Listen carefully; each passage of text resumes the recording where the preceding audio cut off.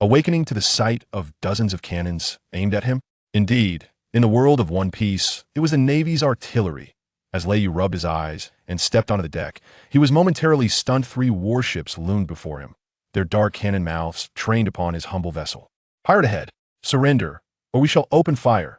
Lowering his gaze to the ship, he caught sight of the skull flag atop the mast and nearly broke into tears. I merely wrote a novel and took a nap. How did I end up becoming a pirate? The seagull balanced upon the Navy's flag was all too familiar to him. Wasn't this the emblem of the Navy in One Piece? Oh no! Oh no! Surrounded on the very first day, is impelled down my home? Suddenly, a chime rang in his mind. Sign-in summoning system successfully bound. 1 free summon available. Leiyu's eyes brightened. Summon. Quickly. As mist enveloped the area, a graceful figure emerged, her long hair cascading in an alluring scurve, exuding an overwhelming presence. Wow, it's a girl? This is a win. However, as the fog dissipated, Leiyu could no longer smile. Standing before him was a fair-skinned young man. Who summoned me? A uniquely husky voice resonated as the figure fixed his gaze on Leiyu. Licking his lips, he, Captain? The system's notification blared. Congratulations. You have acquired and shrank character, Orochimaru, the scientific genius of the hidden leaf. Gazing at Orochimaru, Leiyu's data panel popped up. Combat power 450. More formidable than a Navy Vice Admiral. Just as he contemplated cheering, the warships had already closed to within 50 meters. A Navy Vice Admiral, donned in a spotted dog hat, bellowed, "Surrender in 3 seconds, or I shall personally execute you." It was Dalmesia, a Vice Admiral with a combat power of 250. Orochimaru suddenly chuckled, his voice sending chills down one's spine. The Navy? This could be interesting. He slowly raised his hand, purple chakra emanating from his palm. Captain, shall I transform them into test subjects? Dalmesia seethed with rage. Ignorant fools. Fire at will. Dozens of cannons roared in unison, cannonballs whistling toward Leiyu's ship. Frightened, Leiyu shut his eyes. Could Orochimaru withstand this onslaught? Suddenly, Orochimaru's hand, poised for a jutsu, halted, a sinister smile curling at his lips. Would release. Cutting technique. From beneath the sea erupted countless wooden spikes, forming a barrier akin to a forest that shielded against the cannonballs. Amid explosive sounds, the spikes continued to grow wildly, menacingly advancing toward the warships. Dalmesia stood dumbfounded. What kind of ability is this? It's not a devil fruit. In a flash, Orochimaru appeared on the deck of the warship, his finger gliding across a Navy soldier's neck. Your body is quite suitable for experimentation. Leiyu stood on his ship. Awestruck, was this the terror of a combat power of 450? Suddenly, the system chimed. Host detected in shock. Unlocking Conqueror's Haki requires 300 points. His eyes lit up. How does one acquire points? Orochimaru has stirred the warship into chaos, forcing Dalmesia to reveal his leopard form. Yet he finds himself ensnared by Orochimaru's shadow, snake hands, rendered immobile. Admiral, help! The Navy cries out in despair. That moment. Another warship approaches from the distance, and a man with a cigarette perched between his lips stands at the bow, frowning as he surveys the scene. Who is the fool causing trouble again? As Leiyu recognizes the man's face, his heart skips a beat. It is Kizu, the future admiral of the Navy. Kizaru's gaze sweeps over to Orochimaru, and he suddenly chuckles. Oh my, what a peculiar creature this is. Orochimaru turns, licking his lips. Navy headquarters personnel? Just right, I find your physique most intriguing. Panic engulfs Leiyu. Kizaru's combat prowess is of a crushing caliber. Can Orochimaru truly contend with him? With 0 points to his name, Leiyu cannot activate his Conqueror's Haki. He can only watch helplessly. Kizaru raises his hand, and a lightspeed kick begins to take form. Lightspeed kick. Flash. The speed is so tremendous that it leaves an afterimage in its wake. What countermeasures will Orochimaru devise? Will Leiyu's ship be caught in the crossfire? Most troubling of all, why has Kizaru appeared here? Is he targeting them? Faced with the lightspeed kick, Orochimaru does not evade. Instead, he spreads his arms wide, a peculiar smile gracing his lips. Gulme, let me examine the structure of an admiral's body. Turning to Leiyu, Orochimaru ominously remarks, "Ha, Captain, shall I dispatch these noisy fellows?" Leiyu, eyeing the Navy so near, is filled with trepidation. Can you handle this alone? If you can't defeat them, we run. Ho ho. Please watch closely, Captain. Orochimaru leaps into the sea. Dalmesia cackles from the warship. Coward. Fire. Blast him to smithereens. A rain of cannonballs descends upon the sea, erupting into towering waves. You little brat, your companion has fled, and you still refuse to surrender? Dalmatia boasts triumphantly. Leyu pays him no mind, has faith in Orochimaru. Suddenly, the navy falls silent, collectively pointing at the sea, their faces drained of color. General, look there. Dalmatia turns. Frozen in Placia, massive shadow, nearly 10,000 meters long, looms beneath the surface, approaching with terrifying speed. What is this? How can such a monster exist in the East Sea? Quick, fire all cannonballs. Over 130 cannonballs rain down, turning the sea into a boiling cauldron. The shadow vanishes. Dalmatia wipes the cold sweat from his brow. Finally, it's dead. No sooner has he spoken than the sky darkens abruptly. General. Behind. Behind. Dalmatia spins around, his legs nearly giving way beneath him. A colossal serpent rises from the sea, its head larger than the warship, its scales glistening ominously. The three warships before it appear as mere toys. Leyu laughs from a ship, 10,000 snakes. Orochimaru has indeed summoned this beast. Atop the myriad of serpents, the elongated figure of Orochimaru sneered. The game is about to conclude. Run at full speed. Dalmatia bellowed frantically. Yet, with a flick of its tail, the colossal serpent swept towards the warship as if swatting a fly. The cannonballs struck the serpent's tail, merely raising a plume of smoke without leaving a mark. As the thick smoke dissipated, the serpent's tail loomed ominously before them. The naval officers, paralyzed with fear, found themselves unable to move. Dalmatia, with a mad glint in his eyes, brandished his last dagger. I am a vice admiral of the navy. I will fight you to the end. He suddenly charged towards the ship of Thunder Feather, intending to seize a hostage. Orochimaru raised an eyebrow. You overestimate your capabilities. The myriad serpents opened their mouths, releasing a noxious mist. Dalmatia was instantly engulfed, his screams stifled as he collapsed onto the deck, his skin beginning to decay. Thunder Feather felt a chill run down his spine. Was this the formidable power of the legendary ninja? The system abruptly notified. Defeated Vice Admiral, gained 500 points. Can unlock Conqueror's Haki. Whoa, unlock it. Upon unlocking, Thunder Feather was suddenly overwhelmed with a surge of invisible aura force that even made the colossal serpent shudder and lower its head in submission. Orochimaru turned, surprise flickering in his eyes. The captain possesses some intriguing qualities. I could see that moment. A sound of slicing air echoed from afar. A yellow figure swiftly appeared before the myriad serpents, puffing on a cigarette, squinting his eyes. Oh my, what new species of sea king is this? It was Kizaru. Why hadn't he left yet? Kizaru's gaze swept over Thunder Feather, and he suddenly laughed. Kid, your aura resembles that of a conqueror. He raised his hand, golden light glimmering at his fingertips. Care to join me for tea at the Navy headquarters? Thunder Feather's heart sank had he been detected right after unlocking the Conqueror's Haki. Orochimaru stood protectively above the myriad serpents, his chakra surging. A Marine Admiral? Just in time, I find your body quite intriguing. The myriad serpents sensed the threat, hissing and expanding their venom sacs. Kizaru tilted his head, would release alongside a giant serpent. Who exactly are you? He suddenly vanished, launching a kick at the speed of light, so swift that only a yellow streak was visible. Would Orochimaru allow the myriad serpents to take the hit, or would he intervene himself? Could Thunder Feather's newly unlocked Conqueror's Haki be of any assistance? Most critically, if Kizaru became serious, would this sea be torn asunder? Suddenly, the myriad serpents reared back, expelling a purple mist that exuded a corrosive aura, advancing towards Kizaru. Oh, this mist is rather intriguing, Kizaru noted as his lightspeed kick hesitated for a mere moment. Seizing the opportunity, Orochimaru performed hand seals. Shadow, serpent hand. Modification, countless venomous serpents erupted from the scales of the myriad serpents, shooting towards Kizaru like arrows, each imbued with lethal poison. Thunder Feather clenched his fists in this captivating confrontation between a formidable ninja and an admiral of the Navy. Who shall emerge victorious? Will his points increase further, unlocking the power of the armament Haki? Suddenly, a system notification chimes. Detection of Kizaru's battle intent. Task activated. Touch the Admiral's cape. Reward. Phoenix fruit ability.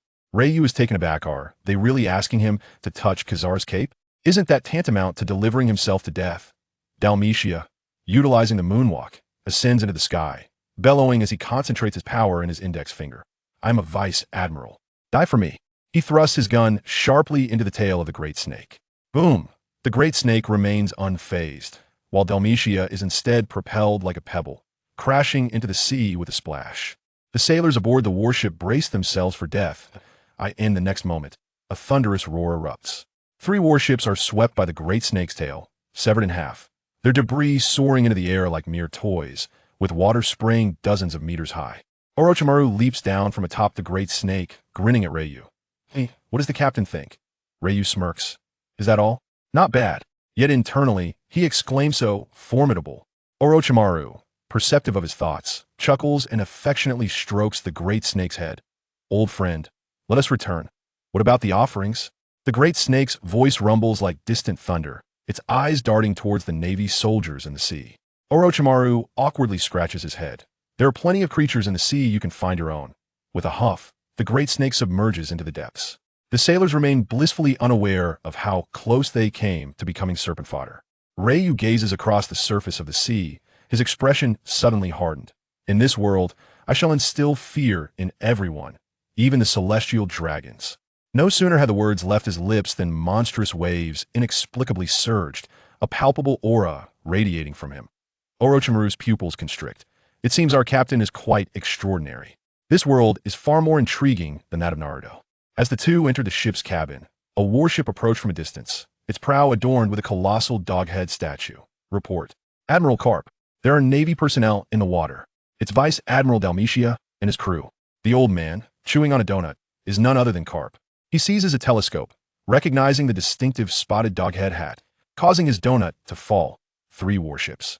All reduced to fragments, the soldier stammers. Yais. Debris everywhere. Carp's brow furrows deeply as he discards the donut. What pirate could inflict such devastation upon Dalmatia? His fists slowly clench, the armament hockey beginning to coil around them. Only a formidable force could create such chaos in the East Blue. Dalmatia, now lifted onto a plank from the sea, stares vacantly, muttering, a snake. A colossal snake. As Carp's warship draws nearer, he surveys the wreckage and glances at the dazed Dalmatia, suddenly recalling something. Lately in the East Blue, have any peculiar ability users emerged? The soldier shakes his head. No reports. Carp lifted his telescope, gazing intently in the direction where Lei Yu and his companions had departed, his eyes sharp as an eagle's. Can they truly escape? To dare provoke a marine admiral in the East Sea. I shall uncover the identity of such audacity. Suddenly, he rose and bellowed at his crew. Full speed ahead. Pursue that pirate ship. Unbeknownst to Lei Yu and Orochimaru, they had caught the attention of a marine legend. Lei Yu was engrossed in studying the system panel.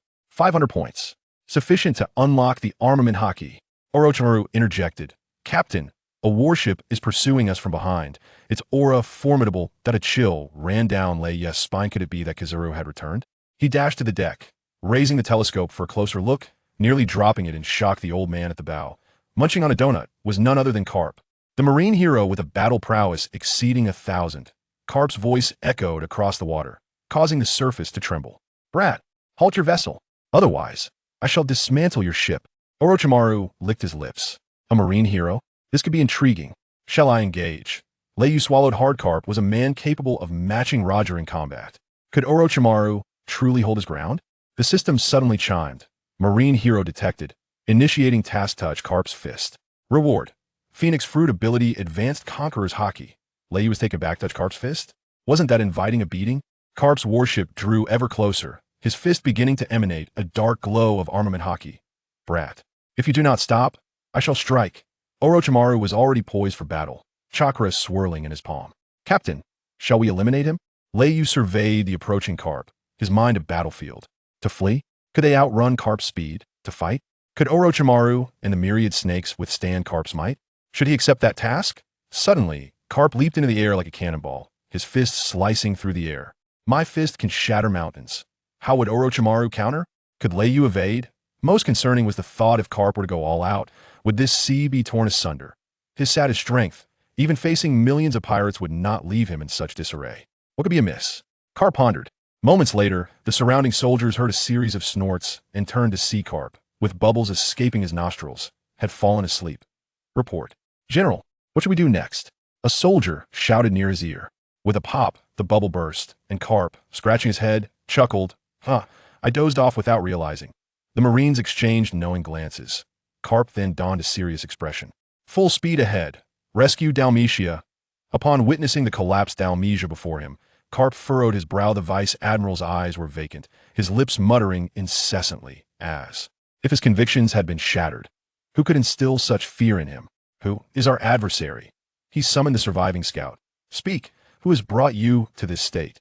The soldier's face drained of color, his voice trembling. It is not human. It is a creature nearly 10,000 meters long. 10,000 meters long?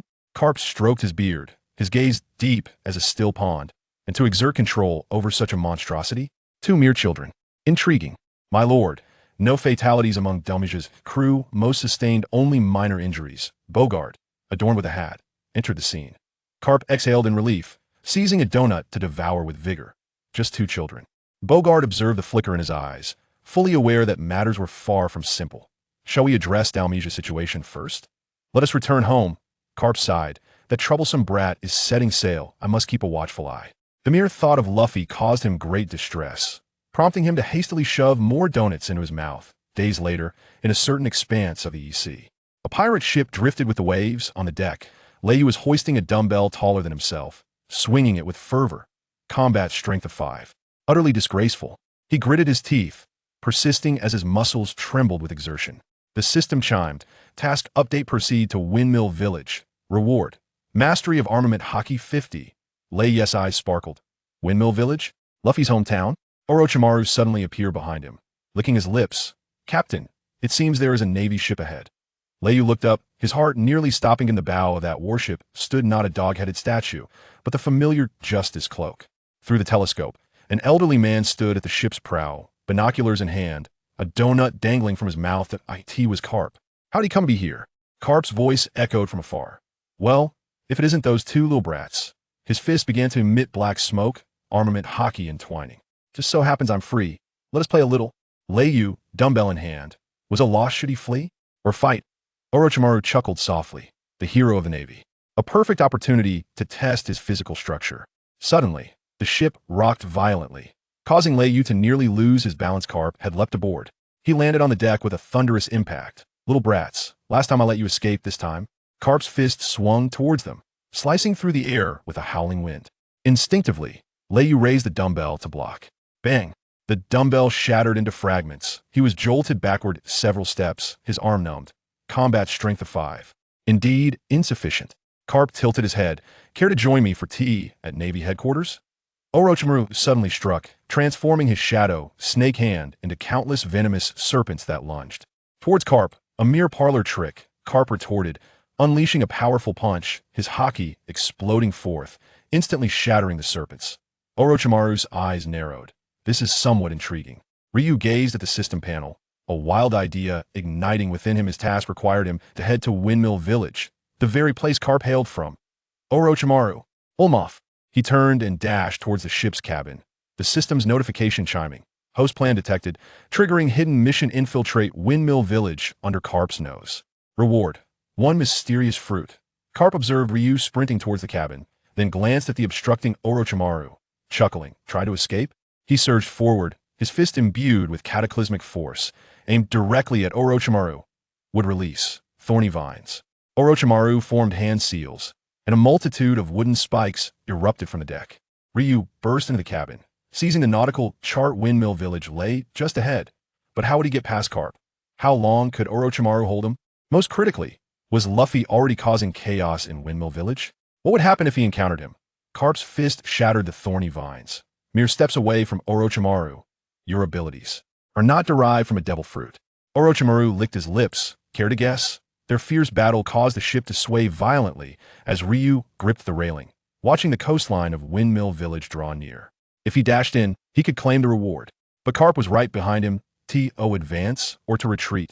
Sweat glistened under the sun as Ryu hoisted a dumbbell taller than himself, unleashing astonishing strength from his slender frame. 7 days.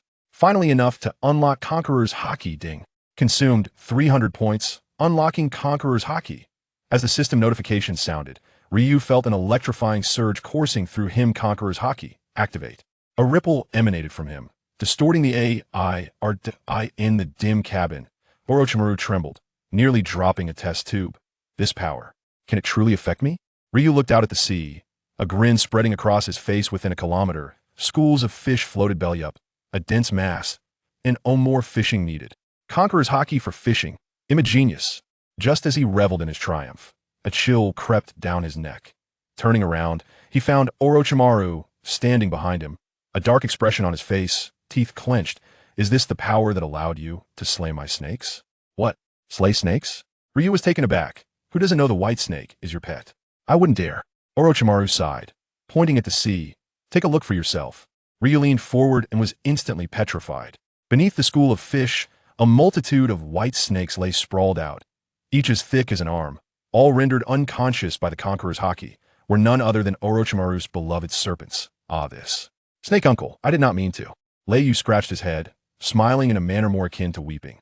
Orochimaru suddenly chuckled, licking his lips. You mentioned that whoever slays my serpent would not face death themselves. Leiyu faltered surely. He could not harm himself. At that moment, the vessel lurched violently. What is happening? Leiyu dashed to the bow, his pupils constricting. In the distance, a colossal white serpent surged through the waves, its scales glinting ominously, atop which stood a man wearing a conical hat, exuding an aura even more terrifying than Orochimaru's. Is that a relative of the 10,000 serpents? Orochimaru's expression hardened. It is the white serpent sage. What brings it here?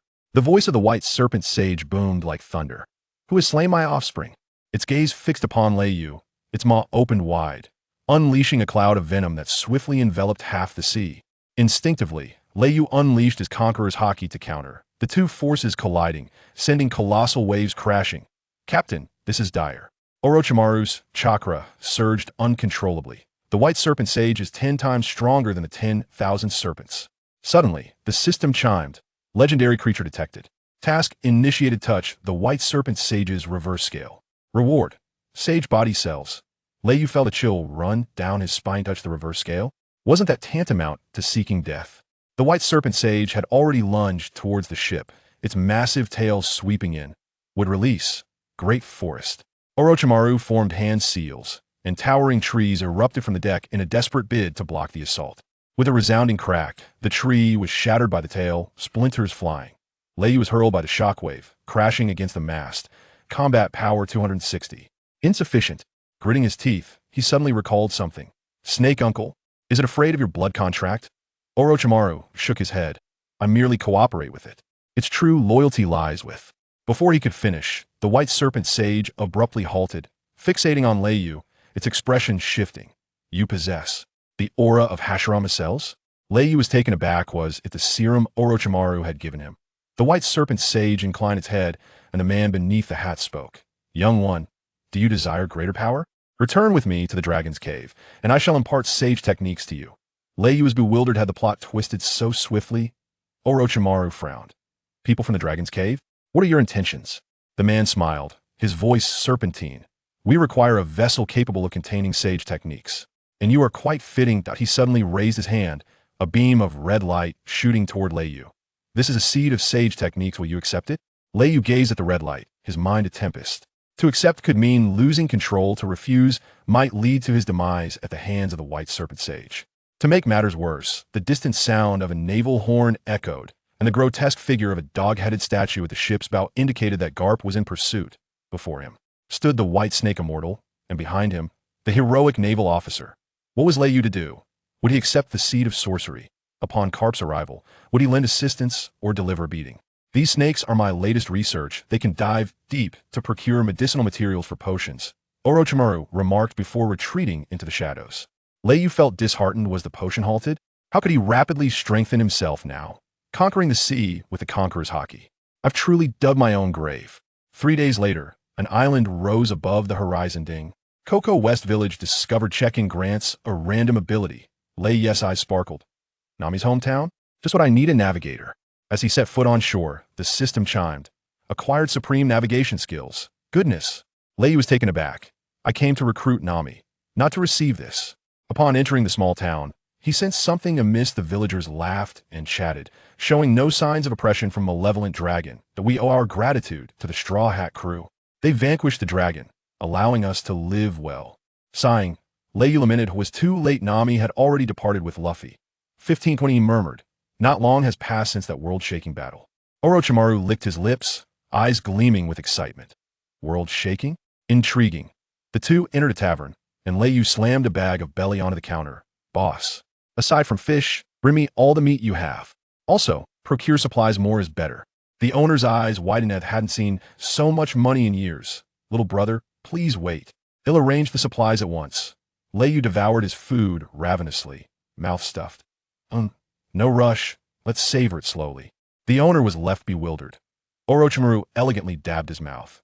He means to take his time to make tea that moment. The tavern door was kicked open. A group of naval officers stormed in, led by a shifty-eyed colonel, the infamous Colonel Mouse. Who is spending lavishly here? Don't you know the protection fee for this village must be paid? His gaze fell upon the bag of belly, licking his lips. This money belongs to me. Leyu frowned. Had he just finished a free meal only to be confronted? Orochimaru suddenly chuckled, fingers twitching. The Navy. How delightful for experimentation. Colonel Mouse failed to recognize them and arrogantly commanded, "Seize these two brats. Confiscate their belly." As the Navy lunged forward, an invisible force hurled them away. Yes, Conqueror's haki instinctively erupted. Colonel Mouse trembled. Conqueror's haki. Wiping his mouth, Leyu rose. Protection fee? I think you've tired of living. His fist began to envelop in armament haki, crackling with power. Orochimaru clapped from the side. Captain, don't kill him. Leave a live specimen for experimentation. Colonel Mouse, trembling in fear, stammered, "Who are you? Do you know who stand behind me?" Leyu raised an eyebrow, intrigued. "Oh, who do you have behind you?" At that moment, the sound of galloping hooves echoed from outside. A man with green hair, bearing a sword upon his back, entered the tavern. His gaze swept across the room before finally settling on Colonel Mouse. His eyes cold as ice. "You dare to return?" It was Zoro. What was he doing here? Colonel Mouse quivered with dread. Zoro. Didn't the Straw Hat crew leave? Ignoring him, Zoro turned his attention to Leyu. "And who are you?"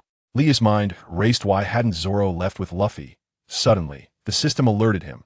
Hidden mission triggered. Defeat Zoro. Reward. Black Blade Chioshui. Lea's fists clenched. Black Blade Chioshui? Sensing the hostility, Zoro gripped the hilt of his sword. "Do you wish to fight?" Seizing the opportunity, Colonel Mouse attempted to flee, but was ensnared by Orochimaru's shadow snake hand, rendered immobile. "Now, it is time to settle our affairs." Leyu fixed his gaze on Zoro, his haki enveloping his fists. Zoro unsheathed his sword, adopting the three-sword style stance. "I welcome your guidance." The tavern owner, terrified, ducked beneath a table. This establishment was bound to be reduced to rubble. The clash of their auras sent splinters flying. Who would emerge victorious? What circumstance led Zoro to appear here alone? Most troubling of all, the distant sound of a naval ship's horn echoed. Could it be Carp arriving this time? At this moment, Colonel Mouse saw the bag of Baileys in the tavern owner's hand, and his two mouse-like eyes sparkled like 1,000-watt bulbs. He walked over, placed a hand on the tavern owner's shoulder, and smirked. "Oh, Boss Pottily, you knew I was here to collect taxes today, and you prepared this for me. Thank you so much." Although he spoke politely, the threat and greed in his eyes were unmistakable. The tavern owner was on the verge of tears over the bag of Baileys, thinking he could make a small profit today, but unexpectedly, this plague had shown up. "This Baileys is what these two guests asked me to buy for them." He hurriedly pointed to Leyu and Orochimaru, who were eating at a table. "Oh." Colonel Mouse followed the tavern owner's gesture and saw Leyu and Orochimaru in a secluded corner, eating and drinking heartily. Especially that 18-year-old kid. He looked like he hadn't eaten in a long time. Are they new faces? Colonel Mouse's eyes twinkled as he approached Leyu and arrogantly asked, "New here? Do you know the rules?" Seeing Leyu's lack of response, Colonel Mouse bent down and whispered in Leyu's ear, "Kid, there are plenty of ruthless pirates around here. If you don't show some respect, we won't protect you." He emphasized his point by pointing at the money bag in the tavern owner's hand. Leyu paused slightly and softly uttered a word, "Get lost." "What?" Colonel Mouse's voice rose 8 octaves in a scream. "You dare tell me to get lost? Kid, don't push your luck. I advise you to hand over Bailey, or you'll never walk out of this door." Saying this, he pulled out the short gun from his waist, arrogantly pointing it at Leyu. Leyu slightly raised his head and glanced sideways at the arrogant officer in front of him. "I'll give you 3 seconds to get out." "Ha ha ha. You're the first one to dare speak to me like this. As long as I kill you, your wealth will still belong to me." With that, Colonel Mouse looked at Leyu with bloodshot eyes and, without hesitation, pulled the trigger. Bang! After the gunshot, the scene Leyu imagined of his head exploding did not appear. Instead, he saw a fair hand holding a short blade, with a white scratch on the blade. This guy actually blocked the bullet with a knife at such close range? Colonel Mouse looked at the quietly standing Orochimaru in fear, and his feet involuntarily retreated a few steps. Ray lifted his head, looking at Colonel Mouse with a mocking expression, as if revealing 2 words in his eyes. Just this. Colonel Mouse, seeing that he had lost face in front of Ray and the others, felt like a clown and angrily shouted, "There are people openly challenging the dignity of the Navy here. Come on, grab them both."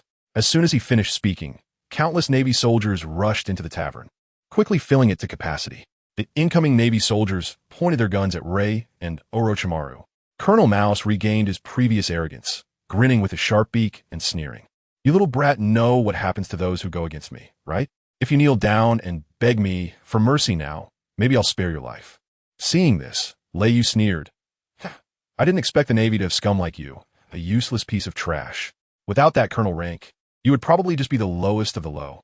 Leiyu's words completely ignited Colonel Mouse's fury, and with a command, the surrounding Navy rushed towards Leiyu and his companion. Orochimaru saw this scene, smirking, and was about to form hand signs when Leiyu stopped him. "You don't need to use such a big move on these small fries. Are you praising me or insulting me?" Orochimaru was speechless, but stopped his actions. "Then I'll leave it to you." Watching the Navy slowly surrounding him, Leiyu smiled slightly. Boom! An invisible ripple centered around Leiyu suddenly spread out towards the surrounding Navy, erupting like a hurricane that seemed to come from nowhere, sweeping in all directions. Transparent patterns shook in the air, and a silent roar echoed in every Navy's heart. Conqueror's Haki! Activate! The Conqueror's Haki of Leiyu enveloped the entire tavern. The faces of the Navy personnel instantly broke out in sweat, as an invisible pressure weighed down on them like a mountain, making it impossible for them to move an inch. In the second, one of the Navy soldiers could no longer hold on. With a thud, he fell to the ground, prostrating himself. In the third second, everyone present, except for Colonel Mouse, had collapsed and fainted. The still struggling Colonel Mouse looked on in horror at this scene, his eyes bulging like copper bells. What kind of power is this? He stared in fear at the man before him, who resembled a ferocious beast. "Why you dare to attack the Navy? Just wait for me." After saying this, he turned and prepared to run out the door. Just then, Leiyu's gaze sharpened, condensing his Conqueror's Haki into a force aimed at the fleeing Colonel Mouse. With a thud, the colonel, who had just reached the doorway, could not withstand the immense pressure and collapsed to the ground, unconscious. The Navy outside, witnessing this scene, hurriedly went in to carry out their fainted comrades and Colonel Mouse, fleeing in disgrace. After resolving the matter, Leiyu approached the tavern owner and asked, "Boss, do you have guest rooms here? We need to stay for a few days." Yes. There are rooms upstairs. However many you need, we have." The owner quickly agreed, having witnessed Leiyu's formidable strength. With such a powerful figure here, that group of Navy personnel wouldn't dare come back to settle scores. "You guests can go rest in your rooms first. I will go procure supplies for you right away," the owner asked respectfully. Ray lifted his head slightly and took Orochimaru upstairs to rest. After a few hours, Colonel Mouse woke up groggily. With a backflip, he rolled off the bed, trembling as he scanned his surroundings. He sighed in relief when he realized he was back in his lair. "But that damn brat, I will make you pay for this. Just wait for me." Colonel Mouse clenched his fists, his eyes angrily staring out the window. However, thinking about Ray's bizarre ability that made him faint for no reason sent a chill down his spine. Being short-sighted, he didn't know it was the Conqueror's Haki. He just thought it was a trick Ray had played. Knock, knock, knock. A series of knocks sounded at the door. "Come in," Colonel Mouse said as he adjusted his attire, half lying on the edge of the bed. "Report." "Colonel," a Navy soldier walked in. "According to our investigation, those two should have just arrived on this small island today. We also found a suspicious pirate ship on the shore, which might belong to them." "A pirate ship? Are they pirates?" Colonel Mouse exclaimed. "Is there a bounty notice for them?" "Report. We haven't found any bounty notices for them." "No bounty?" That level of strength shouldn't be the case. Colonel Mouse's mind raced. Could they be rookie pirates? A mere rookie pirate dares to mess with me, Colonel Mouse. His eyes sparkled as he took out a din mushy from a nearby cabinet and started to turn it. "East Blue, Windmill Village, Nanny. Luffy has already set sail? It's been several days since he went to sea." Carp's eyes widened in shock as he looked at the broad-shouldered, manly woman before him. Carp didn't even notice the sanbei he dropped on the floor. "Why didn't you stop him? You know that brat's personality. How could I stop him?" But what do you mean, but? If you have the ability, go and bring him back." Carly Dayton retorted at Carp. Although she didn't want Luffy to go down the path of a pirate, since it was Luffy's own choice, she wouldn't stop him. "That guy, I'll catch him soon. How dare he really go to sea as a pirate?" Carp clenched his fists and shouted angrily. Carly Dayton wisely chose not to provoke Carp, knowing that even if Carp encountered Luffy, he wouldn't capture him. After all, Luffy was his own grandson. Carp sat sulking on the side, and Carly Dayton thoughtfully brought a plate of snacks and a glass of wine to put in front of Carp. Seeing this, Carp picked it up and started to munch away, transforming his anger into appetite as he ate frantically. Carly Dayton took a chair and sat next to Carp, asking, "How long are you back for this time?" Kacha, I'll be leaving soon." "So soon? Aren't you staying a few days?" "I mainly came back to keep an eye on that brat Luffy, but I didn't expect to be one step too late," Carp said, staring deeply at the distant sea, murmuring, "Two interesting guys have appeared in the East Blue. I have to go take a look. I don't understand your Navy matters. If you can, stay a few more days. The villagers are very welcoming to you." After speaking, Carly Dayton went back inside to busy herself with her own matters, leaving Carp to drink alone. Maybe I'm a failure. Carp thought about his son becoming a Revolutionary Army member, Ace joining Whitebeard, and already making a name for himself at sea. Now even his grandson had gone to sea as a pirate. Carly Dayton, watching Carp from inside, suddenly felt that this naval hero had aged. Seeing his desolate and lonely appearance, she shook her head and sighed. Carp sat outside alone, drinking in silence, when suddenly a Navy soldier came before him, saluting and saying, "Report, Vice Admiral Carp. We just received a call for support." Carp put down his cup and slowly raised his head to ask him, "Where?" "Report. It's in East Blue, Cocoa Village. It is said that the other side is pirates." "Pirates? Which pirate crew?" Carp questioned, as he occasionally returned to clean up the pirates in East Blue. "Why has there been an increase in pirates recently?" A few days ago, he defeated that group of small nobles led by Colonel Dalmatia, and now Cocoa Village is sending a distress signal. "What is going on in East Blue lately?" "Report. It is said that there are only 2 of them, and there are no bounty notices for them. One of them is very powerful and looks to be only around 18 years old. 2, about 18. Carp jumped up, his eyes flickering. Goodness, could it be them? Saying this, Carp grabbed the coat with the word justice written on it and put it on, commanding with great authority, "Everyone, get ready. Head to Cocoa Village." The surrounding Navy soldiers quickly set down what they were doing and gathered in front of Carp. Soon, Carp led the way, with Bogart closely following, and a group of Navy soldiers boarded the warship, heading towards Cocoa Village in a grand manner. Carly Dayton watched Carp and the others leave, deeply sighing. Sigh. They're all old folks now. Can't they let me rest for a while? They still think they're the young naval heroes for back then. At this moment, Ray and Orochimaru in Cocoa Village were unaware that a storm was about to arrive, still training their martial arts. "Hey, Uncle Snake, how about a spar?" Ray said smugly, looking at Orochimaru, who had just come out of the room. During the 3 days in Cocoa Village, Ray had become extremely familiar with the 3 types of hockey. And after Orochimaru's careful training, Ray's martial arts had also reached a very good level. "There's no rush for a spar." Orochimaru slowly shook his head, refusing Ray's request. "Are you afraid of losing to me?" Leyu said with a smug look on his face. "Hee. You still have a long way to go if you want to defeat me." Orochimaru chuckled softly. To be honest, Leyu's rate of progress truly surprised him. In just over 10 days, he transformed from an ordinary person who knew nothing to his current level. Calling him a genius would not be an exaggeration. "So, have you developed any powerful potions recently?" Leyu asked, his eyes sparkling as he stared at Orochimaru. Leyu was well aware of how bizarre the potions that Uncle Snake researched could be. Orochimaru shook his head with a smile as he looked at the excited Leyu. "The potions won't significantly enhance your abilities anymore. To become stronger, you'll need to use other methods." After spending these past days together and witnessing Leyu's hard work, Orochimaru became more determined to follow him, constantly researching potions beneficial to Leyu and occasionally guiding him in practical combat skills. For Leyu, Orochimaru had become both a teacher and friend. Seeing Leyu's dejected expression, Orochimaru gently shook his head and mysteriously smiled. "Leyu, let me show you a treasure." Saying this, he pulled out a strange purple fruit and waved it in front of Leyu. "What the heck? Where did you get this thing?" Leyu exclaimed as he took the fruit, cradling it in his hands as if it were a precious treasure. This was a devil fruit. If there's anything in the pirate world that can make someone quickly grow stronger, it's undoubtedly the devil fruit. "Hee, I just got it nearby," Orochimaru casually replied. "This fruit had some flaws before, but after my modifications, I've eliminated those flaws," Orochimaru said calmly. "Flaws? Is it the fatal weakness of devil fruit users being afraid of seawater?" Leyu looked at Orochimaru in shock, asking incredulously. Orochimaru simply nodded lightly, as if it were a trivial matter. "Is this for me to eat?" Leyu asked, although he already had an answer in his heart. Upon hearing this, Orochimaru raised an eyebrow. "You're not going to eat it? If you don't eat it, I'll feed it to the snake." Hearing this, Leyu didn't hesitate and, regardless of what type of devil fruit it was, took a bite. This was incredibly disgusting. The moment he bit into it, Lei Yu instantly felt a sense of existential doubt. The taste was like a mix of various biological excrement, marinated for a month in a sewer filled with garbage. However, thinking of the tempting power of the devil fruit, Lei Yu forced himself to swallow it without spitting it out. Orochimaru watched Lei Yu's bitter melon face and held back his laughter.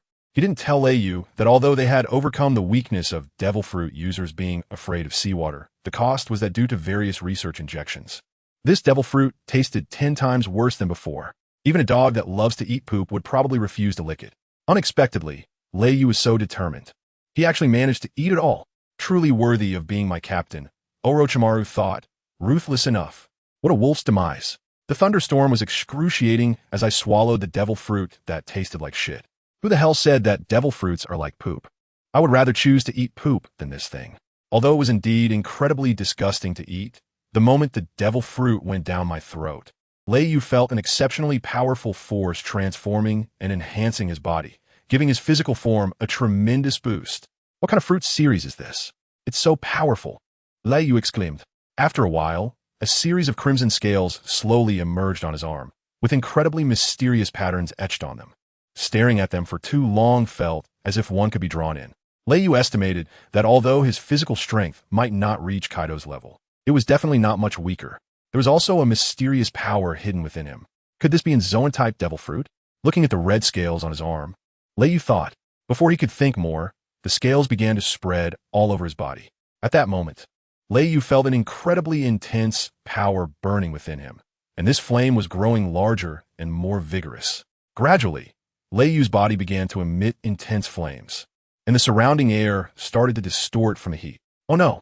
Rei's eyes turned red as he sprinted madly towards the depths of the small island, feeling that if he didn't release this power, he would explode. He had no doubt that if he released it right in the town, the power within him could destroy the entire town. Seeing this, Orochimaru immediately followed, only to be shocked to find that he couldn't keep up with Rei's speed at all. In no time, Rei's figure had disappeared from sight. He could only sense Rei's aura and quickly rushed deeper into the island. As Rei ran, he felt the power within him becoming more violent and heated.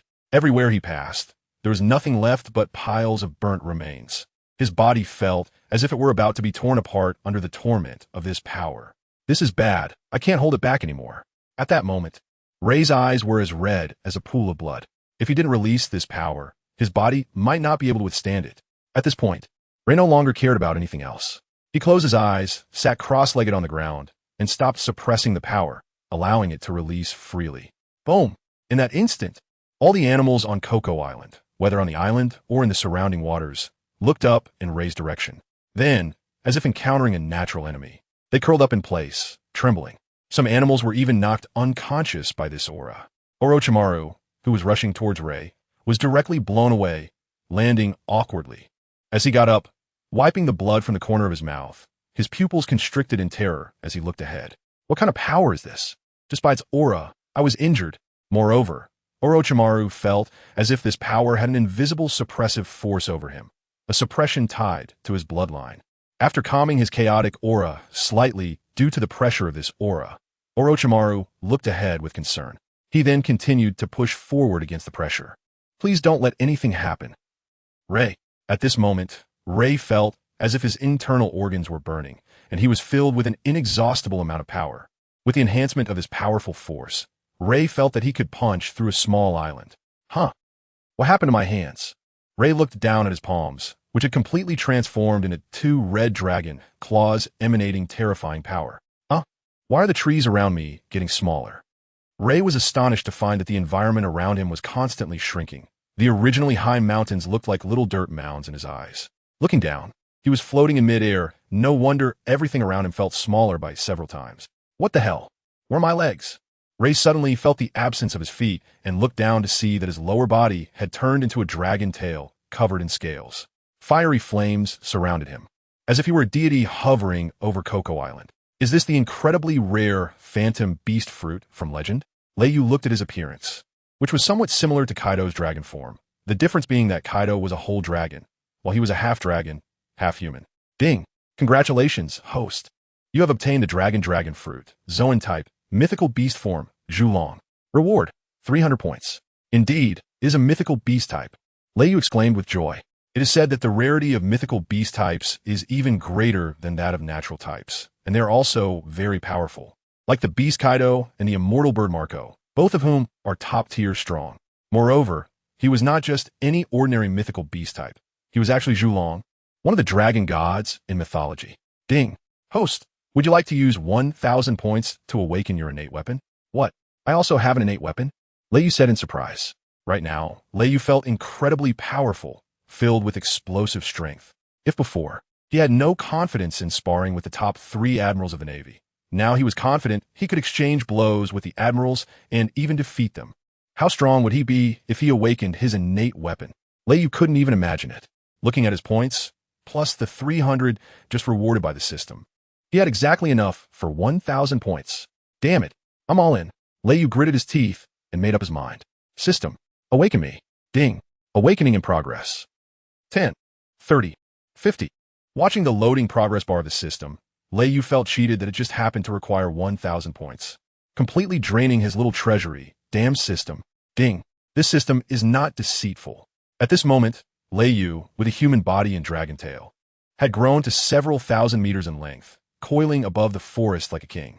The animals in the forest looked up at this giant creature in fear, curling up into a ball, shivering. Is this Lei Yu? Orochimaru, who was under Lei Yu, was shocked. He never expected that after Lei Yu ate the fruit, he would turn into this form. Wouldn't this be just like himself? Haha. As he thought about it, Orochimaru stretched his neck and began to twist happily. Just then, Orochimaru noticed that the momentum, which had already stopped growing, started to rapidly increase again, and the surrounding air became hotter and more agitated. Is it still not over? Crack, crack. The ground below Lei Yu began to crack with fissures. Even the land could not withstand Lei Yu's aura at this moment, starting to collapse and crack apart piece by piece. This is bad. If this continues, this small island might sink to the bottom of the sea. Saying this, Orochimaru's hands quickly formed seals with lightning speed and slammed down on the ground. He shouted loudly. Earth style, l'un de renforcement technique. Made up, subsequently, under Orochimaru's enhancement. The ground became extremely hard, and the previously collapsed areas were slowly being repaired through Earth style. 80. 100. Awakening successful. Wish you a pleasant journey, host. After the awakening was successful, a red orb the size of a ping-pong ball slowly floated out from Lei Yu's dantian, quietly hovering in midair. Innate weapon. Red flame dragon pearl. Is this my innate weapon? Why does it not look very strong? Lei Yu complained, feeling that this dragon pearl looked like something bought from a certain treasure in his previous life. Looking at the ping-pong ball-sized dragon pearl, Lei Yu slowly extended his right hand. The dragon pearl seemed to have its own consciousness, actively floating into Lei Yu's hand and then steadily landing in his palm. Sigh. If there were 2, that would be great. Lei Yu couldn't help but recall the scene of the old man turning walnuts from his previous life. Suddenly, a flash of light flickered across the surface of the dragon pearl, and then the red light suddenly shone, spreading outwards, bathing Lei Yu in red light. What is this? Lei Yu exclaimed in surprise. At that moment, it seemed as if the sky was affected by Lei Yu. Countless dark clouds appeared above Cocoa West Island, blocking the dazzling sun. Instantly, the entire Cocoa West Island became thunderous and dark, as if it was about to face divine punishment. The villagers living on Cocoa West Island suddenly felt the air become restless, and the temperature continued to rise as if they were in a sauna. At this moment, Orochimaru, closest to Lei Yu, felt as if he was dancing on the edge of a volcano. Damn, is this going to roast Orochimaru? Saying this, he dug a pit on the spot, filled it with water using water style, and soaked himself in it for cooling. Soaking in the water pit, Orochimaru stared at Lei Yu without blinking, murmuring, "Is this the power of this world? So strong." At this time, Lei Yu and the others did not know that 30 nautical miles away from Cocoa West Island, a Navy warship with a doghead at the bow had appeared. The villagers on Cocoa West Island also noticed the abnormal weather. However, they did not feel the pressure of Lei Yu's aura. They just felt the air becoming incredibly hot and somewhat difficult to breathe. What kind of weather is this? It's thundering, but it doesn't rain, right? It suddenly got dark, scaring me. The sun is gone. How come it feels so much hotter? A shirtless uncle wiped the sweat off his forehead and complained. In the village, a scarred law enforcement officer with a windmill on his head looked anxiously at the thick dark clouds above, as if sensing something. "Kenji, what are you looking at?" A beautiful woman with blue hair and a tattoo on her right arm walked over. This weather is a bit unusual, Kenji said seriously. Ah, who cares if it's unusual? I actually hope a lightning bolt comes down to strike that rat colonel dead, Nokigao said fiercely. Looking at Nokigao's fierce expression, Kenji smiled and said, the evil dragon pirates have already fallen. I believe a kind navy will soon replace that rat colonel. Nokigao scoffed and said, Sigh, I hope so. I'll go back and collect my clothes now, this damn weather. At this moment, Colonel Mouse, standing at the port, did not pay attention to the weather changes. He had already seen a warship appear about 30 nautical miles away from him. His reinforcements have arrived. Those two damn pirates actually dared to provoke me. As long as you die, your berries will be mine. Hee hee hee. Colonel Mouse proudly stroked his mustache and laughed excitedly. Report, General Carp. A large number of thunderclouds suddenly appeared above Coco West Island. I see it. Carp, standing at the bow of the ship, looked serious as he gazed ahead. The dark, rolling clouds above Coco West Island pressed down. Even at a distance of 30 nautical miles, they could hear the rumbling thunder. Lightning soared like giant dragons, as if they were about to split the entire sky open. Huh, when did the weather in the East Sea become so unpredictable? Yeah, it was just sunny. How did it suddenly get dark in an instant? Two soldiers were discussing in shock as they looked at the strange dark clouds over Coco West Island. No, that's not ordinary dark clouds. Nor is it a natural weather change. Carp shook his head and said, I can sense that there seems to be an unusually powerful force there. Even the weather has been affected by that force. Carp's expression grew more serious, realizing that this trip to Coco West Island was not as simple as he had thought. The weather change indeed seemed to be caused by that force. Standing next to Carp, Bogart nodded and said that he too felt the terrifying power on Coco West Island. What? How could there be someone who can affect the weather? A Navy soldier exclaimed, his eyes wide and mouth agape, as he had never heard of anyone with enough power to influence the weather. If it's a devil fruit user, then nothing is impossible. As long as their strength is strong enough and their fruit development is high enough, they can change the surrounding environment with their abilities. As he spoke, Bogart thought of the two admirals on their side, one representing ice and the other fire. Their power could be described as terrifying. As for the third admiral, that guy's just here for work. At that moment, a soldier with a telescope suddenly saw what seemed to be a serpentine creature weaving through the clouds. As if riding on the clouds, he shouted in panic, General Carp, look, what is that thing? Carp looked at the panicked soldier, frowned slightly, took the telescope from the soldier, and looked into the clouds. He saw a vague silhouette of a serpent-like body, about 1,000 meters long, emerging from the dark clouds, adorned with features like a mirage belly, fish scales, tiger paws, and eagle claws. Is that a dragon? Carp exclaimed, although the upper body was hidden in the clouds. Carp immediately recognized this creature as a dragon, thanks to his extensive experience. And if it was a dragon, it could possibly be that person. How could he appear in a place like the East Sea? Carp shouted in disbelief. A dragon? Isn't that a legendary creature? How could it possibly appear? What? Are we facing a creature like a dragon this time? The Navy soldiers on the ship showed expressions of terror when they heard Carp shout dragon. It was their first time facing such a creature.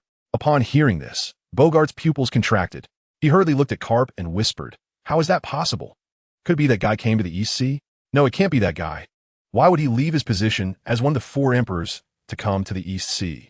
Bogart muttered to himself. Carp gazed deeply at the figure in the sky. At first, he thought it was Kaido of the Beasts. Now it seemed something was off. Moreover, if the other party was indeed Kaido, this trip would be fraught with danger. Even if he could block or defeat Kaido, Kaido's subordinates, the 3 calamities, were not to be underestimated, and his subordinates would not be able to withstand their attack. Even with Bogart on his side, Bogart could not handle the 3 calamities alone. Carp held the telescope, carefully watching the red figure above Coco West Island. After a long silence, he suddenly breathed a sigh of relief and said slowly, it shouldn't be Kaido. In Carp's impression, Kaido of the Beast was a dragon that could obscure the sky. Although the figure on Coco West Island was also enormous, it was still somewhat lacking compared to Kaido, and Kaido's dragon form was not this bright red. In Carp's memory, Kaido should be a small blue dragon, not Kaido. Could be those 2 people? Do they have something to do with Kaido? Bogart exclaimed. Carp shook his head, his expression serious. I don't know yet. We will find out when we get there. I initially thought it was just a couple of relatively powerful brats defeating Dalmatia. Now it seems things are not as simple as I thought. With that, Carp ordered everyone to advance at full speed towards Coco West Island. Meanwhile, Leiyu, basking in the red light emitted by the Dragon Ball, felt as if his overall strength had doubled. Moreover, he could clearly sense every blade of grass and tree within 1,000 meters, the effect comparable to observation hockey. At the same time, Leiyu also noticed Orochimaru, who was soaking in a puddle below, and looked down to see that Orochimaru was actually taking a bath at that moment. Reiyu thought he was hallucinating. Incredibly, he rubbed his eyes and focused again. He saw steam rising from the puddle, and Orochimaru was humming a little tune while rubbing a white snake on his back like a towel. While rubbing, he muttered, "The captain is really unhelpful. The water temperature isn't enough to produce mud." This was definitely not the Orochimaru he knew. At this moment, Reiyu didn't dare to continue watching, fearing that he might further refresh his understanding of Orochimaru. To avoid having his worldview challenged by Orochimaru, Reiyu had to fully immerse himself in the development of the Dragon Ball. Looking at the Dragon Ball floating in front of him, Reiyu felt that there seemed to be secrets within this small orb that he had yet to discover. Should he use mental power? Reiyu thought of those fantasy novels from his previous life where powerful spiritual artifacts could be communicated with using mental power. This Dragon Ball seemed somewhat similar to the spiritual artifacts in those novels. Just as Reiyu was about to use his mental power to communicate, he suddenly realized a huge problem. He had no idea how to try using any mental power. Did he have to close his eyes and feel like in the novels? So, Reiyu followed the descriptions in the novels, calming his mind, closing his eyes, and feeling the world, but with his eyes closed. All Reiyu could think of was the image of Orochimaru taking a bath, and too beautiful, so beautiful that Reiyu immediately opened his eyes, not even daring to blink, fearing that if he closed them again, he would see Orochimaru waving at him while taking a bath, inviting him to join. Damn it. Mental power is just a scam, Reiyu complained angrily when suddenly a flash of inspiration struck him. He could use his will to control his domineering aura. So could he use his will to connect with this Dragon Ball? Thinking of this, he acted immediately. Reiyu quickly used his will to touch the Dragon Ball. And at the moment of contact, the originally calm Dragon Ball began to shake violently, its surface glowing more and more intensely, as if it were about to engulf this world. The dark clouds around Leiyu were edged with a layer of red, resembling a fiery sunset. The sound of thunder grew louder. The lightning strikes became thicker, as if they possessed world-destroying power. "It's coming, it's coming," Leiyu said excitedly, feeling as if he was about to unveil the true mystery of this Dragon Ball. But just then, an unexpected change occurred. It felt as if a torrential flame from the Dragon Ball was attacking his consciousness, as if it wanted to swallow him whole. Suddenly, a sharp pain surged in his mind, leaving his entire head feeling dizzy. His soul felt as if it were being torn apart. The Dragon Ball in his palm transformed into a red light and disappeared into his body. Leiyu, who had a human body and a dragon tail, sensed that he was rapidly falling from a great height, but he had no way to stop it. He could only endure the heart-wrenching pain. At this moment, the thunderclouds above Coco Island slowly dissipated, gradually vanishing into the horizon. In an instant, bright sunlight poured over the entire Coco Island, and the previously hot air began to return to normal, as if nothing had ever happened. Huh, why is the water getting cooler?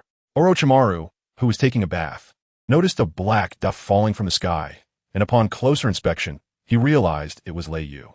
At this point, Leiyu had returned to his human form, no longer resembling the previous human dragon tail appearance. Oh, what a hassle. Seeing Leiyu about to hit the ground, Orochimaru immediately stood up and rushed in the direction of Leiyu's fall. Although Leiyu felt himself plummeting at an incredible speed, the rush of air against his face was painfully intense. However, he had no way to stop it. Without the Zhulong form, he couldn't fly. Especially after experiencing that soul-tearing pain, he had temporarily lost the ability to act. Am I really going to die from this fall? Leiyu lamented, feeling unwilling to give up just after obtaining such a powerful devil fruit. As he saw the ground getting closer, he despairingly closed his eyes, thinking, I'm going to end up crippled even if I don't die. 1 second, 2 seconds, 3 seconds. Bang. Huh, why don't I feel anything? Did I just get smashed to pieces before my nerves could react? At the moment of impact, the expected pain did not come. Not only did he feel nothing, but he also felt a warmth enveloping him, reminiscent of being in his mother's embrace as a child. Am I in heaven?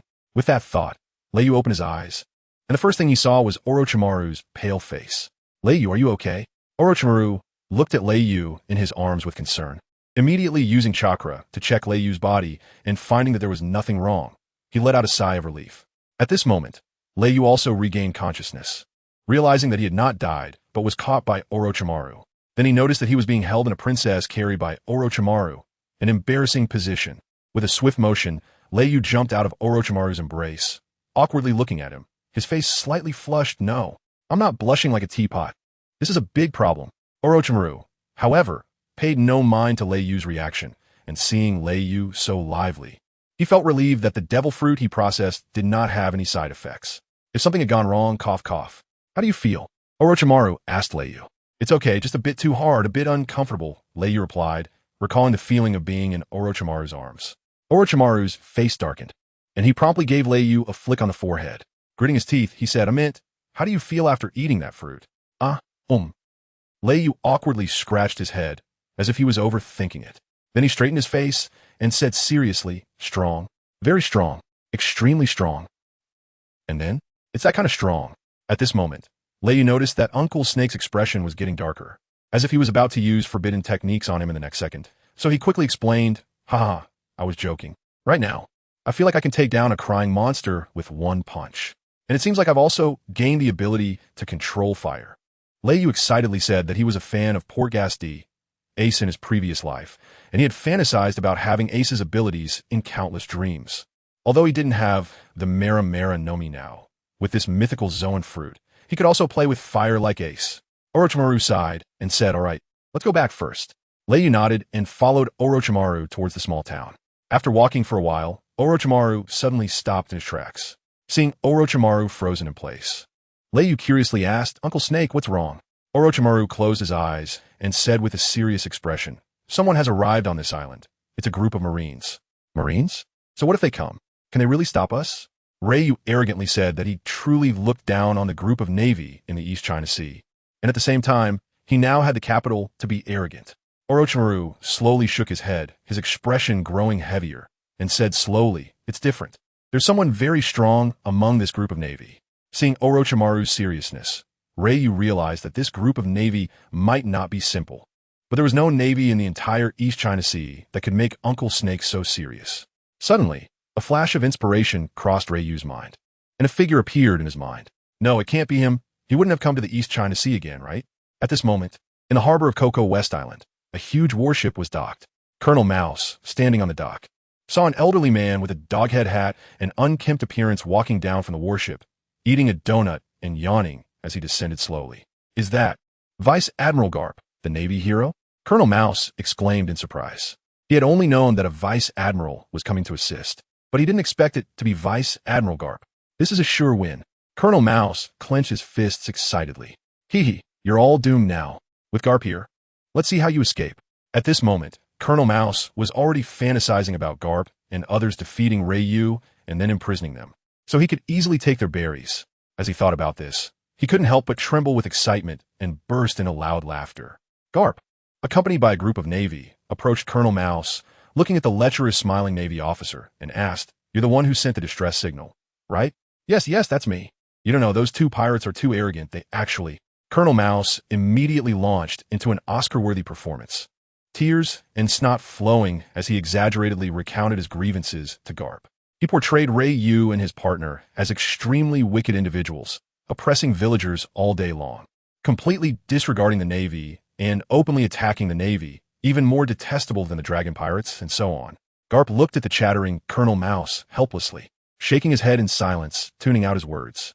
However, based on what Garp knew, Ryu and others did not massacre the Navy led by Vice Admiral Dalmesia, so he believed they should not be murderers.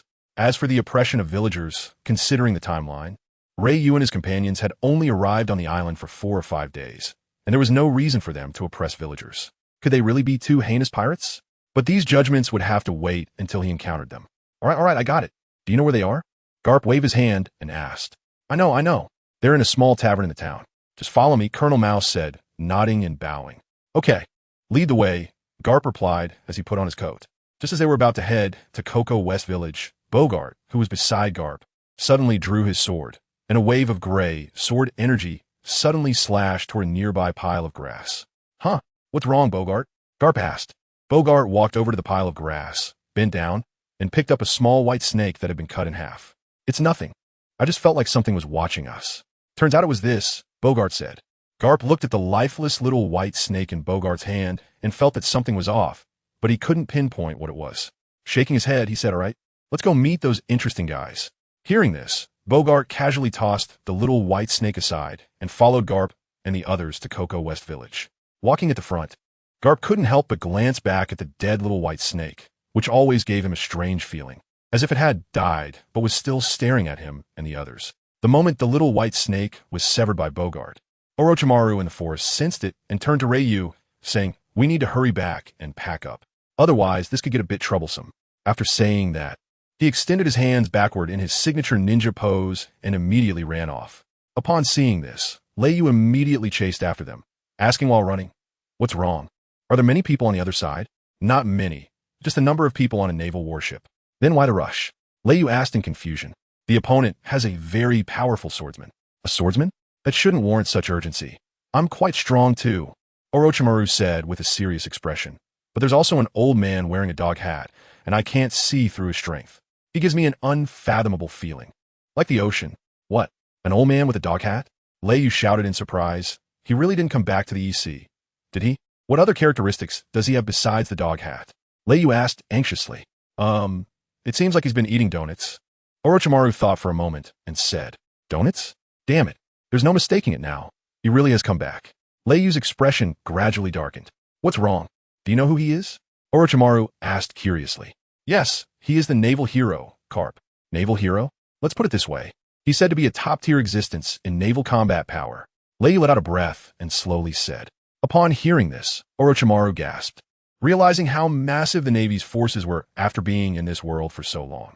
To be able to be called the pinnacle of combat power within such a large organization, one can imagine how terrifying such an existence is. "Why don't we just sneak onto a ship and escape?" Orochimaru said with a glint in his eye. "Directly leave? That seems doable." Ryu pondered as he looked ahead. Although the food and water on his ship were limited, they should last for a week without issue. Plus, with the top-notch navigation skills provided by the system, reaching the next island in a week shouldn't be a problem. "All right, it's settled then. We'll make our escape," Ryu said decisively. There was no need for him to come into contact with high-ranking figures like Garp so soon. If the Navy or the government knew of his existence, it would only bring harm and no benefits. For now, avoiding trouble and focusing on his own growth was the way to go. He needed to work quietly, then become strong, and ultimately amaze everyone. Ryu believes that when he has fully grown his wings, even the entire Navy, along with the world government, will not be his match. However, our ship is still docked at the port, and it is definitely under the control of that group of Navy now. Orochimaru suddenly spoke up. "It's fine, as you said. Garp and the others have gone to the village, so the only ones left to guard the ship should be ordinary soldiers." Ryu paused, swallowed, and continued. "So later we'll quickly take down the Navy near the port, not giving them a chance to send a signal to Garp, and then we'll board the ship and escape." "All right, let's do it." Orochimaru listened to Ryu's plan and felt there was nothing wrong with it. As long as they avoided Garp, the others wouldn't be able to stop them. Then the two picked up their pace, racing against time. Otherwise, once Garp and the others realized they weren't at the tavern, they would definitely return to the port to wait for them. In that case, both he and Orochimaru would be trapped on the small island like caged beasts, making things even more complicated. At this time, Colonel Mouse had brought Garp and the others to the outside of Cocoa West Village.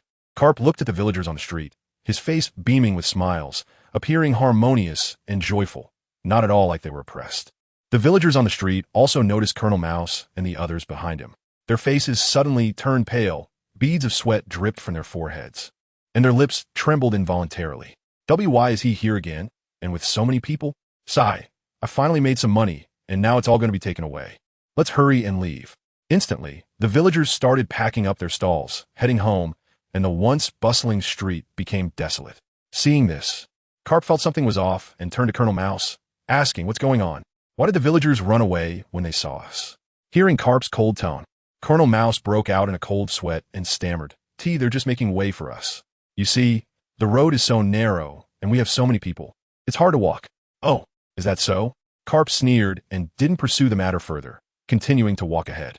Colonel Mouse had no choice but to follow behind Garp, praying that he wouldn't discover the good deeds he had done here. As Garp walked through the village, he gradually noticed that the villagers seemed to fear him and his group. They were all huddled inside their houses, peering through the windows with deep fear in their eyes. And he could even hear the sound of children crying inside. It made Garp feel as if they were pirates invading the village. Colonel Mouse also noticed this scene and, taking advantage of Carp's inattention, shot a fierce glare at the villagers. The people inside were so frightened that they immediately shut their doors and windows and pulled the curtains tight. Carp seemed to sense something, sneaking a glance back at Colonel Mouse, but didn't say anything more, just silently walked in front. Before long, they arrived at the small tavern where Ryu and the others had been staying. Boss Bo, hello. Colonel Mouse approached with a smile, looking as amiable as possible. Boss Bodrib turned around and, upon seeing Colonel Mouse, nearly burst into tears, frowning and saying, "Colonel, I really can't pay you any more berries with my small business. If you really want it, can you give me some time? Please." "Oh, Boss Bo, what are you talking about? Am I someone like that?" Boss Bodrib looked at Colonel Mouse's serious expression and thought to himself, "Like that? I think you are." At that moment, Carp suddenly walked in, glanced at Colonel Mouse, and asked what's going on. "Where are the people?" Colonel Mouse hurriedly explained, Nothing. I was just chatting with the boss about some family matters. Just asking about the whereabouts of those two." Boss Bodrib immediately thought of the two wealthy patrons he had received 3 days ago and wondered, those two? Could it be that Colonel Mouse brought help to seek revenge? After hearing what Colonel Mouse said, Carp snorted coldly, ignored him, and approached Boss Bodrib, speaking politely. "I am Vice Admiral Carp from the Navy headquarters. A few days ago, I received news that 2 pirates had arrived on this small island. I heard they are staying here, right?" "Pirates? I haven't heard of any pirates coming here these past few days," Boss Bodrib asked in confusion. Even if there were pirates, it could only be the dragon pirates. However, the dragon pirates had already been defeated and captured by Luffy. Where would the pirates come from? It's a kid about 18 years old and a long-haired man. "What? They're pirates?" Boss Bodrib exclaimed in shock. Based on Carp's description, he was sure they were the Ryu duo who had stayed at his tavern 3 days ago. "What's wrong? Is there a problem?" Carp asked curiously, noticing Boss Bodrib's reaction was so huge.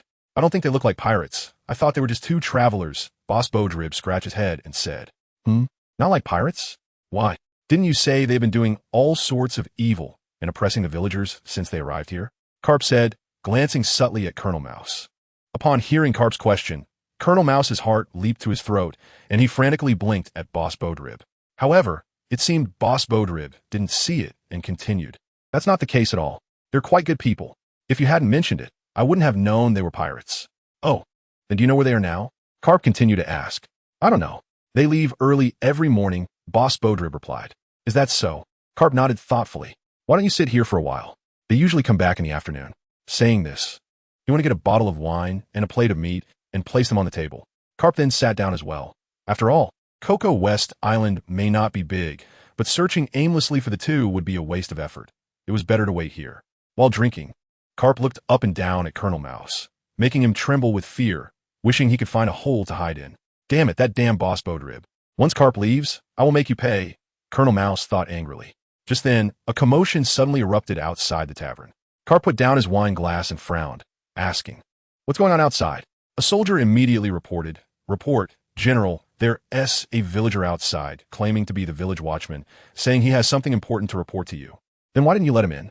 We saw him holding a wine bottle in his hand. He looked like he was drunk, so we didn't let him come in and disturb you.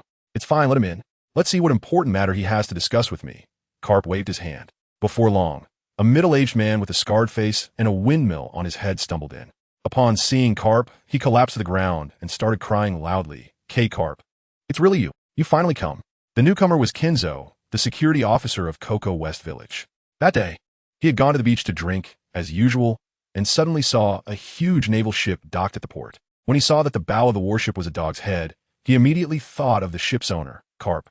This naval hero is also a hero of the East Sea, although Cocoa West Village is no longer under the oppression of the evil dragon pirate group.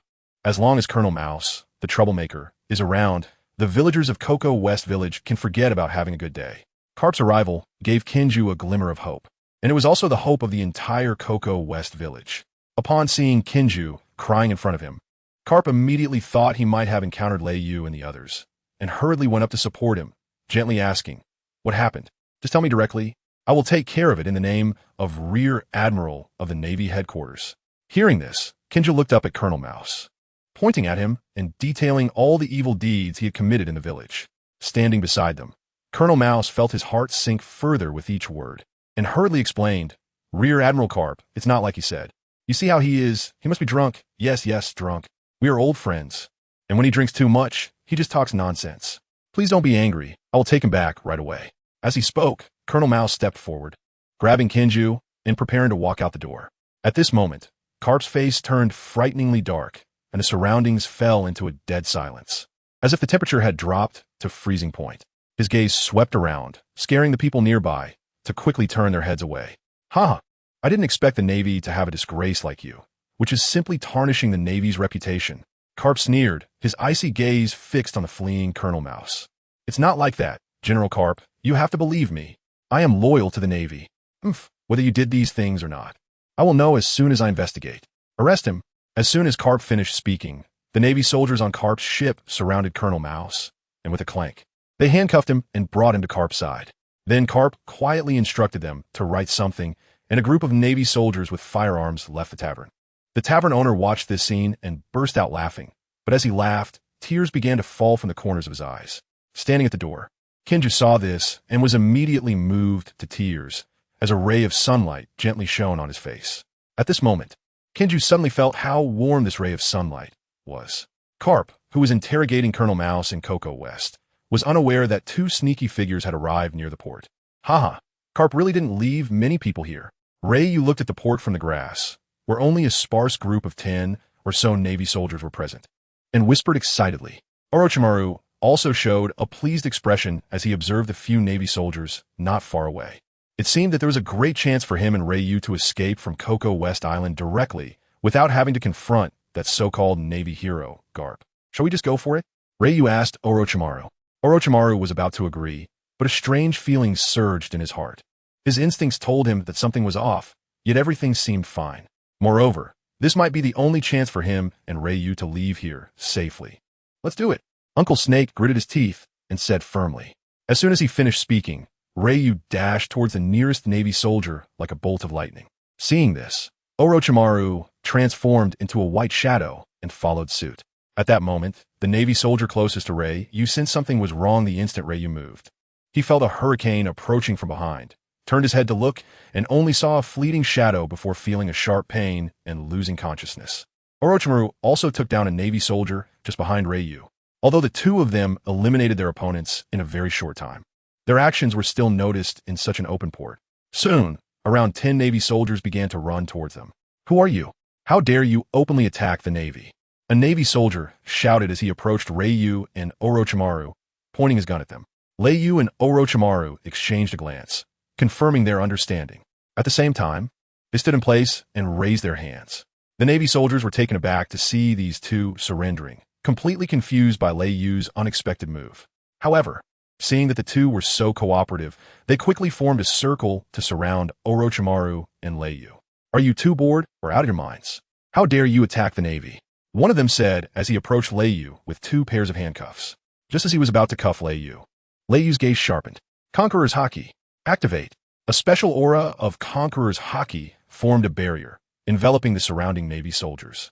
The Navy soldier in front of Ryu offered no resistance and collapsed to the ground, instantly unconscious. Within seconds, under the influence of the Conqueror's Haki, the Navy soldiers fell one by one, collapsing to the ground, all of them fainting, with dull thuds sounding in succession. Standing still, Ryu's black hair danced in the air, his eyes bright as mirrors, while the residual aura of Conqueror's Haki vibrated around him. At this moment, a figure 1,000 meters away stared in shock at this scene. Is that Conqueror's Haki? Not good, it seems to be those two. I need to report to Captain Carp immediately. He pulled out a snail-shaped transponder from his pocket. Meanwhile, after Ryu and Orochimaru dealt with the Navy soldiers near the port, wet white snakes crawled out of Orochimaru's mouth, wrapping tightly around the unconscious Navy soldiers. Orochimaru, can you be a little more presentable? Ryu said, feeling nauseated. Orochimaru awkwardly chuckled twice and piled the bound Navy soldiers to one side. All right, let's go. Ryu finished dealing with the big snake, stretched, and walked towards his ship. Wait, don't you think something feels off? Orochimaru looked suspiciously at the tied-up Navy soldiers, feeling something was strange. Off. What is off? Ryu stopped and turned to ask Orochimaru. Don't you think it's too easy? Too easy? It's fine. Come on, let us just get on the ship, he said, pulling Orochimaru towards the boat. Orochimaru still felt that things weren't this simple, but he couldn't argue with Ryu, so he had to board the ship first. Just then, a whooshing sound came from behind Ryu. Seeing this, The big snake immediately opened its mouth, and a sword shot out from Orochimaru's mouth, trying to block the attack, but it was still a moment too late. "Oh no, Ray, watch out behind you!" Orochimaru shouted loudly. Leiyu turned his head and saw a gray sword energy rushing towards him at lightning speed. The sword energy was getting closer and closer, as if it could instantly sever his head. However, there was not a trace of panic on Leiyu's face. Instead, he was as calm as a still pond. Watching the sword energy approach, Leiyu smiled wickedly. "He come at me." Saying this, he crossed his arms in front of him. With a buzz, Leiyu's arms instantly turned pitch black, exuding a metallic heaviness, unbreakable. Just as the powerful gray sword energy came slashing down, a flash of white light appeared. Leiyu stood unharmed in place, and upon closer inspection of his arms, one could see a barely perceptible scratch left on his arm. Is this what Lei meant by armed color hockey? Interesting. Orochimaru looked at Leiyu's two pitch-black arms and murmured to himself, thinking it might be worth learning sometime, to see if he could apply it to his little snakes. I never expected there would be someone like you in the EC. A loud voice echoed in the ears of Leiyu and Orochimaru. "Who is it? Show yourself." Leiyu immediately looked around, but found no one. "What surprised me the most was that you actually possess Conqueror's Haki. That's the mark of a born king." At this moment, that loud voice sounded again, and when mentioning Conqueror's Haki, there's actually a hint of reverence in the tone. "I really don't understand why someone like you would appear in the EC. If there's something you want to say, just say it directly, don't be sneaky." At this point, Leiyu's expression gradually became serious. The other party actually knew that he had used Conqueror's Haki, which meant they had been observing him and his companions while he was dealing with the Navy's lackeys. Moreover, the fact that the other party recognized that he was using Conqueror's Haki indicated that they might not be an ordinary person. And now, he had no idea which side this person belonged to. If they were from the Navy, that would be trouble. Ryu slowly approached Orochimaru and whispered, "Uncle Snake, you should go start the ship. There might be trouble." "What's going on?" Uncle Snake asked, looking at Ryu with a serious expression. If he were a Navy person, Carp might already be on his way. Orochimaru instantly understood Ryu's meaning and immediately rushed towards the place where the pirate ship was docked without saying a word, while Ryu stayed behind to deal with a mysterious person. "Who are you? If you don't come out, I won't be polite." As soon as he finished speaking, a similar gray sword energy slashed towards Uncle Snake's direction. Ryu instantly appeared in front of the sword energy and blocked the attack with his arm, which was covered in armament haki. "So you really thought I couldn't find you?"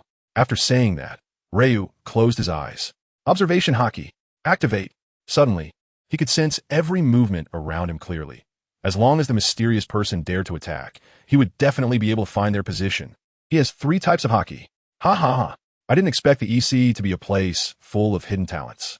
The mysterious person did not attack Ryu again, but instead revealed themselves, appearing not far from Ryu and slowly walking towards him. "It's a pity that a person like you isn't going to the Grand Line to shine in the New World." "A pity? Why?" Ryu asked, looking at the figure in the distance with confusion. "Because today, you will be captured by me and will never see the wonderful, free world of the New World again." Ha ha ha. After hearing this, Ryu laughed loudly. "Not only will you not be able to keep me today, but in the future, you will hear the name Ryu echo throughout this sea." So your name is Ryu." At this moment, the figure also arrived not far from Ryu. It was a man wearing a gentleman's hat, dressed in a suit, and equipped with a longsword. "I didn't expect Carp to leave you here. It really is you, Bogart." Looking at the man before him, it was indeed Carp's deputy, Bogart. Ray's gaze gradually became cold, although he had never seen Bogart make a move. Being Carp's deputy must not be simple. Fortunately, Mr. Carp is so insightful. Otherwise, you would have really escaped today. Bogart, holding the famous sword at his waist, said coldly, "You can't keep me here." Ray deeply understood that he couldn't drag this out for too long. Since Bogart appeared here, it meant that he must have informed Carp about Ray's movements while Ray was clearing out the Navy soldiers with Orochimaru. Carp must be on his way now. If he was delayed until Carp arrived, things would become troublesome. As long as Uncle Snake brought the ship over, he would escape immediately. Buzz. Ray covered his hands with armed color and fixed his gaze on Bogart. He noticed a flash of brilliance in Bogart's eyes as he gripped his famous sword. At the same time, a faint yet discernible aura began to emanate from Bogart, a unique edge-like momentum characteristic of swordsmen, swirling around him and constantly lingering. Indeed, it was not simple, as expected, just from the overwhelming aura of a swordsman emanating from him. Ryu could tell that Bogart's swordsmanship could rank among the top 10 in this world. The aura radiating from Bogart carried a spirit as if it could pierce and sever all things in the world, vibrant and sharp, rapidly sweeping in all directions. Even Orochimaru, who had already reached the ship, felt this astonishing sword intent. He couldn't help but exclaim, "Is this the strength of a swordsman in this world? So powerful." Leyu looked at the sword intent emanating stronger from Bogart and was secretly astonished. He had not expected Bogart's swordsmanship to reach such a level. He had underestimated him. "You are very strong. I underestimated you before. I'm sorry." Leyu slowly lowered his hands, and his dark arms returned to normal. "What do you mean? Are you surrendering just like that? You're disappointing me, kid." Bogart looked at Leyu, who had released his armed haki, and sighed. "No." Suddenly, an unprecedented light burst forth from Leyu's eyes. "Because you are strong, I will take this battle seriously." After saying that, Leyu twisted his neck, producing a series of cracking sounds. Then, Leyu's massive body shook. A raging aura, like that of a primordial beast, swept around, pouncing on Bogart like a hungry wolf, clashing with the sword intent surrounding Bogart. Instantly, the entire port became a swirling storm of sand and dust, blocking out the sky like a sandstorm. Rei's arms, which had originally lost their haki, suddenly turned bright red, covered in patches of crimson scales. "Is he a devil fruit user?" Bogart's expression grew increasingly serious as Rei's displayed strength far exceeded his expectations. Awakening the 3 types of haki was already shocking enough, but to think he was also a devil fruit user, and looking at this overwhelming aura, one could deduce that this fruit was extremely powerful. Watching the violent momentum around Rei, it seemed ready to swallow the sword intent surrounding him. Without hesitation, Bogart drew his sword. A flash of white light appeared. A blade of light, several times stronger than before, slashed toward Rei. Seeing the incoming sword energy, Rei calmly raised his arm covered in red scales, and with a crack, he crushed Bogart's powerful sword energy in his palm. Bogart stared blankly at Rei's arms, which resembled dragon claws, exclaiming, "Is that a dragon claw? Could it be a mythical Zoan fruit? Are you one of Kaido's men? Kid, are you from the Beast Pirates?" Bogart looked at Rei cautiously. If the opponent was a crew member of the Beast Pirates, the level of danger would increase significantly. Rei shook his head and said, "I don't like being under someone else's roof, and there's nothing in the Beast Pirates that interests me." "Kaido, just the name alone isn't enough, is it?" Bogart asked curiously. "Kaido of the Beasts?"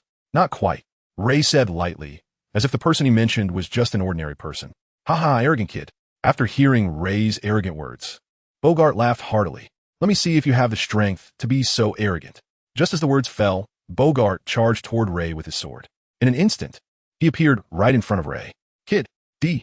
His sword thrust out, fast as lightning, like a fierce wind. In a split second, he was already lunging at Rei. His sharp and fierce sword intent seemed ready to kill Rei on the spot. His bright eyes emitted a chilling light that struck fear into the hearts of many. This is Cap's deputy. When he doesn't act, he stands quietly by the side, but when he does, it's like a thunderous strike. TSK, TSK, TSK. However, Rei stood his ground. Facing this lightning-fast attack, he didn't panic. Instead, he closed his eyes and let his observation haki spread out. Just as the attack was about to reach him, Rei sidestepped and evaded the fierce attack. "Oh no, that observation haki." Then, Rei clenched his right fist and suddenly unleashed his power. Bang! A figure was sent flying over 100 meters away. As the dust settled, a disheveled figure crawled on the ground. "Kid, you're pretty good. That punch just now broke 4 or 5 of my ribs," Bogart groaned, holding his stomach and struggling to stand up. "Kid, let me show you my true strength." After saying that, the killing intent around him began to rise rapidly, like a deep abyss.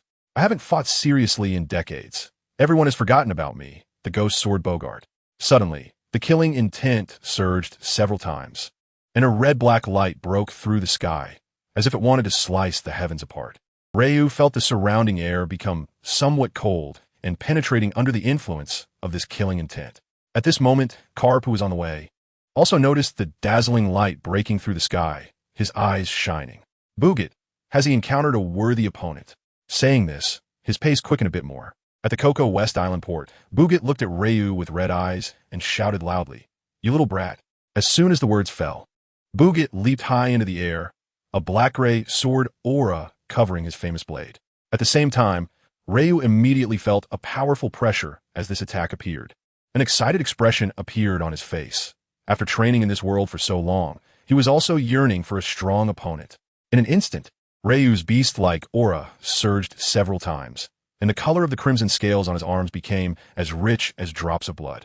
The next moment, the two of them engaged in battle once again. Bugit's sword transformed into flowing light, constantly flashing. Ryu used his arms as weapons, continuously charging forward and effortlessly neutralizing the fierce onslaught. With a bang, Ryu suddenly sidestepped and threw a punch. However, Bogart's reaction was swift, as if he anticipated Ryu's attack trajectory, quickly dodging. Observation Haki. It turned out that Bogart, Captain Carp's first mate, not only possessed unparalleled swordsmanship, but also mastered observation Haki.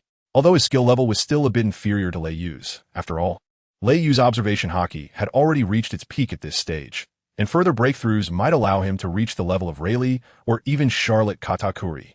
Interesting. Ryu took a deep breath, excitement flashing in his eyes. The stronger Bogart's performance, the more excited he became. This was a great practice opponent, and his strength had been steadily improving these past few days. Especially after consuming the devil fruit, his power had reached another level. Now that such a formidable opponent had appeared, it was just right to solidify his foundation. Although Uncle Snake often acted as his sparring partner, it never felt as thrilling as this intense battle. The clash between the two became incredibly fierce. The ground cracked under their collisions, with punches and sword strikes flying. They fought with great fervor, with each of Bogart's sword strikes being caught by Ryu's dragon-formed arms, leaving behind numerous scratches. Meanwhile, every punch from Ryu was evaded by Bogart, using his observation Haki and rich combat experience. At this moment, the Navy soldiers who had been knocked out by Ryu's Conqueror's Haki were gradually regaining consciousness, staring blankly at Ryu's fight with Bogart. Lord Bogart is so strong. This is the first time I've seen him go all out. His combat power is at least at the level of a rear admiral. But it seems like Lord Bogart's opponent is even stronger. He seems to be at a disadvantage. At this point, Ryu grew more and more courageous, becoming increasingly adept at wielding his powerful strength, with each punch carrying the force to topple mountains. In contrast, Bogart was gradually unable to withstand Ryu's offensive. Even though he had the foresight from observation Haki, his body's reactions were starting to lag behind. He had completely fallen into a disadvantageous position, and this entanglement lasted a full 10 minutes. Finally, with a loud bang, a figure was sent flying out of the dust. Upon closer inspection, it was clear Bogart had been knocked away by Ryu. If Ryu hadn't held back a little at the end, Bogart's life would have been in jeopardy. Struggling to stand up, Bogart looked at Ryu with admiration on his face. "Kid, I admit your strength. You truly have the capital to be arrogant, but you are a pirate, and I am a Navy, so I will do everything I can to keep you here." Bogart straightened his body, his eyes filled with determination. Ryu watched as Bogart stood up again, slowly gathering the sword intent that he had previously disrupted. "Bogart, I actually don't consider myself a pirate. I don't even have a pirate crew name. The rear admiral we defeated earlier was just an accident. I can only be considered a traveler now," Ryu shrugged, saying helplessly. In fact, he had always been unsure of what he was in this world. Was he a pirate? Or should he join the Navy? Or maybe the Revolutionary Army? Ryu didn't know what he wanted to do. He just found himself on a pirate ship when he opened his eyes. So everyone assumed he was part of the Navy. "Are you a pirate? First, take this sword strike from me. After all, I haven't fought like this in nearly 10 years. Let's have a good fight today." Hearing this, Bogart said with difficulty. After finishing, an even stronger sword intent erupted from him once again. This momentum made Bogart's figure appear exceptionally tall and majestic.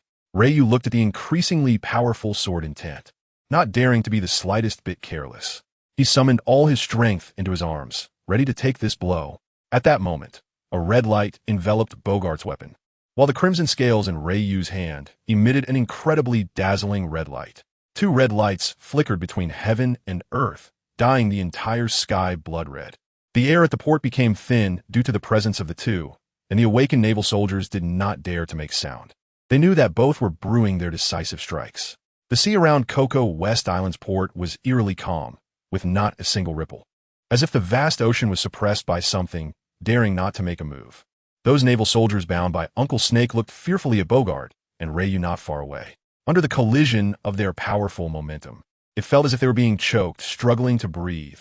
Bogart stared at Ryu with his blood-red eyes, and with a hoarse voice, he roared, "Let me show you my proudest and strongest strike, brat." After speaking, the famous sword in his hand transformed into a gigantic deep red blade of light. 3,000 evil spirits of the demon realm. Bogart shouted loudly. The deep red blade of light surged like purgatory, producing countless evil spirits that charged fiercely towards Ryu. Wherever the sword energy passed, it left behind deep ravines. Even the sea behind Ryu was affected by this sword pressure, splitting in two and extending 300 to 400 meters. Gulp. Instantly, all the naval soldiers present couldn't help but swallow hard. How powerful! Is this the strength of Lord Bogart? That kid should be sliced to death by him. Ryu excitedly watched the attack rushing towards him, feeling all his blood boiling. This is the battle he longed for. Suddenly, Ryu's right arm had become several times thicker, resembling a wooden barrel. The brilliance of the dragon scales above shimmered even more. The sharp claws also revealed a dazzling cold light. Come on, Bogart! Ryu shouted loudly, and immediately, strands of purple-red flames wrapped around his arms, appearing exceptionally eerie. Dance to your heart's content. Candle Fire Dragon Fist. With a furious roar, Ryu met Bogart's attack with a punch. Suddenly, a dazzling light flashed like the sun. The entire Coco Island shook violently as if an earthquake had occurred. At this moment, the port had turned into a pile of ruins, and the nearby lush forest was instantly torn apart. The entire port was engulfed in a cloud of dust, obscuring their vision, making it impossible to see anything. 1 second, 2 seconds, 3 seconds. At this moment, a figure suddenly emerged from the dust, staggering outward. Who won? The bound Navy soldiers looked at the figure approaching them and asked anxiously. I don't know. It should be Lord Bogart. But that kid Coco isn't weak either. Look, it's Lord Bogart, shouted an excited Navy soldier. They saw Bogart covered in blood, looking like a bloodied figure. His once neat suit had become tattered, and the cape inscribed with justice hung on him like rags. Blood continuously dripped from his mouth and nose, falling to the ground in a steady rhythm. The Navy soldiers cheered as they saw Bogart emerge. Hooray for Lord Bogart! This Bogart is amazing. At this moment, Bogart felt his consciousness fading, and his body felt like it was falling apart. Suddenly, with a thud, Bogart fell flat on his back, motionless. The cheering Navy soldiers fell silent. If it weren't for the faint rise and fall of Bogart's body, they would have thought he had died in this place. As the smoke slowly cleared, everyone saw another figure standing within it. The aura emanating from that figure was as imposing as Mount Tai, weighing heavily on everyone's hearts. Once the smoke dissipated, the Navy clearly saw that the figure was Ryu. Ryu stood there with his arms crossed, and apart from some dust on his clothes, he was completely unharmed. No, it's impossible. No one can emerge from such a powerful attack without a scratch. The Navy soldiers stared at Ryu in disbelief, unable to comprehend how this person could be so strong. He isn't human. Ryu sighed in relief as he saw Bogart fall. A trickle of blood slowly dripped from the corner of his mouth. He had just taken that blow head on. Although he wasn't injured, his internal energy had still been affected. If it weren't for the potions from Uncle Snake and the devil fruit over the past few days that had made his body incredibly strong, he might not have survived that hit, or at least would have been bettered in for half a year. Looking at Bogart, it seemed he would be stuck in bed for 2 to 3 months. Only Ryu knew how terrifying the power contained in his punch was. If he hadn't held back a bit at the last moment, Bogart might have been smashed to pieces. Ryu glanced at the Navy soldiers not far away. Suddenly, they felt as if a ferocious sea king was staring at them, trembling as they said, "What do you want to do? General Kakapo will be here soon. Just wait." "Ha!" Ryu sneered, ignoring the group of Navy soldiers, and turned to look at the scene not far away. A appeared on the horizon, with a plain pirate flag hanging high that only had a skull on it. "Hey, Uncle Snake, I'm here." Ryu raised his hands high and shouted loudly. After a while, Orochimaru arrived at the shore on a boat, smiling as he looked at Ryu and said, "How was it? Did you enjoy it?" Ryu was digging his nose with his pinky finger, looking smug as he replied, "It was okay. I haven't even used my full strength yet." "Ha, enough of that. Get on the boat quickly. It won't be good if that guy Garp comes here." "All right." Ryu leaped onto the deck and lazily stretched. "Let's go, Uncle Snake." Although the plan with Orochimaru had encountered an unexpected turn with Bogart, it wasn't a big problem. Now, they could finally leave this place, mainly to avoid that old monster carp. However, just as the ship started moving, Ryu and Orochimaru both felt a chill down their spines. Turning around, they saw a massive boulder hurtling towards them at an incredible speed, as fast as a bullet. The rock obscured their view, and they couldn't see who had thrown it. However, recalling his memories from his past life, Ryu recognized this familiar attack. Not good. Ryu looked at the giant stone as if he thought of something. His eyes narrowed, and he exclaimed softly, "Haha, little ghost, why are you in such a hurry to leave when the old man hasn't even arrived?"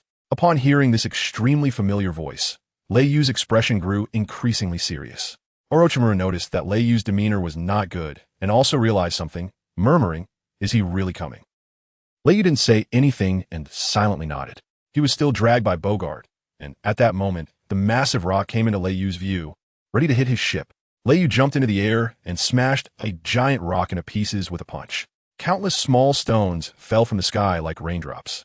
At the same time, the view in front of him suddenly opened up, and Lei Yu saw who had come. His eyes fixed on the figure in the distance with a serious expression. "Kid, you injured my first mate, and you just plan to leave like this?" An elderly man wearing a dog-head hat slowly appeared in his line of sight. "It's General Carp." A bound soldier recognized a newcomer as Carp and shouted excitedly, "General, help! Carp, don't let that kid escape. For Lord Bogart's sake." Carp glanced at the tied-up Navy soldiers and waved his hand. A group of Navy soldiers appeared behind him, rushing forward to cut the white snakes that were wrapped around them. After being freed, they stood at the coast alongside other Navy men, forming a long line, ready with their guns aimed at Lei Yu, Orochimaru, and the others on the ship. Carp slowly walked forward, staring at Lei Yu on the ship, and asked, "Kid, what's your name?" Ryo looked at Carp on the shore, and an idea flashed in his mind. He struck a pose and shouted loudly, "Oh, Raiwa, the strongest man, Ryu." Upon hearing this, Carp suddenly burst into laughter. "Ha ha ha, arrogant little brat. Since you call yourself the strongest, why are you avoiding me?" Ryu's face twitched, and with his hands on his hips, he replied, "Old man, don't bully the elderly. Ha ha, an interesting little brat. You can't escape today. I can't let such a powerful pirate appear in the East Sea." As soon as he finished speaking, a naval soldier pushed several carts of dark cannonballs beside Carp. "Little brat, you won't be able to escape today." After saying that, Carp grabbed a cannonball, and with a punch, it was like a meteor shower. In an instant, countless cannonballs rained down towards him like raindrops. Seeing this, Orochimaru formed hand seals at lightning speed, suddenly clasped his hands together, and shouted, "Wind release! Great breakthrough!" A powerful hurricane erupted from Orochimaru's mouth, forming a waterspout in front of him. All the bombs thrown by Carp were blown high into the air by this waterspout, and with a boom, all the bombs exploded in the sky, showering down countless water droplets. "Is he also a devil fruit user?" Carp murmured as he watched this scene. Saying this, he reached for the cannonballs beside him, preparing to launch an even stronger attack. Seeing this, Lei Yu immediately spoke up, "Mr. Carp, I have no intention of being enemies with the Navy. Let us part ways here today." "What a joke, little brat. You are pirates, and I am a Navy. How could I just let you leave?" Carp angrily shouted, "Moreover, you not only defeated my vice captain, but also destroyed the Dalmatia crew. This is a challenge to the Navy's dignity." Seeing Carp's reaction, Lei Yu patted his head and continued to explain, "Mr. Carp, I really never thought about becoming a pirate. It was just a coincidence that I ended up on this pirate ship. As for Dalmatia, he was going to capture me, and I couldn't just sit back and wait." "What do you mean you don't want to be a pirate?" "Ha ha ha." Carp laughed as if he had heard a joke. After laughing until he was tired, he held his stomach and gasped. "Don't you want to become the Pirate King? Don't you want to get GOLD? Roger's treasure? The Pirate King? That thing is destined for your grandson. I can't compete with him." Lei Yu hesitated for a moment. He had thought about becoming a Pirate King, but when he thought of Luffy, the destined child, he decided against it. Opposing him could lead to being inexplicably knocked away at any moment. "Nanny, my grandson, have you seen him?" Carp's expression became serious upon hearing Lei Yu mention Luffy, and his tone became heavier. "He doesn't know me, but I am very familiar with him."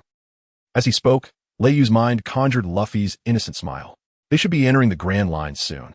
"Nanny, that kid is moving so fast," Carp exclaimed. "I must catch that brat later." After saying that, he looked at Lei Yu with a glint in his eye and a hint of a mischievous smile, asking, "Little brat, you say you're not a pirate?" Ryu spread his hand and scratched his nostrils with his pinky finger, saying, "Yeah, I still don't know what I want to do. Of course, I might also start a pirate crew to have some fun." Carp, upon hearing Ryu's words, had a flash in his eyes. After a few seconds, he suddenly exclaimed loudly, "Kid, how about joining the Navy? How about coming under my command directly?" Rayleigh was unaware that Garp had witnessed his battle with Bogart. Especially upon hearing that he was not a pirate, Garp felt a sense of appreciation for talent. To think that someone as young as 18 could possess such fighting ability was simply remarkable. With his own guidance, it wouldn't take long before he could contribute a top-level figure to the Navy's headquarters. This would also help prevent the emergence of another Emperor-level pirate in the future. Furthermore, from the fact that Rayleigh did not kill the group, led by Rear Admiral Dalmesia. It was clear that this kid was not the kind of irredeemable villain. Garp firmly believed that if Rayleigh chose to become a pirate, he would soon break the current balance of power among the four emperors in the New World. If he could join the Navy, it would undoubtedly be a decision that killed two birds with one stone. Join the Navy? Leiyu tilted his head and glanced at Uncle Snake, wanting to seek his opinion. Uncle Snake turned his head to the side, as if saying, "You are the captain. You make the decision." "That's right. As long as you can join the Navy, I can directly apply and give you the rank of lieutenant." "Lieutenant!" Reiyu exclaimed, knowing that the lieutenant was just a step away from becoming a major, reaching the level of a naval officer. The temptation that Karp offered was too great. However, seeing that Reiyu did not immediately agree, Karp noticed the flicker in Reiyu's eyes and realized he was already tempted. So he continued, "Not only that, but I can also help you cover up the fact that you destroyed 3 of the Dalmatian warships. Furthermore, if you work hard, I can push you to that position." As soon as he finished speaking, Reiyu's eyes sparkled with excitement. He suddenly looked up and asked, "The Marshal?" Karp's face darkened, and his clenched fists trembled uncontrollably. He thought, does this kid not know how to chat? He really didn't know what this kid was thinking. Forget about the Marshal for now. I'm talking about a big general. At this moment, Reiyu was already incredibly tempted. The stakes Karp offered were more than enough. Anyway, he didn't know what to do right now. Why not join the Navy for fun? Who knows? Maybe he could become a marshal in the future and lead the Navy to fight against the Celestial Dragons. The Navy seemed quite good, especially with Peach Rabbit around. As he thought about it, Reiyu made his decision. It was definitely not for Peach Rabbit. It was for justice, that's right. Justice. With that in mind, Reiyu prepared to agree. But just then, an unexpected change occurred. The familiar mechanical system sound rang in Reiyu's ears. Ding! Triggered camp selection mission. Option 1. Join the Navy, reward top-level cooking skills. Option 2. Join the Revolutionary Army, reward 500 points. Option 3.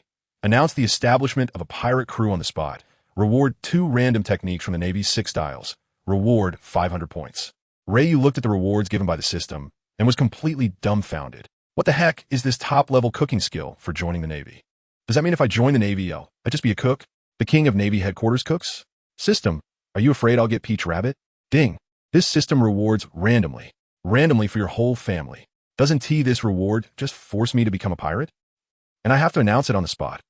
Isn't that just a slap in Karp's face? I definitely don't want to experience Karp's beloved Iron Fist. But Reiyu also didn't want to give up on the Navy's 6 styles. Although it was only 2 self-selected techniques, it was still incredibly tempting. Moreover, among the Navy's 6 styles, the Iron Block was a skill that would get you hit just by using it. His body was strong enough. So would help him much, and he didn't need it. He also didn't really need the observation hockey. On the contrary, the Moonwalk and Finger Pistol would greatly enhance his abilities. With the Moonwalk, he could move in the air without turning into a dragon, greatly improving his mobility. The Finger Pistol, combined with his powerful body and strength, would definitely pack a punch. On one side were the stakes offered by Karp, and on the other side was the system's reward. Leiyu found himself in a dilemma, hesitating. Karp looked at the indecisive Leiyu in confusion. Just when it seemed the kid was about to agree, why did he suddenly become so conflicted? However, Karp didn't urge Leiyu. The strength he demonstrated was worth a little waiting time. Orochimaru also noticed Leiyu's inner struggle and quietly approached him, whispering in his ear, "Lei, don't underestimate the power of the Navy. You mentioned that Karp holds a high position in the Navy. We can find good shelter under a big tree." After hearing Orochimaru's words, a glimmer of insight flashed in Leiyu's eyes. That's right, power. As long as he possessed absolute power, why would he care about which side he was on? Choice is something for the weak.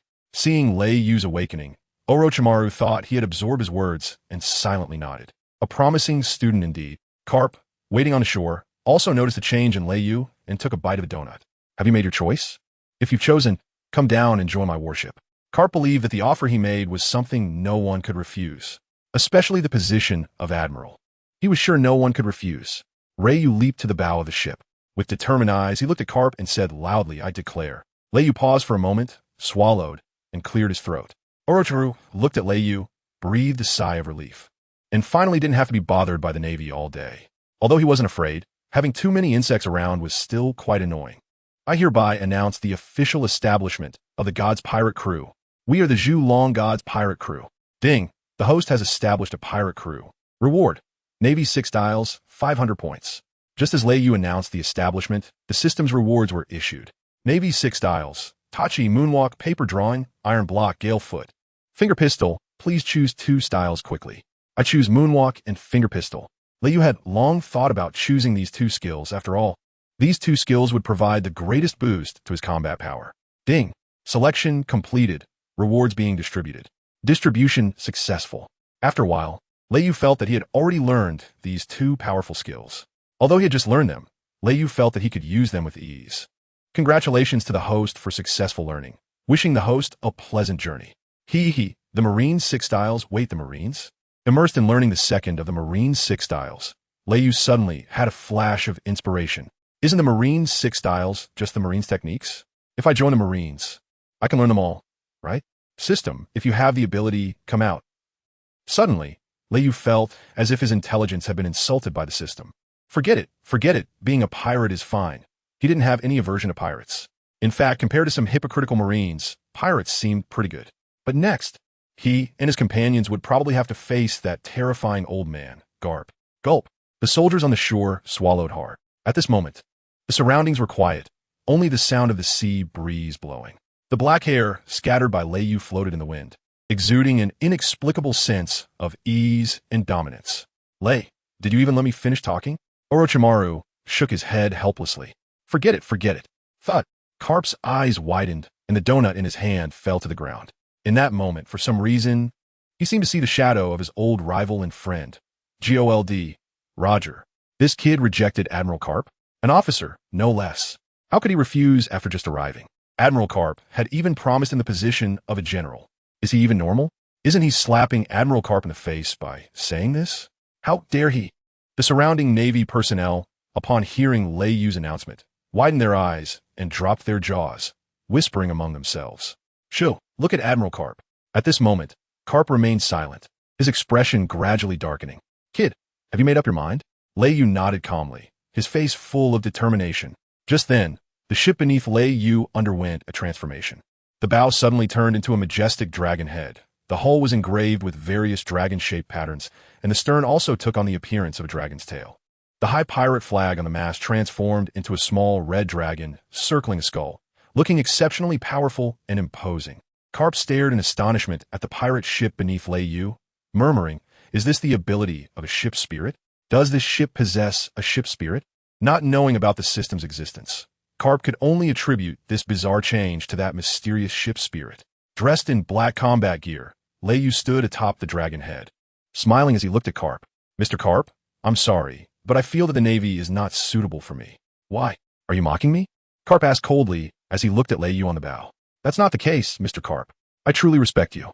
It's just that I might prefer the sense of freedom that comes with being a pirate." Reo looked at the vast ocean and said softly, "Since it's your choice, I'll 1T insist, little brat."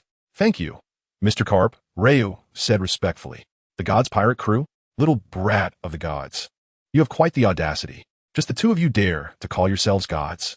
Carp naturally understood the meaning of gods, implying that the members of Reo's pirate crew were as formidable as deities, superior to all others. Soon you will hear our name echo across the seas. We, the gods, will live up to our name," Leiyu confidently said, his determined gaze forcing Carp to believe his words.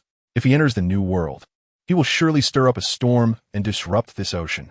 Since that's the case, then I can't let you leave here so easily today." Carp stepped forward, looking at Leiyu seriously. "It will depend on whether Mr. Carp has that strength." Leiyu also stepped forward, looking down at Carp. In an instant, 2 astonishing auras collided with each other, and the originally calm sea suddenly became turbulent. The sky darkened as if an earth-shattering battle was about to unfold. Carp stared intently at Leiyu and shouted, "Kid, since you haven't done anything wrong, if you can take my blow, I'll give you a 5-minute head start." Ray looked speechless at the serious face Carp, not expecting this old man to be so playful. Running for 5 minutes was no different from not running at all. Buzz. Carp's iron fist was covered with a pitch-black Busashoka haki. An overwhelming and suffocating aura surged forward. Is this the Iron Fist Carp? Just with the Busashoka haki, one could feel such a strong sense of oppression. Ryu looked at Carp, who was gathering strength on the shore, with an unprecedented seriousness. He knew that Carp was serious this time. At that moment, Carp's upper body muscles were bulging as if they were about to burst through his clothes. His tightly clenched fists were bulging with veins, and the power gathered in his fists was terrifying. The ground beneath Karp seemed unable to bear the force within him, starting to crack like a spider web. The Navy soldiers around Karp retreated more than 10 meters, unable to withstand his overwhelming presence. Even after retreating, Karp's aura still pressed down on everyone like a mountain. Seeing Karp's immense power, Ryu no longer held back. Boom! At this moment, a vast aura was unleashed from Ryu, centered around him. In an instant, the surrounding area was engulfed, and the space near Ryu almost instantly turned dark red. A dark red hemispherical area enveloped Ryu, with red and black lightning raging within it. A loud rumble echoed as the clouds above reacted to this aura, rolling and tearing apart with lightning. Conqueror's Haki. Moreover, it was top-tier Conqueror's Haki. This was also the first time Ryu fully unleashed his Conqueror's Haki without any reservations. Seeing Ryu unleash such powerful Conqueror's Haki, Karp was also shocked. He had not expected Ryu's Conqueror's Haki to reach such a terrifying level. If he hadn't been there to shield them, the Navy soldiers behind him might have been knocked unconscious by this powerful Haki in that instant. Ha ha ha, Conqueror's Haki, huh? What a formidable little brat. Karp's arm, covered in dark armament Haki, flashed with a white light, and an even more powerful aura erupted from it, colliding with Ryu's Conqueror's Haki. With a loud boom, the sky above the point of collision between the two powerful auras seemed to tear open, revealing a crack. Watch out, little brat. As soon as he finished speaking, Karp suddenly vanished, appearing in mid-air above Ryu, leaving only a deep pit in place. Moonwalk, huh? Ryu did not dare to be the slightest bit careless. He knew that Karp's powerful attack was coming. In mid-air, Karp slowly raised his right fist and with a swish, disappeared into thin air. It's coming. Seeing this, Ryu's right arm quickly transformed into a dragon claw. Only by harnessing the power of the dragon transformation could he withstand Karp's seemingly ordinary strike. It would be foolish for a cocky kid to clash with Karp and Haki. Here it comes. At this moment, Karp was already in front of Ryu, swinging his fist the size of a sandbag. Ha ha! Come on, Mr. Karp. Let me show you my new move. Looking at the fist that was so close, feeling the vast and terrifying power above it, Ryu showed no fear in his eyes. He extended his dragon-transformed index finger, now a sharp claw, and roared Dragon Claw gunpoint. Seeing this, Karp also shouted loudly, Iron Fist! Pang! With a loud bang, the light generated by the collision between the two immediately overshadowed the dazzling sun, accompanied by a shockwave that swept out in all directions, causing the ground to further shatter and the pressure from above to flatten everything. Both Ryu and Karp were simultaneously knocked back, creating a significant distance between them. The shocked Ryu fell onto the deck of the pirate ship and suddenly realized that the air pressure generated from the recent collision was causing his ship to speed backwards, moving away from shore. Suddenly, Ryu devised a plan and shouted at Orochimaru, Uncle Snake, hurry up and use wind release. We're getting out of here. Orochimaru immediately understood Ryu's intention, running toward the bow of the ship while quickly forming hand seals. Wind release. Great breakthrough. A powerful hurricane erupted from Orochimaru's mouth. Instantly, under the reaction force of this hurricane, the pirate ship began to move as if equipped with a nuclear turbine engine, rapidly darting back and forth on the sea. And in the blink of an eye, the coastline of Cocoa West Island was already out of sight. At this moment, Karp and the other Navy members stared ahead. Where the pirate ship had just been, now it was completely empty, leaving only ripples in the water. What has happened? Where did everyone go? The Navy, watching Ryu and the others escape, were at a loss for what to do. General Karp, should we pursue them? Get on the ship, and we'll chase in 5 minutes. I keep my word. After saying this, Karp stepped onto his warship, unnoticed by anyone, while his right hand, hidden under his coat, trembled uncontrollably. Karp had not anticipated that Ryu's power would be so formidable. If it weren't for his beast-like physique, he might not have been able to withstand that blow. That kid strike was somewhat reminiscent of the Navy's 6 powers, specifically the gun's technique. Whatever, maybe he learned it somewhere. He's quite an interesting little brat. Karp sat in his chair, recalling Ryu's incredibly powerful strike, lost in thought. Sigh, maybe I'm really getting old. I couldn't even catch an 18-year-old kid.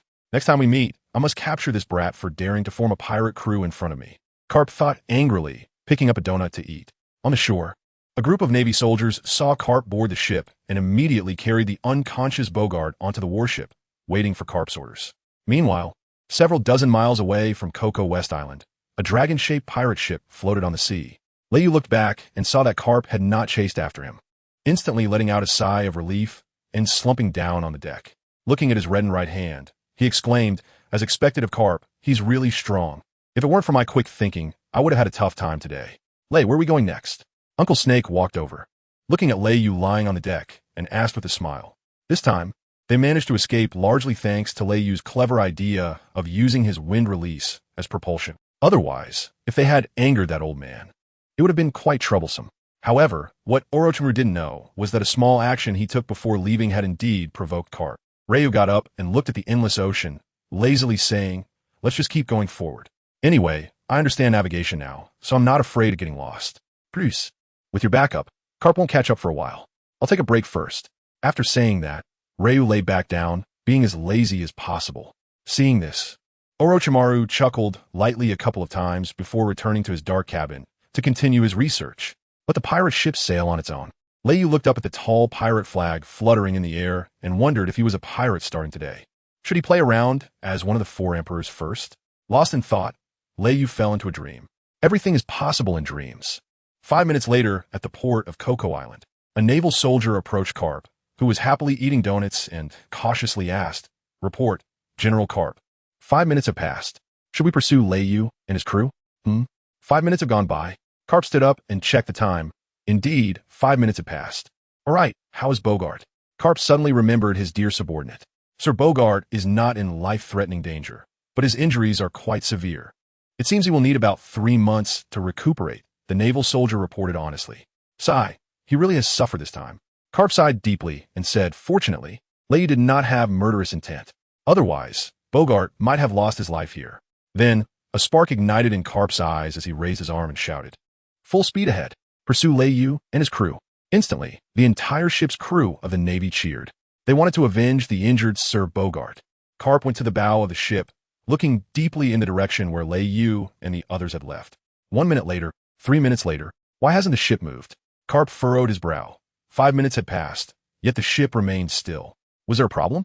A feeling of foreboding arose in Carp's heart. At that moment, a naval soldier jogged up to Carp, saluted, and gasped, "Kaka." Seeing this, Carp helplessly slapped his forehead and handed him a cup of water, saying, "Stop stuttering, drink some water first." The soldier hurriedly took the cup, gulped it down, and said, "Thank you, General Carp." "Now what happened?" Carp asked.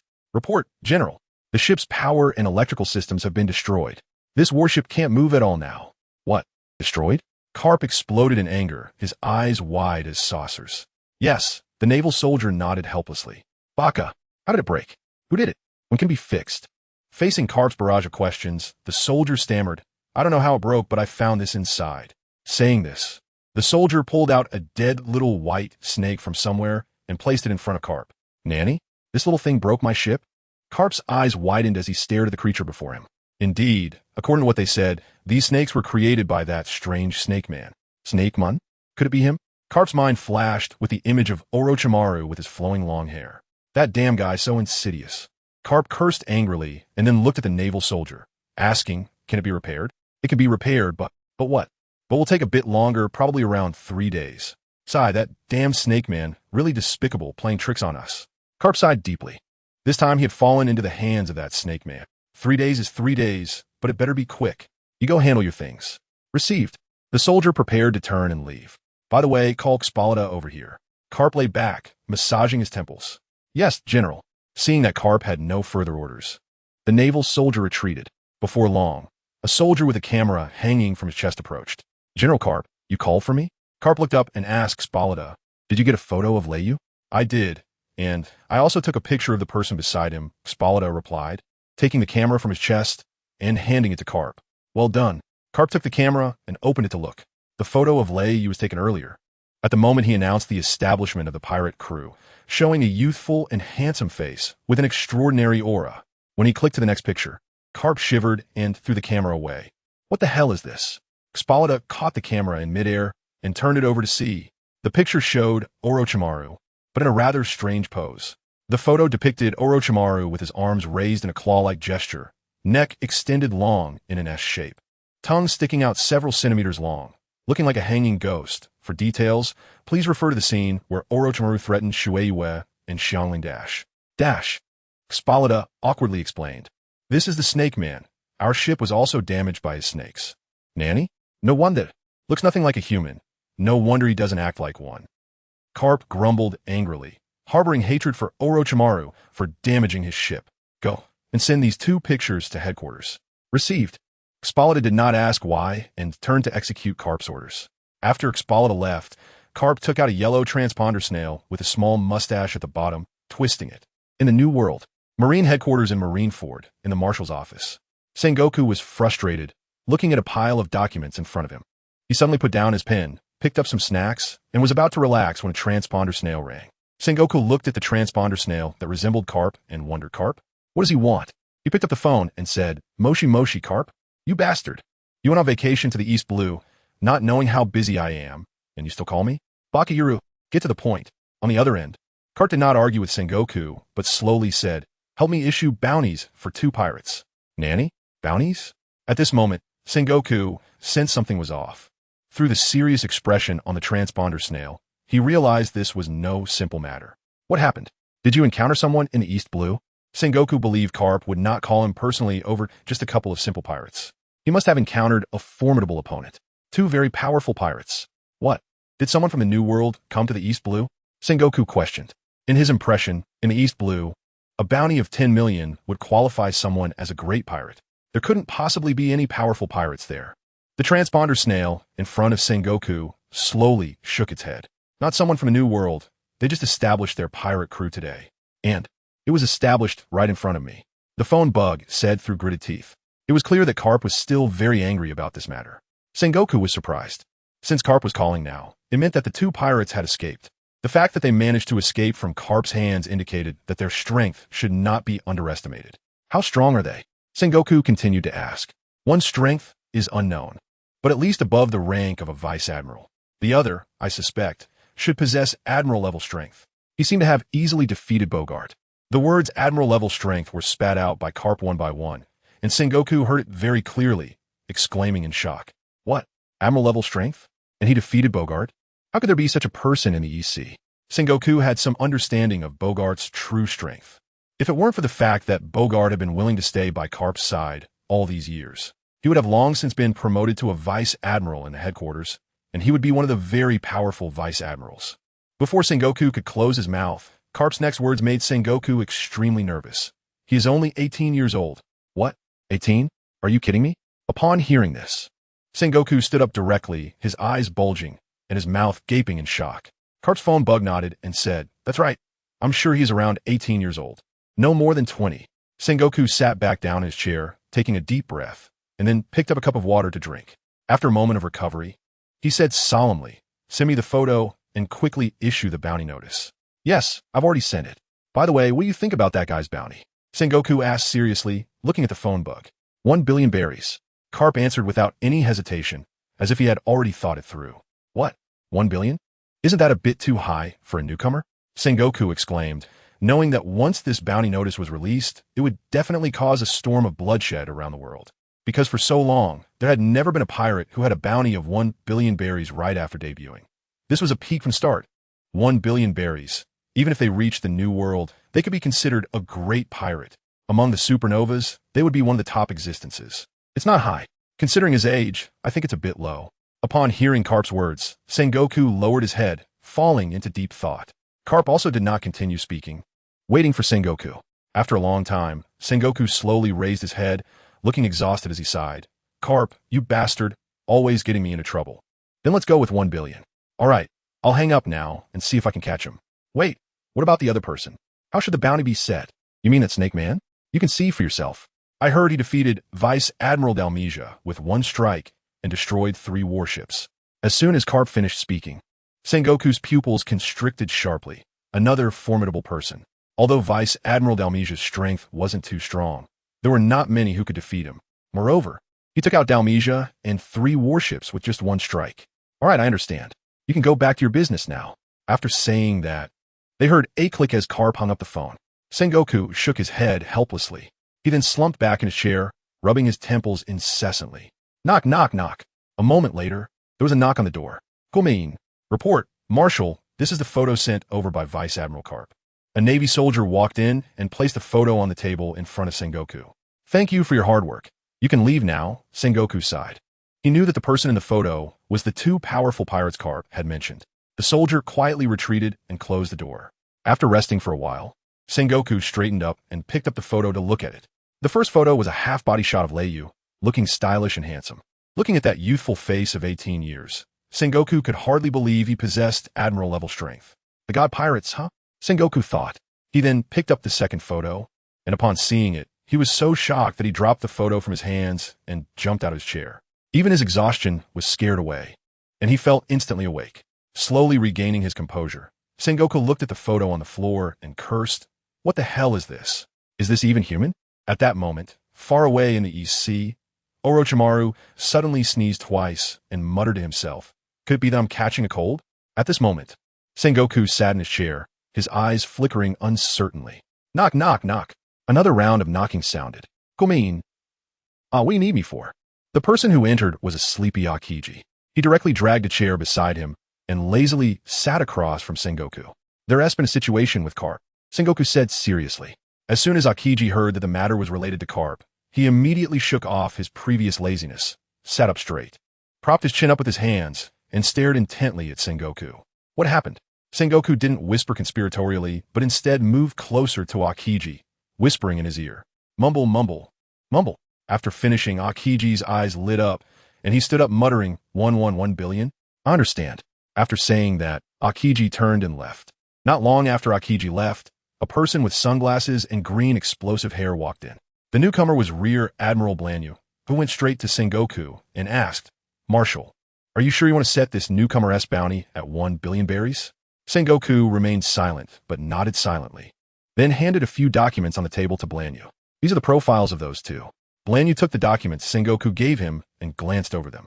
Although he had known about it before coming, he couldn't help but swallow hard when he saw Leiyu's bounty of 1 billion berries again, saying seriously, I will immediately call a meeting. Hearing this, Sengoku nodded. This matter indeed needed to be known by the higher-ups of the Navy. He then ordered an emergency meeting to be convened. What meeting is this again? I don't know.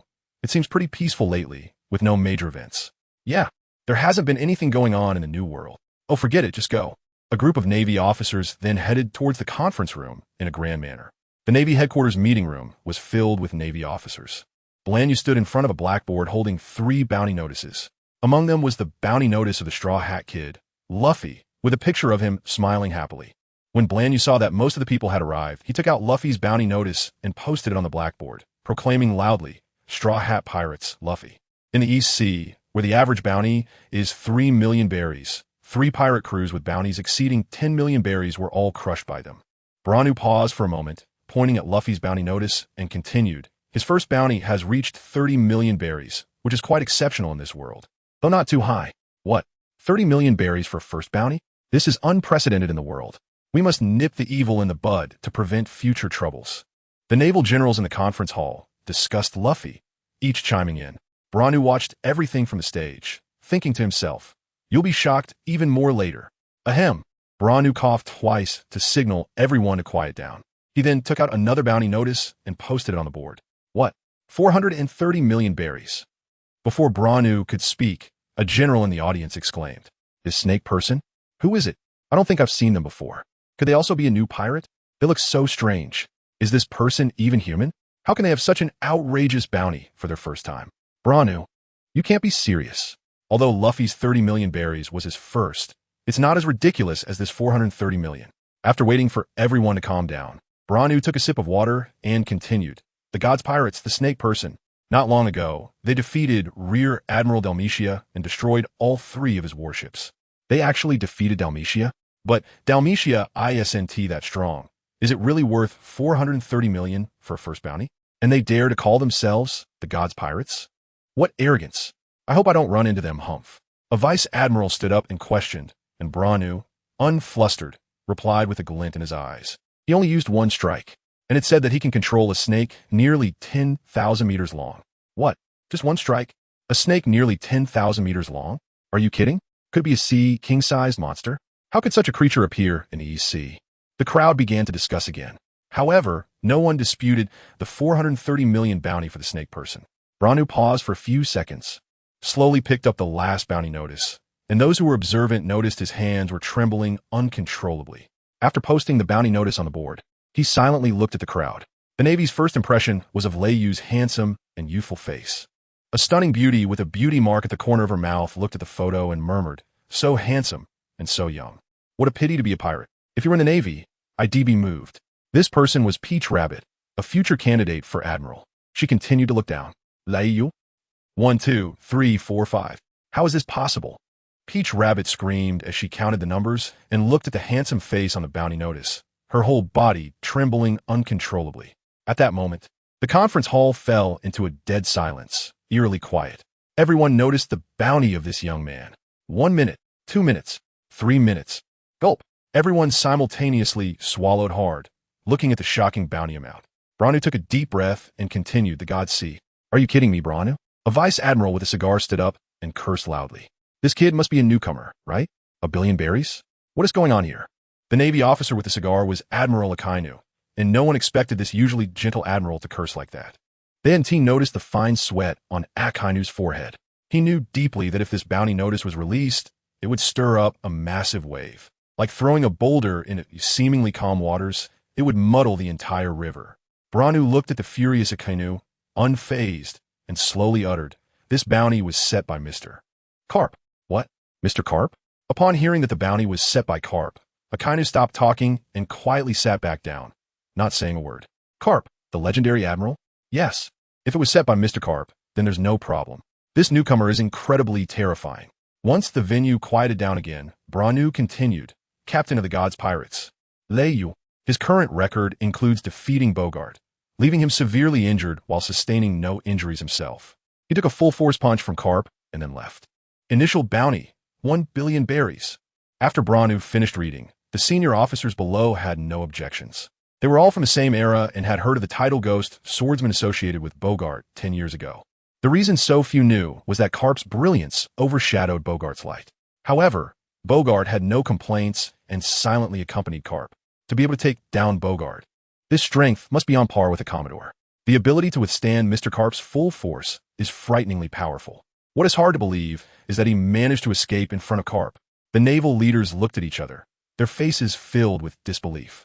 Seeing that everyone had no objections, Branu spoke, "Since there are no objections, let us prepare to distribute this bounty notice."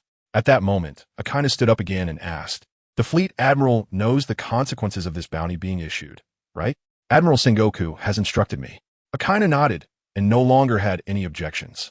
Seeing this, Branu decided to end the meeting and went to handle the subsequent matters. The naval leaders left the conference hall as if they were dreaming. They never expected that Luffy's bounty would turn out to be the least noteworthy one this time.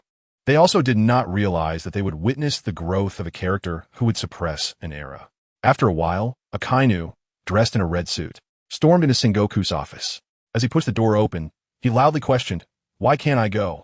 Sengoku, who was working, looked up at Akainu. "You found out?" Akainu dragged a chair over and sat down in front of Sengoku. "Why let Akiji go instead of me? That guy actually dared to destroy our warships. This is a blatant provocation against us. Under Akainu's righteous belief, he would not allow anyone who challenges the Navy's authority to exist." Sengoku looked at the furious Akainu and felt a headache coming on, so he had to come up with a reason, saying, "Akiji just happened to go to find his master, so I sent him along." "His master? Carp?" "MHM. Seeing Sengoku nod, Akainu didn't press further. After sitting for a while, he asked again, "A newcomer, 1,000,000,000. Are you serious?" Kaput Sengoku didn't lift his head and said directly, "He humph. You're reckless." "And so is he?" Akainu continued to question.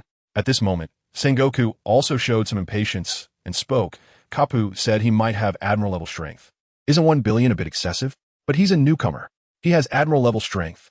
This bounty will impact the situation in the New World. He has admiral-level strength." But Kapu didn't affirm that he has admiral-level strength.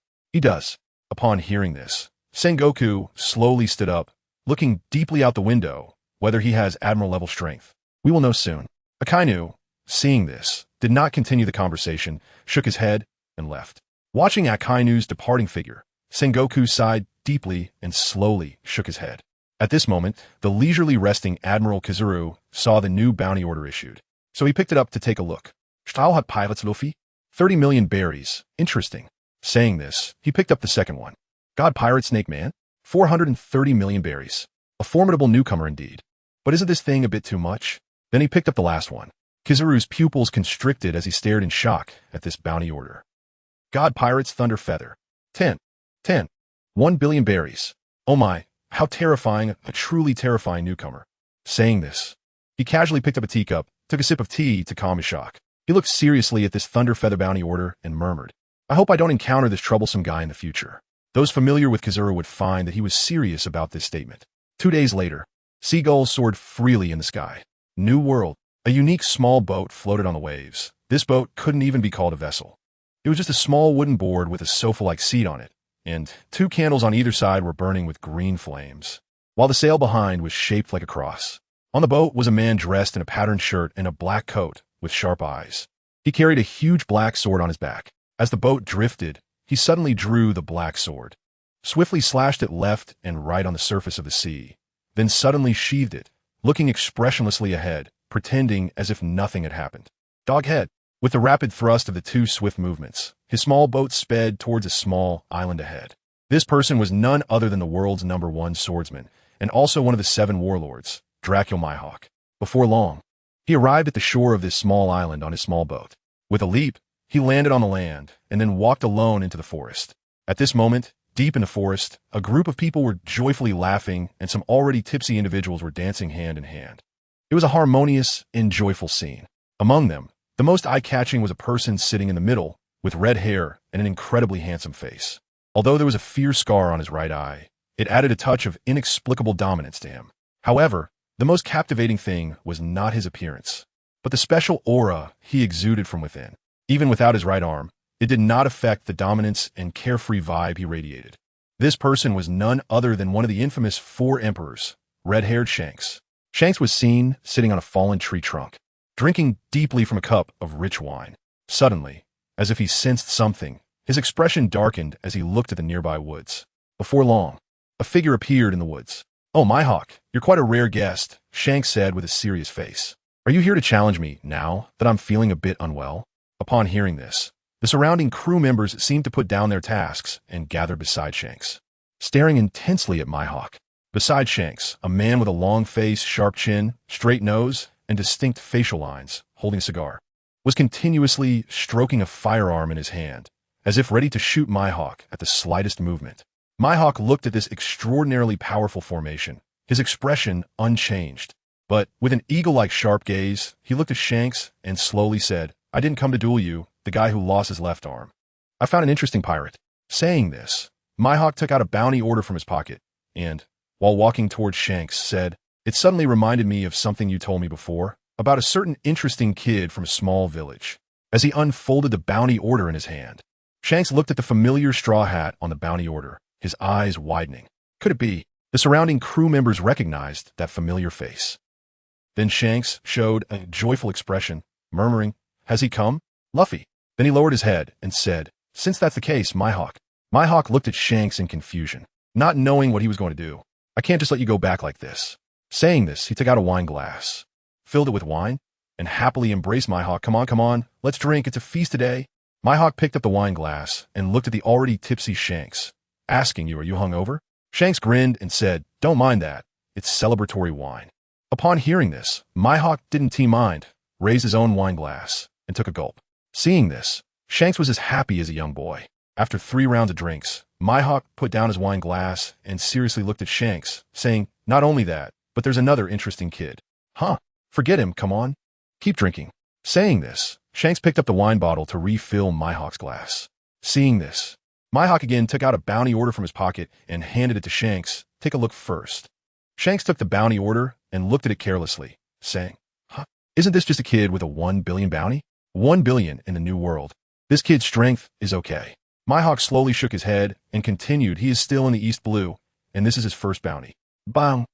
Shanks's wine glass fell directly to the ground, and the originally lively surroundings fell into an unprecedented silence, where a pin drop could be heard.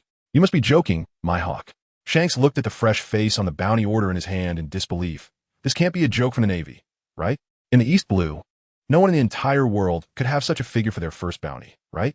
And it seems like he can't be much older than Luffy. Mihawk, after Shanks finished speaking, took a sip of wine and continued. He defeated Boggett and took a full force punch from Carp and escaped. Now, Shanks couldn't sit still any longer. The Conqueror's haki on his body erupted uncontrollably. The tree trunk beneath him and the surrounding wine glasses and bottles were all shattered. How could he actually catch Old Man Carp's full power punch? Mihawk nodded seriously as he looked at Shanks, who gazed up at the sky and said, all right, I understand. Let's continue the banquet. With that, everyone started to laugh and play again, as if this impenetrable pirate crew was completely unconcerned with the world. Only Mihawk sharply sensed that Shanks was in a strange state, feeling somewhat distracted. But only Shanks knew what he was thinking. At this moment, not only Shanks saw this outrageous bounty notice, but most people on the sea also saw it. On a giant pirate ship, a giant with a crescent-shaped beard, hanging with numerous potions, suddenly shouted while holding Luffy's bounty notice. Ace. This guy seems to be the brother you mentioned, right? What? Old man. Before he arrived, Ace's voice already came through. Shortly after, Ace appeared in front of Whitebeard, holding the bounty notice that Whitebeard had just shown, with a happy smile on his face. That guy has set sail too. I'm really looking forward to meeting him. This time, the East Blue has produced an interesting little guy. What? Old man. Stop keeping me in suspense, Ace asked Whitebeard. With that, Whitebeard pulled out 2 more bounty notices and tossed them to Ace. Ace took a look and his eyes widened in shock, his hand holding the bounty notice trembling uncontrollably. 10. 1 billion berries for a newcomer. Thunder Feather? 430 million, Snake Man. How could there be such a person in the East Blue? I've never heard of him before. Whitebeard looked at the shocked Ace and laughed twice before leaving the deck, leaving Ace in a daze. The captains of the various divisions came over upon hearing the commotion, looking at the 2 bounty notices in Ace's hands, and were all stunned into silence by these 2 newcomers. At the same time, Kaido, another Yonko, also saw this bounty notice. Kaido looked at the dragon-shaped pirate ship under Thunder Feather and angrily said, this arrogant little brat actually dares to use a dragon shape for a ship. When he arrives in the new world, I'll show him what power really is. The 3 calamities beside Kaido exchanged glances, their eyes flickering as they focused on Thunder Feather's bounty notice, their minds filled with thoughts. In no time, everyone was discussing Thunder Feather and his god pirates. However, most people believed that Thunder Feather's 1 billion bounty had fictional elements and thought his god pirates were just a joke. But it wouldn't be long before they realized that they were the real joke. Meanwhile, the protagonist stirring up the sea, Thunder Feather, was now in big trouble. On a dragon-shaped pirate ship in the East Blue, Orochimaru was looking at Thunder Feather with a gloomy face, seemingly furious about something, trembling with anger. Looking at Orochimaru's eyes, Thunder Feather felt like he was about to be skinned alive and then swallowed whole. With red eyes, Orochimaru glared at Thunder Feather and gritted his teeth, saying, didn't you say you knew navigation? Leiyu chuckled awkwardly, shamelessly slumping his hands, and said, I really do know navigation skills. Then why are we lost again? Do you know that we are running out of food and water? I hope you can explain. Leiyu and Uncle Snake did not argue, because this time he was indeed in the wrong, but he couldn't blame himself entirely. If he had to blame someone, it could only be the damned, brain-dead system. It did provide navigation skills, but without a map of this world, how could he know where to go? It wasn't that the system didn't give him a map. It did, but it was the map from his previous life. It would have been better if he hadn't received anything at all. If he hadn't, Leiyu would have been less angry. Just 3 days ago, Leiyu excitedly opened the map, ready to cross the upside-down mountain and head towards the Grand Line, only to suddenly find that the map in his hand had the words World Map written in Chinese above the Atlantic, Pacific, Indian Oceans, and so on. At that moment, Leiyu wanted to drag the system out and get a beating, but he also didn't dare to tell Uncle Snake that he didn't know the way, so he had to force himself to pretend he knew. Thus, they sailed aimlessly for 3 days, until today, when Uncle Snake noticed something was off and came to interrogate Leiyu. Then Leiyu admitted he didn't know the way, which ended up annoying Uncle Snake. All right, Lei, you're really something. Since that's the case, let's continue eating fish meat. Ugh. As soon as Leiyu heard fish meat, he started gagging. Having come to this world, he had eaten enough fish meat already. Reiyu vowed that he never wanted to eat fish again in this lifetime. Uncle Snake, can we not mention those 2 words? Reiyu said helplessly. Sure, so you know fear too. After that, for the next few days, let's eat snake meat. Saying this, Orochimaru spat out a plump, shiny white snake from his mouth. Looking at the fat white snake, it was covered in Uncle Snake's saliva. What does Leiyu think? It looks like that thing. You know, that thing appearing in the toilet, a little cutie that wriggles, Doghead Dash. Dash. After gagging for a while, Leiyu, exhausted, looked at Uncle Snake and surprisingly had a hint of tears in his eyes. Uncle Snake, can we not be so disgusting? We don't have any dignity. Are you crazy? who would eat the snake you threw up. Of course, Lei wouldn't dare say this in front of Uncle Snake. Otherwise, Uncle Snake would definitely force him to eat his precious white snake. What to say? If you don't speak, does that mean you agree? Today we're going to eat this cute little snake. As he said this, a short sword appeared in his hand, and he walked towards the fat snake. Just when Lei was at a loss, he saw what seemed to be a small island in the distance, but not quite like an island. Forget it. I don't want to eat this thing. Thinking this, Lei pointed in the direction of the island and shouted, Uncle Snake, look, there's a rescue. There's an island. Damn. Almost revealed my true thoughts. Hearing this, Orochimaru followed Lei's gaze. Huh, it really looks like an island. Then Orochimaru put the small knife away. And seeing this, Lei instantly breathed a sigh of relief. But what Uncle Snake did next once again left Lei dumbfounded. He saw Orochimaru pick up the fat snake, wash it with water release, and then surprisingly stuffed it back into his mouth, swallowing it down. Lei was completely stunned, staring blankly. Ugh. Orochimaru looked at Lei's intense reaction, furrowing his brows, and asked, What's wrong, Lei? Ugh. It's nothing, Uncle Snake. Are you a show-off? This operation is too impressive. Orochimaru looked at Lei with a confused expression, not understanding what he meant, but for some reason, he involuntarily said, Basic moves don't flaunt. At this moment, Uncle Snake didn't bring up the topic of eating snakes again, and Lei stopped gagging. The two of them were at the bow of the boat, staring at each other. How long have we been gone, Lei? Almost 2 hours. Then why does that island feel like it's getting farther away? Orochimaru curiously looked at the small black dot in the distance. It used to look like a small mound of dirt, but now it was just a small black dot. We didn't go the wrong way. Did we? Lei was puzzled. He also noticed something was wrong. Logically, they should have arrived long ago. Could it be an illusion? Orochimaru suddenly thought of the Uchiha clan. Ah, isn't this your hometown, Snake Uncle? Lei reminded him from his side. Yes. Could it be that this island moves? When he heard this from Snake Uncle, a flash of inspiration crossed Lei's mind. His eyes looked at that black dot, bursting with a glimmer of brilliance. Yes, it moves. Could it be an empty island? Lei suddenly thought of the magical island in the original work of his previous life, the Sky Island. Sky Island? A flying island? Orochimaru tilted his head and thought. Could it be that Enel brought the Sky Island drifting to the East Sea? Lei couldn't help but think this way. Although it doesn't conform to the original work, it can be explained clearly now. The Sky Island is also the most reasonable explanation. If it really is a sky island, then the golden country above. Slurp. Ryu licked his lips, his eyes filled with excitement. That was tens of billions of berries. Seeing Ryu's eyes shining like light bulbs, Orochimaru curiously asked, What's wrong? Did you find something? Ryu nodded excitedly at Uncle Snake. We're going to make it big. Uncle Snake, hurry up and catch up. Seeing Ryu so excited, Orochimaru was puzzled. How can we catch up? We've been chasing for 2 hours, and it's getting further and further away. Suddenly, Orochimaru felt a wave of heat approaching him. Turning his head to look, he exclaimed, What the hell?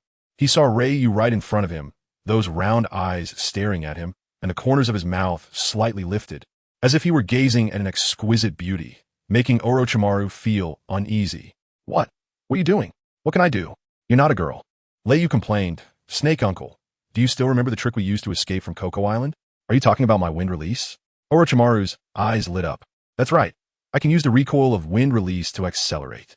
As he spoke, Snake Uncle moved to the back of the boat. He clasped his hands together and shouted loudly, Wind release. Great breakthrough. A gust of wind burst forth from Orochimaru's mouth. Ryu looked at Orochimaru and couldn't help but think of a meme from his previous life. Wow, it's really a case of clapping hands and whatever you say comes true? Were the hand seals before just for his own theatrics? However, the speed has indeed increased a lot, but it seems he still can't catch up to the island in the sky ahead. Suddenly, Ryu thought of a clever idea again. He quietly approached Orochimaru and patted his shoulder. Orochimaru turned his head to look at Ryu, and immediately, Ryu felt it hard to breathe as a gust of wind hit his face, making it sting and messing up his hairstyle. Orochimaru also realized his mistake and quickly shut his mouth, stopping the wind release. Is there something you need, Ryu? After catching his breath, Ryu looked at Orochimaru and said, Uncle Snake, do you want to go a bit faster? What? Isn't it fast enough now? Ryu smiled without answering, paused for a moment, and said, Our speed is still not enough to catch up with that island. What should we do then? Ryu looked at the puzzled Orochimaru with a wicked smile and said, Uncle Snake, I'm sorry to put you in this position. All you need to do is stretch your neck and bury your head underwater. With the help of the water's resistance and thrust, we can go faster. Isn't that a bit inappropriate? Orochimaru imagined the scene of himself doing that, and was shocked. Wow, that image is too beautiful. I can't bear to look. Ryu saw that Orochimaru was unwilling to do so, smiled mysteriously, and said, Uncle Snake, do you know what is on that island? What? Technology that surpasses this world. Ryu thought of Enel's flying ship Arc Maxim on the Sky Island. What? Really? Orochimaru screamed directly, as science had little temptation for him. Ray nodded and continued mysteriously, saying that there is a spaceship above that can fly out of this world and explore the mysteries beyond. Ryu's words seemed to possess a magical power, and Orochimaru's gaze gradually became hazy. Wow, I did it. As soon as the words fell, with a splash, Uncle Snake jumped directly into the sea, then hung upside down at the stern of the boat, like Prometheus, his limbs tightly gripping the hull while burying his head underwater. Wind release.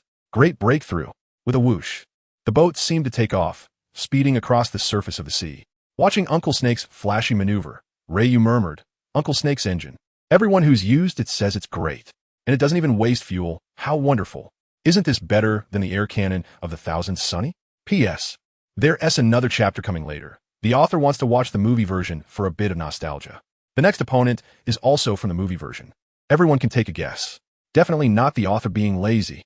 At this moment, a pirate ship could be seen in the East Sea, racing across the vast ocean like a speedboat. Ryu's ship, after being accelerated by Orochimaru's spiral wind, showed remarkable effects. In no time, the black had turned into a small mound of dirt, and the distance between both sides was continuously closing. Ryu came to the stern of the ship and looked down at Orochimaru, asking, Uncle Snake, can you hold on? Orochimaru did not answer, but silently gave a thumbs up with his right hand, which was gripping the side of the boat.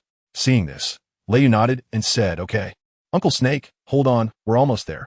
Uncle Snake raised his left thumb to indicate okay. Fortunately, Orochimaru couldn't see the small island ahead. If he did, Uncle Snake would definitely jump up and rub himself against the deck.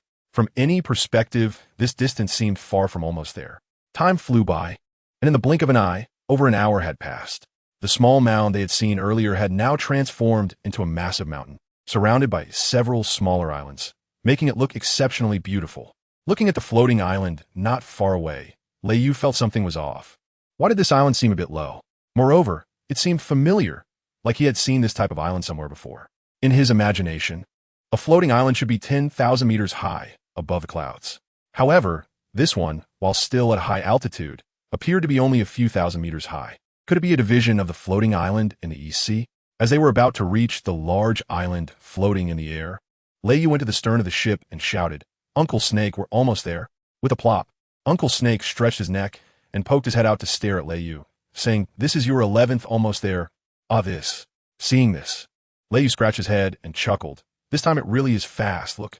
He pointed to the sky ahead, and Orochimaru stretched his neck to look. They really were almost there. Little did he know, looking at Orochimaru's long neck, Ryu felt it was even more impressive than Luffy's gum-gum fruit. The structure of Uncle Snake's body was truly a mystery. At this moment, seeing that they were about to reach their destination, Orochimaru did a backflip onto the deck. His eyes sparkled as he stared at the floating island, murmuring, Arkansas. Me? Looking at the dazed Uncle Snake, Ryu couldn't bring himself to tell him that this empty island didn't seem like the one he remembered. How are we supposed to get up to this island so high in the sky? Orochimaru looked at Ryu and asked, just walk up. Saying this, Ryu dropped the anchor in place to secure the ship.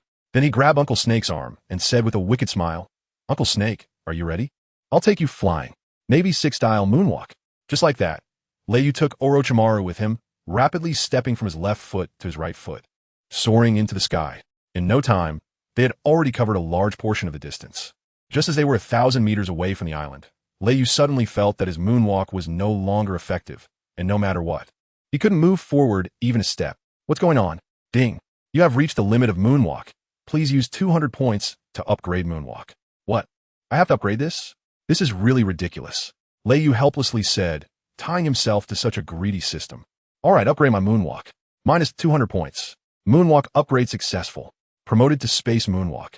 You can reach heights of 10,000 meters, and the duration of hovering in midair is extended by 5 minutes. What?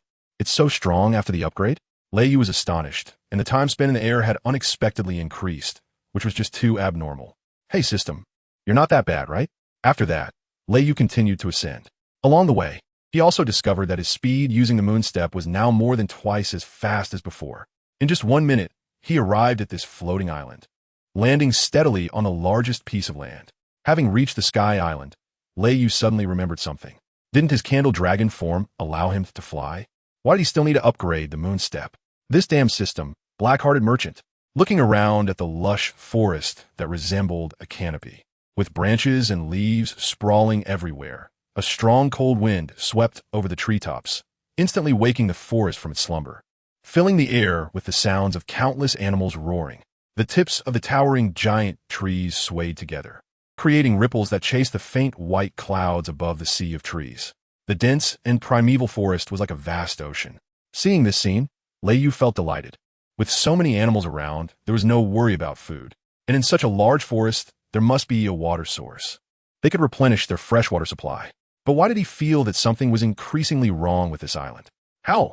At that moment, a roar reached Lei's ears, and a massive blue big cat, tiger, emerged from the depths of the forest.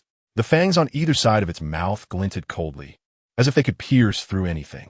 This fierce beast stared intensely at Lei and Orochimaru, as if it would pierce their bodies with its sharp fangs if they took another step forward. Lei looked at the giant saber-toothed tiger in front of him, which was several times taller than himself, and showed a delighted expression. "Snake uncle, we have dinner sorted for today." Just then, Lei caught a whiff of a burning wood smell and turned around to see. What the hell? Orochimaru had somehow pulled out a large iron pot and set it over the fire he had built, holding a pair of cutlery that looked ready to pounce. The saber-toothed tiger, of course, noticed Orochimaru's little antics. This foolish human dares to treat me as food. With a roar, it glared fiercely and suddenly lunged at Lei. The one cooking was Orochimaru. What does that have to do with me, Lei? There was no choice. Watching the big cat pounce with its massive jaws open, Lei leaped into the air and struck down with a heavy punch. Boom! In an instant, the once arrogant saber-toothed tiger was now dead beyond recovery. Before long, a rich aroma wafted from the iron pot, and the big cat beside it had already been dismembered. Lei couldn't wait to open the iron pot, drooling as he looked at the delicious chunks of meat inside. He directly grabbed a large piece of meat with his hand and started to gnaw on it. No wonder Luffy and the others liked eating meat so much. This wasn't something Luffy could handle. Just one bite of this meat made the juices burst out, tender and smooth, leaving a lingering taste. Seeing this, Orochimaru also started to eat heartily, disregarding his image. While eating, Lei suddenly noticed a long strip-like object in the iron pot. Wait, isn't that the thing from Tiger? It turned out to be a male tiger. This good stuff should be saved for Uncle Snake. He needs to replenish his masculine energy. Saying this, Lei prepared to pick it up for Uncle Snake. Just then, the ground suddenly began to shake, as if there was an earthquake, accompanied by the roars of countless wild beasts. Lei looked in the direction of the roaring sound and saw a vast expanse of yellow sand rushing towards him. Countless giant ferocious beasts were charging towards him like hungry wolves. It seemed they had been attracted by the aroma of the delicious food he was cooking. Sigh, he couldn't even eat his meal in peace. Just as he had accumulated a bit of food, who knows how long he would be lost at sea. With that thought, Lei put down the food in his hands and stood up. His gaze sharpened, and the overwhelming presence of conquerors' haki quietly spread out. Thud, thud, thud. The ferocious beasts that had been charging just moments ago suddenly stopped in their tracks, and then one after another, they fell down. Lei walked over and soon came back dragging a huge porcupine. Uncle Snake, it's time for a feast. At this moment, Lei was eating with his mouth full of oil, but he noticed something was off. This empty island didn't seem like Enel's empty island at all. Whatever he thought, I'll fill my stomach first. Meanwhile, nobody noticed a giant snail observing Lei and the others from a massive tree deep in the forest. Not far from this floating island, a unique pirate ship was sailing towards them. The bow of the ship had a majestic golden lion head, and the body was made of an enormous stone, resembling a small island. What was most peculiar was that this ship was actually flying in midair. A hearty laugh echoed from within. Ha! A tall man dressed in a kimono with golden hair stepped forward. He had no legs, but instead had two famous swords stabbed into his legs, serving as a replacement for his feet. This man was none other than the notorious pirate from the old era, Shiki the Golden Lion, who was famous alongside Roger and Whitebeard. Shiki gazed at his territory, the floating island over there. His eyes sparkled with excitement as he thought of his plan that he had been devising for 20 years to destroy the East Blue. Finally, it was about to begin. He stared silently at the sea, lost in thought, murmuring to himself about 20 years ago, Roger, this weak sea area does not deserve to be your final resting place. I will destroy this sea, sending you off. You will understand me, right? Suddenly, a sound resembling flatulence echoed behind Shiki. He felt a headache coming on and turned around, roaring, "Can't you do something about that noise, Dr. Indigo?" A blue-haired man in a Dr. S coat walked over, momentarily stunned by Shiki's roar, gesturing wildly. Huh? Shiki looked at Dr. Indigo in confusion. What are you trying to say? Indigo replied, Shiki, I discovered a group of interesting people on floating island through the automatic image transmission snail. What? You can talk. Shiki's eyes widened in surprise. Next to Dr. Indigo, a very fashionable gorilla wearing a pink coat and a flower hat was clapping and laughing uncontrollably. Shiki looked at the gorilla in shock. What the hell? Dr. Indigo quickly moved in front of Shiki, gave him a light punch on the head, and shouted, How can you not see that it's a gorilla? Afterward, the three struck a bizarre pose together. They didn't look like notorious pirates from the old era, but rather a bunch of goofballs. Later, Shiki followed Dr. Indigo into the ship. Shiki watched the video of Lei Yu and Orochimaru cooking on the island, their expressions darkening. They didn't expect an outsider to arrive here. Indigo said, Let us leave them here forever, Shiki. Shiki's face darkened, a hint of cruelty flashing in his eyes as he slowly said, Let us have a cookout tonight too. Shiki's earlier gloom vanished, his eyes sparkling as he looked at Indigo, who then gave Shiki another light punch on the head, shouting, That's not the question I asked.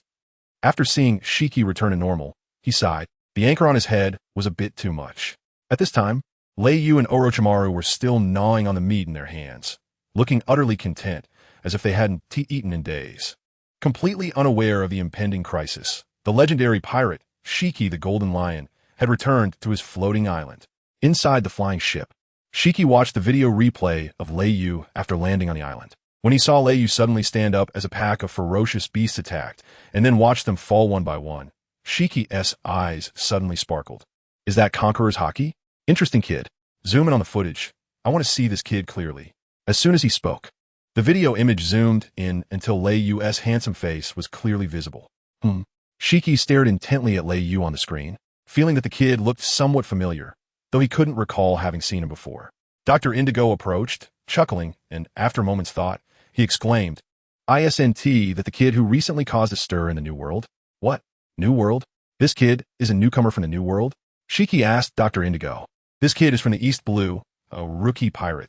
As Dr. Indigo bent down to rummage through a messy drawer, he soon pulled out a stack of bounty notices and continued searching. Got it. Dr. Indigo held up one of the bounty notices and walked over to Shiki.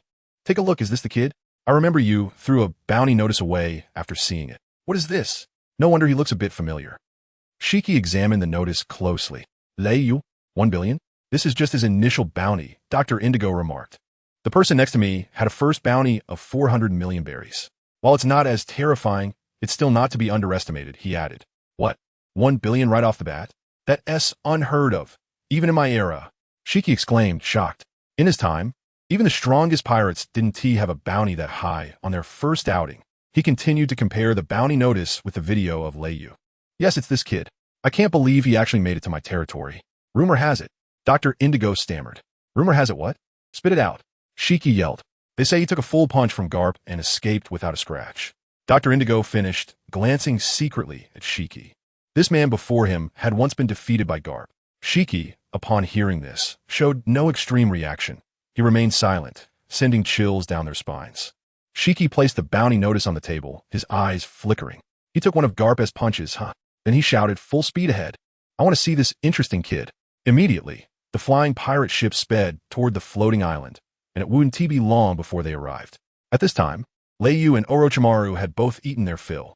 The two of them lay leisurely on the grass, rubbing their bellies and burping. Uncle Snake, once we're full, let us get to work. Lei Yu had a blade of grass in the corner of his mouth, looking at Orochimaru. Work? What work? Moving the food onto the boat, and then collecting some fresh water. And then? Orochimaru gazed at Lei Yu and asked, And then? Then we leave. Ray didn't notice the strange look in Orochimaru's eyes and continued talking to himself. After all, this island wasn't the empty island he had imagined, and there was no gold. Once he finished gathering food, why stay? But why did this island feel so familiar to him? Leaving? Hee. Orochimaru sneered upon hearing this, a glint of coldness flashing in his eyes. What do you want if you're not leaving? Ray asked in confusion. Are you planning to settle down here with me?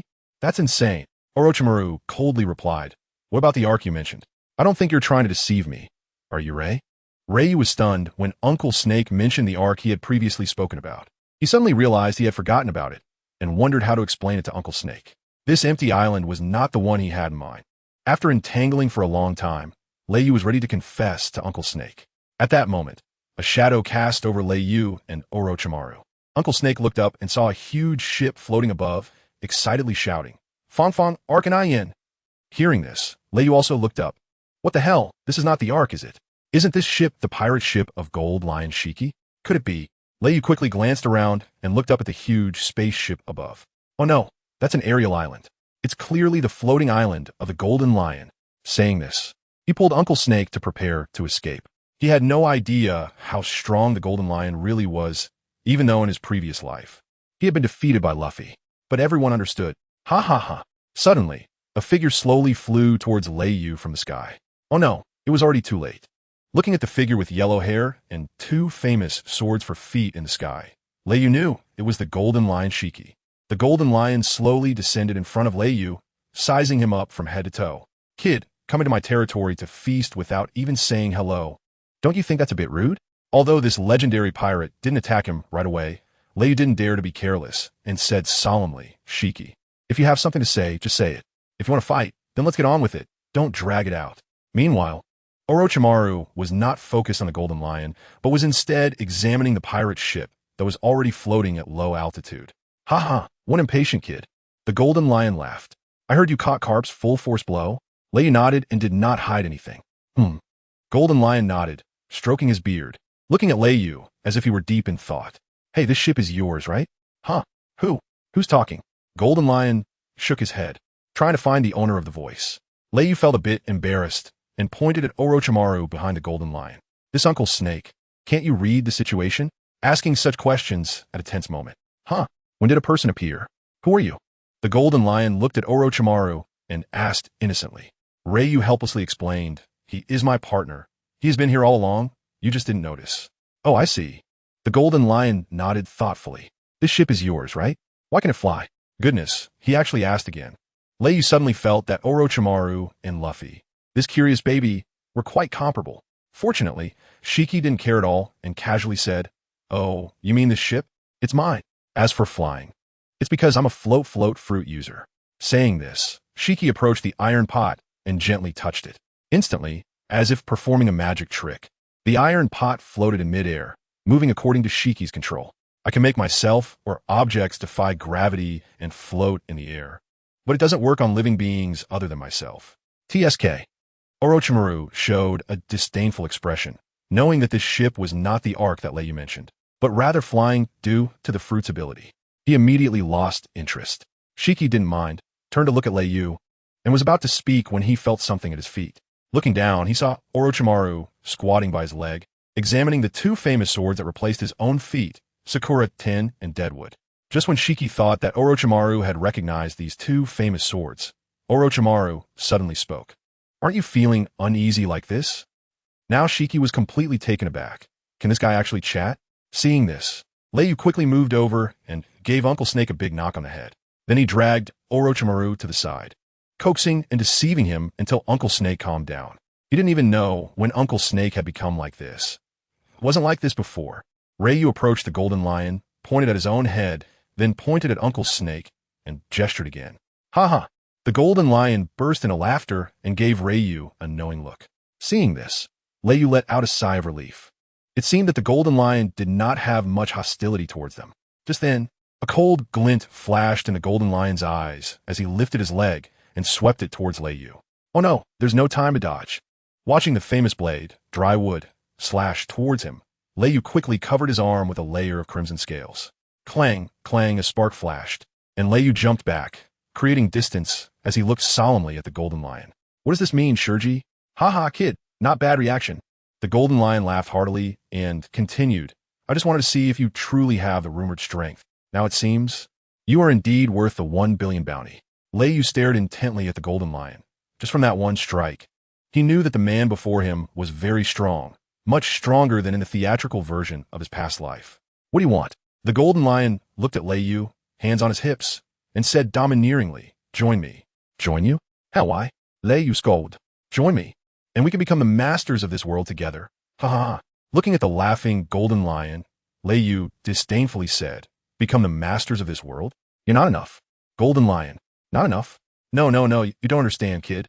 Saying this, the golden lion floated lightly in mid-air, arms wide open, and arrogantly shouted, "I will let this warm arrow witness the true power of a real pirate." "Oh, hee."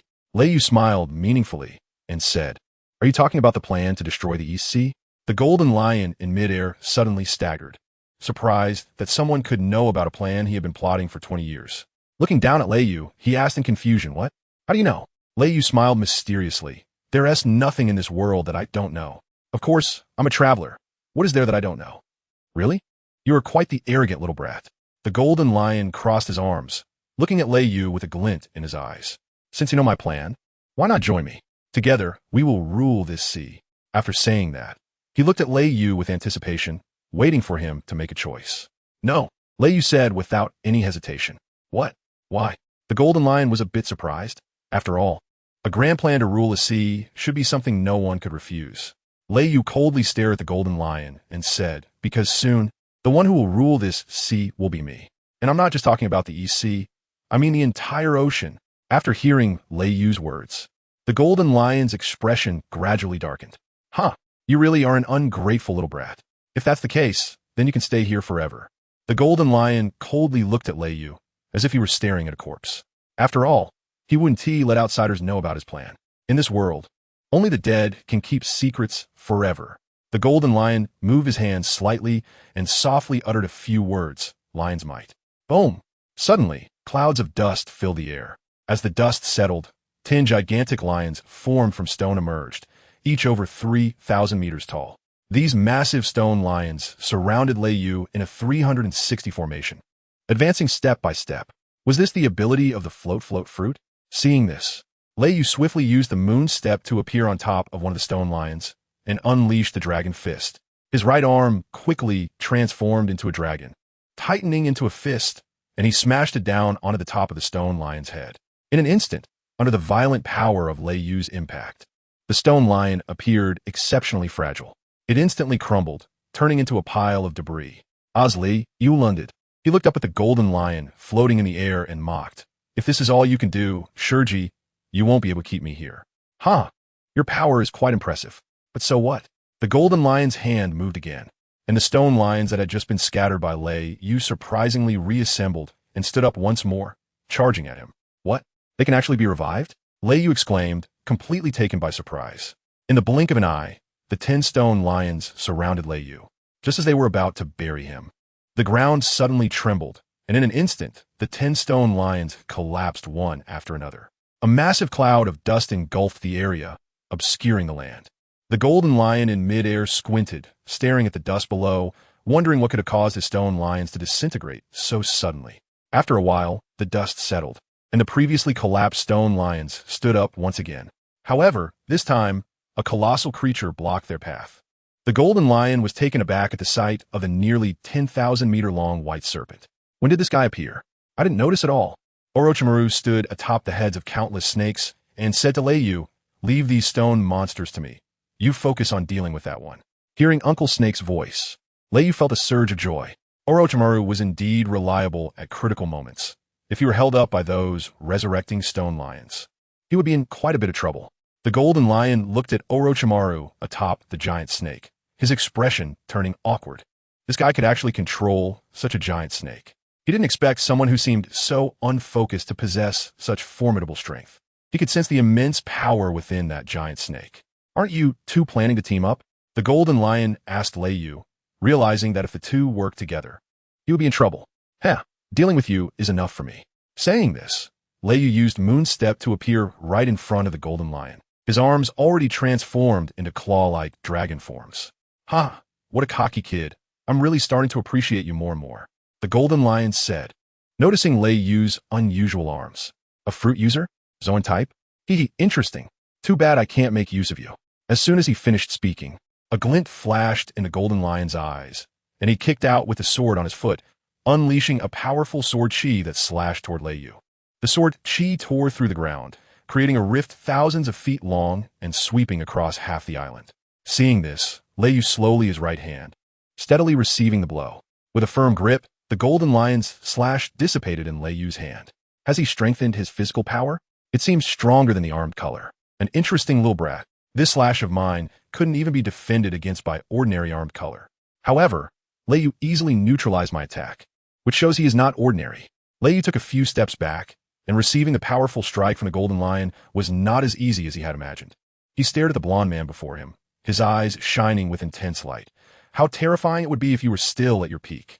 As soon as he finished speaking, he saw the Sakura, tenon-withered wood beneath the golden lion's legs once again unleash a cross-shaped sword energy directed at him.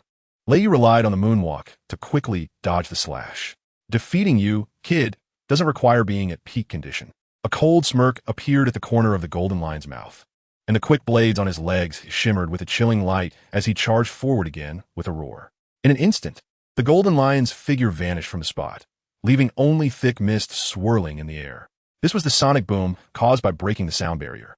In a split second, the forest below seemed to be pressed down by something, forming a trench as trees were ripped apart and shattered. The entire space was compressed to an extreme and distorted. Observing the golden lion's initial attack, Lei Yu did not dare to be careless. His demeanor changed in an instant, as the violent aura of the candle dragon surged forth with a tremor of Lei Yu's powerful body. He met the golden lion's twin swords with his own fists. The clash of blades and fists erupted with dense lightning, sweeping across a 100-meter radius and obliterating all matter. Orochimaru, who was battling the stone lion, watched the fight between Lei Yu and the golden lion and murmured, "This is truly a terrifying battle." At this moment, Lei Yu and the golden lion had been entangled in combat for 10 minutes. Yet it seemed that neither side could gain the upper hand. Bang! The fists and blades collided. The two figures separated, each retreating to a distance of 50 meters. Lei Yu temporarily landed on the ground due to the limitations of the moon step, taking a moment to catch his breath. Of course, if it weren't for the upgraded moon step, facing such a flying enemy would have been even more troublesome. Both of them were panting. They had expended a lot of energy and stamina during the recent struggle. Dr. Indigo on the Golden Lion ship watched the intense battle from a distance, murmuring, "This kid is really strong. No wonder he could take a full force hit from Carp." It wasn't that he didn't want to help Lord Shiki, but this kind of battle was beyond his ability to intervene. Suddenly, that fashionable chimpanzee let out a loud scream. "What? Are you saying Lord Shiki might lose? What are you thinking?" Dr. Indigo jumped up and slapped the chimpanzee on the head, snorting, "Lord Shiki hasn't even used his full power yet, just watch." "Ha ha." At this moment, Golden Lion Shiki looked at Lei Yu in front of him and suddenly burst into laughter. "Kid, the warm-up is over. Now, let me show you my true strength." Seeing this, Lei Yu looked up at the Golden Lion, his eyes bursting with intense light as he coldly laughed. "Just what I wanted." As he spoke, strands of purplish-red flames entwined around his dragon-transformed hands. In the distance, Dr. Indigo watched Lei Yu's momentum strengthen once again and exclaimed, "What? This kid hasn't even gone all out. Flames? Could it be a phantom beast type?" The Golden Lion Shurji was astonished, not expecting this kid's fruit to be an extremely rare phantom beast type. Why would such talent not be willing to join me? Lei Yu calmly stared at the Golden Lion and coldly asked, "Will you join Roger's crew?" The Golden Lion was taken aback for a moment upon hearing this, then suddenly burst into wild laughter. "Ha, arrogant little brat. I'm starting to appreciate you more and more. I suddenly feel reluctant to kill you." Lei Yu glanced sideways at the nearly insane man and calmly replied, "Oh really?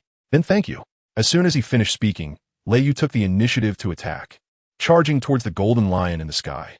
Seeing this, the Golden Lion did not hesitate. He lifted his feet and kicked hard, and from the swords Sakura and Withered Wood, two streams of golden sword energy shot towards Lei Yu. Seeing this, Lei Yu swung his fists, and with a bang, the sword energy was easily shattered by him, continuing to rush towards the Golden Lion. With a buzzing sound, the Golden Lion covered the Sakura Ten and the Withered Wood on his feet with armed color hockey. He charged towards Lei Yu, and they began to fight fiercely again. However, because he was using his feet for kicking techniques in combination with swordsmanship, it was never as smooth as using his hands. With a bang, the Golden Lion was caught off guard and was sent flying by Lei Yu, crashing into the ground and creating a large circular pit. The Golden Lion slowly got up from the pit, wiped the blood from the corner of his mouth, but before he could regain his senses, Lei Yu quickly stepped forward, and with a swift movement, he appeared beside the golden lion. With his right hand, he grasped at the void, and a ball of purple-red flames emerged. The flame dragon, Juva, let out a dragon's roar, and the flames in Lei Yu's right hand suddenly transformed into a massive dragon head. The flaming dragon head opened its enormous mouth and swallowed the golden lion in one bite. Inside the flames, the golden lion felt an intense heat, as if his skin was about to be scorched. No matter how he moved, he found he could not escape. Damn it! The golden lion's expression darkened, as he realized that his haki was not as powerful as it used to be. Previously, he still had top-tier armed haki, but now his haki had actually regressed. If it weren't for the fight with Lei Yu today, he wouldn't have realized it. Am I really getting old? Does this era no longer belong to me? Suddenly, the golden lion stood frozen in the flames, dumbfounded and motionless.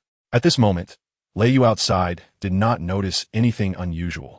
He only saw the golden lion standing in the flames, seemingly unharmed. So, he rushed into the flames, raising his now incredibly thick right fist, and roared, Zhu Dragon Fist. With a powerful punch, he struck fiercely at the golden lion engulfed in flames. The golden lion was suddenly awakened by the overwhelming momentum, but it was too late to dodge.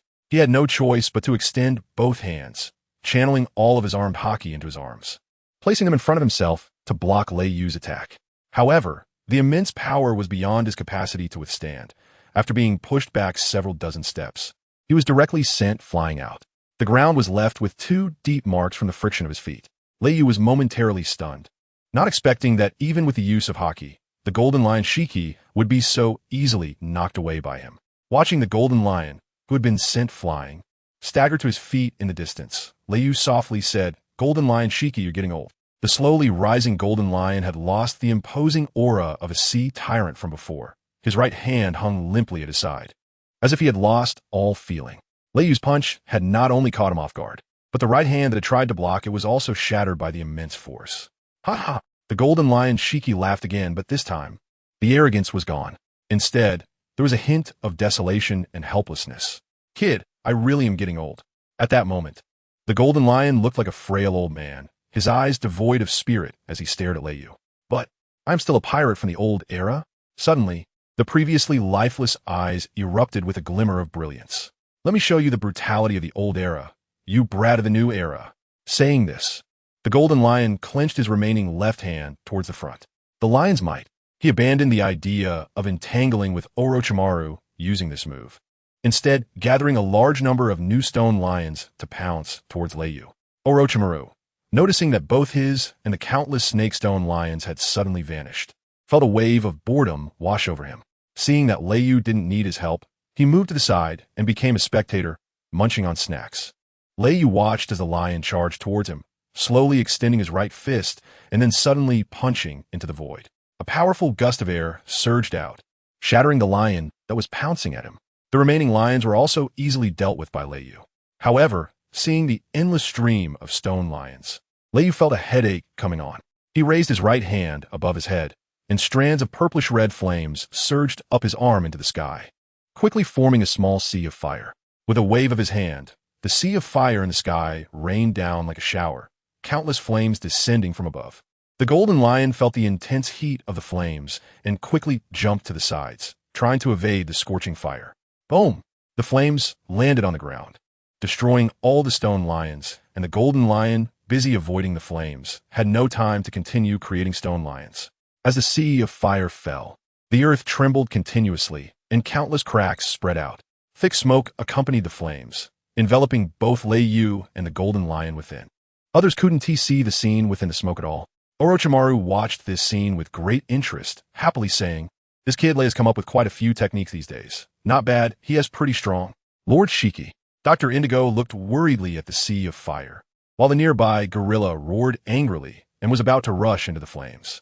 Fortunately, Dr. Indigo was quick to react and grab the gorilla. The sea of fire was too hot. They couldn't get close at all. Boss Shiki is fine. Dr. Indigo reassured the gorilla. Suddenly, dozens of golden sword chi shot out from the flames, flying into the distance, cutting through the ground and creating a massive trench that continuously spread forward. With the sword chi flying away, The clouds floating on the islands in the air were also split in two by these sword chi, and even the sky was cut open. Orochimaru, who was just observing, was taken aback by the scene. Is this the strength of the old era's warriors in this world? It's my first time witnessing a strong person from this world going all out. That time with Carp was just one strike. It doesn't T-count. Although the Golden Lion was already so formidable, Orochimaru still faintly felt that the old man named Carp was probably even stronger. The hidden power within him made Orochimaru feel a hint of fear. Ryu stood amidst the raging flames.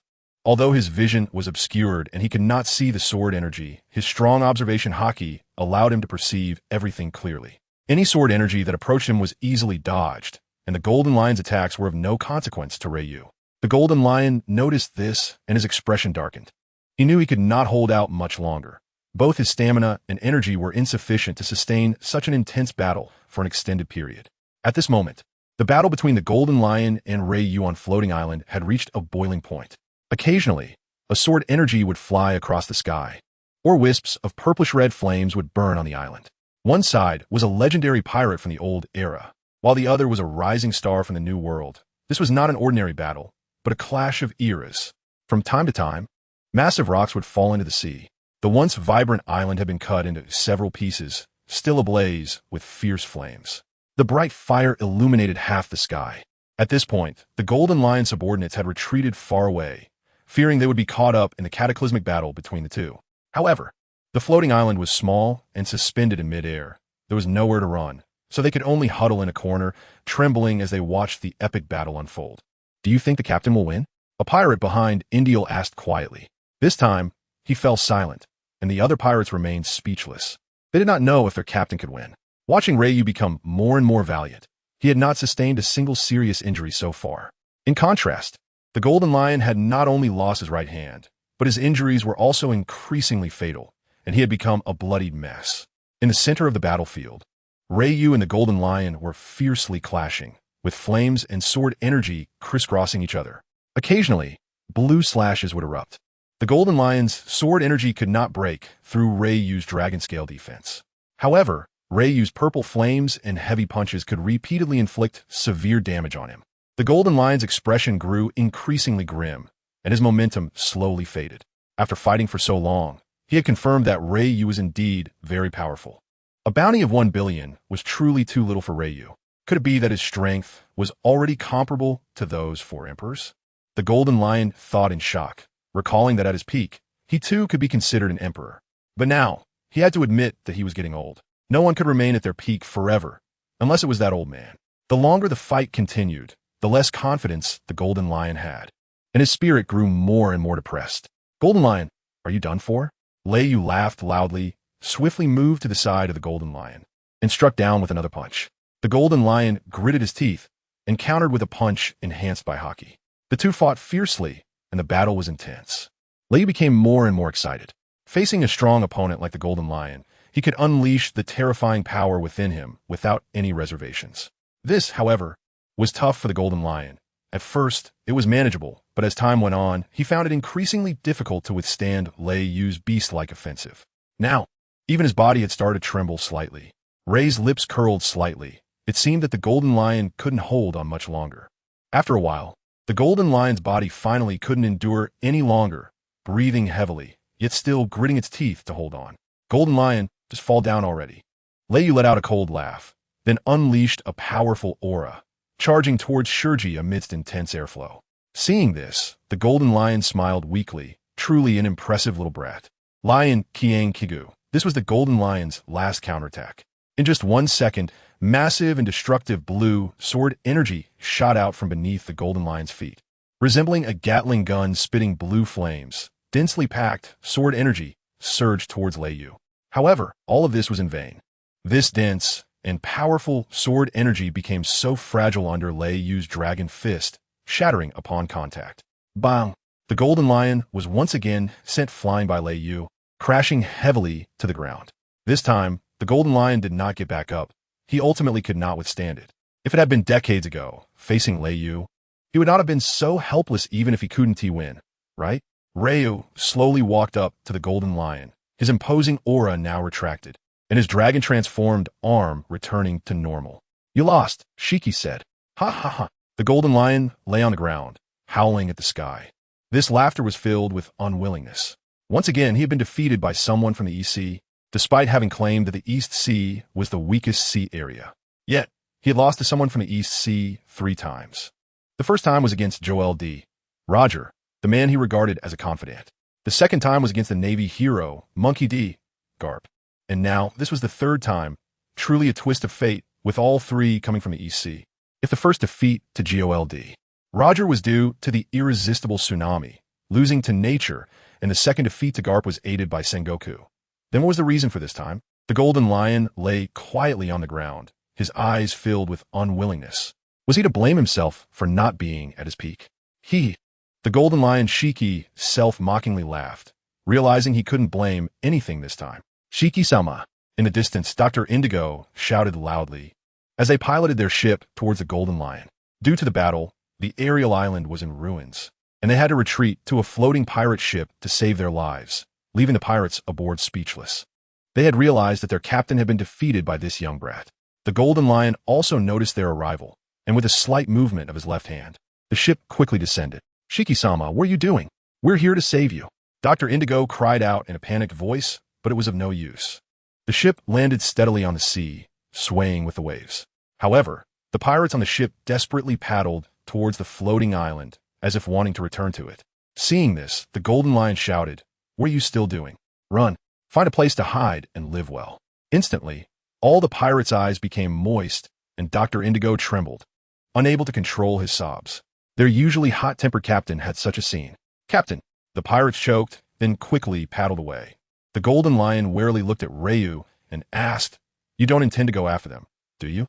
Hearing this, Ryu chuckled lightly and said, "I'm not interested in slaughtering the weak. Killing these people is of no use to me. I also believe that even if I let them go, they wouldn't dare seek revenge on me in the future.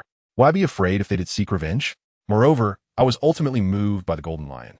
I didn't expect that even when he could die at any moment, he would still think of his subordinates.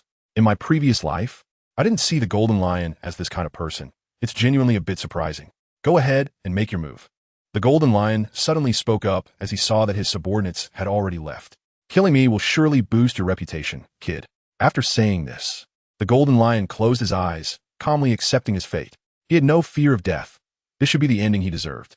But after waiting for a long time, feeling nothing at all, the golden lion opened his eyes again and looked at Ryu, who was standing still, quietly watching him without making any move. "Go ahead. I don't need your pity. Take my corpse and write your own legend." The golden lion acknowledged Ryu's strength. All of a sudden, Ray's eyes flickered with an inexplicable light as he slowly approached the golden lion. "Do you know why Roger chose such a way to die?" The golden lion's eyes flashed with a glimmer upon hearing this, but he stubbornly replied, "Him? I don't care how he died. It's none of my business." Ryu sneered a couple times. If Shiki, with his intelligence, couldn't comprehend the implications of Roger's death, then he wouldn't be the golden lion Shiki. It's important to note that despite Shiki's often quirky and even silly demeanor, he is actually very deep-minded. If one is misled by his bulky exterior, they would certainly meet a terrible end. Roger's goals are not so easily achieved. Ryu continued, looking into the distance. A beautiful flying fish suddenly leaped out of the water, freely enjoying the sunlight. But in the next moment, a fish several times larger than it jumped up, opening its massive mouth. The flying fish, which had just been enjoying its freedom, became food in its belly the very next second. "Ha ha!" The golden lion laughed loudly after hearing Ryu's words. "You little brat, you may have decent strength, but what do you know?" In the eyes of the golden lion, how can an 18-year-old kid like Ryu understand the darkness of this world? Ryu didn't care about the golden lion's sarcasm and looked at him calmly. "You've been planning for 20 years? Is it just to destroy the East Sea and rule over it?" What? The golden lion looked at Ryu with a puzzled expression, not knowing what he was up to. "Kid, if you want to kill me, just do it quickly. I don't have time to waste with you," the golden lion said with a grim face. This kid has been talking for so long. Could it be just to make a fool of himself? He wouldn't believe that Ryu would do something so boring. There must be something going on. Sure enough, a glimmer of light flashed in Ryu's eyes as he slowly said, "Actually, I didn't become a pirate because of Roger's treasure. I'm not interested in that stuff. I wouldn't say I became a pirate because I was tricked by a ridiculous system. I'm also not interested in that stuff." The golden lion looked at Ryu with great interest, fully believing what he said. because he himself had no interest in that so-called treasure of Roger. Hey, Ray kid, since you don't want to become the Pirate King, why not join the Navy? With your strength, you could become a Navy Admiral in a few years. The Golden Lion questioned, considering Ray Yu's current strength, becoming an admiral was just a matter of lacking achievements. In this era full of pirates, who would be afraid of not having accomplishments? A Navy Admiral? Lei Yu chuckled and looked at the Golden Lion, asking, are you interested in being the lackey of the Celestial Dragons? The Golden Lion was taken aback for a moment, staring at Lei Yu's youthful face, his gaze momentarily lost. It was hard to imagine that this was an 18-year-old boy, still full of youthful passion, who could see things at this level. This was already touching on the political aspects of this world. At this moment, the more the Golden Lion looked at Lei Yu, the more he found him pleasing to the eye, even feeling that Lei Yu was the second person to evoke such feelings in him after Joel D. Roger. One could say it was a friendship across generations. Unfortunately, at present, he was merely a defeated subordinate, with even his life and death in the hands of the other. Lei Yu saw that the Golden Lion did not speak and chuckled, continuing, Shiki, have you never thought about overthrowing them? Haha. Upon hearing Lei Yu's words, the Golden Lion Shiki burst into laughter again, as if he had heard an extremely funny joke. Indeed, an 18-year-old kid is just an 18-year-old kid, capable of saying such things. The Golden Lion wiped the tears of laughter from his eyes and said, do you know what you're talking about, kid? I know. I'm very clear, Lei Yu replied seriously. The Golden Lion shook his head and sighed, saying, you still don't understand their power, kid. I admit your strength is great, but in front of them, you're like an ant, at most a slightly larger ant. Lei Yu calmly looked at the Golden Lion and smiled. Are you scared, Shiki? The Golden Lion looked at Lei Yu with a mocking gaze and continued, their power is beyond your imagination. There's no use in saying more to you. Arrogant kid, just don't provoke them. Lei Yu did not care about the Golden Lion's mockery and looked at him with a half-smile, saying, you are still scared, Shiki. Humph. The Golden Lion snorted coldly and did not elaborate further.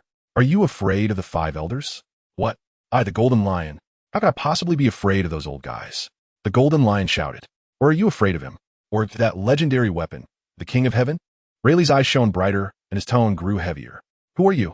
Golden Lion looked at Rayleigh with shock, as if facing a great enemy. How do you know so much? Who sent you? It should be known that the things Rayleigh mentioned were only known to a very small number of people in the world. As a legendary pirate from the old era, Golden Lion was one of them.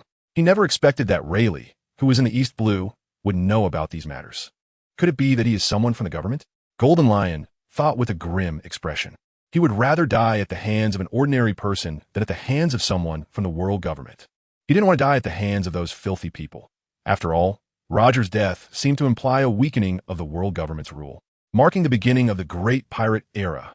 Ryu understood the thoughts in the Golden Lion's heart and chuckled lightly, saying, I can't possibly be a government person. Why should I trust you?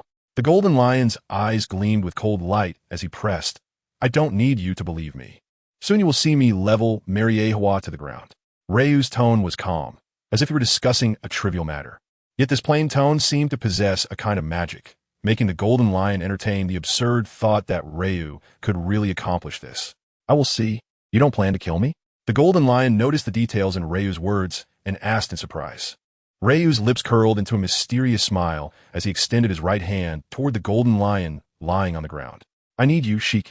Shiki stared at Ryu's outstretched hand, momentarily stunned, then chuckled and shook his head, saying, This era is no longer suitable for me. If what you say is serious, dying at your hands might be my best destination. He was exhausted. After losing to the people of the East Blue for the 3rd time, defeated by this 18-year-old kid in front of him, he felt an unparalleled fatigue, as if he had truly grown old. This era belongs to you, kid. My ship can no longer sail. Let me stop here. A hint of unwillingness flashed in the Golden Lion's eyes. He too loved this vast sea. He too wished to continue soaring freely in this boundless ocean and sky. But today's defeat shattered the beliefs in the heart of this old man from the old era. Ryu looked at the despondent old man in front of him and continued to persuade. Your ship is indeed no longer capable of sailing in this era. The Golden Lion quietly watched Ryu, curious about what he would say next. Rayton paused for a moment and shouted with great enthusiasm, but my ship can withstand you. The new era. Only my ship can endure the might of you, the tyrant of the old era. Join me, Shurji. Your journey shouldn't end here. You should see the world I have created. The Golden Lion looked at the spirited young man before him and felt a twinge of envy. He too had once been such a young man, but he truly felt old and weary now. The golden lion shook his head and grinned widely, saying, "Kid, have you ever seen me call anyone captain?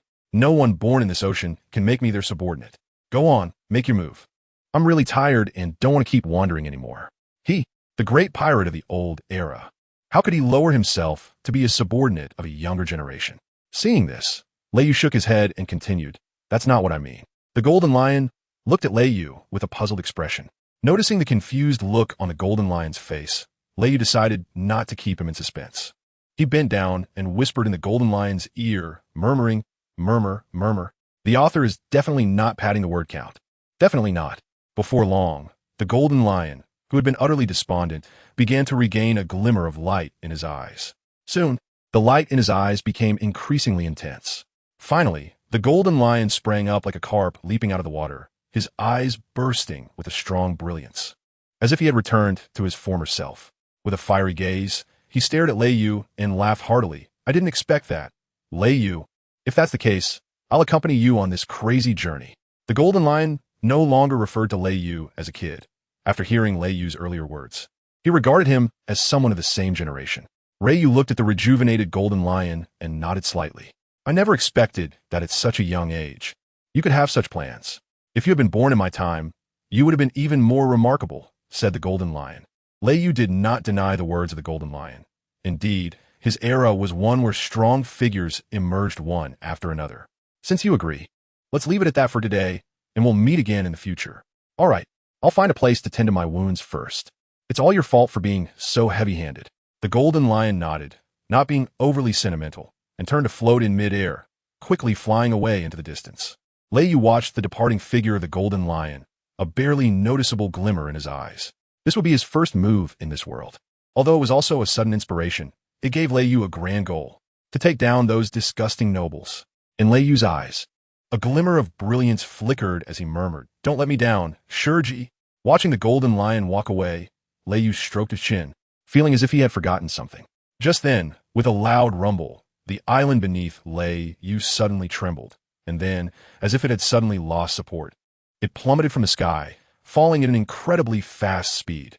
Lei's pupils contracted as he quickly flew into the sky using the moonwalk. He saw these islands plummeting into the sea, creating towering waves. Due to the enormous size of these islands, even the deep waters couldn't completely submerge them. They looked like towering mountains beneath the sea. Lei in the sky swallowed hard, thinking, "Damn, this scared the hell out of me."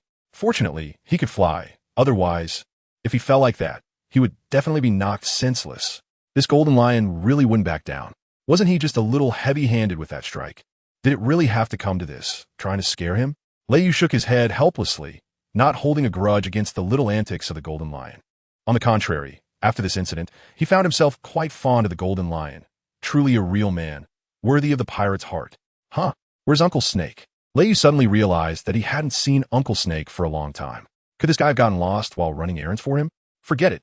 I'll head back to the ship first.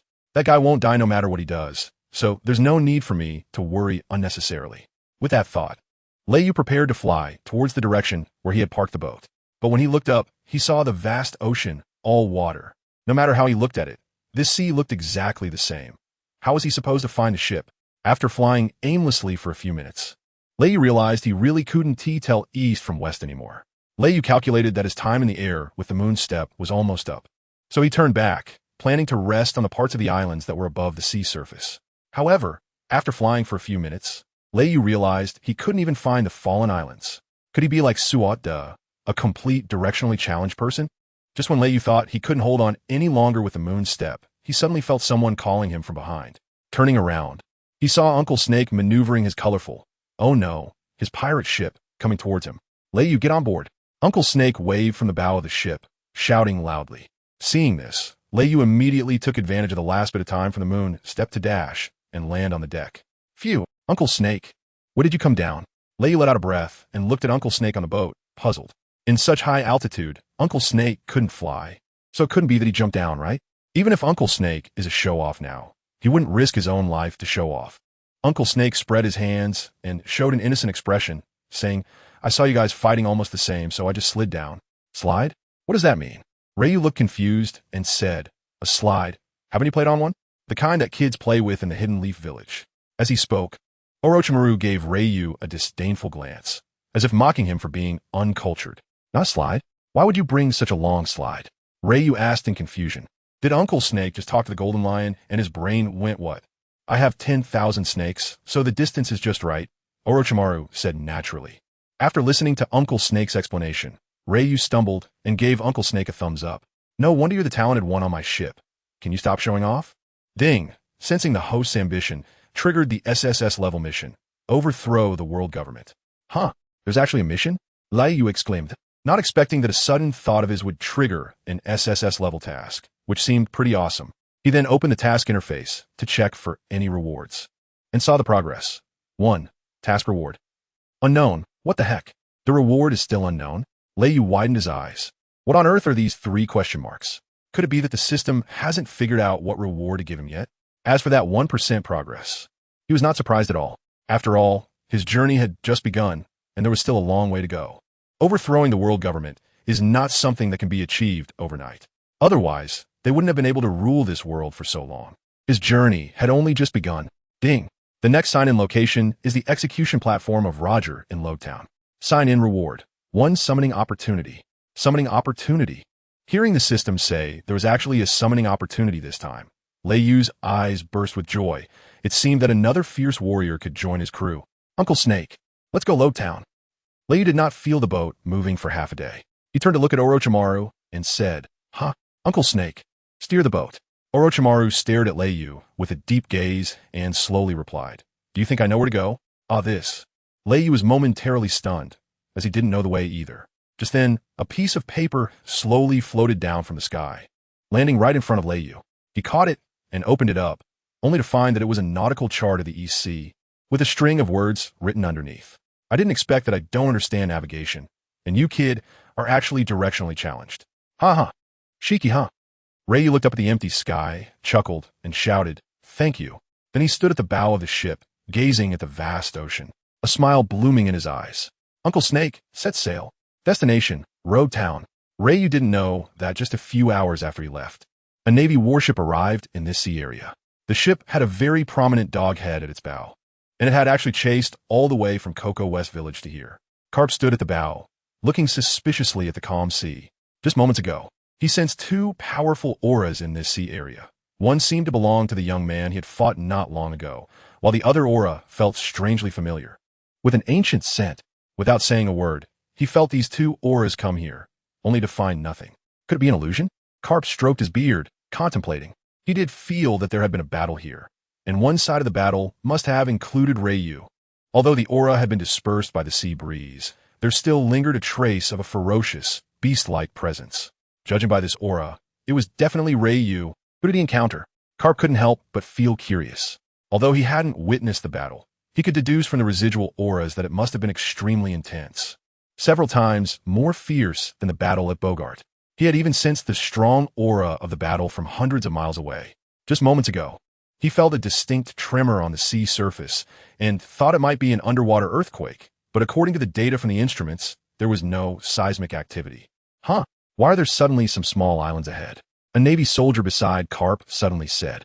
Looking out, there indeed seemed to be some small islands not far ahead, appearing like giant rocks jutting out of the sea surface. What? Were these small islands not here before? Carp asked him. The soldier scratched his head and took out a nautical chart for comparison. No, there were indeed no islands here, not even any reefs. It shouldn't be like this.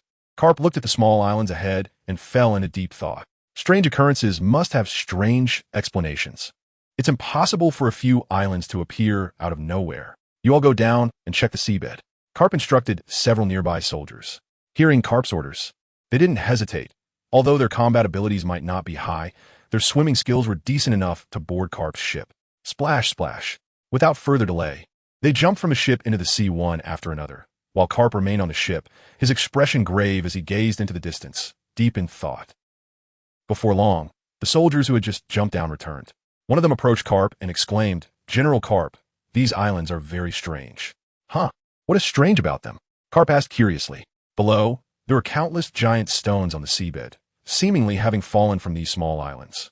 Moreover, from the perspective of erosion, the parts above water and those below had similar levels of erosion. It was as if these islands had just appeared in the sea, which was obviously impossible. Could they have fallen from the sky? Suddenly, a gleam flashed in Carp's eyes as he grabbed the soldier's shoulder and asked, "What did you just say?"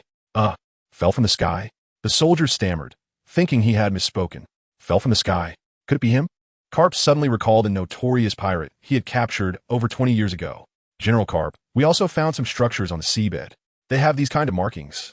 Another soldier came aboard and showed Carp the photos taken with a waterproof camera.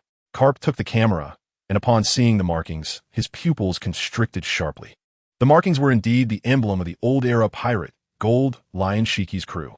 After thanking the soldiers who went underwater, Carp went to the bow of the ship alone. Looking at the sea, he murmured, "Did Ryu encounter Shiki? And it seems that you might have lost to this kid, Shiki."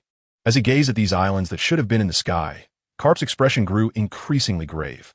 He never expected that Shiki could be defeated by this young boy. Shiki was one of the most notorious pirates of the old era and the first pirate to escape from Impel Down. There was no need to mention how terrifying his strength was. Yet, such a formidable pirate had actually been defeated by an 18-year-old rookie. Was the bounty of 1 billion too low? Carp looked up at the sky, his face filled with worry. Whether in the East Blue or the New World, the emergence of such a terrifying rookie was not something he or the Navy wanted to see. "Full speed ahead. Let us head to Logtown first." After speaking, Carp took out a transponder snail and began to spin it. Time flew by, and 2 days after Ryu defeated Gold Lion Shiki, they finally arrived at Logtown. The first thing that caught their eye was a triangular archway with the words Logtown written on it. The streets were lined with various shops, and the porches in front of the stores were bustling with people. The sounds of vendors calling out and people chatting filled the air. "Oh, it's quite lively here." Orochimaru looked at the crowded streets, feeling excited. "Hey, did you put away our pirate flag?" Ryu asked himself, wanting only to sign in quietly and then leave, making a fortune in silence. Although he and his companions were not afraid of the Navy in Rosstown, he did not want to cause a disturbance due to his pirate identity. It was too troublesome.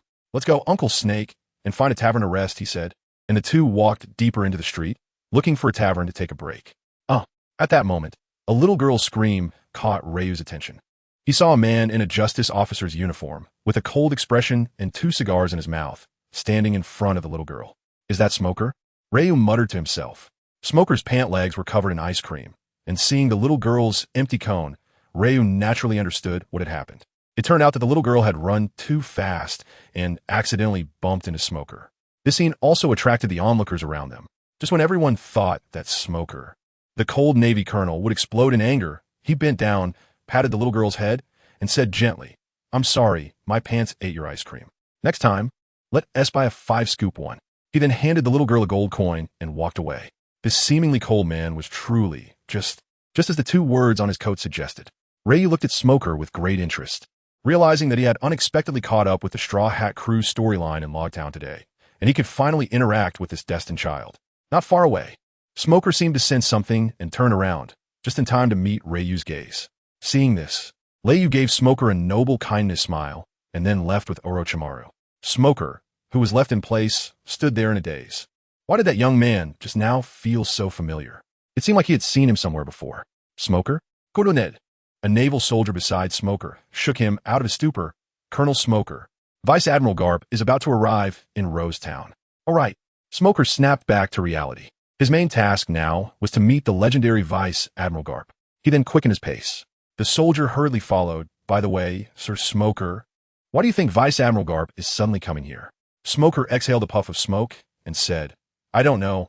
I don't have information about headquarters." "Oh, do you think it could be because of that newcomer pirate with a bounty of 1 billion berries? I heard he's in the East Sea. 1 billion berries. Enough for me to spend several lifetimes." The naval soldier thought dreamily, knowing that 1 billion berries was a huge amount.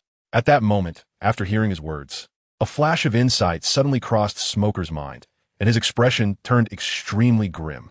The kid who just smiled at him seemed to be that little brat with a 1 billion berry bounty. No wonder he felt so familiar. "You go meet Vice Admiral Garp. I have urgent business." Before the soldier could react, Smoker quickly returned the way he came. "What is going on?" The soldier smiled wryly, having no choice but to wait for Garp's arrival alone. When Smoker returned to the original spot, Ryu and the others had long since vanished. "Damn it, that bastard." Smoker began to worry. Having a pirate with a bounty of 1 billion berries appear here would surely cause a commotion. Moreover, This was the execution site of the Pirate King, Roger. If something happened, he couldn't even imagine. With that in mind, smokers started wandering the streets, hoping to bump into Lei Yu and his group.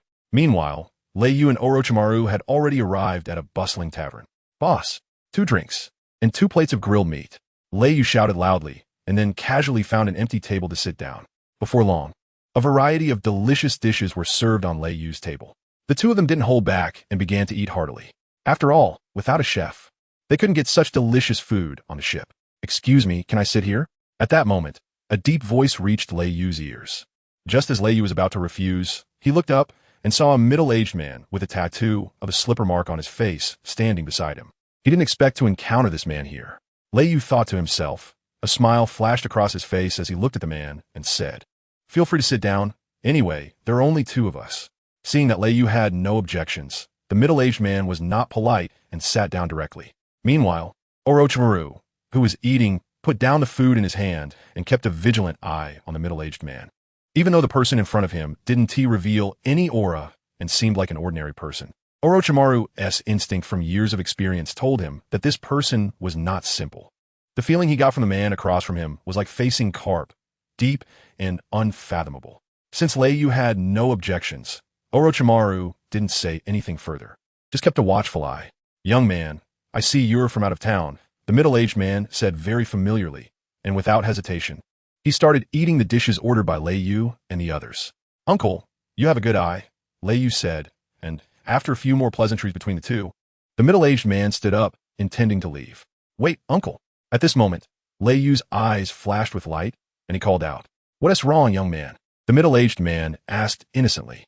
Lei Yu approached the middle-aged man, chuckled lightly, and whispered, "Hee, what would others think if they knew that the leader of the Revolutionary Army, Dogura, Dragon, was eating and drinking in a bar?" Suddenly, Dragon's pupils constricted. He didn't expect this kid to know his identity. Interesting.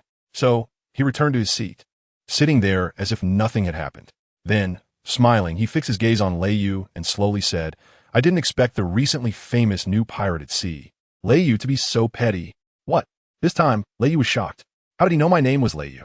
Instead of shocking Dragon, he was instead shocked by Dragon. This was what one would call trying to show off but getting outdone. "How do you know my name is Lei Yu? And what do you mean by famous at sea?" Ryo looked at Long with confusion and asked curiously, "How have I become famous in the world after just a few days at sea and not even reaching the New World?" Dogura, Long, looked at Ryo's bewildered expression and was equally puzzled, asking, "You don't know?" "Know what?" The two stared at each other in surprise, while Orochimaru felt overlooked and started playing with a small snake. Seeing Ryu like this, Dogura, Long, helplessly shook his head, pulled out a bounty notice from his pocket like a magic trick, and placed it on the table, saying, "Take a look for yourself." Ryu picked up the bounty notice on the table and opened it. "Wow, I'm so handsome." The photo is of my incredibly handsome face. Continuing to look down, there's a 0, 2 zeros, 3 zeros. 10 billion berries? The Navy is so rich? Ryu was surprised, not expecting that his first bounty could actually reach 1 billion berries. He then cautiously looked around, fearing that someone might recognize him. However, the people drinking around him showed no reaction at all. Suddenly, Ryu felt a bit disappointed. After all, he was a pirate with a bounty of 1 billion berries. Yet no one knew him. Dogura, Dragon, saw through Ryu's inner thoughts and chuckled, saying that this bounty notice probably hadn't reached the East Blue yet. That's why ordinary people didn't know, but it should be coming soon. Hearing this, Lei felt a bit more at ease. It seemed these people hadn't seen his bounty notice after all. Duajala, the dragon, looked at Lei Yu, a glimmer of light flashing in his eyes, and suddenly asked, "Lei Yu, would you be willing to join the Revolutionary Army?" "What? The Revolutionary Army?" Lei Yu was suddenly stunned, not expecting Long to suddenly make such a move. "Yes," Duajala, Long, nodded very seriously and continued, "If you're willing, the second in command of the Revolutionary Army." Hiss. Hearing this, Lei Yu couldn't help but gasp in surprise, not expecting that Long would value him so much. After all, this was the second seat, a position that stood above countless others. The chips Long was offering were comparable to those that Carp had presented when inviting him to join the Navy. However, Lei Yu still shook his head and said, "Forget it, I don't want to compete with Sabo for a position." When Lei Yu mentioned Sabo, Drag Zero N's pupils suddenly constricted. It should be known that nobody here knew about Sabo's situation. Moreover, Sabo was currently in a state of amnesia. making it impossible for him to pass this information to anyone, including Luffy and Ace. Drag Zero in gave Leiyu a deep look, but did not inquire further about Sabo. Instead, he shook his head and said, "If you don't want to come, that's fine. However, the door of the Revolutionary Army is always open to you." Hee, then thank you. Who knows, maybe one day I'll come to you when I'm in a desperate situation, Leiyu replied with a grin.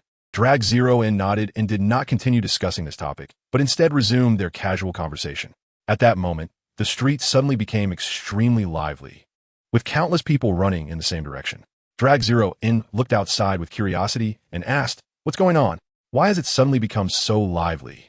Seeing this, Leiyu's eyes flashed with a glimmer of light as he thought to himself, "It seems the plot is about to begin. Luffy should be encountering the clown buggy at the execution platform, right? Otherwise, it wouldn't attract so many people running in one direction." Reiyu stood up, looked at Dugra, the dragon, and said meaningfully, "Let's go. It should be something your kid caused." After speaking, Reiyu quickly left the tavern with Orochimaru, leaving Dugra, the dragon, sitting in the chair, lost in thought. Rei's words struck Dragon's heart like a bolt from the blue, and he murmured, "How does he know about my relationship with Luffy? The only person in the world who knows about his relationship with Luffy is Garp. Even Luffy himself doesn't know who his father is." Dragon understood Garp's personality well.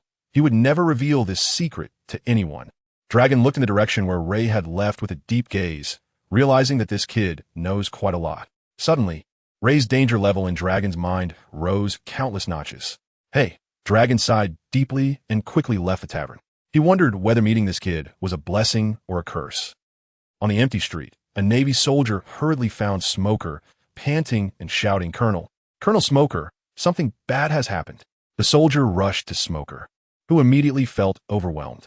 Recently, he had lost count of how many times he had heard the word something bad in such a short time. The first time was when he heard that Captain Garp's deputy, Bogart, was seriously injured and couldn't get out of bed for months. The second time was when he heard about a pirate named Rei who had a bounty of 1 billion berries. And both were the same person. Now, just when he finally found a clue about this Rei, something bad had happened again. What happened? Speak quickly. Smoker rubbed his slightly aching forehead and asked impatiently. Colonel Smoky, it's that the soldiers at the port discovered the Straw Hat Pirates ship. The soldier quickly replied, noticing his superior's displeasure. Although he didn't know the members of the Straw Hat Pirates, their flag was unmistakable, right? A skull with a straw hat on it. What other crew could it belong to? The Straw Hat Purchasing Group? What? The Straw Hat Pirates have also come?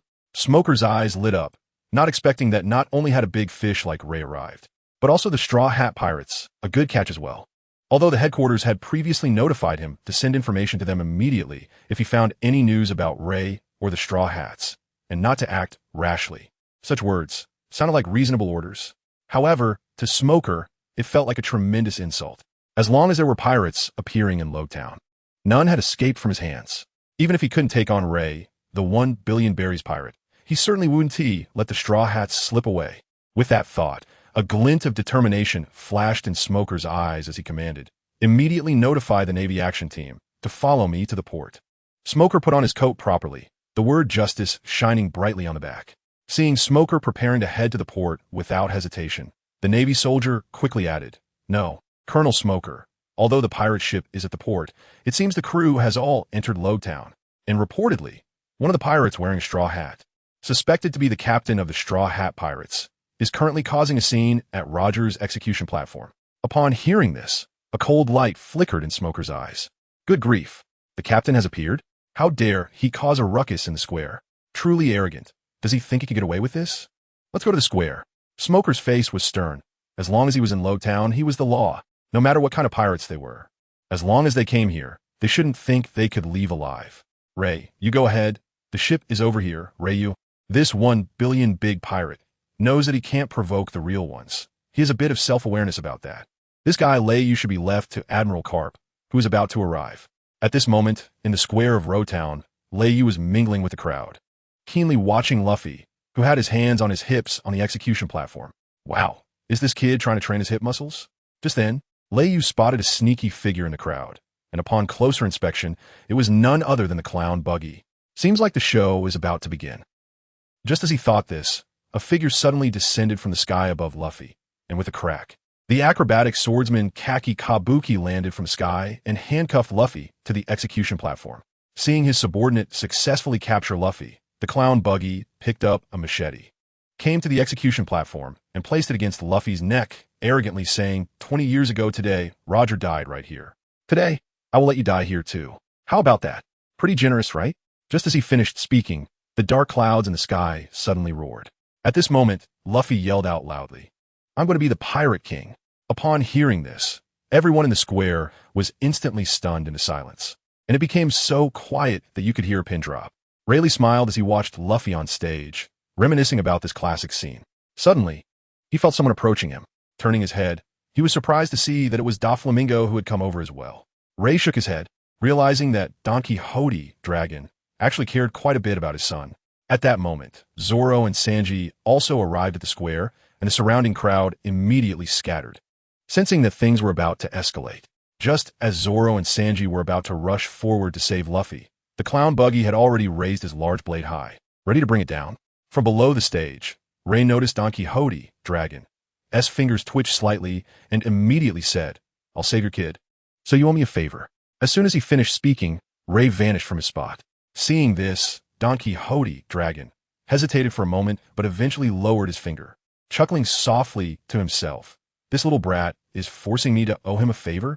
He didn't believe that Ray hadn't noticed his intention to save Luffy.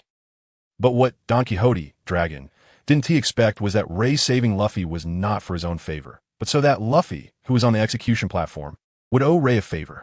After all, a favor from a destined child was not to be taken lightly, and it also included his father. Was this a case of killing two birds with one stone? Moreover, Ray believed that as long as he built a good relationship with Luffy, the destined child, things would go much smoother for him in this world. Besides, he hadn't forgotten the sign-in task given by the system, and he could also sign in to gain a summoning opportunity. Why not? Just as Ray's figure vanished, the clown Buggy swung his large blade down fiercely. Luffy, even in his final moments, still faced it with a smile. Just as the blade was about to strike Luffy's head, a clang sounded, and a handsome figure appeared on the execution platform, blocking the blow with his arm. The shocked clown Buggy stared at the person who saved Luffy and then reacted, shouting arrogantly at Ray, Who the hell are you? How dare you go against me? Ray looked calmly at the guy in front of him, without providing much explanation. He slowly extended his right hand, pointing his index finger at Joker Buggy. Buggy stared blankly at Ryu, not knowing what he was about to do. But in the next second, every hair on Buggy's body stood on end, as if he were in mortal danger. Gunpoint. Ryu lightly uttered two words, and a powerful force shot out from his index finger. With a bang, before the clown Buggy could react, a beam of light pierced through his body. With a thud, the clown Buggy fell headfirst from the execution platform, his life and death unknown. The acrobatic swordsman Kabaki rushed to Buggy's side, carrying him on his back and rolling toward the outside of the square. Seeing this, Ryu couldn't be bothered. To him, they were just too small fry. Ding! Roger's execution platform sign-in completed. Congratulations to the host for obtaining a summoning opportunity. Was the sign-in successful? I'll wait until I have time to summon. Hearing the system's prompt, Ryu thought to himself, Wow, you're so strong. Luffy, who was still shackled on the execution platform, looked at Ryu with shining eyes. Ray looked at Luffy and smiled, then went over to help him untie the wooden shackles. After Luffy stood up and stretched, he looked at Ray and showed his innocent smile, saying, I don't know who you are, but thank you. No need to thank me. Your companions are waiting for you below, Ray replied. Upon hearing this, Luffy looked down and saw that Zoro and Sanji were indeed below. Both of them sighed in relief when they saw their captain was fine. Luffy jumped down and came to the two. Zoro looked at Ray and asked Luffy, Do you know that guy? Luffy was taken aback, scratching his head and saying, I don't know him, but he seems pretty nice. The two didn't think much of it. After all, they had never seen Ray's bounty notice. Hey, let us get going. With such a big commotion, it'll be bad if the Marines arrive, Sanji interrupted. Saying this, the three prepared to leave. Just then, a group of Marines suddenly surrounded the square from all directions. It turned out that these Marines had been secretly watching, waiting for Luffy and Buggy to fight, so they could reap the benefits. But they didn't expect a Ray to appear out of nowhere, directly taking out Buggy and rescuing Luffy. Seeing the situation was not good. Luffy and the others found a gap and ran. However, Smoker was already waiting at that junction for Luffy and the others. Upon seeing this, Luffy immediately told Sanji and Zoro to head to the ship to meet up with Nami while he stayed back to hold off Smoker. Sanji and Zoro didn't hesitate, knowing they couldn't be delayed by Smoker, and immediately ran in different directions. Luffy charged straight at Smoker. When Smoker saw Luffy running toward him, he didn't hesitate and charged at Luffy directly. White punch. Smoker jumped toward Luffy, his arm instantly transforming into a cloud of smoke, launching his fist at Luffy. Seeing this, Luffy showed no fear in his eyes and threw a punch back, meeting Smoker's fist head-on. Bang! Luffy's expression turned to surprise as he saw his fist pass straight through Smoker's fist, just like going through a cloud of smoke. However, Smoker's fist could still hit Luffy solidly, causing him to stagger back. Luffy took a few steps back, his eyes fixed on Smoker with a serious expression. At this moment, the two stood opposed, one representing pirates and the other the Marines. This was a struggle between evil and justice. Smoker was sure to win. Smoker was invincible. The Marines were invincible. This pirate was finished. Seeing the smoke swirling around, the townspeople of Road Town immediately felt at ease and began to cheer. Seeing this, Luffy rapidly swung his arms and charged at Smoker, Gum Machine Gun. But facing Luffy's Gatling-like assault, Smoker showed no signs of panic. After Luffy used all his moves, he realized that Smoker hadn't been harmed at all. Why can't I hit you, but you can hit me? Luffy tilted his head in confusion, completely unfazed by Smoker's identity as a Marine. I'm a Logia Devil Fruit user. Once my body elementalizes, you can't hit me, Smoker coldly snorted, feeling that Luffy was already in his grasp. He had enjoyed showing off, preparing to finish Luffy with one blow. As soon as he finished speaking, Smoker's arm transformed into a puff of smoke. Then the smoke spiraled toward Luffy. White Vine. In the weak East Blue, a Logia user was practically invincible. Surrender now, Straw Hat Luffy. At this moment, Luffy, who still didn't know hockey, was like a little lamb, easily captured by Smoker and pinned to the ground. Just when Luffy was once again in a desperate situation, a figure appeared beside the two. Smoker noticed and turned to see Ray, his pupils suddenly constricting. Ray. You know me? Ray looked at Smoker curiously. Hee. A pirate with a bounty of 1 billion berries on his first bounty. You're the first in history. As a Marine, how could I not remember such a dangerous person? Smoker, sitting on top of Luffy, looked at Ray solemnly, not daring to act rashly. Now I just needed to hold on until Carp arrived. Hearing Smoker's words while pinned down, Luffy's eyes burst with brilliance. He looked at Ray and asked, Your bounty is 1 billion. Ray looked at Luffy, who seemed completely unfazed even after being captured, truly carefree. Upon hearing Ryu's admission, Luffy's eyes sparkled with admiration as he gazed at Ryu. However, Ryu did not continue to pay attention to Luffy. Instead, he looked at Smoker and coldly said, Are you getting up on your own, or should I knock you out? Ha! I'm a Navy colonel. How could I let any pirate go? Smoker, sitting on top of Luffy, shouted back at Ryu, Hee, fine then. Thunder Feather shrugged, clenched his fist, and punched Smoker in the face. Smoker, seeing this, sneered, It seems even a pirate worth 1 billion is a fool. I'm a Logia user. You can't hit me. With a buzz, Thunder Feather's arm suddenly turned pitch black. Smoker's pupils shrank, a chill ran down his back, and he shouted in terror, This is hockey? But it was too late to dodge. Boom! In the blink of an eye, Smoker was sent flying by Thunder Feather's punch, his body embedded in the wall. Luffy got up, curiously looking at Thunder Feather, scratching his head, and with wide eyes asked, How can you hit him? Rayleigh looked at Luffy's cute expression and chuckled twice. He raised his arm, covered in hockey, and said, This is hockey. Armament hockey is really effective against ability users like Smoker. However, seeing the sparkle in Luffy's eyes, it was clear he hadn't heard Rayleigh's words. Luffy was fixated on Rayleigh's dark arm, and his little hands couldn't help but reach out to touch it, exclaiming, Wow, so cool. Can you teach me? Ray looked at Luffy's big, bright eyes, filled with anticipation as he looked at him. He helplessly shook his head and said, I can't teach this either, but you. What? That's boring. Before Ray could finish, Luffy pouted and made a funny face at him. Seeing this scene, Ryu couldn't help but feel amused. Luffy's personality is indeed lovable. He speaks his mind without hesitation. Watching Luffy squatting on the ground, drawing circles with a gloomy expression, Ryu continued, I haven't finished my sentence. You will definitely learn this trick in the future, and you'll be very strong. Really? Luffy exclaimed as he swiftly appeared in front of Ryu, excitedly asking. Ryu nodded affirmatively. Oh yeah. Hearing Ryu's affirmation, Luffy jumped up happily. Luffy had no doubt that Ryu was trying to fool him because his intuition told him that the person in front of him was not deceiving him. All right, you should leave here quickly. The Navy will be coming again soon. Watching Luffy, who was overjoyed, Ryu poured a bucket of cold water on him. Upon hearing this, Luffy remembered that he was a target being pursued by the Navy. Okay, I'll go find my friends first. Thank you. Ryu nodded and said, all right, you should go now. Luffy looked at Ryu seriously and bowed. Then he turned and headed towards the port.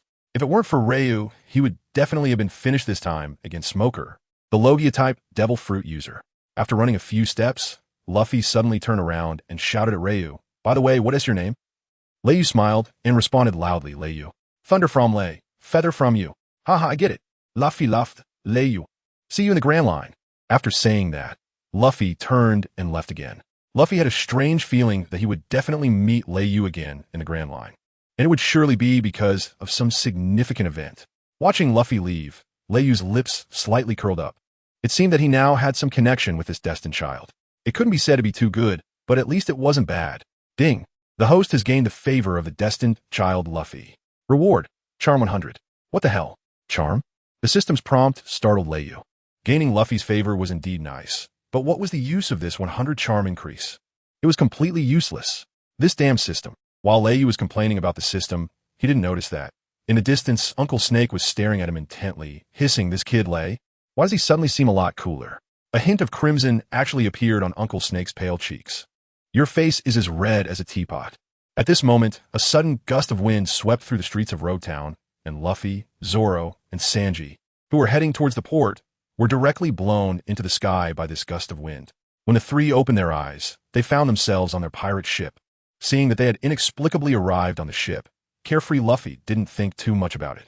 He directly set sail towards the Grand Line for the dreams in their hearts. Not long after Luffy and the others had left, a huge warship arrived here, rapidly heading towards Road Town. In Road Town, Ryu stood on the street, feeling the eerie hurricane, murmuring, is it that guy Long? Suddenly, a gust of wind blew around Ryu, forming a small tornado. As the hurricane subsided, a figure appeared beside Ryu. Dugra appeared next to Ryu, and looking at him, felt inexplicably that Ryu suddenly looked much more handsome in that inner to outer kind of way. Ryu turned to look at Dugra, the dragon, and smiled. I thought you had left, dragon. I was indeed about to leave. An old man is coming here soon, and I don't want to see him. What? Carp is coming here soon? Ryu widened his eyes and asked. Dragon nodded, sighed, and said, I came here to thank you. After you go to the Grand Line, please keep an eye on my kid for me. Consider it a personal favor I owe you. Ryu glanced at Dragon and said, you already owe me one, so this makes it two. All right, two it is. Just keep an eye on him a bit. That kid loves to stir up trouble. Dragon looked at Ryu's annoying expression and quickly agreed. He didn't want to be around this troublesome guy any longer. Be careful. It's not just that old man Carp coming here. Dragon said seriously, looking at Ryu. Then the wind picked up again and Dragon vanished into thin air. Ryu stared at the spot where Dragon had disappeared, his eyes flashing with light. What did Dragon mean by that? Could it be that besides Carp, there are others coming here? It can't be that Sengoku brought the 3 admirals to catch me, right? Rayleigh couldn't believe that Sengoku would send out 3 admirals to hunt him down for being a 1 billion berry pirate. However, this time Rayleigh clearly underestimated the level of threat he posed in Sengoku and Garp's minds. Although they didn't deploy all 3 admirals, it was almost the same. Sigh, that old man Garp really is relentless. He's even chased him all the way to Lode Town. Luffy was also lucky. If he hadn't left early, he might have been caught by Garp this time. Lady took a deep breath and decided to leave this place first, even though he wasn't afraid of Carp's power. Thinking about what Dagra, the dragon, had said to him before, Leyu felt it was better to be cautious and slip away. He then shouted to Orochimaru, who was not far away, Uncle Snake, hurry, we're leaving. Carp is coming again. As they prepared to leave, Smoker, who had been sent flying by Leiyu's punch, shakily stood up from the ruins. Looking at Leiyu's retreating figure, he roared, you damn pirate. As long as I'm here, you won't leave Log Town. With that, he transformed into a cloud of white smoke and charged at Leiyu. Seeing Smoker coming towards him, Leiyu shook his head helplessly. Can't you just lie there quietly? You have to come and seek death.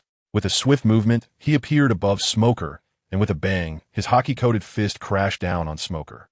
In an instant, Smoker was knocked to the ground, creating a large crater in the street beneath him. At that moment, Smoker felt a sweet metallic taste in his throat, and blood slowly oozed from the corner of his mouth. Puffed, he spat out a mouthful of thick, bright red blood, staining the dust around him. Weak, Smoker stood up again, but this time it was incredibly difficult. Half of his ribs were broken.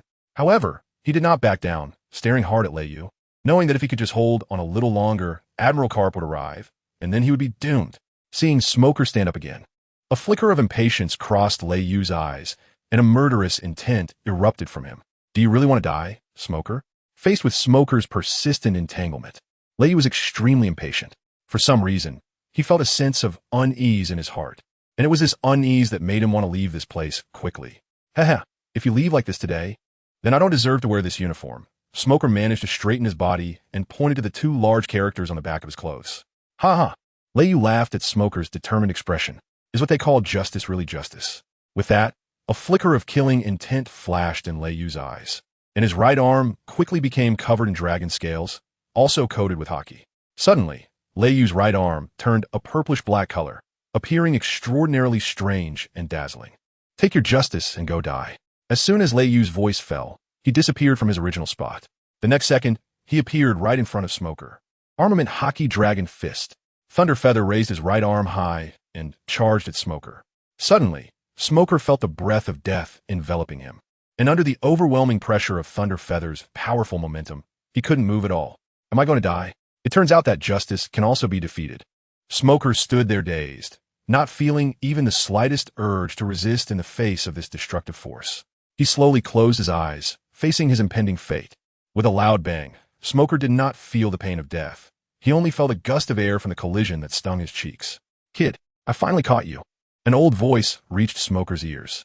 He opened his eyes to see a tall figure, wearing a dog-headed hat and dressed in a justice uniform. Standing in front of him, blocking the earth-shattering punch. Vice Admiral Garp, you finally arrived. Garp nodded silently and said, sorry, I'm late. Smoker breathed a sigh of relief. And, it's good that you're here, otherwise, I really couldn't hold on. That damn pirate. Saying this, Smoker clenched his fists, his eyes burning red as he stared at Thunderfeather. Seeing this, Garp patted Smoker's shoulder and said, you did your best. You did well. Now leave the rest to me. Although Smoker really wanted to capture Thunderfeather himself, he knew that he couldn't participate in the upcoming battle, so he quietly retreated a short distance, clenching his fists. It's all my fault for not being strong enough. If I were strong enough, I wouldn't have to just watch from the sidelines. On the street, only 3 voices remained. Garp, Thunderfeather, and Orochimaru. Garp stared fiercely at Thunderfeather and said seriously, kid, you just went all out, didn't you? That was a bit too much. Ha ha ha ha. Hearing this, Lei Yu couldn't help but burst into laughter, mocking Garp, Mr. Garp. You are the Navy and I am a pirate. Upon hearing Lei Yu's words, Garp was clearly taken aback. At first, he had quite a good impression of Lei Yu, feeling that he was like his grandson, a not-so-bad kid who just took a wrong path out of impulse. However, it was clear now that the other party had completely embraced the identity of a pirate. In that case, I can only take you to impel down, Lei Yu. Garp said coldly, clenching his fists tightly, his aura constantly rising. Looking at the serious Garp, Lei Yu smiled and said, you can't hold me back, Garp. Uncle Snake, you go start the ship first, I'll hold him off and be right there. Ryu turned to Orochimaru and said something, to which Orochimaru nodded and turned to run towards the port of Rogue Town. Seeing this, Garp did not move, but with a cold gaze, he sneered at Ryu, saying, I told you, none of you will escape today. Just after Garp finished speaking, Ryu felt the atmosphere around him become somewhat unusual. The temperature nearby seemed to drop suddenly by several degrees. Oh, so the pirate with a bounty of 1 billion is actually such a young kid. A very lazy voice suddenly rang out, as if the owner of this voice had just woken up. Upon hearing this familiar tone, Ryu's expression darkened as he realized who Dragon was referring to. Not far in front of Orochimaru, a tall figure slowly walked out of an alley, wearing a white vest and a dark blue shirt, with a green-eye bag on his forehead. Looking at the newcomer, Ryu said gravely, I didn't expect you to be sent here too, Akiji. The newcomer was none other than Akiji, one of the 3 admirals of the Navy. Blocking the escape route, Akiji yawned lazily while looking at Ryu and said, a powerful pirate like you emerged from the East Blue, and if we don't capture you soon, who knows what kind of trouble you'll cause in the future. Garp secretly breathed a sigh of relief upon Akiji's arrival. To be honest, Garp himself was unsure if he could hold Ryu back. This kid was growing at an astonishing speed, especially after he discovered that Ryu had defeated the Golden Lion a few days ago. It felt as if Ryu's strength was unfathomable and his growth was as rapid as riding a rocket. I didn't expect that bastard Sengoku would actually send you here. Garp looked at Akiji with a hint of affection in his eyes. After all, Akiji could be considered his beloved disciple. Akiji looked at Garp and, as always, spoke in a lazy tone, you can just rest over there, master. I'll handle these 2 pirates. Saying this, Aokiji took slow steps towards Orochimaru, leaving a thin layer of frost on the ground with each step. Although his beloved disciple said he could handle it alone, Carp still felt uneasy. He could sense the dormant power within Ryu. Carp focused intently on Ryu, not allowing him to assist Aokiji. At this moment, Ryu had the same thought as Carp, keeping his eyes on Carp to prevent him from supporting Aokiji. Although it seemed that Uncle Snake had been just tagging along, Ryu still trusted him quite a bit. After all, Uncle Snake was a genius ninja, one of the legendary 3 ninjas. Although Ryu didn't know if Uncle Snake could defeat an admiral, he believed that Uncle Snake wouldn't be easily defeated. Ryu felt much more at ease thinking about Uncle Snake's terrifying vitality. However, he quickly changed his mind. Damn it. Come on, Aokiji, if you can't kill him, just beat him to death. Otherwise, Uncle Snake will be showing off and making me feel uneasy all day long. At this moment, Ryu was held back by Carp, and in front of him was a Marine Admiral blocking his way, so it seemed he couldn't just watch anymore. Sigh, it's also time to get some exercise. Orochimaru sighed, seeing Aokiji slowly walking towards him. Although Aokiji looked relaxed, Orochimaru didn't dare to be careless for a moment. He stared intently at the frost under Akiji's feet. Ice, a freezing ability? This is troublesome. In an instant, a glimmer of killing intent flashed in Orochimaru's eyes, planning to take the initiative. With astonishing speed, Orochimaru formed hand seals in the blink of an eye, using the ninja technique, hidden shadow, snake hands. Countless brown, poisonous snakes shot out from Orochimaru's sleeve, each with its mouth wide open, lunging at Akiji's face. There was no sign of holding back. Truly one of the 3 legendary ninjas. When he strikes, it's so ruthless. Aokiji expressionlessly watched the vicious poisonous snakes, slowly raising his right hand. Just as several poisonous snakes were about to bite him, Aokiji's eyes focused, and the temperature around him rapidly dropped. In an instant, the flying poisonous snakes were frozen mid-air, crackling as they turned into ice sculptures, falling to the ground and shattering into countless ice pieces. Aokiji has become stronger again. Carp couldn't help but praise as he saw how easily Aokiji neutralized Orochimaru's attack. Is this the frozen moment? Ryu was shocked, not expecting that at this moment, Aokiji had developed his fruit to such an extent. He could freeze anything without any contact. After dealing with Orochimaru's poisonous snake, Aokiji did not stop. He continued to activate the freezing moment. Layers of cold ice rapidly froze in the street and advanced towards Orochimaru. Seeing this, Orochimaru prepared to leap and dodge the ice blocks. However, he found that he couldn't jump. Looking down, he realized that his legs had been frozen by the ice, anchoring him to the ground. Aokiji, seeing Orochimaru bound by his ice, slightly raised the corners of his mouth. He jumped into the air, extending his right hand covered in ice, aimed at the immobilized Orochimaru, and quickly created several ice spears through the cold generated by his fruit's ability. Aokiji slowly uttered 3 words. As soon as he finished speaking, the ice spears shot towards Orochimaru with lightning speed. Orochimaru's pupils contracted as he desperately tried to break free from the ice. Puff! A sound was heard as Orochimaru's body was pierced by the ice spears, and his aura suddenly vanished. Seeing Orochimaru lose his life in an instant, Aokiji descended from the air and mocked. Hee, I thought this guy with a first bounty of 430 million was strong, but it's boring. Saying this, he ignored Orochimaru and coldly walked towards Ryu. Your partner is dead. Now it's your turn, Ryu. Carp looked at Ryu and saw that there was not a trace of panic on his face, not even a hint of sadness for his fallen comrade. Could it be that this guy is a cold-hearted person? Did I misjudge him? Facing Aokiji's provocation, Ryu replied calmly. Is that so? My partner is not that simple. Upon hearing Ryu's words, Aokiji frowned and looked at the corpse he had stabbed, suddenly realizing something was off. There was not a single drop of blood on the wound. Not a single drop left. This was obviously unreasonable. Just then, he saw Orochimaru, who had been pierced, slowly merge into a pile of mud. Thus, Aokiji stared at the transformed mud that was Orochimaru, deep in thought. Could this be a fruit ability? Isn't he also a zone-type fruit user? Aokiji couldn't fathom that Orochimaru did not belong to this world, nor was he using techniques from this world, but rather ninjutsu. Orochimaru had evaded Aokiji's ice spears using the shadow clone technique, but there was no time for further thought. In the next moment, Aokiji felt a tremor from below. Before he could react, rumble, a greater number of poisonous snakes suddenly burst out of the ground, opening their mouths filled with fangs to bite at Aokiji. Seeing such a sudden ambush, Aokiji quickly shed his earlier laziness and hurriedly used his freezing ability to encase the poisonous snakes and the street within a 10-meter radius in ice to prevent another group of snakes from suddenly appearing. Although his reaction was fast enough, he was still bitten by one of the snakes on his left arm. He immediately felt a dull pain in his left arm, accompanied by numbness. So, Aokiji hurriedly used the cold energy in his body to force the toxin out, and a stream of black liquid flowed from the small wound on his left hand, accompanied by a foul smell. Orochimaru also emerged from not far away, looking at Aokiji with a cold gaze, disdainfully saying, "Is this it? This is what a Marine Admiral is like." Seeing this scene, Carp's impression of Orochimaru dropped even further. First, he secretly damaged his ship, and now he was conducting a sneak attack, injuring his beloved disciple and mocking him. At this moment, in Carp's mind, Orochimaru was just a villain who acted unethically and attacked sneakily. Watching Orochimaru's smug demeanor, Aokiji's eyes flashed with a cold light, and the cold air around him intensified as he glared at Orochimaru, saying through gritted teeth, "Damn filthy scoundrel. Attacking sneakily. If you want to die so badly, I'll grant you that." Immediately, accompanied by Aokiji's words, snowflakes began to fall in the clear sky of Lowtown. Is it snowing in the sun, or what? Leiyu stretched out his hand, and a crystal-clear snowflake fell into his palm.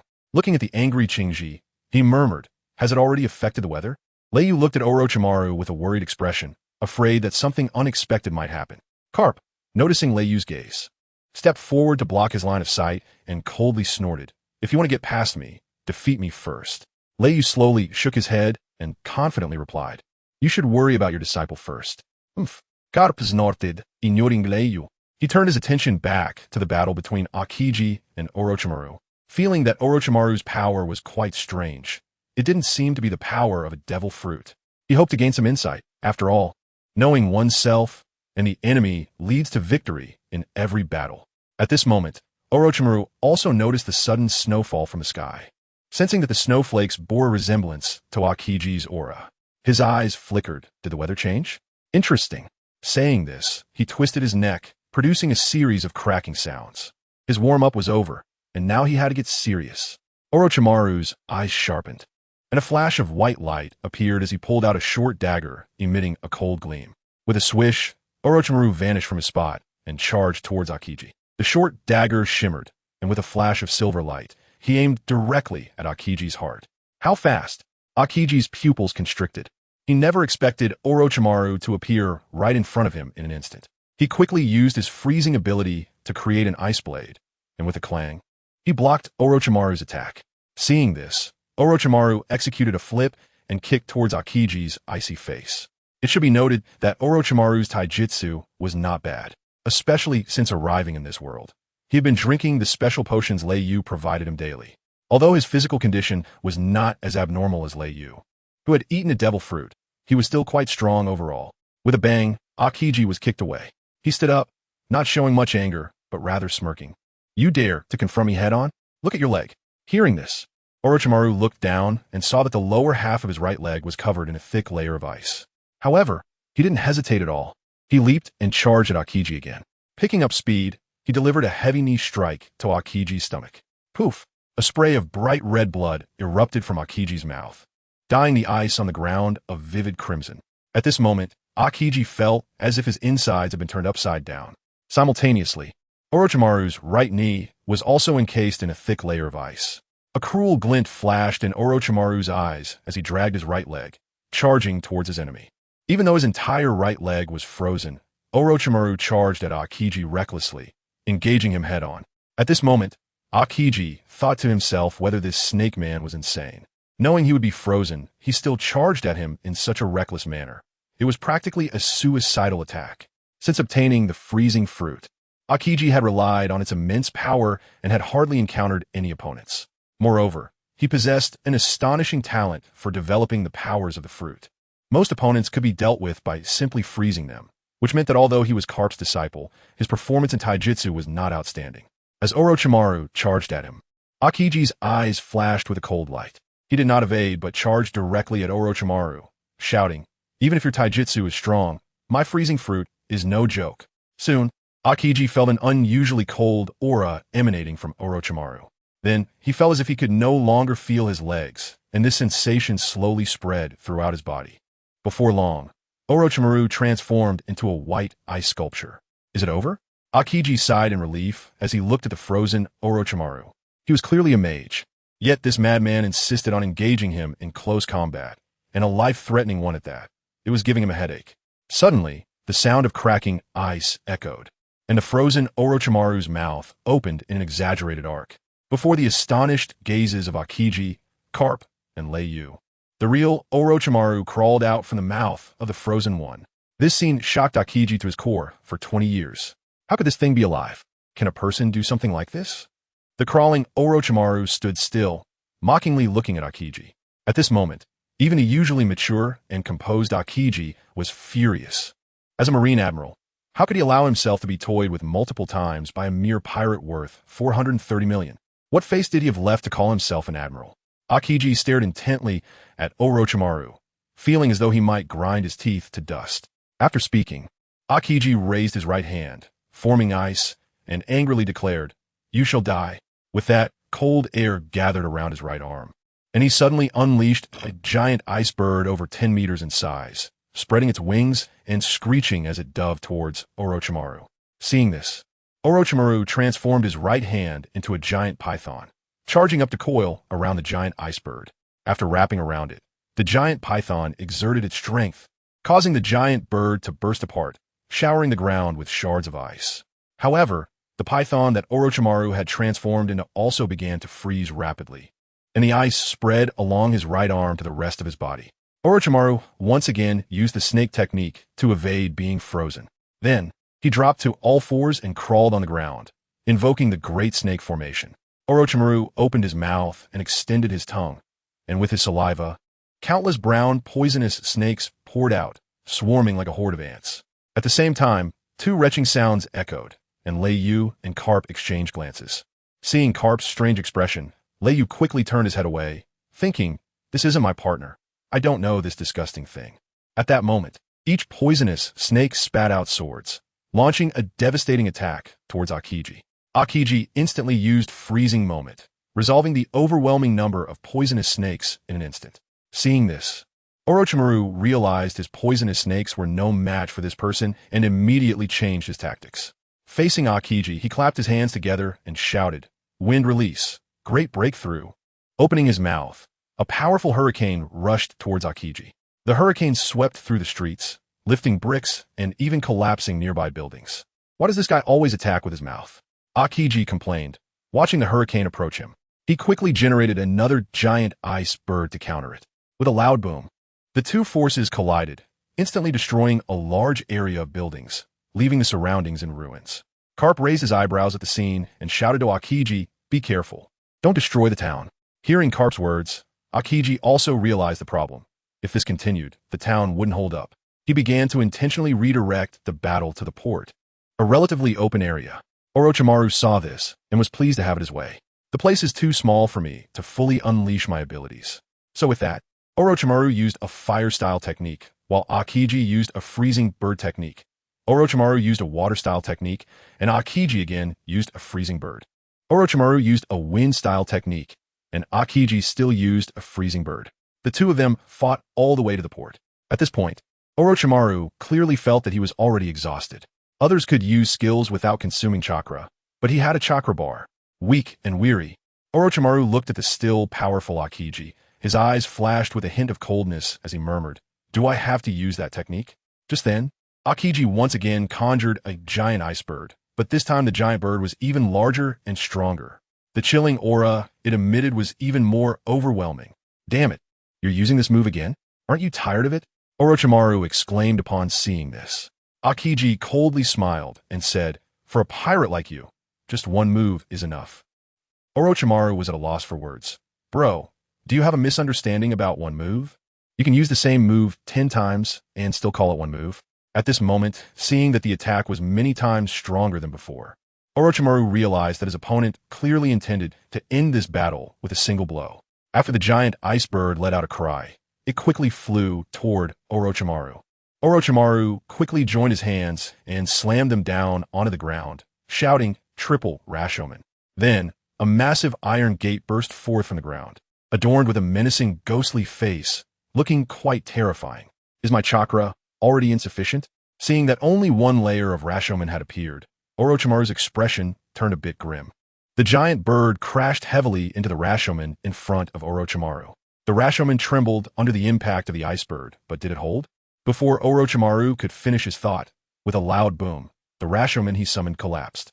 Accompanied by a bird's cry, the giant ice bird charged straight toward Orochimaru. Seeing this, Orochimaru's expression darkened.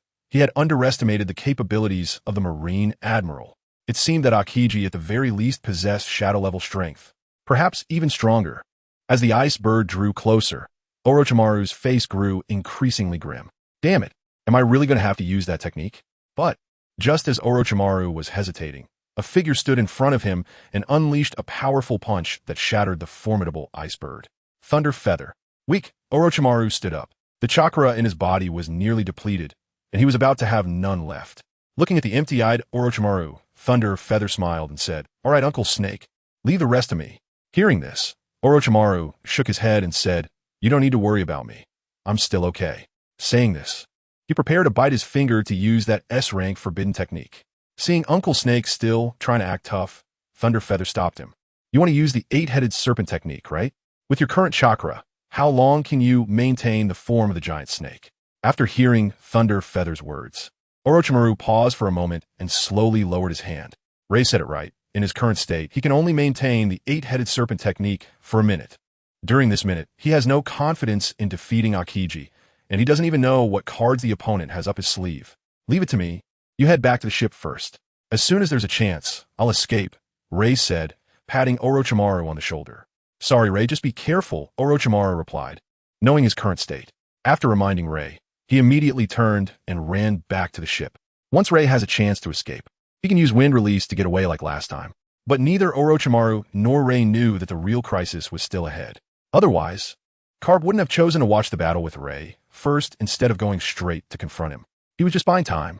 As long as that person arrives, Ray and his group would be like fish on a chopping board, ready for them to carve up. Aokiji didn't pay any attention to Orochimaru, who was escaping back to the ship. In his view, Ray and his group would definitely be captured by him today. At this moment, Carp also arrived, realizing that he had let Ray slip away because he wasn't paying attention. However, it seemed that the Snake Man was no longer a threat. As long as he dealt with Ray, the East-Blue situation would be resolved. With that thought, Carp walked over to Aokiji, preparing to capture Ray together. Seeing this, Aokiji slightly tilted his head and said, "Teacher, leave him to me. You don't need to intervene." Carp was taken aback for a moment, then nodded slightly at Aokiji. "That's right, my beloved disciple is no longer that little tail following me around. He can handle things on his own now, wahaha. So, I'll leave it to you." With that, Carp stepped aside and took out a bag of donuts to eat. After seeing that his teacher didn't plan to intervene, Aokiji turned his gaze towards Ray, saying, "Now it's your turn." At this moment, a fiery determination flashed in Ray's eyes. This would be his first battle against an admiral. Then, like a ferocious beast awakening, Ray was filled with an incredibly violent momentum. In the next second, Ray disappeared from his original spot and reappeared right in front of Aokiji. He raised his fist, covered in dragon scales, high above, causing Aokiji's pupils to constrict. Damn, another close combat maniac. In a hurry, Aokiji condensed a 1-meter-thick ice wall in front of him, but the next second, the ice wall shattered with a loud boom. Under Aokiji's terrified gaze, Ray's armed-colored fist smashed brutally against his icy face. Puff! Due to Ray's immensely powerful armed color, Aokiji's elementalization had no effect at all. Here, some readers might ask why Aokiji didn't use elementalization against Orochimaru earlier. I certainly won't say I forgot. Ahem, dear readers, just assume that Snake Uncle's chakra can restrain elementalization. It's my lack of rigor. Of course, if you're upset, feel free to scold me a bit. This time it's my fault. And it's hard to change the plot now, so let us leave it at that, sorry. Aokiji's face visibly transformed rapidly, twisting as blood splattered onto Ray's fist. And several teeth even flew out. Like a shooting star, Aokiji's figure was sent flying backward with a loud crash, heavily hitting the ground and leaving a massive scar several dozen meters long. Cough, cough, he coughed up blood, wiping the blood from the corner of his mouth.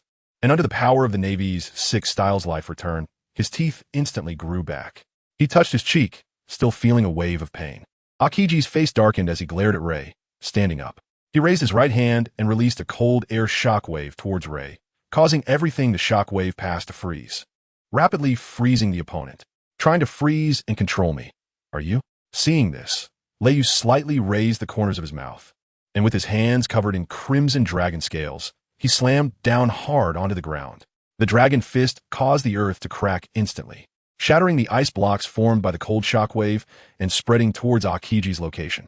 Akiji, seeing this, swiftly dodged to the side, his gaze cold as he looked at Leiyu. At the same time, his hands, filled with chilling air, slammed down onto the ground, instantly freezing everything around him. Due to the rapid freezing, Leiyu didn't react in time and was immediately frozen up to his waist. Akiji showed a hint of joy on his face. He had finally restrained him, but before he could fully enjoy this moment, the next second, Leiyu suddenly erupted with strands of purple flames, instantly melting the ice blocks into a puddle. What? Fire? You're still a mythical beast type? Akiji's eyes widened in shock. If he could determine from the scales on Leiyu's arms that he was a Zoan type user, then the flames on his body were undoubtedly a special ability unique to mythical beast types. Each mythical beast type comes with a special ability. Could it be fire? Akiji's face showed difficulty as he stared intently at Leiyu. He knew that the strongest aspect of his ice fruit was control. Its attack power wasn't particularly terrifying, but the frustrating fact was that he couldn't control Leiyu at all. Ha ha ha, Akiji, it seems you're not my opponent now. Leiyu, surrounded by purple flames, laughed heartily. In his view, Akiji now was even less imposing than the golden lion he had encountered before. He barely possessed the combat power of a vice admiral. However, if given 2 more years, he might reach the peak strength of the golden lion. After all, Akiji's talent for fruit development was undeniable. At this moment, Carp, who was watching from the side, also noticed Akiji's predicament. He couldn't control Leiyu at all. His own attacks couldn't harm him either. Thus, Carp looked at Leiyu seriously and slowly stood up. Just then, a powerful voice suddenly rang out, a dignified admiral unable to deal with a mere pirate. What face does that leave for the Navy? Kazan, Leiyu asked, feeling a scorching heat behind him. When he turned around, he saw a gigantic magma arm, radiating intense heat, coming towards him. Is this the Great Eruption? No way, even Sakazuki is here. Rei's face revealed a look of shock. He never expected to encounter 2 Navy admirals in the East Sea, including that terrifying old guy, Garp. Looking at the massive magma arm, even at a certain distance, Rei could feel the intense heat and a wave of heat approaching him. Is this one of the 3 admirals he mentioned before? Orochimaru on the ship looked weakly at the incredibly hot magma and exclaimed. He could sense that this person's aura was even stronger than Akiji's, especially in terms of attacking power. As he watched the magma arm approaching him, Rei immediately wrapped his arm in purple demon fire and punched forward. With a loud bang, waves of heat surged outward, and thick black smoke instantly enveloped the entire port. Ryu was directly knocked back a few steps by this attack, feeling a slight burning pain lingering in his hand. His expression darkened suddenly. Sakazuki's attack power was significantly stronger than Akiji's. Dressed in a floral red suit, Sakazuki leaped in front of Kazan, looking at the Ryu he had just repelled with a mocking tone. A pirate like this, and you can't handle him? Do you still have the face to call yourself an admiral? Umph. Kazan coldly snorted, ignoring this guy. Carp, who was originally prepared to join the battle, sat back down, believing that the 2 admirals should have no problem dealing with Ryu. However, upon hearing Sakazuki's words, Carp's expression also became a bit displeased. Mocking his own disciple in front of him, wasn't that looking down on him? At this moment, the thick smoke from the previous collision slowly dissipated. Ryu looked at Sakazuki with a sinister gaze and sneered. It seems you underestimate me. Admiral Sakazuki. Under 8? Sakazuki turned to look at Ryu, his arms transforming into 2 streams of blazing magma, with thick smoke billowing from them. A mere 1 billion berry pirate is not even worthy of my attention. Saying this, he suddenly vanished from his spot, leaving behind a massive pit filled with magma. As he saw the aggressive Sakazuki charging at him, Ryu smirked, his eyes filled with fighting spirit. He had always wanted to beat up a Kainu in his previous life, and now he finally had the opportunity. Sakazuki's right arm transformed into magma, taking the shape of a dog-s head, roaring as it lunged at Ryu. Canine bite Red Lotus? Leiyu's gaze slightly sharpened. In the face of the magma hellhound that seemed to have emerged from hell, Leiyu showed no signs of crisis and immediately threw a punch without changing his expression. An invisible wave of energy struck the magma, instantly shattering the dog's head. The magma erupted, transforming into countless small streams that splattered everywhere. With a soft thud, a small pit was left on the ground. Sakazuki's pupils contracted. He did not expect his magma to be shattered by Leiyu so easily. And this was just an ordinary punch, yet it had such power. Moreover, in the New World, even pirates numbering over 1 billion would not handle such an attack so easily. It seems this kid has some skills. Otherwise, Akiji wouldn't have been unable to deal with him for so long. Leiyu clenched his fist, making a cracking sound, and then slowly walked towards Sakazuki. Sakazuki also stared at Leiyu, putting away some of his contempt. Leiyu stomped his feet hard, instantly transforming into a shadow. Sakazaki felt a tightness in his chest, realizing that his observation haki couldn't capture Leiyu's movement trajectory. Could it be that he also possessed observation haki? Lightning Feather's speed was incredibly fast. In an instant, he appeared right in front of Sakazuki, revealing a sinister grin. Upon seeing Lightning Feather's eerie smile, a sense of unease immediately surged in Sakazuki's heart. However, recalling his own devil fruit powers, he suppressed that feeling of unease. Lightning Feather threw a punch at Sakazuki. But instead of dodging, Sakazuki seemed intent on using his elemental transformation to evade the blow. Carp, standing nearby, covered his forehead, thinking, does this guy not understand his opponent at all before coming here? If only he had half of Kuzan's composure. Lightning Feather's physical strength isn't much different from my own. Looking at the unmoving Sakazuki, Lightning Feather was also dumbfounded. Is the Admiral really this reckless? At that moment, Sakazuki, full of confidence, lost his expression when he saw Lightning Feather's pitch-black arm and exclaimed, "What? You can use armament haki too." By the time Sakazuki realized that Lightning Feather was not afraid of his elemental transformation, it was too late. He couldn't dodge the punch in time. Just as he was about to be hit, an ice wall suddenly rose in front of him. With a loud bang, the ice wall collapsed in an instant, and Lightning Feather's dark fist broke through the barrier, continuing to strike at Sakazuki. In that critical moment, a hand covered in ice reached out from the side, blocking Sakazuki's view and tightly gripping Lightning Feather's fist, stopping the terrifying punch. P.S. There will be another update. I'm currently writing it. Sorry for the delay. Sakazuki turned to look behind him and said awkwardly, "Thank you, Kazan." Although he didn't like Kazan, if it weren't for him, he would have been sent flying by Lightning Feather and lost all face. Ryu felt his fist being gripped by Kazan, and a chill quickly spread throughout his entire arm. Under the power of Kuzan's ice fruit, his arm began to freeze rapidly, slowly losing sensation. Leiyu had no choice but to immediately shake off Kazan's hand, quickly retreating a few steps and using his demon fire to thaw the ice on his arm. After feeling his arm recover from the thawing, Leiyu frowned slightly, looking at Kuzan and Sakazuki across from him, and sneered, "What's this? The dignified Marine Admiral Sakazuki is teaming up? How righteous indeed." Hearing this, a flicker of anger flashed in Sakazuki's eyes as he once again covered his hands in magma, preparing to charge. Kazan, seeing this, quickly grabbed him and shouted loudly, "Calm down. This guy is not like the previous pirates. He's not simple. The priority is to take him down first, or do you want to see another Emperor level appear?" Kazan's words hit Sakazuki like a bolt from the blue, weighing heavily on his heart. Emperor level. Sakazuki looked at Leiyu's youthful and innocent face and suddenly realized, that's right. The other party is so young, yet possesses such ability.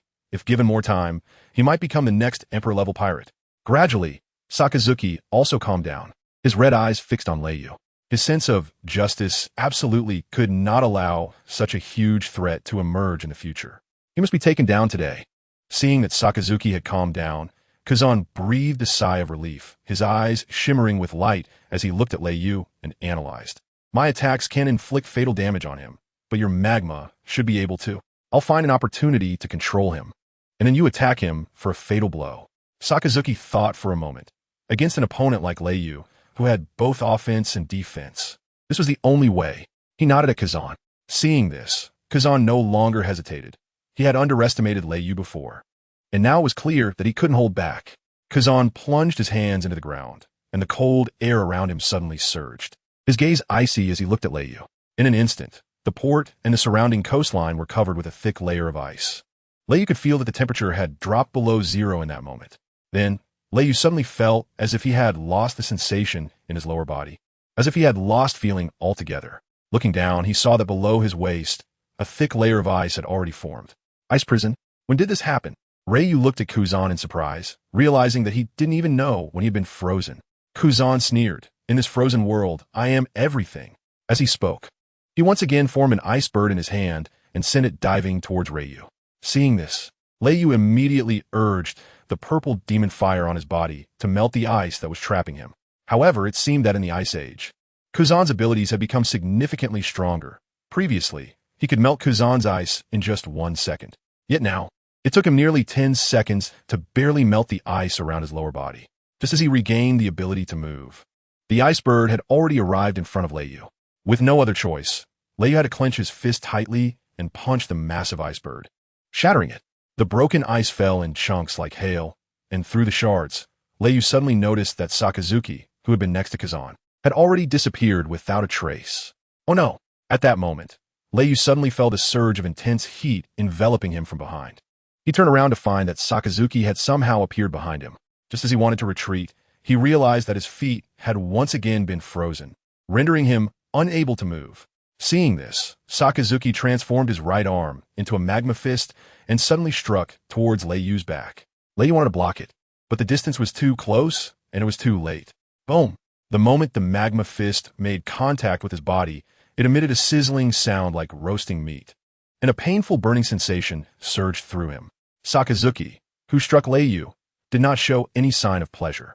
Instead, a cruel glint flashed in his eyes as he shouted, "Kneel down for me, Ryu, Hellhound!" Suddenly, the magma on Sakazuki's right arm surged violently. The temperature rose rapidly, and then he punched Ryu again. Thud! With a sound, a bright red arm pierced through Ryu's abdomen and then disappeared in flames. At this moment, Ryu felt as if his internal organs were on fire, with intense pain filling his entire body. He looked down at the large hole in his stomach and gave a self-deprecating smile. This could be considered his experience of Ace's pain, but he ultimately underestimated the threat level of the Navy's top-tier admiral, especially when the two worked together. Even though Ryu still had strength left to use, he could never defend against their combined assault. Thud! Ryu knelt on the ice, covering his stomach that had been pierced, blood dripping drop by drop through his fingers onto the crystalline ice, appearing exceptionally enchanting. It seemed that after defeating the elderly Golden Lion, he had become a bit complacent. To become a Marine Admiral was far from the simplicity he had imagined. This time, he had fallen, defeated by his own arrogance. Ryu. A shout came from a port behind him. Ryu turned slightly, seeing Orochimaru with wet eyes looking at him, trembling all over, his eyes filled with flames of anger. Without a care, Orochimaru leaped off the ship and landed on the already frozen sea, running towards Ryu. Kazan's expression tightened as he extended his right hand and grabbed at the air. Orochimaru, hundreds of meters away, was instantly transformed into an ice sculpture. Due to Orochimaru's chakra not having recovered much, he could not use the snake jutsu to escape. He could only be trapped in place. Watching Ryu's momentum weaken little by little, looking at the trapped Orochimaru and then at his own ghastly wound, Ryu sighed deeply. Although the injury was severe, his body was incredibly resilient, so it was not fatal. His organs were severely burned, losing half their function. If it were someone else, the moment they were pierced by Akainu's fist, their internal organs would have been incinerated. Should he use that move? However, half kneeling, Ryu's eyes flickered. Sakazuki and Kuzan stood by as victors, coldly watching Ryu. At this moment, Ryu was caught in a dilemma. He still had a trump card, which was his full dragon transformation. This form could make him exponentially stronger. But aside from that one time, he fully transformed on Coco Island. Ryu found that he could only maintain his full dragon form for 1 minute now. 1 minute of endurance in battle was practically useless. What could he do after that minute? Would he remain weak? Moreover, there was the ever-vigorous Admiral Garp watching him from side. At this moment, the system's voice suddenly echoed in his mind, ding. The host can use points to develop the fruit's awakening degree, thus achieving an increase in duration. Points. Yes, he had accumulated quite a few points recently. Ryu was secretly pleased, thinking that his good habit of accumulating points was finally paying off. But what was this about increased time? System, something is off. Saying it like that will make others misunderstand me. Ryu complained while glancing at his points, realizing he had accumulated 1,000 points over the past few days. System all in, 1,000 points to develop the fruit ability. Ding! Minus 1,000 points, development in progress. Watching his points vanish once again, he couldn't help but pray, "Come on, System Daddy, give me something good." In that moment, as his points disappeared, Lei Yu felt a peculiar and gentle force continuously pouring into his body. It was also accompanied by a weak life force that stabilized his massive wound, preventing his injuries from worsening. Ding. Fruit ability, body of the candle dragon, duration extended to 3 minutes. Development level of the destined weapon Dragon Pearl reached 10. Wishing the host a pleasant experience. What? 3 minutes? What do I do in 3 minutes, tell me? Hearing the system's voice, Lei Yu trembled with anger. Feeling cheated. Although his destined weapon had been developed, he could only use the Dragon Pearl after transforming into the body of the candle dragon. The more he thought about it, the angrier he became, and his body shook with rage. Sakazuki happened to witness this scene and mistakenly thought Lei Yu was trembling in fear, laughing as he said, "Hee hee, you'll spend the rest of your life in Impel Down." He then notified the nearby navy to bring over the Sea Prism stone cage and handcuffs, preparing to lock up this dangerous little brat for good. Ryu coldly looked at the incredibly arrogant Sakazuki and sneered. "Do you really think you can capture me just like this? Even if you throw me into Impel Down, I will escape like Shiki did." When Ryu mentioned Shiki, Carp, who had his eyes tightly closed, suddenly opened them and glanced deeply at Ryu before continuing to eat his donut as if nothing had happened. But Sakazuki was not pleased. He always felt that Shiki's escape from Impel Down was a tremendous disgrace for the Navy. It severely tarnished the Navy's dignity, especially since no one had been able to recapture him until now. The mere mention of it by Ryu was like throwing a bucket of oil onto a fire, igniting the anger in Sakazuki's heart. His hand, now like molten lava, once again struck heavily at Ryu's face. Severely injured, Ryu had no power to resist. With a loud bang, he was sent flying dozens of meters, crashing heavily onto a pile of shattered ice. Cough! Another mouthful of blood was spat out by Ryu, and fresh blood began to flow from his forehead. His disheveled hair spread out on the ground, looking utterly miserable. The wound that had stabilized began to seep blood again. Sakazuki approached Ryu, bent down, and grabbed him by the neck, slowly lifting him up, glaring at Ryu with a fierce expression and threateningly said, "I advise you not to challenge the dignity of a navy. Otherwise, I will kill you right now." After saying this, he slammed Ryu back onto the ground and turned without looking back, heading towards the soldiers holding sea stone handcuffs, preparing to have them restrain Ryu. Lei Yu supported his body with both hands, half crawling on the ice surface, and through the transparent ice block, he saw his own reflection. He really looked quite disheveled. But whether he could stay here today was still uncertain. Although the system had previously tricked him out of some points, the awakening level of the fruit had indeed increased. However, in the current situation, it could only be described as a useless effort. But he suddenly remembered that he had successfully checked in while saving Luffy at the execution platform through the system. He had successfully obtained a summoning opportunity. This was his last chance to turn the tables in this desperate situation. He just hoped the system wouldn't trick him again and wouldn't summon a Sky Sister for him. He pondered. Lei Yu forced himself to stand up with his broken body, trembling as he did so. Sakazuki, who was halfway through his approach, seemed to sense something and turned to look. He saw Lei Yu hunched over but standing, his eyes shining with dazzling light, revealing a row of white teeth as he looked at him. Seeing this, Sakazuki believed Lei Yu was challenging his limits, challenging the Navy's limits. Enraged, he shouted, "It seems you really want to die, Lei Yu, but I won't let you die so easily.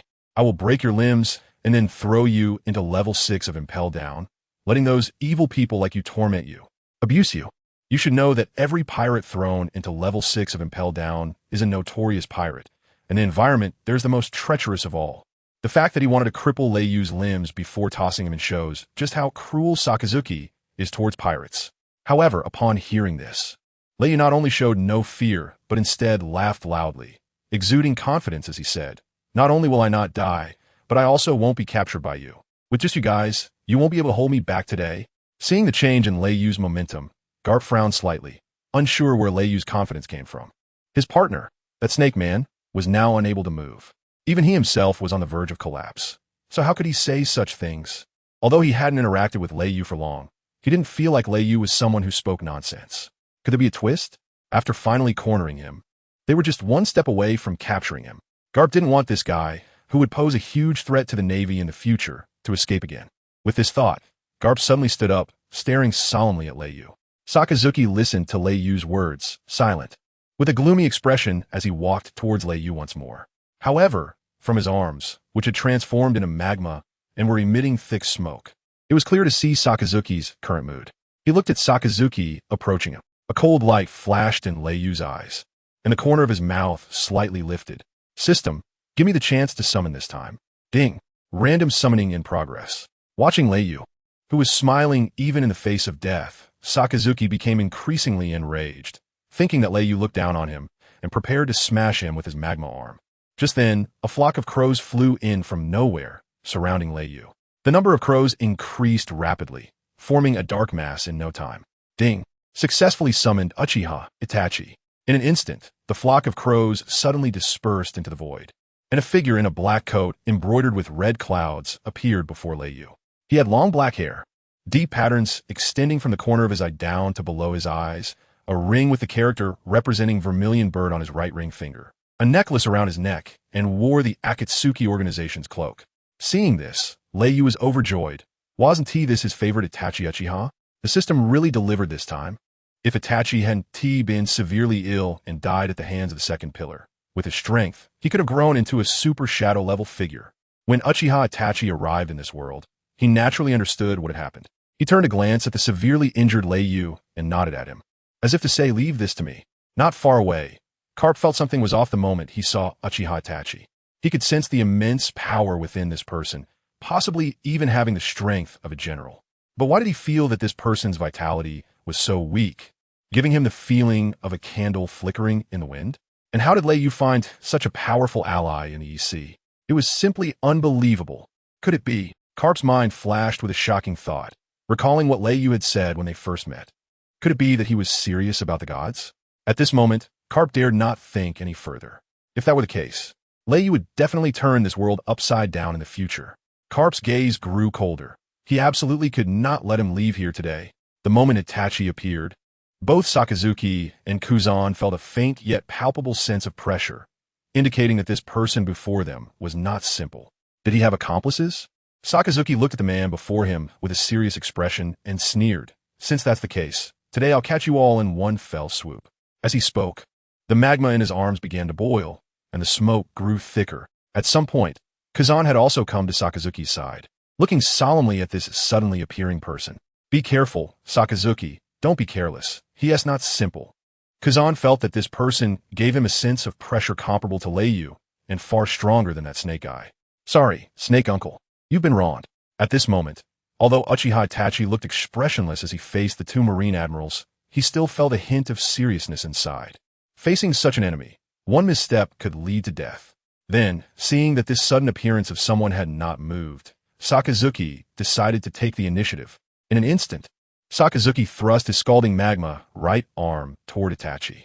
However, upon seeing this, Uchiha Itachi slowly closed his eyes. This action made Sakazuki think he was being looked down upon, and he roared in anger. You dare to underestimate me? You hadn't. The scalding right arm instantly transformed into a massive magma fist, crashing toward Uchiha Itachi. Kazan beside him also emitted a chilling aura, preparing to assist Sakazuki in taking down this mysterious individual. Just then, Uchiha Itachi suddenly opened his eyes, flashing a hint of crimson. Uchiha Itachi's pupils had turned blood red, with 3 Tomo shapes swirling within. Sakazuki and Kuzan, who were launching their attacks, froze upon seeing those crimson eyes. What kind of eyes are these? They could sense from those crimson pupils a mix of evil, pain, cruelty, and various negative energies. What had those eyes witnessed? What kind of pain had to be endured to possess such evil eyes? Recovering from their shock, Sakazuki did not retreat and shouted at Uchiha Itachi. With such a pair of devilish eyes, it seems you're not a good guy either. Go to impel down and repent. Saying this, he charged at Uchiha Itachi. But while the world saw the evil in those eyes, no one noticed the hint of tenderness and protection hidden deep within those crimson depths. Moreover, the transformation of those eyes was not over. Uchiha Itachi's eyes focused, and the Tomo within his Sharingan began to spin wildly, the 3 Tomo accelerating like windmills. A streak of crimson emerged in the center of his pupils, and as the 3 Tomo spun rapidly, they began to emit 3 curved lines that gradually sharpened and elongated, finally forming the shape of a triangular shuriken. The already crimson pupils became even more brilliant, resembling blood. Sakazuki, upon seeing this bizarre pupil, couldn't help but shudder. However, to bolster his momentum, he roared, "Give it to me, you devil." As he spoke, Sakazuki leaped into the air, already above Itachi, ready to smash down. Amaterasu, Uchiha Itachi murmured, then directed his gaze toward the massive magma fist created by Sakazuki. As blood flowed from his eye sockets, clusters of pitch-black flames appeared from the void, engulfing the magma fist directly. In an instant, it had burned through the magma fist, creating large holes. What is this? Just touching it caused this black flame to burn through his elemental body. The temperature of this black fire could evaporate his magma, and it kept burning, completely unable to extinguish. Moreover, the flames instantly touched his real body, causing him to develop folds all over. A violent pain surged through him, sending shockwaves of terror through Sakazuki's heart. He couldn't maintain his elemental form any longer. Otherwise, he would be severely injured. In an instant, Sakazuki realized this and discarded the part of his magma body that had been burned, retracting the remaining magma that had not come into contact with Amaterasu, slowly revealing his body. Originally, Sakazuki planned to use this method to avoid Amaterasu. However, an even more shocking event occurred. As Uchiha Itachi's gaze fell upon Sakazuki's body, the black flames of Amaterasu landed on him as well. Wherever his gaze fell, clusters of black flames enveloped Sakazuki completely. In just a short while, the area where they stood was surrounded by black flames. Some of the black flames that Sakazuki evaded fell to the ground, directly melting the ice and scorching the earth beneath. This scene made Sakazuki break out in a cold sweat. Flames that could burn soil were something he had never encountered before. What kind of power is this? At that moment, a ball of black flame unexpectedly landed on his arm. Sakazuki didn't dare to hesitate and immediately elementalized his arm, then activated his ability to separate his arm and threw the black flame to the ground. He then shifted his gaze to Itachi, only to see that wherever Itachi looked, the pitch-black flames would appear. The increasing number of Amaterasu flames sent chills down his spine. If their battle hadn't been far from the street and the Navy soldiers, Road Town would have been engulfed in flames by now, and the Navy soldiers would have all perished under this terrifying black flame. While dodging these black flames, Sakazuki was panting heavily. At this moment, he also noticed the blood tears continuously flowing from Itachi's eyes, which looked somewhat frightening. Was this a side effect of using this ability? Sakazuki speculated inwardly while his body kept moving, as long as he was hit by the Amaterasu flames. He quickly elementalized and threw that part of his body away. With each elementalization, Sakazuki's physical stamina was gradually depleting. Fall! Uchiha Itachi growled, the red blood color in his eyes becoming more intense, and 2 more blood tears flowed from his eye sockets, slowly trickling down his cheeks. As his voice fell, the pitch-black Amaterasu flames suddenly exploded, directly enveloping Sakazuki. Not good. Seeing the exploding Amaterasu flames above him, Sakazuki felt an extreme sense of danger. It directly told him that if he couldn't evade this strike, he would suffer fatal injuries. Thinking this, Sakazuki couldn't care much. He used his jet, completely elementalizing his lower body, and tried to escape the range of the Amaterasu flames by propelling himself backward with magma. But he was still a step too slow. The black flames had already descended like a torrential downpour. At this critical moment, a chilling cold swept toward the descending black flames. In an instant, a net of ice surged in, freezing the black flames within. The Amaterasu flames kept writhing in the ice, as if they could break free at any moment. Sakazuki, still shaken, looked at the frozen black flames above him and then glanced at Kuzan not far away. He had been saved by this guy again. It was the second time today. At that moment, Kuzan, trembling all over, shouted, "What are you dawdling for? Get out of this area now." Due to the overwhelming power of the black flames, even with Kuzan exerting all his strength to maintain his freezing moment, it wouldn't last long.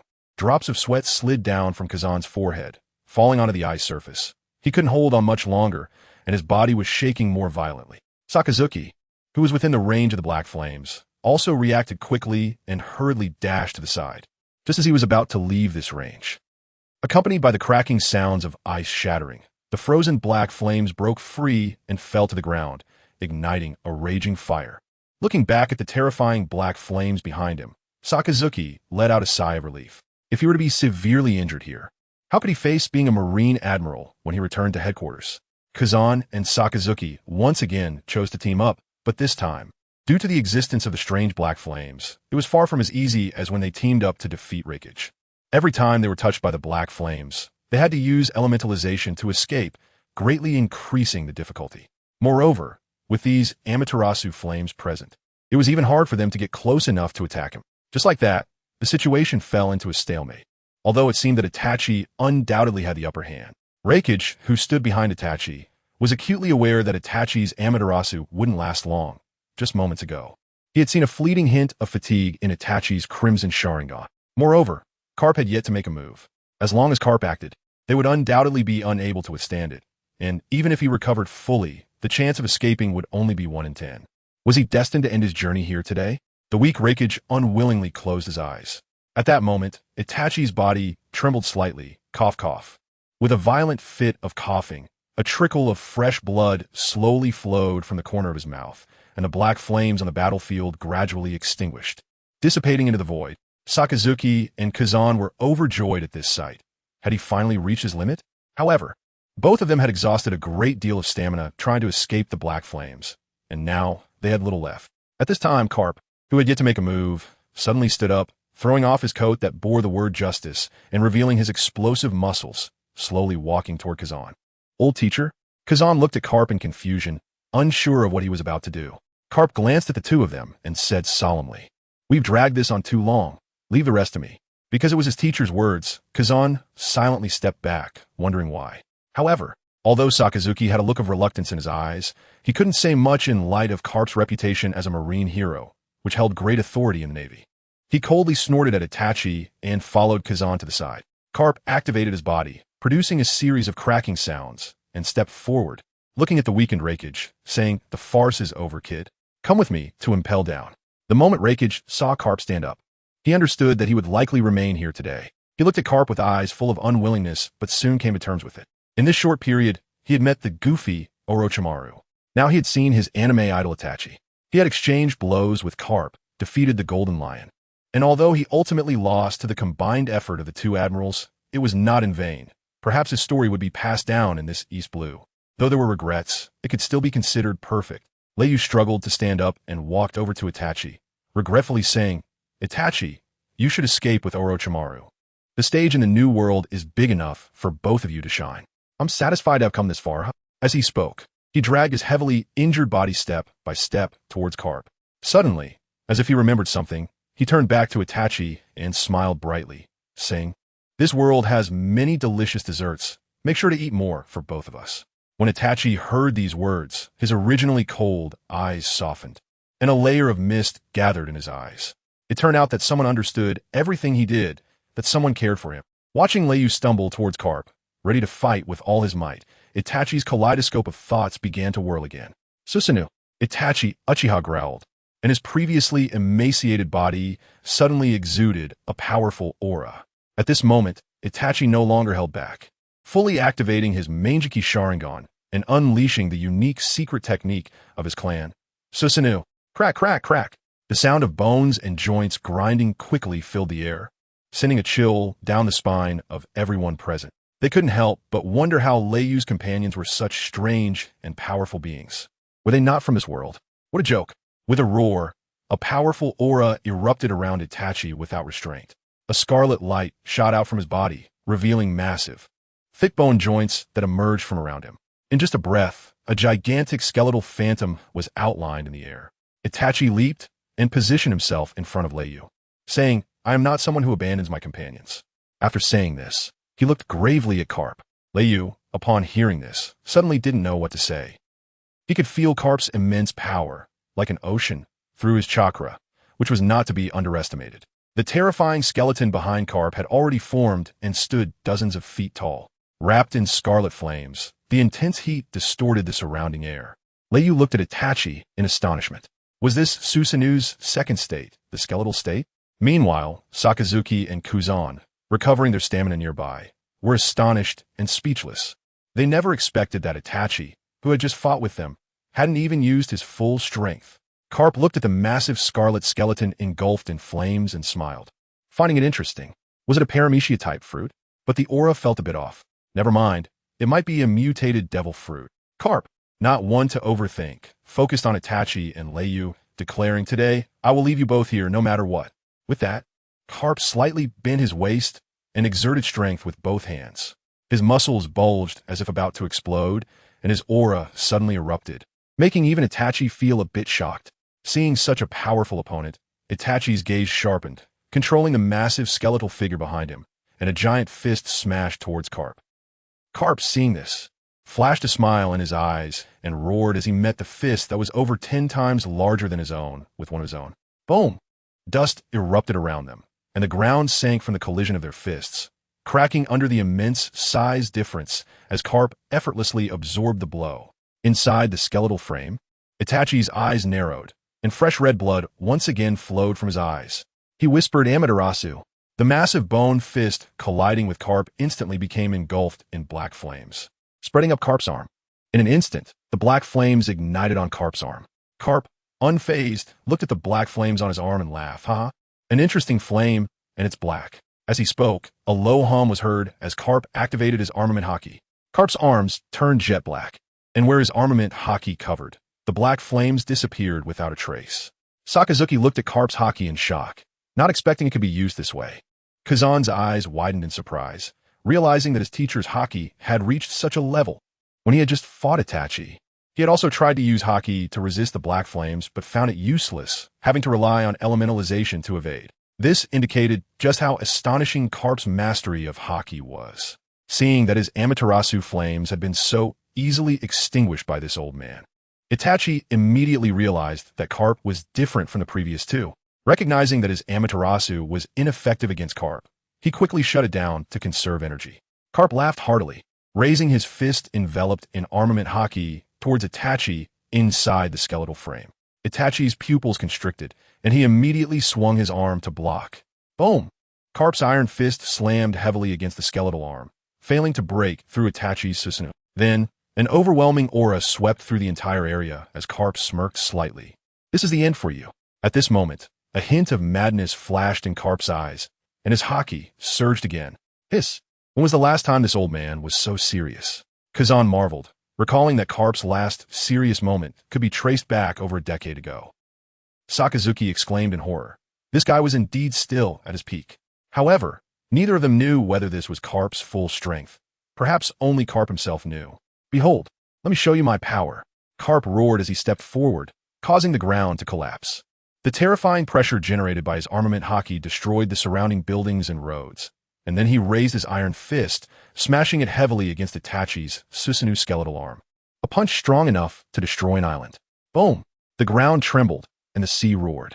Kazan's ice age was shattered under this punch, and the frozen sea returned to its original state, freeing Orochimaru from the ice, who immediately jumped onto the ship, staring in shock at the battle ahead, feeling the oppressive aura and exclaiming, "Is this Itachi? This old man is so strong? This is bad. Itachi can't withstand it." Orochimaru was right. Itachi truly couldn't withstand Carp's world-destroying punch. Crack, crack, crack. Under Itachi's unimaginable gaze, his skeletal Susanoo began to crumble. Uchiha Itachi watched in horror as his kaleidoscope began to spin again. Cough, cough. A mouthful of fresh red blood was once again spat from Itachi's mouth. Ryu looked at Itachi with concern, knowing that Itachi was already overworking his Sharingan at this point. Itachi, as the captain, I command you to leave with Orochimaru. Ryu stood up silently, intending to use his candle dragon form to buy Itachi and Orochimaru 3 minutes to retreat. Itachi merely glanced at Ryu without saying a word. Seeing this, Ryu prepared to step forward.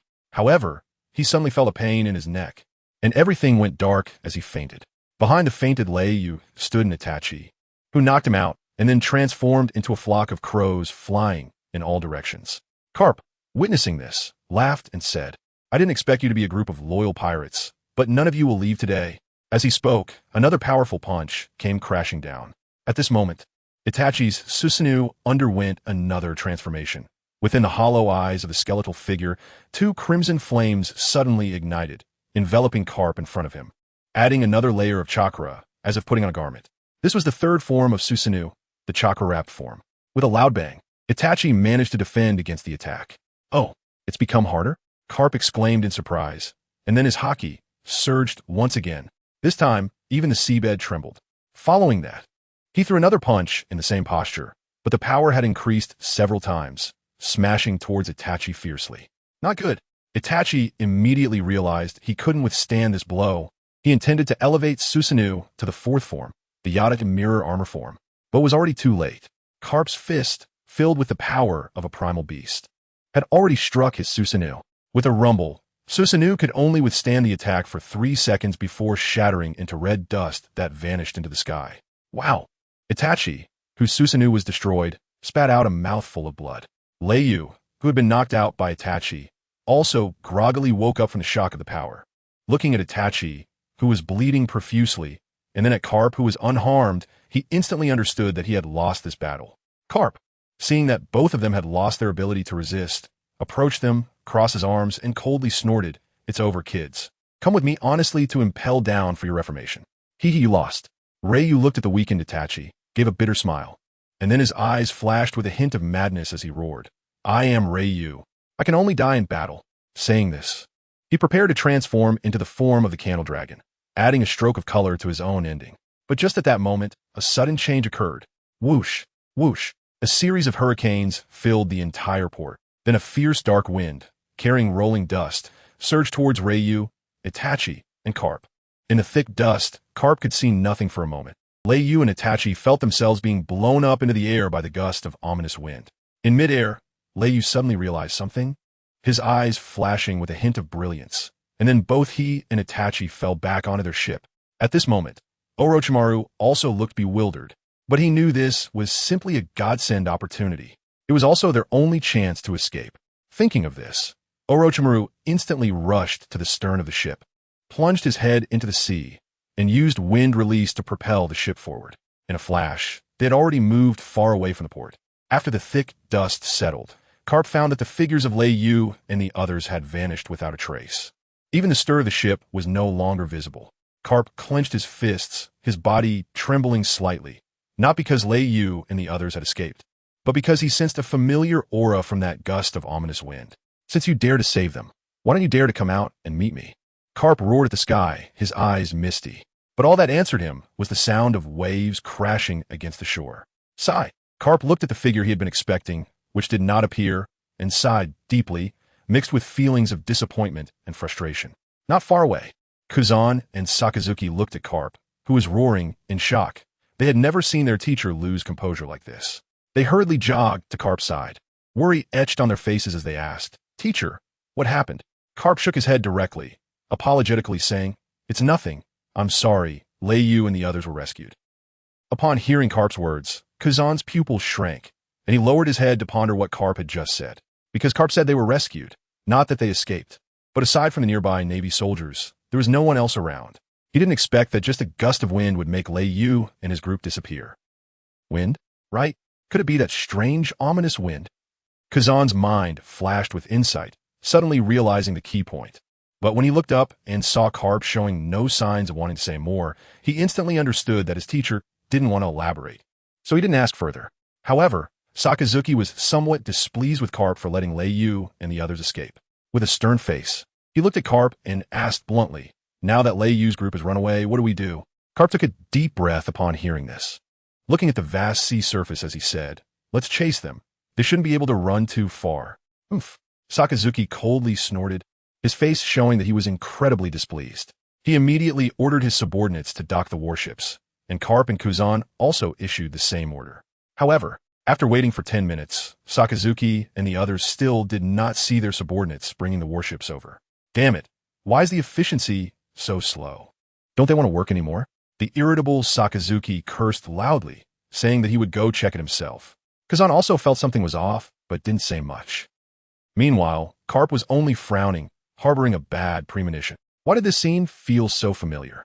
Just then, a Navy soldier rushed over, panting, and said to Sakazuki in a panic, "GG, Great Admiral Sakazuki, the battleship is broken. It won't move." After hearing the soldier's words, Carp slapped his forehead and thought, "I knew it." He then looked at the soldier and asked, "Was the electrical equipment destroyed? And did you find any little white snakes?" Sakazuki and Kazan looked at Carp in surprise, curious why he would say that so confidently. But after hearing Carp's confident tone, the Navy soldier awkwardly scratched his head and said, "The electrical facilities are fine, and we didn't find any little white snakes." "What? Then what is the problem?" Carp rubbed his temples, pretending to be nonchalant, feeling like he was being slapped in the face. Just as the Navy soldier was stammering and unsure how to answer, another soldier from Carp's ship shouted from afar, "Mr. Carp, our ship is broken again. This time, all the engines are gone." Upon hearing this, Sakazuki turned to stare at the subordinate in front of him. The Navy soldier looked bitter and said, "Great Admiral Sakazuki, ours is the same. The entire engine is gone." Kazan also understood that he didn't need to wait any longer. It was probably the same for him. Sure enough, shortly after, his subordinates reported that their engine was also gone and that they had found an enormous white snake measuring an exaggerated 3 meters in diameter. Moreover, it seemed like there was something inside the snake, making it bulge significantly. As he spoke, several other Navy soldiers carried up a large iron block that had been severely corroded. Pointing at the iron block, they said, "From my observation, this is our engine." At this moment, Carp's face darkened, and he gritted his teeth, asking, "Then there should be warships in Road Town as well." The Navy soldier scratched his head and said, "We checked, and all the warships are missing their engines." Hearing this, Carp clenched his fists, his eyes blazing with fury. "You snake man, you and your whole family." Sakazuki and Kuzan were filled with anger and confusion, especially Sakazuki. As soon as the soldier finished speaking, his lower body turned to magma, wanting to chase after them directly. But Carp stopped him, saying, "Hey, even if you and Kazan can move in the sea, what good would it do to catch up?" Although Carp didn't say it outright, Sakazuki understood what he meant, that even if he caught up, he wouldn't be able to defeat them. Then what do you suggest we do now?" Sakazuki angrily looked at Carp, asking, "Wait for me to contact Sengoku. Let him contact nearby forces and send a few warships over. We'll head back first. They will likely head to the Grand Line next, and there will be opportunities to encounter them later." After hearing Carp's words, Sakazuki felt it made sense and glared at the location where Lei Yu and the others had vanished, saying fiercely, "Then let them not encounter me in the new world."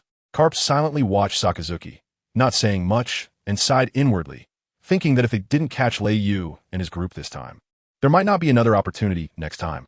Carp thought about Lei Yu's terrifying growth rate and the strange yet powerful crew members one after another. He couldn't help but feel a headache, looking worriedly towards the direction of the new world. Are the gods really going to descend? Achoo! Orochimaru on the ship inexplicably sneezed. Uncle Snake rubbed his nose, looking back and thinking, they shouldn't chase after us now, right? He still held 2 bowls of medicinal soup in his hands, handing them to Lei Yu and Itachi. "Here, drink this special medicine from Orochimaru. It's great for your body." The two took it, and Lei Yu suspiciously looked at Orochimaru, asking, "You didn't add anything strange, did you?" Orochimaru shivered at Reikige's words, his eyes spinning around as he said, "Oh no, it's just made from ordinary herbs." "Could I really say that this is medicine made from the snakes I spit out? Once you take my medicine, you're mine." Lei Yu and Itachi looked around, and indeed found nothing strange or unusual. So they took a sip, and it was a bit sweet.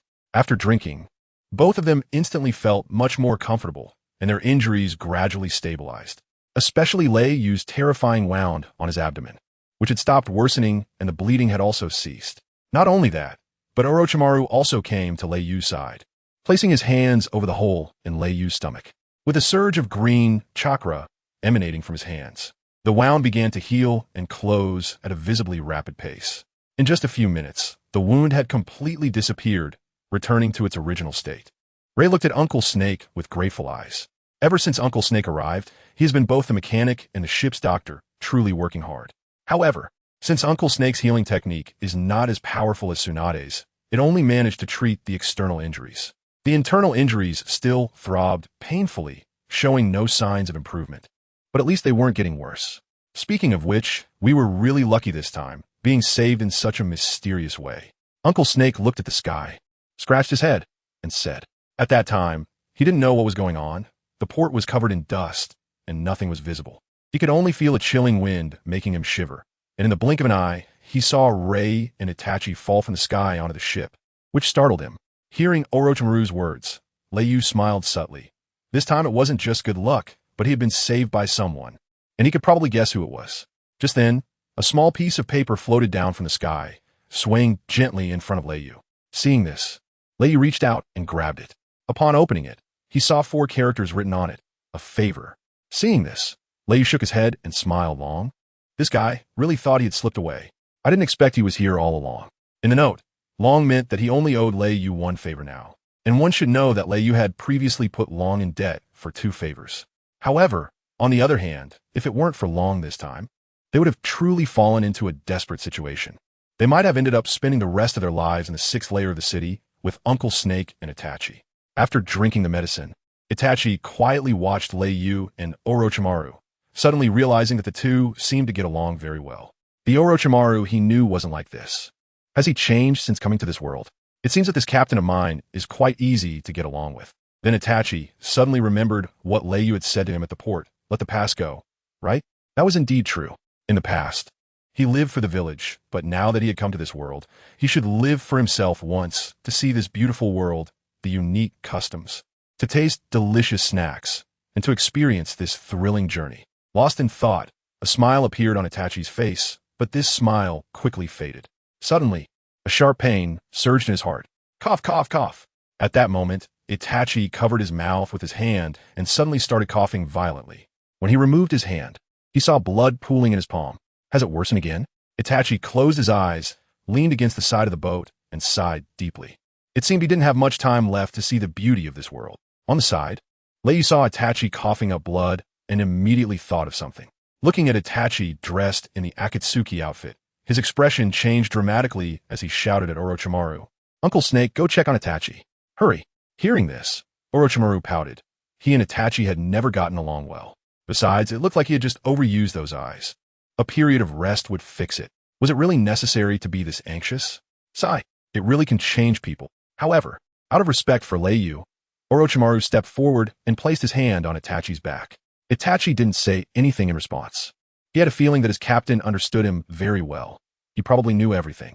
Just as Orochimaru infused chakra into his hands, he sensed Itachi's condition inside. His expression changed dramatically. Shocked, he exclaimed, "How is this possible? What happened to your body? What kind of terminal illness is this?" He felt that Itachi's organs were almost all failing, like a lifeless old man. The vitality within him was extremely weak, as if it could extinguish at any moment. Itachi merely smiled lightly and said calmly, "It's just the price of using these eyes." Lei's expression was very gloomy as he looked at Orochimaru and asked, "Can it be cured?" Orochimaru let out a deep sigh, shook his head, and said he was powerless. Moreover, it seemed that the life force within Itachi could only last for 1 or 2 weeks. After hearing this, Lei's expression grew increasingly grim. He then approached Itachi, bent down, and stared at him intently, saying word by word, "You will not die." The weak Itachi looked at Lei's firm gaze and couldn't help but feel a tremor in his heart. If someone else had said this, it might have just been a comfort, because he was most aware of his own illness. But when he saw Lei's unwavering eyes, an absurd thought unexpectedly arose in his heart. Perhaps his illness could be cured. He then gently nodded and closed his eyes.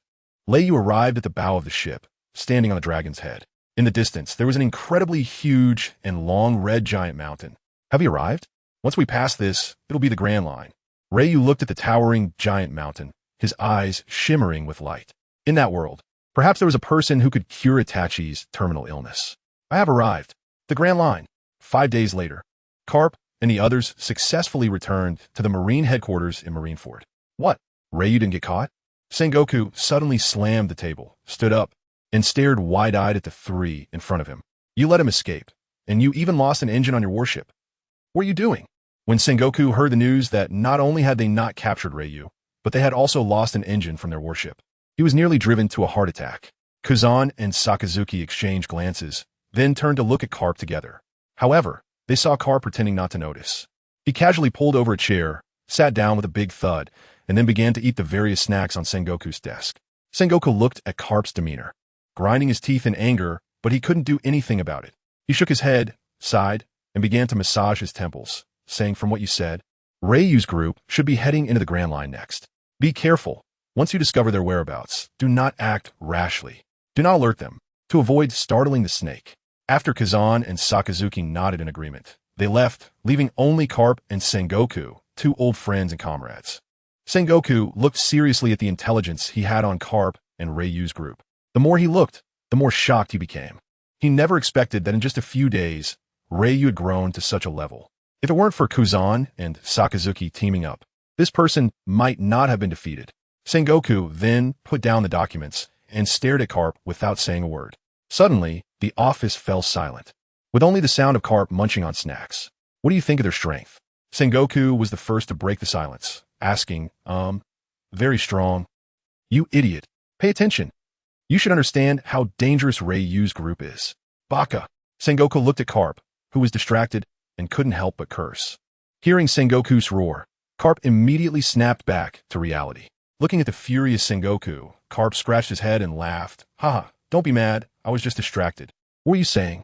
Seeing Carp's silly grin, Sengoku fell helpless and had to patiently repeat what he had just said.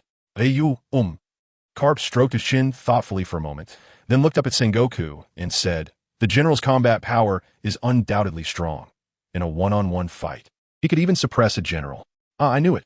From the information, Sengoku learned that Ryu had overpowered Kazan, and only with Sakazuki's help was he defeated, which allowed him to roughly estimate Ryu's strength. Now, with Carp's confirmation, his estimation of Ryu's strength was almost solidified. He then continued to ask, what about that red-eyed, mysterious person in the black robe embroidered with red clouds? Is he a new crew member of Ryu's group? Yeah, he should have just joined. I haven't seen him before, Carp nodded. Then it seems he also possesses the strength of a general, and is even slightly stronger, as Kazan and Sakazuki together couldn't defeat him. Thanks to you, Carp. Saying this, Sengoku picked up a cup of water and took a big sip.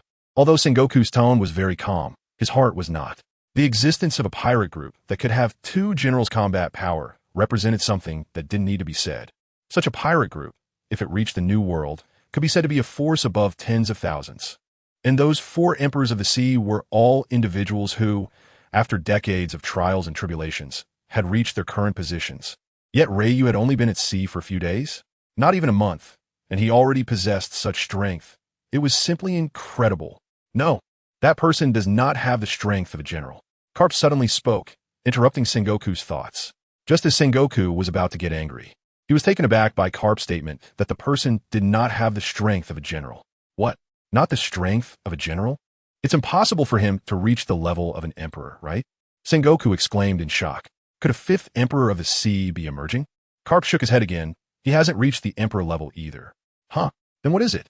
Sengoku's mind filled with a big question mark. Not understanding what Carp was hinting at, Carp did not rush to answer Sengoku. He picked up a cup of water from the table and slowly said, you've seen the information and know he has a very strange ability, right? Are you talking about that black fire and the skeleton-like monster? Sengoku thought for a moment and said, yes, especially that skeleton monster surrounding him. It seems that it can even become stronger. If I hadn't directly defeated him before he reached his strongest state, I wouldn't know if I could break through his defenses. What? You didn't have complete confidence in defeating him? Sengoku's eyes widened as he looked at Carp. He had been working alongside Carp for decades and knew him very well. Although Carp was getting old, Sengoku knew this guy's strength had not declined. In fact, it had even improved. On the other hand, Sengoku himself was aging, and his strength had long since diminished. Then if he unleashed all his strength, what level could he reach? Sengoku stared intently at Carp. This information was crucial for him and the entire Navy. At that moment, the danger posed by Itachi was even higher than that of Ryu. Looking at the serious Sengoku, Carp smiled and said, based on my estimation, he should not have reached that level yet, but he is already close. However what? Hurry up and say it. You can't possibly not know what an emperor level represents, right? Seeing Carp still teasing him, Sengoku was so angry he almost wanted to punch him. You don't need to think of him as that dangerous. He might not live much longer. What? Why do you say that? His vitality is very weak. It seems he has some terminal illness, especially after this battle. I'm certain he won't survive for more than 15 days. After hearing Carp's words, Sengoku immediately breathed a sigh of relief. He completely trusted Carp, especially in this situation. Even if he didn't speak, Carp wouldn't say anything misleading, especially since Carp had developed the Navy's 6 styles, haki, and physical abilities to an unimaginable level. He could certainly tell the condition of others' bodies at a glance. After discussing Itachi, Sengoku fell silent, pondering how to set the bounty this time. Because Uncle Snake did not perform exceptionally in this battle, at most he just stole an engine. After a while, Sengoku suddenly looked up and said, set Ryu's bounty at 1. 8 billion berries. And that red-eyed mysterious person at 1. 5 billion berries. What do you think? Originally, Sengoku had planned to set this mysterious person, who was close to emperor-level strength, at 2. 5 billion berries, but after hearing Carp say he wouldn't live much longer, it significantly reduced the threat level, so he set it at 1. 5 billion berries. Considering Ryu's current age and the level of threat he poses, 1. 8 billion is about right. It's worth noting that this bounty exceeds that of all vice admirals, making Lei Yu the highest bounty aside from the 4 emperors and legendary pirates. At the same time, the threat he poses is also the greatest. In a few years, he could become an emperor. I'll go with your suggestion. Carp nodded, agreeing that this figure was close to what he had in mind. Also, what about the Snake Man? Set his bounty at 600 million. No way. Carp slammed the table, startling Sengoku. Why did Carp react so strongly when this Snake Man was mentioned? Then how much? 625 million. That old schemer. Carp gritted his teeth and said, fine. Sengoku noticed Carp's anger and didn't ask what happened. Just went along with Carp's intention to set Orochimaru's bounty at 625 million berries. After finalizing the bounties for Lei Yu and his crew, Sengoku looked at Carp and asked the question he most wanted to know. How did Lei Yu and the others escape? I don't believe you don't know. As soon as Sengoku said this, Carp's hand holding the cup visibly trembled. Seeing Carp not respond, Sengoku remained patient, staring at him intently. After a long silence, Carp took a small sip of water and uttered one word, dragon. Him. Upon hearing this word, Sengoku clearly froze for a moment, instantly understanding why Carp had been off his game these past few days. The discussion ended in their silence. After sitting in Sengoku's office for a while, Carp prepared to leave. Wait, your kid defeated Crocodile, a warlord of the sea, in Alabasta. And the bounty is set at 100 million berries. Oh, is that so? Finally, there's news about that kid. It was hard to tell if Carp's tone was angry or something else at that moment. Give me a warship, and I'll go bring that kid back right now. After saying this, he left without looking back. A day later, newspapers spread across the world, and the contents once again shocked everyone. In an unknown sea area of the Grand Line, a newspaper bird flew over a dragon-shaped pirate ship. A new report? On the deck. Lei Yu, who was exercising, saw the newspaper bird overhead, took a step into the air, and slapped it out of the sky. He returned to the ship, retrieved the newspaper, and tossed the bird to the side, saying, Uncle Snake, we're having extra tonight. Let's make a pot of stewed bird. He then opened the newspaper in his hands. The most prominent section surprisingly detailed the events of himself and his crew in Logtown. Major event. Kazan and Sakazuki teamed up with a Navy hero to capture the God Pirate Crew led by Lei Yu. After heavily injuring Lei Yu and the others, they escaped from Logtown. Really won 8 billion berries. The black-haired man with red eyes won 5 billion berries. The mysterious Snake Man, 625 million berries. The total bounty of the God's Pirates is 925 billion berries. This is the highest bounty of any pirate crew in the Grand Line, apart from the 4 emperors.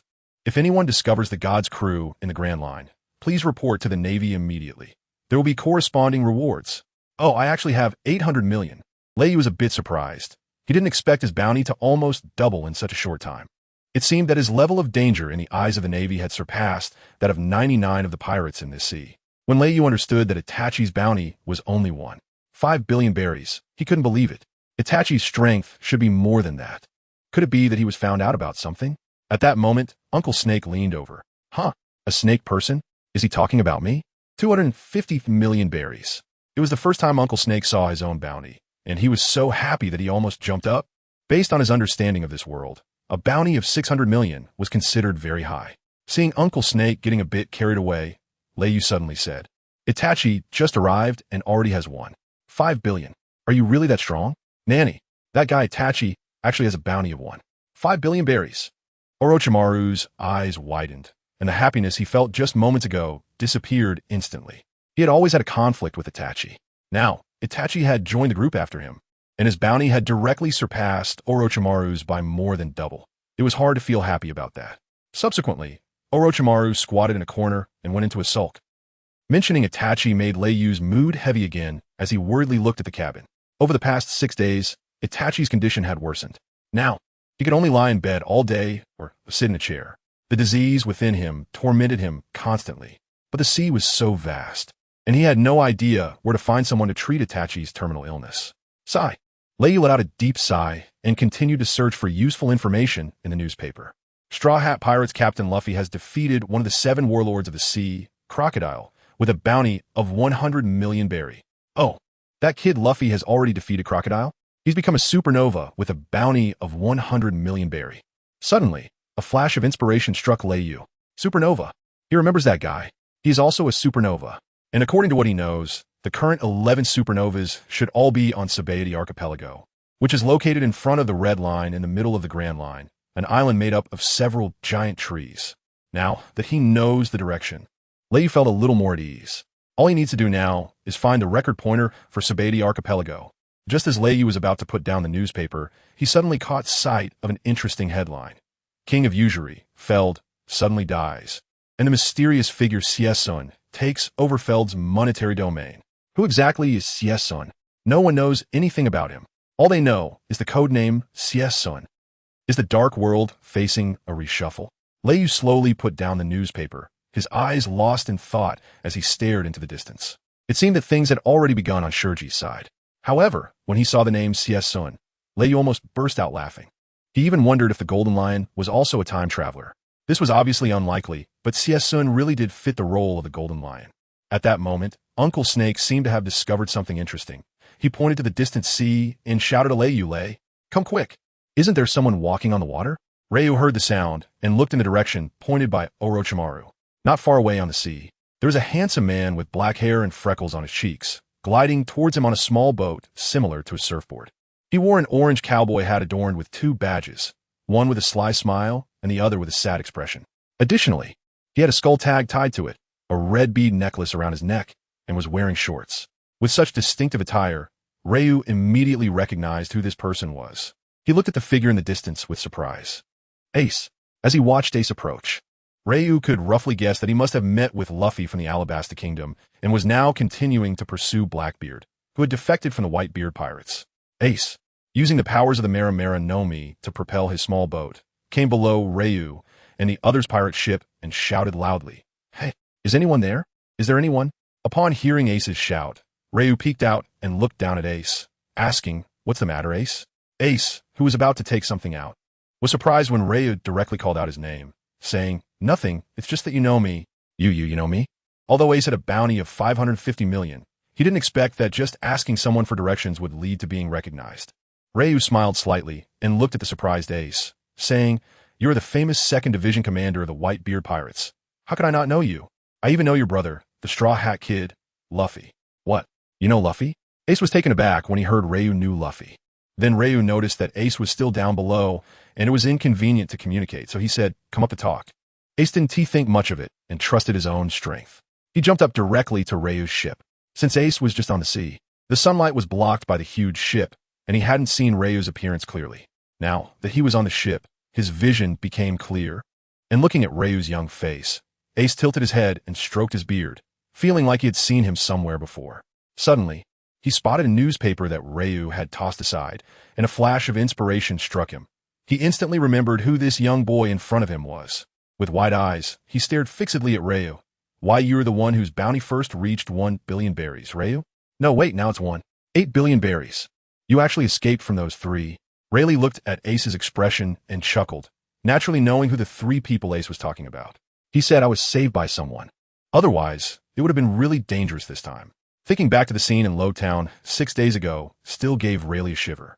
The 3 Marine Admirals are no pushovers, especially that old monster carp. However, after exchanging a punch with him on Coco Island, he thought he had grasped his strength. Now, it seems that Carp's strength is not just that. He had underestimated him. The clever Ace naturally didn't ask who saved Rayleigh and his group, nor did he continue discussing that topic. Instead, he turned and squinted at Rayleigh with a smile, saying, "Luffy has mentioned you to me. This kid loves to cause trouble. As his older brother, I should thank you for saving his life in Lowtown. It was just a small effort, and I quite like the guy," Rayleigh replied nonchalantly. "Haha, really? Luffy likes you a lot too. He even complained to me about forgetting to pull you into their crew back then. But I think a person like you wouldn't settle for being beneath others, right?" Ace withdrew his smile and looked at Rayleigh seriously. He could sense the powerful ambition within Rayleigh. If Rayleigh wanted to sit on the throne of the Pirate King, he would undoubtedly be a formidable opponent.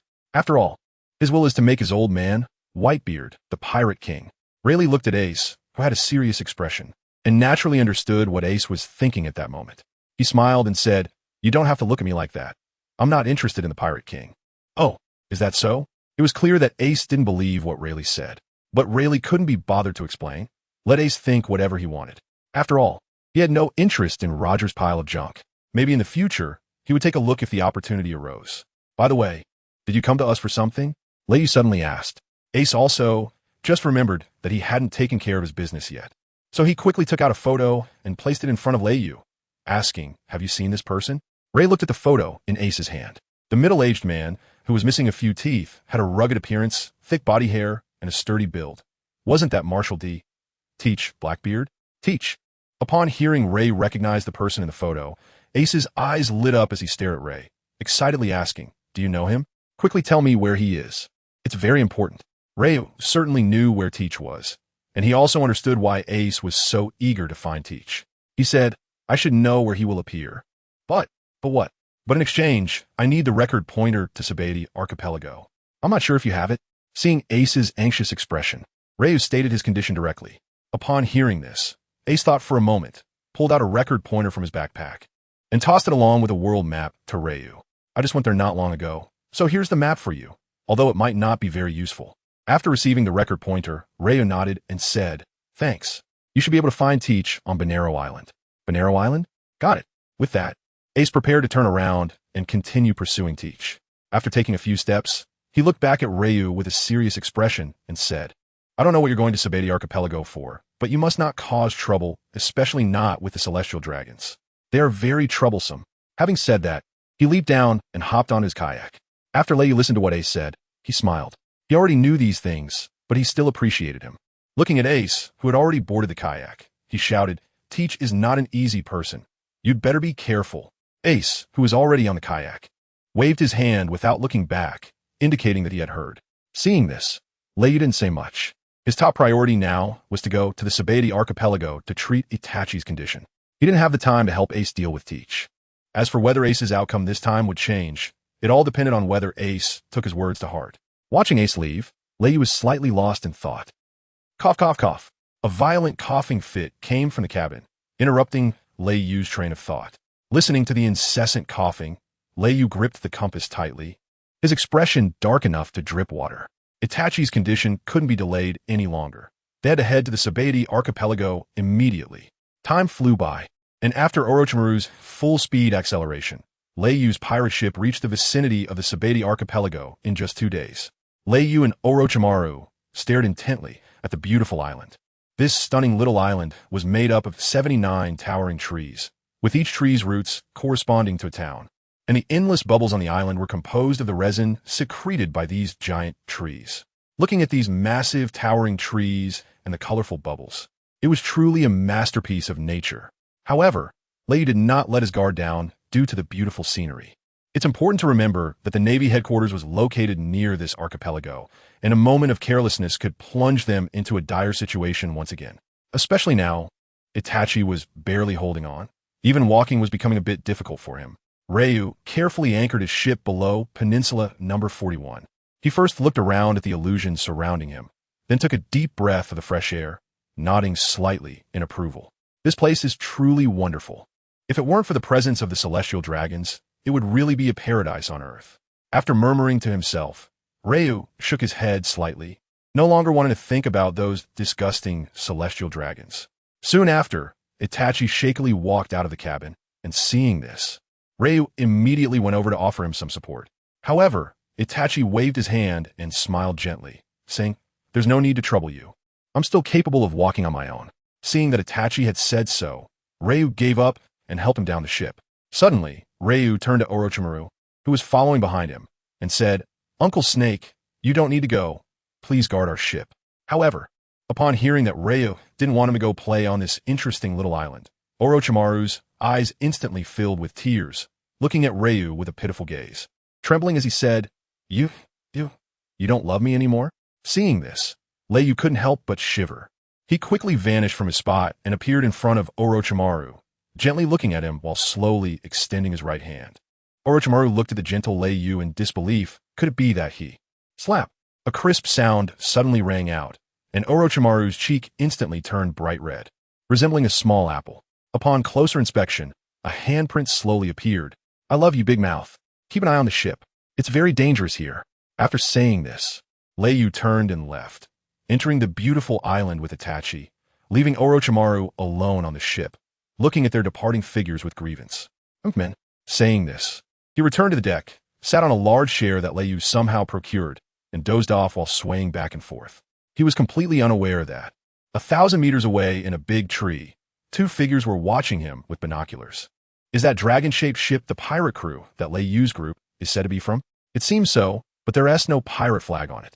One Navy soldier looked at another and said blankly, "Are you stupid? If you're a pirate, why would you take down the flag when you land?" The other Navy soldier reprimanded him in a low voice. "Look, isn't that figure on the ship the snake person with a bounty of 625 million berries?" As he said this, the other Navy soldier focused the binoculars on Orochimaru and stared intently. "It really looks like that snake person. Hurry, notify headquarters." With that, the two quickly climbed down from the tree, fearing that they would attract Orochimaru's attention. At this time, Lei Yu was weaving through the giant trees with Itachi, both of them having somehow acquired a set of straw hats and masks to cover their faces. Rayleigh also knew that he was no longer in the East China Sea, where not many people knew him. Now, they were close to the New World, and the news of his escape from Kazan, along with the joint attack from Akainu and Garp, was surely known by many. Moreover, his bounty was currently 8 billion, and Itachi's was 5 billion.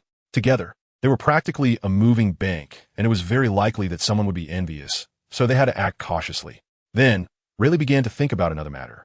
If he remembered correctly, Luffy and his crew had also arrived at the 41st Island. However, they would definitely not encounter them. Based on the timeline, Luffy's crew was probably heading to Eni's lobby to rescue Robin now. Ryu thought to himself. However, with nothing to do at the moment, he couldn't find Trafalgar Law's whereabouts. So he took Itachi to a small tavern, intending to grab a bite to eat and casually inquire if there were any news about Trafalgar Law. At this time, Orochimaru was sleeping soundly on the ship, while Ryu and Itachi took a short break in the tavern, preparing to gather some useful information for their upcoming actions. Ryu and his group were completely unaware that an even fiercer storm was approaching once again. At the same time, at the Navy headquarters, the phone in Sengoku's office suddenly rang. Sengoku frowned slightly and answered the call, his expression changing dramatically as he excitedly said, "What? Right in the Sabati archipelago? Okay, I understand. Keep an eye on them. Don't alert them." After hanging up the phone, Sengoku took a deep breath, clenched his fists, and murmured, "Goodness. They dare to appear right under my nose. This time, let's see how you escape." With that, he hurriedly walked out, unsure what to do next.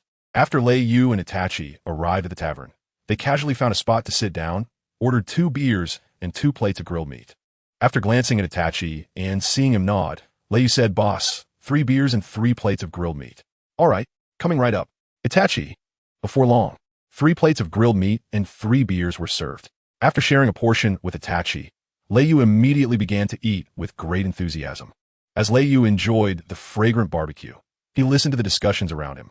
"Hey, did you hear? Those world nobles went out on a parade again yesterday and killed several people. Sigh, I can't stand it here anymore, but what can I do? I don't know when this kind of life will end. Hey, you two want to die? How dare you discuss those people? If someone hears you, you'll be the ones to suffer. Yeah, stop talking, let us eat." After hearing their words, a cold light flashed in Lei Yu's eyes. Celestial dragon people? What a dirty bunch. Meanwhile, Itachi, who was quietly eating beside him, also heard the discussions. Looking at the beautiful scenery outside, he fell into a slight daze. In the world, the most beautiful places are often the darkest, and the darkness hidden beneath beauty is the most chilling. At that moment, the people nearby changed the topic and began discussing again. "All right, did you hear about something that happened recently? It was yesterday. What happened? I haven't been following the news. They say there was an internal conflict within the Whitebeard Pirates. Their 2nd Division commander, Ace, was chasing after Blackbeard Teach, and it was quite a heated battle." "Blackbeard Teach? Who is that? I don't think I've heard of him." "You don't know? He's been making quite a name for himself lately." "I can't agree with that. The one who is really making waves is that Lei Yu one. 8 billion. Hearing them discuss himself, Lei Yu silently pulled down the brim of his hat. According to the storyline, Ace and Blackbeard should encounter each other in a few days. It seems that because he informed Ace about Blackbeard, this battle was moved up a few days, but he wondered if the outcome of the battle would change. Just as Lei Yu was about to get up and leave, he finally heard an interesting piece of information. "Did you hear? This time at the slave auction house, a mermaid has appeared again, and it's a female mermaid. Wow, aren't team mermaids rare? How did someone manage to capture one? A female fish person must be a real beauty. Besides, just to please those celestial dragons. In the end, the auction will still be for the celestial dragons." Slave auction house. Interesting. A glint of excitement flashed in Lei Yu's eyes. After paying, he left the small tavern with Itachi. If it was a slave auction house, those supernovas would probably gather there, and perhaps he would run into them. Saying this, Lei Yu casually stopped a passerby on the street. "Excuse me, how do I get to the slave auction house?" However, the person he stopped was a blossoming young girl. As she looked up, she froze, staring at Lei Yu's fair and smooth face, which exuded sharp and cold handsomeness. Her rebellious thick eyebrows slightly arched upwards, and beneath her long, slightly curled eyelashes, her deep, icy eyes appeared wild and untamed, exuding an alluring charm. Especially since the system had given him a charm value of 100. It was simply captivating. It felt as if he could draw people in. Then, in an instant, the girl's face turned bright red, fidgeting like a late-blooming flower hiding behind green leaves, not daring to show herself. Just go that way." After she awkwardly said this, she no longer dared to look at Lei Yu. "Thank you." Lei Yu looked at the shy boy and smiled, then brushed past her and walked ahead. The girl was completely immersed in Lei Yu's smile. The moment Lei Yu's smile blossomed, she suddenly understood that all the colors and ink in this world, the distant mountains and waters, were all meant to set off his unparalleled beauty. She didn't even notice when Lei Yu left. Originally, Lei Yu intended to go directly to the slave trading house to find Trafalgar Law, but things were definitely not going to go that smoothly. Sure enough, on the way, he encountered a celestial dragon. Just like that, in the middle of the street, he happened to run into a celestial dragon coming out. On both sides of the street, no one dared to stand. Everyone was obediently kneeling on the ground. Not a single breath was dared to be made, creating an exceptionally tranquil atmosphere. Not far away, several figures were slowly approaching. The two at the forefront were a man and a woman, both wearing the celestial dragon's signature wide white garments, with a round transparent bubble on their heads, similar to what astronauts wear. Ryu's expression was serious as he stared at them. He hoped these two celestial dragons wouldn't come looking for trouble. After all, he wouldn't mind knocking them out with a single punch. The main issue was that if he injured them, the Marine admirals would definitely come, and that would be problematic. Moreover, Itachi's condition couldn't be delayed any longer. So Ryu decided to avoid conflict with this group for now and wait until Itachi's illness was treated before taking action. Just as he made up his mind to step back and leave, an old man beside him suddenly grabbed him and whispered, "What are you doing? Hurry and kneel down. Are you trying to get yourself killed? Kneel down. Kneel down to the celestial dragons?" Lei Yu chuckled lightly. How could that be? However, he also knew that the old man meant well. After responding lightly, he prepared to leave. Just then, a sudden change occurred. A man burst out of his house, cursing loudly, "You damn woman. Go ahead and be with whoever you want." After saying that, the man turned around and, with a loud slap, seemed to have collided with something, falling to the ground. At this point, he realized that the atmosphere was off. Why had the usually lively street become so quiet? Looking around, he noticed that everyone had knelt down. Seeing this scene, the man from the Shamber Islands instantly understood what was happening. Sweat began to flow down his forehead, and his back was soaked with cold sweat. When he stiffly turned his head, a dark gun barrel was already pressed against his forehead. The celestial dragon was pointing a pistol at this man, while the other hand patted the spot where he had just been bumped into, as if the person in front of him had sullied his attire. Then, he coldly stared at the man, saying nothing. "Lord Celestial Dragon." The man instantly felt immense despair, knowing that here, the celestial dragons were like gods. In an instant, his heart plummeted. The world seemed to turn gray. "I actually blocked the path of a world noble and even bumped into him." The man immediately turned around, knelt on the ground, and repeatedly knocked his head against the floor, trying to earn his forgiveness. "I'm sorry, my lord. I deserve to die. I'm sorry, my lord. I deserve to die." The man kept repeating these words, thud, thud, thud. Even as blood oozed from his forehead, he dared not pause, but instead knocked harder. The street was filled only with the sound of his kowtowing. Meanwhile, his wife hid behind the windowsill, trembling as she watched her bloodied husband. She didn't dare to go out or even to cry out loud inside the house. The celestial dragon in front looked at the man begging at his feet with eyes devoid of compassion, only a cold indifference. It was as if such a person was unworthy of stirring any emotions in him.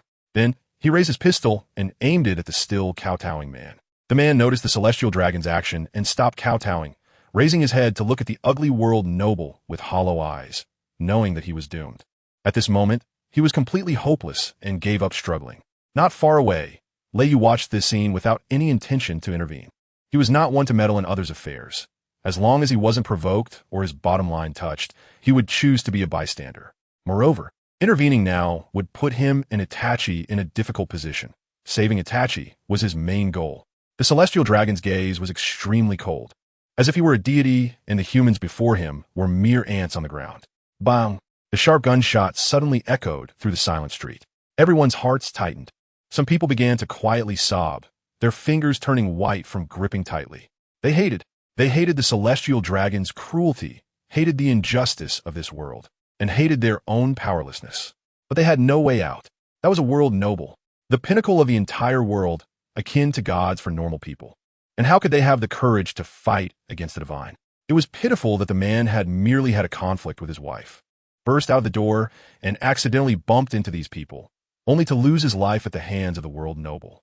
Everyone present felt a sense of despair. Why? Why is the world like this? Is this world sick? To these people, it seemed that the man had fallen into a pool of blood. But in Lei Yu's eyes, the man was clearly unharmed. The celestial dragon had indeed fired, but in his view, it was as if the celestial dragon was shooting at the sky, not at the man at all. Bang, bang, bang. Then came another series of gunshots. In Lei Yu's eyes, the celestial dragon continued to fire several shots into the sky. But to everyone else, this brutal world noble was firing at the fallen man's body. And they all shut their eyes, not daring to look directly.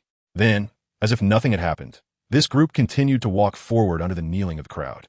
At this moment, the man in the center of the street looked on in disbelief at all this. Why hadn't the celestial dragon killed him? Why did the expressions of the people around him look as if he were dead?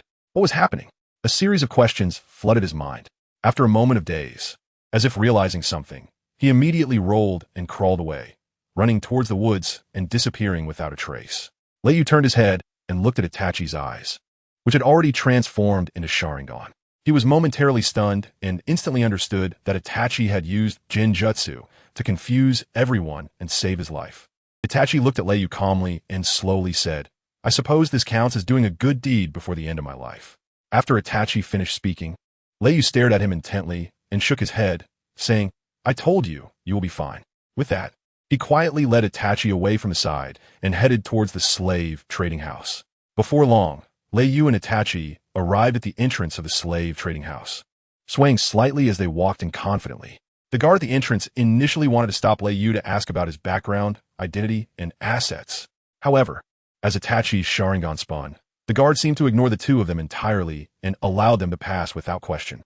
Thus, Lei Yu and Itachi casually found a spot to sit down. They could not help but be amazed at the vast interior space of the slave trading house. The seats were arranged in descending order from high to low, and there appeared to be at least over 50 rows. The positions in the front were lower. The trading platform in front was incredibly spacious, ensuring that everyone who came to the trading house could clearly see the slaves being auctioned on stage. The atmosphere around them was dim, reminiscent of a movie theater, with no lights on except for the stage lights illuminating every corner of the expansive trading house. Ryu slowly surveyed his surroundings, and suddenly his gaze sharpened. Sure enough, the supernova Eustace Kid was here, and so was his target this time, Trafalgar Law. Trafalgar Law and Kid, who looked like a villain at first glance, were standing with their respective crew members, appearing somewhat out of place. However, in this slave trading house, everyone seemed accustomed to it, ignoring them. After all, it wasn't just the privilege of nobles to come here to buy Lolis. As long as one had money, even pirates wouldn't be out of place. Watching the various people from different industries, Ryu slightly closed his eyes and took a rest. At that moment, the previously noisy trading house suddenly fell silent. Ryu opened his eyes to see that the two celestial dragons he had encountered on the street had also arrived here. Sure enough, they had come out today to purchase mermaids. As for what they intended to do with them, it went without saying. They were truly a bunch of filthy scoundrels. Lei Yu looked at the two arrogant celestial dragons with a cold gaze, and those around him couldn't help but feel a chill run down their spines. After taking a glance, Lei Yu withdrew his gaze as the auction was about to begin. At the same time, 3 warships quietly set sail from the Navy headquarters. They appeared to be ordinary naval ships, but that was not the case. On the middle ship, a Kainu, dressed in a floral shirt, crossed his arms and stared intently ahead. Even the Navy soldiers beside him could feel the magma within Sakazuki boiling continuously, seemingly ready to erupt at any moment. Since the last time he let Lei Yu and his crew escape from Logtown, Sakazuki had been brooding over it, considering that incident to be the most humiliating of his nearly 10-year career. With 2 admirals and Carp involved, it could be said that this represented about 70 of the Navy's fighting strength. Yet they still failed to capture Lei Yu. He was worried, wondering when he would hear news of Lei Yu in such a vast sea. Now, Leiyu unexpectedly appeared right under his nose. Wasn't this just asking for death? As he thought about it, a glint of cold light flashed in Sakazuki's eyes, and a slight smile appeared on his lips. On the left side of Sakazuki's ship, Kazan lay on a bench, pulling down his eye mask. It seemed he was sleeping, but in reality, he was indeed asleep. Sengoku was confident about this operation to capture Leiyu. According to Carp, the strongest member of Leiyu's crew, that black-haired guy with red eyes, should be gravely ill and on the verge of death. He posed no threat, so the usually calm Kazan also believed Carp and Sengoku's words. He felt quite at ease about this operation since the guy who looked like a complete jerk was currently on the ship to the far right. At that moment, Borsellino, Kizaru, stood at the bow of the ship with an incredibly lewd and annoying expression, looking into the distance. His little finger was still digging into his nose as he mumbled nonchalantly, "Are we going to face that kid so soon? Oh, how scary." This time, Sengoku actually dispatched all 3 admirals of the Navy. The goal was to eliminate Leiyu before he fully grew to the level of an emperor, nipping him in the bud. Of course, all of Sengoku's actions were unknown to outsiders, let alone Leiyu. Even the Navy soldiers at headquarters thought they were just sending out 3 ordinary ships for routine patrol. At the slave trading post in the Sabati archipelago, the auction had already begun. An enthusiastic and somewhat frenzied voice suddenly echoed throughout the entire slave trading post. "Welcome, esteemed guests, to this slave trading post. I am your host, Suriku." The host, named Suriku, had an incredibly long head of snow-white hair, as long as Uncle Snake's. He wore a deep blue long coat, a pink scarf around his neck, and a tall hat on his head. His outfit was colorful and extremely exaggerated. First up for auction is a powerful pirate. From a new world, the vice captain of the unique show pirates, Wohashwai B. Angsalai Dai. Bounty value of 30 million. As he spoke, he pulled out a muscular man dressed in a Death Barbie pink gymnastics outfit with iron chains.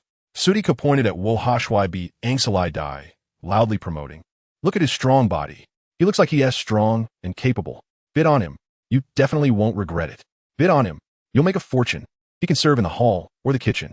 Bid on him, absolutely no mistake. Starting bid, 10 million berries." After saying this, he slammed the small hammer in his hand heavily on the table, signaling the start of the auction. But at that moment, Wohashwai B. Angsalai Dai in the cage suddenly went wild, pulling his shackles and roaring, "You dare to auction me like this? My captain is the leader of the unique show pirates, a great pirate worth 200 million berries. Mr. Chin Unique Show, Oh, and then? Sudika looked at him disdainfully and replied coldly. It should be noted that in this area close to the New World, a pirate worth 200 million was just that. Nothing special. Oof. I'm the vice captain of the unique show pirates. My price. You need to raise it. Wohashwai B. Angsalai Dai looked seriously at the auctioneer and said, "Ha ha ha. Raise the price. A mere pirate worth 30 million berries. How much more do you think you're worth? The starting bid of 10 million berries is already giving you face." Sudika laughed heartily, mockingly looking at him, and asked, "How much do you want to raise it? You're just a slave. 300. Wohashwai B. Angsalai Dai seriously extended 3 fingers. Ray almost burst out laughing at this scene, truly a talent. He suddenly wanted to get to know the members of this Dushio pirate group. Were they the hidden talents from a neighboring village? Especially this Mr. Chun Dushio, who seemed quite interesting. In the end, this pirate was bought by a businessman from the Dark World for 10,300,000 berries. Of course, he was the only one competing for this peculiar pirate. Next, various types of slaves came up one after another, and were successively bought by various wealthy tycoons. About half an hour later, a round cage covered with a red cloth was pushed out. Upon seeing this special cage, everyone present fell silent. They knew that the main event of the day was about to begin. Sutiku slowly walked to the cage and pulled off the red cloth. Inside the fishbowl-like cage was a beautiful young mermaid. This stunning fish woman had deep blue hair like the ocean and a similarly blue fishtail curl behind her. She looked around in panic, her watery eyes filled with helplessness. A rough, black iron collar was fastened around her snow-white neck, equipped with a detonator that could blow her up at any moment. Her slender, smooth wrists were shackled by thick iron chains. Upon seeing the mermaid, all the nobles' eyes widened in astonishment. Especially with her sorrowful expression, everyone was moved. All the men present became excited. Indeed, mermaids are all exquisite beauties. Instantly, the crowd was in an uproar. They couldn't help but want to rush over and fight with this captivating fish woman in the cage from morning till night. From sunset to sunrise, even if they ended up exhausted. The marvelous sensation of being with a mermaid. I'm sure many present have already experienced it. And it is truly unforgettable. TSK, TSK, TSK. Sutika stood on the stage, speaking lewdly, with a tone that became exceedingly perverse, like a lecture. However, the nobles and tycoons present understood, all revealing smiles that only men could comprehend. Those who had tried it, I believe I don't need to say much. But for those who haven't, it truly is a regret in life. Sutika deliberately sighed deeply and continued. If it weren't for the fact that I'm already old and no longer useful, I would really want to take out all my possessions to taste this mermaid's exquisite flavor. This immediately drew uproarious laughter from the crowd. Only Ryu kept a cold face. After all, he had always despised human traffickers, feeling disgusted by them, whether in his past life or now. Seeing that the atmosphere had been stirred up enough, Sutika did not hesitate and raised the small wooden hammer in his hand, striking it down. In an instant, the entire venue fell silent. They knew the auction for this mermaid was about to start. The starting price was 80 million berries. The auction begins now. As Sutika's words fell, the once quiet crowd was instantly ignited again. They began to compete eagerly. 100 million berries. 120 million berries. 160 million berries.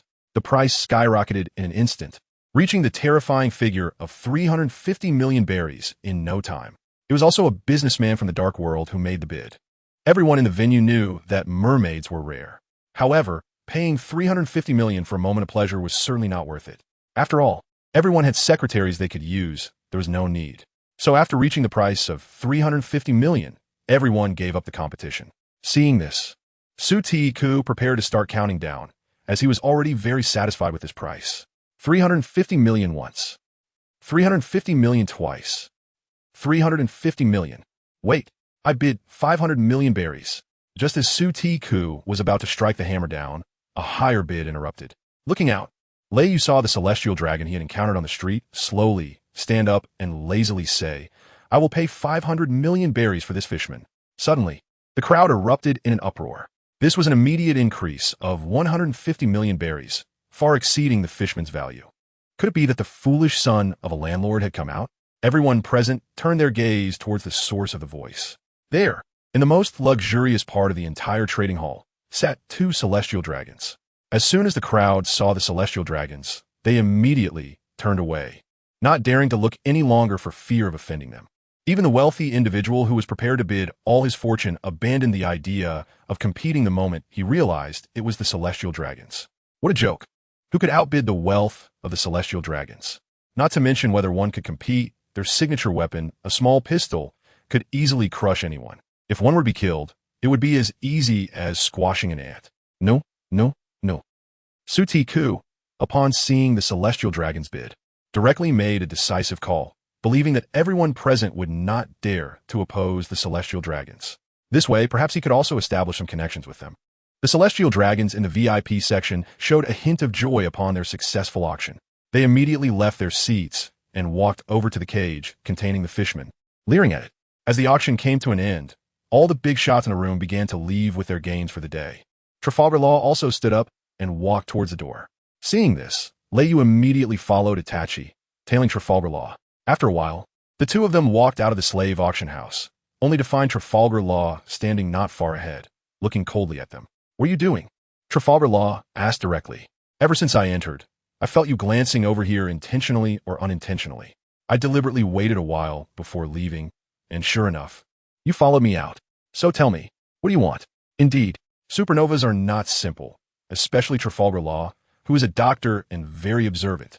Ryu didn't expect to be exposed so quickly. Looking at Trafalgar Law, he smiled wryly and approached him, gently lifting the hat off his head and saying, "Don't be nervous. I want to ask you to help treat a friend of mine." However, the moment Trafalgar Law saw Ryu's full appearance, he was stunned.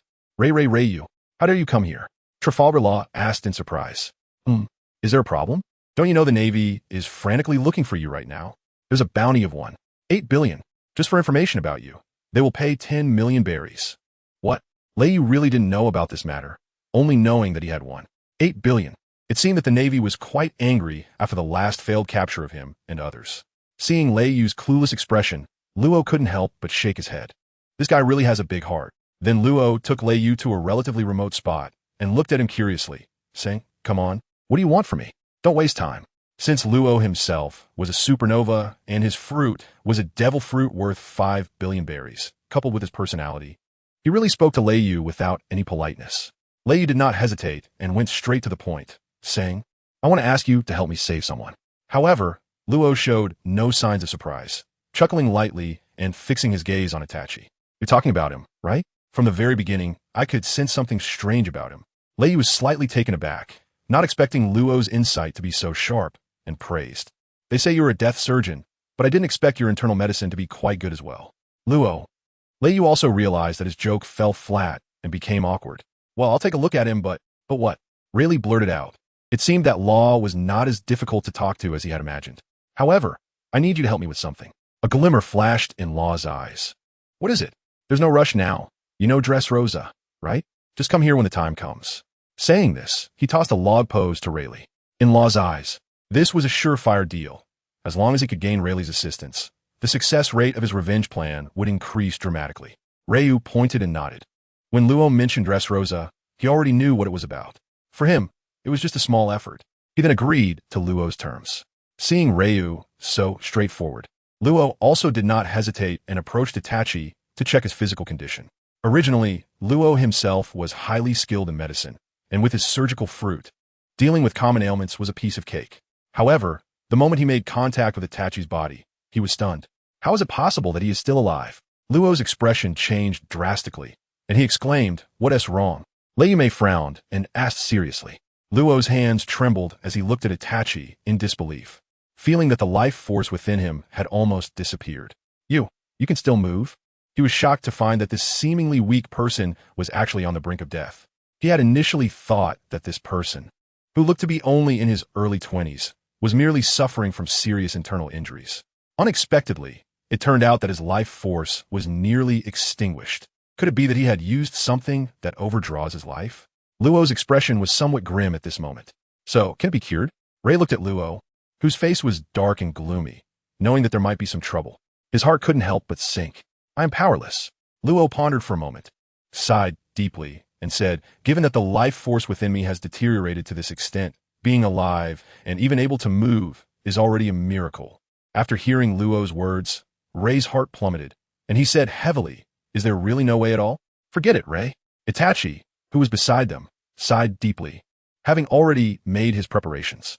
At the end of life, being able to come to this adventurous and thrilling world, experiencing different scenery, and meeting Captain Ray, he felt satisfied with his life. He just didn't know how his brother was doing now. Is there really no way at all? Luo. At this moment, Ray was still unwilling to give up. He couldn't just stand by and watch Itachi die. Luo, observing the somewhat despondent atmosphere, suddenly had a glimmer of hope in his eyes. He looked at Ray and said, actually, there is still one way. It just depends on whether you dare to do it. What way? Tell me. Lei Yu suddenly looked up, his eyes filled with bloodshot veins, staring at Luo and gasping sharply. The hearts of the celestial dragons. What? The hearts of the celestial dragons? In an instant, Lei Yu almost shouted out loud, wondering why he had never heard of any special abilities possessed by the celestial dragons. Aren't they just a bunch of fools? Luo noticed Lei Yu's confusion and squinted as he explained, I can't say much more, but although the celestial dragons are weak, they all possess a special ability within them. If we can obtain their hearts, I can find a way to restore your friend's vitality to its original state. However, they are celestial dragons, so think it through. Luo looked at Lei Yu with a half-smile, knowing that if he were to kill a celestial dragon here, it would cause a huge upheaval that he couldn't even predict. Now that he had shared the method with Lei Yu, it was up to him to have the courage to proceed. Celestial dragons. Lei Yu lowered his head, his eyes flickering as he murmured, could it be that the celestial dragons possess a part of Im's power within them? Ray's eyes flickered. After all, he didn't know much about the celestial dragons, especially Lord Im. They should still be inside, right? Ray asked, and as he spoke, he began to walk towards the slave trading house. Luo was taken aback for a moment. Is this guy really not afraid of anything? He thought as he glanced at the nearly lifeless young man beside Ray, sighing lightly. What an interesting person to go this far for a comrade. Just as Ray was about to rush in, he saw two celestial dragons slowly walking out, followed by attendants carrying a cage containing a mermaid, making a grand exit from the slave trading house. If they acted now, the commotion would be too great. Ray's eyes shifted, and he quietly followed behind. Luo and Itachi understood that Ray still intended to take action against these world nobles and followed suit. Just when the three of them were tailing the world nobles, looking for an opportunity to strike, the three admirals of the navy had already arrived near the Sabati archipelago. I heard their ship is docked at Island 41, right? Sakazuki coldly asked a nearby navy soldier. Yes, Admiral Sakazuki. It is said that the one guarding the pirate ship is a member of the Snake Man group. Is it him? Sakazuki thought, revealing a cold smile. Since it's just him alone, don't blame me, Ray. Before long, they arrived in the area of Islands 40 to 50. Then, Sakazuki suddenly had a flash of inspiration as he spotted a large tree marked with the number 45. He shouted, "Stop! Let's stay here at Island 45. Saying this, he leaped onto Island 45 before the military ship had even come to a stop. Kazan and Borisolino, still on the ship, looked at him in confusion. Weren't they supposed to be heading to Island 41? Why did he jump off? Sakazuki, seeing their puzzled expressions, smiled mysteriously and explained, "Our target is too big. If we go straight to Island 41, we'll alert them. Besides, Island 45 isn't far from Island 41. We three will go over there first and take down that cunning snake man." Upon hearing this, Kazan's eyes sparkled with interest. His plan is good, but when did he learn to use his brain? Borisolino did not oppose either. After all, taking down Ray's group one by one was the safest approach. With that, the three of them took only about 20 elite Navy soldiers and headed towards Island 41, leaving the rest of the Navy soldiers to guard their ship.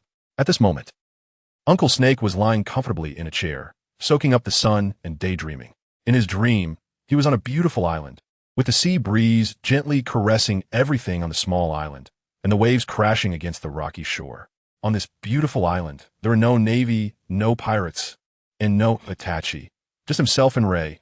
How sweet it all was. While dreaming sweetly, Orochimaru's drool dripped down to the ground, seemingly unaware that danger was approaching. Suddenly, a small snake slithered to Orochimaru's feet, climbed up his leg to his chest, and stuck out its forked tongue to lick his face. "Don't do that, it's not good." Just as he was saying this, Uncle Snake suddenly woke up. He realized that the wet sensation on his face was actually caused by this white snake, and he thought. As he pondered, he grew angry and grabbed the white snake, ready to throw it away. However, the white snake in his hand resisted fiercely, writhing its body and constantly flicking its tongue. Seeing the strange reaction from the white snake, Orochimaru's expression suddenly became serious, because this snake was one he had sent out as a sentry. Now it had returned without his order. Could something have happened? Subsequently, Orochimaru swallowed the white snake, closing his eyes. Instantly, a scene of Sakazuki and the others landing on the island appeared in his mind. Are they coming again? Orochimaru opened his eyes, his face grave.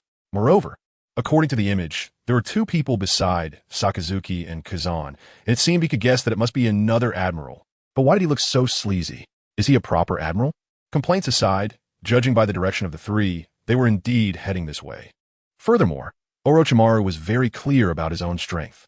If he faced an admiral one-on-one, although he might not necessarily defeat them, he also wouldn't be defeated. But this time, he had to face three admirals. Does that mean he has to take on all three by himself? And he still didn't know where Ray and the others were. Could it be that he had to abandon ship and escape? Never mind. Saying this, a glint of determination erupted in Orochimaru's eyes, and then he vanished from the spot, disappearing without a trace. Not long after Orochimaru vanished, dozens of Navy soldiers suddenly appeared, surrounding the pirate ship by the shore. The three admirals slowly walked out of the woods. Sakazuki looked at the dragon-shaped, cool pirate ship, sneering as he shouted, "Snake Man, you are surrounded. Come out and die." No response. Don't think about waiting for Ray to save you. Even if he comes, it will just be sending him to his death. No response. If you surrender and reveal Ray's location, I might consider sparing your life. No response, seeing that he had shouted 3 times and the Snake Man remained silent. Sakazuki suddenly felt embarrassed. Just as he was about to shout again, Kazan suddenly said, "Stop shouting. There's no one up there." "What? How do you know?" Sakazuki looked at Kazan in confusion. He had been with him the whole time. How did he know there was no one on the ship? "You can't be using observation haki." Kazan looked at him with a strange expression, and Sakazuki was stunned. He immediately activated his observation haki and sensed that there was not a trace of any presence besides his own people around. Where's everyone? Weren't they just here? Just as Sakazuki was in doubt, Kazan had already jumped on a Ray's ship, scanning the surroundings. Borisolino quickly followed, also boarding the ship and finding not a single shadow inside or out. Sakazuki arrived, looking at the empty surroundings. His face gradually darkened, and he clenched his fists. Could it be that they escaped again? Seeing Sakazuki about to explode with anger, Kazan immediately said, "Don't rush. They must have just left. Let's search nearby." Sakazaki nodded upon hearing this, took a deep breath, and suppressed the anger within him. Then, the three of them leaped to the shore and instructed their naval elite to search the surroundings first, notifying them immediately if they found any news. The three of them remained in place, waiting to catch S group off guard, preventing any tactics to lure them away. In fact, Orochimaru was not far away, quietly observing Akainu, Kazan, and Kizuru from a dense tree. Just before they arrived, Orochimaru did not choose to flee far, but hid nearby. If he had escaped at full speed, it was uncertain if he could get away, but he would definitely be discovered. In that case, it would cause quite a bit of trouble for her. Moreover, if Itachi missed a good opportunity for treatment because of him, his guilt would be immense. Therefore, Orochimaru chose to stay nearby. After all, the most dangerous place is often the safest. At this moment, Orochimaru uses awakened ninjutsu to seal off his aura and chakra, which was why none of the three could detect him. As he lay on the tree, watching the elite Navy members hurriedly pass by, Orochimaru couldn't help but let out a sneer, thinking, "This group of foolish Navy members, take your time searching." However, just a second later, Kizuru suddenly transformed into a shining light and disappeared from his position. Upon seeing this, Orochimaru immediately sensed trouble. Just before Kizuru vanished, he distinctly felt that Kizuru had glanced at the tree where he was hiding. "Impossible? My aura shouldn't have leaked out. They shouldn't be able to find me." At this moment, Orochimaru still held a glimmer of hope, confident in his hiding abilities. But then, a sudden change occurred. A blinding light appeared behind him, shining like the sun, and an infinite brightness illuminated the area. "Oh no, I've been exposed." Orochimaru quickly turned around to see Kizuru's figure already behind him, and he asked in shock, "How did you find me?" Kizaru simply pointed at his nose with his pinky finger and said, "Oh, this?" Observation Haki can also sense the emotional changes of nearby living beings, didn't he, you know? As he spoke, Kizuru's right leg emitted an incredibly dazzling light, and Orochimaru felt an overwhelming power contained within that light. This is bad. I've only said a couple of words, and he is already about to attack. But in front of Kizuru, even if Orochimaru reacted quickly, he couldn't be faster than Kizuru, who possessed the Pika Pika no Mi. "Oh, have you ever been kicked by light?" Kizuru's nonchalant words reached Orochimaru's ears, and he realized he couldn't dodge. He immediately made a choice to go on the offensive. Orochimaru swiftly pulled out a dagger gleaming with cold light and turned to slash at Kizuru's neck. But just as the dagger was about to cut off Kizuru's head, a dazzling yellow light suddenly flared up. The next second, accompanied by a sharp pain in his abdomen, a similar light pierced through his body, and Orochimaru was sent flying like a rocket, crashing to the ground. Lying on the ground, holding his abdomen, Orochimaru noticed the bright red blood seeping between his fingers. That last attack, it pierced through his body directly, but fortunately, Orochimaru's body was extraordinary, and after a while, the wound healed. However, he didn't even see how the opponent attacked, and was already seriously injured. How would he fight back? In contrast, Kizaru simply brushed off non-existent dust from his body, wearing an exceedingly smug expression as he said, "Wow, that was scary. I almost got killed." The combination of a not very damaging, yet highly insulting remark hit Orochimaru hard. At that moment, Orochimaru wished he could immediately use the S-rank forbidden technique, Edo Tensei, to summon the first Hokage Hashirama Senju, the second Hokage Tobarama Senju, and Uchihamadara, to teach this obnoxious guy a lesson. Why not use it? Because Orochimaru couldn't. This world is not his own, and he couldn't transfer the souls of those big shots here. If he could use Edo Tensei, he would have been so passive in Lowtown. Thus, Orochimaru knelt on the ground, holding his abdomen, watching as Akainu and Kazan approached, contemplating how to escape this predicament. At this moment, Kizuru wouldn't give Orochimaru any chance to think. He instantly transformed into a streak of light, like a meteor flying towards the kneeling Orochimaru. As he passed, the air exploded, and the booming sound was incessant. This was absolute speed. He had developed his Pika Pika no Mi to its limits. He could easily break the sound barrier. If Kizuru were to be given a title, he would undoubtedly be the fastest man in the world. In this vast ocean filled with talented individuals, no one dared to claim their speed exceeded his. In the blink of an eye, Kizuru appeared behind Orochimaru again, saying, "What a terrifying guy. If I don't solve you quickly, I won't be at ease." As soon as he finished speaking, Kizaru's right leg transformed into a beam of light, kicking towards Orochimaru's heart, striking true. But the Orochimaru, who had been kicked in the heart, did not fall. Instead, he slowly transformed into a puddle of mud, covering the ground. Kizaru furrowed his brow. Had he already died? At this moment, Kazan and Akainu also arrived, and upon seeing the puddle of mud that was Orochimaru, they immediately understood he hadn't died. It was a special ability of his, similar to the cicada shedding its shell. Kazan looked at the puzzled Kizaru and explained to him. Oh, Kizaru nodded thoughtfully. So right now, he is dead. But not completely dead, right? Hearing Kizaru's words, Kazan helplessly slapped his forehead, choosing not to continue the conversation with this guy. He then activated his observation haki. At this point, Akainu and the other two had not noticed that beneath the puddle of mud, there was a thumb-size hole leading to the riverbank.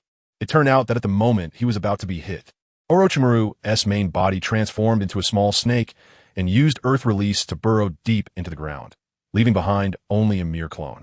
Now, Orochimaru had quietly arrived at the riverbank, once again sealing his aura and secretly observing the three terrifying Navy admirals on the shore. He didn't dare to move far, fearing that too much movement would attract their attention again. Although it was his first time fighting against Admiral Kizaru, Orochimaru could judge that this person was at least as strong as Akainu in terms of attack power, if not stronger, especially his speed.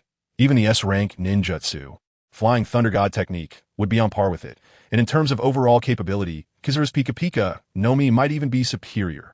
Do not be the slightest bit careless. After about an hour, the sky gradually darkened. The three still had not sensed any movement at all. At this moment, the normally irritable Akainu became even more impatient, a glint of cold light flashing in his eyes as he coldly snorted. I don't want to waste time here for a mudfish. Since he wants to come out, I'll force him out. Saying this, his hands transformed into magma, emitting thick smoke, and he shouted, "Fire!" As Akainu raised his magma-covered hand, a giant lava fist instantly shot out from the top of his fist.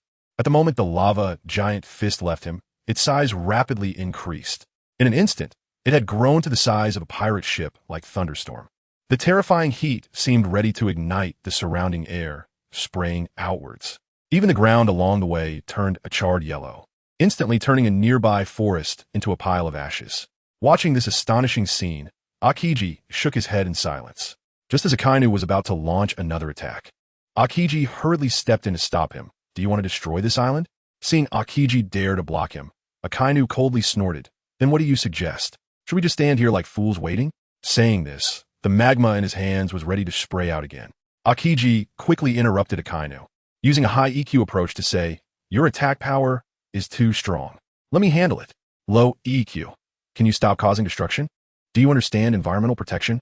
Saying this, he directly covered his hands with cold air and slammed them down onto the ground.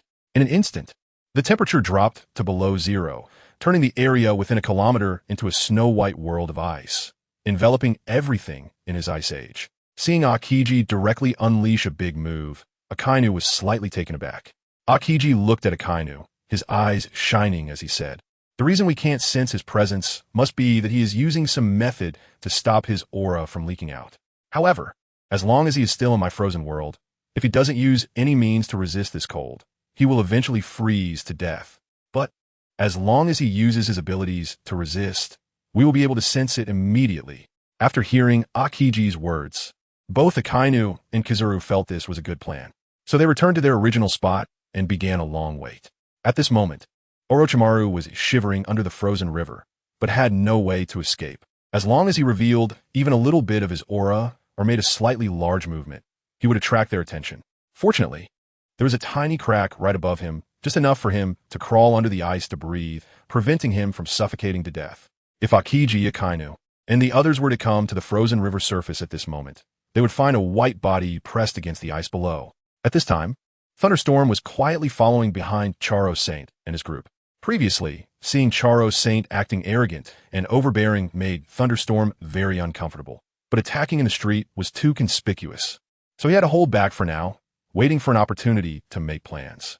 Law and Itachi were originally supposed to follow, but he was worried about Itachi's condition. So he told the two to wait for him in a small inn. It's so late. Let's stay the night and leave tomorrow. They're all tired. Charlia leaned her body and flirtatiously said to Charo Saint. Charo Saint, who had already been drooling over the mermaid during the day and was closely watched by Charlia. Couldn't resist when she made this pose at night. Charles Saint thought to himself, "You want to let me touch the mermaid because you're afraid I want to pay attention to you. But at night, you still have to look at me. It's still me." As he thought about it, the corners of his mouth gradually rose, and his hand unconsciously wrapped around her. "All right, whatever my baby says," he said, and they walked into their luxurious hotel together. Leyu had no choice but to follow them from a distance. He saw Charles and the others finish their meal, flirting and joking along the way as they walked into their room. Leyu followed them, wanting to eavesdrop on what they were planning to do. Leyu was hiding outside the window, peering in through a crack. Little did he know that Charles Saint could only see the shadow cast on the tent from inside. Leyu vaguely heard Charles Saint say something about dying happily tonight. The poison dragon was taken aback. Could it be that they were going to poison the mermaid tonight? Although it was outside of his business scope, he couldn't just watch the mermaid die, so he decided to see what those two were up to. However, the more Leyu watched, the less he understood the situation. As a good young man of the 21st century, having been solo since birth, he had never encountered such a scene until he heard the indescribable sounds coming from Charlia Palace. Leyu's face turned red, cursing inwardly that this was like a live broadcast of a baby being born. Leyu climbed down from the window and returned to the tavern, wondering what he would do if they continued like this all night. Suddenly, he recalled that Charles Saint had drunk quite a bit during dinner. No matter how passionate they were, he had to go to the bathroom eventually. He couldn't just pee inside, could he? Thinking about this made Leyu feel nauseous, and he retched, frowning as he quickly pushed the strange scenes out of his mind. He then entered the backyard of the tavern. Since he had to go to the bathroom eventually, Leyu thought he might as well wait outside. He didn't know how long he had been waiting, almost falling asleep, when suddenly the sound of footsteps startled him awake. Upon closer inspection, it was Charles Saint, looking quite refreshed after a night apart. So he followed him. Charles Saint, unaware of what had happened during the night, appeared to be in great spirits. Upon reaching the restroom, he whistled while relieving himself. When he saw Leyu enter, his eyes widened, mistaking Leyu for a fellow celestial dragon, and greeted him with, "Hey buddy, have you eaten?" Without saying a word, Leyu rushed up to Charles Saint and waved his hand forward. Instantly, the celestial dragon's expression changed dramatically. However, Charles Saint couldn't draw his gun as he had no free hands, so he could only use his face to block. Little did he know, Leyu was trying to reach into his chest to save someone. As he blocked, Leyu's outstretched fingers went straight into his nose and even stirred it up. Charles Saint's nose began to run, tears streaming down his face, and he couldn't even hold onto his gun. Seeing this, Leyu gritted his teeth, disregarding his own hand, and pressed his thumb into Charles Saint's mouth, silencing him. His long left hand covered the area and reached for Charles Saint's chest. However, Charles Saint had no idea that someone dared to kill him. He wanted to go back and kill the one who dared to attack him. It wasn't until Leyu's fingers, like a red-hot iron rod, pierced deep into his chest that he realized something was wrong. At that moment, Charles Saint suddenly became alert, realizing that Leyu was not a celestial dragon. He wanted to call for help, but Leyu's right thumb had already lodged in his throat, allowing him only to make muffled sounds. In an instant, Leyu's hand had already touched Charles Saint's heart. Feeling the rhythmic beating, Leyu was overjoyed. He had a grip on it. Leyu was afraid that Charles Saint had companions behind him, so without hesitation, he ripped out the heart. Instantly, he saw Charles Saint's chest erupt like a fountain, spraying light crimson blood mixed with a strange golden hue, and then he collapsed to the ground. Seeing that his plan had succeeded, Leyu prepared to flee the crime scene, but he found that a force was gripping his hand, preventing him from leaving. Turning around, he realized that Charles Saint's heart and blood vessels were still connected, and the heart was still beating in Leyu's hand. Leyu used his right hand, which was covered in Charlot's snot and saliva, to suddenly squeeze forward. With a pop, the blood vessel broke, and blood gushed out in all directions. At that moment, Charlot truly died. Leyu dared not let the blood touch him and leave traces, so he jumped out of the bathroom window, leaving Charlot's hollow corpse lying in the restroom. Leyu had just run out of the restaurant when he heard a voice from the bathroom, saying, "There's nothing you can't think of, nothing I, old 8, can't do, my friends." Then came a scream that shattered the tranquility of the night. The next morning, the streets were buzzing with discussions about the cause of Charles Saint's death. "I think old 8 did it, out of jealousy for Lord Charles Saint, spending the whole night in the bathroom to carry out the assassination." A resident who believed he had seen through everything said, "I don't think so. Old 8 is too thin and weak. How could he possibly kill Lord Charles Saint? I heard his heart was ripped out." "Nonsense. I heard it was his kidney that was taken. It was clearly his stomach that was emptied, and his head was stuffed inside. Is that true? The rumors became more and more outrageous, while the instigator, Lei Yu, had long since returned to the place where he was treating Luo Ge. Ryu placed the heart of Charlrose Saint on Luo's desk and asked, "Is this it? Can it heal Itachi?" As soon as Luo saw Ryu return, he took out the heart, his eyes shining with greed.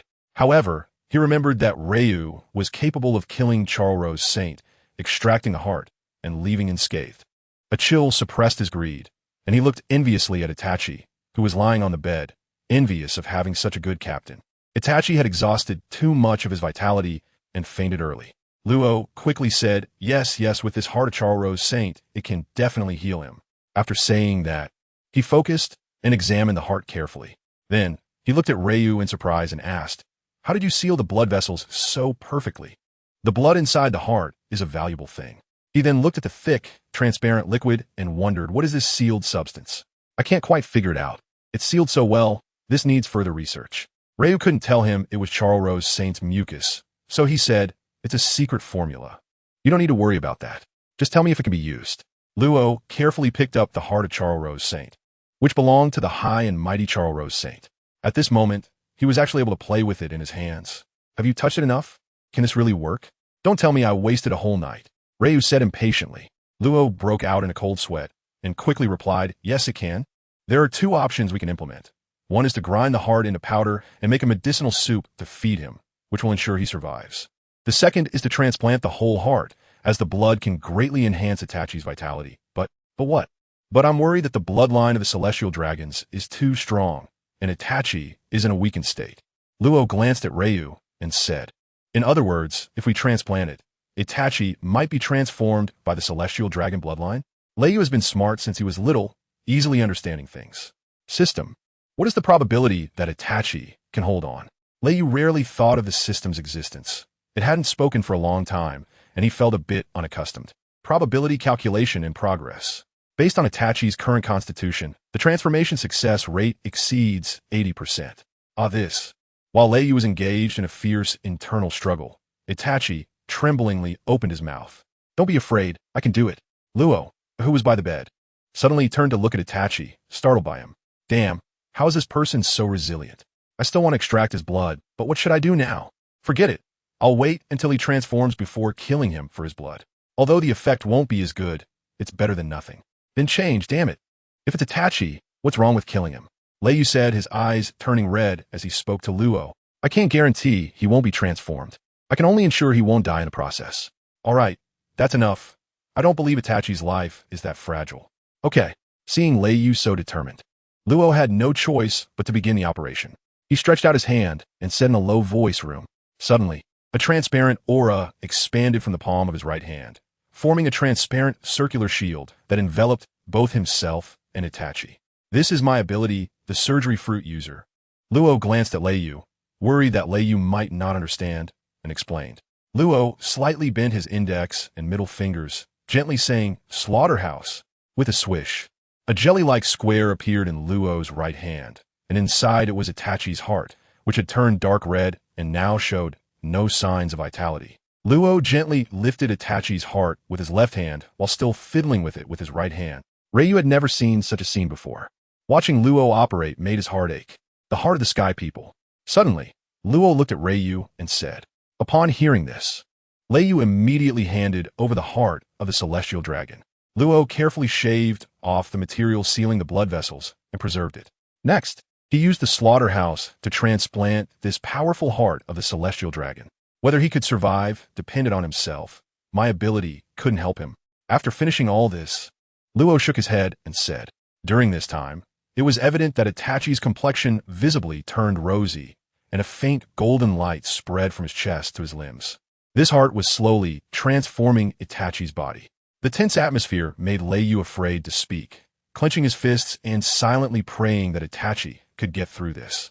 Itachi's body was gradually covered in golden light, and his originally thin and haggard body became more solid. Suddenly, Itachi's face contorted in a grimace, as if he were battling some immense energy. As time ticked away, Itachi's expression grew increasingly grim. Then, just as if he was about to give up, a look of helplessness appeared on his face. But at the moment Itachi was ready to surrender, a sudden boom resonated, and a red light burst forth from his eyes. Luo stood up in disbelief, his eyes wide as he stared at Itachi lying on the bed, exclaiming how Itachi's vitality was so tenacious. He never expected that in such a desperate situation, Itachi could unleash such power.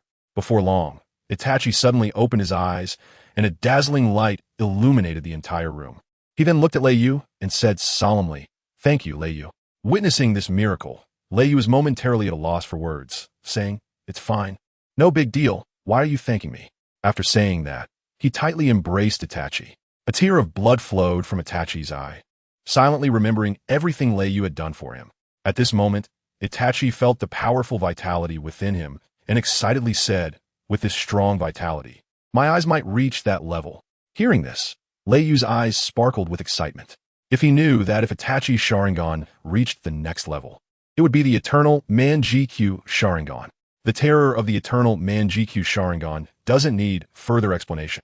Luo looked at the excited pair and shook his head, saying, "Don't be ridiculous so early. It's best to stay and observe for a few more days before making any plans." Ryu thought for a while and decided to stick to what Luo said, staying behind to observe for a while before making a decision. Ryu and the others were unaware. At that moment, Orochimaru had already been frozen under the ice for an entire night. Now, under the cold water, Orochimaru was turning purple from the cold, trembling uncontrollably. He looked coldly at Aokiji, Akainu, and the others on the shore, thinking, "Damn it, it's been a whole night. Why haven't they given up yet?" Orochimaru complained helplessly. He was about to reach his limit, but he didn't dare use the chakra in his body to resist the waves of icy cold. Meanwhile, the three admirals sitting on the ice surface below the 41st Peninsula were almost bored enough to prepare for a game of landlord. Wondering how long they would have to wait, Akainu clenched his fists. He could say that this night had nearly exhausted all his patience. Aokiji frowned slightly and said, "Let's wait a bit longer. I can't believe he won't come out." "Hey, what if that snake guy's already run away?" Kizaru asked, pinching his nose, but his tone suggested he didn't care about the matter at all. "Impossible." Aokiji directly denied Kizaru's words. His ice age covered an area of nearly several thousand meters around, and no one could escape his frozen range in such a short time. Well, except for Kizaru. Crack! At that moment, a faint cracking sound of ice reached Kizaru's ears. Then, Kizaru transformed into a beam of light and instantly arrived above the river where Orochimaru was hiding, stroking his little beard and looking down. He saw a small crack below, but nothing else. He shook his head and muttered, "Was that an illusion?"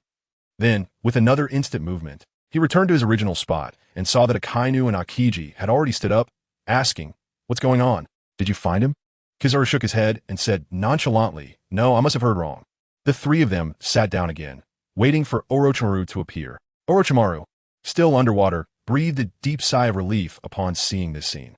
The previous crack sound was made by the small crack he used to breathe air. He didn't expect that such a slight sound would almost lead to his discovery. However, seeing the three of them sit down again, Orochimaru suddenly felt suicidal. Was this how it was going to be? Just then, a naval elite rushed over from a distance, panting and drenched in sweat. It was clear he had run a considerable distance. Akainu noticed the newcomer seemed to be one of his own soldiers. So he stood up with a frown and asked, "What's going on? Did you find his trace?" At the same time, Aokiji also immediately stood up, staring nervously at the naval elite. Could it be that he really escaped from his ice age? The naval elite nervously looked at Akainu and said, "And no, it's a big deal with the celestial dragons." "Sir." The three of them instantly widened their eyes, nearly popping their eyeballs out as they looked at the soldier. How could something happen to the celestial dragons? Who the hell would dare provoke these powerful idiots? What happened? Could it be that someone beat up a celestial dragon? Akainu said, coming back to his senses after his shock, sneering. In his impression, the celestial dragons were indeed not good people. However, there shouldn't be anyone in this world who would dare to provoke them, let alone someone beating a celestial dragon. That was simply nonsense. "No, sir, they weren't beaten." Before he finished speaking, Akainu's expression turned cold, and he said with a hint of a knowing smile, "Humph, then what happened? What's wrong with the celestial dragons? It wouldn't be some trivial matter, would it?" At this time, Aokiji interjected because in my mind, the celestial dragons always make a huge fuss over trivial matters. No. This time, a celestial dragon was assassinated. The naval elite shouted. In an instant, the surroundings fell silent. The three admirals simultaneously froze, looking at each other and then staring blankly at the naval elite. No one could believe that a celestial dragon had actually been killed. Orochimaru underwater also perked up his ears, hearing what he said, his eyes bursting with brilliance. Could it really be Rei and the others who did it? Orochimaru had been in this world long enough to have heard Rei mention the celestial dragons, knowing that this world was ruled by these arrogant and tyrannical world nobles. After a while, Aokiji was the first to react, widening his eyes and asking, "Are you serious?" "Yes," the naval elite nodded and continued. "I heard them say that it was Old 8 who assassinated the celestial dragon in the restroom." "Old 8? Who is that? Could he be another supernova?" Kizaru tilted his head, searching his mind for this Old 8 character, but found that he didn't know of any strong person by that name. "Let's go take a look first. We don't need to worry about this over here," Aokiji said, rubbing his temples, realizing that the death of a celestial dragon would undoubtedly cause a huge uproar. However, Akainu, upon hearing this, looked visibly displeased, with an unwilling expression. Having wasted an entire night, was he really going to let that snake guy go like this? Kizaru noticed this and said directly, "You handle the celestial dragon's matter. Leave the snake guy to me." Akainu thought for a moment, nodded, and decided that this was the only way to deal with the celestial dragons. They were indeed wasting time. He then followed Aokiji and the naval elite to deal with the mess regarding the celestial dragons. Meanwhile, at the Navy headquarters, Sengoku also received the news that a celestial dragon had been assassinated. What? A celestial dragon was assassinated? What were those three doing? Sengoku erupted with anger at an officer reporting to him in the office. He had already sent the 3 admirals to Sabaody Archipelago. How could such a huge thing happen? Moreover, Sengoku had a strange premonition upon hearing the news that the death of the celestial dragon was somehow related to Rei and his group. It couldn't possibly be Old 8 who did it. Didn't they know what it meant to kill a celestial dragon? The officer reporting, seeing Sengoku's furious expression, didn't dare to breathe a word and could only stare wide-eyed in silence. Sengoku paced back and forth in the office, thinking about how to calm the anger of the world government. Although the world government had never shown their power to the world, Sengoku was well aware that they must have cultivated many strong individuals over the past few years. If this matter wasn't handled well, then his position as admiral would come to an end. Losing his position as admiral was a small issue. What if this incident led the world government to believe it was due to the Navy's incompetence and decided to replace the Navy? Then this sea would undergo a complete upheaval. The marshal, their essay small matter. The officer cautiously looked at Sengoku, and suddenly Sengoku's heart skipped a beat. He stared at the officer, who felt a bit startled and gritted his teeth, saying, "Blackbeard Teach has captured the 2nd Division commander of the Whitebeard Pirates, Portgas D. Ace. He demands a title as one of the 7 warlords in exchange." Sengoku was taken aback upon hearing this. "Ace has been captured?" "Yes. He is currently in Blackbeard Teach's hands." Sengoku's eyes flashed as he suddenly recalled a secret that Carp had mentioned to him not long ago.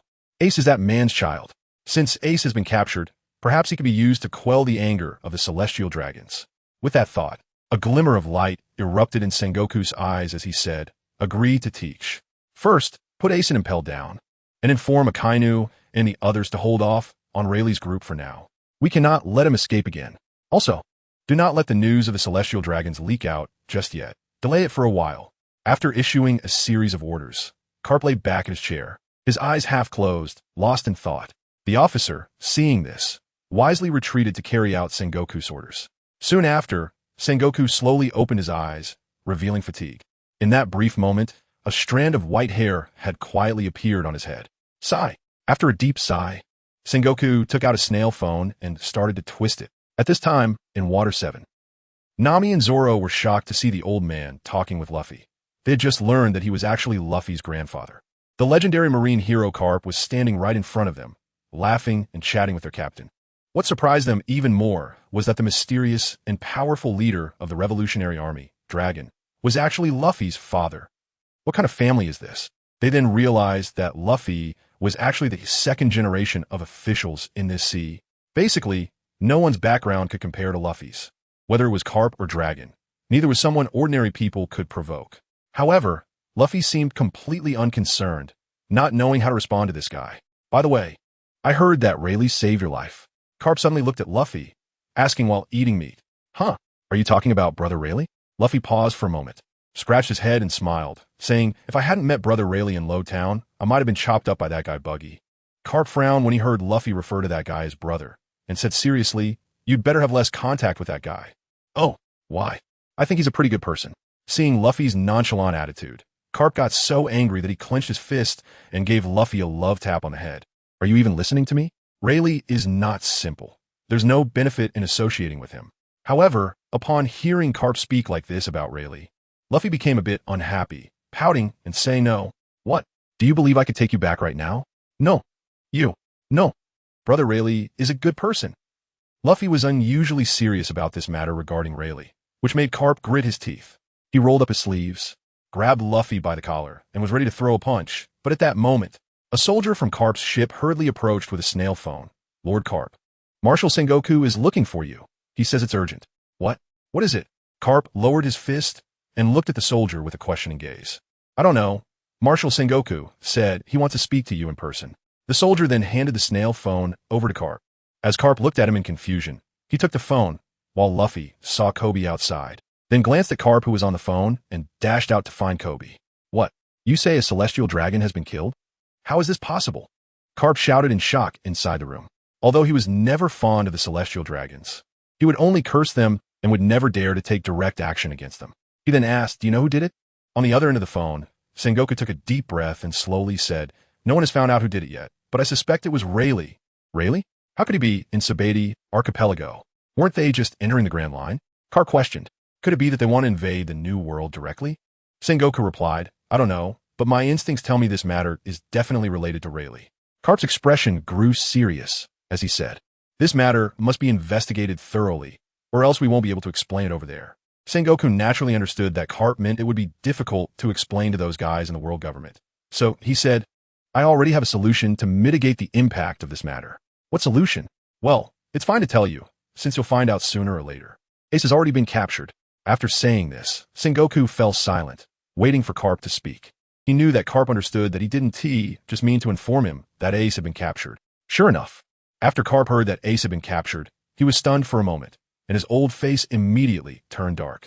After a while, he slowly said, you know, he's my grandson, but he is not your biological grandson. You should know whose child he is. Sengoku knew that doing this would make it difficult for Carp, but it was necessary to use Ace to restore the Navy's reputation and quell the anger of the world nobles. This couldn't be blamed on anyone. The only one to blame was the one who killed the celestial dragon. Is there really no other way? Carp asked stubbornly, his hand holding the snail phone trembling slightly. This is the only way. The voice on the other end of the phone cut off Carp's thoughts. He knew that this might be the only solution to this matter. So he only asked, where is he now? Sengoku naturally knew that Carp was referring to Ace, who was now being prepared for transport to Impel Down. Originally, this matter should not have been mentioned to Carp. Perhaps in a moment of impulse, Carp would do something reckless. However, considering their years of cooperation and his trust in Carp, Sengoku still informed him where Ace was being held. He believed that Carp would not do anything foolish. All right, I understand. I'll be back right away. After finishing his words, Carp hung up the phone directly and walked expressionlessly towards the door. At that moment, looking at Carp's back, his always straight posture seemed to suddenly hunch over. Upon exiting, he saw Kobe competing with Luffy and went straight to interrupt them before leading a group of Navy onto the warship. Without saying a word, he left for the Navy headquarters. Luffy stood there, staring blankly at Carp's departing figure, frozen in place. Nami approached Luffy and asked in confusion, your grandpa seems unhappy? What happened? I don't know either. He doesn't usually act like this. Luffy scratched his head, feeling that Carp had become strange after the phone call. Nami didn't press further and thought it was better to leave, avoiding the tension since they were dealing with the Navy and she was a pirate. By the way, I heard from Frankie that our new ship is almost ready, so I'm going to check it out. After saying that, Nami left. Luffy remained standing in place, feeling an uneasy premonition that something bad was about to happen, and he sensed that Carp was hiding something from him. However, Luffy wasn't a stubborn person. After thinking for a while without coming to a conclusion, he decided to stop worrying about it. He then left to check on the new ship with his crew. Swish. Scene transition sound effect. In Subordinates archipelago, Akainu and Akiji left with a group of elite Navy officers to investigate the assassination of a celestial dragon, leaving only Kizaru alone on the pirate ship of Raijin. At this moment, Kizaru slowly walked to the lakeside. Since Akiji had ended his ice age when he left, the ice on the river was gradually melting. Kizaru looked at the bottom of the lake and slowly said, don't hide. Come out. I'll give you a 1v1 chance. Orochimaru, hiding at the bottom of the water, was startled. Is he trying to trick me? He must be trying to trick me. I can't go out. Moreover, he had heard that devil fruit users couldn't touch seawater, so he figured that staying underwater was the best option.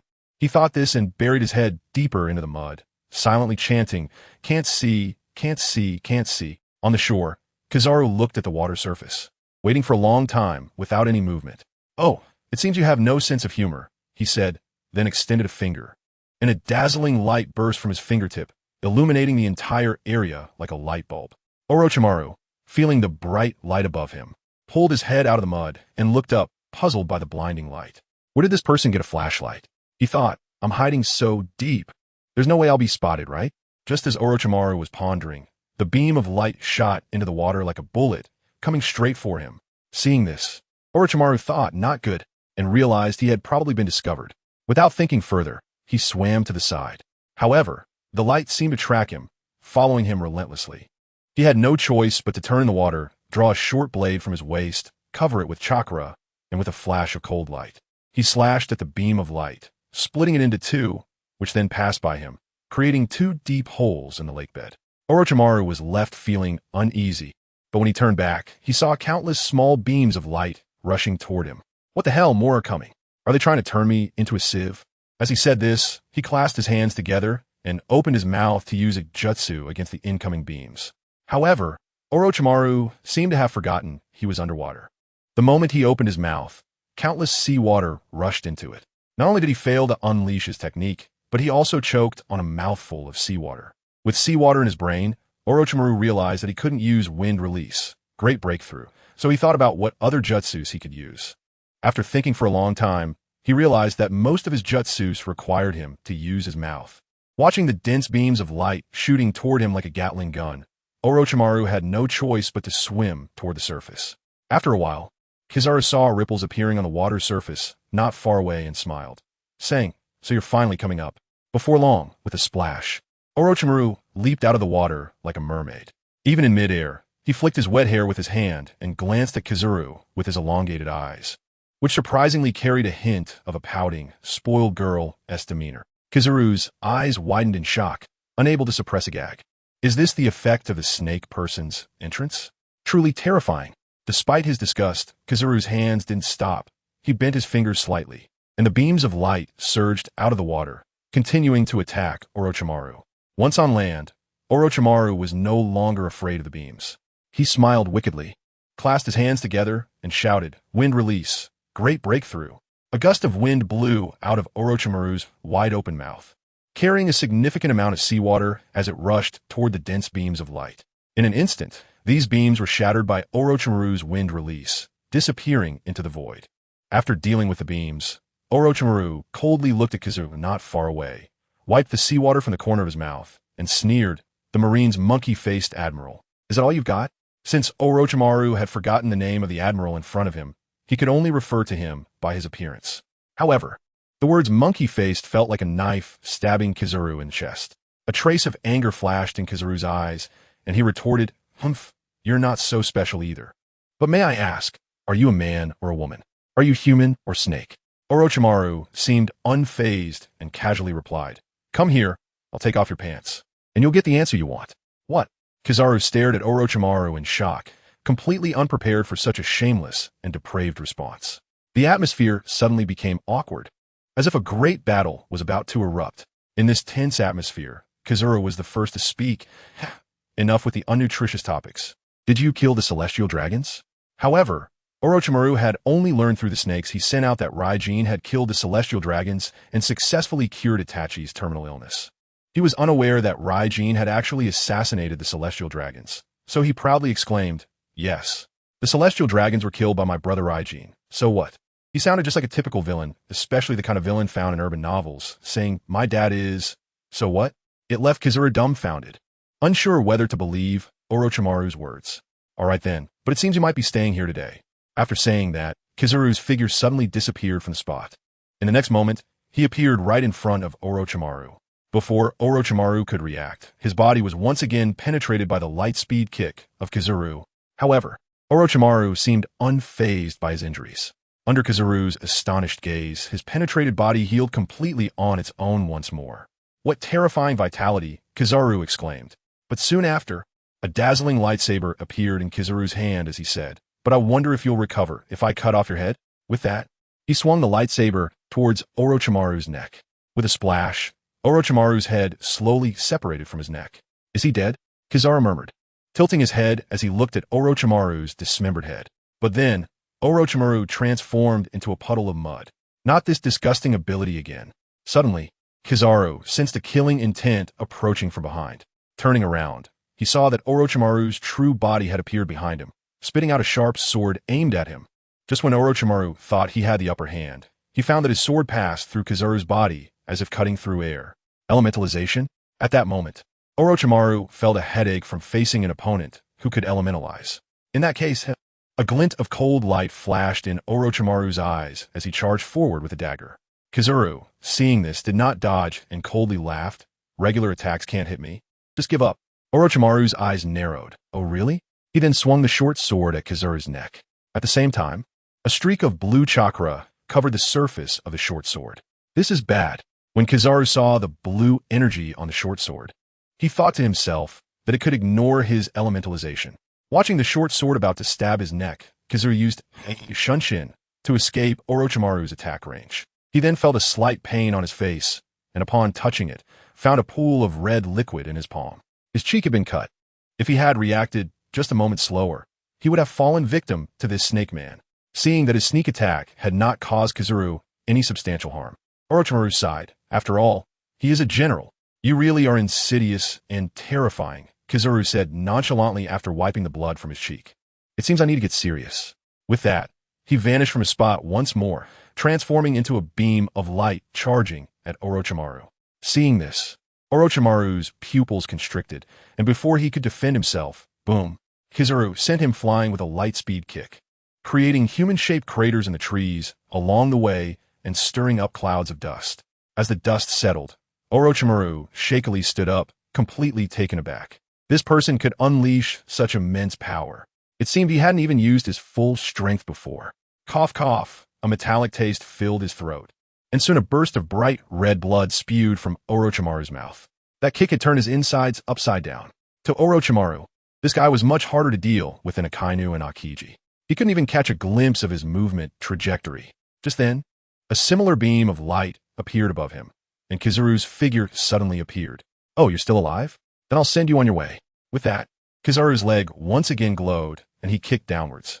Orochimaru, enduring the pain in his body, immediately used Earth Release, rock concealment technique, to burrow into the ground. But before Orochimaru could catch his breath underground, he heard the sound of the earth shattering. In the blink of an eye, a yellow light appeared before him, blasting him and the surrounding soil into the air. As long as there was yellow light, Orochimaru had to use all his strength to defend himself. He remained on the defensive and couldn't attack Kizaru at all. Faced with Kizaru's overwhelming speed, Orochimaru had no way to counter. Although his injuries could heal quickly, continuously consuming chakra would eventually lead to his demise. Once again hidden underground, Orochimaru calculated his chakra reserves. His eyes sharpened. He decided to take the initiative. He couldn't just drag this out. It seemed he would have to use that move. Watching the golden light reappear, a cold glint flashed in Orochimaru's eyes. A powerful energy erupted within him. Soon, white scales began to appear on his body, and some bulbous objects wriggled inside him. Boom! With a loud explosion, a massive white creature burst forth from the ground in Kizaru's shocked gaze. Countless fragments of stone flew into the sky and then fell back down. This monster that emerged from the earth had 8 heads, each mouth wide open, revealing fangs that gleamed coldly. It exuded an aura of pure evil. This behemoth, hundreds of meters tall, occupied almost half of the 41st island. Is this thing what he transformed into? Kizaru stared at the giant beast in astonishment, muttering, "This guy is definitely not human." At this moment, the residents of the 41st island were all frozen in place, staring blankly at the shadow that blocked out the sun. "Look, what is that thing? Why is there such a monster here? Run! Quickly, call the Navy to kill that monster." As Orochimaru's 8-headed serpent revealed itself to the world, all the residents of the 41st island looked on in terror at this colossal creature, unable to comprehend that their familiar home could harbor such a terrifying monster. They panicked and fled in confusion. And, right in front of the 8-headed serpent, Kizaru looked gravely at the monster, his heart racing. Is this also the power of a devil fruit? But the aura doesn't feel right. Kizaru had encountered many devil fruit users during his years in the Navy, and anyone who had eaten a devil fruit emitted a unique aura of their abilities.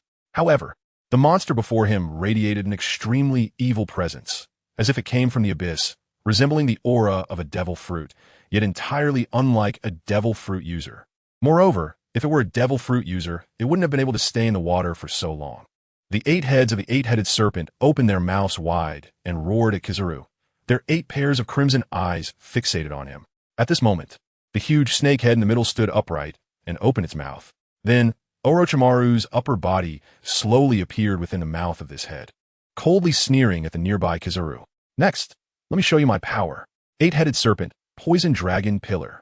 In an instant, the 8-headed serpent roared frantically, and 8 heads simultaneously spewed forth a powerful and terrifying purple-black venom, shooting towards Kizaru, watching the overwhelming venom rushing towards him.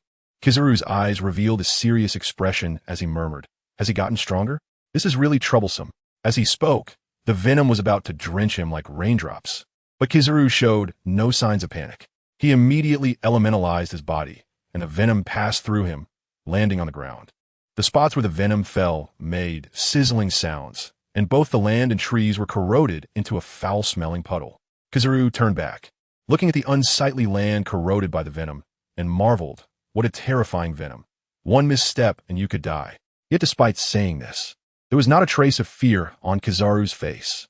This scene ignited Orochimaru's anger. He had used one of his strongest trump cards, the 8-headed serpent technique.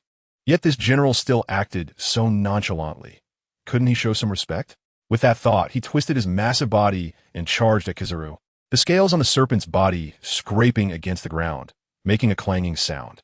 The 8 snake heads bared their fangs and lunged at Kizaru, but they only bit the air as, under Kizaru's extreme speed, Orochimaru's 8-headed serpent form appeared incredibly clumsy. Kizaru swiftly dodged Orochimaru's attack. However, he didn't notice that there was actually a snake tail above his head. By the time he reacted, the snake tail had already come crashing down. Kizaru hurriedly elementalized, tried to evade the heavy blow. But he didn't know that this 8-headed serpent technique was an S-rank forbidden technique of Orochimaru. Its special energy could ignore the effects of elementalization. The result of Kizaru taking this hit head-on was predictable. With a boom, Kizaru smashed into the ground like a cannonball, creating a giant pit filled with cracks. Kizaru slowly stood up from the pit, a flash of killing intent in his eyes. He coldly snorted, "Looks like I really have to get serious this time." As soon as he finished speaking, Kizaru used the moonwalk to reach the top of one of the 8-headed serpent's heads. A burst of light flashed in his hand, revealing a massive sword of light. The Amaterasu sword, enlarged. With a wave of his hand, the seemingly invulnerable head was instantly severed, falling to the ground.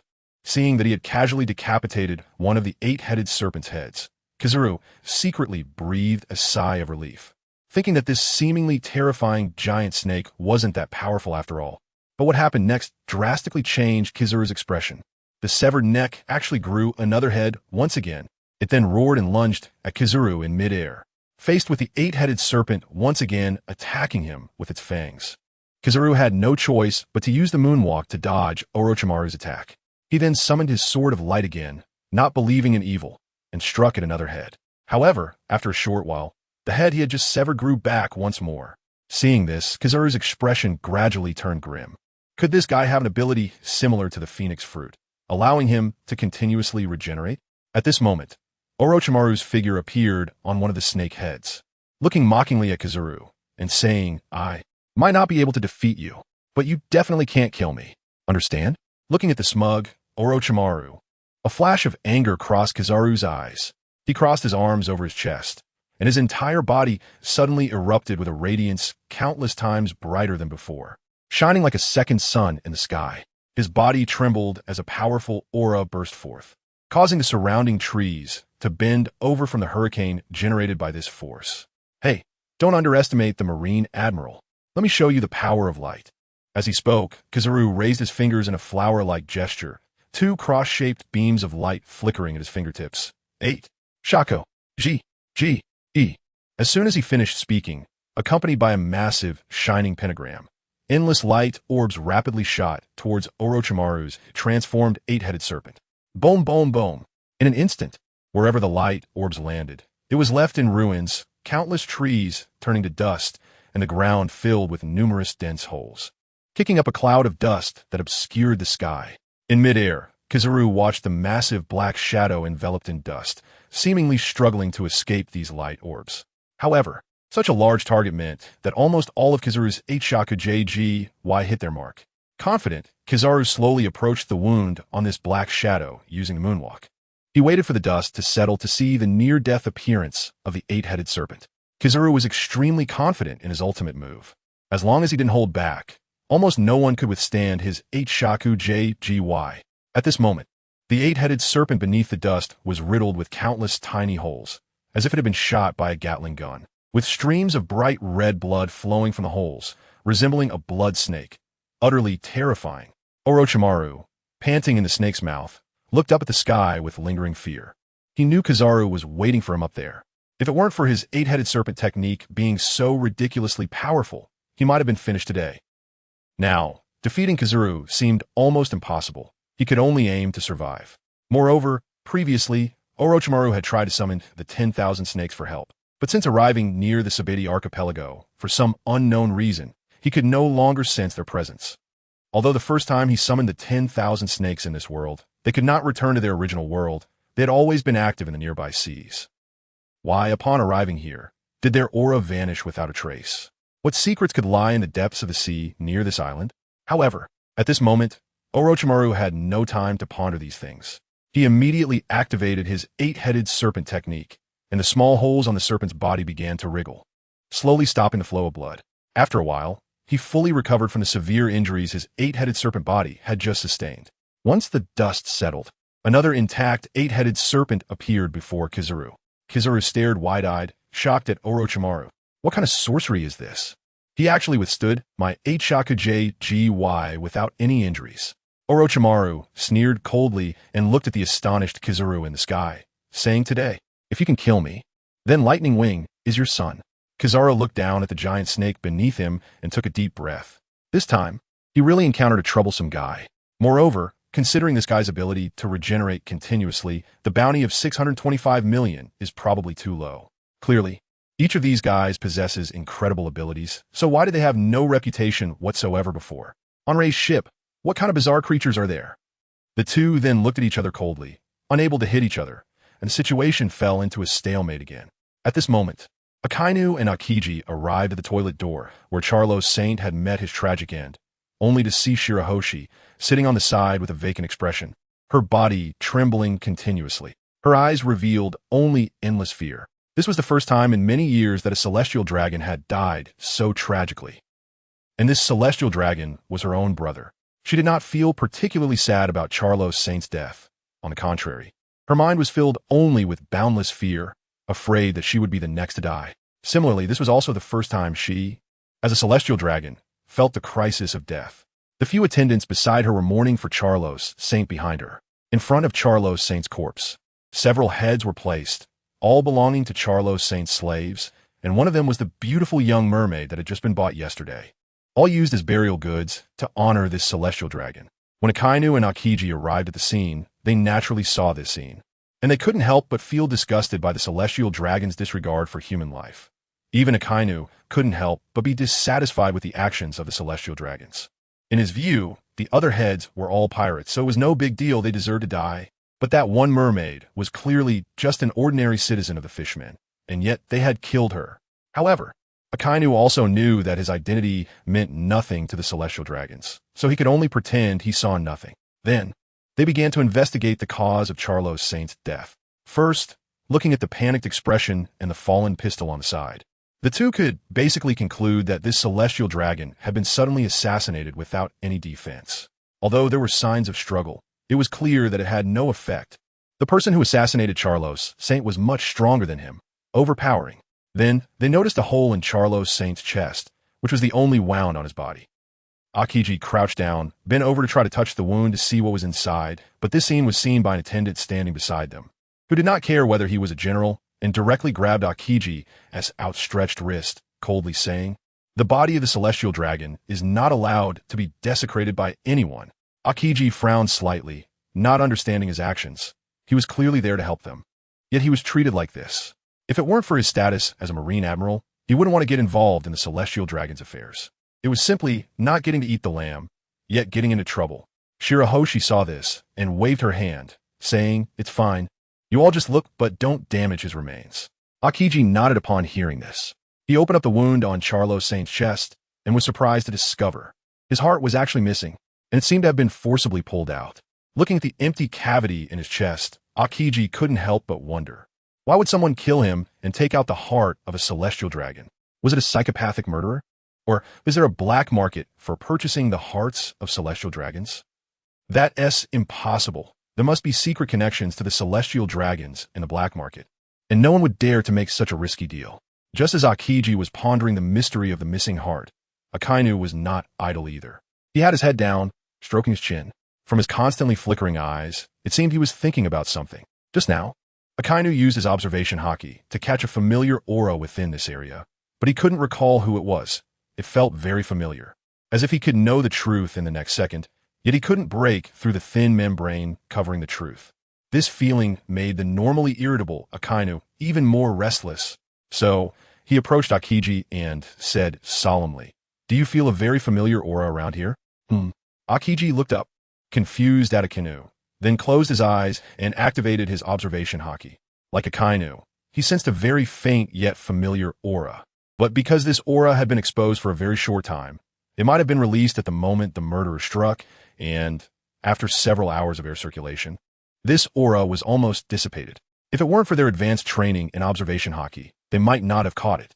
The two of them, one holding their forehead and the other stroking their chin, were racking their brains to figure out where this aura was coming from.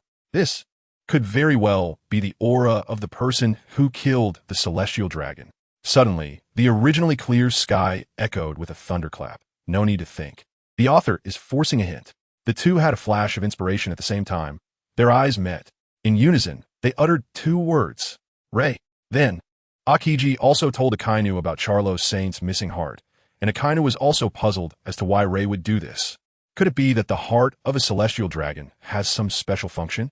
At that moment, two elite marine personnel came in, pressing a broken cover, and discovered a remarkably spirited person who looked at Akainu and Aokiji and said, "General, this is Old 8. The residents outside said Old 8 was nearby last night." Akainu looked at the young man with an unknown yellow substance smeared on the corner of his mouth, slightly furrowing his brow.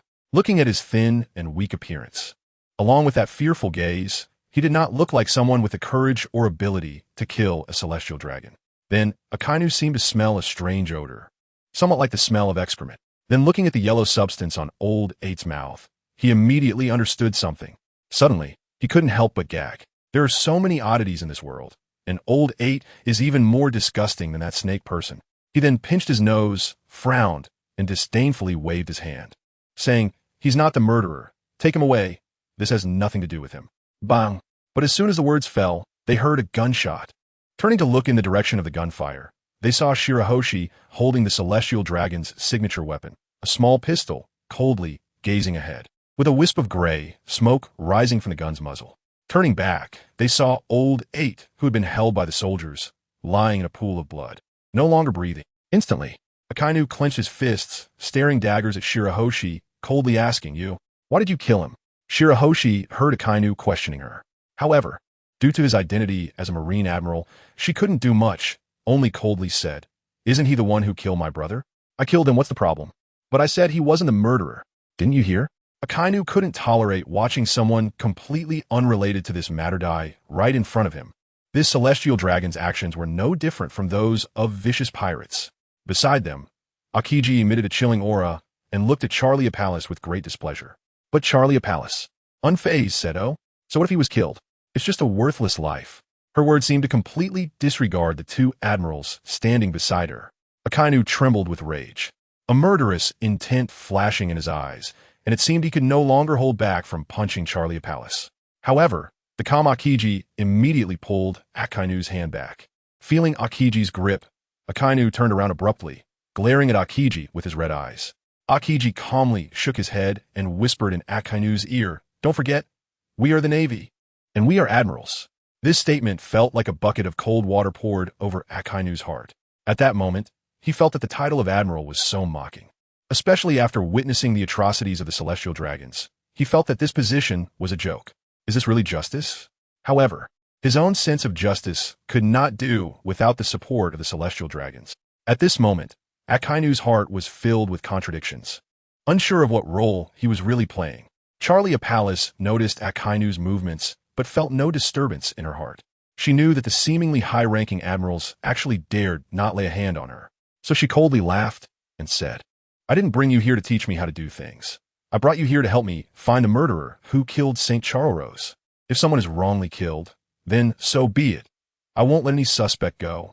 As she spoke, a cold light flashed in her eyes, and she absolutely could not allow anyone who dared to harm a celestial dragon to live in this world. After all, she was also a celestial dragon. Hearing Charlie Apalis's words, Akainu slowly raised his head and fixed his gaze on her, saying, I understand. He had made his choice. At this moment, Akainu blamed everything that had happened today on Raikyu. If Raikyu hadn't killed a celestial dragon, this series of events wouldn't have occurred. Therefore, he must completely eradicate the pirate group, even if it meant borrowing the strength of the celestial dragons. Moreover, if it weren't for the pirates, he wouldn't have. Thinking this, a cold light flashed in Akainu's eyes as he coldly snorted. I will soon find the murderer and bring him to justice. Seeing Akainu so sensible, Charlie Apalis couldn't help but nod slightly. Akiji, standing by, seemed to sense something but said nothing. Everyone has different choices. At that moment, another figure arrived with the support of a few people. The two turned around to see that another celestial dragon had arrived. He appeared to be older, and they guessed his identity. Upon seeing the newcomer, Charlie Apalis stood up and slightly bowed, squeezing out a tear from her eye, and approached St. Rosward, sobbing. St. Charles was killed. I am so scared. St. Rosward looked heavily at his son, who had died tragically, and gently stroked his daughter's back, softly saying, I understand. I will report this matter, and he will pay a heavy price for it. St. Rosward's words were filled with endless killing intent, and everyone present knew that this time, the celestial dragons were utterly enraged. Charlie Apalis wiped away her non-existent tears and pointed weakly at Akainu, saying, if it weren't for Admiral Akainu's arrival, I might have been killed by this murderer. Upon hearing this, St. Rosward glanced at Akainu and slightly nodded in thanks. Akainu was momentarily stunned, but soon understood her meaning and nodded back at St. Rosward. St. Rosward looked at Akainu and asked, do you know who the murderer is? I have a rough guess, but based on my observations, his heart has been taken. Akainu slowly replied. But when St. Rosward heard the latter part of Akainu's sentence, his body visibly trembled. It was as if he thought of something important. In an instant, his expression changed drastically as he quickly walked to St. Charles's corpse and opened it up. Indeed, the place where the heart should have been was empty. With nothing to be seen, his face instantly darkened, looking extremely grim as he said to Akainu, you can handle the matter of the murderer for now. We will go back first. He then instructed his subordinates to immediately take care of St. Charles's body and left the Sabeti archipelago, this place of chaos, with Charlie Apalis. In an instant, only Akainu, Akiji, and a group of elite navy remained at the scene. Meanwhile, on the 41st island, Orochimaru and Kizaru were fighting.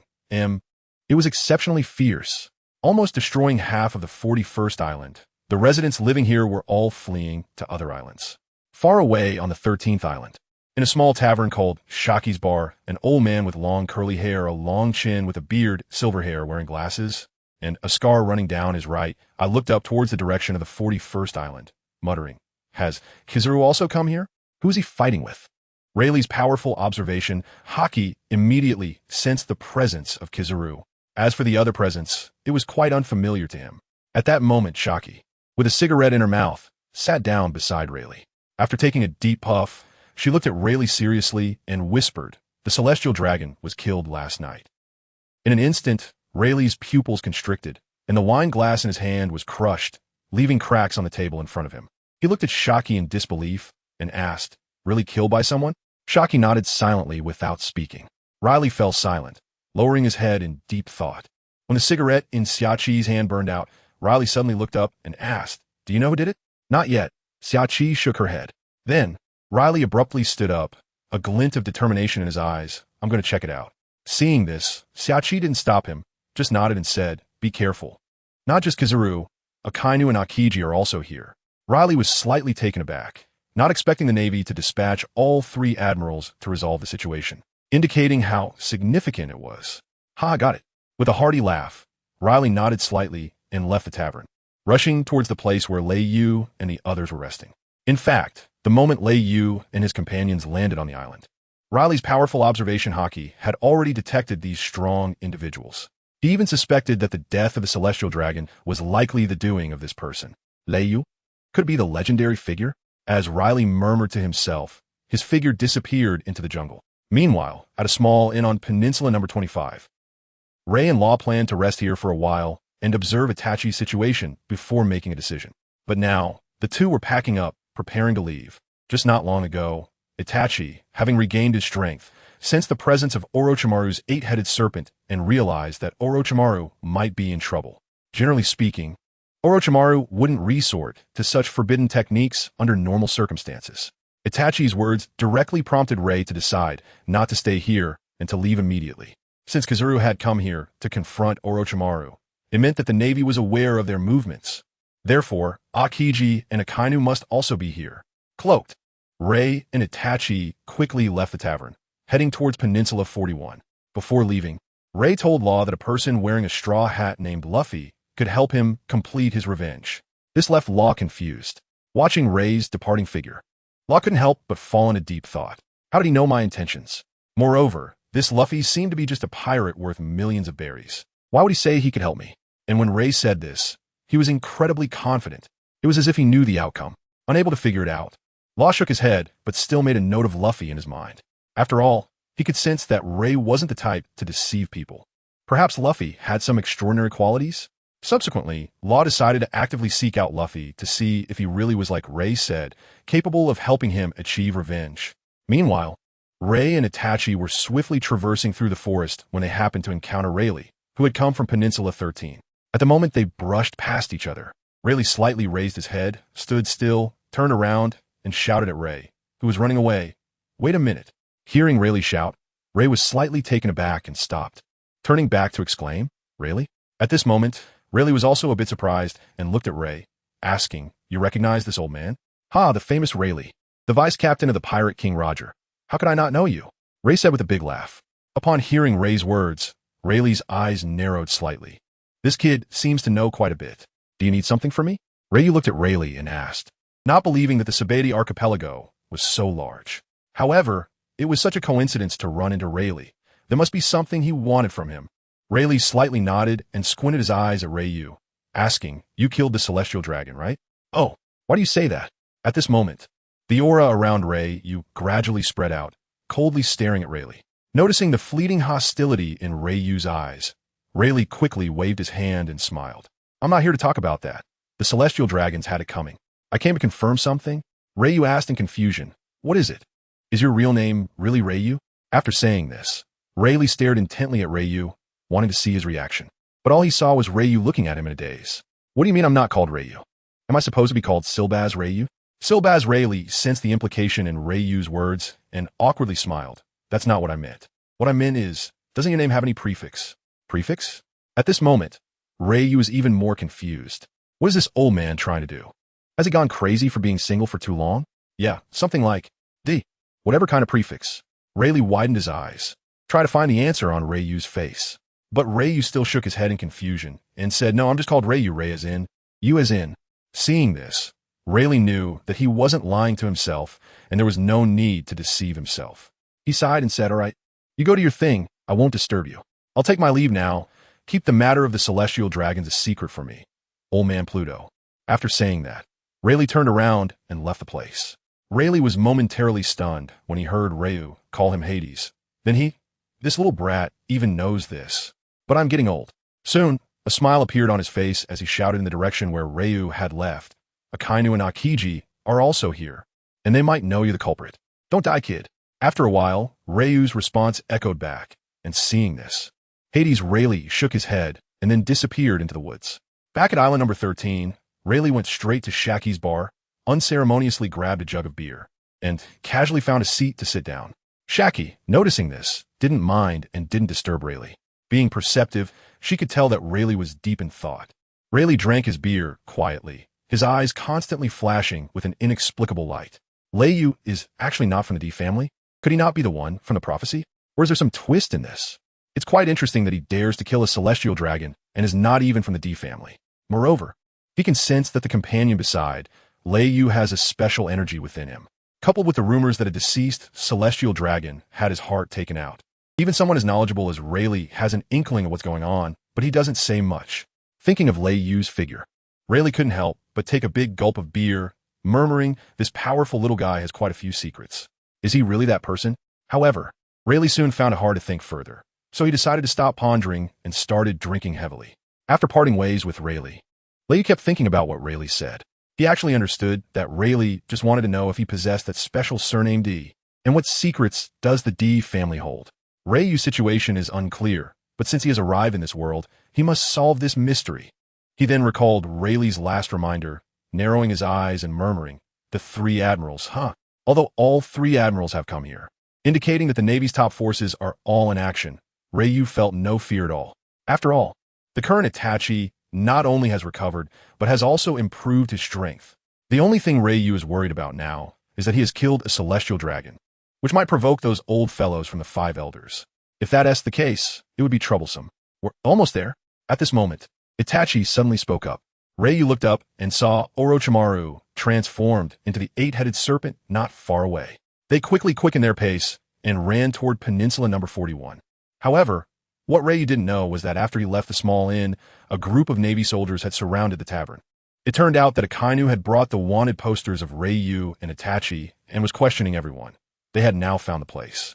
If Rayyu and Itachi had left the inn a little later, they might have been caught by Akainu and the others. Akainu arrived at the inn the day before, identifying himself and stating his purpose to the owner, saying, I am Admiral Akainu of the Navy headquarters. I came here to inquire about 2 individuals.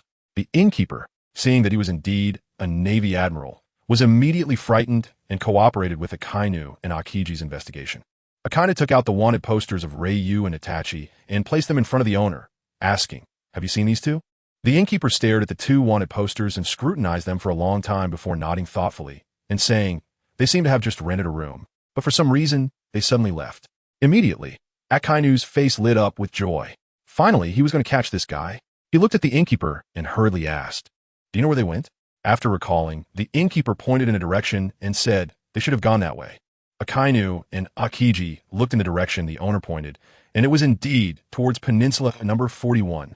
The 2 exchanged glances and quickly turned around to chase after them, with the elite Navy soldiers following closely behind. This time, they had caused such a huge disaster. They couldn't let them escape again. At this moment, the battle between Orochimaru and Kizaru was intense, yet neither of them had a scratch on them. However, the surrounding ground was riddled with holes and in chaos. Looking at the 2, there wasn't a single scar on their bodies. One might think they were just destroying the environment. Kizaru, panting, looked at the 8-headed serpent and felt overwhelmed. At this point, he had exhausted all his tricks but still couldn't defeat him. With Orochimaru's incredibly abnormal recovery ability, he had no way to deal with it. Now, Kizaru could only hope that Akainu and Akiji would return quickly. Orochimaru was also quite annoyed facing Kizaru. It was like an elephant trying to swat a fly. He just couldn't hit him. It seemed he needed to find a time to ask Rayyu if there were any deceased strong warriors in this world, to bring their corpses or cells for him to play with. Otherwise, facing opponents with the strength of an admiral was still a bit challenging for him. At that moment, Orochimaru looked at the woods behind Kizaru and smiled slightly. You finally came back. Kizaru turned his head in surprise to look back and saw 2 figures slowly walking out of the jungle. Once again, thanks to the great hero who sent me 30 gold tickets, and thanks to all the brothers for their strong support. Love you all, Rayyu. And the black-haired, red-eyed guy. Upon seeing these 2 figures, Kizaru's expression instantly turned extremely ugly. According to the intelligence, this black-haired, red-eyed guy was supposed to be dying. Why did he look completely fine now? Did he receive treatment here? If that's the case, he really couldn't keep them. Kizaru could only pray that Akainu and Akiji would arrive soon. Otherwise, if they managed to escape, he would be accused of throwing a match. Rayyu looked at Kizaru and said, General Kizaru, it's truly a pleasure to meet you. He then turned to Itachi and explained, this gentleman is not just any black-haired, red-eyed man. Upon hearing this, Itachi took a step forward and said softly, I am Uchiha Itachi. Of course, you can also call him Itachi God, Rayyu interjected. Uchiha Itachi? Itachi god, daring to call himself a god. How frightening, Kizaru said while stroking his little mustache, using that familiar tone.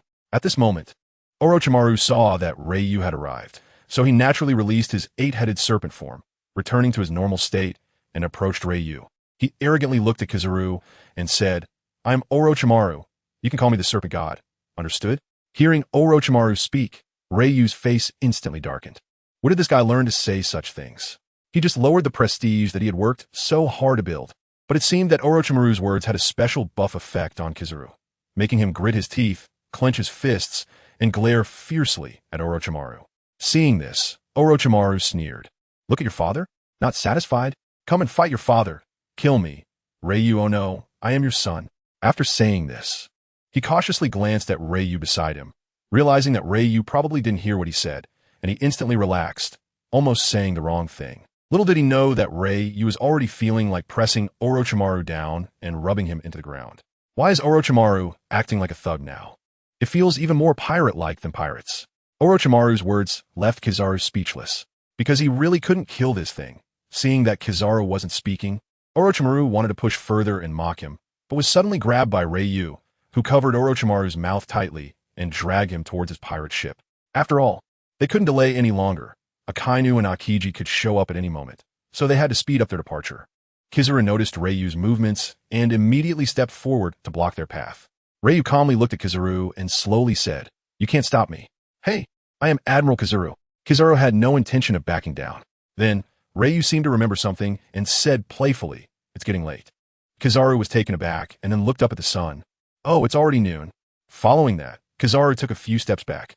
Seeing this, Ryu felt a surge of joy. Could it be that Kizaru really never works overtime? He just takes a break when he says so? But before Ryu could react, he suddenly saw a burst of light erupting from Kizaru's body. He shouted, "Hey, I can't let you stay here so easily today. I have to fight. Otherwise, if they escape, I might lose my entire month's salary." As he spoke, he transformed into a beam of light and charged towards Ryu. Seeing this, Ryu raised his fist and prepared to charge forward. However, he was stopped by Itachi, who said, "Leave him to me. You guys get on the boat first." With that, he disregarded Ryu's protests and rushed forward directly. Seeing this, Ryu helplessly shook his head.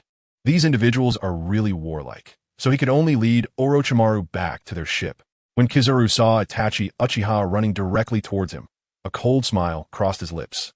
"Do you want to experience what it feels like to be kicked by light?" Saying this, he swiftly disappeared from Itachi's line of sight and reappeared behind him. Kicking down with the speed of light bang, the scene in his mind of kicking Itachi away did not occur. In Kizaru's shocked gaze, when his toes were less than an inch from Itachi's cheek, Itachi firmly grasped his ankle. "You actually caught light."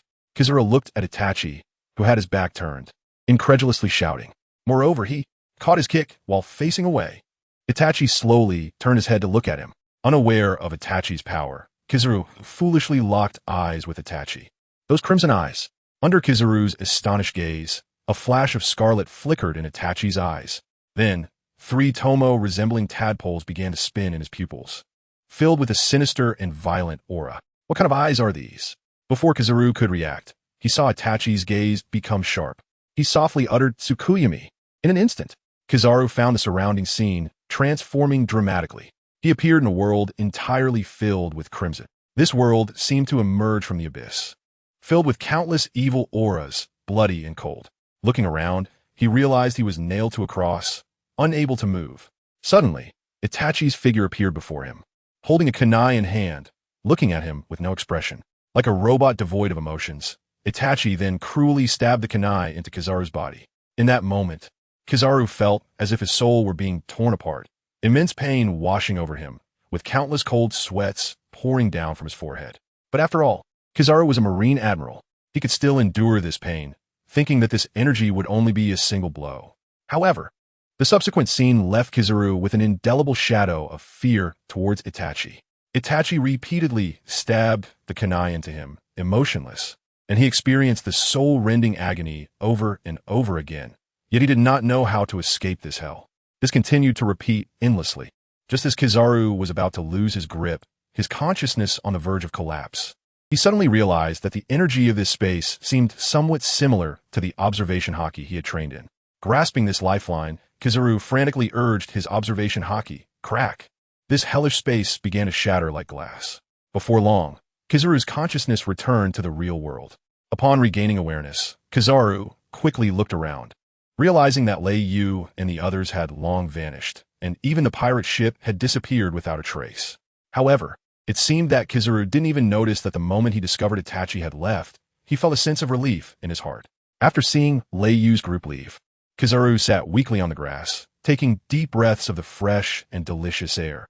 He would never want to experience that hellish scene again in his life. If he hadn't discovered that his observation haki could break through this evil world resembling a domain, he might have been driven insane by that special ability. At that moment, Akainu and Akiji arrived late, returning to the nearly shattered 41st Island. Seeing Kizaru sitting on the grass in a daze, with his weakened aura and the absence of Lei Yu's group and their pirate ship, the two understood everything that had happened. They let Lei Yu's group escape again. Upon seeing this, Akainu, enraged at Lei Yu escaping right before his eyes again, grabbed Kizaru by the collar, lifting him from the ground and glaring fiercely at him, coldly asking what happened. Seeing Akainu's rudeness, Kizaru felt very displeased. In terms of rank, they were both marine admirals. As for strength, Kizaru didn't think he would lose to him, so he coldly stared back at the furious Akainu, saying angrily, "You go deal with that Uchiha Itachi, the one with black hair and red eyes." After saying that, he shook off Akainu's hand and turned to leave. Itachi? Didn't they say he was about to die? Aoki Zudendi Uskit, D? Yeah, that guy seems to be in very good condition. After saying this, Kizaru left without looking back, feeling a belly full of anger over the day's mess and Akainu's attitude toward him. Akainu watched Kizaru leave without stopping him. Although he had calmed down, his pride wouldn't allow him to back down to anyone. Sigh, this is a problem now. That guy Uchiha Itachi, right? Akiji sighed deeply, realizing that since Itachi hadn't died due to his physical condition, he would have to reevaluate the strength of Lei Yu's group. Akiji then approached Akainu and said, "Let's go back to headquarters and talk. Aren't we going to chase them?" Akainu clenched his fists, his eyes red as he stared ahead. They actually got away twice. Akiji glanced at the unwilling Akainu and shook his head helplessly. He felt reluctant too, but there was nothing they could do. Even if they caught up, they might not be able to defeat them, especially now that Itachi's body had recovered. He didn't know what level of power he had reached, so recklessly pursuing would be disadvantageous for himself. Thus, Akiji also turned to leave, planning to report the situation to Sengoku at headquarters before making further plans. Soon, only Akainu and a few elite marines remained on the shattered 41st Island. Watching Kizaru and Akiji leave one after the other, he could only follow suit, returning to headquarters. Before long, the three of them returned to their warships, preparing to turn back home. But at that moment, Akainu and the others suddenly looked up, gazing in the same direction across the sea. Although there was nothing but emptiness there, all three felt an incredibly powerful force brewing. The next second, a massive purple sword energy suddenly appeared from the sea surface, exuding an extraordinarily eerie aura. In an instant, the sea was cleaved into a deep trench by this purple sword energy. "What is this?" Akainu murmured, feeling that if this sword energy struck him, he definitely wouldn't be able to withstand it. Could it be that someone from over there has come? Sigh, let's return to headquarters and discuss these matters. This purple sword energy did not rush towards them. Instead, it sped toward a certain direction in the sea, the very direction from which Lei Yu's group had departed. At this moment, Lei Yu and the others had already left the Subordinate archipelago several dozen miles behind. For safety, the three of them had used all their skills to make the ship go a little faster. Because, while at the Subordinate archipelago, Lei Yu always felt a sense of foreboding hanging over him. He could guarantee that this sense of foreboding definitely did not come from the three admirals of the Navy. Now that they were far away from the Subordinate archipelago, that sense of foreboding gradually dissipated. Lei Yu let out a sigh of relief. But just as he was about to relax, the hairs on his body stood up again. Turning around, he saw a massive purple sword aura rushing towards them. Wherever the sword aura passed, it left a scar on the sea surface. Orochimaru also noticed this sword aura.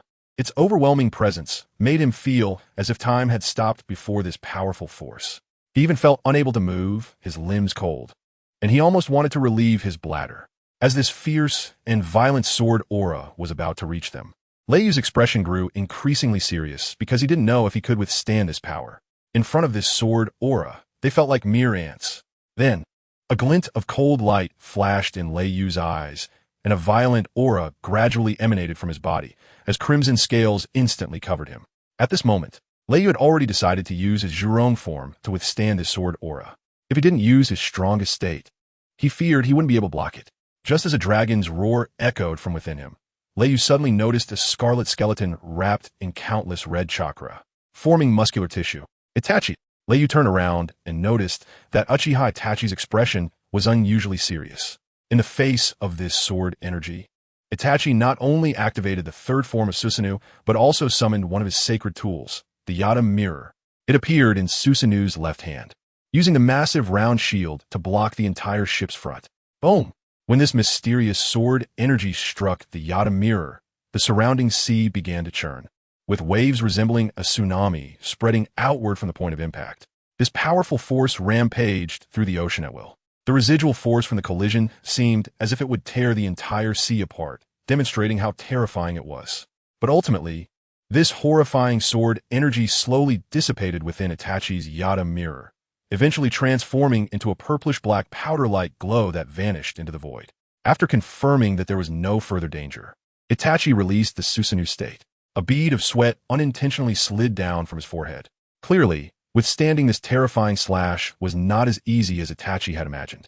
If it weren't for possessing the abnormal Yada Mirror, it was uncertain whether he could have blocked it. After seeing that the crisis had been averted, Lei Yu breathed a sigh of relief and began to contemplate who could have unleashed such a horrifying slash. First, he ruled out Hawkeye, as his sword energy was not this purple and did not carry such a violent, frenzied, and destructive aura. Could it be that they had emerged? Rei's gaze looked into the distance. At the end of his sight was the highest peak of the Red Earth Road, and on it was the Holy Land. Mary Geos. Rei probably couldn't imagine that this sword energy was slashed from a place more than 10 miles away. At this moment, on a reef near the Sabeti archipelago, stood a swordsman wearing a white robe, bald, and with round glasses. With a click, he slowly sheathed the cursed blade, emitting an eerie aura. And a hint of surprise flashed in his eyes as he murmured, "Did it get blocked?" Then he disappeared, as if he had never been there at all. 2 days later, Garp returned to the Marine headquarters in Marineford. Upon hearing that Garp had returned, Sengoku immediately summoned him to his office.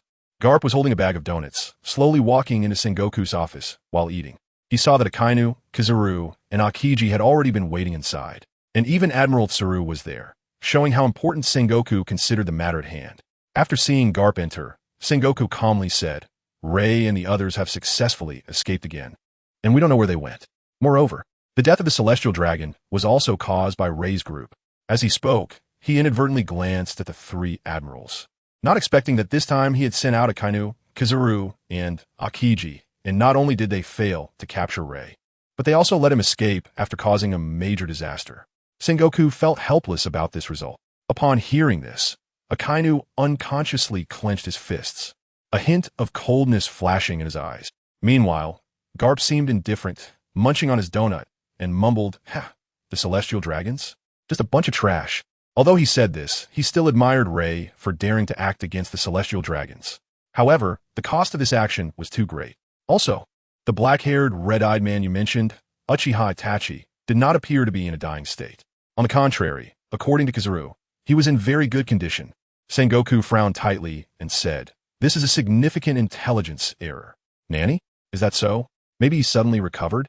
"Sorry," Garp said with a hint of surprise in his eyes, then apologized and resumed eating his donut. Sengoku, seeing Garp's seemingly indifferent attitude towards this matter, suddenly regretted bringing him to discuss. "This guy, why is he becoming more and more out of touch?"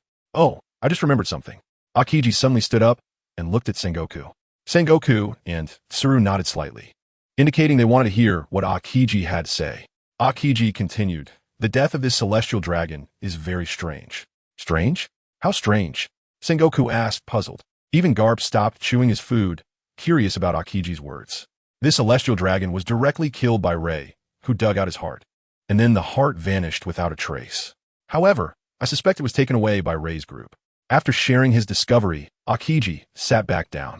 After all, he wasn't clear on the reasons behind it either.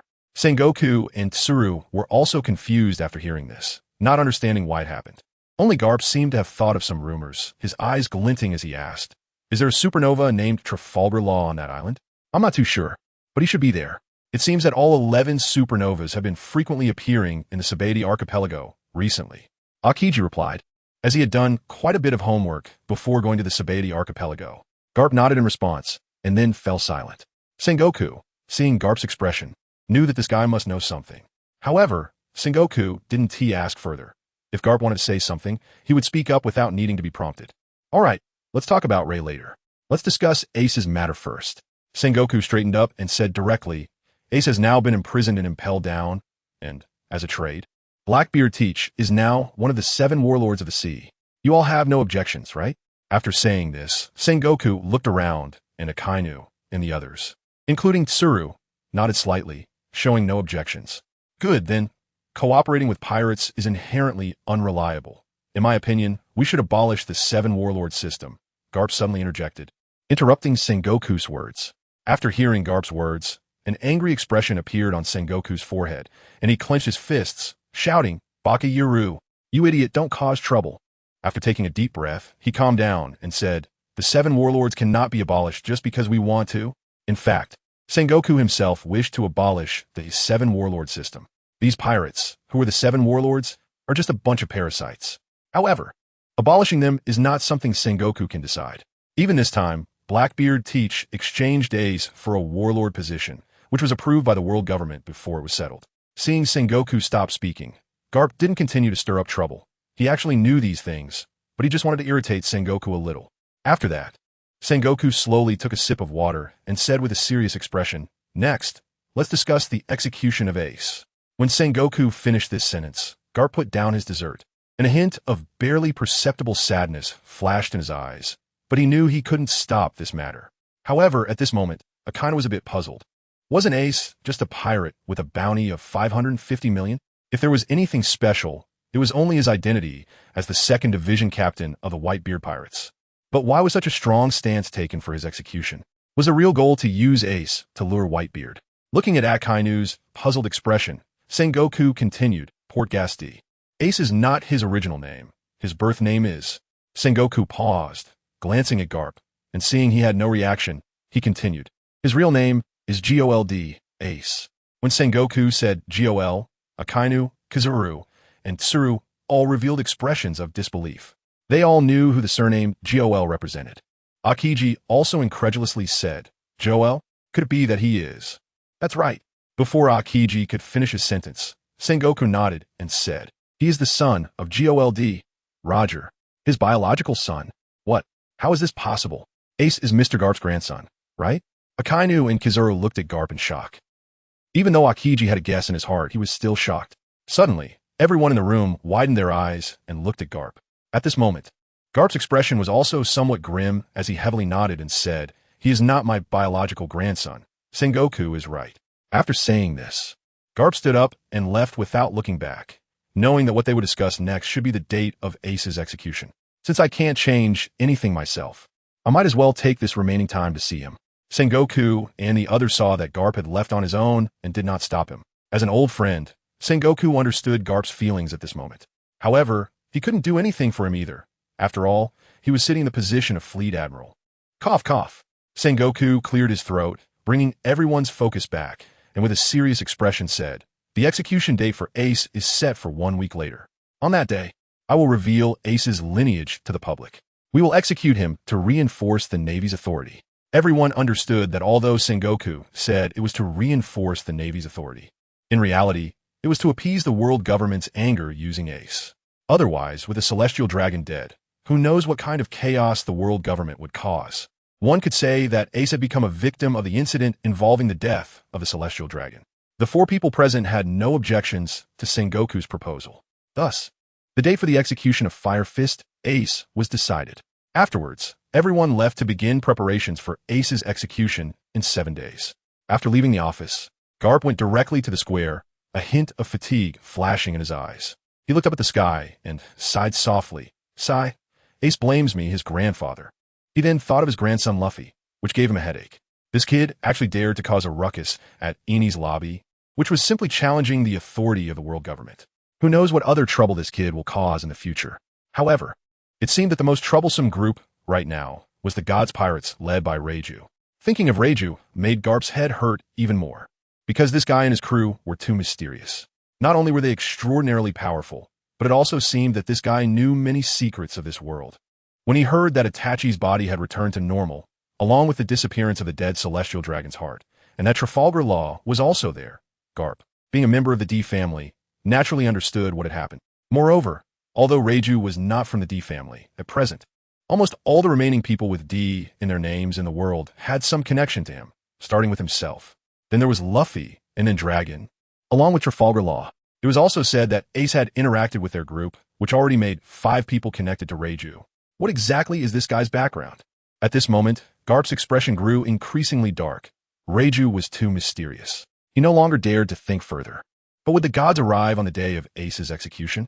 When this thought appeared, Garp's heart suddenly became exceptionally conflicted. Should he hope for their arrival or be worried? Sigh. Garp sighed deeply and walked heavily towards his warship. He still wanted to take a look at Ace and impel down. 5 days later, in a certain sea area of the Grand Line, it has been 7 days since leaving Subordinate Archipelago. At this moment, Reiju was heading towards Amazon Lily. Sign-in task. No harem. Please forgive me if you dislike. Just 3 days ago, Reiju received another sign-in task from the system. The sign-in location was the island where the Empress Hancock was located, Amazon Lily, and he had to stay there for 12 hours to obtain this summoning opportunity. Could it be that the system was hinting at something? However, Reiju firmly believed in the words of a great person. With no woman in my heart, I could draw my sword naturally. Although he heard that this great person seemed to have thrown his sword away in the end, he didn't know if it was true. Thus, Reiju and his crew, while constantly getting lost, found themselves in the doldrums. Thanks to Reiju's dragon ship, which had its own propulsion system, they were not affected by the lack of wind at all. Moreover, since they were not in a hurry, they didn't bother Uncle Snake. Although it said that the doldrums is a haven for sea kings, Reiju was not worried at all, because these sea kings, which made countless sailors tremble in fear, did not dare to show their heads after Reiju unleashed his conqueror's haki. The entire sea surface was eerily calm, without even a hint of a wave. After a while, Reiju saw an island appear before them. Finally, they had arrived. He hoped nothing would happen and just wanted to quietly check in. Reiju silently prayed. After all, making money quietly is the way to go. At that moment, Orochimaru approached, his eyes shining as he stared at the island ahead. Excitedly, he asked Ryu, "Is that the island full of snake people you mentioned?" Ryu looked at the impatient Orochimaru and said speechlessly, "You guys are not of the same kind. Why are you getting so excited? Besides, it seems that the entire Nine Snake Island is made up of females, and they don't allow men to land. How boring." As soon as Leiyu finished speaking, Orochimaru lost interest in the island. It was unclear whether it was because of Leiyu's previous statement or the latter one that caused this loss of interest. In the meantime, Leiyu and his group had already reached the coast, but the system did not provide a prompt for a sign-in task, which indicated that they might need to venture further inside. Therefore, Leiyu had no choice but to let Itachi and Orochimaru wait on the boat while he went alone into the depths of Snake Island. After all, this smaller target was also the safest approach. At this moment, the sky gradually darkened, and the bright moonlight slowly enveloped the island. Leiyu took advantage of the night and stealthily entered the forest of Nine Snake Island. He didn't know how long he had been walking, just continuing along the small path. Finally, when he arrived by a small stream, the system's notification sound rang out, and the countdown for this sign-in began. Leiyu let out a light breath. Didn't he know how much longer he would have to walk if he continued? Since that was the case, he might as well wait here for the night. With that thought, Leiyu found a large tree, sat down under it, and rested his head for a while. As for the owner of this island, the Empress Boa Hancock, although she had a captivating face and a devilish figure, Leiyu had no interest in her. It wasn't that he had issues with his sexual orientation. He simply found women to be troublesome. After all, in his previous life, he had also been single for over 20 years. Currently, he had no interest in women. He just wanted to quietly clock in and then leave. Lost in thought, he heard a gurgling sound. Leiyu's stomach suddenly growled, breaking the silence of the forest in the darkness. He then got up, intending to find some wild food to eat, but it was pitch black, and he couldn't see anything, so he could only wander around and hope for the best. However, Leiyu didn't venture far, fearing he might run into the guardian warriors of Nine Snake Island. So he just turned around and searched casually, even if it meant finding some exploding bugs. After all, he was the kind of person who watched Bear Grylls' culinary highlights for inspiration. But after searching for a while, he found nothing except for a few strange-looking mushrooms. As for those mushrooms, Leiyu naturally knew what they were.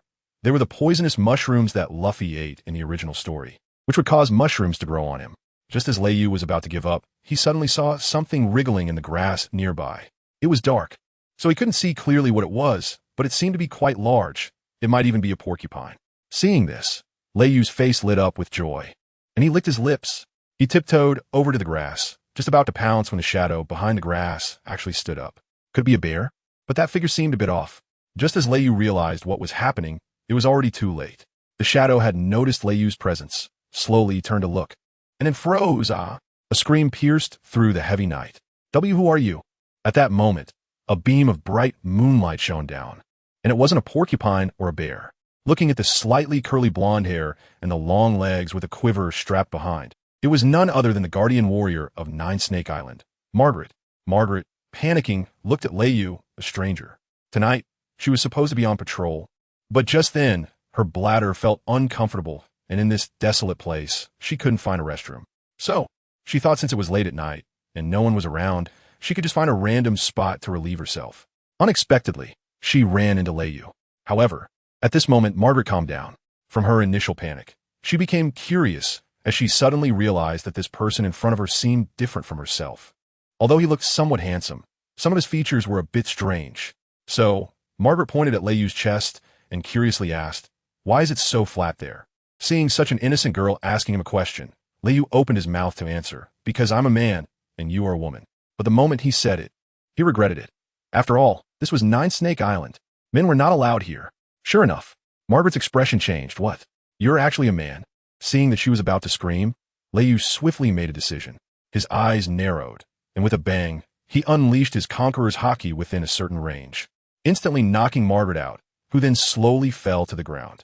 Seeing this, Lei Yu quickly dashed to Margaret's side and gently embraced her. He was afraid that if she fell and made a sound, it would attract others, so he had no other thoughts. To prevent others from discovering him and Margaret, Lei Yu had no choice but to take her to the tree where he had just rested. He then dropped Margaret directly onto the ground and climbed up the tree to rest, thinking that as long as he could endure through the night, everything would be fine. Meanwhile, in the luxurious palace at the very center of Nine Snake Island, Boa Hancock was lazily lying on a colorful snake, propping her slender jade legs up. She was carefully reading a newspaper, and a hint of shock appeared in her beautiful eyes as she murmured, "Ace executed the celestial dragons?" Lei Yu. After saying this, she tossed the newspaper onto her bed with a bang and got up, twisting her proud waist as she walked to the window, staring blankly at the dark night outside. The celestial dragons were killed by Lei Yu. As she spoke, her hand unconsciously brushed against her back, where a mark she never wanted anyone to see was located. At that moment, she suddenly felt that the night was exceptionally beautiful, and the stars in the sky were particularly bright. Just then, Boa Hancock seemed to sense something, suddenly looking up with her eyes shining brightly, gazing at a certain place in the forest shrouded in darkness. Conqueror's haki? But after watching for a long time, she found nothing unusual. Is it an illusion?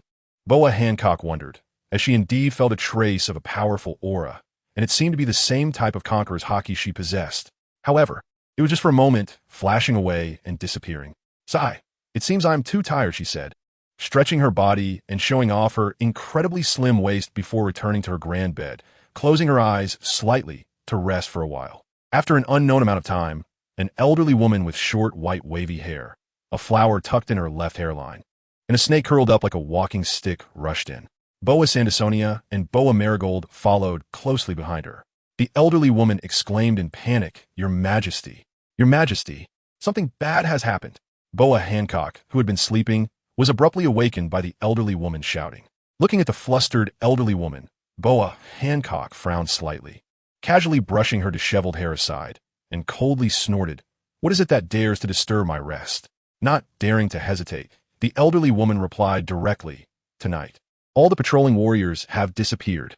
The two sisters, Boa Sandersonia and Boa Marigold, nodded in agreement. Seeing her sisters confirm, Boa Hancock did not continue to press for details. She immediately got up and went to the window, noticing that the sky was already slightly bright, revealing a hint of white. Suddenly remembering the faint trace of Conqueror's haki she sensed in the middle of the night, her expression became serious as she said sternly, "Gather all remaining warriors and follow me." With that, she stepped out with her smooth legs, determined to see who the reckless person was that dared to cause trouble on Nine Snake Island. At this moment, Lei Yu was still lying on a branch of the giant tree, drooling with a subtle smile on his face, still lost in his dreams. However, under the tree, several patrolling warriors of Nine Snake Island were lying in disarray. It seemed that, without exception, they had all fainted. It turned out that after Lei Yu knocked Margaret out last night and hit her, he thought everything was fine. However, it wasn't long before the other patrolling warriors discovered Margaret was missing. They searched, and one of the warriors found Lei Yu. Seeing this, Lei Yu, who favored peace and wished to remain undiscovered, had no choice but to knock out the warrior who found him again. He then tossed her and Margaret together before climbing back up the tree, no longer caring about them. Just when Lei Yu thought he could rest quietly for a while, another warrior found him. With no other choice, Lei Yu repeated his previous actions once more. This continued until dawn, when Lei Yu was finally able to rest peacefully. However, under this tree, there were already 7 warriors knocked out by Lei Yu, and he was completely unaware that he had been exposed. Not long after, Boa Hancock arrived at the tree where Lei Yu was resting, accompanied by a group of warriors. Upon seeing the several warriors lying unconscious on the ground, Boa Hancock let out a slight sigh of relief. Observing their regular breathing, it was evident that they had merely fainted and were not in any life-threatening danger. She then waved her hand, and several warriors stepped forward to lift the unconscious comrades, taking them back to their lair. The remaining warriors formed a circle around the tree. Boa Hancock slowly approached the base of the tree, crossing her flawless, fair arms and coldly gazing at the figure on the branch. "How dare you cause trouble in my territory? Hurry up and come down and kneel," Boa Hancock said coldly. With a bang, the bubble that had formed on Lei Yu's nose suddenly burst, and he groggily woke up, rubbing his sleepy eyes and looking around. What the hell? Why are there so many girls here? Having been single for over 20 years, Lei Yu had never seen such a scene and was startled. With a boom, he directly fell from the branch, kicking up a cloud of dust. Damn, how embarrassing. After getting up, Lei Yu rubbed his head with one hand and patted the dust off his backside with the other. At this moment, all the girls from Nine Snake Island clearly saw Lei Yu's appearance. Wow, she looks really beautiful, but it seems like she doesn't have the same beauty as our Empress. Yeah, but why is she flat? Right, look at her bulging part.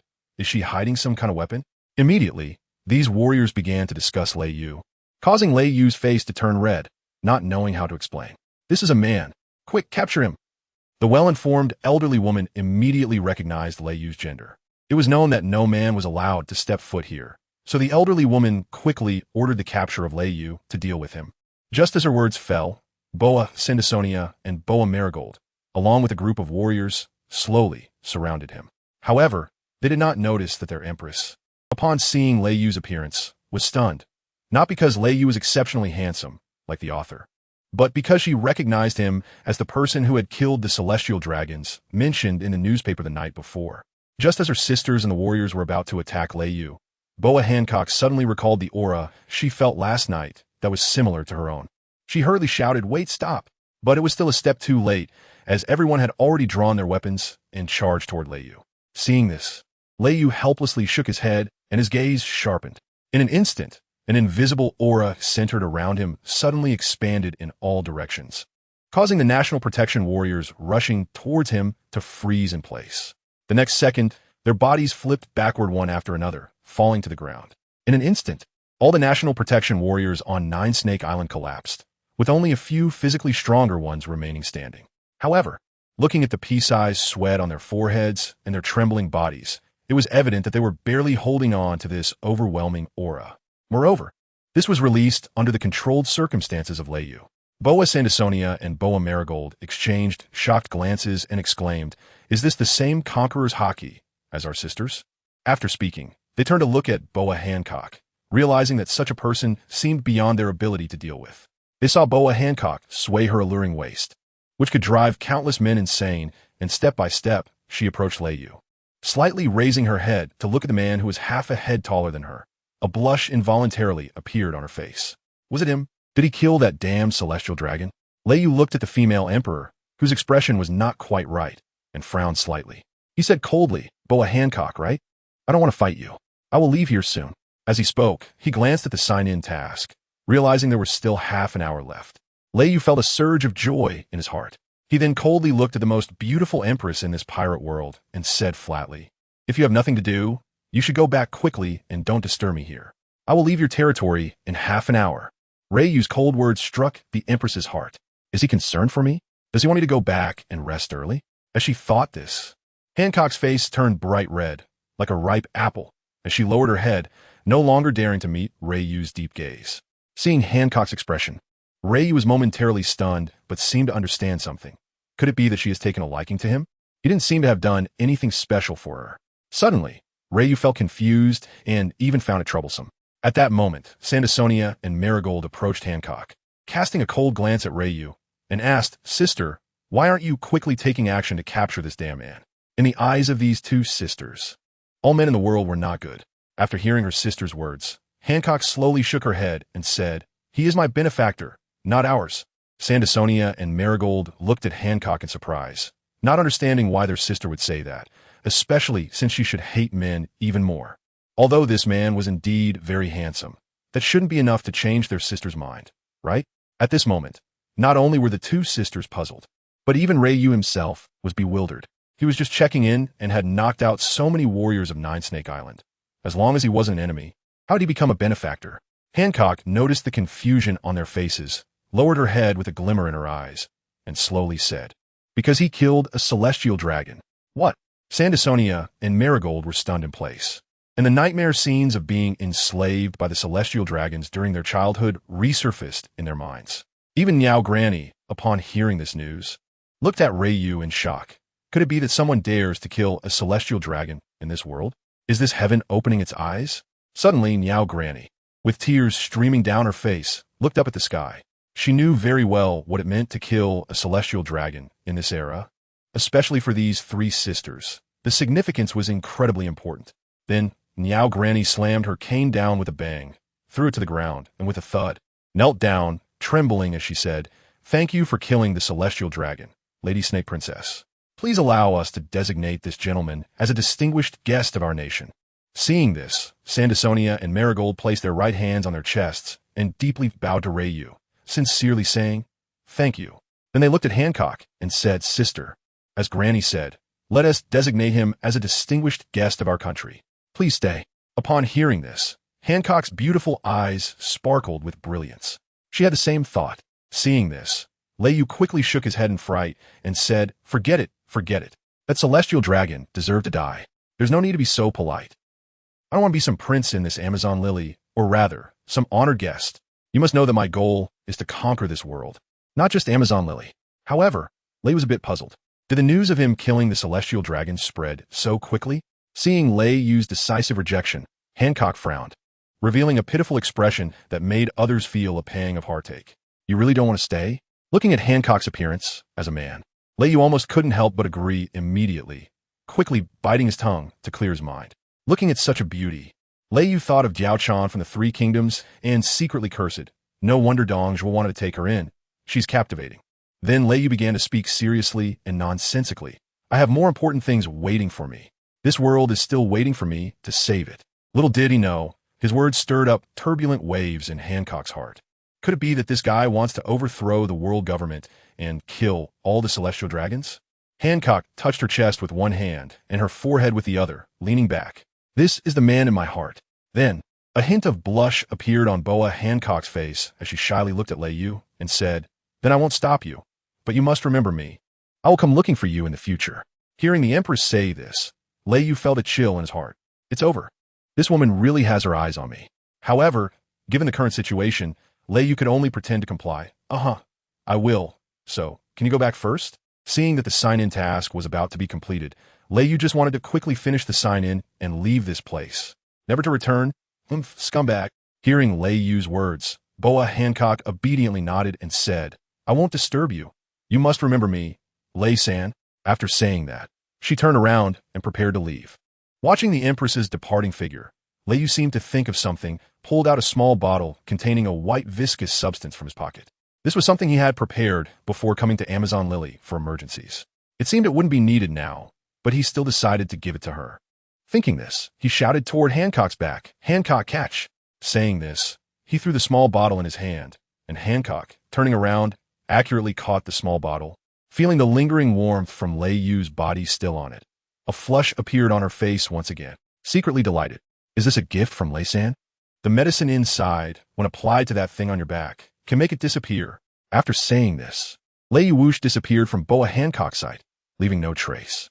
Boa Hancock stood there in a daze, staring blankly at the direction where Lei Yu had vanished, a tear inadvertently slipping from her eye.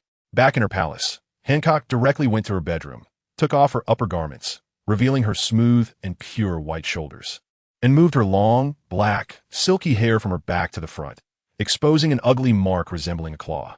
This was the brand of a celestial dragon slave, and it was also the shame of her life, recording her most painful memories. Was she really going to rid herself of this ugly mark now? As she thought about it, Boa Hancock stared blankly at the bottle of medicine in her hand, Lei Yu's figure constantly appearing in her mind, as if engraved in her brain. Just thinking about Lei Yu about to leave made her feel tight in her chest, unable to breathe, accompanied by waves of heart-wrenching pain. What is wrong with me? Then Boa Hancock shook her head, casting aside the chaotic thoughts, and looked eagerly at the bottle of medicine Lei Yu had given her. This would be a brilliant light in her childhood shadows. It could make her forget the dark experiences of her childhood. Staring blankly at the bottle of medicine, she murmured, "It will be useful, right, Lei-san? He wouldn't lie to me, would he?" Saying this, Boa Hancock gently twisted open the bottle. In an instant, a faint fragrance wafted out. Then, she poured a bit of the viscous liquid in her palm and carefully applied it to the area on her back where the brand was, spreading it evenly. At the moment she applied it, a cool sensation swept over her body. Boa Hancock couldn't help but shiver. Then she felt a wave of stinging pain coming from her back, as if it were corroding her delicate skin. This intense pain was even comparable to the burning sensation she felt when the brand was first seared into her. Boa Hancock gripped the bedding tightly, her eyes filled with tears, gritting her teeth and enduring the severe, stinging pain. Drops of fragrant sweat continuously dripped from her forehead onto the bed, and soon these sweats soaked a large area of the bedding. It was clear how much pain Boa Hancock endured to remove this mark of slavery. Not knowing how long had passed, the stinging pain in her back gradually dissipated, replaced by an incredibly comfortable warmth. Then, Boa Hancock got up and walked in front of a large mirror, closed her eyes, gently bit her rosy lips, and after a moment of inner turmoil, slowly opened her eyes. She saw her pupils constrict, then bloom into a smile like a flower, enchanting all beings. Looking at her back in the mirror, that ugly mark had really disappeared. Not only that, but there wasn't even a trace of scar left. The brand seemed as if it had never existed. After witnessing the miraculous effect of the medicine, Boa Hancock was ecstatic as she found Sandersonia and Marigold, showing them her back, and both of them revealed expressions of shock. Never did they expect that one day they would be able to rid themselves of this brand. They then took both of them to her bedroom and applied the medicine to them. Before long, the three sisters walked out together. Old Lady New noticed that the three of them seemed especially happy today, and after thinking for a while, she understood what had happened and revealed a look of comfort, quietly bowing deeply toward the forest where Lei Yu had been earlier. At this time, on the other side of the island, facing Lei Yu's pirate ship, a naval warship appeared in the calm zone, swiftly sailing toward Amazon Lily. At the front of the warship stood a naval general dressed in a light purple striped suit and deep blue shirt, with a tie, a punk hairstyle, and a beard. Looking solemnly at the approaching Amazon Lily, a Navy soldier came to his side and said, "Report, Major General Weasel. Ahead is Amazon Lily." Weasel nodded and said, "Understood. Be careful, she is not simple." This time Weasel came to Amazon Lily to prepare for the day after tomorrow. That is, the execution day of Ace. In this execution of Ace by Sengoku, to prevent the Whitebeard pirates from attacking and the sudden arrival of certain pirate crews, they had to think of every way to enhance their combat power. Thus, they had to send various Navy officers to invite the 7 warlords of the sea for support. And the task of the Weasel was to invite one of the 7 warlords, Boa Hancock, to assist the Navy. The Weasel looked anxiously at the island ahead, unsure if this trip would go smoothly. After all, none of the 7 warlords were easy to deal with. On the other side of Snake Island, Orochimaru sat at the bow of the ship, where Lei Yu often sat, boredly gazing at the forest ahead. In the few days that Lei Yu had been off the ship, it felt as if he had lost some joy. Even his research was no longer interesting. Uchiha Itachi remained silent, like a wooden block, not speaking a word all day. He was just fiddling with his own eyeball, not knowing if that thing was more entertaining than his little snake. Was that guy reluctant to return from some daughter kingdom? Orochimaru muttered helplessly. However, just then, as Orochimaru was about to return to the cabin, he suddenly looked up. He noticed a figure emerging from the forest not far away. In no time, Lei Yu walked out with a smile on his face. At the same time, a man dressed like a Western cowboy, about 20 years old, tall and slender, with shiny black hair tied back and sharp eyebrows framing cold, deep eyes, followed behind him. He had a very cool long knife hanging at his waist. Lei Yu smiled at Orochimaru and Itachi on the ship and said, "This will be our new partner, the wind swordsman, Yasuo." At first, Lei Yu felt a little disappointed when he summoned Yasuo, as he thought the character from the game might not be that strong.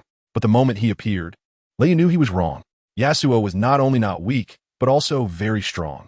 The faint sword intent of the wind within him was comparable to the purple sword energy that had struck him after leaving Sabaody. Lei Yu looked at Yasuo and said, "From now on, we are partners. Since you have come to this world, it might be fate. One day, I will help you find the answers and truths you seek." People only know Yasuo as a cheerful wind man, bringing laughter to people of all ages. But how many know his story and sadness? Saying this, he pulled Yasuo on his pirate ship. Once on the ship, Yasuo greeted Orochimaru and Itachi with a smile. Orochimaru felt that this guy, who looked like an uncle, seemed quite nice, at least not as dull as Itachi. However, Itachi could sense the hidden sadness and confusion behind Yasuo's smile, and the power within him was not simple.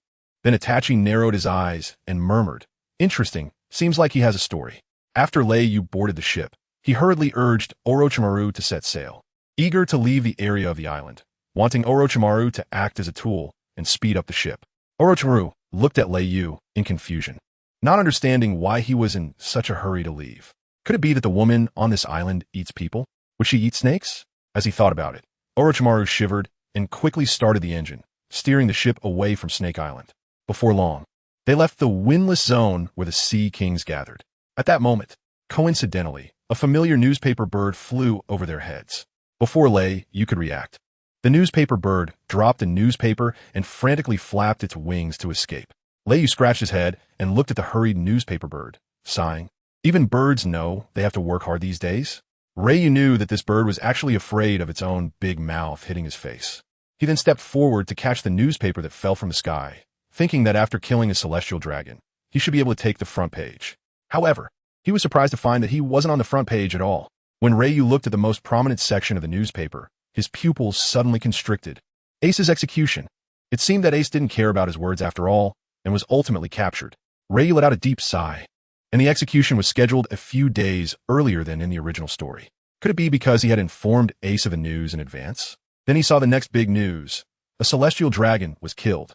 The murderer was none other than the captain of the gods' pirates, Lei Yu. After seeing this news, Lei Yu smiled slightly. Being second on the layout wasn't too bad.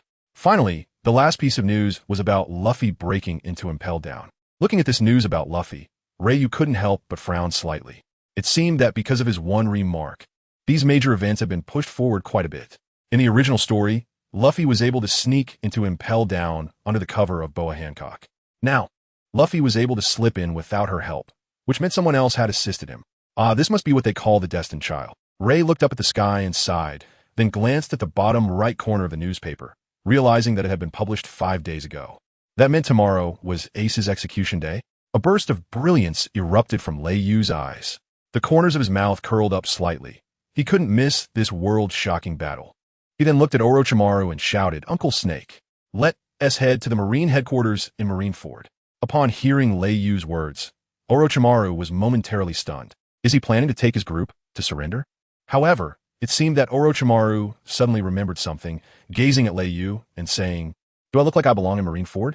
Lei Yu looked at Uncle Snake in confusion, and Orochimaru helplessly patted his forehead and said, "Look, who on our ship knows the way?" At this point, Lei Yu finally realized his group had been either lost at sea or wandering aimlessly. Otherwise, they wouldn't have taken 5 days to find Nine Snake Island. Fortunately, they encountered a kind person along the way, who, after Lei Yu's kind inquiry, informed him of Nine Snake Island's location, which is how they ended up here. As for that kind person, their grave grass must be a meter long by now. At this moment, Yasuo suddenly drew his long sword, pointed the tip forward, and said firmly, "Death is like the wind, always by my side. Lei Yu, Orochimaru." And Itachi were all taken aback, wondering why this newcomer suddenly started acting so dramatic. Then Lei Yu suddenly realized something, a spark of insight flashing through his mind. After clearing his throat a couple of times, he pretended to explain in a profound manner, "Ahem, I understand what Brother Yasuo means. Itachi and Orochimaru looked at Lei Yu with curious expressions, waiting for him to clarify. Even Yasuo looked a bit confused at Lei Yu. What Brother Yasuo means is that he can sense the aura of death. And what does the Marine headquarters represent to us pirates? Itachi and Orochimaru shook their heads, while Yasuo became increasingly bewildered. No, I mean I have. Stop. I understand. Lei Yu interrupted Yasuo's speech, gave him a reassuring look that said I understand, and continued. Isn't the Navy headquarters a place of death for pirates? Therefore, Yasuo can sense the aura of death coming from the Navy headquarters, guiding us to follow this aura and find Marineford. After speaking, Lei Yu crossed his arms and pretended to be a master. Itachi and Orochimaru exchanged glances, then looked at Lei Yu. Why does it feel like Lei Yu's nonsensical words are somewhat reminiscent of the author trying to pad the word count? But it also seems to make some sense. Yasuo, unable to bear it any longer, shook his head helplessly and took out a log pose from his pocket, saying, "This seems to be the thing that can take us to Marineford." Lei Yu looked at the recording pointer in Yasuo's hand and asked in surprise, "How do you have this thing?" Yasuo scratched his head and smiled. "I don't know either. When I first came to this world, I already had this thing in my arms, and a voice in my mind told me that this is what can guide us to Marinefando." Ryu took the recording pointer with confusion, thinking that it must be a trick of the system. But how could the system know in advance that he was going to Marinefan? Could it be? As he pondered, a mysterious light flickered in his eyes, and no one knew what he was thinking. He then tossed the recording pointer to Uncle Snake, letting Orochimaru take the ship. He himself sat on the dragon's head, lost in thought as he gazed ahead, not knowing what he was contemplating. When Ryu and his group left Nine Snake Island, Boa Hancock, lying on the big bed, felt increasingly unwell. Her face turned red, she was sweating profusely, and her breathing was rapid, almost as if she had a fever. The doctors on Nine Snake Island came to check on Empress's condition, but all they could do was shake their heads in helplessness, as they had no idea what was wrong with her. Sandasonia and Marigold stood by the Empress's side, anxiously watching Hancock suffer in bed. However, as the sister of the Snake Princess, they could only watch helplessly. At that moment, old Granny Nyo entered the room, approaching Boa Hancock and observing the current state of the Snake Princess. Boa Hancock noticed old Granny Nyo by her side and, clutching her chest in pain, cried out, "Granny Nyo, my heart hurts so much. I'm so sad. I won't die, will I?" Old Granny Nyo's expression became serious as she slowly uttered, "Ray." Before she could finish calling out Ryu's name, the Empress already exclaimed, "Ray?" Old Granny Nyo was taken aback, shocked, and exclaimed, "Snake, Snake, Snake Princess. She has fallen into lovesickness." Sandasonia and Marigold looked at old Granny Nyo in confusion. "This illness is quite troublesome," old Granny Nyo sighed and continued. "The previous generations both died from this disease.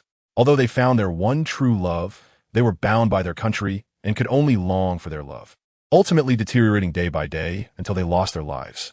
The Empress's current condition is lovesickness." "What?" Sandasonia exclaimed, not expecting lovesickness to be so severe as to threaten her sister's life. "Sister, why did she catch this illness?" Marigold asked in confusion. Old Granny Nyo thought for a moment and replied, "It should be that guy named Ryu. The Snake Princess might have fallen in love with him." "What? Then what should we do now?" Marigold looked at the weak Boa Hancock in bed, tears welling up in her eyes. Unless Ryu can stay by the Snake Princess's side, this illness cannot be cured." Hearing this, Sandasonia and Marigold turned to find Ryu. Old Granny Nyo immediately stopped them, saying, "It's too late. They seem to have already left here." The two sisters stood frozen, unsure of what to do. "Don't disturb him." "I'm fine," Boa Hancock insisted weakly, trying to sit up. Old Granny Nyo rushed forward to support her, asking with great concern, "But, Snake Princess, your health." "Cough. Cough, I'm fine," Boa Hancock replied softly. Seeing this, the others had no choice but to give up on finding Ryu. Just then, a national defense warrior suddenly barged in, kneeling on one knee and panicking. "Snake Princess? A naval officer has come here, saying he wants to see the Snake Princess." "Why would the Navy come here?" Old Granny Nyo frowned and asked. "I don't know. He just said he has important matters to discuss with the Snake Princess. He is still waiting on the shore for her." At this moment, Boa Hancock struggled to get off the bed and said softly, "Let's go see what the Navy wants." "Sister, your health." Sandasonia looked at the Empress with concern, fearing something might happen. But Boa Hancock ignored her and walked straight towards the door. Old Granny Nyo shook her head helplessly, thinking that this Empress really was willful. She had no choice but to instruct a few national defense warriors to bring a palanquin for Boa Hancock to sit on. Seeing this, Boa Hancock knew it was old Granny Nyo's kindness and did not insist on being strong. Subsequently, Boa Hancock and old Granny Nyo sat in the palanquin, with the two sisters guarding outside, and they made their way to the seaside. At the same time, they saw the waiting Marine General, Squirrel. Seeing several warriors from Nine Snake Island carrying a palanquin, Squirrel snorted coldly and secretly despised, "Humph, just a warlord. If it weren't for the government and the navy, she would be no different from other pirates, taking so long to come out." He didn't know that the Empress was seriously ill. Feeling a bit displeased with such an exaggerated entrance, he said, "What do you want from me?" A commanding and cold voice came from the palanquin. "What do you want from me?" Squirrel, seeing this, didn't dare to delay his business despite his opinions about the warlord and quickly stated, "We hope you will participate in the possible battle between the Navy and the Whitebeard pirates as a warlord." After finishing, General Squirrel looked seriously at the palanquin, waiting for the Empress's response. After a while, a cold yet beautiful voice came again from the palanquin. "Oh? What if I refuse?" "Refuse?" General Squirrel frowned slightly. But fortunately, he had negotiating chips, so he directly said, "If you refuse, we will have to revoke your title as a warlord." "Ha ha ha." Boa Hancock's arrogant laughter came from the palanquin. "I don't want to participate in your so-called battle, but my position as a warlord is still mine. Even the supplies on your ship belong to me." Saying this, Boa Hancock pulled aside the curtain and stepped out of the palanquin. In an instant, all the Marine soldiers were stunned by the Empress's incredibly hot figure and devilishly attractive face, some even drooling without realizing it. Seeing the Empress step out, General Squirrel roared, "Do you think I would accept your demands?" But just as his words fell, his subordinates brought the supplies from the ship forward to present to the Empress. Watching his subordinates make a fool of themselves, General Squirrel's face grew darker, and he angrily said, "Today, you will go, whether you want to or not. This is not up to you." Unexpectedly, this statement directly enraged the Empress. Boa Hancock sneered, tossed her hair, and instantly exuded her queenly aura, saying with immense nobility, "Do you know why I am forgiven by the world no matter what I do?" The Marine soldiers below shook their heads, looking at her in confusion. "That's right. It's because I'm simply too beautiful." As she spoke, she struck an incredibly seductive pose. In an instant, it ignited the flames of passion in the hearts of the Marine soldiers, and all of them seemed to turn into Sanji, drooling. At this moment, a cold glint flashed in Boa Hancock's eyes as she softly said, "No need to wait." With a single move, the dreadful sweet wind, she turned all the Navy's soldiers into stone. Only Vice Admiral Rat, using a short blade, stabbed his palm to resist the lust in his heart, thereby avoiding the fate of being petrified. With a dark expression, he said, "I will be waiting for your response." However, Boa Hancock completely ignored him, turned around, and returned to her ship, ordering everyone to return home. Vice Admiral Rat watched the departing figure of Boa Hancock, clenching his fists, a hint of helplessness flashing in his eyes. At this time, Granny New, who was also on the ship with Boa Hancock, wore a worried expression. She had constantly advised her, hoping that Boa Hancock would agree to the Navy's demands first and then make plans afterward. After all, if the position of Warlord of the Sea was lost, Amazon Lily would face a deadly threat. But the headstrong empress of her own family refused to agree. Just when Granny New was at her wit's end, a flash of inspiration struck her mind. After some hesitation, she finally made up her mind and looked at the distracted empress, saying, "Lady Snake Princess, perhaps, lay you," before she could finish her sentence. She saw Boa Hancock's eyes explode with a fierce light, staring intently at her and asking, "Lay you? What happened to Lay you?" Taking a deep breath, Granny New continued, "Perhaps Lay you will also appear in this war?" About 10 minutes later, while bandaging his hand wound, Vice Admiral Rat suddenly looked up and found Boa Hancock standing before him, like a queen, looking down at him and saying with authority, "I have agreed." Saying this, she lifted the petrification from the Navy soldiers she had turned to stone. Hearing this, Vice Admiral Rat looked up in slight surprise, not knowing what had happened in such a short span of 10 minutes to cause such a drastic change in Boa Hancock's attitude. But agreeing was good enough. Vice Admiral Rat sighed deeply, as it would have been difficult for him to return without a satisfactory report. "When we set off," Boa Hancock asked coldly, "So anxious?" Vice Admiral Rat looked at the Empress with confusion, but since he had time, he said directly, "It's best to leave now. The battle starts tomorrow."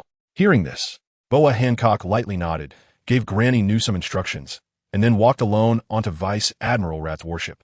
Seeing this, Vice Admiral Rat hurriedly followed her onto the ship and ordered the soldiers to return immediately to Marine headquarters in Mariehua. Boa Hancock entered a luxuriously decorated cabin. Placing her hands over her chest, her face slightly flushed, gazing dreamily ahead, murmuring, "I have come, Lei Yusan."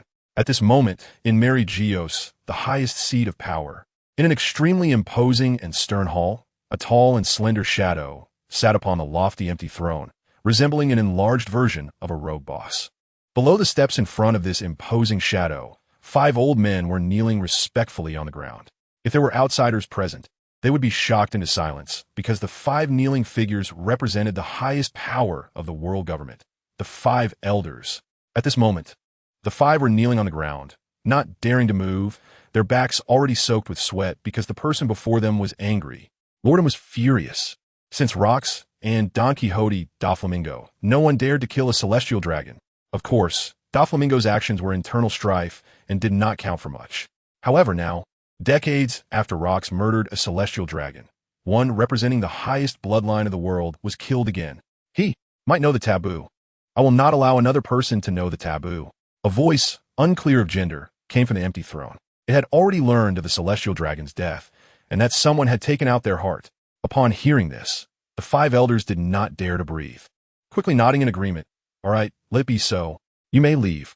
After this imposing figure finished speaking, the 5 elders did not immediately rise, but waited until the figure vanished into thin air.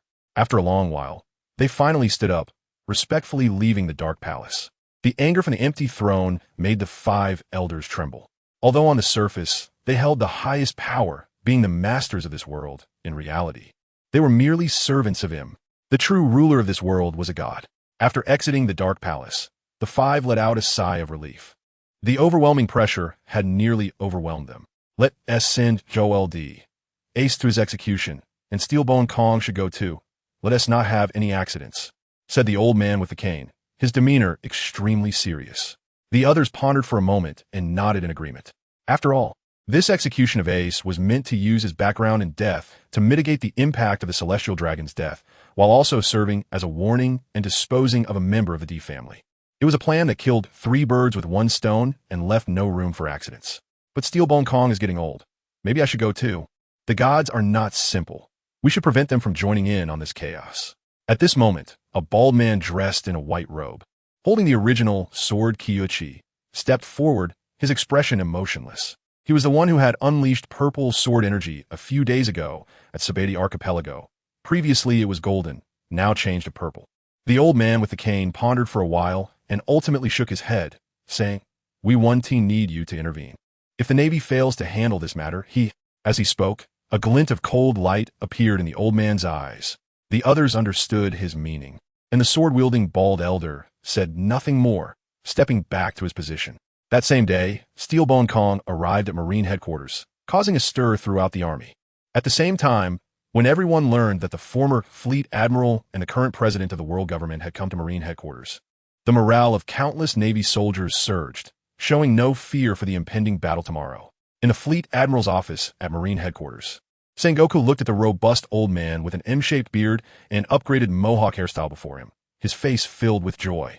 He quickly stood up, offering his seat to him, respectfully saying, "I didn't expect the government to send you here, senior.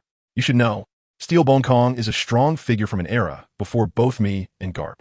Steelbone Kong did not take Sengoku's position, although Sengoku showed respect to him. After all, Sengoku was still the current fleet admiral. This matter must be taken extremely seriously. We must guard against the white-beard pirates and those unknown figures, Steelbone Kong said with utmost seriousness.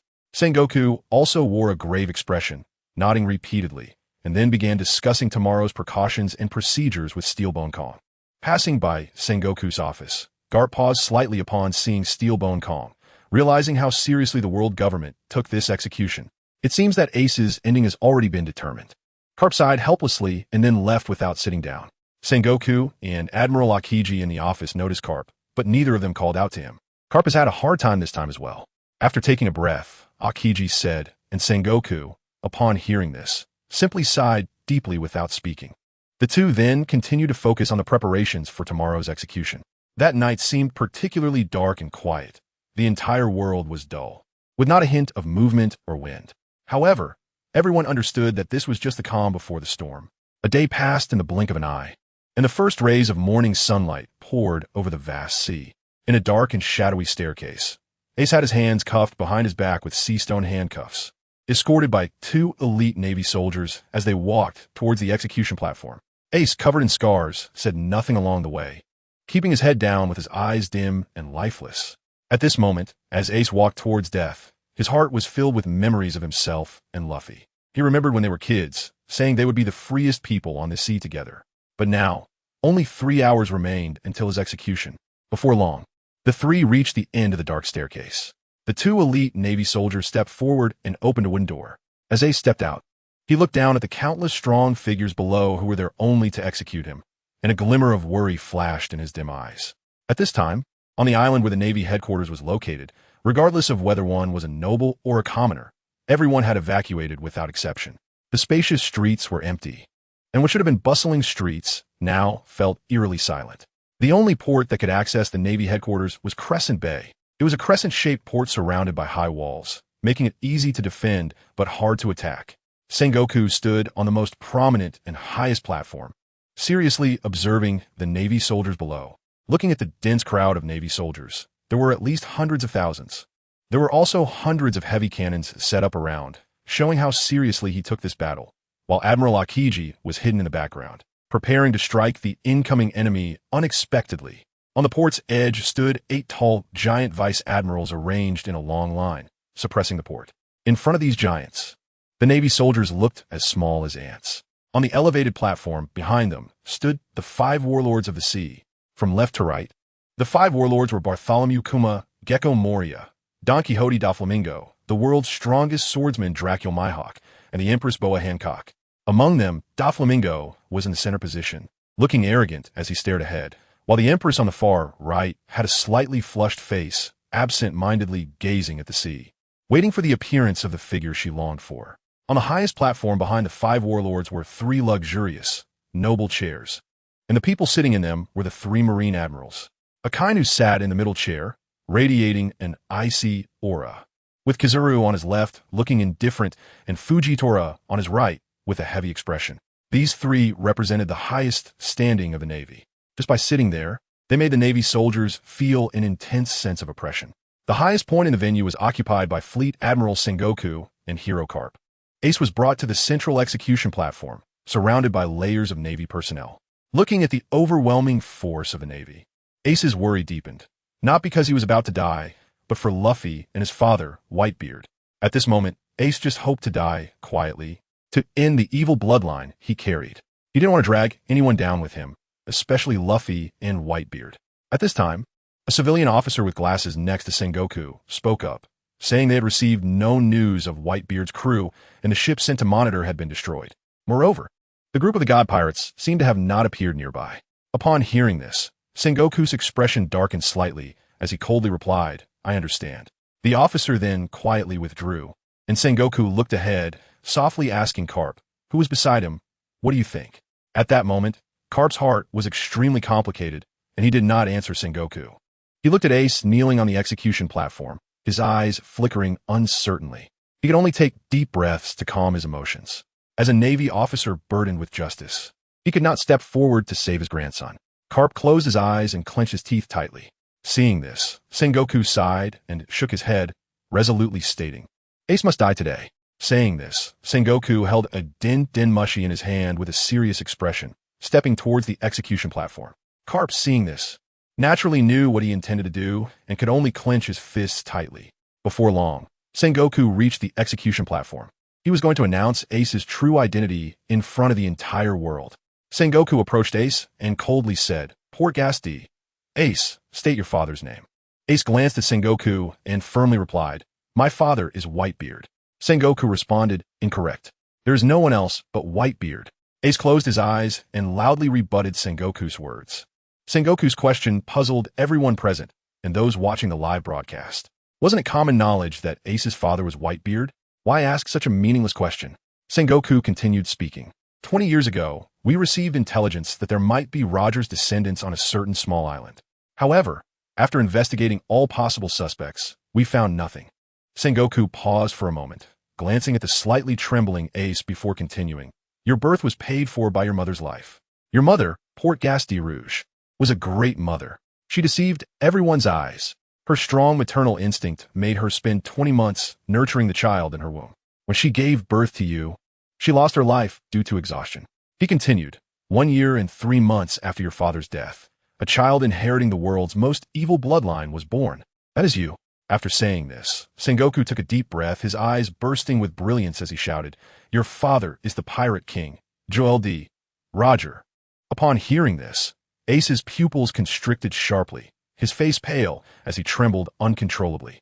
His greatest secret, which he regarded as a shame, was being exposed to the world by Sengoku, the son of the Pirate King, the evil bloodline. Everything he wanted to escape from and hide was now laid bare. In that instant, it felt as if the air around them had solidified, making it hard to breathe. Everything around was incredibly quiet. The bloodline of the Pirate King stunned everyone. Everyone present, whether they were Navy soldiers or generals, whether they were the former warlords of the sea or the viewers on television or readers in front of their mobile screens, all changed their expressions drastically. Undoubtedly, everyone was filled with shock. How is this possible? Many people quietly asked themselves. After a brief silence and shock, a tremendous uproar followed. Gasps and roars rose layer by layer like ocean waves. This news spread across the world through the transponder snail, and even countless big shots were greatly shocked. The offspring of the Pirate King was seen as a symbol of brutality and evil in the eyes of everyone in the world. But aside from a few, no one knew how gentle Ace actually was. When Sengoku's words came out, it was like an arrow leaving the bow, pushing things forward once again. At this moment, Carp, who usually seemed quite unperturbed, revealed the sorrow of a man feeling powerless. This person, who had the deepest bond with the Roger family and was still at the peak of his strength, could not act due to the justice behind him. Carp closed his eyes, and his heart was probably already submerged by the sea of self-blame. 20 years ago, Roger, who had a terminal illness and had surrendered, wanted to entrust his child to the man in front of him, Carp. However, the sharp-tongued but soft-hearted Carp directly refused. But Roger continued to shout, but the child in my belly is innocent, Carp. We've fought for over a decade, and I've trusted you like a brother. So please protect him. Yet Carp refused Roger's request once again. However, after Roger's death, Carp came alone to a small island, took an Ace, who had just lost his mother and was still in swaddling clothes, and brought him back to Windmill Village, leaving Ace and Luffy to be cared for by Miss Dayton. Looking at Ace, who was trembling on the execution platform, at this moment, Carp seemed to age a few years, as if he had entered his twilight years. At this time, Sengoku continued speaking. When we discovered your true identity, we found that Whitebeard had already begun to protect you. He intends to raise you to be the second Pirate King. Upon hearing this, Ace became furious, struggling and shouting angrily. That's not true. I joined the crew to make Dad the Pirate King. Sengoku turned to look at Ace, the light reflecting off his glasses. And no one could see Sengoku's expression at this moment. He calmly said, the fact is, without Whitebeard's protection, you would have long since fallen in these waters. Now, the government can no longer hold back, because the bloodline you carry is the bloodline of kings. If this continues, you will ultimately stand at the pinnacle of the pirate era. Today, you must be executed here, even if it escalates into an all-out war with Whitebeard. Sengoku's words grew more passionate and intense, completely unfolding the situation. At this moment, the gates of justice suddenly opened, and Luffy and the others, along with Jinbe, successfully entered the main battlefield. At the same time, directly in front of the Navy headquarters, a pirate fleet consisting of 43 ships appeared, charging toward the Navy headquarters. The captains of these 43 pirate ships were all outstanding and renowned in the New World. However, they were all pirates under Whitebeard. This demonstrated Whitebeard's reputation on the seas. Looking at the grand pirate fleet ahead, a hint of worry flashed in Sengoku's eyes, because among these fleets, there was no sign of Whitebeard and his 14 captains. Is it about to begin? Ha ha! Doflamingo looked at this magnificent scene and let out a nearly manic laugh. Viewers around the world, upon seeing the projection of the 43 ships on the big screen, began to discuss. Is Whitebeard here? Ace is saved. Can the Navy stop this lineup? At this moment, some were happy while others were sad. Those who had been favored by Whitebeard naturally saw hope for Ace's rescue and became extremely happy, while those supporting the Navy were filled with worry, hoping the Navy would cut off the evil bloodline of the Pirate King on the execution platform. Sengoku still did not see Whitebeard and the other captains, growing increasingly worried. Looking at such a strange situation, the Navy dared not act rashly, fearing falling into an unknown trap. But, at this moment, there was a sudden movement in Crescent Bay. Countless circular ripples began to spread, and a huge shadow appeared beneath the surface of the water in the bay. With a loud bang, accompanied by towering waves, Whitebeard's Moby Dick suddenly emerged from the seabed, shocking everyone present. Sengoku looked at the colorful, transparent membrane on the surface of Moby Dick and realized that they had coded their ships to come from the seabed for a surprise attack. Following Moby Dick, 3 other ships from the Whitebeard pirates also emerged from the seabed, and the 14 capable captains, along with Whitebeard, stood prominently among them. The legendary man walked with the stride of a king, step by step, under the gaze of the crowd, to the highest point, looking at the densely packed navy, calmly saying, "Wait for me a moment, Ace." It was as if the navy before him were merely ants, not worthy of his interest. Everyone looked at this man's back, standing tall like a mountain, and his overwhelming gaze was like that of the world's overlord. Countless people were shaken by his aura. On the execution platform, Ace widened his eyes, trembling as he looked at this solid and reliable figure, then shouted with red eyes, "Dad." Whitebeard, who had charged into the front lines, let out a cold laugh and assumed a kingly posture, clenching his fists and striking out violently to the sides. Suddenly, the air around began to shatter in the presence of the world's strongest man, as Whitebeard used his fruit ability to tear apart the air, causing the surrounding seawater to explode.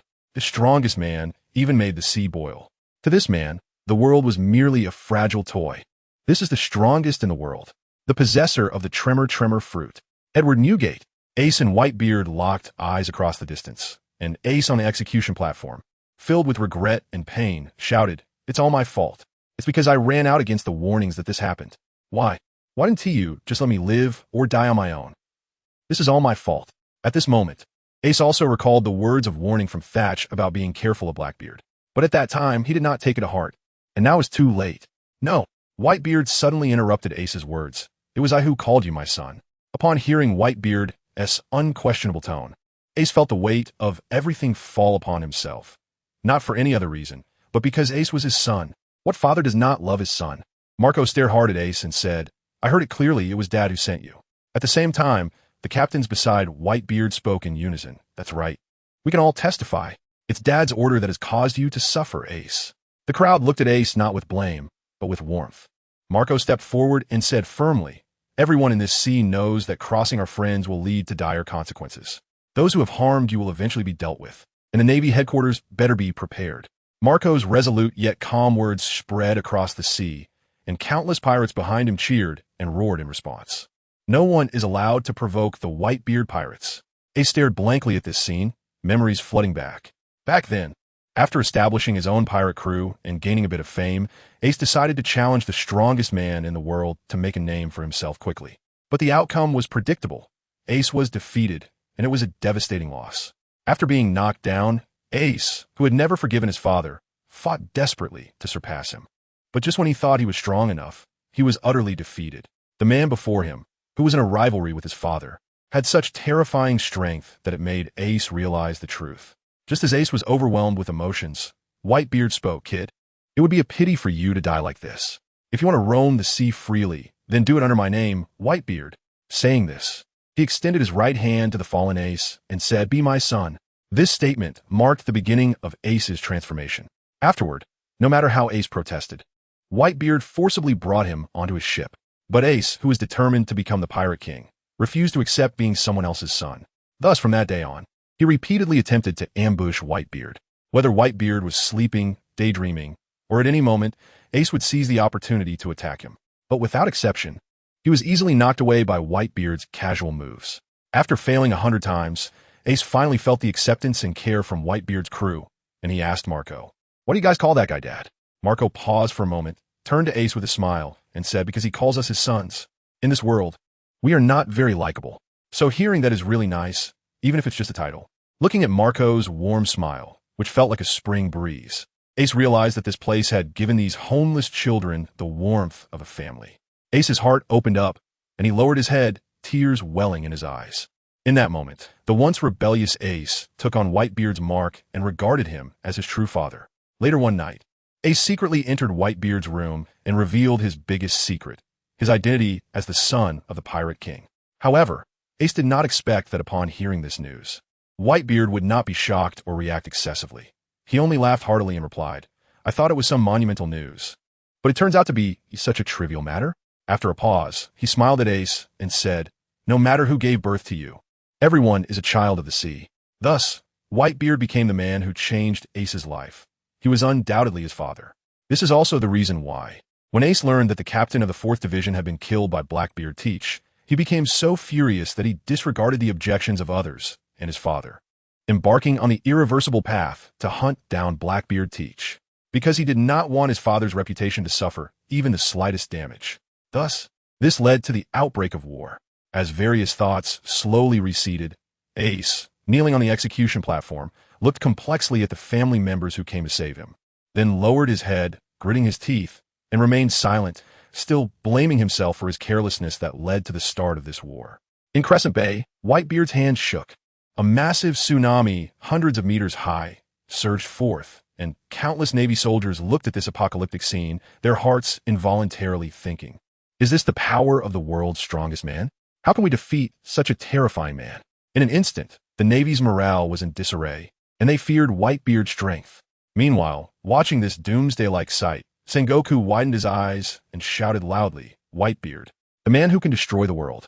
This statement pushed the atmosphere to a climax, and the war began. Regardless of who won or lost, after experiencing this unprecedented battle, the era was bound to change.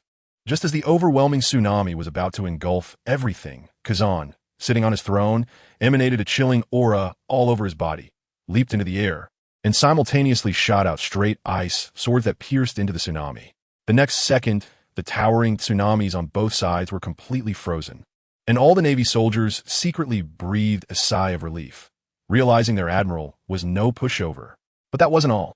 Under the watchful eyes of the crowd, Kazan coldly stared at Whitebeard, who stood on the Moby Dick, and with a wave of his hands, ice spears radiating cold energy appeared around him, rapidly stabbing towards Whitebeard.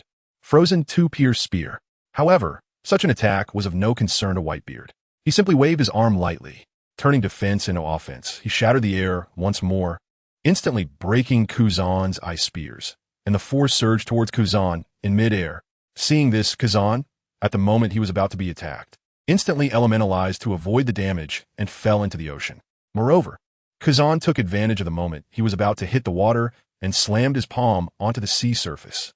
Ice Age. In an instant, a thick layer of ice formed over the entire sea. The temperature plummeted, transforming the entire bay into an ice age under his control, accompanied by Kazan's visually striking attack. The morale of the Navy surged. However, Kazan's intention in freezing the sea was to block the pirates' escape route. But all the pirates had long since disregarded life and death.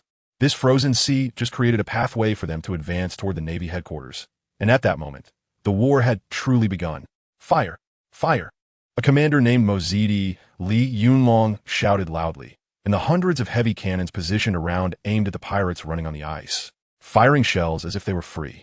In an instant, the roar was deafening, but relying solely on cannonballs, how could they stop these formidable pirates from the New World? These heroes from the New World, under the leadership of 14 captains, charged forward relentlessly. On the Navy's side, they dispatched a team of vice admirals that even the Spirit Slayer magic order would overshadow to deal with this group of pirates. Just as the two soldiers were engaged in battle, the real big shots began to make their entrance. One could see Hawkeye, one of the 7 warlords of the sea, who had always been aloof, locking his sharp and keen gaze onto the towering figure standing on the Moby Dick, stepping forward one step at a time. He wanted to see the true distance between himself and the strongest man in the world. Slowly, he drew the supreme sword, the Black Blade Knight, from his back, which represented the world's strongest swordsman. Accompanied by a flick of Hawkeye's wrist, a devastating slash that could tear apart everything locked onto Whitebeard and howled towards him. Destructive in nature. However, Whitebeard on the Moby Dick remained unfazed, not moving an inch, because his son, the captain of the 3rd Division, the man known as the strongest shield, Diamond Jozu, was in front of him. In an instant, as the slash approached, Jozu transformed his entire body into dazzling diamonds, raising a shield made of diamonds in front of him. With a loud boom, the emerald green sword energy was successfully blocked by Jozu, shooting up into the sky. At this moment, both Sengoku on the platform and the behind-the-scenes Steelbone Kong were increasingly worried, partly due to the formidable strength of Whitebeard's crew, which was within their expectations. However, What worried them even more was the fact that the group led by Rikyu had yet to appear. The unknown enemy was often the most terrifying. According to intelligence, Rikyu had close ties with Luffy and even a slight connection to Ace. Even the slightest connection meant that they needed to be on guard, not daring to assume Rikyu wouldn't intervene in this war. In a sea area 40 nautical miles from the Navy headquarters, a dragon-shaped giant ship was moving forward at an incredible speed, like a rowboat. At this moment, Rikyu stood at the bow of the ship, excitedly looking ahead, while Itachi quietly stood beside him. The helmsman was no longer Orochimaru, but Yasuo. At the stern, Orochimaru was engaged in his usual work. Originally, according to Rikyu's estimated time, they should have arrived at Marineford early in the morning, but unexpectedly, Orochimaru had misread the log pose.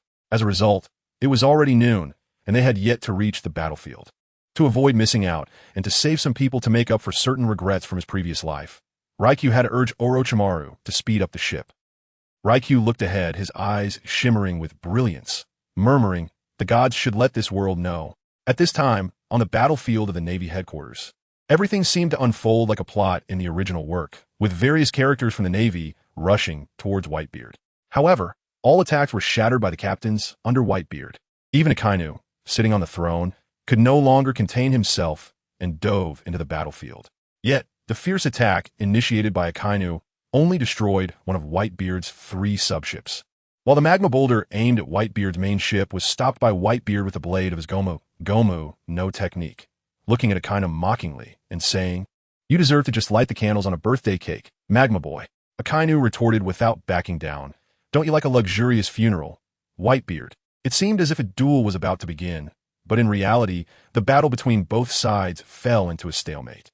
Then Little Oars, the descendant of the demon Oars, a gigantic giant, appeared, giving hope to all the pirates, who cheered for Little Oars to charge and break through the Navy's heavy defenses. Little Oars did not disappoint and successfully opened a breakthrough, then recklessly charged towards Ace on the execution platform. Even as countless cannon fire and attacks rained down on him, he did not retreat, extending his massive arm to grab Ace. Yet ultimately, Little Oars was just a bit short of saving Ace.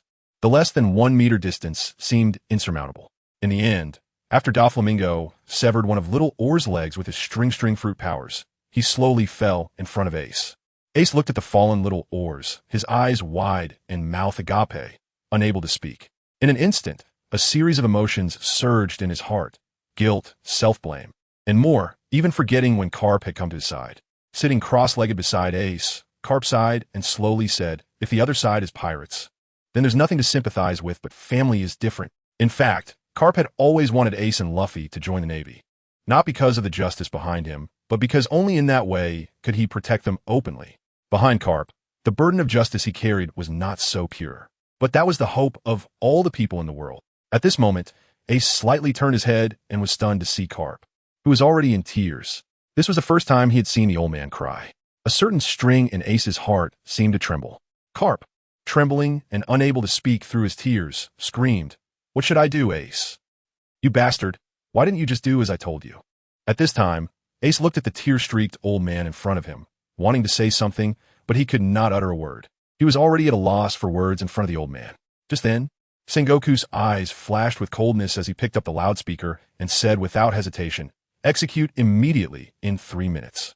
Suddenly, the entire battlefield fell into shock. Everyone present heard Sengoku's words clearly. "What? It's actually moved up. Damn Sengoku. Has he really decided like this? Is he afraid of us? Moving up the execution?" From this perspective, the pirates might launch a full-scale attack. Hold the line, brothers. Immediately, the war on the field escalated to a fever pitch due to Sengoku's words. Countless pirates began to use a life-for-life strategy. They were racing against death, although this death's target was Ace. Among the 7 warlords of the sea, the tyrant Kuma was like a killing machine, ruthlessly slaughtering the surrounding pirates. Doflamingo laughed maniacally. "This is war. How interesting." Meanwhile, the Empress Hancock was lovesick, touching her chest in pain and saying, "Why hasn't he come? Did Granny Nyan lie to me?" The situation grew increasingly intense, with both sides vying for their own time. On the Moby Dick, Whitebeard tightened his grip on the Gomu no blade and angrily said, "You should die, Sengoku." With that, he leapt forward, striding confidently towards Sengoku, who was behind Ace. He was furious. Sengoku, on the execution platform, watched Whitebeard approach step by step, his expression unchanged. Looking at the timer in his hand, he coldly counted down the numbers: 59, 58, 57. The executioners had already polished their blades to a shine, raised high above Ace's head. Once the time was up, they would not hesitate to bring him down. But at this critical moment, an unexpected change occurred. In the sky, a voice that was extremely out of place with the current atmosphere echoed in everyone's ears. "Damn you, Orochimaru, I'll get you. Slow down, not speed up. There's no road ahead."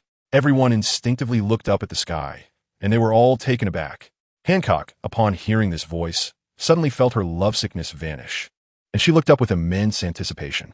Suddenly, a stunning dragon-shaped giant ship flew out from the top of the frozen tsunami with a whoosh. Everyone shut their eyes, thinking that falling from such a height would surely mean death. But after a long wait, there was no sound at all. Everyone opened their eyes again and witnessed a scene that refreshed their worldview. Sengoku was stunned, Garp was stunned, all three admirals were stunned, and even Whitebeard was stunned. Everyone present was shocked. This ship was flying in midair. That's right, it was flying, just like an airplane. At the back of the ship, it seemed that a humanoid engine was providing the power for the ship to fly, with a lot of white exhaust trailing behind as it soared through the air. This cool and flamboyant dragon-shaped pirate ship was heading straight towards the execution platform. Lei Yu, crossing his arms, stood prominently at the dragon's head, calculating the distance to the execution platform. At this moment, he was about 700 to 800 meters away from it, estimating their speed to be around 80 kilometers h and the height from the ground to be approximately 798 meters. Then, using the Pythagorean theorem, quadratic functions, gravitational and frictional forces, and a series of complex calculations, he reached a conclusion. As long as they flew in the sky for a while, they could reach the execution platform where Ace was located. Meanwhile, Garp, Sengoku, and the three admirals recognized the person standing at the bow of the ship and shouted in unison. "Lei Yu? Wasn't that the guy who killed the celestial dragons a while ago? I heard he even took a punch from the hero Garp and defeated Bogart. No. I also heard that they managed to escape from the encirclement of Garp, Akiji, Akainu, and others. I also know a rumor that one of them is not human. I can't believe they dare to come here. Are they seeking death?" In an instant, the eyes of the world's audience were all focused on Lei Yu, and discussions erupted. Whitebeard looked up at Lei Yu, his eyes shining with light. Is this the newcomer who dared to kill celestial dragons? Having only debuted for a few months, he already has such a huge bounty. That's impressive. Hancock. Lei Yu-sen has finally arrived. I've been waiting so long. Doflamingo, with a slight smirk, said, "The guy who killed the celestial dragons?" Hee-hee-ha. He laughed even more crazily, and no one could tell what this strange laughter meant. Although Sengoku had never seen Lei Yu before, he was aware that the core figure of recent major events was Lei Yu. Therefore, Sengoku memorized Lei Yu and every member of the God Pirates, recognizing the threat they posed. Everyone attacked that pirate ship. Sengoku shouted loudly with a grim face, holding a megaphone. In an instant, all heavy artillery was aimed at Lei Yu and his crew in the sky. Masti Li Yunlong shouted loudly, "Second team leader, bring the heavy cannons from Wano." Soon after, second team leader of the cannon squad pushed a ridiculously large cannon with an 80 centimeters caliber, big enough to fit 4 or 5 people. Once everything was in place, with a command from Masti Li Yunlong, they fired. Blast 'em to hell. Countless black cannonballs flew toward Lei Yu and his crew. However, these cannonballs were merely an appetizer. Upon learning that the person above was Lei Yu, the three admirals spared the pirates in front of them and exchanged glances filled with coldness. The three of them simultaneously gathered their energy, unleashing red, white, blue, and yellow attacks of different attributes and colors, which, along with the cannonballs, surged toward Lei Yu and his crew in the sky. At the same time, they attracted the attention of everyone on the battlefield, both Navy and pirates alike.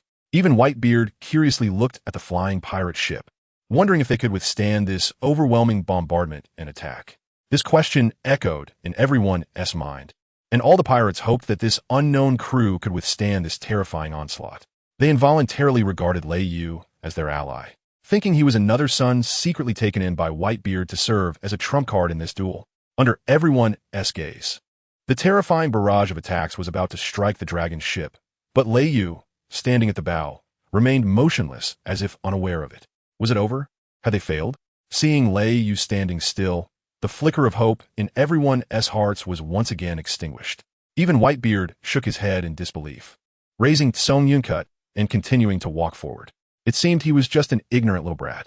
The Navy burst into laughter, wondering where this ridiculous pirate crew had come from, thinking they were here to entertain them by making light of their struggles. But the next second, the smiles of these Navy soldiers suddenly froze on their faces, gradually transforming into horror. They saw that around the dragon's ship, a transparent, flowing barrier suddenly appeared, seemingly formed by wind. Then, as the assorted attacks made contact with this wind barrier, they inexplicably vanished. There was no sound of collision or flashes of explosions. They simply disappeared without a trace, as if swallowed by this wind barrier. Even Akainu's magma giant fist, Akiji's ice spear, and Kizaru's yellow light all vanished without exception upon contact with this wind barrier. The people on the battlefield stared in shock at this scene, seemingly forgetting to breathe. Whitebeard also stopped, looking at the wind barrier in the sky with a hint of a meaningful smile, intrigued by this group of people. As one of the 7 warlords, Mihawk was also left dumbfounded, muttering that sword intent. Which unknown great swordsman is this?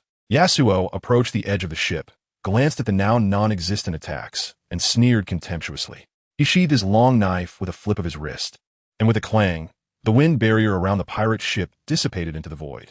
Then, Yasuo's deep and weathered voice reached everyone's ears.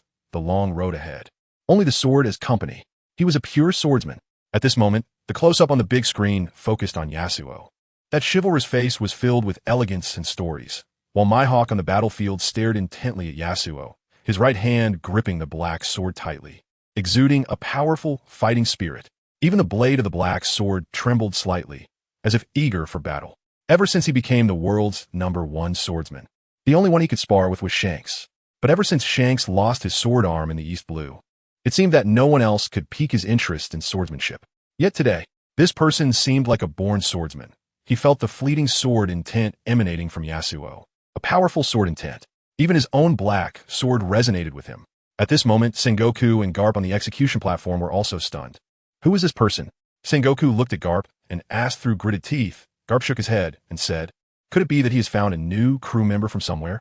Then he looked at Raikyu and his group flying towards them with a complex expression, as if a small flame had reignited in his heart. Could he be the variable? Watching Raikyu and the others getting closer to the execution platform, Sengoku glanced at Garp, who was not planning to make a move yet, and snorted coldly, taking a step forward. Ace, kneeling on the ground, also saw Raikyu and couldn't help but feel puzzled. Why did this guy, who had only met him once, come to save him? But he didn't know that Raikyu's purpose for coming here was not to save him. Rescuing Ace was just a side note for Raikyu. However, when Raikyu was only 100 meters away from the execution platform, his expression suddenly changed. His precise and complex calculations seemed to have gone wrong. As they closed in on the last 100 meters, his dragon ship began to descend in a parabolic arc. Meanwhile, Orochimaru, the Iron Fool, was still using wind release, causing the ship to descend faster and faster. Sengoku watched as Raikyu's group suddenly fell, secretly relieved. Were they just a bunch of clowns? Before he could fully relax, Raikyu's incredibly handsome yet extremely annoying face appeared just 50 meters away, and Garp stared blankly at Raikyu, wondering if this kid was reversing the situation. Not only Garp and Sengoku, but even Whitebeard and other strong figures were shocked by Raikyu's antics, as if they were on a roller coaster ride. Raikyu used Moonwalk to reach mid-air, rushing towards the execution platform, smiling as he said, "You can't die here, Ace." Sengoku watched as Raikyu flew over, glanced at the timer in his hand. 0, 5, 0. The moment it reached 0, he no longer hesitated and shouted, "Time's up. Execute Ace immediately." As soon as the words fell, the executioners on both sides of Ace did not hesitate, raising their blades high and bringing them down. Garp was panting heavily beside them, as if enduring something, while Whitebeard wanted to do something. But it was already too late. Ace slowly closed his eyes. At this moment, Raikyu was still 50 meters away from him. Although this distance was already very close, it was still not enough. It only took less than a second to sever his head. In an instant, Ace felt the cold chill of the blade surrounding him. "Sabo, I'm coming, wait for me." With that thought, facing death, Ace revealed a faint smile. In that moment, the world seemed to freeze.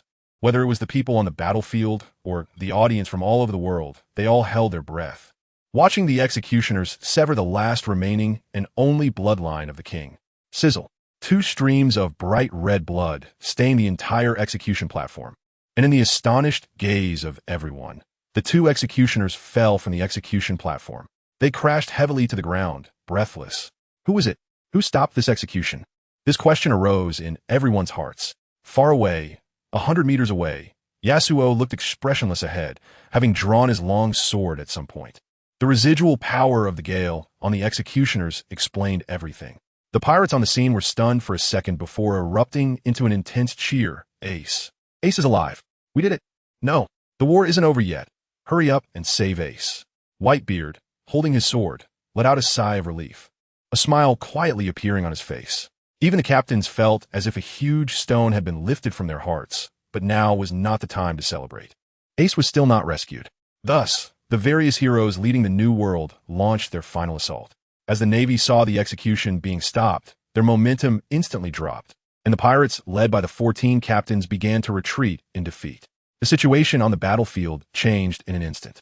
At this moment, Sengoku's face had darkened to the extreme, his eyes filled with bloodshot anger, staring intently at Raikyu, who was approaching step by step in midair, gritting his teeth, and saying, "You damn pirate!" Raikyu smiled lightly, shamelessly saying, "Oh, am I still a pirate who shouldn't die?" Saying this, he kicked hard into the air. Bang!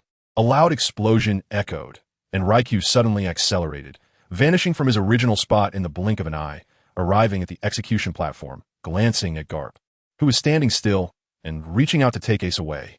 Just then, Raikyu suddenly felt a dangerous aura swirling around him. He looked up and saw Sengoku bursting forth with a powerful golden light. Sengoku's face was cold, his body swelling with the erupting golden light, his entire being shining as if coated in gold. Sengoku is about to use his power. This is the first time I've seen it. Is this the golden legend?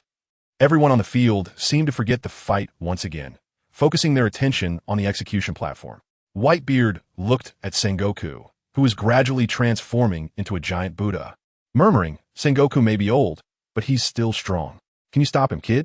Before long, Sengoku on the execution platform transformed into a towering golden Buddha several dozen meters high, radiating dazzling golden light all over.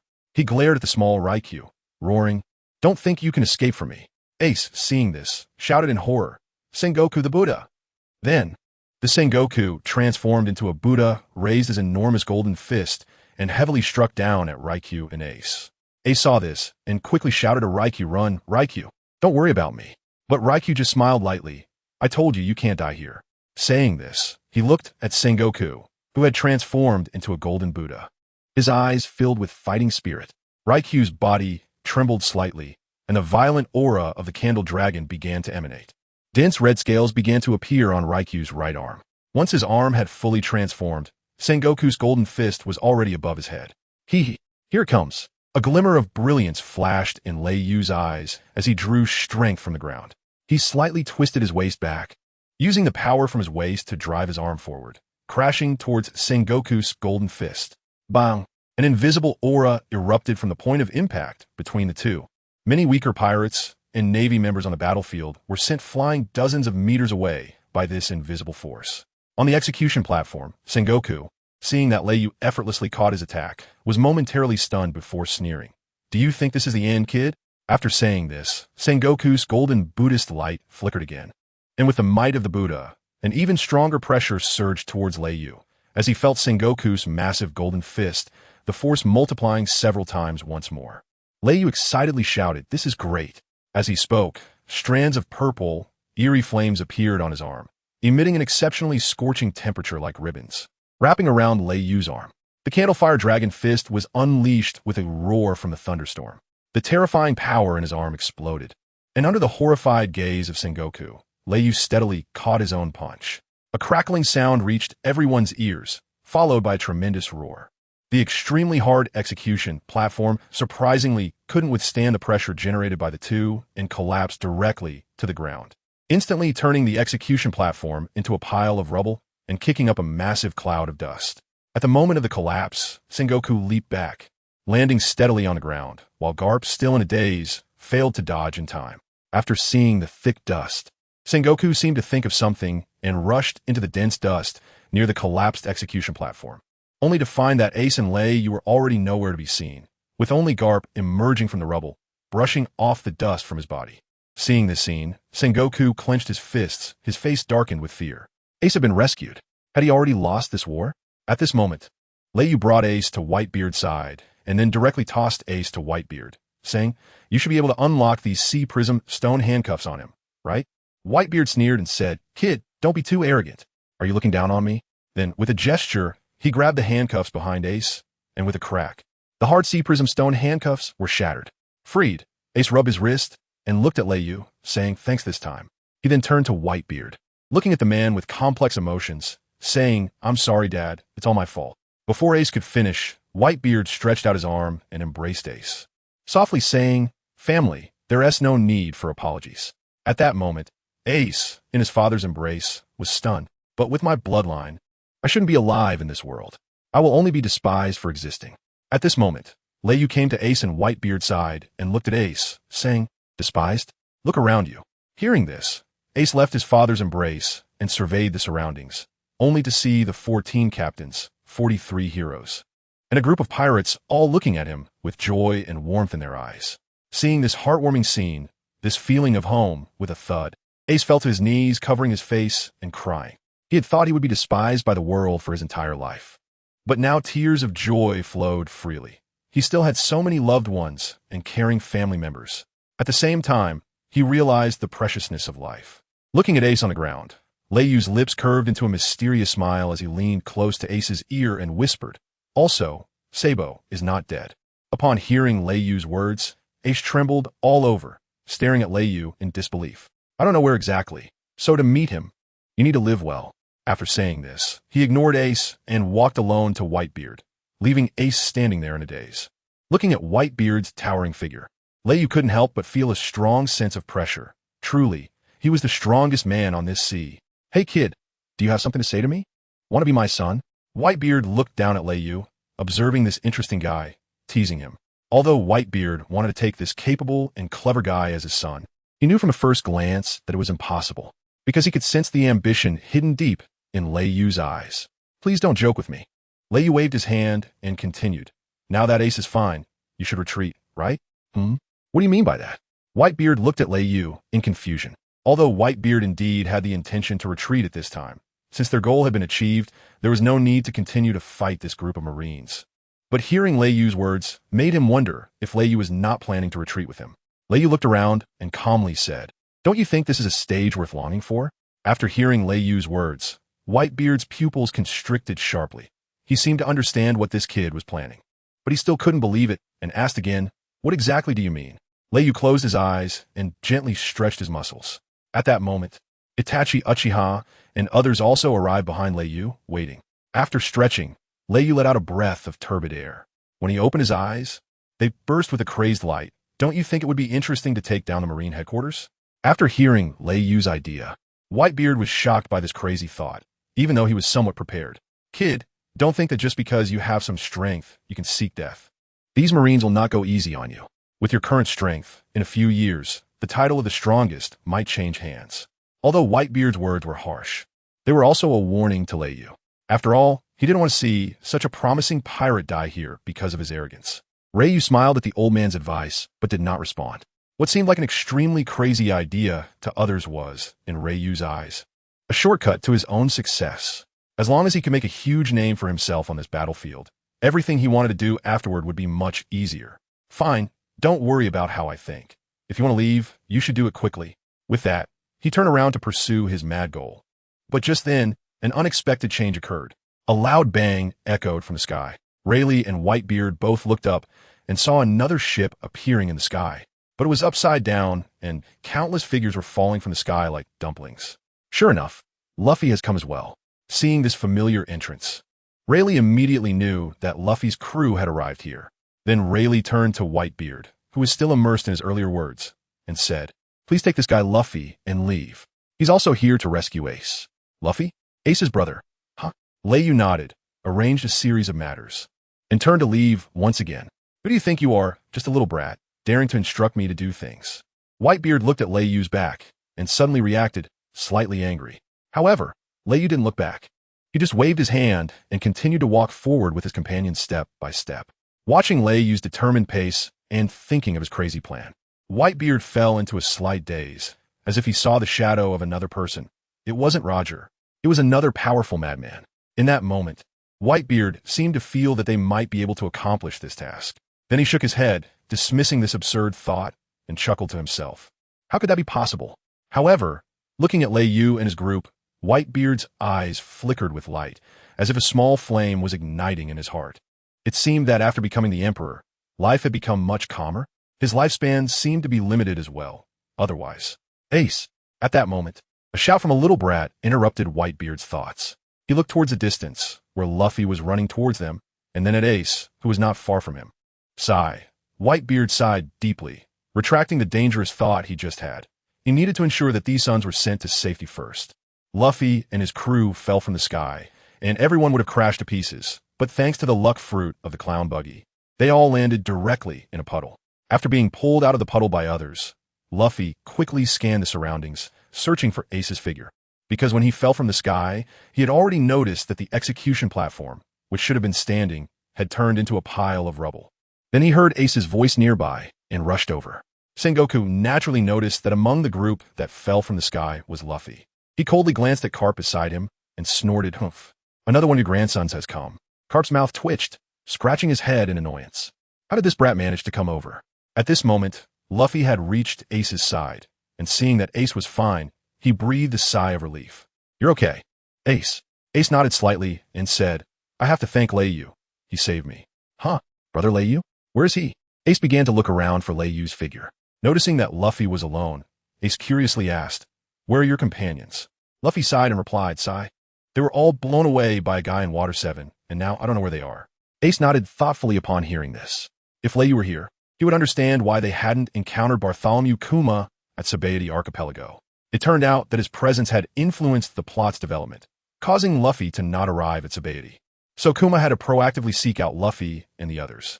At this time, Whitebeard walked over, recognizing the straw hat on Luffy's back, his eyes flickering. "All right, let's go." Saying this, he slammed his weapon, the Mirakujuri, into the ground and shouted loudly, "Ace has been rescued. Everyone retreat." Suddenly, all the pirates on the scene cheered, fighting as they retreated. In the distance, Sengoku's face turned extremely ugly upon seeing this. At this moment, Steelbone Kong walked out from behind him, took the loudspeaker from Sengoku's hand, and said, "All Marines, use all your strength to stop Whitebeard's crew." Then, looking at Sengoku, he said, "We cannot lose this battle." Upon hearing the former admiral and current President Steelbone Kong, all the Marines felt as if they had been injected with adrenaline, roaring as they charged towards Whitebeard's retreating pirate crew. Whitebeard looked at the densely packed Marines rushing towards them, and a trace of worry appeared in his eyes. The retreat of his men was not going to be easy, but at that moment, the charging Marines suddenly found that a horizontal hurricane had appeared in front of them, blocking their line of sight. They then felt a strange wind swirling around them, and before they could react, this strange wind suddenly intensified and transformed into a hurricane. It seemed that there was an ethereal figure gliding among the crowd. Wherever this figure passed, a large number of Marine soldiers were swept up into the air. Before the soldiers were swept away, they only heard the words Hassa echoing in their ears.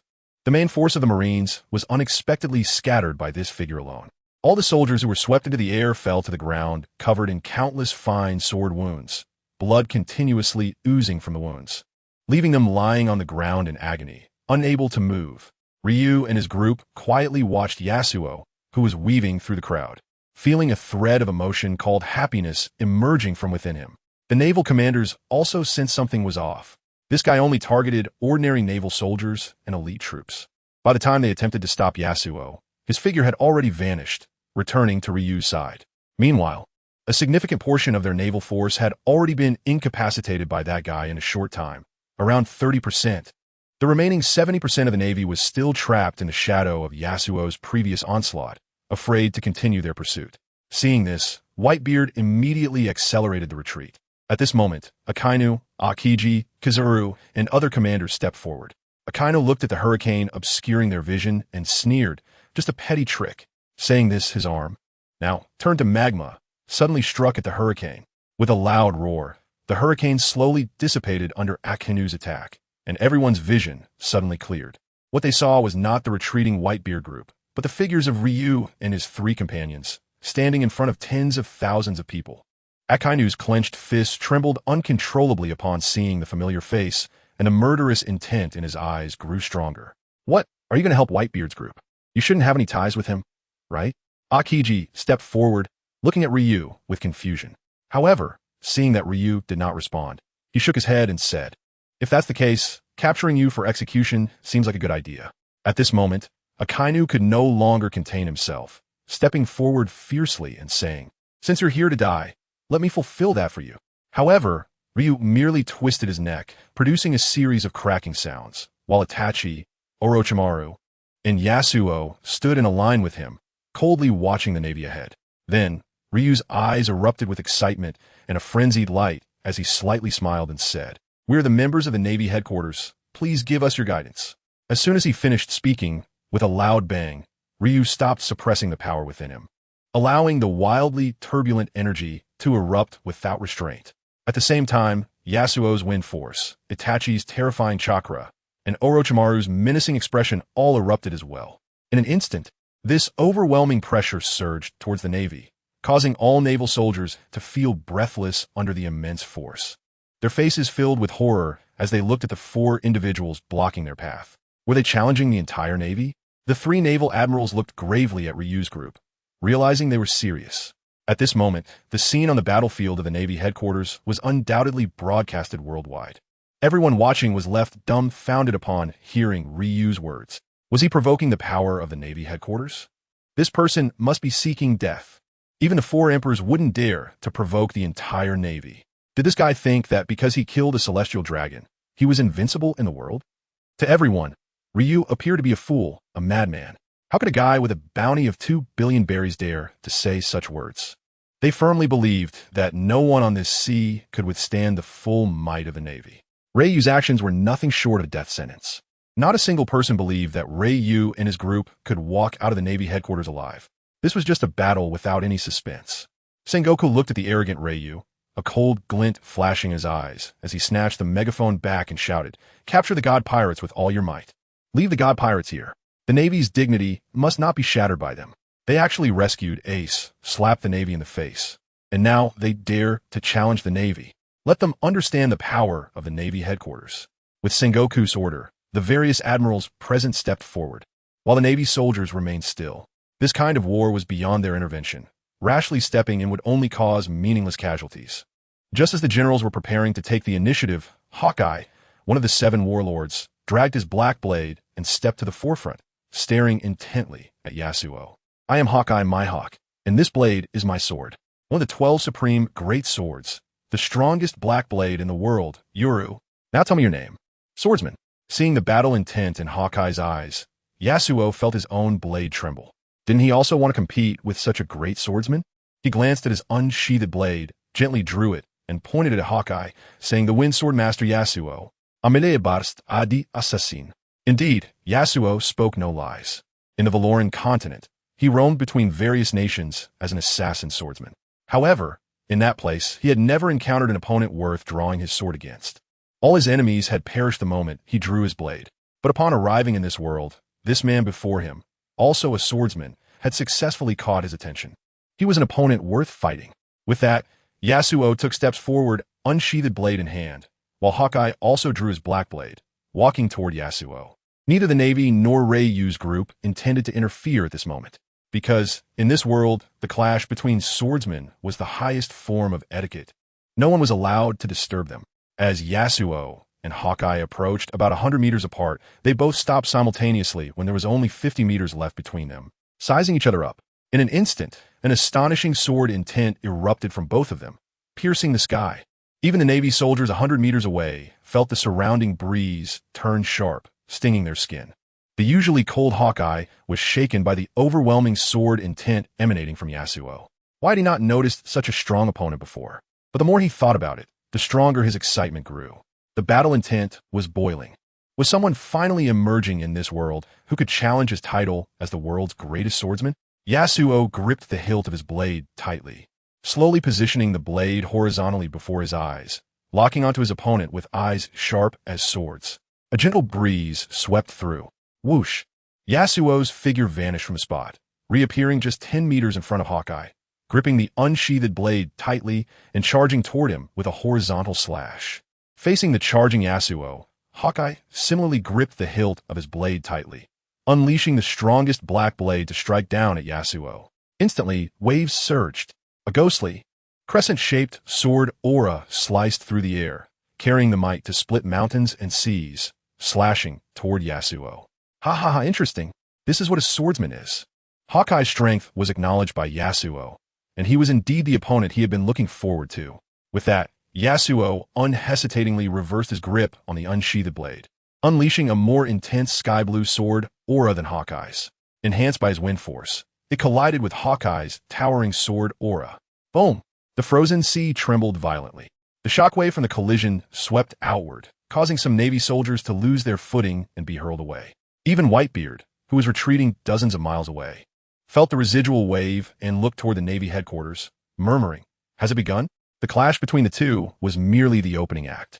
The power of their casual strikes demonstrated their extraordinary strength.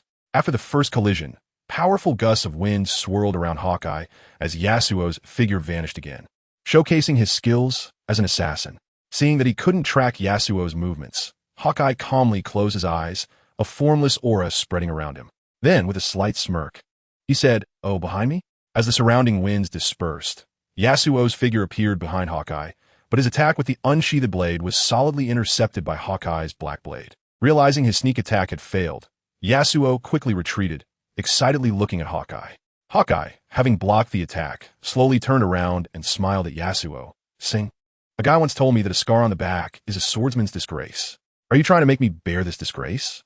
Yasuo paused at those words, then laughed. "Oh, sorry, do you have such rules? But your strength is quite impressive."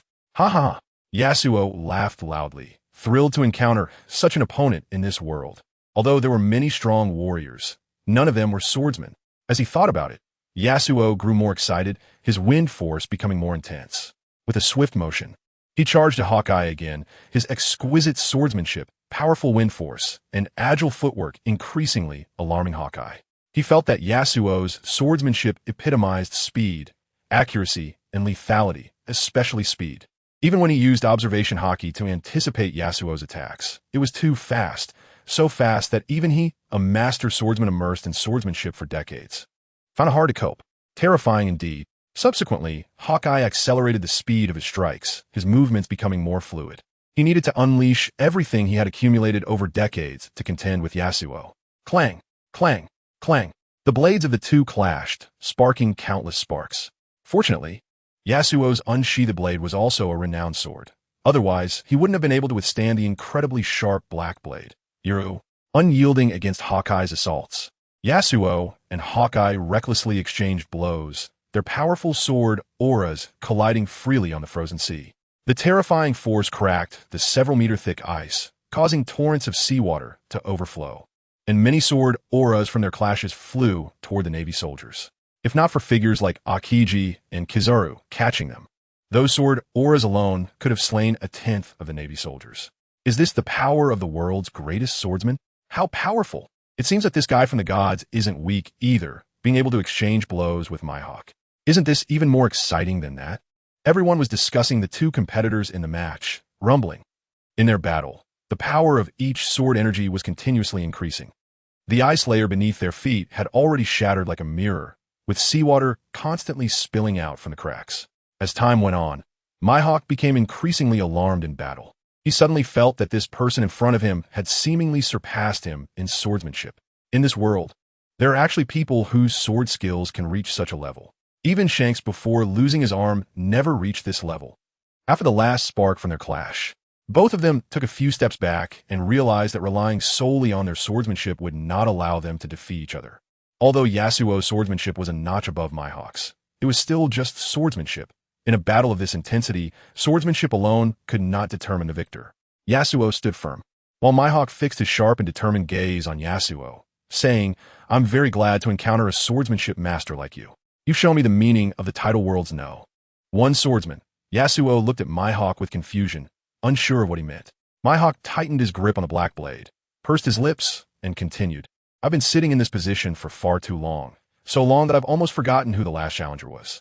This position is seen as supreme glory by others. But to me, it only brings endless emptiness. Because no one can shake my throne, this position has become meaningless. In the distance, Thunderwing listened to Mihawk's words, feeling he was being pretentious, but he had no evidence. Mihawk continued to speak to himself. Seeing your existence today, I will exert 200 of my strength to defend this throne of mine. Come on, show me all your strength, Yasuo. After Mihawk finished speaking, an incredibly pure fighting spirit erupted from him, soaring into the sky. He was not fighting for the Navy or the Seven Warlords. He was fighting for himself, for the title of swordsman. Yasuo smiled. It wasn't a mocking smile, but rather one of honor to encounter such a swordsman. Then, the power of the gale enveloped Yasuo, and the unsheathed blade in his hand shimmered with streaks of deep blue energy.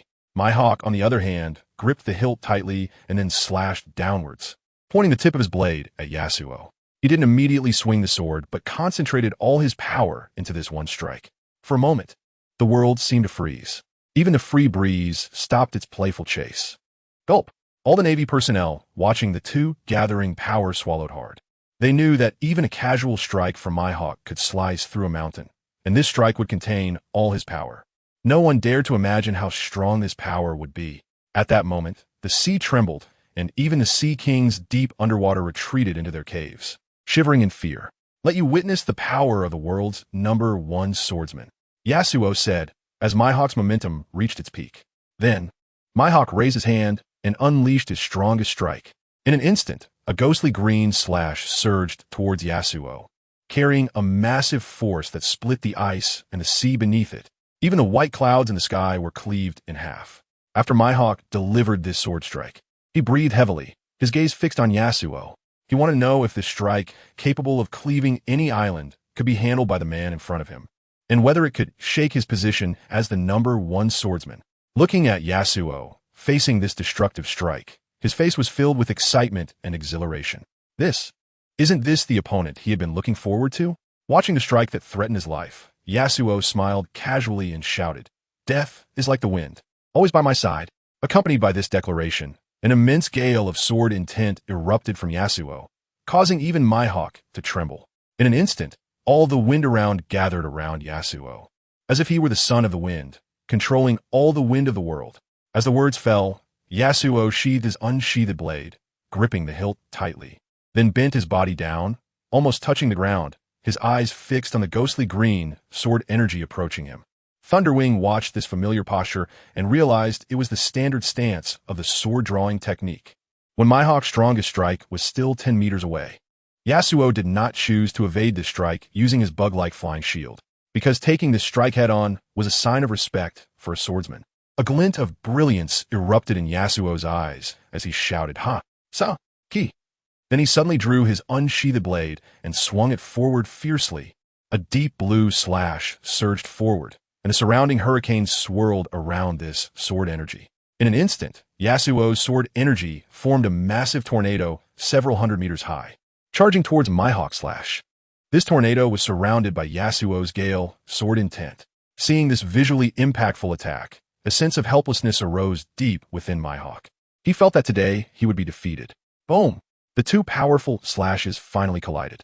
Yet, Mihawk's sword energy, dozens of meters high, seemed so vulnerable in front of this 100-meter tornado. It only withstood for 5 seconds before being torn apart by the fierce tornado, dissipating between heaven and earth. However, the sword energy and tornado formed by Yasuo did not stop. Instead, they charged straight towards Mihawk.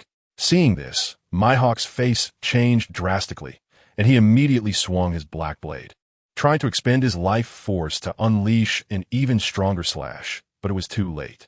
The terrifying tornado was already upon him. In the next second, Mihawk felt his feet leave the ground, being blown into the air. Did I lose? Floating high in the air, detached from gravity, Mihawk slowly closed his eyes.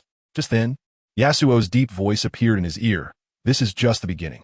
At some point, Yasuo had flown into the air, appearing next to him, the long blade in his hand radiating a frightening cold light. Yasuo gently uttered the name of his technique, Gale Wind Severing Slash, and then his figure began to become ethereal, swirling around him, the long blade in his hand swinging rapidly. Slash, slash. Deep sword scars suddenly appeared on Mihawk's body, blood flowing out continuously. Is this still a combo? Feeling the pain on his body, Mihawk murmured, "I've lost completely." After more than 5 seconds had passed, the dense flurry of slashes finally came to a stop. Then, with a thud, Hawkeye fell directly from the sky. His entire body soaked in his own blood, covered in countless sword wounds, at least hundreds of them, looking extremely terrifying. Afterwards, Yasuo slowly descended, standing beside Hawkeye, and said, "It seems that I have won, but your strength is indeed formidable." At this moment, Hawkeye could no longer move. After hearing Yasuo's words, he merely twitched the corner of his mouth. Although Yasuo acknowledged his own strength, he ultimately became the loser. A hint of nostalgia flashed in his eyes. It seemed that he hadn't lost in the way of the sword for decades. At this moment, not far away, Akainu saw the fallen Hawkeye and looked at Yasuo, who had his back turned to him. A cold glint flashed in his eyes, and the corners of his mouth curved upward slightly. His lower body transformed into magma, acting as a booster to charge directly at Yasuo. With the propulsion generated by this explosive force, in the blink of an eye, Akainu was already behind Yasuo, raising his right hand, now transformed into scorching magma, with a vicious gleam in his eyes.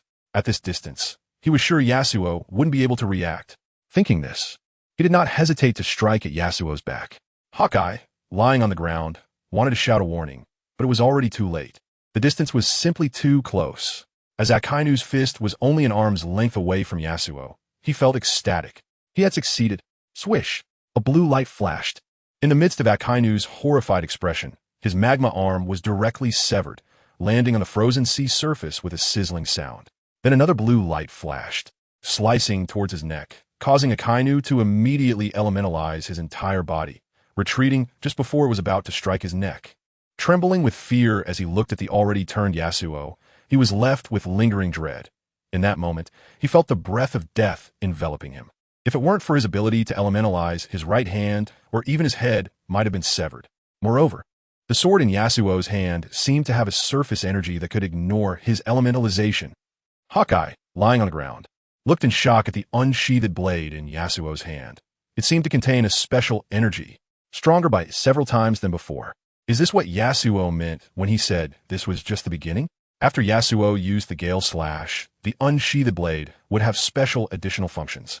Turning back around, Yasuo mockingly looked at Akainu, while Ryu, Itachi, and Orochimaru all came to his side, confronting Akainu together. Ryu looked at Akainu with a mocking expression and taunted. "How did you almost get killed while trying to ambush me, Akainu?" Hearing this, Akainu clenched his fists tightly, glaring at Ryu with gritted teeth, and asked, "What did you call me?" "Oh, I called you Akainu. What's wrong, Akainu? Don't like that nickname, Akainu?"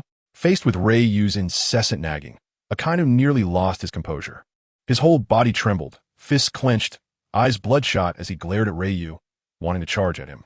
But then he thought of Ryu and his strange, yet powerful crew, and he decided to hold back. It wasn't cowardice. A general's actions couldn't be called cowardly. It was called being steady.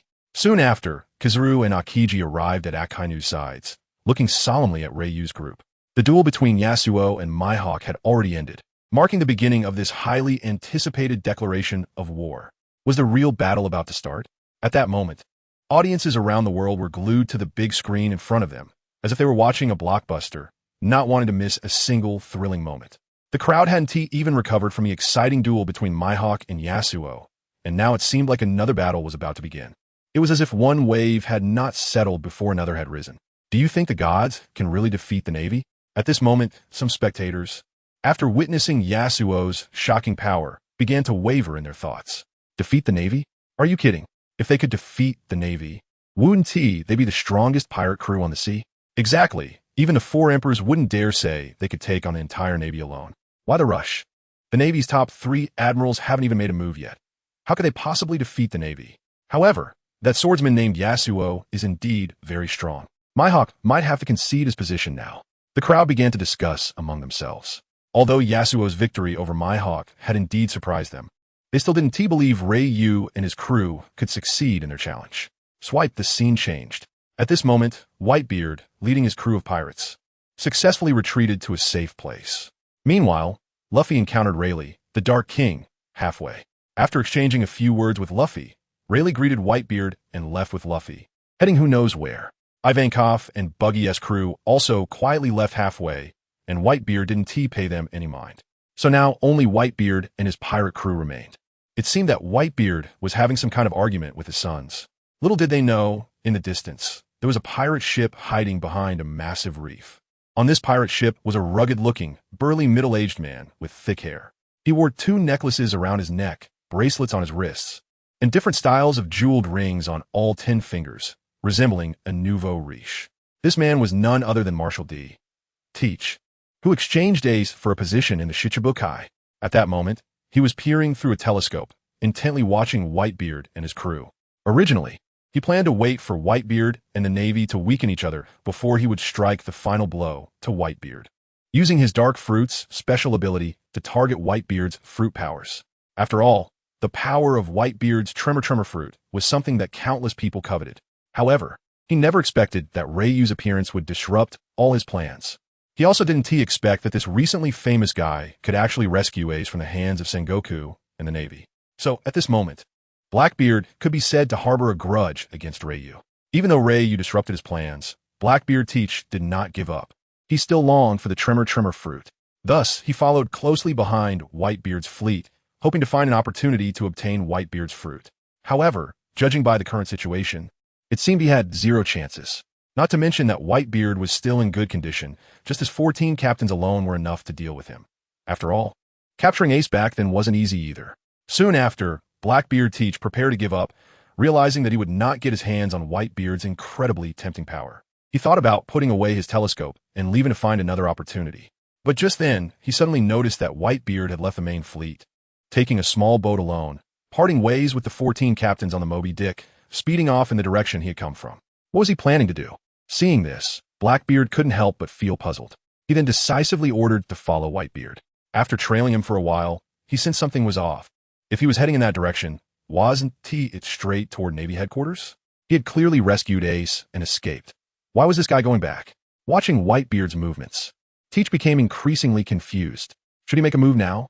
This thought immediately surfaced in Teach's mind, but after contemplating for a moment, he forcibly suppressed the idea. Even if Whitebeard was alone, and he could surely defeat him if he knocked him into the sea, Teach still didn't dare to act. Facing the strongest man on the sea, he had to be cautious. After all, a dead camel is bigger than a horse, without 100% certainty. He didn't dare to make a move. Watching Whitebeard gradually drift away, Teach decided to follow him for now, to see what he was going back for. Perhaps there would be a turn of events? At this time, on the battlefield of Navy headquarters, Akainu, Kizaru, and Akiji led the way, still confronting Reiyu's group, unwilling to make a move. It could be said that the 3 of them had already been scared by Reiyu's group, although the lineup looked like the Navy should win easily at a glance.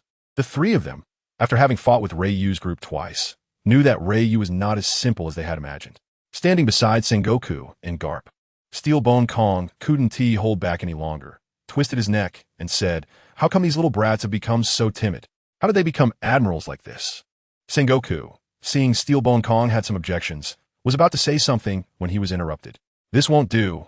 Let me ignite this battle." Saying this, he disregarded Sengoku's obstruction and directly walked to the front line of the battlefield. Sengoku glanced at Steelbone Kong's back, then turned to look at Garp, who had unknowingly started eating donuts again, helplessly slapped his forehead and followed him. Garp took a glance at the two, leaving, and continued munching on his donuts. But his gaze was fixed on Reiyu.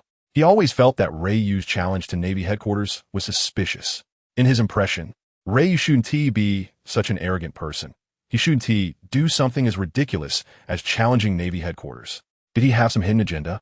Was he trying to hide something under the guise of challenging Navy headquarters?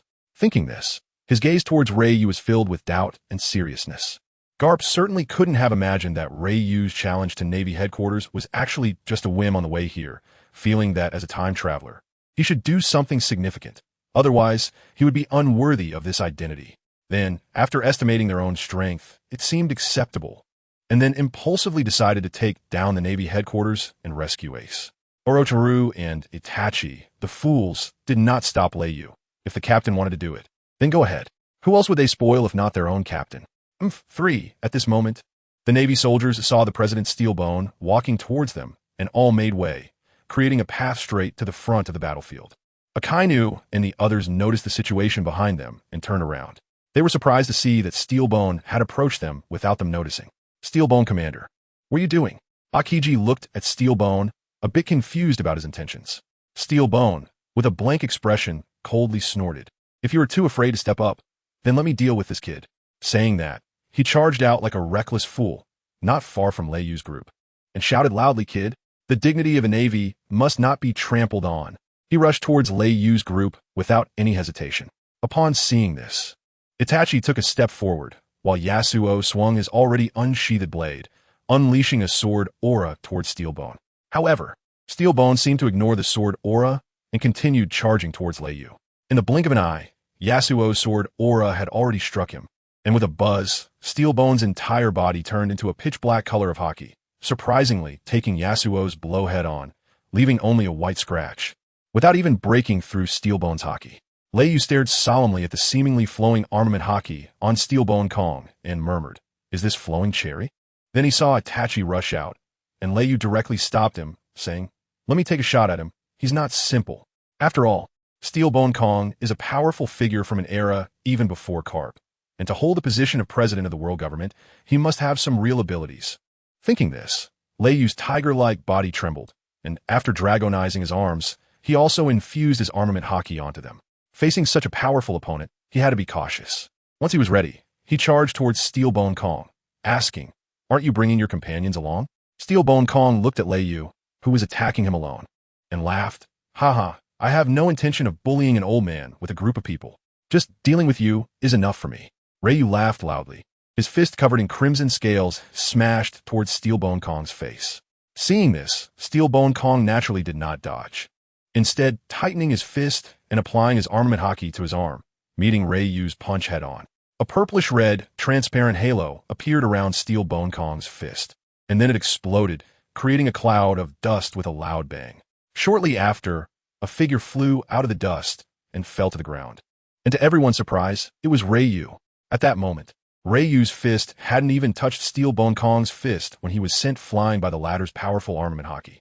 Lei Yu, who was thrown to the ground, slowly stood up, touching his stomach with a slightly pale face. In fact, a trickle of bright red blood flowed from the corner of Lei Yu's mouth. That blow had actually shaken his internal organs. If it weren't for his extremely abnormal physique, that single strike would have been enough to shatter his heart. Lei Yu wiped the blood from the corner of his mouth, his expression growing increasingly serious. It seemed he had underestimated the strength of the Navy, especially that old guy Carp. There was no way Carp wouldn't be able to use the advanced armament hockey, Flowing Cherry Blossom, if Steelbone Kong's Flowing Cherry Blossom hockey was this powerful. One could only imagine Carp's strength. It seemed that during their previous encounter, Carp hadn't even used his full power. With this thought, Lei Yu's heart sank. He had indeed been reckless this time. However, it was fortunate that Carp didn't seem to have any intention of making a move for now. Then a glimmer flashed in Lei Yu's eyes. "System, how many points are needed to strengthen armament hockey?" Ding! Upgrading to Flowing Cherry Blossom requires 300 points, and the maximum level requires 1,000 points. Hearing this, Lei Yu breathed a sigh of relief, glad that it wasn't too much. He had accumulated quite a few points recently, with a total of 1,300 points. So Lei Yu gritted his teeth and said, "Use 1,000 points for me, max it out." He had to be cautious when dealing with formidable opponents like Steelbone Kong from the previous era. Ding! Consumed 1,000 points, upgrade successful. Soon after, Lei Yu felt a significant change in the armed color hockey on his arm. At that moment, the hockey flowed through his arm like water, and the aura it radiated was several times stronger than before. "Is this what Flowing Cherry is?" Lei Yu looked at the powerful force in his arms and excitedly said. Clearly, the Steelbone Kong nearby also noticed Lei Yu's change. With a slight frown, he murmured, "Is this Flowing Sakura? This guy's hockey can actually reach this level? And he looks to be under 20 years old. What kind of genius can train hockey to this extent at such a young age?" At this moment, Steelbone Kong couldn't help but feel a bit regretful. If only Lei Yu were in the Navy, how great would that be? However, the most shocking was Carp in the distance. The moment Lei Yu upgraded his hockey, he sensed the aura of Flowing Sakura, and it didn't seem like something just recently mastered. It was as if he had trained for decades, just like himself. Most importantly, this guy seemed not to have such hockey just half a month ago. If he did, Lei Yu should have used it during the crisis in Rogtown, and there would have been no need to hide his abilities until now. Carp felt that this guy, who was not yet 20 years old, was a monster. Genius was not enough to describe him. Only freak or monster could suffice. Could it be that he is going to open a new era? Carp was shocked by his own thoughts. Looking at the flowing sakura attached to Ryu's arms and feeling the powerful haki, Steelbone Kong seemed to understand why those 5 old fellows sent him here. Because this Ryu is indeed not an ordinary person. At this moment, Steelbone Kong gradually began to feel excited. It had been a long time since he had fought joyfully with someone. He had long since looked down on fighting weaklings. In this vast sea, there was no one who could fight him with all their strength, except for the remaining strong ones among the 4 emperors. But as the commander-in-chief, he had to think about the big picture and couldn't duel with the 4 emperors just to satisfy his desire for battle, right?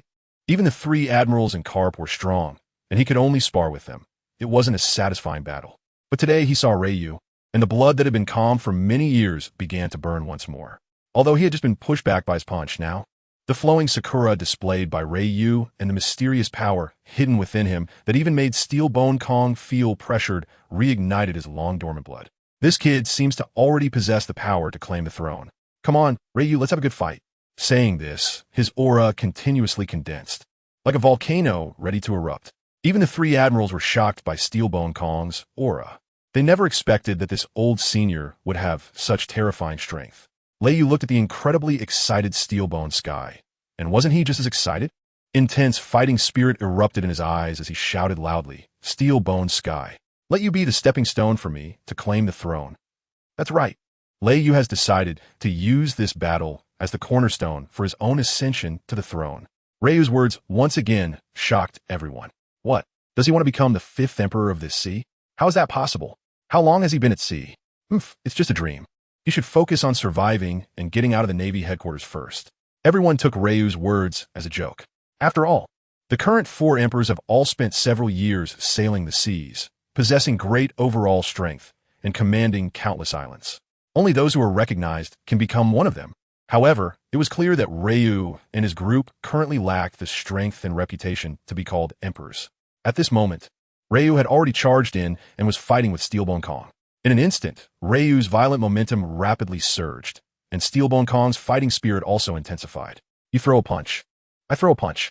Their battle completely abandoned any so-called techniques, relying solely on their physical strength and hard hits. If the previous battle was between swordsmen, now it was a battle between real men. Ha, kid, you're really something. If you weren't a pirate, I wouldn't want to see you die here. Steelbone Kong looked ludely, his fighting spirit growing stronger, with each punch becoming progressively more powerful, fighting with increasing vigor. This is the battle I wanted. Faced with Steelbone Kong's increasingly fierce attacks, Ryu, who had completely mastered Luiying, showed no signs of backing down, exchanging blows with Steelbone Kong. Their figures disappeared from the spot, and in the blink of an eye, they had exchanged countless punches. The speed was so fast that everyone could only see afterimages. Only the 3 admirals, using their observation haki to the fullest, could see the earth-shattering battle between the 2. The force of their clash was so great that every impact shattered the ice beneath them, creating dozens of large and small puddles on the ice surface. The soldiers watching, aside from the 3 admirals, including several vice-admirals, retreated 100 meters back. This level of battle was beyond what they could participate in. Just the oppressive feeling generated by their Luiying haki made it hard for them to breathe, let alone join the fight. Even several capable vice-admirals, who could be considered substitutes for admirals, felt a sense of helplessness rise in their hearts as they watched this shocking battle. They realized how far they still had to go. At this moment, only Akainu and the 3 admirals, along with Sengoku, who had arrived later, remained on the front lines to observe the battle. Carp's expression grew increasingly serious because he knew that this was not Ryu's full strength. The aura of the red dragon that appeared above Coco West Island that day was identical to the aura emanating from Ryu. However, Ryu had not used that power since that day. That power was something that had shocked even him. Boom, boom, boom. While Carp was deep in thought, Ryu and Steelbone had already exchanged countless blows. The ice layer that had frozen the entire Crescent Bay had been shattered by nearly half, leaving a mess behind. But whether it was Ryu or Steelbone, their Luiying was nearly at the same level, with neither overpowering the other. Moreover, Steelbone's physique was also extraordinary, just as resilient as Ryu's, resulting in both of them seemingly fighting fiercely for a long time without suffering any serious injuries. Kid, I don't want to drag this out any longer. Steelbone took a few steps back, steadied himself, and looked at Ryu with excitement in his eyes. Next, I will unleash all my strength. I'd advise you not to hold back any longer, kid. Seeing the energy gathering around Steelbone, Ryu calmed down, looking at him with curiosity. All his strength? Could it be that he is also a devil fruit user? Thinking of this, Ryu felt not fear, but rather excitement. Defeating such a powerful opponent would be even more meaningful. As he sensed the rapidly increasing energy from Steelbone, Ryu actually felt a hint of fear, accompanied by an overwhelming sense of pressure. What a powerful warrior! But this hint of fear set Ryu's blood boiling, and he didn't even realize that he had become a battle maniac. The cells in his body craved such a fight. Before him, Steelbone's aura had reached its peak, and the killing intent emanating from him seemed to have become tangible. With a tearing sound, his clothes burst open, revealing muscles as hard as steel. Seeing this, Akainu and the others couldn't help but swallow hard. This senior is also a monstrous powerhouse. Boom! At this moment, Steelbone's body began to swell infinitely, leaving countless soldiers and spectators stunned. Could it be that Steelbone is also a devil fruit user? For decades, no one had seen Steelbone use his devil fruit powers because no one had ever pushed him to use his full strength, except for that person from the previous era, who is now still deep in Impel Down. Looking at the terrifying Steelbone, Ryu's excitement turned to solemnity because he felt a threat of death. At this moment, Itachi suddenly appeared beside Ryu and said in a low voice, "How about I take him on?" "No, just watch Akainu," Ryu firmly refused, as he was also looking forward to this battle. After all, could he finally use that power within him? Itachi, seeing Ryu's determined gaze, had no more words and retreated. Akainu noticed Itachi's actions and relaxed his clenched fists, thinking Ryu was planning to team up with Itachi. Then he turned his gaze back to the battlefield, where Steelbone and Ryu were. At this moment, he had to admit that Ryu's strength had surpassed his own. He was also shocked by how quickly Ryu's power had grown. If he faced him now, just relying on that terrifying haki would be enough to defeat him. At this moment, the eyes of the entire world were on Steelbone, and the earth, and even the sea were shaking. Steelbone's body was growing endlessly, 10 meters, 30 meters, 100 meters. Once he fully transformed, his terrifying form reached over 300 meters in height, covered in countless dark fur, turning into a giant ape, exuding a unique ferocity. This overwhelming sense of pressure forced numerous Navy soldiers to retreat another 100 meters to feel a bit better. Two streams of white air were expelled from Steelbone's nostrils, and in a deep voice he said, "This is my fruit, the Zoan-type ancient species, gorilla fruit, great strength diamond. As a diamond, my strength and recovery are several times stronger than before. So, kid, I advise you to quickly use that powerful force within you. Otherwise, today, I will definitely kill you to wash away the shame of the Navy." After saying this, he disregarded Ryu's response and raised his fist, as large as a meteorite, swinging it down towards Ryu. He even infused it with his Luiying haki. This strike was aimed with the intention to kill Ryu. Even though I admire this monster Ryu, he is ultimately a pirate, and I am a Navy. The previous battle has already dragged on long enough. If it continues, the world government will not be pleased. Ryu looked at the meteor-like fist in the sky, and at that moment, he deeply felt the crisis of death. He then pressed his lips together, a glimmer of determination flashing in his eyes, no longer hesitating. Boom! Countless strands of purple demon fire erupted from Ryu's body, swirling around him like ribbons, wrapping him entirely in a purplish-red fireball. Carp's face grew serious as he gazed at the fireball, sensing the immense energy contained within. Worry evident in his eyes. Is it coming? As time passed, the fireball continued to expand and grow larger, soon becoming a giant fireball several dozen meters in size. Just as the massive fist of Steelbone was about to smash down on this fireball, a hand completely transformed into a dragon's claw suddenly reached out from the flames, meeting the giant fist head-on. Boom! Although the two fists did not collide, a red-black energy sphere flickered between them, and bolts of energy ravaged the surroundings. This was a clash of top-tier haki. In an instant, the entire sky darkened, as the confrontation of these two energies seemed to tear the heavens apart. The sea roared, raising waves hundreds of meters high, while countless sea kings fled in all directions, trying to escape this sea area. A strong heat wave swept recklessly outward, causing the three admirals to change their expressions, quickly using elementalization to evade the aftermath of the collision. Sengoku's hands also radiated golden light, shielding himself from the terrifying residual wave. However, the Navy soldiers hundreds of meters away were not so fortunate. Those with better conditions coughed up blood from the shockwave. while others directly fainted on the ground, frothing at the mouth. Carp's figure swayed slightly. Then he fixed his gaze tightly on the arm that Lei Yu had extended. Something was off. He had not fully unleashed the power within him. He was still holding back. The flames surrounding Lei Yu dissipated into the void, revealing his figure to everyone. The clothing on his upper body had exploded, replaced by patches of scarlet dragon scales. His long hair had transformed into a strange purple, and the two dragon horns growing from his forehead were very prominent. Lei Yu's body had also grown to a height of 7 or 8 meters, resembling a small giant.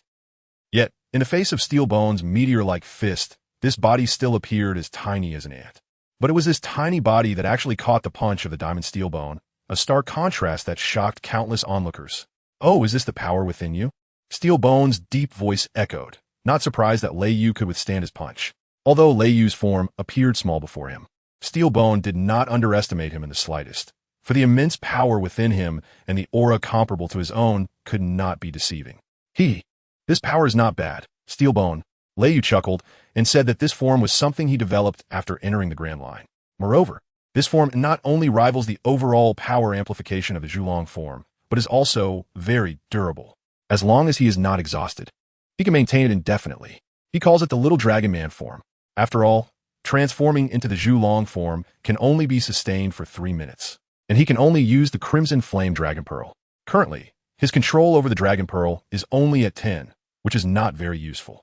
Therefore, the Little Dragon Man form can be considered the most powerful form at the moment. Ray looked at the gigantic Steel Bone, flipped his hair, and arrogantly said, "Come on, Steel Bone, use your power to please me. Otherwise, today will become a day of shame for your navy."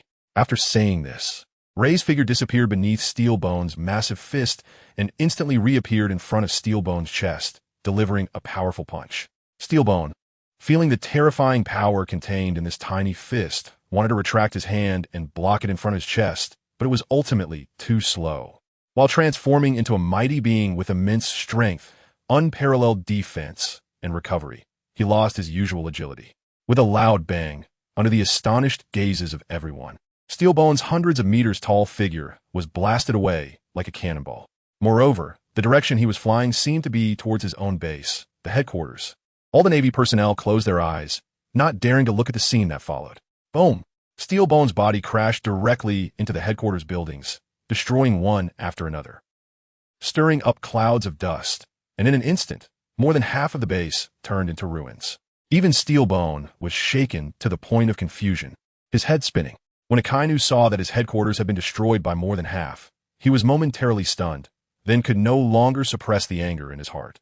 His own home had been destroyed by the enemy. What a shame this was. Then, Akainu's arms erupted with black smoke, transforming into incredibly hot magma, furiously charging towards Ray in midair. But before he could reach Ray, a crimson skull fist appeared above him, slamming Akainu, who was about to take off, back to the ground. Due to the suddenness of it all, Akainu couldn't even react in time to use his elemental transformation. However, even if he had used elemental transformation, it would have mattered. After all, the special energy of Susanoo seemed to be able to ignore elemental transformation, just like hockey. "I won't let you interfere with the captain's battle." Itachi's deep voice came through.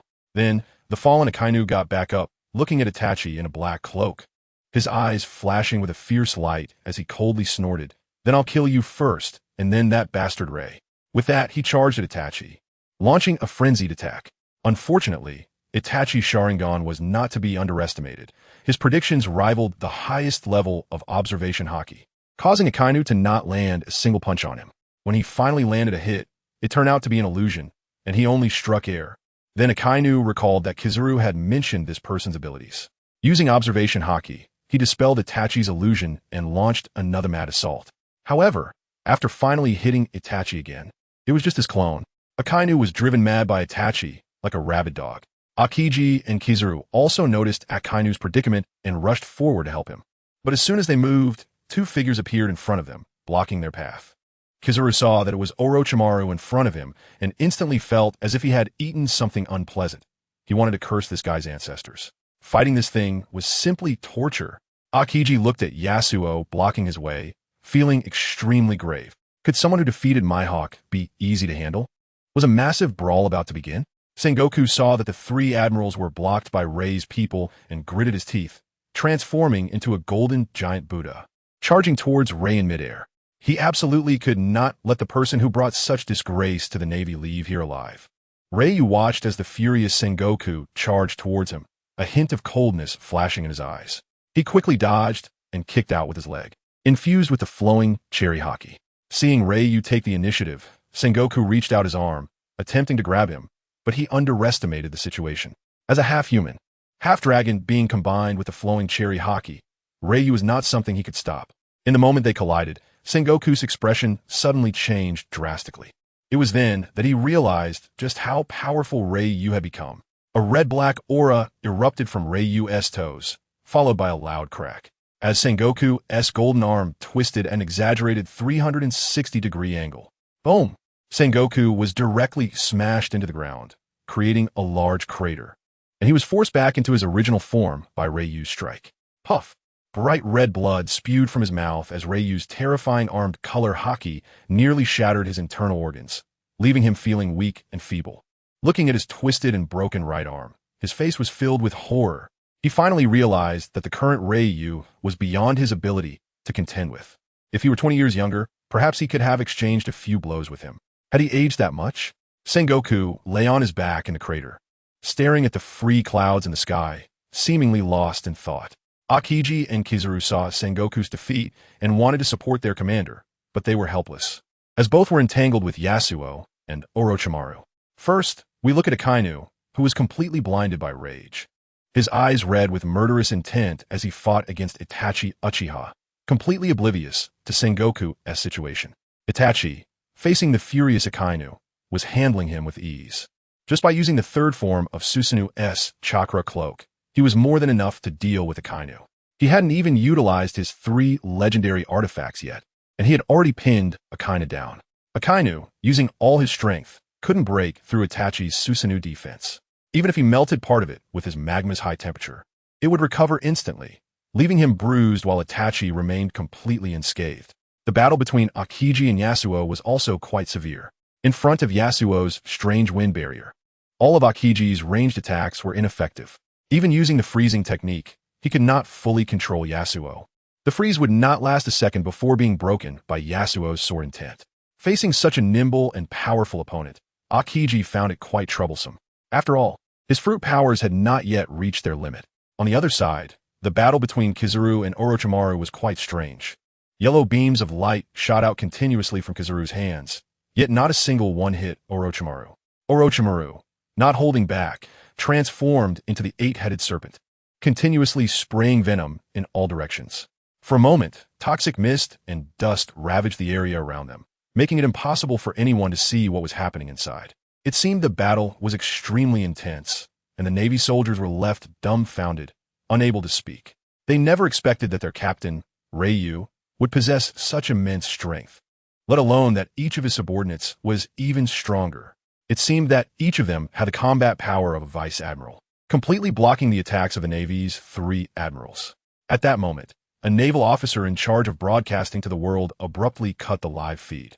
He had thought that with the appearance of the 3 admirals, they could salvage their lost face and showcase the power of the Navy to the world. However, it seemed that just one God Pirate's crew was capable of holding off all the Navy's top combat power. Continuing the broadcast would only lead to further embarrassment for the Navy. At that moment, the gathered crowd in Sabaody and audiences worldwide saw the big screen go black, causing an uproar. Just when they were enjoying the climax, it abruptly cut off, just like the author of Iron Pot Stewing Little Birds. It was simply outrageous. Looking at the dark screen, many people had a horrifying thought in their hearts. Could the Navy really be losing? It seemed that every member of the gods was incredibly strong. Could it be that a new emperor was about to emerge? No, that couldn't be. It seemed the 3 admirals hadn't even exerted their full strength yet. As this person spoke, their confidence waned, and anyone with clear eyes could see that Akainu was being overpowered by Itachi, while Aokiji and Yasuo appeared to be evenly matched. As for Kizaru and Orochimaru, their vision was obscured by too much toxic mist and dust, leaving everyone uncertain. It looked intense, and one of the supernovas, Law, stood up and left the scene. His crew looked at him in confusion. "Captain, where are you going?" Law just smiled, not even realizing how powerful Rei was on his own. Then he thoughtfully said, The outcome no longer matters. Everyone has already seen the strength of the gods. This sea may soon boil over. Saying this, he vanished into the depths of the jungle, not revealing where he was headed. Just as everyone was speculating about the outcome, Whitebeard saw from afar that the Navy headquarters had become a ruin. Upon seeing this scene, Whitebeard couldn't help but be stunned, especially when he sensed Ryu's overwhelming aura. His pupils constricted as he muttered, "Has this kid already reached this height?" Truly terrifying. However, it seemed that guy Carp had not yet made a move. Following closely behind Whitebeard, Teach's eyes sparkled with greed as he looked toward the Navy headquarters, sensing the earth-shattering aura from Ryu. If he could obtain Ryu's abilities, that would be a good choice too. Thinking this, Teach took out a small notebook filled with a dense list of names, all of which were undoubtedly devil fruit users. He then wrote the name Ryu next to Edward Newgate's name.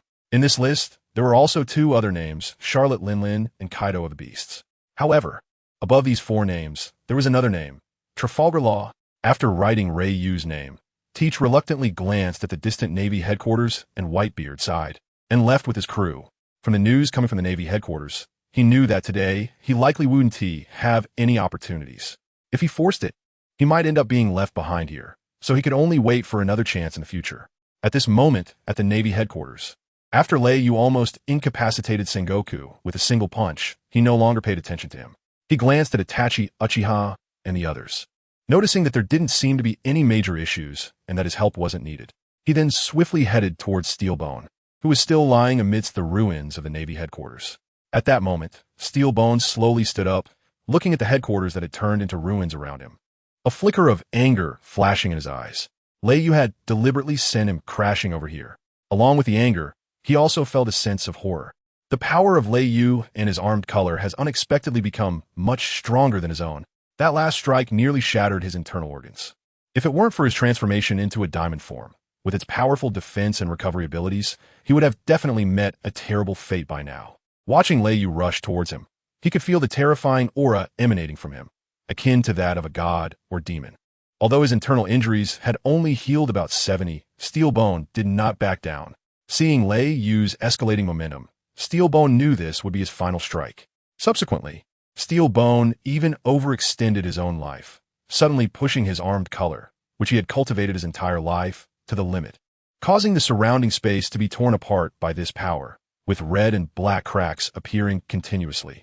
Ryu flew above Steelbone, smiling as he saw Steelbone continuously gathering power. Is this going to be the final showdown? That's exactly what I intend. He then flew directly upwards. The little dragon form can fly. Steelbone watched Ryu ascend higher and higher, showing a look of confusion. Just as Ryu was about to reach an altitude of over 6,000 meters, he suddenly stopped, performed a backflip, and began to accelerate downwards. What is this guy trying to do? Is he planning to kill himself by flying so high? Steelbone grew more puzzled. But his own momentum had also reached its peak, and he was fully confident in facing Ryu's strike. As Ryu descended, he slowly extended his right fist, which was covered in haki, with strands of purple flames wrapping around it. He looked like a falling meteor, incredibly terrifying. At that moment, Steelbone, witnessing this scene, widened his eyes in shock. His massive body began to tremble uncontrollably. What kind of attack is this, with such pressure and a sense of impending death? The attack from Ryu had not yet descended, and the entire Marineford was shrouded in an invisible pressure. Countless residents' homes began to collapse under this pressure. What is this? My legs. Thud thud. All the Navy personnel on the battlefield, including the vice admirals, were forced to kneel on the ground, bending over and struggling to hold on. Although this attack wasn't specifically targeting them, everyone felt surrounded by a sense of impending death. Cold sweat had soaked their backs without them even realizing it. Fall back. Everyone fall back. Get away from headquarters. Sengoku, enduring the pressure, stood up shakily and shouted. But the Navy soldiers were already immobilized by this pressure. Breathing had become incredibly difficult. This is bad. Am I going to die? I don't want to die. What on earth is this Ryu? Many Navy soldiers began to break down under the threat of death. Under this absolute power, everyone had become desperate. At this moment, Garp looked at Steelbone and then at the thousands of Navy soldiers, feeling extremely conflicted. If he wanted to help Steelbone, there was no doubt that many of these soldiers would die, half or even more. But Steelbone seemed to have reached his limit. He couldn't withstand this world-destroying blow. Steelbone, also enduring the pressure, noticed Garp's dilemma and directly said, "Garp, I command you, in the name of the president, to immediately evacuate the soldiers and retreat far from here. Hearing this, Garp gritted his teeth, no longer hesitating, and went straight to the center of the soldiers. With a loud boom, he enveloped the area with his aura, and in an instant, the soldiers felt the previous pressure lighten significantly, at least allowing them to move normally again. Under Garp's lead, they began to retreat bit by bit towards the shore, away from headquarters.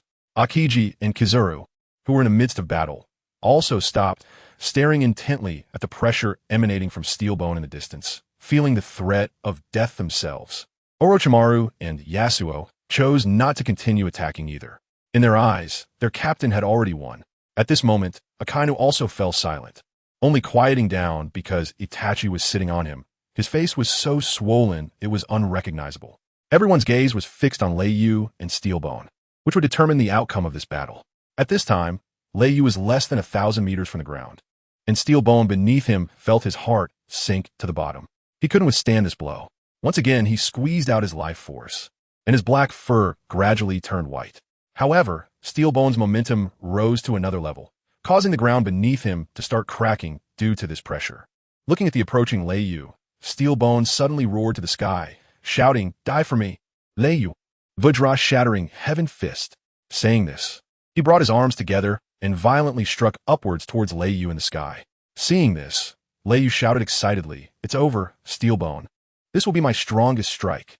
Dragon Might Falling Star."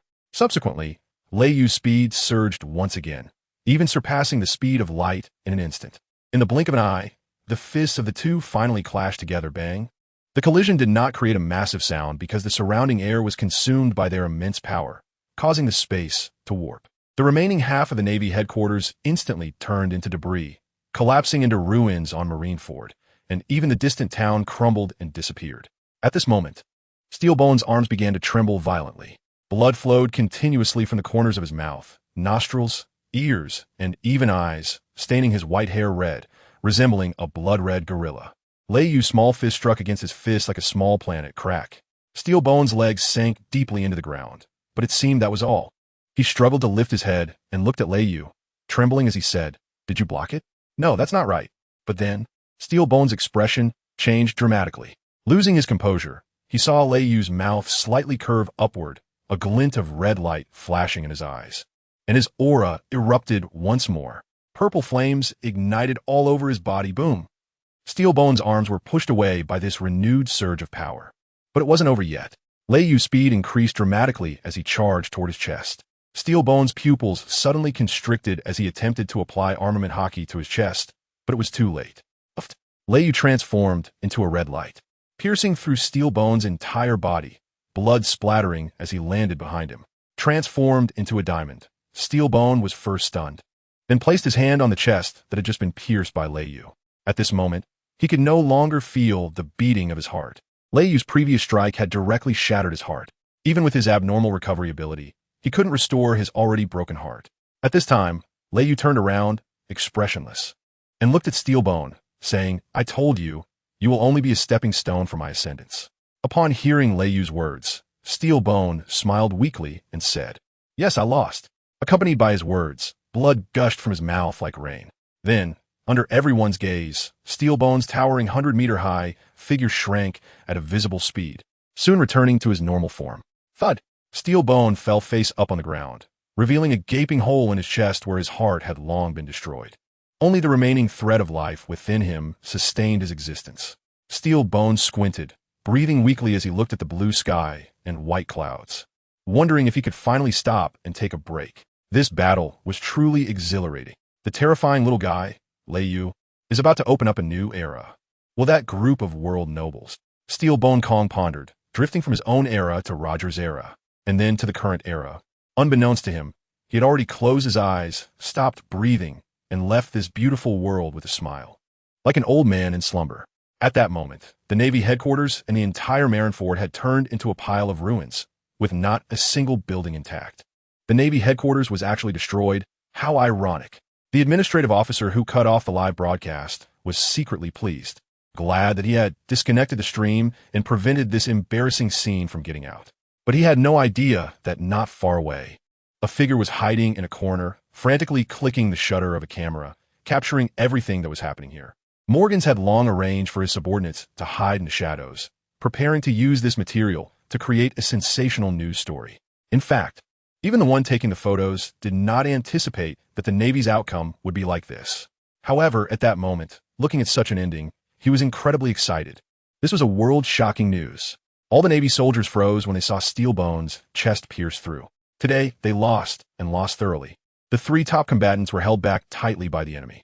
Even a general with magma powers was pressed down like a hammer. The Marshal Sengoku was almost kicked to waste by Lei Yu, and the former Admiral Steelbone Kong sacrificed himself for the honor of the Navy. Without a doubt, this battle was a victory for Lei Yu and his group. At this moment, Lei Yu carried Steelbone Kong's corpse, stepping out from the ruins. All the Navy soldiers focused their gaze on him. At this time, Lei Yu had transformed back into his human form, and his skin was cracked all over, blood continuously oozing out, turning him into a blood-soaked figure, his aura extremely weak. It was evident that the backlash from that last move had taken a toll on him. Only Lei Yu knew that his final explosion had severely injured his insides. If it weren't for his extraordinary physique, he probably wouldn't even be able to stand up now. The Navy soldiers looked at the frail Lei Yu, not daring to breathe, all shaken by the scenes they had just witnessed. Looking at his kingly stride and the imperial aura surrounding him, they knew a new emperor was about to be born. Lei Yu kept walking forward, carrying the corpse of the steel skeleton and brushing past Warring States. At that moment, Warring States felt that Lei Yu was like a powerful bow and arrow. He wanted to reach out and stop him, but found that he didn't dare to move under Lei Yu's aura. It's worth noting that even the 4 emperors had never made him feel this way. Ryu arrived in front of the group of Navy soldiers who had retreated to the shore of Crescent Bay. The soldiers and their leaders couldn't help but shiver at the sight of Ryu's kingly figure. Even the most reckless Doflamingo had quieted down at this moment. While only the Empress Hancock looked at Ryu with concern rather than fear, wishing she could rush over and embrace him. Seeing this, Karp quickly stepped forward, blocking Ryu's path, fearing that Ryu might harm the soldiers and leaders behind him. Ryu noticed this and slightly smiled, placing the corpse of Steelbone Kong at Karp's feet. He exhaled a breath of foul air and said he was a strong man and a respected commander. Karp understood Ryu's intention. He planned to hand Steelbone Kong's body over to the Navy. After all, fallen leaves return to their roots. Moreover, in Ryu's eyes, no strong person's corpse should be trampled or exploited by others. Karp then instructed a few mid-ranking officers with decent mental fortitude to make a simple stretcher to carry Steelbone Kong. And then he took off his justice-emblazoned coat and covered the body with it, preparing for a proper burial in a few days. After arranging everything, Karp looked at Ryu, clenched his fists, and coldly said, "Don't think this will let me spare you. Today, you won't be able to leave." As he spoke, he unleashed his still formidable aura, charging towards Ryu. Seeing this, Ryu wanted to mobilize the power within him to resist. However, the terrible and chaotic energy inside him no longer allowed him to use that power. With a loud bang, Ryu was directly knocked back by Karp's explosive aura, crashing heavily to the ground, blood once again flowing continuously from his cracked skin, quickly accumulating into a pool on the ground. Damn, is this already the limit? Ryu looked at Karp, who was walking away from him, with a gloomy expression. He initially thought that saving Ace's life would earn him some leniency from Karp, who seemed like a decent person, but he never expected this old man to pull such a stunt. This made Ryu fully understand that a pirate is ultimately a pirate, and the Navy would never show mercy to them. Karp, seeing this, slowly approached Ryu and said in a deep voice, "It seems you have reached your limit. Don't blame me for lacking martial ethics. After all, I am the Navy and you are a pirate. You should just spend your life peacefully and impel down." As he said this, he reached out to grab Ryu. Just then, with a swish, 3 figures suddenly appeared and stood in front of Ryu, standing in the middle. Itachi looked seriously at Karp and said, "If you want to grab our captain, you'll have to get through us first. You old geezer, dare to lay a hand on Ryu? Do you believe I will bite you?" Snake Uncle chimed in, stretching out his tongue and making a face that was as arrogant as possible. Yasuo remained silent, but the long knife he had drawn showed his stance. At this moment, the 3 admirals and Sengoku arrived late, standing beside Karp and confronting Ryu's group. However, the 4 of them were not in great shape, except for Kazuru, who only had a bit of dust on him. The worst off was Akainu, whose face was completely unrecognizable, swollen with lumps like he had stirred up a hornet's nest. It was evident how hard Itachi had struck. Karp coldly stared at the 3 blocking Ryu, his aura rising continuously, and his arms turned pitch black. exuding an undeniable top-tier armed color hockey, even surpassing Steelbone calm.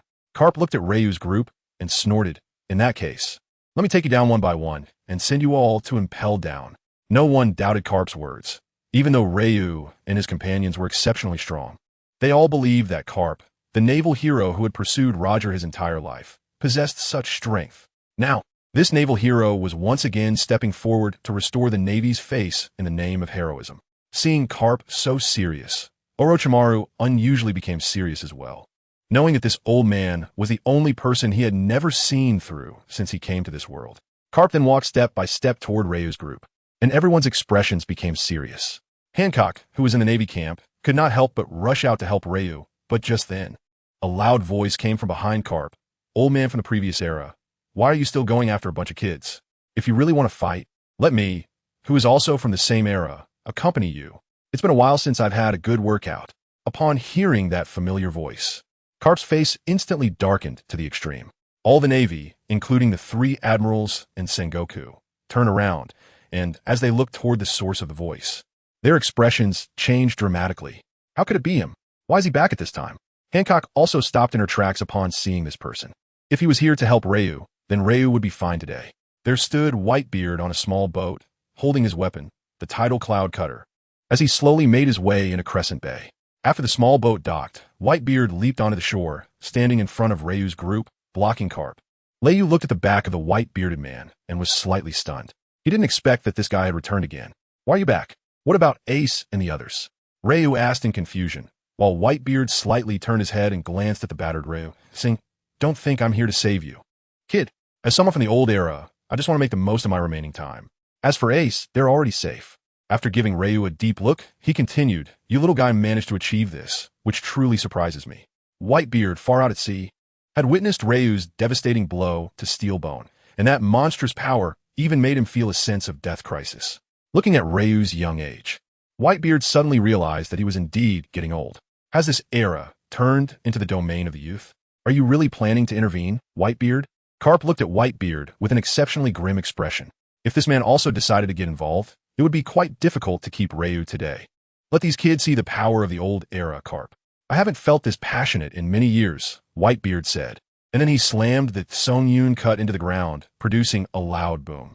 The kingly conqueror's haki emanated from him recklessly, and in an instant, almost all the Navy soldiers standing behind Carp fainted, including several vice admirals, unable to withstand the pressure of this kingly aura. Seeing this, Carp's gaze sharpened, and he unleashed an equally powerful aura from his body, clashing with Whitebeard's conqueror's haki. Ryu felt this strange aura from Carp and frowned slightly. This aura was not one of the 3 types of haki, but an energy he had never experienced before. A powerful aura filled with an incredibly rich vitality that even faintly suppressed Whitebeard's conqueror's haki. Whitebeard, seeing this, was not surprised and simply said, "You've indeed reached that level, Carp." Carp smiled slightly and replied, "Unlike you, I don't possess a devil fruit ability. I can only rely on physical training to catch up with you." As soon as he finished speaking, the power within Carp awakened like a ferocious beast, slowly emanating. Ryu's pupils shrank at the sight. This power was unexpectedly on par with the punch he had just used to kill Steelbone. Is this Carp's true strength? Whitebeard, seeing that Carp was finally serious, became incredibly excited. This would be a top-tier clash of the old era. Just as the two were continually escalating their momentum, testing each other, suddenly, an equally powerful aura appeared from behind, interrupting their first clash. This haki, is it him? Whitebeard looked forward, and Carp also turned slightly to look behind. Somewhere in Crescent Bay, a pirate ship had appeared. This pirate ship was the Red Fist. The person standing on the Red Force ship is none other than Shanks, one of the 4 emperors. Shanks leaped off the ship and looked at Whitebeard and Carp. As a junior, he showed no fear in front of the two and calmly said, "Gentlemen, give me some face. Let's end this farce here. If you want to continue, then the red-haired pirates will accompany you to the end." Hearing Shanks' somewhat arrogant words, Carp and Sengoku remained silent. However, behind them, Akainu became restless, pointing directly at Shanks and cursing. "Who do you think you are? Do you think you have the right to intervene in our matters? You're just." As he was cursing, Akainu suddenly fell silent. He had just felt a deadly aura locking onto him. It turned out that Ben Beckman had a cigarette in his mouth, and his gun had been drawn at some point, aimed at Akainu, as if he would not hesitate to pull the trigger the moment Akainu uttered another word. Whitebeard, holding his bicento, glanced at Shanks and bluntly said, "Give you face? Huh, why should I give you face? Don't think you can speak to me like that, just because you have some strength. Junior." Ryu was momentarily stunned upon hearing Whitebeard's words, his mind filled with doubt. Was Shanks' face fruit of deception? Whitebeard was not giving him any face at all. Seeing this, Shanks appeared unfazed by Whitebeard's attitude, maintaining a calm expression as he said, "In that case, let me have a go at you." With that, he drew his long sword and pointed it at Whitebeard. The crew behind him also brandished their weapons. The Marines, witnessing this scene, collectively breathed a sigh of relief. Was this pirate infighting a direct clash between the two emperors? Sengoku and Garp had no intention of intervening. It seemed that Shanks and Whitebeard were about to compete against each other. Garp understood that if he dared to strike Whitebeard now, Shanks would definitely turn around and direct his efforts towards the Marines. Pirates would always be pirates. They could never fully align with the Marines. As for why Shanks wanted to stop this war, Garp was equally puzzled. After all, judging by the situation on the ground, it was clear that Ryu and Whitebeard's side had the upper hand. At this moment, Garp and Sengoku were already considering retreat. The Marines could not afford any losses. However, Ryu felt somewhat speechless. Here was Shanks, the mediator, trying to help settle this matter, and Whitebeard was unwilling to comply, wanted to fight instead. But thinking about Whitebeard's temperament, Ryu could only shake his head helplessly, stand up, and move to Whitebeard's side to confront Shanks and the others. After all, it could be said that Whitebeard had just stopped Garp and Orochimaru. Seeing Ryu's actions, Orochimaru and the others also gathered around Whitebeard, while Shanks, holding his griffin, shook his head with a wry smile at Ryu's group. He then sheathed his griffin and said, "I'm not here to fight you. If we need to fight, I can always accommodate that in the future.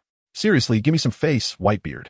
At this moment, Shanks put aside his usual playful demeanor and looked at Whitebeard seriously, waiting for his response. Whitebeard crossed his arms, thought for a moment, and then slowly shook his head no. Red-haired Shanks, seeing that Whitebeard was giving him no face at all, sighed helplessly, smiled, and approached Whitebeard, looking up at the towering man who was about 4 meters tall, taking a deep breath and saying, "I have something to say to you." Whitebeard understood Shanks' intention, thrusting his sword, the Tsung Yun Chia, into the ground before sitting cross-legged, now at the same height as Shanks and Ryu. Shanks then leaned in and quietly whispered in Whitebeard's ear, "Celestial dragons I'll kill." After saying this, Shanks stepped back slightly, quietly watching Whitebeard, while Whitebeard lowered his head, his gaze flickering with an inexplicable light. After a long while, Whitebeard stood up, stretched his limbs, and pulled the Tsung Yun Chia from the ground. The Marines became tense, all staring at this incredibly powerful man. Even Garp clenched his fists involuntarily. "All right, today I'll give you some face." With that, Whitebeard prepared to leave. Everyone was surprised by Whitebeard's reaction, including Ryu, who was very curious about what secret Shanks had shared with Whitebeard. After all, at this point, due to his arrival, the events had deviated from the original storyline. However, it was clear that this was not the place to ask questions. Seeing that Whitebeard had finally agreed, Shanks let out a sigh of relief, and then looked at Garp and Sengoku, saying, "How about you both give me some face as well? Let us end here today." Upon hearing Shanks' words, Sengoku and Garp hadn't yet spoken when Akainu, displeased, glared with fierce eyes and said, "Don't think that just because Whitebeard gives you face, we will too."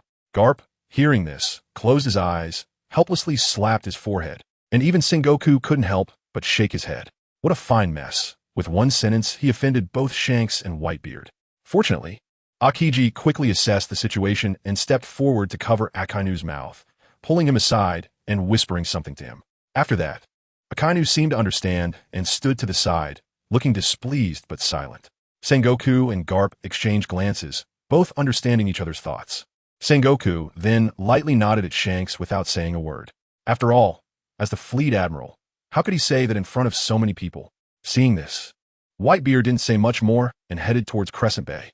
Halfway there, he suddenly turned around and looked at Ryu, saying, "Your ship is already destroyed, right?" Ryu was taken aback, looking at Whitebeard with a puzzled expression. His ship was indeed destroyed, but what was he trying to do? Whitebeard coldly snorted and said, "What are you still dawdling for? Do you really want to go into Impel Down?" Ryu instantly understood his meaning, and his heart rejoiced. He immediately followed Whitebeard to his bed with Uchiha Itachi and others. Meanwhile, Akainu watched Ryu's departing figure, his expression growing increasingly dark. He clenched his fists tightly, lost in thought, while Shanks also stared at Ryu's back, a glimmer of light flickering in his deep eyes. Soon after, He left the now ruined Marine headquarters with his crew. Before long, the battlefield was left with only a group of Marines and several warlords. After witnessing the end of this shocking battle, Mihawk left on a small boat, citing his injuries as a reason, and soon after, Doflamingo and Moria also departed. Hancock, the Empress, found an excuse as well and got a small boat to head in the direction Leyu had gone. Carp watched all this with a deep sigh, feeling a mix of emotions. Although Ace was rescued in this battle, the Navy had suffered a crushing defeat. Former Fleet Admiral Steelbone Kong had not only died heroically, but even their stronghold had been completely destroyed by the enemy. This would go down in history as the most humiliating moment for the Navy, and this scene would be forever recorded by future generations. Due to the immense publicity surrounding Ace's execution, the consequences of that execution could not be suppressed now. "Let's go," Sengoku sighed and said, and Carp nodded in agreement. Thus, the two of them led the Marines to clean up the aftermath. Not far away, Morgans, the president of the news agency, clutched his camera tightly, his eyes gleaming with excitement as he trembled all over. He muttered to himself as if he had gone mad. This was big news that would shock the world. Could it be that the fifth Emperor of the Seas was about to emerge? Soon after, he quietly disappeared from the scene to report back to the president. This battle was won by Leyu and his group. It is believed that soon, the name of the gods will resonate throughout the entire sea. Carp, Whitebeard, Shanks, and others could vaguely sense that this era would be changed by Leyu. A new era was about to begin. After Leyu and his group boarded the ship with Whitebeard, they sailed for a few minutes from Crescent Bay when they saw the massive Moby Dick approaching rapidly. "Dad!" Ace's joyful voice came over as he stood at the bow of the ship, having spotted Whitebeard and Leyu's group early on. He jumped down to them and happily said, "Dad, are you all okay?" However, Whitebeard was not very pleased and coldly snorted, "Didn't I tell you to go back? Why are you back again?" Seeing that his father wasn't very happy, Ace scratched his head and smiled awkwardly. At that moment, Marco flew over with a pair of blue flame wings and said with a smile, "Dad, don't blame Ace too much. We're just worried about you." Upon hearing this, Whitebeard's expression softened a bit. He wasn't really angry. He was just overly concerned for his sons, willing to face all the dangers and storms himself. Seeing that Dad wasn't continuing to scold them, Marco approached Leyu and, with his dead fish eyes, smiled and said, "It seems that the fifth Emperor of this sea should be making an appearance soon." Hearing this, Leyu just smiled, and after exchanging a few pleasantries, the old man with the white beard suddenly asked, "Kid, what are your plans?" Ryu was momentarily stunned, then discreetly glanced at Orochimaru before saying that he planned to visit Moria's territory. "No, I'm asking about your future plans."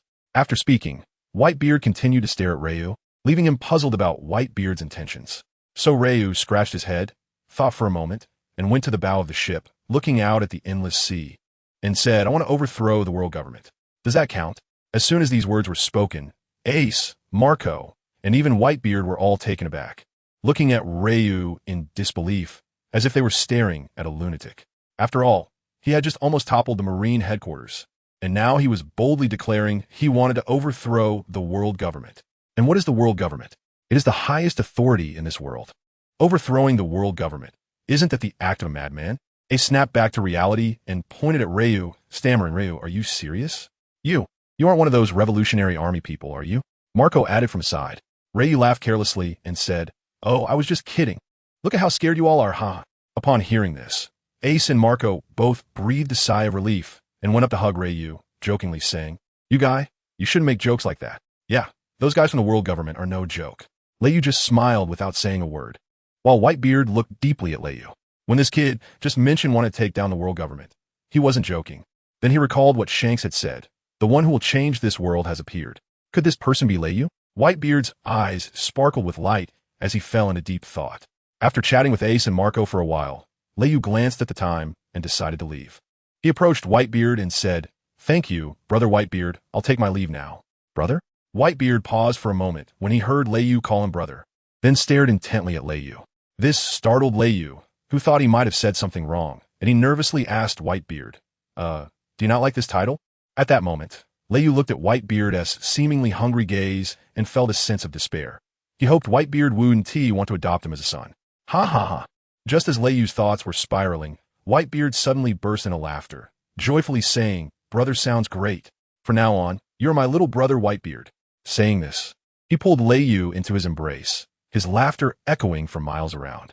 When Whitebeard first met Lei, he inexplicably admired him, so he invited Lei to be his son, but was rejected. Now that Lei had become his little brother, it seemed like a good choice as well. Meanwhile, Lei, caught in Whitebeard's embrace, felt a bit speechless. He meant his brotherly title in a different way than Whitebeard understood. However, Lei also sensed the sincerity in Whitebeard's words and felt the warmth of home in his embrace. Quietly smiling, perhaps this wasn't so bad? Why does it feel like something's off as I write this? On the side, Uncle Snake could no longer bear it and turned his head away with a cold expression. Ace and Marco, upon hearing Whitebeard recognize Lei as his brother, were also extremely happy as their big family was gaining a powerful new member, completely unaware that their own generational status seemed dim. Lei also didn't realize he suddenly had a bunch of nephews. Before long, Whitebeard released Lei and happily said, "Little brother, you can't leave today. We're going to hold a banquet for you." Seeing Whitebeard's enthusiasm, Lei couldn't dampen his brother's spirit and had to agree. He then boarded the enormous Moby Dick with Orochimaru, Itachi, Yasuo, and others. Time flew by, and soon it was night, and the banquet commenced as scheduled. In front of all his sons, Whitebeard announced that Lei had become his brother and joined their big family. Everyone was extremely happy. No one opposed it, especially since Lei had saved Ace. Before long, everyone started drinking and eating, mingling with Lei's group, creating a lively atmosphere. The banquet lasted well into the night, and almost everyone was slightly tipsy. Orochimaru was completely drunk, hanging on Itachi while shouting Lei's name. Meanwhile, Yasuo was like a god of wine, knocking down one person after another on Whitebeard's ship. Lei also drank a bit too much. He came alone to the bow of the ship, quietly enjoying the sea breeze. Seeing this, Whitebeard quietly approached Lei with 2 bowls filled with wine, one large and one small, and handed him the smaller bowl, saying, "Old brother?" Ryu let out a light breath, took the small bowl from Whitebeard's hands, and after a brief clink between the two, they both downed the strong liquor in the bowl. Then, they quietly enjoyed the sea breeze together, savoring the warmth of the moment. After a while, Whitebeard suddenly spoke up, saying that the world government should not be provoked just yet, as no one could figure out their true nature.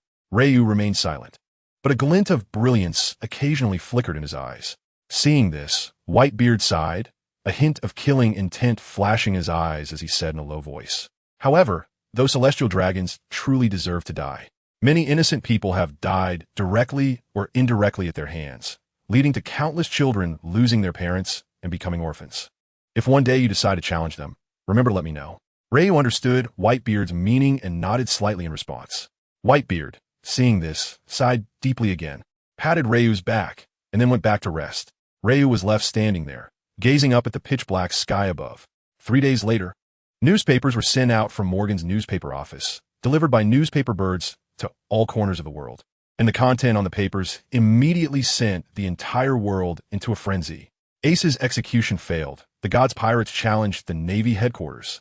The 5th Emperor of the Thunder Feather Sea is about to appear. This huge headline occupies the entire front page, and the whole newspaper is about the deeds and bounties of the Thunder Feather Gang. Captain of the Divine Pirates, Lei, bounty, 3 billion berries. Achievements: rescued Ace from Sengoku and Garp during the Marineford War, destroyed the entire Marine headquarters, defeated and killed the World Commander Steelbone Kaw. Uchiha Itachi, Vice Captain of the Divine Pirates, bounty, 2, 6 billion berries. Achievements: held off Admirals Akiji and Akainu alone in Logtown, defeated Akainu in the Marineford War. Yasuo, Swordsman of the Divine Pirates, bounty, 2 billion berries. Achievements: defeated the world's #1 swordsman Mihawk with swordsmanship during the Marineford War. Later fought against Admiral Akiji to a standstill. Orochimaru, ship doctor, navigator, and cook of the Divine Pirates, bounty, 1, 5 billion berries. Achievements: fought to a standstill with Admiral Kazuru during the Marineford War. Enjoys stealing warship engines. Everyone was stunned when they saw this newspaper. No one could have imagined that they actually succeeded. The total bounty of the Divine Pirates has reached a terrifying 1 billion berries. This has completely reached the mark of the 4 emperors. Could the 5th Emperor really have appeared? This can be said to be a monumental achievement, stepping on the face of the Marines to establish their emperor status. In an exceptionally luxurious palace in the Dark World, a man with 2 swords for legs sat on a jewel-encrusted chair. Gold Lion Shiki sat on the throne, holding a newspaper, his eyes flickering with light. That kid, has he already become this strong? What a terrifying little brat. Is he really going to claim the title of emperor so soon? I should speed up my progress as well. Then Shiki issued a command to the newspaper office, his eyes half closed, lost in thought. At this moment, in Marineford. In the past 3 days, the Marines have built simple houses among the ruins to provide for living.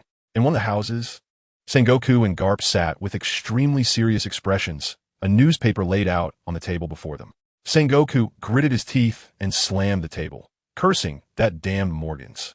Is he deliberately trying to create momentum for Leiyu to claim the title of emperor? The reason Sengoku was so angry was that there was not a single negative piece of information about Leiyu in the newspaper. Even the appearances of Whitebeard and Shanks were not mentioned at all. To outsiders, this war was simply the divine pirates defeating the entire Marine headquarters and leaving arrogantly. The prestige of the Marines had dropped to rock bottom in an instant, and their strength was questioned by countless people. Some even said that the 3 admirals were just a joke, 3 paper tigers. In these 3 days, due to the influence of the divine, the number of pirates at sea has dramatically increased.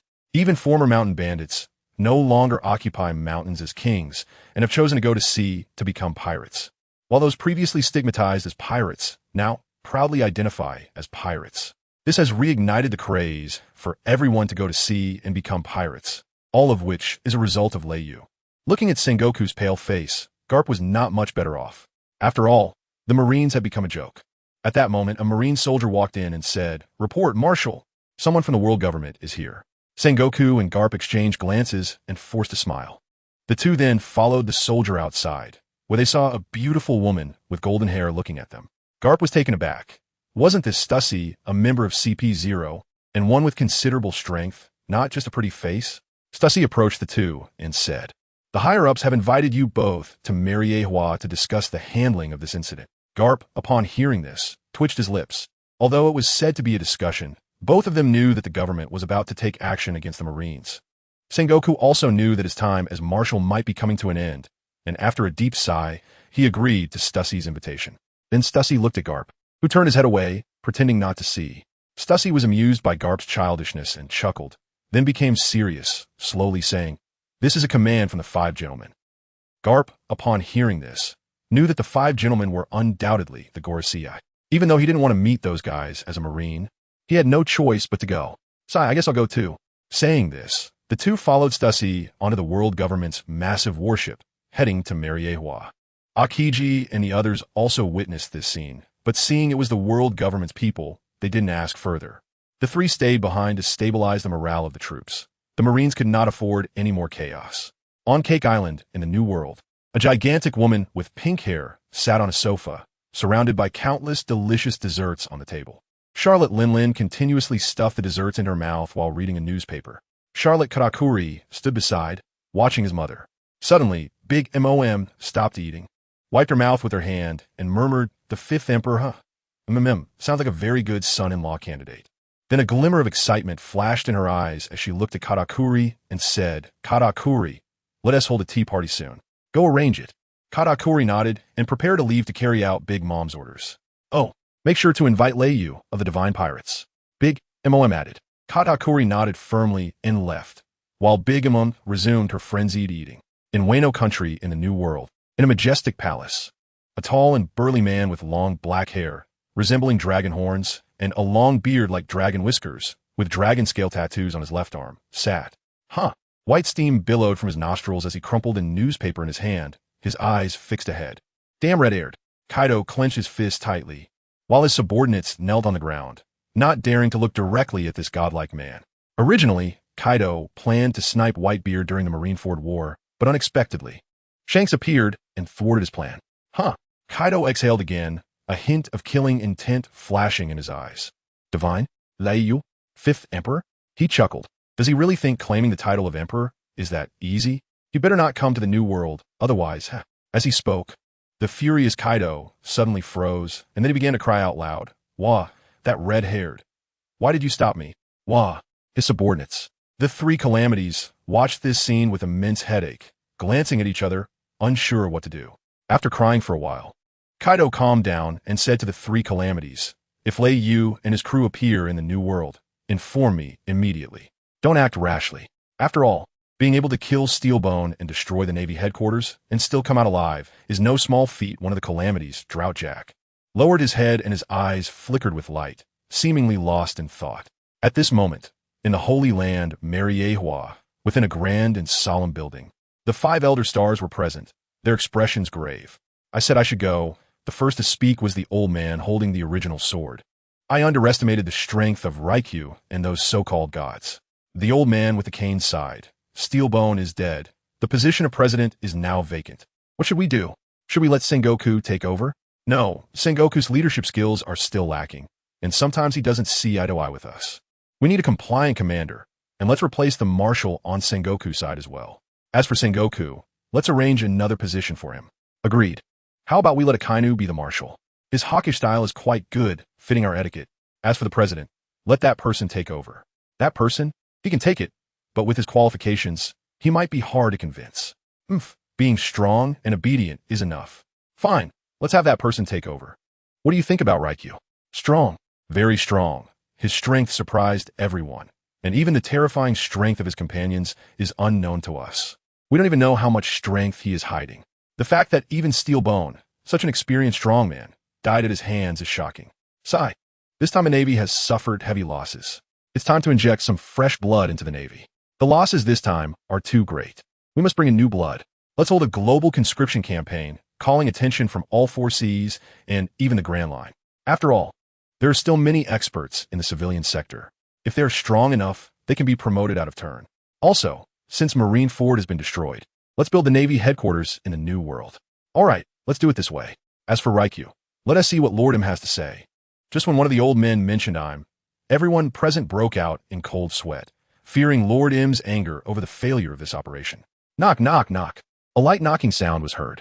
After the agreement of the 5 elder stars, Stussy entered, bowing and saying, "Gentlemen, Marshal Sengoku and General Garp are waiting outside." Okay, I understand.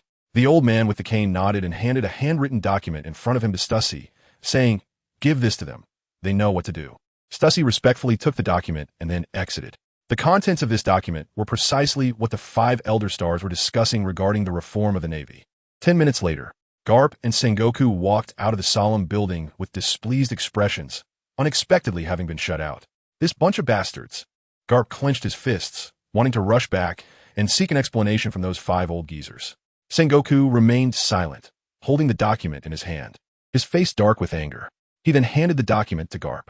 Garp took a look, first feeling anger, then helplessness. Now the Navy has to follow their arrangements like this.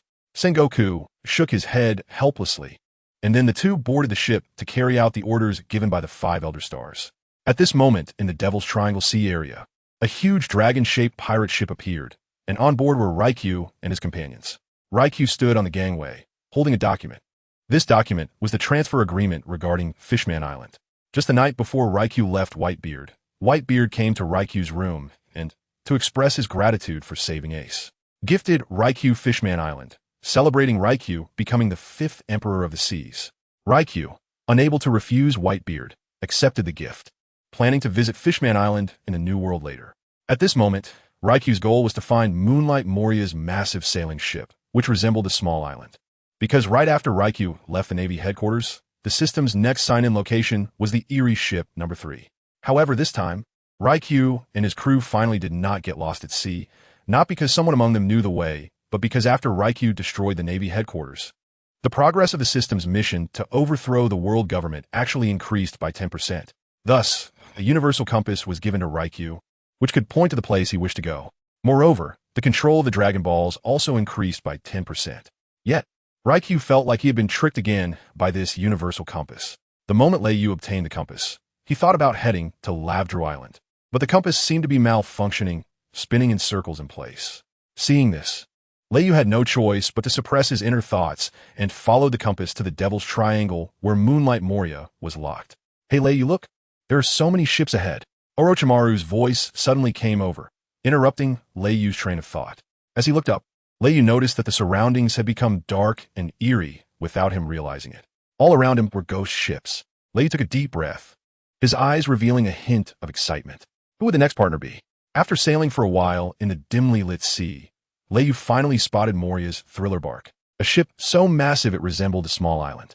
Leiyu and his group slowly sailed in, and as they looked around at the incredibly dark surroundings and the protruding tombstones, They all instinctively shivered. Orochimaru, however, looked at the graveyards with eyes as bright as light bulbs. Upon reaching their destination, they needed to choose a tombstone and perform a dance on it to complete their sign-in. After hearing the system's voice, Lei Yu's expression suddenly darkened. This untrustworthy system actually expected him, a Yonku, to dance on someone else's grave?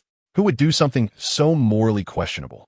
5 minutes later, after Lei Yu and his group parked the boat, Lei Yu came to a mound and squatted down, stroking his chin, deep in thought. At that moment, no one noticed that Orochimaru had already disappeared without anyone knowing where he went.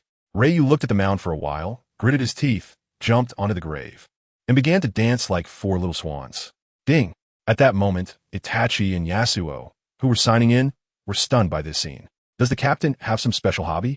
Yasuo widened his eyes and asked Itachi in confusion. Even Itachi looked dumbfounded and said this, I don't know. The two of them just stared blankly at Ryu bouncing on the grave, not knowing what to do. At that moment, Orochimaru, not knowing where he got a shovel, was sneaking around this graveyard looking for something. After walking for a while, he suddenly stopped in front of an inconspicuous grave, bent down, grabbed a small handful of dirt, and sniffed it in front of his nose. He then frowned slightly, licked it with his tongue a bit. His eyes lit up, and he said softly, "Good stuff, quite pure." After saying that, he started digging with the shovel, completely unaware that not far behind him, in a dark corner, there was a hidden figure watching him with an incredulous expression. However, after a while, this figure suddenly disappeared without a trace. At this moment, deep within this graveyard, there was a sinister palace where Moonlight Moria was located. In front of him knelt a long-haired man dressed in luxurious but terrifying clothes, who was Moria's subordinate, Absalom, the owner of the transparent fruit. Moria was extremely angry at this moment. He learned from Absalom that a group of people had actually intruded into his territory, and someone was even dancing on the graves in his territory. What's worse, one guy had even started digging up graves. How can this be tolerated? This damn group of guys. I want to turn them all into zombies. So he directly summoned his 3 weird subordinates and rushed towards the place where Ryu and the others appeared. At this time, Orochimaru was still digging hard at the grave beneath his feet, believing that a powerful corpse was buried inside. He didn't know how long he had been digging, and the pit was already half a meter deep, until he heard a muffled sound of bang, and his face lit up. I found it. He immediately jumped into the small pit, brushed off the dirt at the bottom with his hands, and a blackened, somewhat corroded coffin board appeared before him. Seeing this, Orochimaru wasted no time, quickly formed hand seals with both hands, and then slammed down, earth release. The ground trembled slightly, and then both man and coffin were pushed out of the dirt below, crashing heavily onto the ground. Why didn't he use earth release earlier? Because the joy of digging graves is unimaginable. With a crack, the coffin fell to the ground and broke open. Orochimaru stood up and walked 5 meters away from the coffin, stretched his neck to take a look, and discovered that there was actually nothing inside the coffin. Orochimaru, not believing in evil, buried his head inside the coffin and looked around, but still found nothing. This doesn't make sense. There's a very rich aura inside here. It must be the aura of a powerful being. Orochimaru looked at the empty coffin, puzzled. At that moment, a low voice came from behind him. "Hey, what do you mean by tearing apart my home?" In an instant, all the hairs on Orochimaru's body stood on end. Cold sweat broke out, and he quickly pulled his head back and slowly turned to look. Oh my god, a zombie! He saw not far behind him a corpse dressed in a kimono with dragon patterns on both arms, wearing traditional Japanese wooden clogs, and wrapped in white bandages on its head, standing there staring straight at him. Orochimaru was momentarily stunned, and the two stared at each other. After a while, Orochimaru suddenly noticed something was wrong. This guy had a heavy aura of death. However, he could move on his own and had his own thoughts, which made him look a bit like his own Edo Tensei. Moreover, this guy didn't seem very strong at the moment, but there was a power within him that made even Orochimaru feel alarmed. What kind of being is this?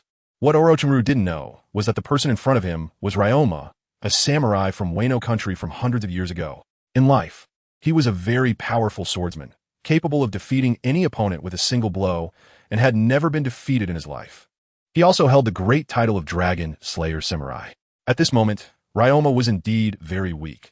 Due to the arrival of the Straw Hat crew, he had been defeated by Moria, resulting in the shadow that was originally within Ryoma being returned to its owner, Brook. Moria had no choice but to collect an ordinary person's shadow and give it to Ryoma. This led to Ryoma having a terrifying power within him, but being unable to unleash it even lacking 1/10 of his strength. "Who are you? Why'd you come back here?" Ryoma asked Orochimaru cautiously. Although his power was restricted, his eyesight was still sharp enough to judge that the guy in front of him was not an ordinary person. At this moment, Orochimaru calmed down. He was the one who played with researching corpses. Why should he be afraid of a mere zombie? So, he walked over to Ryoma, stroked his chin while examining Ryoma's body, and said, "Who I am isn't important, but your current state is quite interesting. You should be very strong. How did you end up like this? If you don't mind, tell me about it." Ryoma saw that Orochimaru had no hostility, so he felt relieved. Coincidentally, he had been very lonely for hundreds of years, and having someone willing to listen to his story was nice. So the two sat down side by side, and Ryoma began to slowly tell his story. At this moment, Ryu, on a grave whose owner he didn't know, had been bouncing for a while when the system prompt finally rang in his mind. Ding. Sign in successful. You have obtained a summoning opportunity. Would you like to summon now? Ryu looked at Itachi and Yasuo, thought for a moment, and decided to summon them now, to show them how he was born. System, summon immediately. As soon as he finished speaking, a black hole with a diameter of about 1 meter appeared in front of the two. Then, to their astonished gazes, a blob of blue jelly-like, semi-solid substance jumped out from the black hole. When Ryu saw this thing, he was taken aback. This thing can't be a slime, right? The system wouldn't summon such a perverse, invincible, bug-level thing, would it? Ding. Summoning successful. Rimuru Tempest, initial form. Itachi, Uchiha, and Yasuo stared in shock at this wriggling, unknown species, astonished beyond belief. How did the captain create such a bizarre entity? However, at this moment, Rimuru was also confused, looking at the Uchiha Itachi from the Naruto world and the Blade Master from League of Legends. Along with the rather handsome Ryu in front of him, Rimuru's heart was collapsing. Is this a second crossing? Can crossing over be played like this? Originally, Sadaramikami, Rimuru, was just an ordinary office worker. He crossed over to another world after sacrificing himself to save someone, becoming a slime. After spending a whole minute accepting the fact of his reincarnation, he began to live peacefully in this new world and accidentally discovered that he could devour anything. Just when he was happily devouring various herbs and ores in a cave, suddenly everything went dark, and when he opened his eyes again, he found himself here. At this moment, Leiyu also confirmed that this slime was indeed the demon lord Rimuru, although it seemed that he hadn't devoured the demon king yet. Moreover, based on what he knew, this guy also appeared to be a cross-world traveler. Then, a glimmer of insight flashed in Leiyu's eyes as he formed a plan in his mind. He approached Rimuru and slowly released the aura from his body. Feeling the deathly aura emanating from Leiyu, Rimuru instantly shrank back in fright, thinking, who is this big shot? Am I going to die right after my appearance? Ryu saw the curled-up Rimuru and couldn't help but smile mischievously. His little scheme had succeeded.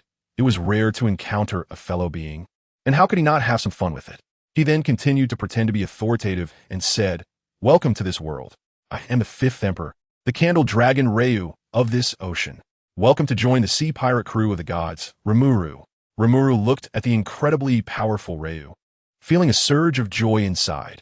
Was he being protected by Big Boss? The title of 5th Emperor sounded so impressive.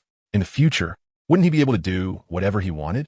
Rimuru's strong adaptability quickly helped him establish his position. He hopped over to Ryu's side and rubbed against his feet to express his feelings. Seeing this, Leiyu smiled slightly and said, "All right, I'll find you a powerful guy to use for your devouring when there's a chance." Upon hearing this, Rimuru was taken aback. Indeed, he's a big shot. So terrifying that he actually knows about my abnormal devouring ability. "All right, let's go then." Leiyu stretched lazily and said, then glanced around and finally noticed that Orochimaru was gone. "Hey, Itachi, have you seen Uncle Snake?" Leiyu scratched his head and asked Uchiha Itachi. Itachi shrugged his hands, indicating that he didn't know either. "Oh well, let's wait for him on the ship," Leiyu said. And then he prepared to leave the place with Itachi and the others. Rimuru also hopped along behind them. Just then, a voice suddenly came from behind them. "You think you can just leave after coming to my territory? Hee hee. Let me see what kind of guy dares to be so arrogant here." In the distance, Moria's huge body was bouncing along the ground, followed by Hogback and Absalom, while the strange girl Perona floated in the air, accompanied by countless zombies. The group marched towards Leiyu and his companions. Seeing this, Leiyu felt that he hadn't done anything wrong, so he stood still, waiting for Moria to come over. After all, it was better to greet the owner of the territory before leaving. As Moria led the charge, he looked at Leiyu's figure and felt something was off. Why does he feel a bit familiar?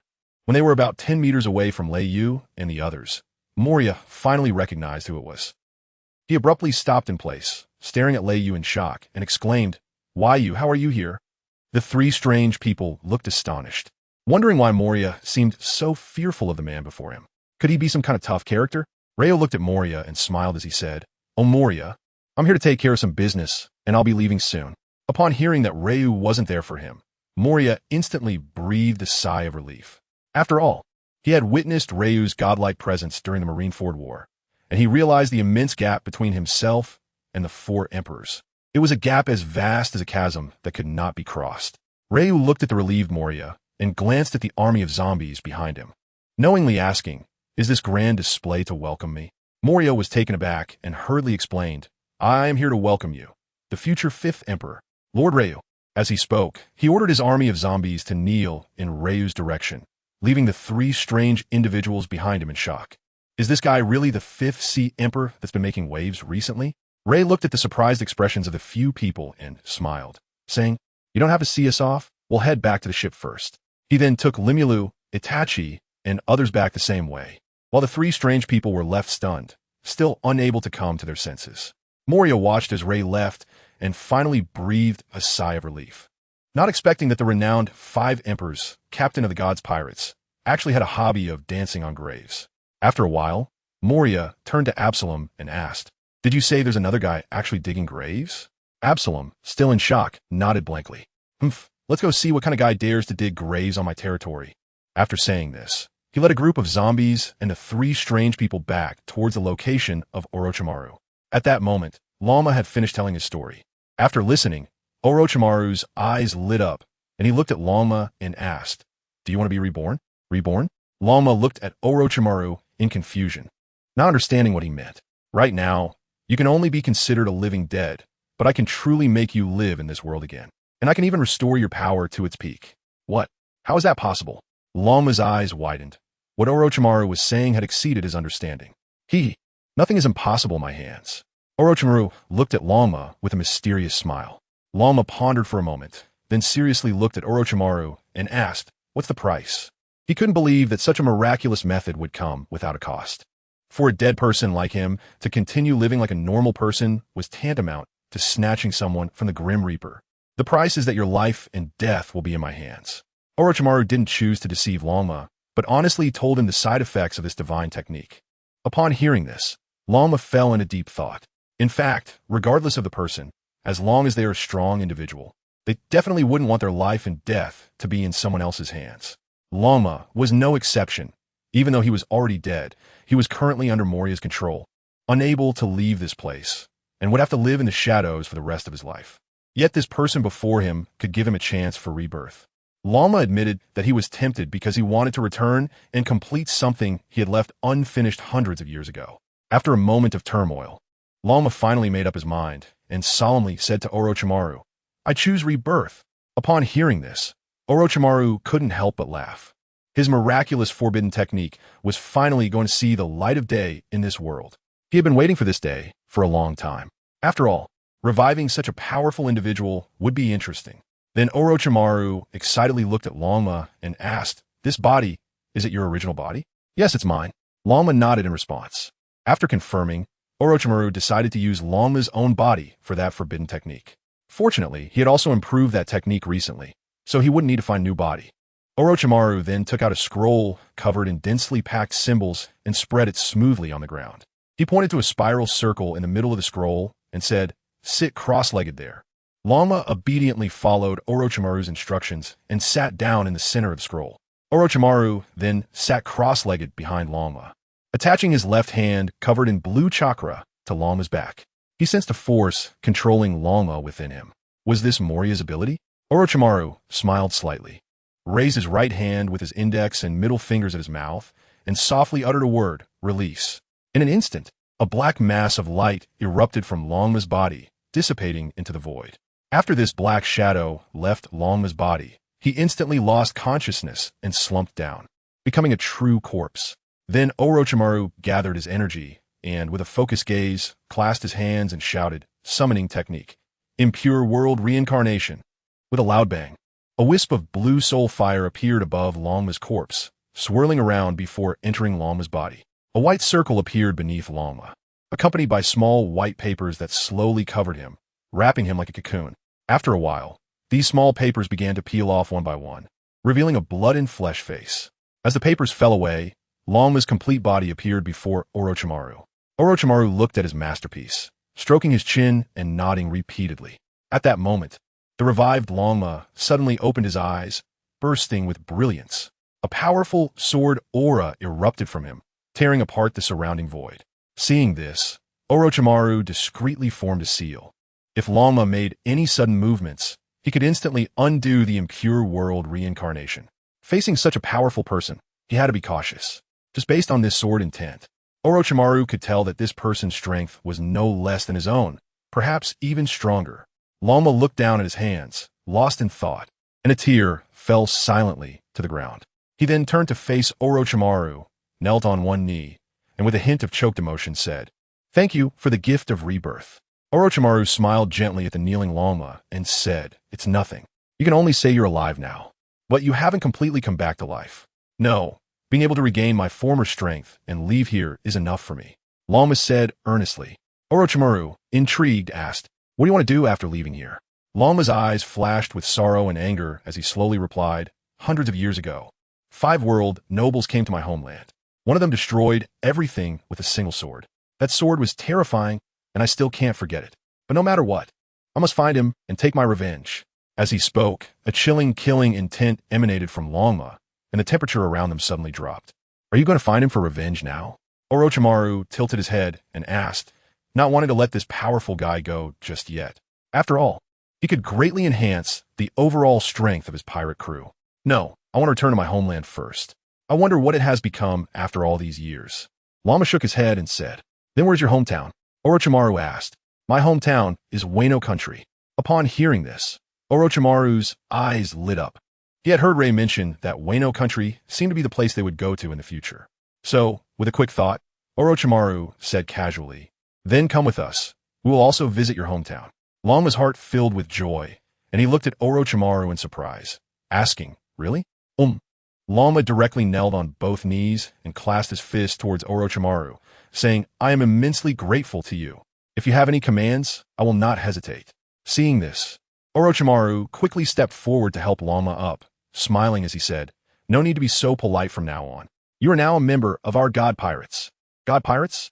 Longma, rising, looked at Orochimaru in confusion and asked, "Yes, we are partners from now on. Come, I'll take you to meet our captain." Saying this, he directly grabbed Longma's hand and ran towards the direction of the ship, thinking to himself that he had to reward himself for bringing such a powerful crossover. Orochimaru chuckled to himself. "Captain? Partners?" Longma looked at Orochimaru in a daze, then the corner of his mouth slightly lifted. It felt really nice to have partners. Just as the two were about to leave, a voice came from afar. "You come to my territory and want to leave just like that? Let me see what kind of guy dares to be so arrogant here. Hey, why do I feel like I've said that before?" Moria paused for a moment. This scene seemed a bit familiar, but he couldn't care too much now. He had to see who dared to come to his territory to dig graves. However, when he came before Orochimaru, he was stunned. Isn't this person one of Reiju's crew? The fierce man who fought fiercely against Admiral Kizaru during the Marineford War? It seems like I can't provoke him. Orochimaru smiled and looked at Moria, asking, "Is there something you need?" Moria quickly came to his senses and said, Nothing. It's just that Reiju asked me to inform you that they returned to the ship." "Oh, thank you. We'll be leaving now," he said, intending to take Longma away. At this moment, Moria also noticed the person behind Orochimaru, wondering why he felt so familiar, and he had previously sensed that one of the shadows he controlled seemed to have vanished. At this moment, Hogback trembled all over, pointing at Longma and asking, "Why you did this? This is impossible." Moria looked at Hogback in confusion and asked, "What are you doing?" The person behind him is Longma, the great swordsman Longma. At this moment, Hogback screamed out loud, because Longma now looked just like a living person. Moria was also stunned. He knew very well what Longma was like. Yet now, a living Longma was standing right in front of him. Being able to turn the dead into living dead was already remarkable. But now this man in front of him could actually turn the dead into living people. Orochimaru looked at the few of them with a blank expression and said lightly, "Is there anything else? If not, I'll be leaving." Saying this, he prepared to leave. But Moria and Hogback took a step forward and blocked Orochimaru's way. Seeing this, Longma's eyes flashed with a hint of coldness, and the sword intent on his body slowly spread out, enveloping the surroundings. When Moria and Hogback felt this sword intent, their hearts surged with shock. Longma was now dozens of times stronger than before. Moria and Hogback looked at Orochimaru excitedly and asked in unison, how did you do that? Orochimaru snorted coldly and replied, I don't think I have the obligation to tell you. At this moment, Absalom stepped forward and arrogantly shouted, the master is asking you a question, so just answer honestly. Don't think that. Before Absalom could finish his sentence, he felt a deathly aura enveloping him. A blue sword energy erupted from Longma and shot towards Absalom. Seeing this, Moria was shocked and quickly used his fruit ability, Shadow Clone, to block in front of Absalom. Boom! In an instant, Moria's Shadow Clone was cut in half, but at the same time, Absalom's life was saved. When Absalom saw that Moria's Shadow Clone, which possessed all of his strength, was instantly killed by Longma, he froze in place, no longer daring to shout. Moria quickly said he didn't understand. I hope you two won't hold it against him. All right, let's go. Orochimaru said slowly, not allowing Longma to continue attacking. Longma merely let out a cold snort upon hearing this, and then followed behind Orochimaru to leave. After walking a few steps, Orochimaru suddenly took out a scroll from his pocket and tossed it onto the ground, saying, the contents of this should be useful to you. From now on, Frost Moon Longma belongs to me. After saying this, the two left without looking back. Moria and Hogback scrambled to pick up the scroll that Orochimaru had thrown to them. When they opened it, their expressions gradually changed from calm to shock. So this can be done. He's a genius, isn't he? A prodigy. A prodigy in the field of medicine. Hogback trembled all over, exclaiming, because the information recorded on it overturned his understanding of medicine, the human body, and life. If that's the case, our zombie army's strength can be increased several times. Master. Hogback looked at Moria with shining eyes and said. Moria nodded in a daze. Orochimaru's gift was too heavy. Then the two hurriedly tidied up this precious scroll, preparing to go back to study it. Moria came to the dazed Absalom and patted him on the shoulder, saying, all right, it's fine now, Absalom. As long as I'm here, you won't die first. After saying this, he took the three weirdos and a group of zombies and left. On the way back, Moria grinned widely, his eyes sparkling. With the scroll, his overall strength could be greatly enhanced, and then he would have a chance for revenge. You wait for me, Kaido of the 100 Beasts. Where did Orochimaru go? Reiju, sitting at the bow of the ship, couldn't help but feel a bit anxious. Of course, he wasn't anxious about Orochimaru's well-being, but because Orochimaru had delayed his time. Meanwhile, Rimuru was directly lying on Reiju's head, looking from a distance like a blue hat. At this moment, Yasuo, sitting on the deck, seemed to sense something and suddenly stood up, quietly placing his hand on the hilt of his sword, his eyes solemnly staring ahead. Seeing this, Leiyu asked in confusion, what's wrong with you? Is there an enemy? Yasuo slowly nodded and said, there's a very powerful aura coming towards us. A powerful aura? Hearing this, Leiyu frowned slightly, as he did not sense any powerful aura. Yasuo noticed Leiyu's disappointment and slowly said, this aura is unique to swordsmen. Only those who practice swordsmanship can sense it mutually. Is it very strong? Extremely strong. In fact, it's stronger than that first sword master. After that, Yasuo directly unleashed the sword intent from his body, staring intently ahead. On Leiyu's head, Limulu felt a surge of sword intent from Yasuo that startled him. It seemed that this entire ship was full of monsters. It's coming, Yasuo said with a serious expression. Seeing this, Leiyu clenched his fists tightly, prepared for any sudden situation. After a while, Orochimaru's figure appeared in front of the two. Oh, you two are making such a big fuss. What are you doing? Trying to fight me? Orochimaru teased, as he looked at the two who were ready for action. Just as he finished speaking, Ryoma appeared behind Orochimaru. Yasuo's pupils constricted, and he shouted loudly, Orochimaru, watch out behind you. Saying this, he drew his unsheathed blade. Before Orochimaru could respond, he saw Yasuo unleash a sword energy towards Ryoma. Ryoma was taken aback by the swiftly approaching sword energy. This person's swordsmanship was actually on par with his own. However, at this moment, his sword had already been given to a green-haired swordsman, so Ryoma had no choice but to grab a withered branch and wave it forward. A blue sword energy shot out from the branch, meeting Yasuo's slash. With a loud boom, the two energies of the same color collided, causing the entire graveyard to tremble. But without his sword, Ryoma still couldn't exert his full power. After resisting for just a moment, his sword energy shattered and disappeared into the void, and Yasuo's slash struck directly on Ryoma's body. Orochimaru, seeing this, remained unfazed. After all, this body was created using the reanimation jutsu. Ryoma then realized that when the slash landed on him, he didn't feel any pain at all, and there was no blood left behind. Soon, he was horrified to discover that the wound on his chest began to heal on its own, and in no time, it returned to normal. What kind of incredible technique was this? At this moment, Ryoma felt even more admiration and respect for Orochimaru. Seeing this scene, Leyu knew that this guy was created by Orochimaru. However, Yasuo widened his eyes, looking at the dragon horse who had returned to his original state, not understanding what kind of strange trick this was.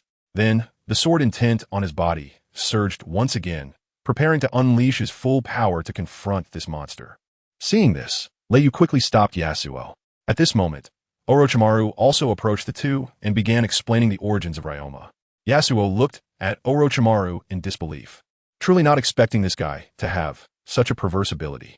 After listening, Leyu patted Orochimaru on the shoulder and happily said, "Well done.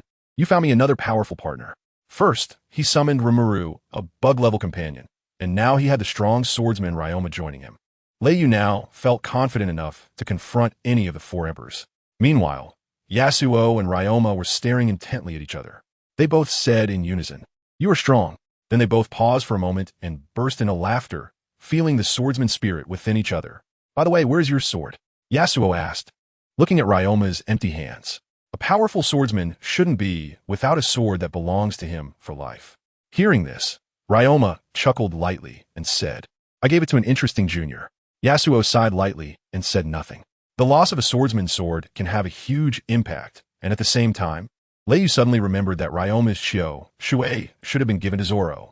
After that, Leyu looked at Orochimaru with a mischievous expression, and Orochimaru felt Leyu's gaze and became horrified. "What are you going to do?" Leyu smiled gently and said slowly, "Don't be afraid, Uncle Snake. What bad intentions could I have? That artifact of yours should be on you, right?"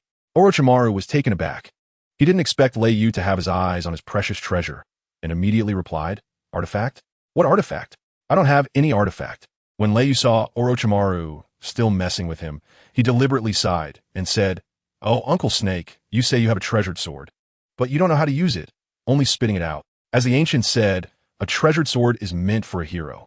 After all, if the dragon horse is strong, it means you are strong too." After Leyu's persuasion, Orochimaru finally hesitantly pulled out the grass cutter sword from his mouth. Leyu, with great disdain, received the grass cutter sword that was covered in saliva, wiped it clean, and then walked over to Lama, saying, "This sword is called the grass cutter sword. I'll give it to you to use." Lama looked at the sword and was completely stunned, exclaiming, "Wow, it really is a sword. So straight." Seeing this, Leyu awkwardly said, "Well, swords and blades are inseparable, so just make do with it." Since their captain had spoken, Longma had no choice but to slowly accept the sword. After taking the Chaoji sword, Longma realized that this sword was extraordinary. It contained a powerful force that was rare in his life. Subsequently, Longma activated the sword intent within him, and to everyone's astonishment, a blue light actually emanated from the surface of the Chaoji sword, which began to tremble violently. Then, under the shocked gazes of the crowd, the Chaoji sword actually started to change. The blade gradually narrowed slightly, and even bore a hint of completeness. In the end, it surprisingly transformed into the appearance of a famous sword. Even Long Ma was shocked, a glimmer of excitement flashing in his eyes. This sword actually had a spirit. Upon sensing his sword intent, it directly transformed into the shape he envisioned in his heart. Long Ma then began to play with the Chaoji sword in his hand, his face beaming with a happy smile. Even Yasuo became happy when he saw Long Ma obtain a weapon that resonated with him. As a swordsman, he understood all too well how happy it was to possess a weapon that suited him. Orochimaru, on the other hand, was completely stunned.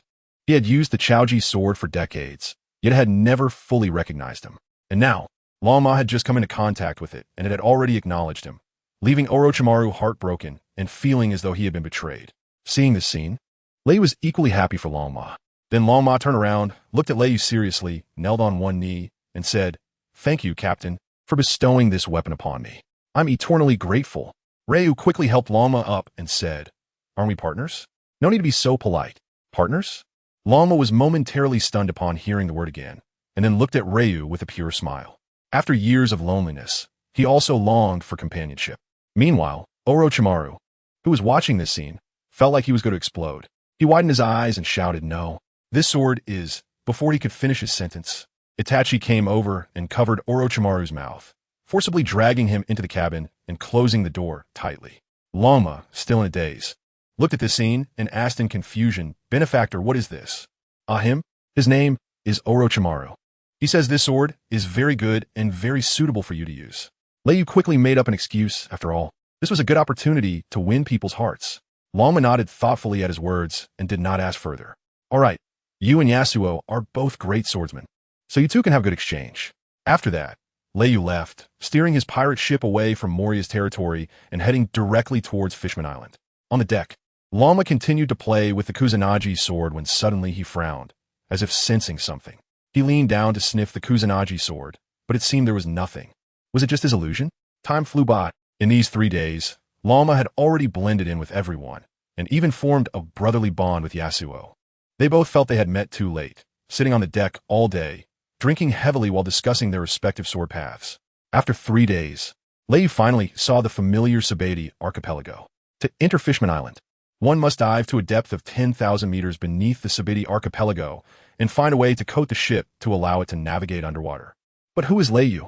He is the chosen one with a system, and even the pirate ship has been enhanced by the system.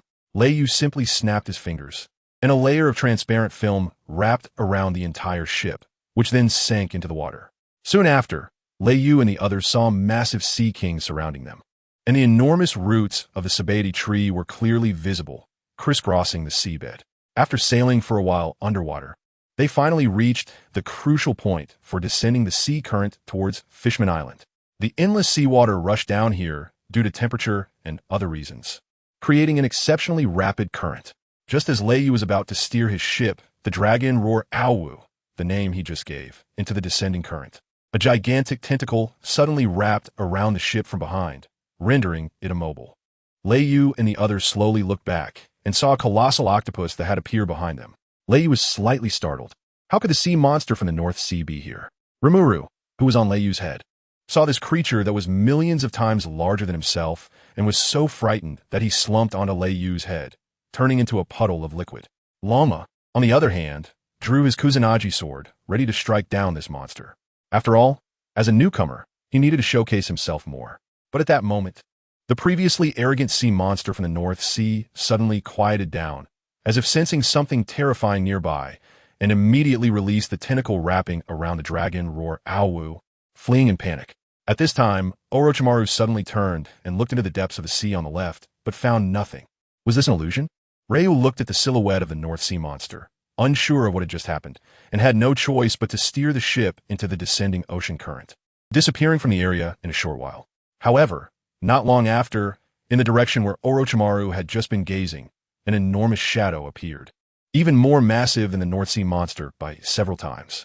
It arrived at the spot where Ryu and his group had just appeared, lingering for a moment, and in its hollow eyes, a flicker of crimson flashed, revealing its cold, gleaming fangs before it vanished in the blink of an eye. After a tumultuous roll, they finally reached a depth of 7,000 meters in the deep sea. The surroundings were pitch black, and one couldn't see their own hand in front of them, surrounded by various gigantic sea king species. Ryu did not want to provoke trouble, so he unleashed his conqueror's haki with full force. With a loud boom, the nearby sea kings instantly fled, and some of the weaker ones were knocked unconscious.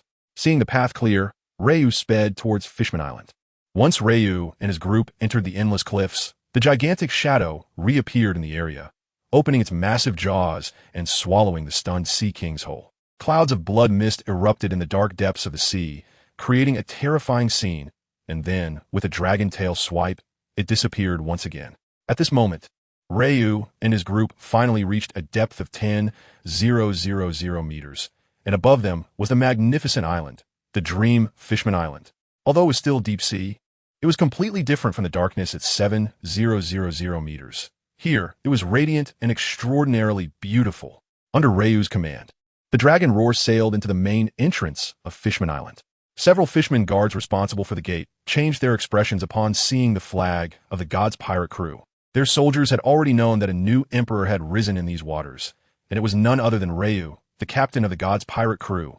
One soldier, seemingly the captain, did not dare to delay. With such a significant figure, he needed to notify the king immediately, so he quickly made a phone call for inquiry. After a while, the captain approached Ryu and his group, bowed respectfully, and said, "Lord Ryu, please follow me. The king is hosting a banquet in the palace, waiting for you." Ryu was startled. Just arrived and already at a feast? What a surprise. He then followed the captain into Fishman Island. After Ryu and his group entered the island, a group of monsters suddenly appeared not far away. They were the dark side sea beasts of Fishman Island. And atop these sea beasts was a group of fishmen, staring intently at Ryu and his group. These people were the notorious new Fishman pirates. They must be the god's pirates that the boss mentioned, right? A fishman in a black suit and a black hat asked. It should be. Let's hurry back and report to the boss. A fishman in armor, holding a spear, replied. Then, a few of them turned around and disappeared from sight. Meanwhile, Ryu had no idea that as soon as he arrived at Fishman Island, he was already being targeted. Along the way, Ryu and his group looked at the streets filled with these beautiful fishmen, their eyes nearly popping out.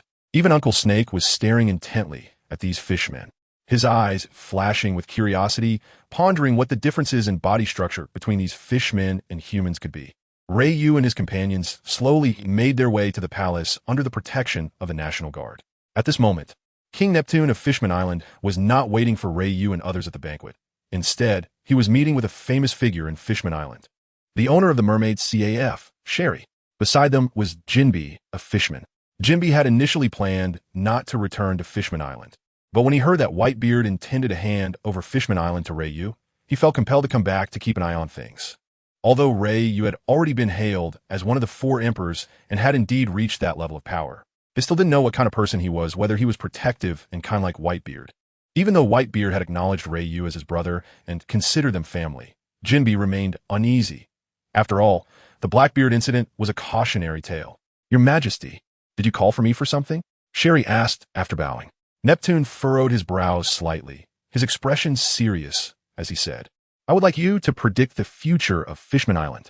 Upon hearing this, Jinbe realized that the king was also worried about Ryu taking over Fishman Island. Sherry was momentarily taken aback, wondering if something was about to happen. However, Sherry was clever and did not ask further. She quietly took out a white divination ball and placed it on the ground, then sat cross-legged, gently placing her hands on the divination ball and closing her eyes slightly. The divination ball began to emit a series of white lights, revealing a scene resembling a starry sky, incredibly beautiful.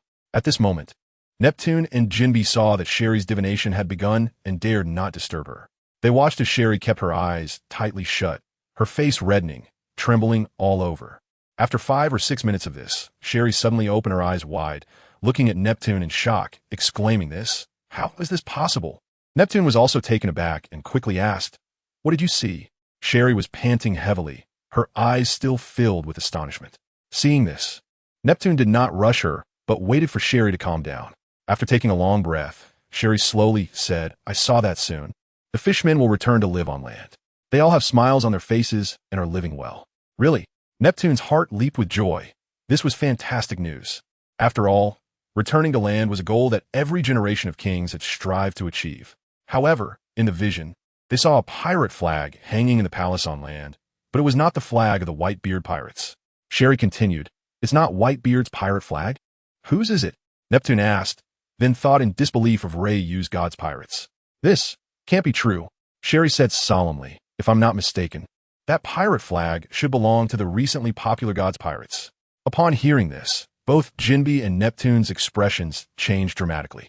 "Sherry, are you sure it's the flag of the god's pirates?" "Yes, I'm sure it's them. I can't be mistaken," Sherry said seriously.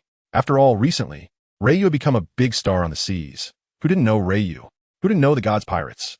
Sherry had also read the newspaper and naturally remembered the flag of the god's pirates. Neptune took a deep breath and then smiled. It seemed that having the gods come to take over Fishman Island was indeed a good choice, especially since Whitebeard was getting old and wouldn't be able to care for Fishman Island for many more years. Ryu could be seen as Whitebeard's successor. After completing the divination about the future of Fishman Island, Sherry did not put away the divination ball. Instead, she continued to place her hands on it, closing her eyes slightly again to divinate. The two, seeing this, did not know what she was predicting but did not disturb her. Soon, Sherry's body began to tremble again. Since she had been shaking during the first divination, they did not pay much attention. However, the light emitted from the divination ball grew stronger, and the starry sky disappeared, replaced by what looked like a sea of blood, all red. Sherry's trembling intensified, and her face slowly turned pale. It was as if she had seen something shocking. Just as the two noticed that Sherry's condition was off, with a poof, a stream of bright red blood spewed from Sherry's mouth, staining the divination ball in front of her. Yet, Sherry still did not stop the divination, continuing to endure. Seeing this, Neptune wanted to go up and stop her. But just then, Sherry's hands on the divination ball were suddenly pushed away by a mysterious force, and she fell back, collapsing on the ground. Sherry was gasping heavily, her eyes blankly staring at the ceiling, filled with immense fear, mumbling, "This is impossible. This is impossible." Jinbe quickly brought a glass of water over and carefully helped Sherry drink it to calm her down. After a while, Neptune saw that Sherry had calmed down somewhat and gently asked, "Miss Sherry, what did you see?" Sherry took a deep breath, the fear in her eyes still not dissipated, and slowly said, The world is going to end." "The world will end? What do you mean?" Neptune was a bit confused, and even Jinbe didn't understand what this meant. "I saw that soon in the future, Mariewa will become a pile of ruins." "How is this possible?" Jinbe and Neptune screamed simultaneously. After all, Mariewa was the stronghold of the celestial dragons and the world government, arguably the safest place in the world.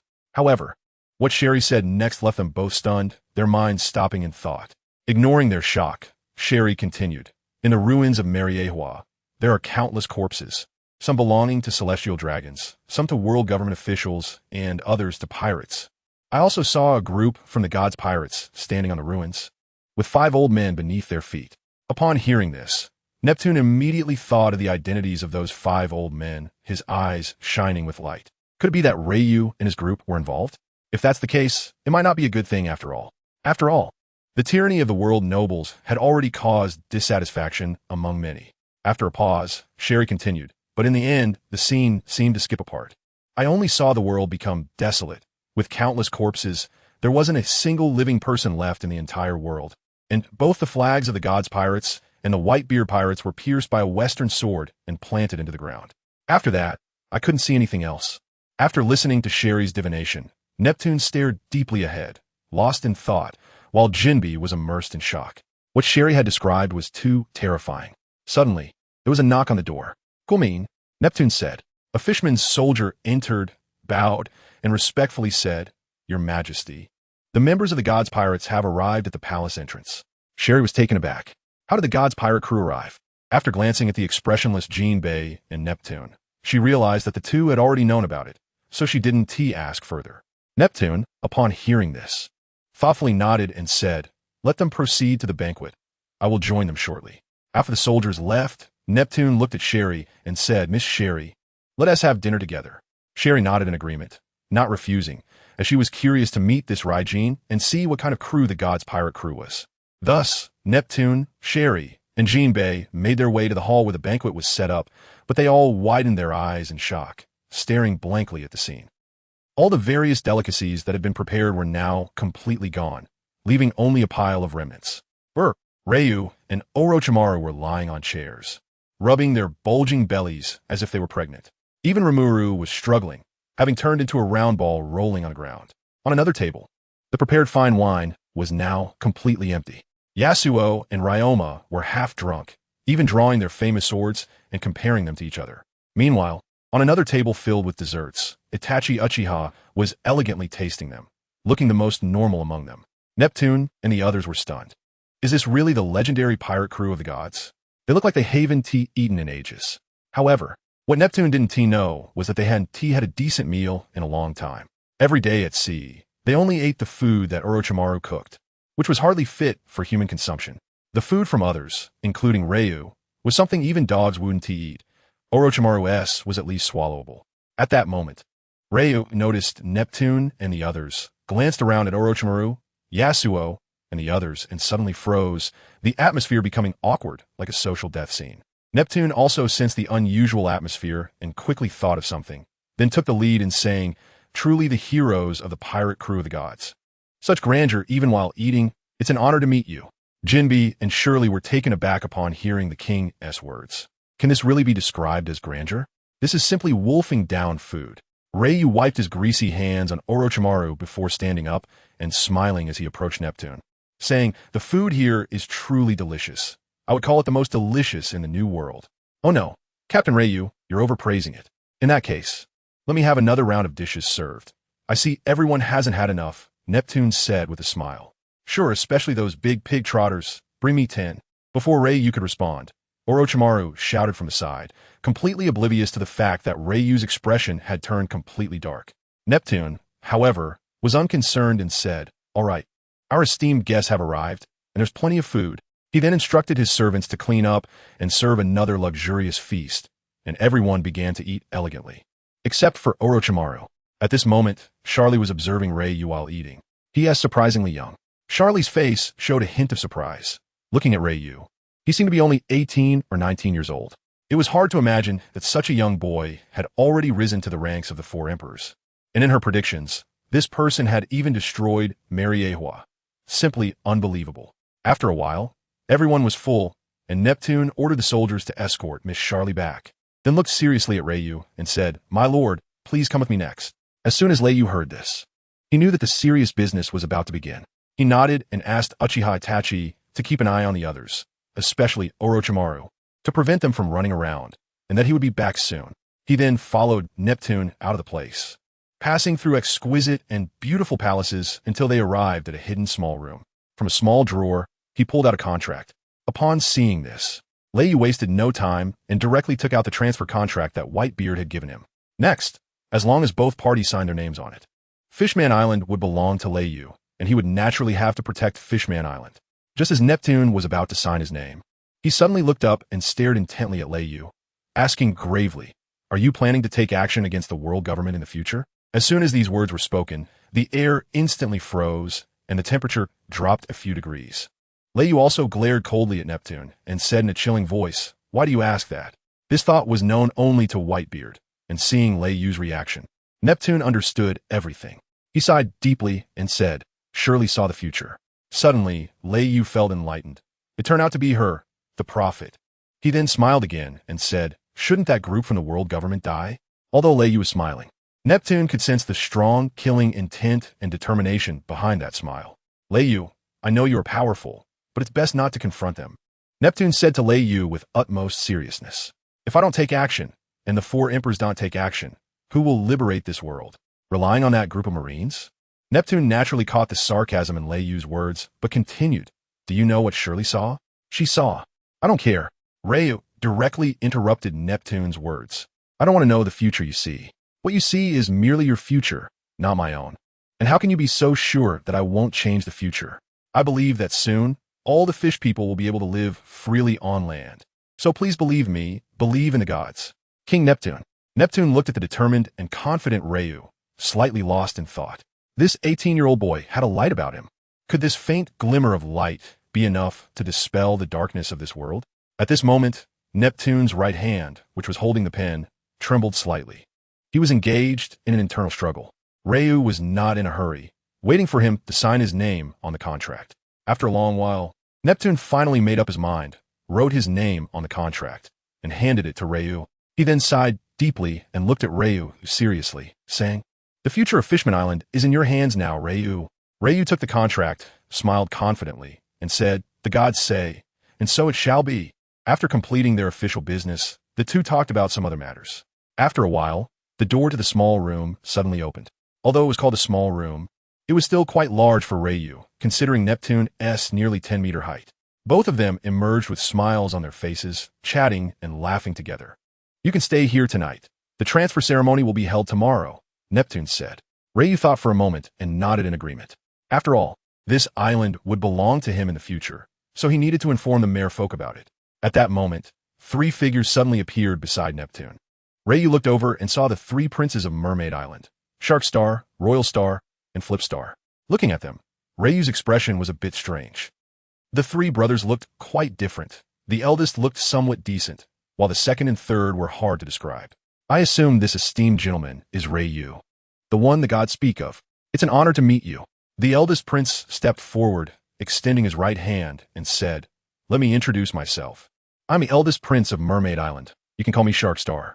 Neptune didn't say anything upon seeing this. He was pleased to see his son getting along with Reiyu's group.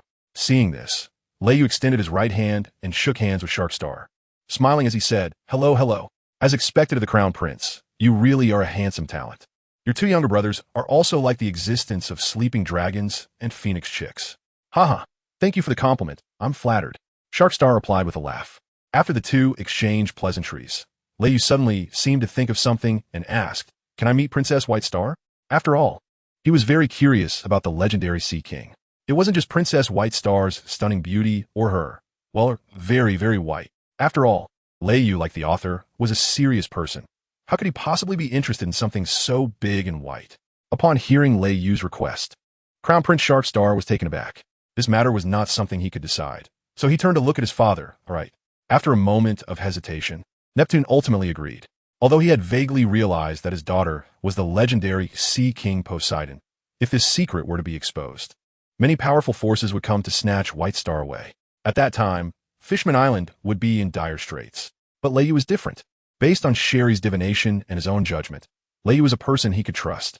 Otherwise, he would never have agreed to this request. The five of them then arrived at the front of the hardshell tower, where various weapons were stuck into the tower's body. However, this sturdy tower showed little damage. It was clear that these weapons had been thrown by Vanderdecken using the target fruit. Creak! Neptune pushed open the enormous and hard door, revealing a pitch-black interior where nothing was visible. Inside, White Star was curled up under the covers. Upon seeing this scene, the Crown Prince felt a pang in his heart and clenched his fists tightly. If it weren't for that bastard Vanderdecken, his sister wouldn't have to hide here every day, living such a dark and dreary life. Although he had been searching for that bastard Vanderdecken all these years, the old coin had always been hiding in the dark, making him impossible to find. At this moment, Neptune quietly approached White Star and softly called out, "White Star." Is it father?"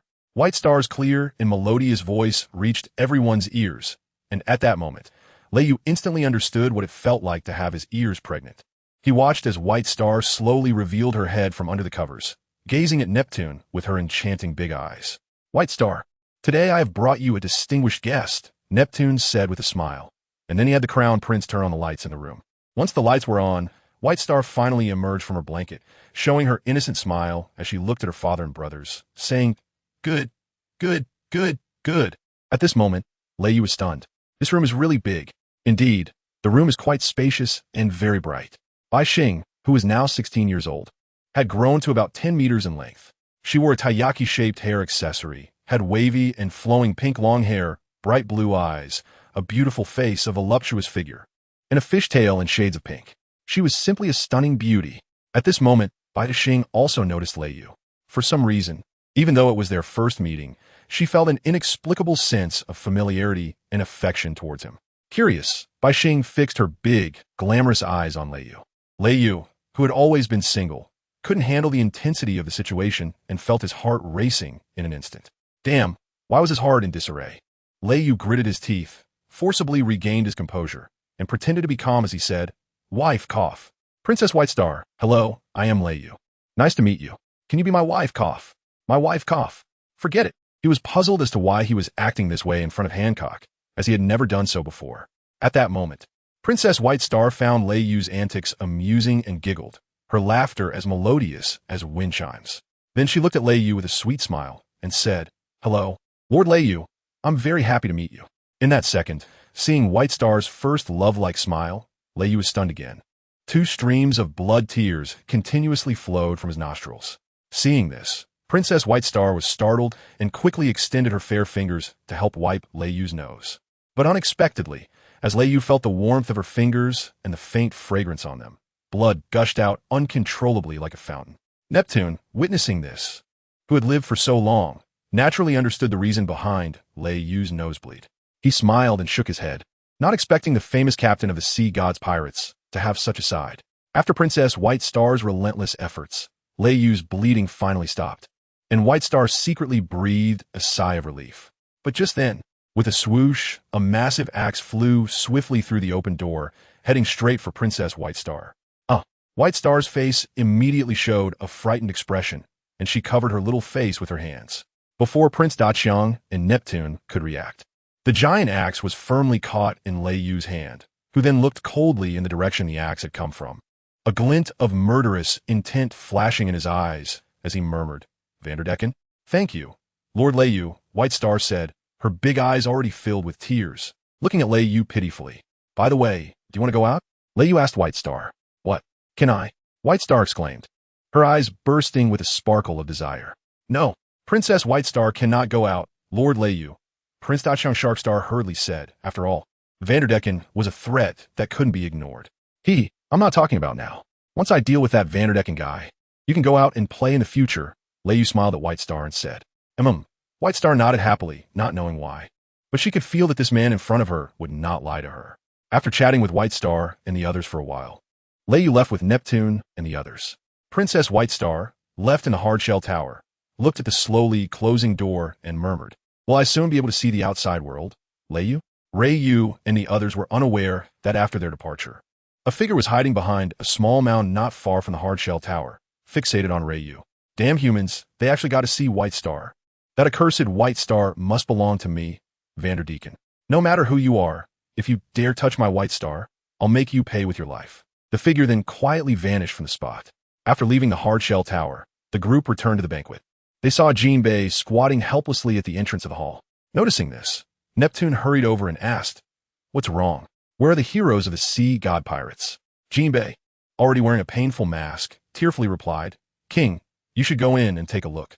Hearing this, Rei Yu felt an ominous premonition rise in his heart. They wouldn't have caused him trouble, would they? Neptune and the three princes were also curious about what had happened inside.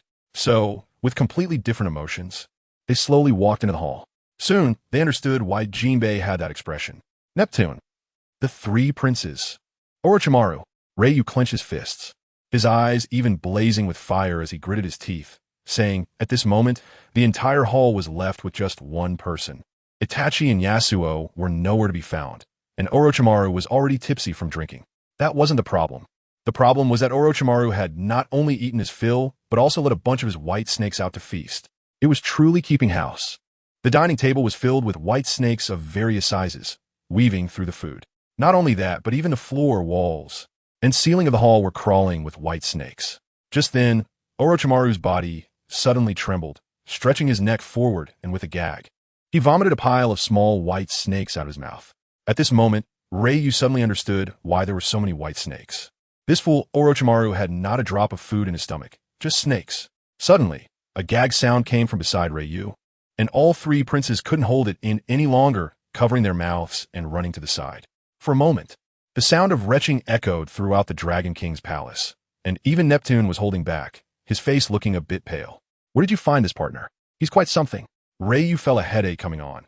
He had just realized that what Uncle Snake had vomited was not alcohol, but snakes. At that moment, Itachi, Yasuo, Longma, and Limulu returned, and upon seeing the scene in the hall, they were instantly stunned. They had only been gone for a few minutes. Itachi also came over to Rei Yu with a look of frustration, but fortunately, Neptune didn't pay too much attention to it. After a while, he ordered the soldiers to clean the place up, and then everyone returned to the hall to chat about various things. At this time, Rei Yu suddenly remembered that Whitebeard had told him before that if he came to Fishman Island, he must take a trip to the sea forest. There would be a surprise there. So, Rei Yu expressed to Neptune that he wanted to visit the sea forest. This request was nothing for Neptune, who naturally agreed. Since dinner was over, they decided to take a walk, and moreover, no one was allowed to enter the sea forest without his permission, as it held extremely precious historical texts. Thus, they left the Dragon King's palace and headed towards the sea forest.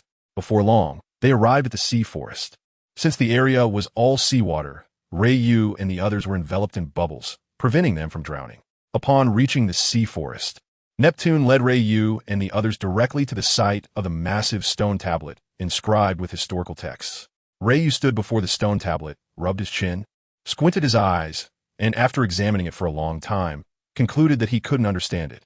Itachi and the now sober Orochimaru also couldn't comprehend the inscriptions. They weren't from this world and couldn't make heads or tails of it. Then Rei Yu turned to Neptune, who shook his head, saying, "I can't understand this ancient script either." Hearing this, Rei Yu sighed helplessly. Although he claimed to have no interest in historical texts, he still felt a bit of curiosity. However, if he couldn't understand it, He couldn't understand it. It didn't really matter. Just as Lei Yu was about to leave, he noticed Long Ma staring intently at the stone tablet, his face showing a look of horror. Seeing this, Lei Yu immediately realized that Long Ma might be able to understand the historical text.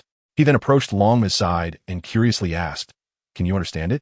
Even Neptune looked at Long Ma in disbelief, wondering how someone could understand these ancient characters, and he felt like he had seen Long Ma somewhere before. Long Ma nodded slowly and said, "This script is from our country's previous writing, very ancient." Lei Yu naturally knew that Long Ma was from Wano country and asked in surprise, "Could it be that this is the script you used before?" Long Ma replied, "No, by my time, this script was already rarely known. However, I happen to have studied it." Long Ma then continued, "What is written on it? Please translate it quickly." Lei Yu urged anxiously, and even Neptune and the others stared at Long Ma, very curious about the content. Long Ma shook his head and said, "The characters on it seem very chaotic, and I can't understand most of them. What I can understand is divine war, annihilation, Sea King Poseidon, lawful deeds, regrets. Basically, it refers to a war that occurred 800 years ago that was world-destroying. As for the later part about deeds and regrets, I don't understand." Long Ma's words stirred up a storm in Neptune's heart. Could the regrets be related to Joy Boy? However, he didn't think too much about it. After all, those matters were in the past. He just needed to follow Lei Yu and move forward. Upon hearing what Long Ma said, Lei Yu felt a bit disappointed. The information revealed was simply that a great battle took place 800 years ago, and that Sea King Poseidon was likely involved, and that was all. Just as everyone was deep in thought, a long spear suddenly flew swiftly toward Lei Yu from a distance.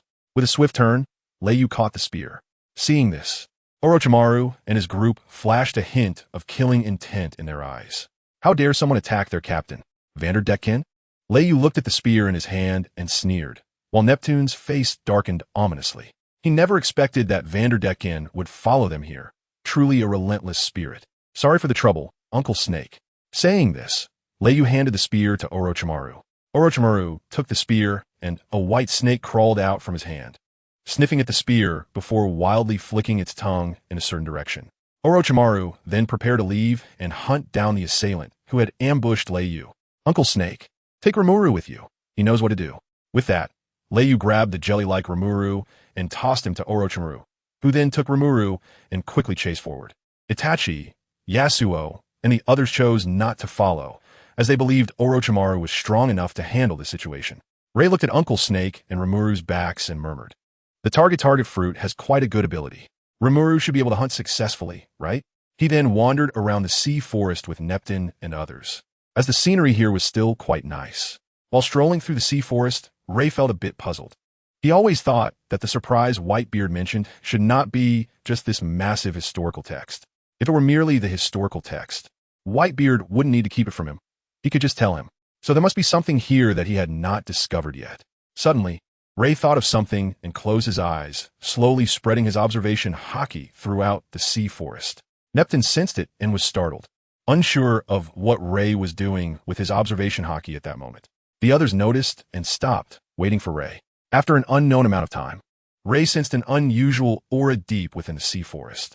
He suddenly opened his eyes, and a gleam burst forth from them. With a slight smile, he exclaimed, "Found it!" He then rushed in that direction, and the others followed closely behind him. After walking for a while, they finally found Ray, stopped at the entrance of a massive cave. Even Neptune was a bit surprised to see this cave, as it seemed he had never discovered such a large cave in the depths of the sea forest. Ray saw that they had all arrived, so he took the lead and walked into the cave, with Neptune, Weasel, and the others following closely behind. Once they entered the cave, the scene was not as dim as expected. On the contrary, it was quite bright. The cave was filled with numerous crystals emitting a blue glow, and it was these crystals that illuminated the entire cave. The group continued to walk along the passage of the cave until they reached the end, where Ryu finally understood what the surprise that Whitebeard had mentioned was. At the end of the cave, there was a stone tablet the same size as the one inscribed with the history text. However, this stone tablet was unexpectedly red. Leyu naturally knew that the red stone tablet recorded the location to Lavdru, but it was obviously not complete. At that moment, Longma silently walked over, looked at one of the landmarks on it, and murmured, "Valley of the Gods? Chaotic Sea." Hearing this, Leyu curiously looked at Longma and asked, "Do you know these two places?" "Sorry, I don't know," Longma said, shaking his head. Ryu nodded thoughtfully. Although he was unaware of the Chaos Sea, he did have some understanding of the Valley of Gods. After all, It was the battle in the Valley of Gods that solidified Karp's reputation as a naval hero. After a while, Neptune looked at the contemplative Ryu and asked, "Is there a problem with this stone tablet? If you need it, you can take it. It's fine. Let's leave. We're done for today," Ryu replied, shaking his head softly, without explaining what the stone tablet represented. He didn't intend to take it either. Logically speaking, this red stone tablet should be associated with another one. Since this stone tablet appeared here, it indicated that Whitebeard had intentionally hidden it, so he didn't bother to move it. Then, the group strode out of the cave. Just then, Orochimaru unexpectedly returned, and behind him was a merman wearing a small top hat, with curly hair and a beard, adorned with multiple necklaces and having 4 legs. Upon seeing this merman, Neptune was enraged and exclaimed, "Vanderdecken, I can't believe you have fallen to this state." The Crown Prince Shark Star, witnessing this, immediately took out his trident, ready to stab Vanderdecken behind Orochimaru. Orochimaru quickly blocked in front of Vanderdecken, hurriedly saying, No, it's a misunderstanding. He is not Vanderdecken. He is Rimuru." "What?" The Crown Prince and Neptune were stunned. Wasn't Rimuru that strange, jelly-like pet of Ryu's group? How had he turned into this form? At this moment, Rimuru laughed, "Captain, this body of mine is pretty good, right?" That's right. Orochimaru had successfully found Vanderdecken and allowed Rimuru to use his talent, Predator. At this moment, Rimuru could not only talk, but had also successfully absorbed the power of the target fruit. Rimuru also discovered that he seemed to be able to continue devouring the power of these so-called devil fruits. His Predator ability was indeed a bug-level capability. Meanwhile, Ryu felt quite displeased seeing Rimuru transformed into Vanderdecken. So he looked at Rimuru and asked, "Can you transform into other forms?" It seems I can't," Rimuru replied, truthfully, stating that he could only change into the form of the prey he devoured. Ryu sighed in disappointment upon hearing this. "My Limulu, how did you end up like this? It seems I can only find someone else to devour in the future. I can't even imagine that this person is actually Limulu in this state. However, it seems Limulu is quite happy. After all, he finally has a body and can communicate and play with Ryu and the others normally. The sky is not late. Let's go back," Ryu said to Neptune, as the purpose of coming here has been achieved, and they also conveniently dealt with the potential threat of Vanderdecken. "Thank you very much for today," Neptune said to Ryu, bowing. With Vanderdecken resolved, White Star is finally free. At this moment, the 3 princes also reacted and immediately knelt before Ryu on one knee, saying, "Thank you, Lord Ryu. Sister, she will be very happy to hear this news." Ryu waved his hand indifferently and said, "There's no need to be so polite. It's just a small effort." After that, everyone returned to the Dragon King's palace. The 3 princes didn't want to waste a moment and immediately headed to the Hardshell Tower to inform their sister that she would be free from today onwards. Delivering this good news, Neptune, on the other hand, took Ryu and his group to the sleeping quarters to rest and prepare for the handover ceremony the next day. However, before leaving, Neptune asked Ryu and the others if they wanted him to arrange for a few beautiful young mermaids to come and serve them. But Ryu firmly rejected the offer. This action made Neptune regard Ryu with a higher opinion. Such strength and status at such a young age. And not swayed by lust, he was truly a hero among men. Little did Neptune know that as soon as he left, Ryu regretted it. After all, they were mermaids. Exquisite mermaids. Far more beautiful than the one he saw in Sabaody Archipelago. This was a severe loss. At this moment, outside Dragon Palace, in a hidden room, numerous fierce-looking mermaids were gathered. In the middle seat sat a black-haired merman wearing a flat hat adorned with a trident pattern and a wolf fur scarf around his neck, with a large tattoo on his left arm. This was the base of the new Fishman pirate crew, and the merman sitting in the seat was the captain, Hody Jones. At this moment, he was playing with a dagger in his hand, a hint of killing intent in his eyes. "Did you hear that Vanderdecken was killed?" "Yes, boss. It seems to be that group of humans who just arrived at Fishman Island today, called the Gods Pirates or something," said Jiao, a cadre of the new Fishman pirate crew. "Gods? Is that the so-called 5th Emperor that's been making waves recently?" Hody Jones said with a hint of sarcasm. "Humph. Just a bunch of stupid humans try to show off. That guy is dead, so what? Just a waste, as long as it doesn't affect the upcoming events." Saying this, Hody Jones straightened his body and said with a serious expression, "Tomorrow, that guy Neptune actually wants to hold some transfer ceremony. According to the news, it seems he is going to hand over Fishman Island to that so-called God's Pirates." Upon hearing this, his subordinates were all shocked. How is that possible? Isn't this area under Whitebeard's territory? Yeah, why suddenly hand it over? The group of fishman pirates began to discuss, feeling incredibly surprised by this news. Hody Jones clapped his hands, and the room instantly quieted down. The murmuring fishmen knew that their captain was extremely ruthless, and one wrong move could lead to death at his hands. Then Hody Jones continued coldly, "What is this place? Is Fishman Island? When can that damned human interfere? Whitebeard might be fine, but now there's this so-called gods. Does Neptune really treat Fishman Island as a commodity for trade? Since that guy doesn't want to be king anymore, then he should step down?" As he spoke, the coldness in Hody Jones's eyes intensified, and his subordinates were all stunned. Is he planning to rebel now? Then, Hody Jones stood up directly, looking ahead with a commanding presence. "Tomorrow, a new history of Fishman Island will be written by us. We will lead the fishmen towards the light. Fishmen never need the care of humans. Fishman Island will be protected by us." After delivering this speech, Hody Jones left the room, and his subordinates of the Fishman Pirates were initially stunned for a moment, then erupted into cheers, their eyes filled with excitement. After all, they were a ruthless bunch. The next morning, a ray of sunlight shone. There's no sunlight underwater. Leiyu walked out of the room, stretching comfortably. He had slept well last night. Of course, it would have been even better if there had been a stunning mermaid. Just as Leiyu was happily thinking about this, he suddenly felt two huge arms wrap around his waist from behind. Before he could react, he found himself in Bai Xing's embrace, accompanied by a faint fragrance. "Thank you so much, Lord Leiyu." Bai Xing's sweet voice reached Leiyu's ears, and just like that, holding Leiyu tightly, he immediately felt a surge of primal energy ready to explode within him. He quickly wriggled out of Bai Xing's arms, took a deep breath, and said, "Oh, it's you? Bai Xing, you really scared me." Bai Xing giggled. "Now that Vanderdecken has been dealt with, you don't have to stay in the hardshell tower anymore." Leiyu looked at Bai Xing and said, He noticed Bai Xing's beautiful big eyes were filled with Leiyu, which made him feel a bit shy. Scratching his head, he asked, "You came over so early. Is there something going on?" I came to call you all for breakfast. Father and my brothers are waiting for you," Bai Xing replied. Upon hearing this, Leiyu nodded and said, "All right, you go ahead. I'll go call my friends." "It's fine. I'll wait for you here." As she spoke, Bai Xing suddenly became shy for some reason, and a blush appeared on her adorable face, making her even more beautiful. Leiyu found it hard to resist and quickly said, Okay, I'll go in and take care of something. Wait for me while I call Itachi and the others."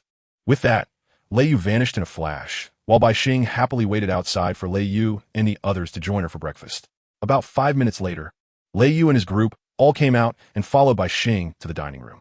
Upon entering the restaurant, they saw Neptune and the three princes were already waiting for them. The delicacies on the dining table were just as impressive as yesterday's feast.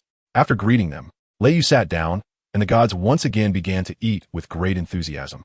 Neptune and the three princes had already gotten used to Leiyu and his friends' eating habits after yesterday's great storm. But Bai Xing, seeing how fiercely Leiyu was eating, couldn't help but smile happily, finding him even more interesting. Burp. A satisfied Leiyu slumped in his chair, rubbing his already bulging belly and comfortably letting out a contented burp. Rimuru casually ate a little before transforming into his slime form. He felt that the fishman he had turned into was just too ugly for him to bear. Sitting in the middle, Neptune smiled at Leiyu and said, "It's getting late. Let's start the transfer ceremony now." Rayleigh saw that Orochimaru and the others had almost finished eating, nodded, and then followed Neptune into the square. At this moment, in front of the Dragon King's palace, a huge square was already crowded with people. Just yesterday, all the merfolk living in Fishman Island received a notification from the king that a new guardian would take Whitebeard's place to protect Fishman Island from external invasions. Furthermore, in the future, this guardian would lead all the merfolk to return to the land and live freely. The news released by Neptune shocked all the merfolk, and many of them expressed doubts. After all, since Whitebeard protected Fishman Island, there had indeed been fewer disturbances from outsiders. Now that a sudden change was happening, there would naturally be some resistance. At that moment, Neptune suddenly appeared, slowly walking onto the high platform in the square. Seeing the king come out, the merfolk quieted down. Ahem, Neptune cleared his throat and slowly said, "I believe everyone knows the purpose of today's gathering, so I won't say much. Next, I would like to invite the captain of the god pirates, Rayleigh, to say a few words." Rayleigh nodded and came to the high platform, smiling as he looked at the merfolk below. "What, Rayleigh? The one who killed the celestial dragon? It's actually Rayleigh, the one recently gaining the power of the 5 emperors? The god pirates are said to be even stronger than the Whitebeard pirates. They toppled the entire marine headquarters." "Wow, Lord Rayleigh is so handsome." Upon hearing that the new guardian was actually Rayleigh, everyone cheered. Just the fact that he dared to kill a celestial dragon was enough for them to trust this guardian, not to mention Rayleigh's own incredible strength. Seeing this, Leiyu slightly pressed down with both hands, and the aura of the Overlord quietly released from his body. In an instant, the once noisy and cheering square fell silent, waiting for this new emperor to speak. Leiyu immediately put away his usual joking demeanor, looked ahead with a serious expression, and said solemnly, "As His Majesty the King said, from today onwards, Fishman Island is under my protection. Leiyu, anyone who dares to act against Fishman Island, our god pirates will hunt you down, no matter how far. Moreover, I believe that one day soon, all fishmen will be able to freely set foot on land and live happily. In this world, no one dares to discriminate against fishmen. All beings are equal. So, please believe in me, believe in the gods. We are your eternal support." Although it was only 4 short sentences, everyone could hear the determination and resolve within them. Is this the Leiyu who destroyed the marine headquarters and killed the celestial dragons? Countless fishmen looked at the towering figure on the platform, feeling incredibly tall and reliable. Wow, Leiyu, gods! After a brief silence, everyone in the audience cheered. At this moment, they all believed that Leiyu could take Fishman Island to a new height. Behind Leiyu, Shirahoshi stared blankly at his back, her face slightly flushed, murmuring, "Lord Leiyu is really reliable." Neptune, seeing how quickly Leiyu captured the hearts of the crowd, was also extremely happy. He returned to the platform and said, "Now, let's raise the flag of the god pirates high above the Dragon King's palace." As he spoke, a palace soldier came forward, holding a pirate flag engraved with a dragon's head. He went up to the roof of the Dragon King's palace and firmly planted the flag, representing Leiyu, at the highest point, fluttering in the wind. The fishmen below looked at the pirate flag, as if they had seen hope of returning to land, and smiles appeared on their faces. Seeing this, Neptune smiled and said, "All right, then today's handover." Handover? Who agreed to the handover? When did Fishman Island start being protected by humans? Before Neptune could finish speaking, an incredibly arrogant voice came from afar. When Neptune heard this familiar voice, he was startled and thought, "Oh no, I didn't expect him to come and cause trouble at this time." The fishmen in front of the Dragon King's palace turned around and saw Hody Jones leading the new Fishman pirates, nearly a few hundred ruthless fishmen, approaching. Hody Jones looked at Neptune with a cold smile and said, "Those who entrust the future of Fishman Island to humans are unworthy of being king." Neptune. The crowd was shocked, thinking, is he going to rebel? How dare he say such things? Neptune, on the platform, looked at this once outstanding palace warrior, sighed deeply, and said, "Hody Jones, you don't understand. If you continue to cause trouble, then don't blame me for being rude. Hody Jones, are you courting death? Have you forgotten the ideals of Brother Tiger?" Jinbei also stepped forward, staring at him fiercely. However, Hody Jones seemed completely unafraid. After taking a few steps forward and looking at the crowd of fishmen in the square, he loudly said, Ideals? Have you forgotten how our hero Fisher Tiger died? Jinbei, have you also forgotten? He died at the hands of humans. Moreover, you, the warlord, are a dog of the human navy. What qualifications do you have to mention, Brother Tiger? Hody Jones glared at Jinbei, his eyes full of anger. Jinbei was momentarily stunned and didn't know what to say. Hody Jones then sneered slightly and continued passionately, "Not just Brother Tiger. Even Lady Odoheim also died at the hands of humans. Humans treat us this way. Why should we trust a human?" When Hody Jones mentioned Tiger and Odoheim, the entire venue suddenly fell silent. He was right. The 2 most important figures for fishmen both died at the hands of humans. The fishmen below looked at the Leiyu on the stage and Hody Jones behind him. Their hearts began to waver, unsure of how to choose. Neptune, seeing the situation was about to get out of control, couldn't let Hody Jones continue speaking and immediately ordered, "Capture the rebels." Hody Jones. As soon as he finished speaking, many fishmen warriors surged out from the palace, surrounding the new Fishman pirates.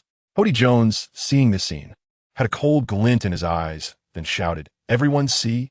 Neptune, our king, actually points his blade at our own people for a human. Fellow countrymen, the future of Fishman Island is decided by us.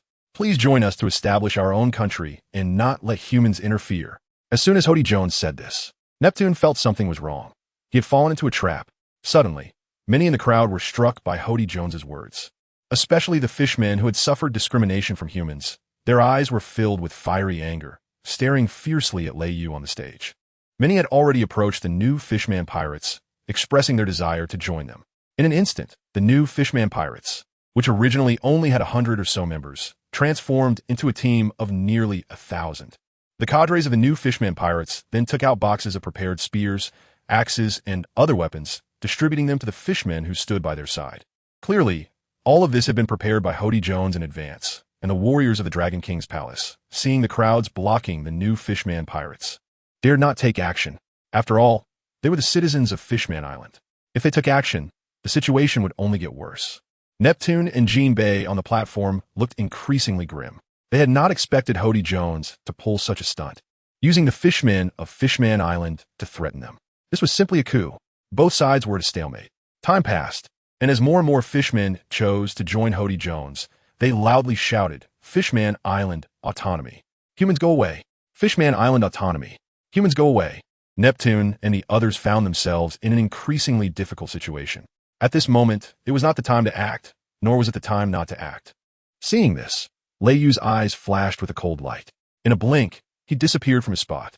The next second, he appeared in front of the new Fishman pirates, coldly staring at Hody Jones, who was surrounded by the crowd. Neptune and Jinbei were taken aback, and both shouted in unison, "Whatever you do, don't act rashly. Stay calm." Lei Yu. Both of them knew that if Lei Yu dared to act against the fishmen now, it would undoubtedly ignite the fuse for an internal riot on Fishman Island. In this way, Hody Jones achieved his goal. At this moment, the group of fishmen who chose to trust Hody Jones, upon seeing Lei Yu's movements, pointed their weapons at him, showing their firm stance. However, Lei Yu remained unfazed, walking forward step by step. As Lei Yu approached, the crowd felt an intense sense of oppression enveloping their hearts, making it difficult to breathe. At this moment, Hody Jones, seeing the look in Lei Yu's eyes, couldn't help but feel a sense of death's crisis engulfing his entire body, as if being stared down by a ferocious beast. Nevertheless, he forced himself to appear calm and said, "Ha ha ha, you human, dare to lay a hand on us? As the guardian of Fishman Island, would I attack my own kind? Aha." Lei Yu looked at Hody Jones's arrogant demeanor, raised his eyebrows slightly, and sneered. "Who said I was going to make a move on the fish people of Fishman Island? But in my eyes, do you count as one of them?" As soon as he finished speaking, Lei Yu's figure disappeared once again. In an instant, Hody Jones felt the threat of death, his pupils constricting sharply. He wanted to dive into the crowd immediately, but he was still a step too late. Lei Yu had already appeared behind him in an instant, clenching his fist and smashing it towards Hody Jones's face. Feeling the terrifying power in that fist, Hody Jones's expression changed drastically. At this moment, it was too late to use his hands as a shield. Watching the fist getting closer, Hody Jones immediately moved his hands as if practicing Tai Chi, drawing the seawater from outside in and frantically stirring the surrounding waters. When Lei Yu arrived in front of him, Hody Jones suddenly clenched his hands backward and shouted, "Fishman Karate, Water Heart, School of Sharks." He grabbed the seawater with both hands and forcefully threw it forward, transforming the thrown water into a swarm of sharks that lunged at Lei Yu, biting and attacking. Lei Yu looked at the seemingly ferocious water sharks with a hint of mockery in his eyes, and suddenly swung his fist. A powerful wave of energy erupted from his fist, sweeping toward the water sharks. With a boom, in an instant, it shattered all of Hody Jones's water sharks, turning them into droplets that fell to the ground. Then, he disappeared from Hody Jones's sight, only to reappear behind him in the next second. At this moment, Hody Jones finally understood that anyone who could reach the royal level was not simple. Lei Yu's fist slammed into Hody Jones's face, and with a boom, Hody Jones was sent flying, blood gushing from his mouth like it was free, mixed with a few sharp fangs that he spat out. The cadres of the Fishman Pirate Crew, seeing their captain being defeated in an instant, stood frozen in place, not daring to act. Hody Jones, lying on the ground, saw Lei Yu walking step by step away from him and began to feel fear. He looked around at the fishmen in a panic, wanting to incite them to stop Lei Yu, but before he could speak, he was suddenly jumped upon by Lei Yu, who grabbed his neck and slammed him hard into the ground. At this moment, the cadres of the Fishman Pirate Crew reacted and wanted to save Hody Jones. But in the next second, Lei Yu held Hody Jones by the neck and forcefully threw him at Neptune's feet. Seeing this, Jinbei stepped forward to continue pinning Hody Jones down, rendering him immobile. Neptune immediately ordered the palace soldiers to take Hody Jones away, preparing to imprison him in the palace dungeon. Everything happened so suddenly. The rebellion of the new Fishman Pirate Crew hadn't even started before it was already over. Lei Yu, however, returned to the platform as if nothing had happened and looked at the fishmen below, saying, "I hope everyone can overlook this small incident. Please believe that I can lead Fishman Island to a better future." However, the fishmen below did not react to Lei Yu's words, but looked at each other. Clearly, Hody Jones's earlier speech had shaken their hearts. After all, both great figures of Fishman Island had died at the hands of humans. Could they still believe in humans? Neptune, seeing this scene, felt a sense of unease, thinking that today's matter might end poorly. He intended to step forward to help Lei Yu say a few words. At this critical moment, a familiar figure stood up from the crowd, firmly addressing the surrounding fishmen. "Lord Lei Yu is someone we can trust. Isn't that Miss Shirahoshi?" "Yes. Why is Miss Shirahoshi speaking up for this human? Does she foresee something?" The fishmen saw the witch Shirahoshi and began to discuss among themselves.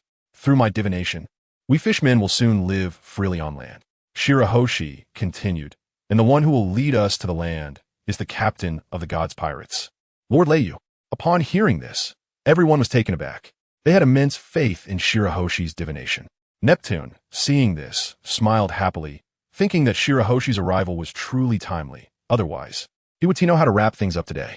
He then looked at the fishmen below and said once more, "So for the future of Fishman Island, please let Lord Lei Yu take care of it." At that moment, no fishman expressed resistance, and they all began to cheer. The handover ceremony thus concluded successfully after a few twists and turns. Afterwards, Lei Yu and his group stayed on Fishman Island for a month. Not because Lei Yu was infatuated with Princess Shirahoshi's beauty. After all, Lei Yu was a seemingly upright gentleman.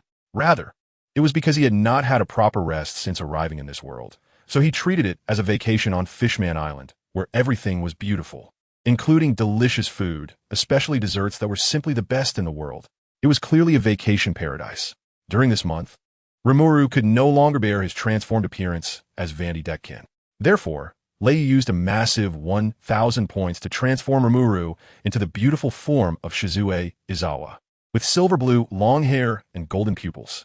Not only that, but he also forcibly changed Rimuru's personality from asexual to female. What bad intentions could Lei Yu have? It was all for Rimuru's good. A month passed like this. After deducting the points spent on Rimuru's transformation, Lei Yu invested all of his remaining 2,000 points into the development of his devil fruit. By this time, Lei Yu becomes significantly stronger than a month ago, and his aura was more restrained. On the last day of their stay on Fishman Island, Lei Yu and his group had breakfast with Neptune and the third prince, Shirahoshi, and then Lei Yu hugged Princess Shirahoshi as a farewell. Under Princess Shirahoshi's reluctant gaze, the six of them set sail from Fishman Island once again, ready to enter the grand stage of the new world. Little did Lei Yu and his companions know that news of their takeover of Fishman Island had quietly spread in the following days. At this time, it had been over a month since Lei Yu defeated Steelbone Kong and destroyed the Navy headquarters. During this month, many significant events occurred. The first was the announcement by the Navy headquarters of their relocation to Marineford, re-establishing their base in the new world at the former Navy G1 branch. They also announced that Admiral Sengoku was retiring, but would retain the position of Admiral without active duty. After Sengoku's retirement, he chose to let Akiji inherit his position as Admiral. However, due to the upper echelons of the world government favoring Akainu to become Admiral, and because of the disagreements between the Hawk faction and the Crane faction, it was difficult to reach a consensus. Therefore, Akiji and Akainu had to decide the Admiral's position through a duel. The two then engaged in a fierce battle on Punk Hazard Island that lasted for 10 days. The intensity of this duel exceeded ordinary imagination, as their devil fruit powers altered the weather on Punk Hazard Island, turning the entire island into a half incredibly hot and fiery landscape, while the other half was covered in snow, creating a frigid and extreme ice-fire island. The conclusion of this earth-shattering battle was Akainu's victory, with Akiji suffering severe burns to his right side and losing his left leg, which he replaced with an ice prosthetic. Upon returning to the Navy headquarters, Akiji announced his resignation from the Navy, ceasing to be an admiral, and then vanished without a trace. The second major event occurred during the days of Akiji and Akainu's duel. Carp and Sengoku were busy with the Navy headquarters relocation, allowing Blackbeard to take advantage of this opportunity to attack Impel Down, once again releasing numerous prisoners and killing Vice Warden Magellan. By the time Kizaru, Sengoku, and others arrived, Blackbeard's presence had long since vanished from Impel Down, and the Warden Shiryu was also missing without a trace. The world's largest prison, known for its strictest security and difficulty to escape, was broken into by Luffy and Blackbeard in such a short time. which was a tremendous disgrace for the Navy. This incident further lowered the Navy's prestige to freezing point.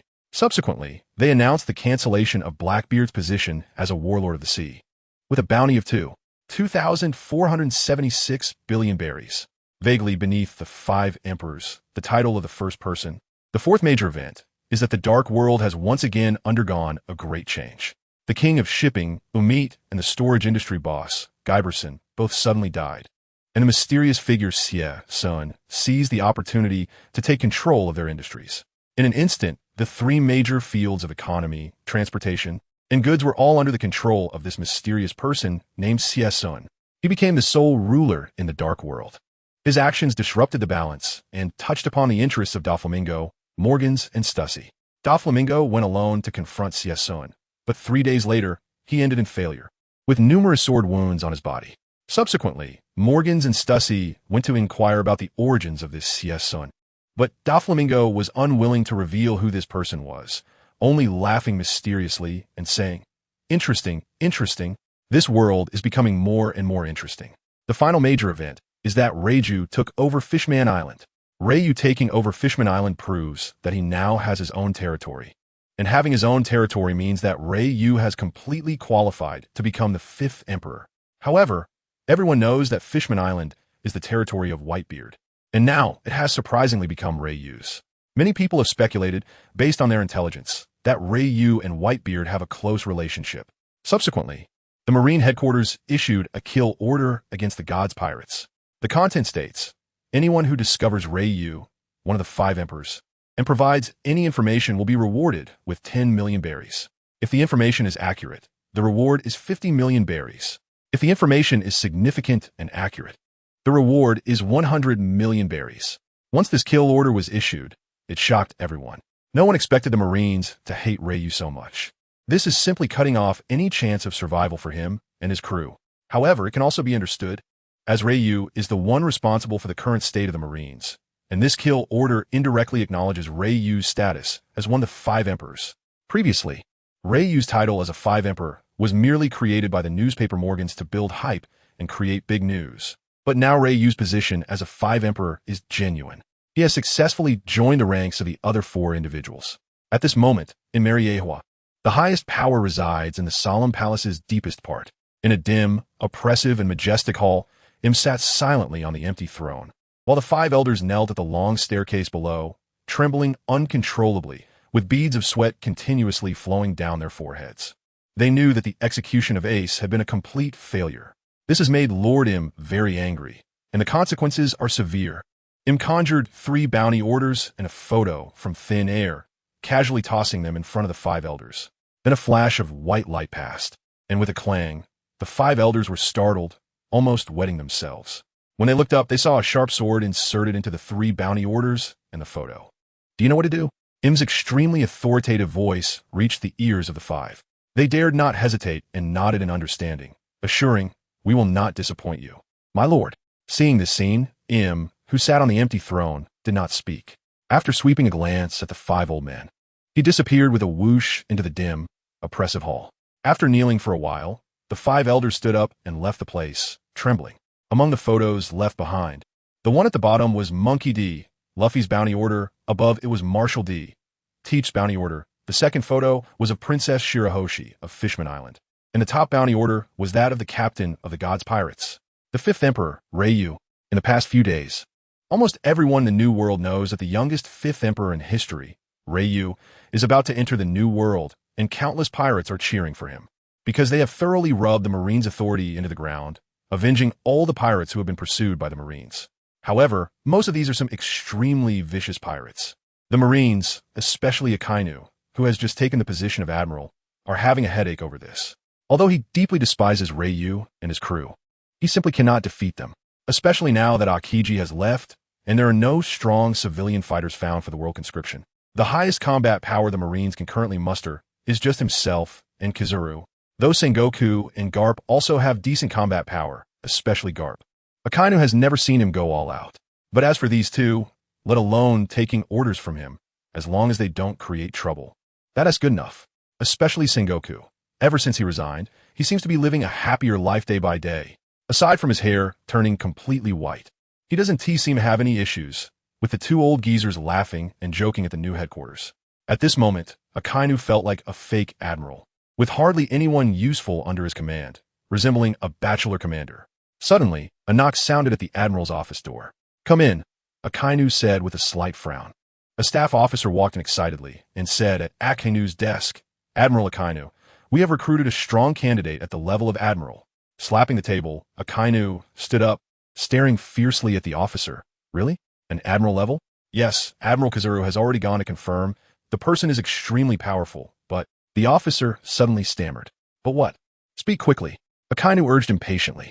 In truth, Akainu couldn't be blamed. The current situation of the Marines was a complete mess. Even if handed to Kizuru, he might be so anxious that he'd throw down his position and quit. The addition of an admiral-level individual would greatly reduce Akainu's pressure and help the Marines establish themselves in the new world. However, that person seems to be blind, the officer said with a strange expression. "Blind?" Akainu frowned slightly, a bit surprised. "Forget it. Let's go take a look. If he is powerful, I'll take him regardless of being blind or foolish." Saying this, Akainu followed the officer out of the office, intending to meet this talented individual from the civilian world. Before long, Akainu arrived at an open area, where he saw a middle-aged man wearing a light purple yukata, tied with a dark purple belt, donning a purple cloak, wooden sandals on his feet, and holding a long sword. Could he be a swordsmanship master? Akainu felt a bit puzzled upon seeing the sword in his hand. Akainu approached him directly and said straightforwardly, "Let me see your strength." The old blind man didn't seem surprised, nodded slightly, then stood up, looking at the distant sea. Suddenly, he opened his eyes wide, revealing pure white scara. A powerful aura erupted from him, startling even Akainu. He slightly raised his sword, and a burst of purple light shot into the sky. Akainu looked at the blue sky and didn't feel anything special. Could this guy be joking? But the next second, Akainu's expression froze on his face as he felt an invisible massive pressure enveloping the area. Before long, he saw enormous meteorites falling onto the sea's surface. Boom! At that moment, the entire sea seemed to have experienced an earthquake, creating countless towering waves. At this time, the blind man approached Akainu and softly said, "It's too close to the headquarters. I can only use half of my strength." His words stirred up a storm in Akainu's heart.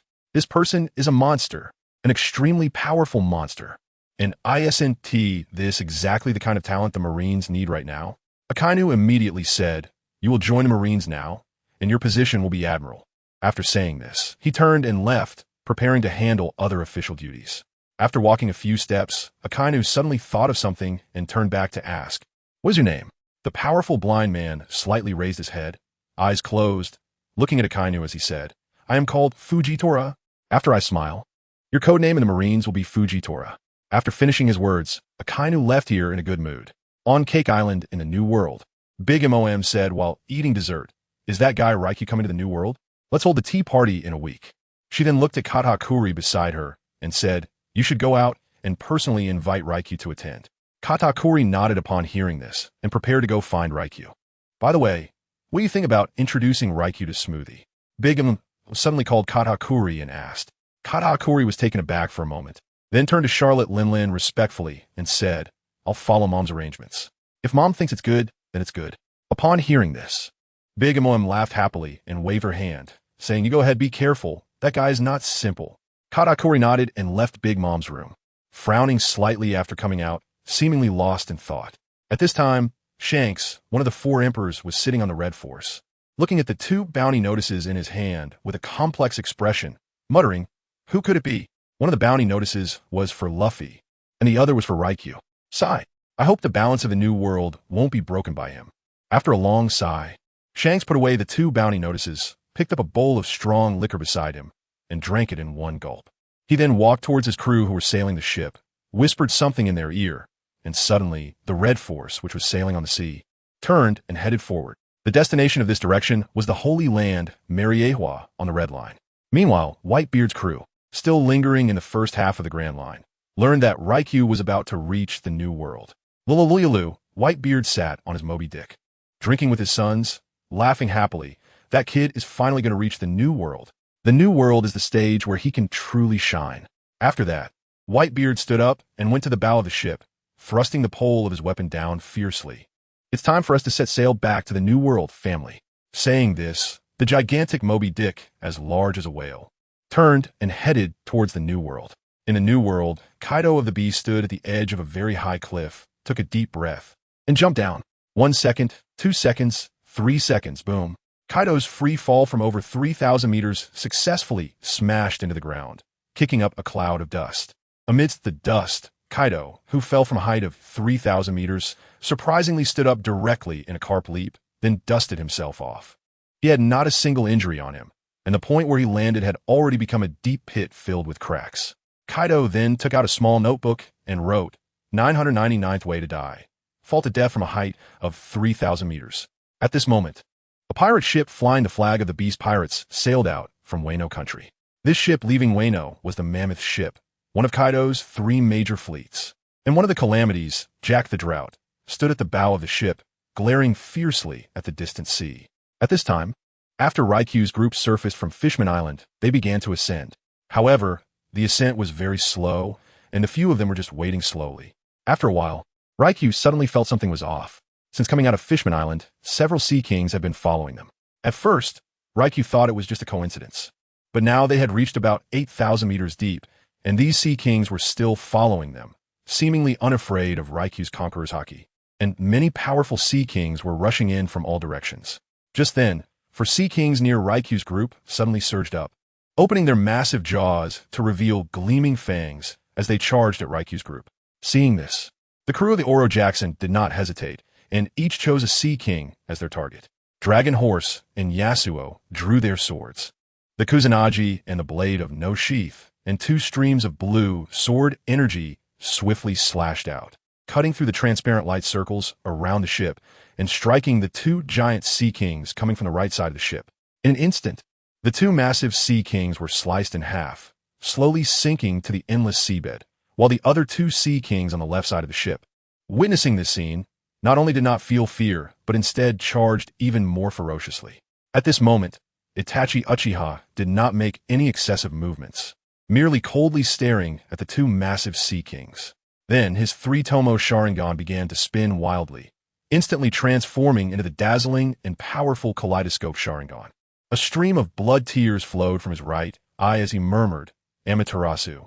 In an instant, 2 black flames appeared on the bodies of the 2 Sea Kings, igniting in the deep sea. Moreover, the surrounding seawater began to evaporate wildly, producing thick white smoke. In no time, the sea around Raikyu's group was bubbling like boiling water.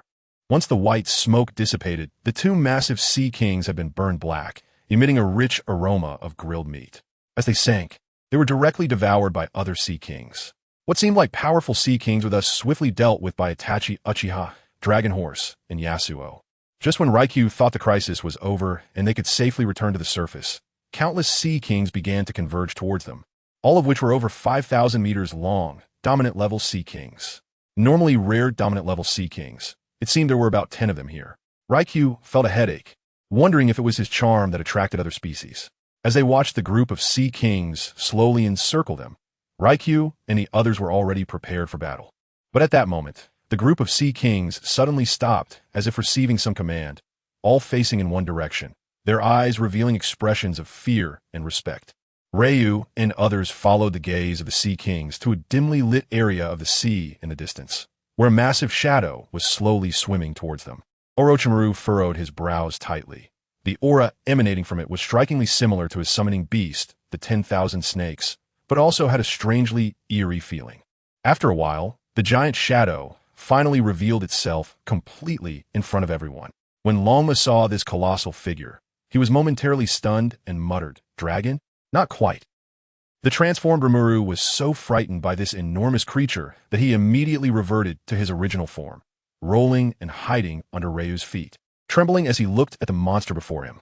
This monster resembled a snake, with an extraordinarily long body that seemed to have no end in sight. Its pitch-black scales appeared incredibly hard, like armor, and this snake-like creature also had strong limbs and 5-fingered claws. What shocked everyone the most was that on its snake-like head, there were actually 2 long dragon horns, with whiskers floating by its mouth on either side.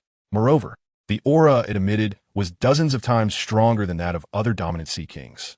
How does this look a bit like a Jiaolong? Ryu thought as he looked at this somewhat familiar creature. At that moment, Orochimaru was astonished as he stared at this being. He stepped closer to the front of the ship, looked up at the gigantic creature, and softly called out, 10,000 snakes? Snake, snake? 10,000 snake, snake? The enormous, terrifying creature seemed to understand, slowly swimming towards Orochimaru.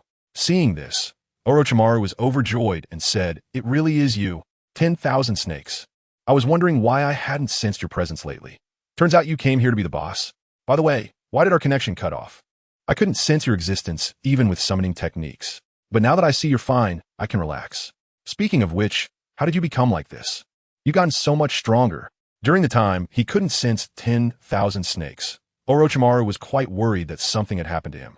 Now, seeing 10,000 snakes again, he felt very happy, looking at him as if meeting an old friend he hadn't seen in years, chattering away.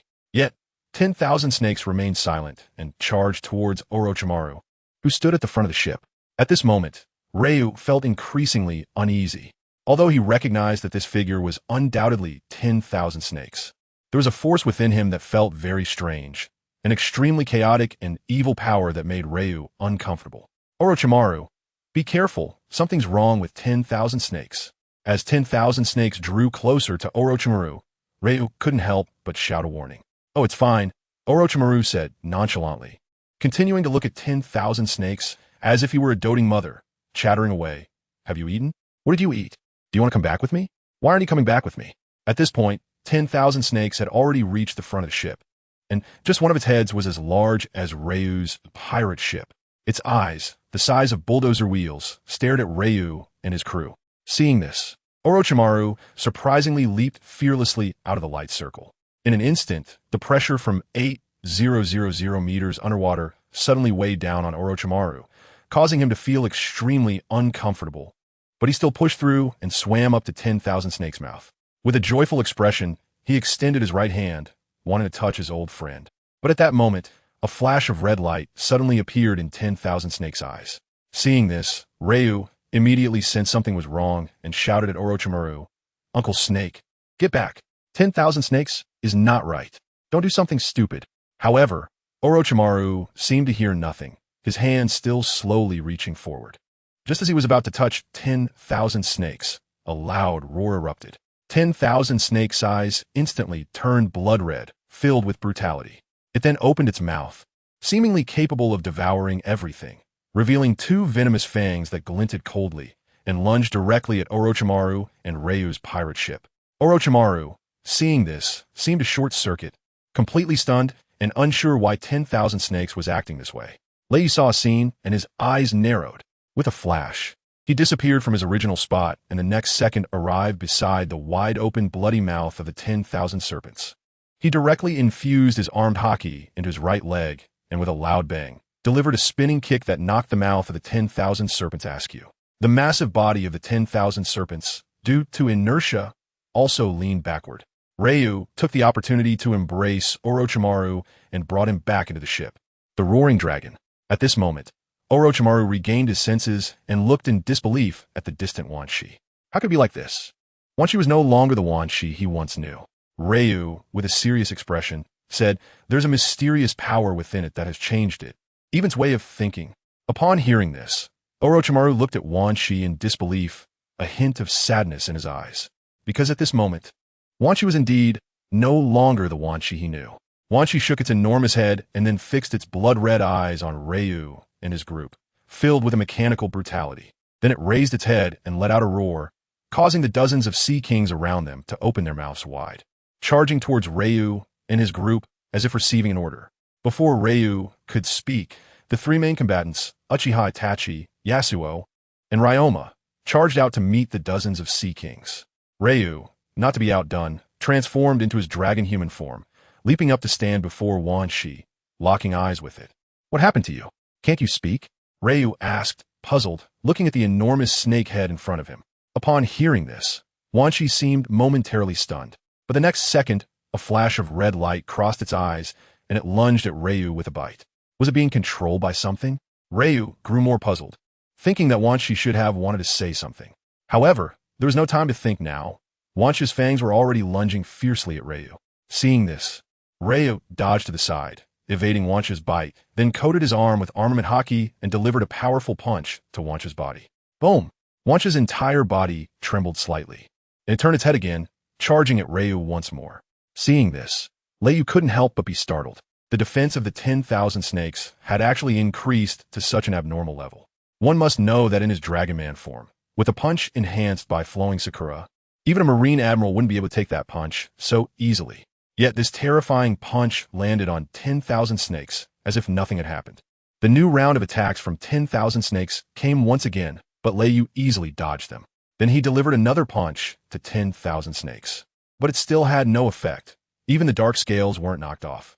Facing such a ridiculously high defense opponent, Ryu felt a headache, especially since this was in the deep sea.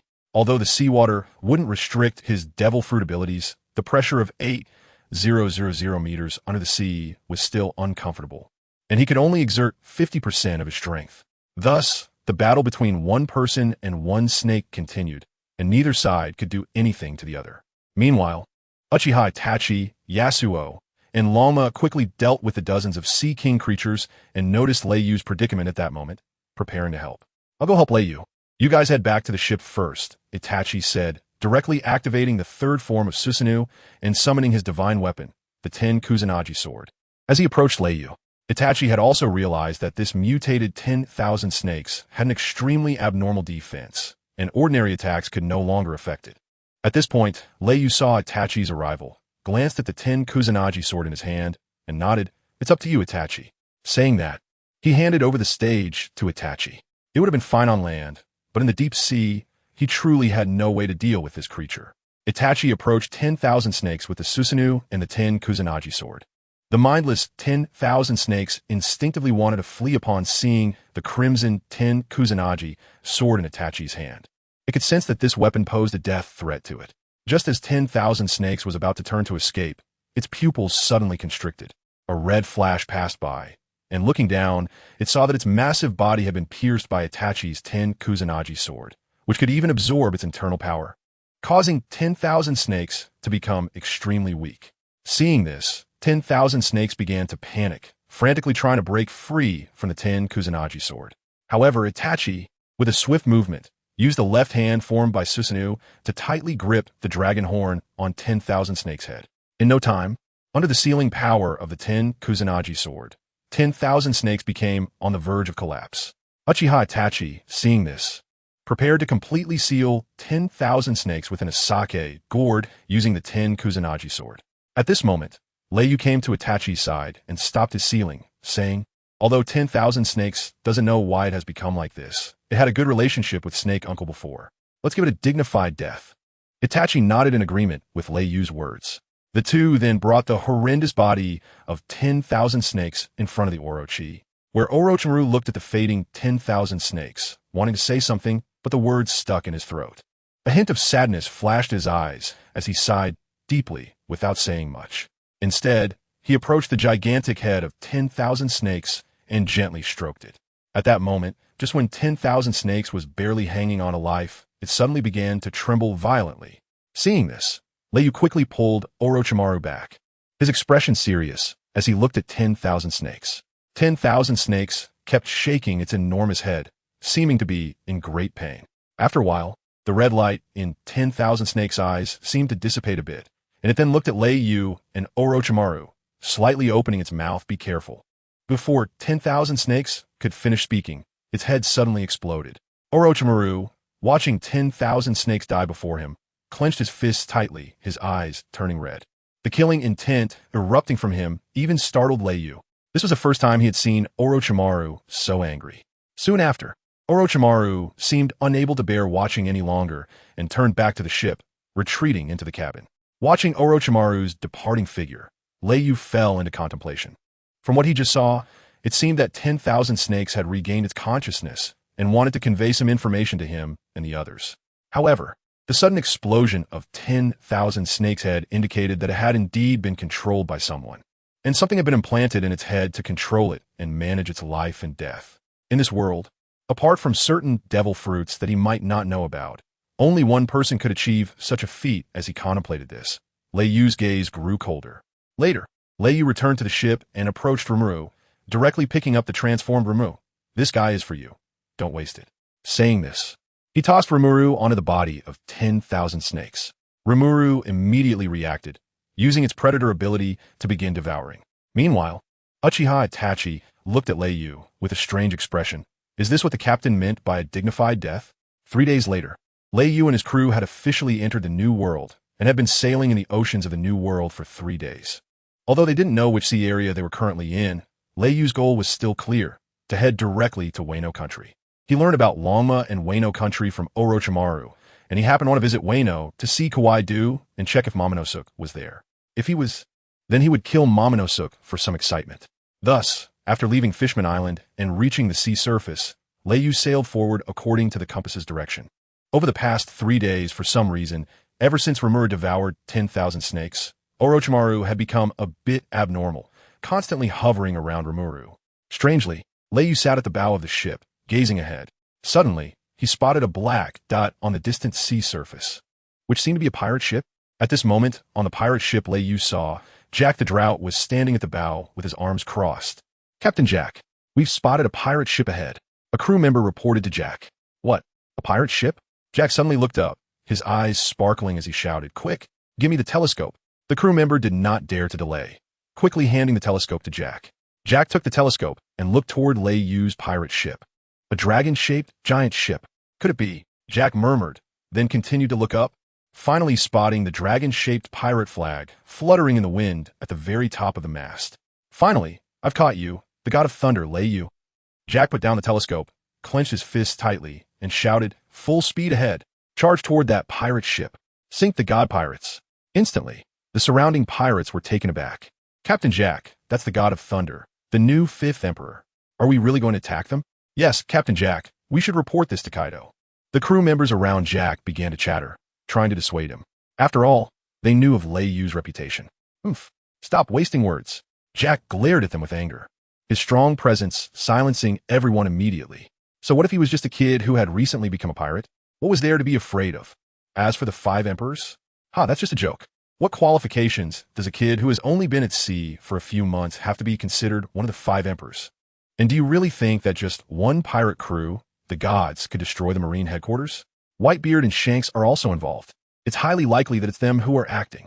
The crew around them looked at the furious Captain Jack, not daring to refute him, and could only follow his orders, sailing at full speed towards Leiyu's group.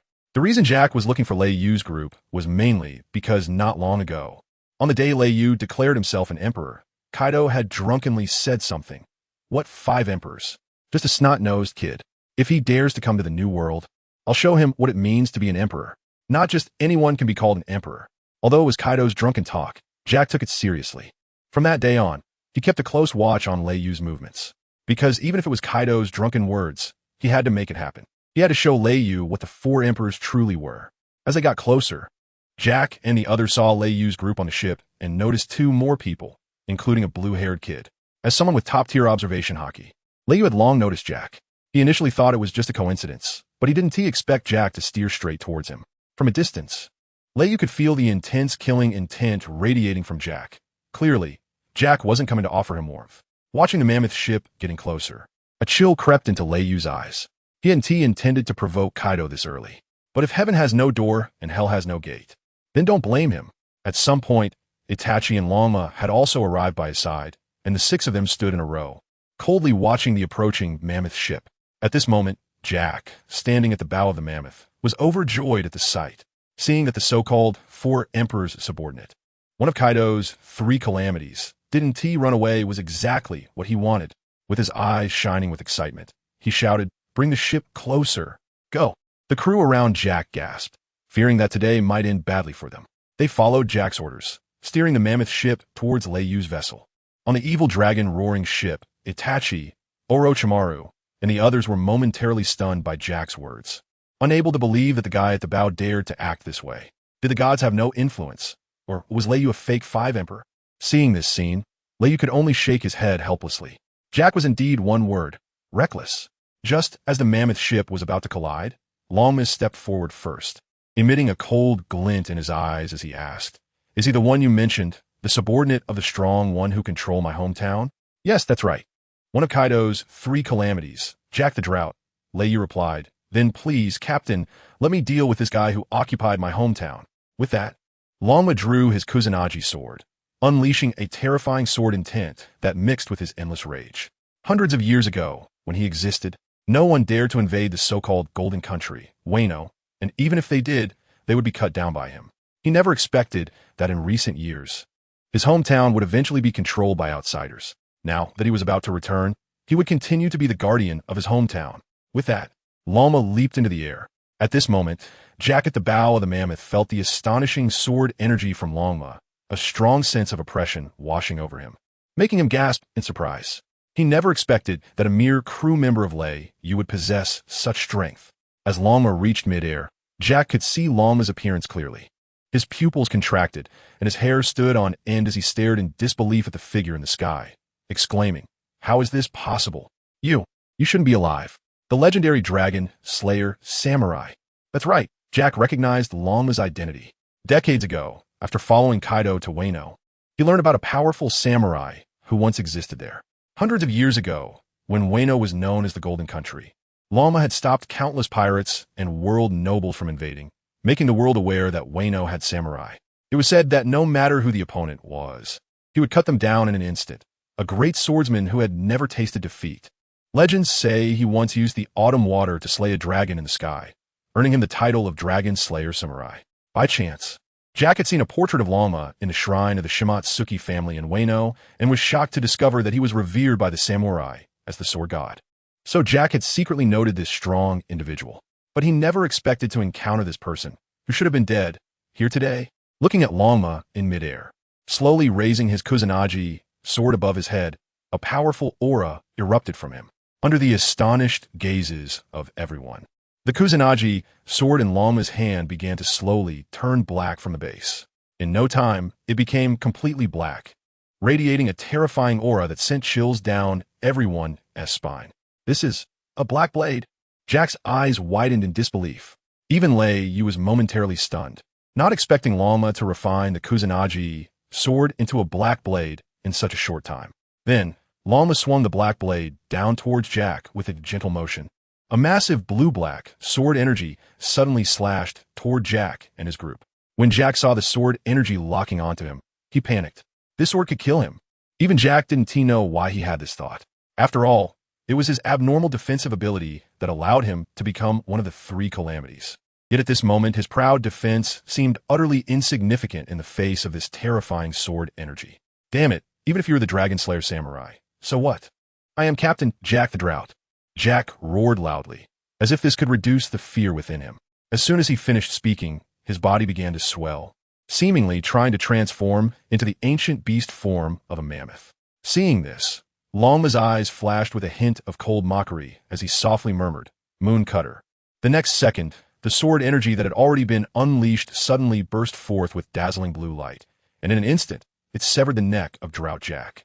Drought Jack hadn't even realized what had happened when he saw his head slowly separating from his body, falling downwards. The 2 eyes on his head, wide open like copper bells, were filled with confusion, horror, and unwillingness. His once proud and hard skin, which had provided such defense, was unexpectedly shattered in that brief moment, as weak as a piece of thin paper. With a thud, Drought Jack's head fell onto the deck, its round, shocked expression looking quite hideous. Boom! As Drought Jack's headless body collapsed onto the deck, blood gushed out from the severed neck like a fountain, instantly staining the deck with bright red blood. The crew members of Drought Jack, witnessing this scene, were all frozen in shock, their eyes vacant, each one collapsing onto the deck.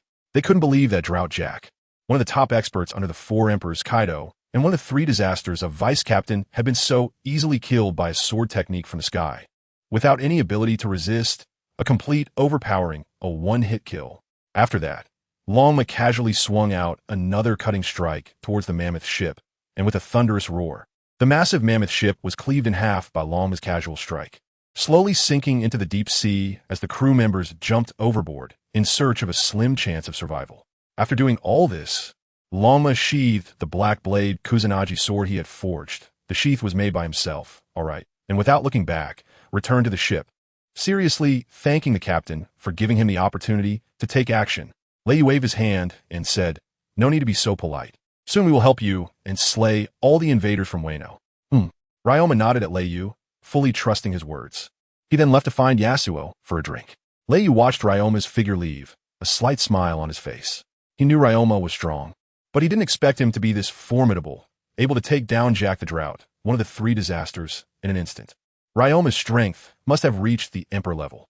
With Itachi and himself, this ship already had 3 Emperor-level experts, enough to sweep away any pirate crew in the New World.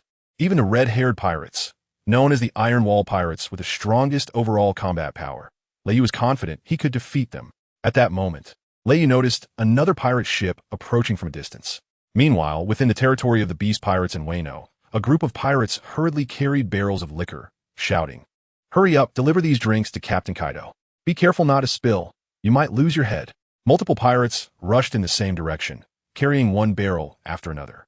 Kaido, who had attempted suicide multiple times, sat on a luxurious fur blanket, tears streaming down his face as he continuously poured liquor into his mouth, gulping. He picked up a massive barrel beside him, drinking it down like a pump, crying out, Why can't I die?" The surrounding pirates glanced at each other, afraid to speak. No one dared to disturb Kaido in such a state, as it could cost them their lives. At that moment, a member responsible for overseeing the life papers of the main members of the Beast Pirates looked horrified at the large wall of life papers. The life paper representing Jack the Drought was burning wildly, turning to dust before his eyes. The rapid burning of the life paper signified Jack's death. Not good, not good. Lord Jack's life paper has burned out. What? How is that possible? Didn't Lord Jack just go out for a stroll? Quick, hurry and notify Captain Kaido. In an instant, the news of Jack's death spread like wildfire, leaving countless members of the Beast Pirates stunned, unable to believe that Jack, one of the 3 disasters, had only been gone for a few days before such terrible news arrived. It must be noted that he was one of the strongest among Kaido's subordinates, known for his incredible vitality, being called the little cockroach of the beast. With his tough skin and immense defense, how could anyone kill him? It was simply inconceivable. At that moment, Kaido was still gulping down strong liquor, tears mixed with his anger. Just then, he seemed to think of another good method for suicide. Just as Kaido raised the barrel to drink again, a member of the Beast Pirates rushed in, shouting, "Captain Kaido, not good, not good. Something big has happened." Kaido, still in a frenzy, tears streaming down his face, was crying and drinking, seemingly not hearing the member shout, lost in his own world. The member, seeing Kaido in such a state, gulped nervously, cold sweat soaking his back, panic rising within him. He knew that disturbing Kaido in this state could result in being killed by a single punch from the crazed captain. Normally, he wouldn't dare to interrupt Kaido, but this was a special situation if he didn't inform Kaido about Jack's death in time. Once Kaido returned to normal and learned that he had failed to tell him immediately, he would definitely be killed. One option meant possible death, the other certain death. A fool would choose the first option. Thus, the member gritted his teeth, closed his eyes, and shouted loudly, "Captain Kaido, Lord Jack's life paper has burned out. Lord Jack has sacrificed himself. Just a few days ago, Lord Jack went out to sea." Bang! Before he could finish, the ground trembled and a loud noise interrupted him. Opening his eyes, he saw the barrel in Kaido's hands smashed onto the ground, creating cracks in the earth. Then Kaido, with his crimson eyes, fixed a furious gaze on the member, incredulous and enraged, speaking slowly. "You say Jack's life paper burned out? Yes, dead?" The soldier, looking into Kaido's furious crimson eyes and feeling the oppressive aura from him, trembled and nodded, terrified of being killed by the crazed Kaido. The killing intent in Kaido's eyes was palpable. The member, feeling the overwhelming killing intent, could barely breathe. Who dared to kill my subordinate? Red-haired, whitebeard, or that damn Navy? Damn it, I don't care who you are. If you dare to kill my subordinate, you will pay." Seeing Kaido's rage about to turn towards him, the member quickly said, "Captain Kaido, according to what they said a few days ago, Lord Jack went to the edge of the New World to look for Leiyu." "What? Leiyu? That damn brat." Kaido interrupted him again. "Does he really think he is one of the 4 emperors? Today, I will let you, the 4 emperor, fall in the New World." With Kaido's roar, his skin began to change to blue, covered in blue scales. Above Wano, dark clouds gathered, lightning cracked across the sky, and thunder roared, seemingly expressing Kaido's anger. Then, a massive blue figure, several kilometers long, shot up into the sky, surrounded by a blazing aura, and then this giant form dashed towards the vast sea, disappearing from sight. At this moment, people in Wano felt an overwhelming pressure and looked up, puzzled by the dark clouds above, unaware of what was happening. In a luxurious room, a figure dressed in Wano clothing suddenly opened his tightly closed eyes, bursting with brilliance as he murmured, "Kaido? What is that guy going crazy about now?" He then closed his eyes again, continuing his meditation. Meanwhile, Kaido, transformed into a giant dragon, soared through the sky, recklessly releasing his terrifying aura. He flew over island after island, crossing the territories of numerous powers, searching for Lei Yu's figure. In the G1 Navy headquarters, Sengoku, Garp, and others were shocked, looking up at the distant sky. Even they could sense Kaido's aura, which was thousands of kilometers away. At this moment, Big Mom at Cake Island also sensed Kaido's presence. Frowning slightly and muttering in confusion, "Who provoked that guy? Why is he so angry?" Kaido is searching for the figures of Lei Yu and his crew throughout the New World. At this moment, Lei Yu notices that the pirate ship sailing towards him is flying the flag of the Big Mom pirates. Big Mom's people? Why are there so many events happening today? Rei frowned tightly. Judging by the course of that pirate ship, it was clearly heading straight for him. He didn't expect to encounter both Kaido and Big Mom's people in one day. Who could it be? As the pirate ship drew closer, Rei felt a bit puzzled. But it shouldn't be like Jack, looking for trouble with him.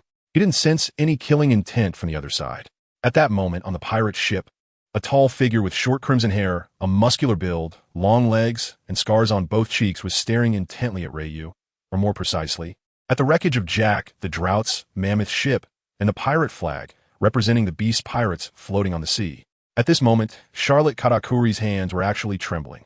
As a top-tier fighter under one of the four emperors, Katakuri was naturally well aware of the beast pirates. It was not difficult to deduce that the wreckage near Rei Yu's group belonged to Jack the Drought's mammoth ship. Just a few minutes ago, his top-level observation haki had sensed that a battle seemed to have occurred here, and the first powerful presence he felt was Jack's. Initially, Katakuri thought it was Jack attacking an unknown pirate crew, and he felt pity for that crew when suddenly a burst of sword intent broke through, severing his perception of this area. When he used his observation haki again, he could no longer sense Jack's presence. Moreover, Katakuri now felt that the shocking sword intent from earlier still lingered in the air, refusing to dissipate. Is this the power of the new 5 emperors? Furthermore, according to what he knew, Rei was not a great swordsman, which meant that someone else must have delivered that blow. This was precisely what shocked Katakuri the most. If that strike had landed on him, he would probably have met the same fate as Jack. A person capable of instantly killing someone like him or Jack must have reached an emperor-level power. If that's the case, there are actually 2 emperor-level experts among the gods.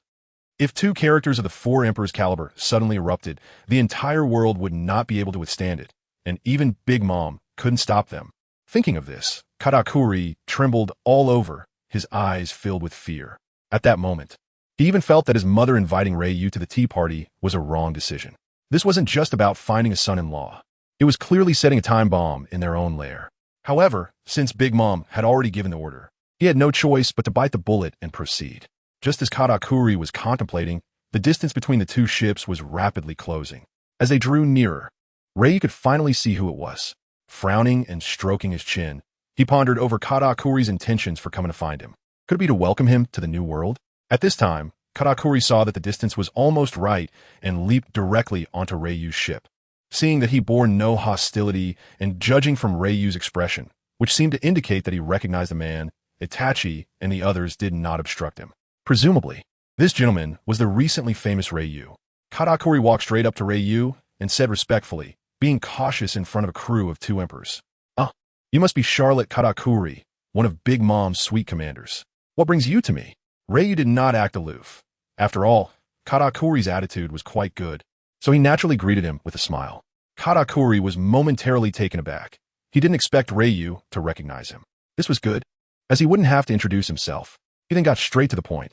"Lord Rei, Mother is about to hold a tea party and hopes to invite you to attend." "Big Mom's tea party, huh?" Rei murmured to himself, then lowered his head to ponder for a moment, ultimately deciding against it. He looked up at Katakuri and said, after all, he still wanted to visit Wano country first and didn't want to waste time. "Sigh. Fine. I won't disturb you any longer." Upon hearing this, Katakuri did not persist or press further. Instead, he let out a slight sigh and prepared to return to his ship. After all, a person like Rei generally wouldn't easily change their mind. That is the attitude of a monarch. What they say goes. He also couldn't force this powerful and formidable pirate crew. However, returning this time would inevitably mean facing his mother's wrath. Hey, wait a minute. Ryu suddenly called out to Katakuri. Katakuri turned around, puzzled, not knowing what he was up to. Ryu stammered, a bit embarrassed, and said, I thought about it, and I still want to go. At this point, Katakuri was even more confused. How could this person change his mind so quickly? What happened to the attitude of a monarch? I just happen to want to pay a visit to Big Emon. Yes, just a visit. Leyu could see Katakuri's inner thoughts and explained without blushing or skipping a beat. Meanwhile, Leyu was cursing in his heart. You stupid system. I don't care about my face. That's right. Just now the system had issued him a sign-in task, and the location was none other than Big Mom's Cake Island. Completing the task would grant him a summoning opportunity, which Leyu couldn't miss. He had no choice but to harden his resolve and called out to Katakuri, temporarily changing his mind. Seeing Leyu's sudden change of heart, Katakuri didn't think much of it and said, Then let's go now. You can follow me. With that, Katakuri returned to his ship, preparing to lead Leyu and his group to Cake Island. Soon, the two pirate ships sailed one after the other on the sea. Many passing ships, upon seeing the Big Mom pirate flag and the flag of the gods on the two ships, were taken aback and hurriedly moved aside. Among them, a naval ship spotted the two pirate ships from afar. A commander on the deck quickly put down his telescope and hurriedly pulled out a din mushy from his pocket, turning it on.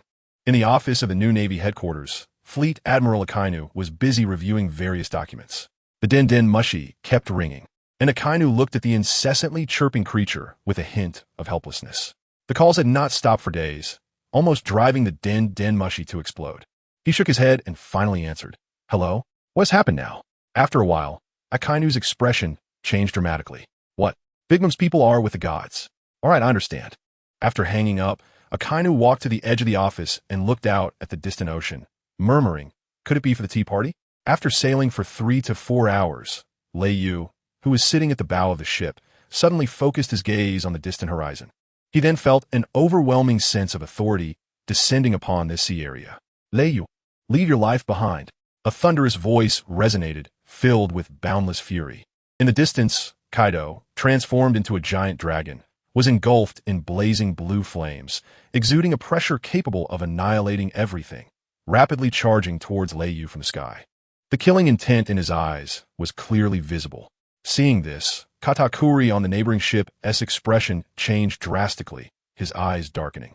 Although he knew that Kaido would seek revenge on Leyu after he killed Jack, he didn't expect Kaido to arrive so quickly. It typically took ordinary ships 4 to 5 days to travel from Wano to here, yet Kaido had managed to reach this place in less than half a day. One could only imagine how terrifying Kaido's speed was. He truly deserved the title of the strongest creature in land, sea, and sky. Without hesitation, Katakuri immediately steered his pirate ship swiftly to the side. He certainly could not withstand a fight between these two powerful figures. Dame Leyu, how dare you kill my subordinate? Today, I will make you gods fall once again. Kaido's voice boomed, deep and thunderous, echoing across the sky. At the same time, countless dark clouds gathered above this sea area, instantly shrouding the entire world in darkness. The sounds of thunder seemed to respond to Kaido, and as Kaido's slender dragon whiskers fluttered in the wind, his copper bell-like dragon eyes fixed intently on Leyu, filled with rage. Then he suddenly opened his massive, blood-red mouth covered in blue scales. A red-light sphere appeared in his throat as countless energies converged within, causing the sphere to grow larger. When Leyu saw this scene, his expression became extremely grave. He could feel the power contained within, enough to destroy any island. Kaido was coming straight for him with deadly intent. Kaido roared in a deep voice, Leyu! Flame breath, accompanied by a flash of red light. The fireball from Kaido's throat erupted, stirring up layers of milky white waves. In an instant, under Kaido's furious breath, the power was immense. The gigantic fireball broke through the mist, directly charging towards Leyu and his group. The space where the flame breath passed was distorted by the burning heat, and the scorching waves spread in all directions. Under the blazing flames, the blue and cold sea water beneath Leyu seemed to boil, continuously emitting white smoke and rolling. It was important to note that this was merely the aftermath of the flame breath, yet possessed such a grand momentum. What would happen if he were hit? Ray Feather had no doubt that among all the known strong beings in the world, only a handful could withstand Kaido's attack. And this is the strength of Kaido, the strongest creature in the sea, land, and air, one of the four emperors of the New World. As he watched the terrifying fireball getting closer, Yasuo suddenly stepped forward, the power of the raging wind swirling around him. Then, a flash of white light appeared as Yasuo drew the unsheathed blade from his hand, summoning countless hurricanes that converged upwards, forming a barrier of wind that blocked above the roaring dragon ship. Despite witnessing this scene, Rayfeather's heart did not relax. He felt that even Yasuo's bug-level abilities would not be able to withstand this attack. Boom! A massive roar erupted as the two forces collided. The flames that seemed to scorch the sky spread out the moment the fireball made contact with the wind barrier, engulfing everything. Yasuo looked at the apocalyptic scene above and said in a low voice, "Did it hold?" After a while, Yasuo's wind barrier, having absorbed energy to its limit, suddenly began to shatter. This is bad. But then Yasuo's pupils contracted, and he shouted as he saw Kaido the dragon above slightly tilt his neck back, take a deep breath, and once again release a wave of white energy downward. With a bang, the milky white energy waves instantly transformed into orange-red flames, which were injected into the fireball opposing Yasuo. Boom! The fireball formed from the raging flames suddenly began to swell, and the temperature above the sea rose once again. Under this rising temperature, various fish beneath the surface instantly floated belly up. Crack! Yasuo's wind barrier finally reached its limit and dissipated under the burning of the flames, rushing towards the roaring dragon ship. "I'm sorry, Captain." Yasuo felt somewhat dejected as he saw his proud wind barrier so easily shattered by Kaido. However, Rayfeather showed no signs of blame. After patting Yasuo on the shoulder, he said, "Leave this guy to me." Stepping forward, Rayfeather stood on the prow of the ship, calmly watching Kaido's world-destroying breath, exuding a confident aura that reassured Yasuo and the others. A glint of coldness flashed in Rayfeather's eyes as his body trembled slightly, his skin gradually turning crimson, and dragon scales of the same color slowly covered his entire body. As his body continued to grow, two dragon horns gradually emerged from his forehead. In the end, Rayfeather transformed into his dragon-human state, standing at around 4 meters tall, appearing incredibly strong. The terrifying power that had been dormant within him awakened once more. Imanating a suffocating buzz. Accompanied by a resonating buzz, the pitch-black, top-tier armed color hockey spread out, instantly covering his arms. Bang!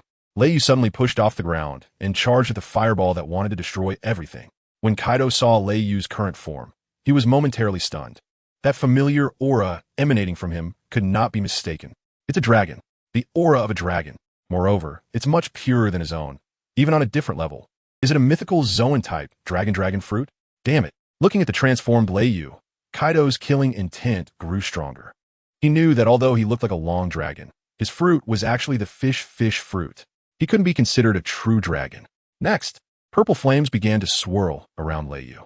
As the fireball approached, Leiyu slightly raised his hand, and the otherworldly purple fire gathered in his palm.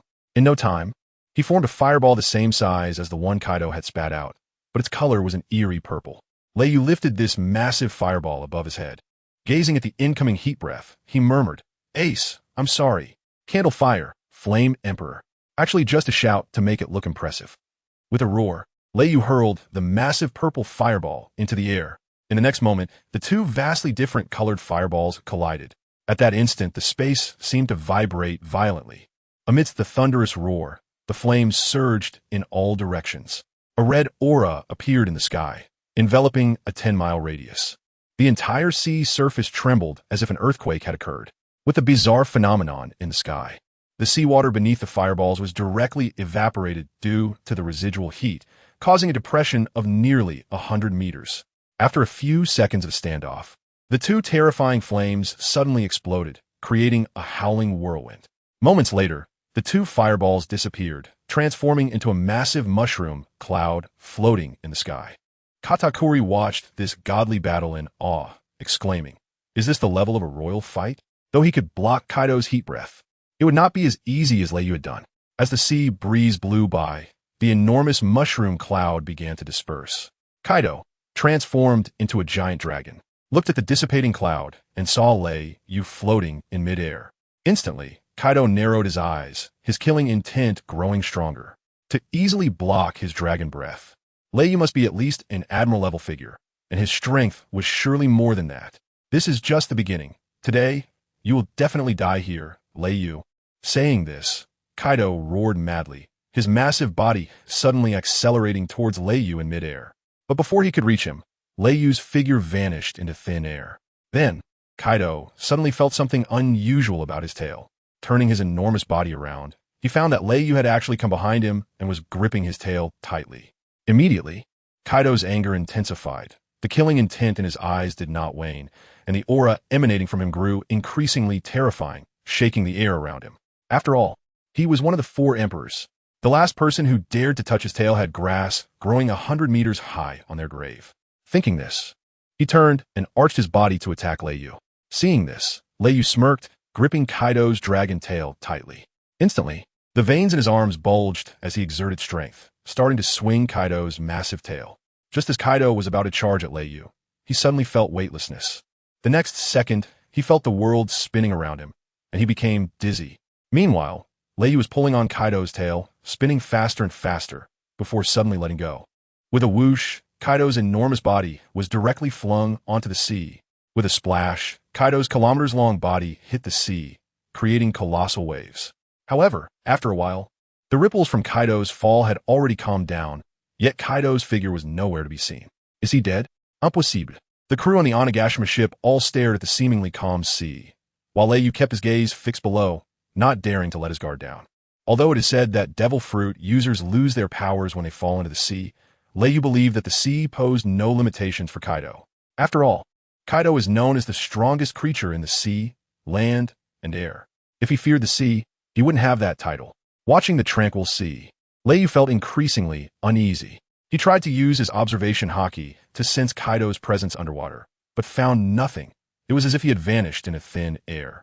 So, Lei Yu flew close to the surface of the sea, continuing his search for Kaido's figure, as an unknown enemy was even more troublesome.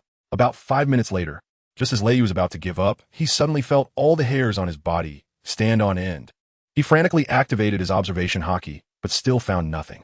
At that moment, Katakuri in the distance seemed to sense something, his pupils dilating as he shouted at Lei Yu, "Behind you! Be careful behind you!" After hearing Katakuri shout, Lei Yu flew upward without looking back, choosing to unconditionally trust Katakuri's warning. He knew just how abnormal Katakuri's observation haki was. Suddenly, Kaido's massive body, several kilometers long, shot up from the sea surface behind Lei Yu. In no time, he was hovering above Lei Yu, looking down at him with his enormous dragon head in anger. Seeing this, Lei Yu immediately dodged to the side, but ultimately, his movement was still a step too slow. Kaido's dragon tail suddenly emerged from the sea, directly meeting Lei Yu, who was retreating. In Lei Yu's horrified gaze, he made intimate contact with Kaido's dragon tail. Boom! Lei Yu was sent flying like a cannonball, splashing on the sea surface and even shattering several small islands along the way. After flying nearly 3 to 4 kilometers, he finally crashed into a steep mountain on an island with a loud bang, barely coming to a stop. After knocking Lei Yu away, Kaido prepared to chase after him for a decisive victory. But at that moment, Ryuma stood in front of Kaido like a sword blocking the way. When Kaido saw Ryuma, he displayed an expression similar to Jack's, staring in shock and exclaiming, "How can you still be alive?" "No, you can't be him. Who are you?" Ryuma coldly replied, "I am I, Ryuma of the Shimatsuki clan." "No, that's impossible. He died hundreds of years ago." Kaido still couldn't believe it. Ryuma didn't bother to respond further to Kaido. Instead, he slowly drew his black blade, the Shusui, and suddenly swung it forward. Pointing the blade tip at Kaido as a powerful sword intent began to emanate from him. "This is the Black Blade. It really is you?" Upon seeing Ryuma's black blade and the overwhelming sword intent, Kaido believed that the person before him was indeed the legendary dragon-slaying swordsman from Wano, Ryuma of the Shimatsuki clan. In this world, he knew of only 2 people capable of wielding a black blade: the world's greatest swordsman, Dracul Mihawk, and the invincible warrior from Wano, Ryuma. No matter who I am, my only goal is to slay all who dare invade the Land of Gold." Ryuma's eyes flashed with coldness as he snorted. "You even know about the Land of Gold? You must be Ryuma." At this point, Kaido had confirmed Ryuma's identity. Although he didn't know how he had come back to life, he wanted to see if the legendary dragon-slaying swordsman was truly as formidable as his reputation suggested. As he spoke, Kaido's violent aura suddenly erupted. After all, Kaido was a dragon himself. Watching Kaido recklessly unleash his aura, Ryuma's expression grew serious because he knew that this guy was not the same reckless fool he had slain with one sword. This guy was several times stronger and was not on the same level. Meanwhile, on a small island 3 to 4 kilometers away from Kaido, Leiyu struggled to pull himself out of the mountainside. With a thud, he fell directly from the cliff to the ground. Just now, Kaido's seemingly ordinary move, the Dragon Tail Whip, contained an extremely terrifying power. That horrifying impact had severely injured Leiyu in an instant. Leiyu trembled as he stood up, covered in blood, with several broken ribs. If he had just used armament haki to cover his body, he wouldn't have ended up like this. In the end, he had underestimated his opponent. And it must be said that since defeating Steelbone, Leiyu had indeed become a bit complacent. Now, Kaido's tail strike had served as a wake-up call. One must not underestimate the heroes of the world, especially opponents of Kaido's caliber. Just then, Leiyu suddenly looked up toward the distance. He felt that Kaido's aura had surged once again, now even more powerful than before, and there was another strong sword aura countering Kaido's destructive presence. Ryu shook his head and said, facing an opponent like Kaido, I actually dared to hold back and got injured. It's really my own fault. As he thought about it, Ryu let out a self-deprecating laugh. He then brushed off the dust from his body, wiped the blood from the corner of his mouth, and a glimmer of brilliance shone in his eyes. I should get serious now. Let's see how you handle this form, Kaido. With that, Ryu began to walk step by step from the center of the small island towards the coast. Along the way, he emitted a terrifying aura that kept rising. Soon, the red phosphorus on Ryu's body began to radiate dazzling red light, and his body started to expand once again, with streams of scorching flames swirling around him.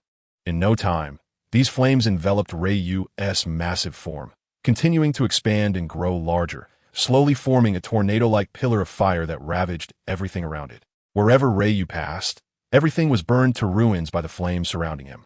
By the time Ryu reached the seaside, this fire pillar, resembling a tornado, had already stretched several kilometers in length, incredibly shocking.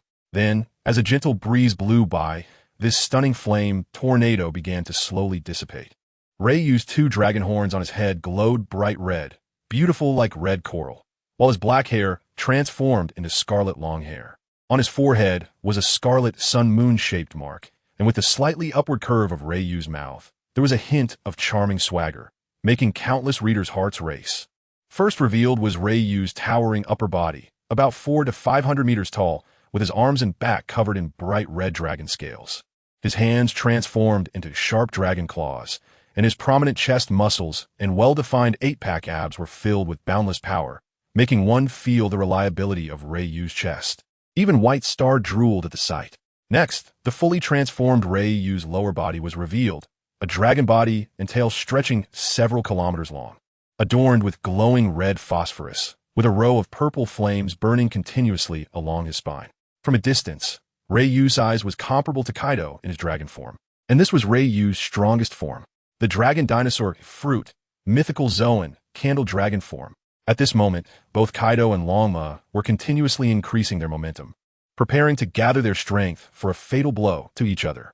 Just as Kaido's momentum reached its peak and he was ready to strike, he suddenly sensed an extremely powerful aura rushing towards him, and Longma also felt this fierce aura, accompanied by a familiar yet strange feeling. As this aura approached, both of them looked towards the right side of the sea, and in an instant, they saw a figure resembling a deity rushing towards them from not far away. This figure, like Kaido, had a massive body several kilometers long, entirely bright red, with a strand of purple flames wrapping around him like a celestial silk. Before long, this figure arrived above Longma, locking eyes with Kaido. Your captain? Longma looked up at this gigantic creature, incredulous. Ryu looked down at Longma as if he were a small ant. Leave Kaido to me, Ryu's booming voice came through.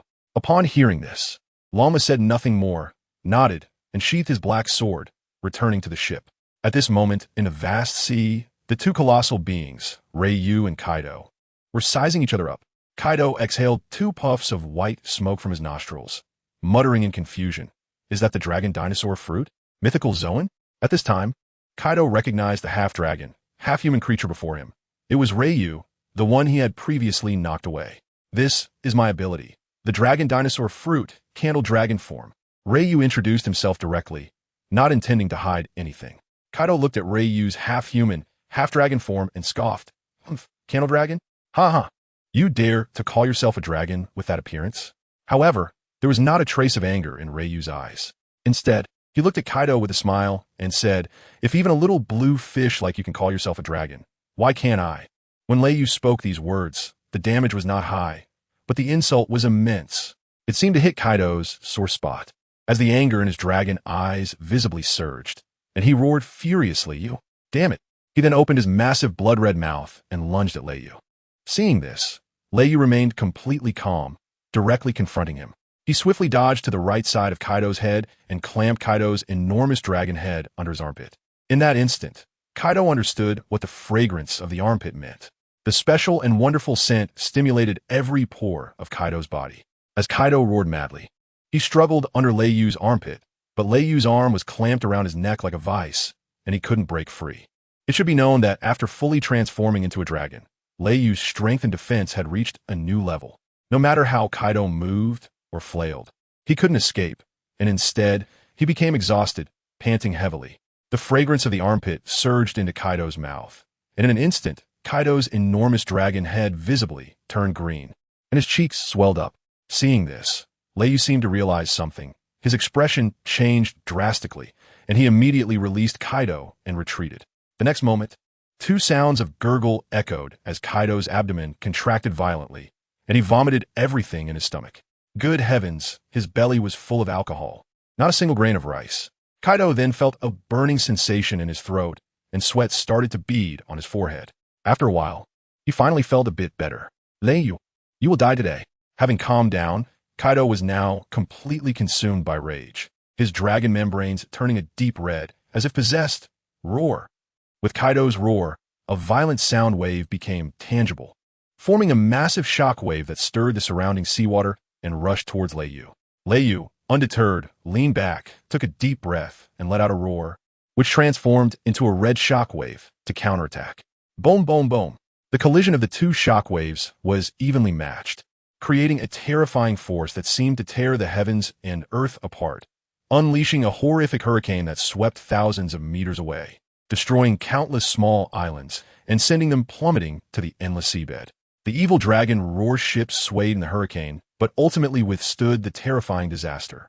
While Katakuri was not so lucky, the hurricane completely shattered the ship he was on, reducing it to a pile of wreckage.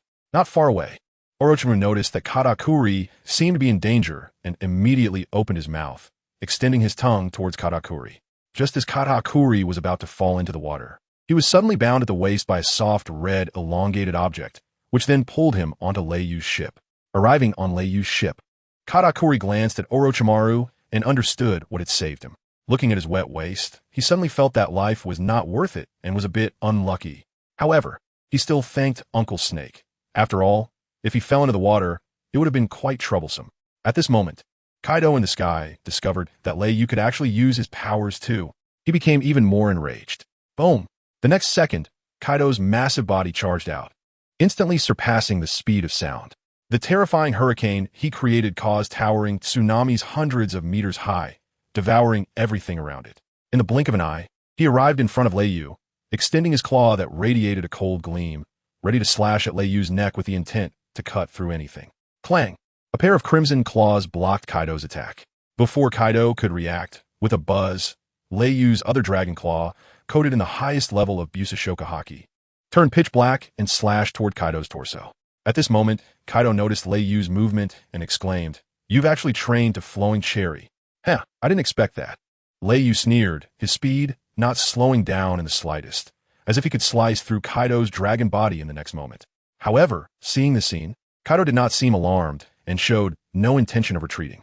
With a crackling sound, as Ryu's claw, imbued with flowing cherry, passed through Kaido's dragon body, his pupils constricted. After a flash of sparks, he realized that his sharp claws could not break through Kaido's defenses.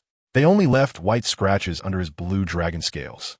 Although this attack did not injure Kaido, it still made him feel waves of pain. "Are you just scratching me?" Kaido roared angrily, his massive body turning around as he raised his equally sharp claws. With a buzz, they too were coated in Busashoka Haki, and he roared, "Let me show you the true flowing cherry Haki." As soon as he finished speaking, he swung his claws, colliding with Ryu's claws. "You punch. I punch. You claw. I claw." The two massive bodies grappled together, their top-tier Busashiku haki clashing violently, emitting streaks of red and black lightning-like brilliance, as if they were about to tear the space apart. Boom, boom, boom. The sound generated by their collision shook the entire ice surface, and the sky and earth had already changed color. On one side, there were pitch-black clouds, and on the other, clouds that looked like they were on fire. The entire sky was interwoven with lightning, raging wildly, and the dazzling light illuminated the entire battlefield. The crew on the evil dragon roar ship was shaken by the terrifying clash of these two massive bodies. Yasuo's eyes sparkled as he watched the breathtaking battle in the sky, exclaiming, "This scene is truly like a demon lord descending from the heavens. A true titan of the human realm, this Leiyu. Awesome." Uncle Snake beside him replied, thoughtfully, "Everyone, Uncle Snake is cultured." At this time, deep within the palace of Cake Island in the center of the New World, Big looked up at the distant sea, her expression unusually grave. Who is he fighting against? Whose unfamiliar aura is this? In her memory, the only ones capable of fighting Kaido like this are the three other emperors and that old guy from the Navy. There shouldn't be anyone else. Sensing the overwhelming momentum from both sides, Big Mom's expression grew increasingly serious. In the palace of Dressrosa in the New World, Don Quixote da Flamingo, a warlord of the sea, was seated in a luxurious chair wearing a pink feather coat and cropped pants. He held a din mushi in his hand, and after hearing something, he lowered his head, trembling violently. Hee, Leiyu and Kaido. Interesting, very interesting. Hee.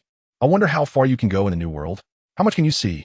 In the Dark World, that one person, the Thunder Feather of the New World. The four emperors and the mysterious D-clan, the seas of the New World have been stirred up. Ahaha. But that throne has only one, Kakik. As soon as the words fell, Doflamingo slowly raised his head, a flash of light gleaming on the lenses of his sunglasses, and then he began to laugh almost maniacally. Meanwhile, Akainu, Kazuru, and others at the New Marine headquarters also looked towards that distant sky, their expressions extremely grim. The reckless battle between Leiyu and Kaido has been noticed by many in the New World. At this moment, in the sea area where Leiyu and his group are located, dozens of islands, large and small, have been reduced to ruins and sunk to the seabed by the burning nests. In the sky, the sounds of the blue dragon and the red dragon collide like gods and demons, creating a series of howling hurricanes. The clouds in the sky are filled with thunder and lightning, and this apocalyptic scene fills everyone's eyes. As the fight between the two becomes increasingly intense and reaches a fever pitch, Leiyu grows more passionate and happier with each exchange. The comprehensive enhancement brought by the Candle Dragon form fills Leiyu with an overwhelming sense of power, which he revels in, especially when battling a Yonko like Kaido. He can unleash the full force within him without restraint, which is incredibly exhilarating. On the other hand, Kaido gradually calms down. As time passes, he suddenly realizes that he has underestimated this new emperor. Unexpectedly, this newcomer, who has only been at sea for a few months, has reached a level comparable to his own. Their powers and defenses are evenly matched, with neither able to gain the upper hand. With a loud bang, as the two collide once more, Kaido is forced back several hundred meters, his expression serious as he stares at Leiyu. He then opens his dragon mouth, and a glowing light appears in his throat. Even from thousands of meters away, Uchiha Itachi and the others can sense the intense heat emanating from it. Orochimaru, with a strange expression, looks at the heat in Kaido's mouth and mutters, "Isn't that hot?" Hearing this, Uchiha Itachi glances at Orochimaru and calmly replies, "Aren't you the one with a sword stuck in your throat?" Meanwhile, Longma, who overhears Itachi, pauses for a moment before immediately loosening his grip on the sword handle, his eyes showing a hint of disdain. At this moment, Kaido not only gathers heat in his mouth, but also, after a flash of ruthlessness in his lantern-like eyes, his body suddenly trembles, releasing a destructive aura. Subsequently, streaks of lightning appear around his long body. In an instant, the dark clouds above him begin to churn violently. Countless lightning bolts converge within these layers of clouds. The previously turbulent sea beneath him suddenly calms down. The next second, the once calm sea suddenly ripples. These ripples begin to spin faster and faster. Before long, several waterspouts start to form around Kaido. These waterspouts gradually grow larger, until they reach nearly 1,000 meters in height. Remarkably, under Kaido's control, there are about 4 or 5 of these waterspouts. The sea in this area becomes chaotic due to the stirring of these waterspouts, forming gigantic whirlpools that act like blenders, instantly crushing any ships that come into contact with them. Seeing this scene, Lei Yu was shocked by the power of the three elements. It seemed that Kaido could indeed control multiple elements, and Lei Yu could tell that Kaido's attack was not simple. He immediately became unusually serious. A flame, like the Mixian Ling, suddenly ignited around Lei Yu, and countless purple flames slowly gathered in his palm.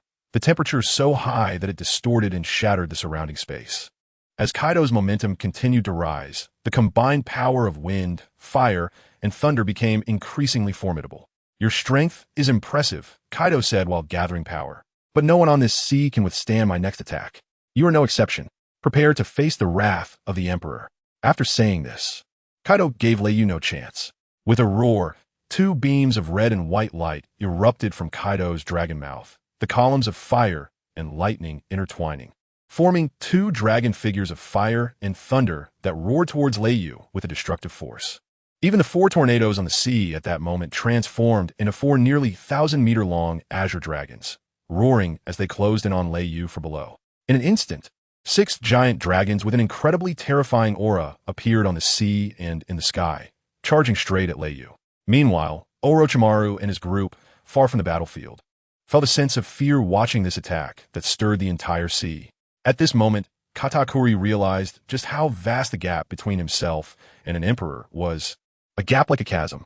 If Kaido, one of the 4 emperors, was this monstrous, then what about Big Emma, who was also one of the 4 emperors? At this time, Itachi Uchiha looked worriedly at Lei Yu's figure in the sky, his expression gradually darkening. To withstand Kaido's attack, he would have to use the divine artifact Yada Mirror. Relying solely on Susanoo, even in its complete form, would be as fragile as tissue paper in the face of such a terrifying attack. However, even if he wanted to help Lei Yu now, it was too late. Sigh. Itachi sighed deeply, clenched his fists, and looked at Lei Yu with concern. Lei Yu looked solemnly at the attack released by Kaido. At this moment, the 6 attacks formed by 3 different elements had intertwined, seemingly increasing in power, and were roaring towards him. They were filled with brutality, rage, and an incredibly strong force, bringing an unprecedented sense of oppression and tension. As he felt the fear and pressure from these attacks continuously rising, Lei Yu couldn't help but swallow hard. The blood within him actually began to boil, and his eyes were filled with excitement. He could sense that this was the first time since arriving in this world that he had experienced such overwhelming fear, as if he could die at any moment. Even during his duel with Steelbone, he had not felt such fear and pressure as he did now with Kaido. Is this the power of the 4 emperors? Then, determination filled Lei Yu's eyes. Boom! At that moment, a similarly powerful aura erupted, centered around Lei Yu. Lei Yu was like a divine demon engulfed in flames, his entire body covered in purple fire, creating black voids in the surrounding space that quickly began to repair themselves. Devour it. Candlelight. Just as the momentum and flames on his body reached their peak, Lei Yu suddenly roared, his eyes seemingly ignited with raging fire. Then, he thrust both hands forward. The purple candlelight in his hands immediately erupted with terrifying power. Strands of purple fire surged forward, intertwining to form an enormous purple-red dragon that confronted Kaido's attack. The area it passed through was crushed under this invisible pressure. In an instant after Lei Yu's purple dragon struck, the purple giant dragon collided with Kaido's 6 elemental dragons. After a deafening roar, the world seemed to fall silent, with no sound reaching from anywhere. In the sky, Lei Yu's red energy was still recklessly clashing with Kaido's 3 elemental powers, and the collision of these 2 forces actually began to devour the surrounding air, creating a vacuum within 1,000 meters, resulting in an incredible silence. Just as the 2 powerful energies were at a stalemate, a small black dot appeared at the center of the collision. Itachi, standing at the bow of the ship, narrowed his eyes upon seeing this small black dot and immediately turned to shout, "Damn it, retreat quickly. The further back, the better." He sensed a power that could annihilate everything emanating from it. Seeing this, Uncle Snake no longer hesitated, burying his head in the waves to act as an accelerator. In the next moment, with a series of explosive sounds, the 2 forces suddenly exploded, and a blinding white light erupted. Both Lei Yu and Kaido were startled at the same time, wanting to retreat, but it was too late. Their figures were simultaneously engulfed by the destructive force. The energy generated by the explosion stirred up layers of milky white waves, and the splattering flames instantly ignited the entire sea. Even the water level quietly dropped a noticeable bit. This was the entire ocean. Meanwhile, Thousands of sea creatures in the deep sea began to tremble violently under the impact of this force. Several underwater volcanoes erupted, and countless sea kings fled in all directions, trying to escape this terrifying sea area.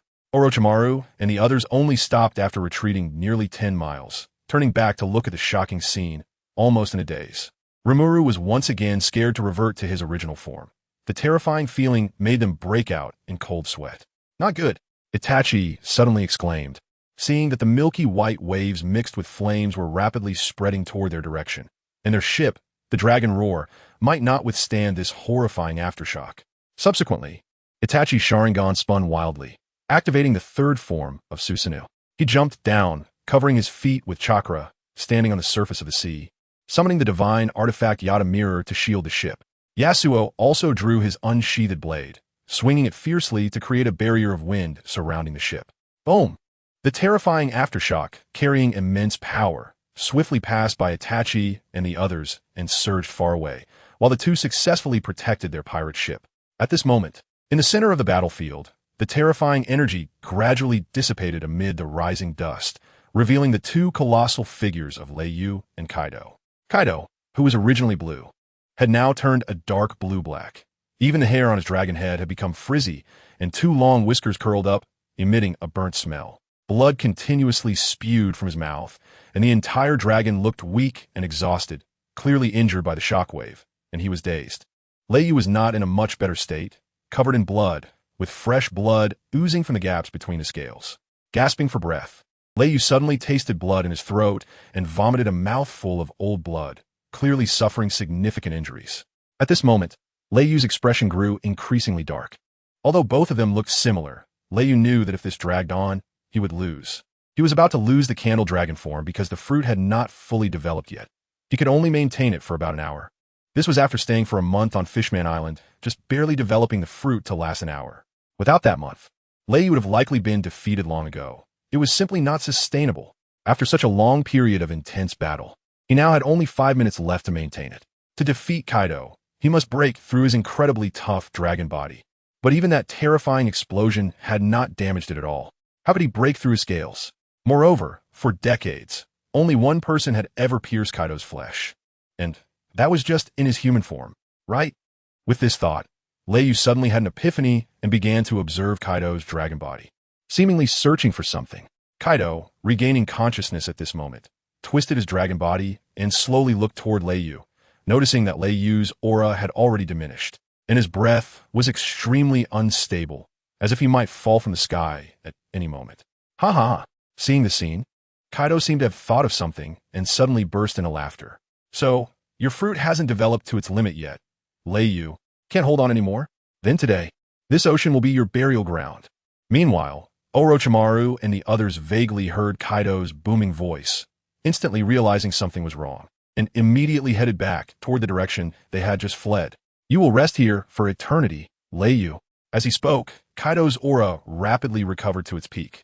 The impact he had just sustained had also healed to a large extent.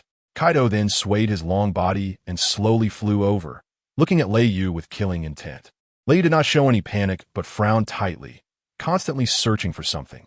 Suddenly, when Lei Yu focused on a specific part of Kaido's long body, his eyes sparkled with brilliance. Found it. Following Lei Yu's gaze, there was a not-so-prominent X-shaped scar on the upper right side of Kaido's midsection. The one who left that scar on Kaido's indestructible body was none other than Kazuki Oden, the son of the former Wano country general, Kazuki Sukiyaki. Over 10 years ago, Kazuki Oden had attempted to defeat Kaido. Although he failed, he managed to injure Kaido with his legendary swords, Inma and Aim no Habakiri. He was the only man over the years to leave a scar on Kaido. Although that scar had healed, compared to other parts of Kaido, it should be the only breakthrough point. After all, a broken mirror can never return to its original state. A wounded heart can no longer love anyone. The same logic applies. The defense over that scar must be relatively weak. Looking at that X-shaped wound, Lei Yu's face lit up with joy. Although he didn't know if he could severely injure Kaido with this, he had to give it a shot, as long as his deduction was correct. Coupled with the only remaining trump card, Lei Yu was confident he could pierce through Kaido's body with one strike. At this moment, Kaido's figure was getting closer and closer to him. Lei Yu's expression was serious as he murmured. When the distance between them reached 100 meters, Lei Yu's waning aura suddenly erupted like a flash of light.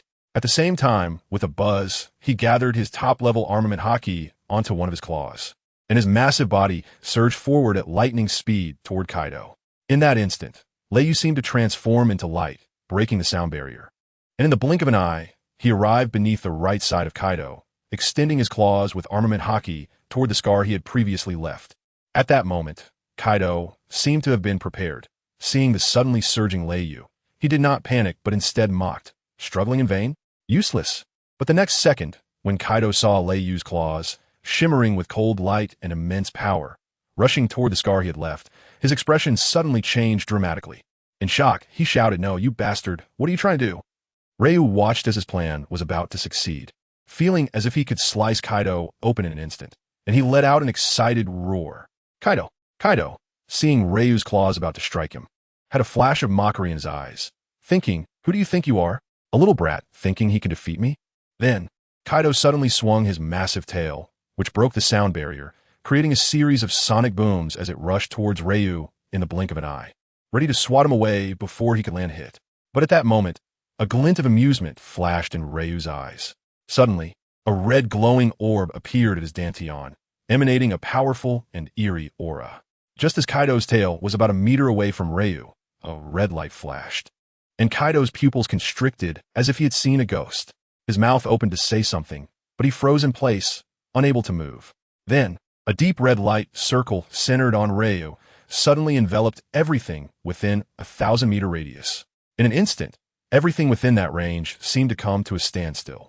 And even Kaido's dragon tail, which was swinging towards Ryu, halted just a centimeter away from him. Even the ocean below stopped flowing, as if time itself had been frozen. The entire space was eerily silent. Yet, Ryu's movements did not stop. He charged towards Kaido's wound, and after a flash of light, clang, sparks flew as if something had broken through. Lei Yu looked up, his eyes filled with determination, forcibly raising his momentum to its peak. He then spread his arms back, channeling the strength from his waist, and once again lunged towards Kaido's scar. With a poof, blood mixed with pieces of blue dragon scales scattered, as Lei Yu's claws pierced through Kaido's body from the other side. This time, Lei Yu's claws, infused with top-tier haki, directly penetrated Kaido's dragon body. At the same time, the red aura surrounding Lei Yu suddenly began to shatter, and the seawater, air, and time within the range seemed to start flowing again. How is this possible, Lei Yu? At this moment, Kaido returned to normal, staring at Lei Yu in shock, as if he had seen something unbelievable. How can you also control the power of a laws? This is impossible. Lei Yu looked at Kaido in confusion. What are these laws? Isn't this the power of my Dragon Ball? I can control time within a certain range, but right now, I can only make time stop for a brief second. At this moment, Kaido seemed to be shocked by the power that Lei Yu had gained control over, even neglecting the fact that his body had already been pierced by Lei Yu. He twisted his massive dragon body, attempting to escape. Seeing this, Lei Yu's gaze sharpened, and the arm that penetrated Kaido's body tightened, not allowing Kaido to escape. "You damn little brat!" Kaido roared, swinging his tail towards Lei Yu. Bang! The massive tail slammed into Lei Yu's body. At this moment, Lei Yu had already reached his limit and was directly sent flying by the tremendous impact. Pua, blood spewed from his mouth as he was sent flying. During the flight, Lei Yu's massive form continuously shrank, eventually transforming back into human form, and his aura diminished to a mere wisp, dropping to its lowest point. When Kaido saw that Lei Yu had finally been thrown away by him, he chose not to pursue, as he had already spotted Lei Yu's companions approaching in the distance. His current state against Longma was not optimistic. Without hesitation, he turned and flew upwards, wanting to leave this place first. Meanwhile, the flung Lei Yu flew for about 5 seconds. With a bang, Lei Yu felt as if he had not fallen into the sea. Struggling, he turned to look back, realizing he had been caught by a massive Crimson Gundam. Looking down, he saw that Itachi, Uchiha, and the others had returned here at some point. Itachi gently placed Lei Yu on the deck, and Orochimaru stepped forward, his palm covered with a layer of green chakra, helping Lei Yu stabilize his internal injuries. Itachi looked towards the sky, where Kaido was attempting to escape, leaping into the air. A rapidly spinning crimson Magatama appeared in his Susanu's hand. With a glimmer of killing intent in his eyes, he shouted, "Yasaka's Magatama!" He then threw the rapidly spinning Magatama fiercely. Lama also stepped forward, gripping the black blade, condensing his supreme sword intent, and struck at Kaido. At this moment, Kaido, who had already flown to an altitude of over 3,000 meters, suddenly felt a wave of crisis wash over him. Turning back, he saw two extremely terrifying attacks approaching him, and he hurriedly twisted his body, trying to dodge these two attacks. However, one Magatama and one sword energy seemed to have eyes, directly crashing towards the wound that Lei Yu had pierced. Bang bang! As the two attacks exploded, Kaido's figure trembled, and countless blood droplets fell like rain onto the sea surface. His originally robust momentum plummeted instantly, and he began to fall straight down. The damage from Lei Yu's strike was already significant, but he had managed to hold on. Now, with two more attacks hitting his wound, he could no longer withstand it. Just as he was about to crash into the sea, his eyes turned crimson, and he shouted with all his might, filled with rage, "Lei Yu, you old thief! You don't follow the rules of combat. Wait for me." With that plop, he plunged into the depths of the sea, disappearing into the vast ocean. Damn it, did he escape? Itachi used his Manjiki Sharingan to scan the surroundings. But Kaido's figure and aura had completely vanished. At this moment, Katakuri was already too shocked to speak. The power that Itachi had just displayed had faintly reached the level of an emperor. Along with Lei Yu and Longma, this ship now had 3 emperor-level powerhouses. What kind of group are these people? Are they the gods? At this time, Lei Yu's injuries gradually stabilized under Orochimaru's meticulous care. He struggled to stand up and walked over to Itachi, looking at the sea area where Kaido had fallen. Itachi slightly turned his head and, upon seeing the battered Lei Yu, coldly said, "Sorry, I didn't keep him here." There was still a hint of killing intent in Itachi's tone. Clearly, he held a grudge against Kaido for injuring Lei Yu. "It's fine, I should thank you. Otherwise, it would have been tough for me to drive him away today." Lei Yu smiled and said. He then walked over to Katakuri, patting his shoulder. "Now, I'll leave the matter with Big Mom to you." Katakuri nodded in response, neither refusing nor daring to refuse. After that, Lei Yu returned to the cabin to recover from his injuries. This battle with Kaido had left him quite injured, and it also gave Lei Yu a clearer understanding of his own strength. Since his Zhu-Long form could not be maintained for long, fighting against an opponent like Kaido was still very taxing. If he couldn't resolve the battle quickly, he would eventually be worn down. Thus, his next goal was to fully develop his devil fruit abilities. After all, there were still quite a few enemies lurking in this world. Subsequently, Lei Yu and his group, led by Katakuri, set sail towards Big Mom's kingdom. Time flew by, and after 5 hours, the sky gradually darkened. At this moment, at the shores of Wano country, the calm sea surface suddenly rippled, and a figure slowly crawled ashore from the water. Damn it, why does he possess that kind of power? Kaido's eyes still held a look of fear, clutching his stomach where blood continued to seep through his fingers. His aura was also weak and diminished. He then quickly vanished into the vast night, returning to his lair. Inside the Wano country general's mansion, a figure with a crown on the left side of his head and a bun on the right, with purple hair and wearing a yellow kimono adorned with black crescent-shaped patterns, suddenly opened his eyes, revealing a look of horror. He incredulously said, "Kaido was actually injured? Who? Who could injure this monster?" Previously, he had sensed Kaido's furious departure from Wano country, and now, within just a day, Kaido returned in such a sorry state. Could it be that he encountered the other emperors? Was he still being besieged by the navy? Then, the figure hurriedly stood up and left the place. At that moment, Kaido also returned to his territory, Onigashima. In an instant, countless members of the Beast Pirates came out, thinking that Kaido had successfully killed the one who killed Jack the Drought, successfully defending the pride of the Beast Pirates. But when they came out and saw the horrifying hole on the right side of Kaido's body, they were all stunned in place. How could someone inflict such a wound on Kaido? What kind of enemy could this be? In an instant, everyone present couldn't help but shiver, cold sweat soaking their backs. The entire territory of the Beast Pirates fell into an eerie silence as everyone looked at Kaido's back. Afraid to speak, no one dared to step forward to ask what had happened. Moreover, looking at Kaido's extremely gloomy expression, one could tell that he had not defeated the one who killed Jack. At this moment, a tall and strong figure with a mask and goggles, a pair of black feathered wings, a sword hanging at his waist, and flames surrounding him stepped forward, following behind Kaido. The remaining members saw that one of the 3 disasters, Lord Ember, had appeared, and they all breathed a sigh of relief, fearing that if Kaido was unhappy, he might wipe them all out in an instant. Ember followed Kaido into a cave and asked with a grave expression, "Boss, what happened?" Kaido ignored Ember and directly sat down cross-legged, not even tending to his terrifying wound. He simply reached for a barrel of strong liquor beside him and began to drink. Should we mobilize everyone? Should we eliminate that person? Ember's expression grew increasingly serious. He had never seen Kaido like this before. Usually, Kaido never suppressed his emotions. Angry when he wanted to be, crying when he needed to, but now, Kaido was eerily quiet, his gaze somewhat unfocused. At this moment, Kaido still did not respond to Ember, simply drinking in silence. Seeing this, Ember felt it was inappropriate to say much and stayed by Kaido's side, waiting. 1 barrel, 2 barrels, 3 barrels. After more than half an hour, Kaido surprisingly downed all the strong liquor in the cave. Having consumed dozens of barrels of strong liquor, Kaido began to feel a bit tipsy. Burp. After letting out 2 loud burps, Kaido's mouth twitched, and suddenly his whole body began to tremble. Ember, seeing this, helplessly slapped his forehead, knowing that Kaido was about to start again. The next moment, 2 streams of tears flowed uncontrollably from Kaido's eyes. Wah. Jack is dead, and I couldn't avenge you, Jack. Wah. That guy Reiku, that guy. Damn him. Wah. And those 2 bastards who ambushed me. I will make sure to scatter your ashes someday. As he spoke, he kept pounding the ground with his fists, the terrifying force causing the entire Onigashima to tremble. Countless members looked towards the cave where Kaido was, wondering what was happening inside. Meanwhile, Ember, hearing Kaido's words, narrowed his pupils and instantly understood what had happened. The ambush must have been a scheme by those bastards from the gods to ambush Lord Kaido. Otherwise, how could the boss have been injured? Ember clenched his fists, thinking to himself. At this moment, Ember was also shocked. A mere bunch of gods, the new 5 emperors, could actually injure his boss. This was something he had not anticipated.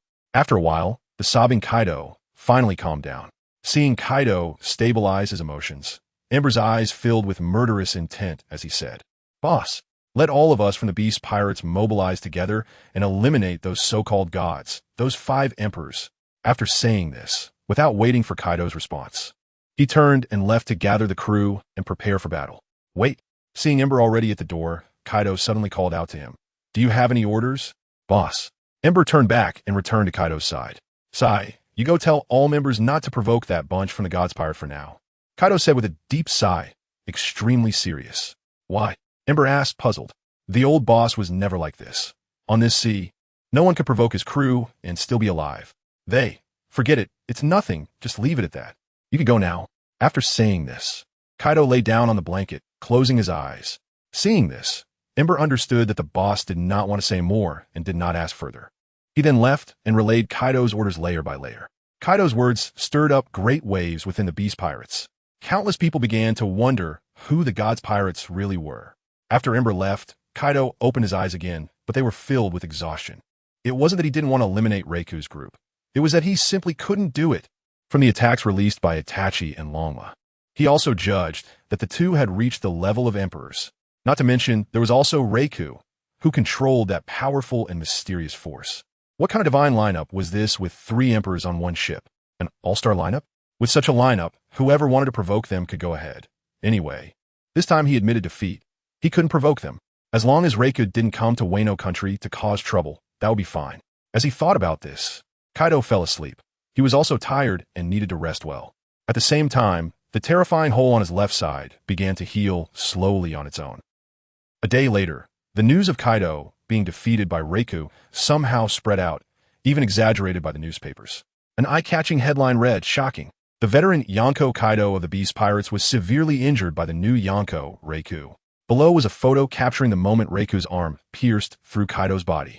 This newspaper, with its graphic evidence, made countless people believe its content, and even many pirates claimed to be Reiku's subordinates, flaunting their power in the first half of the Grand Line. At this time, a huge pirate ship appeared at the edge of the New World. It was Whitebeard's Moby Dick. They had also returned to the New World. Whitebeard was sitting in the center of the ship, covered in various drips, holding a newspaper with a slight frown. Reiku's strength has increased quite a bit, but that guy Kaido is not so easy to defeat. The New World is about to get chaotic. He then put down the newspaper and closed his eyes, calmly enjoying the sea breeze of the New World.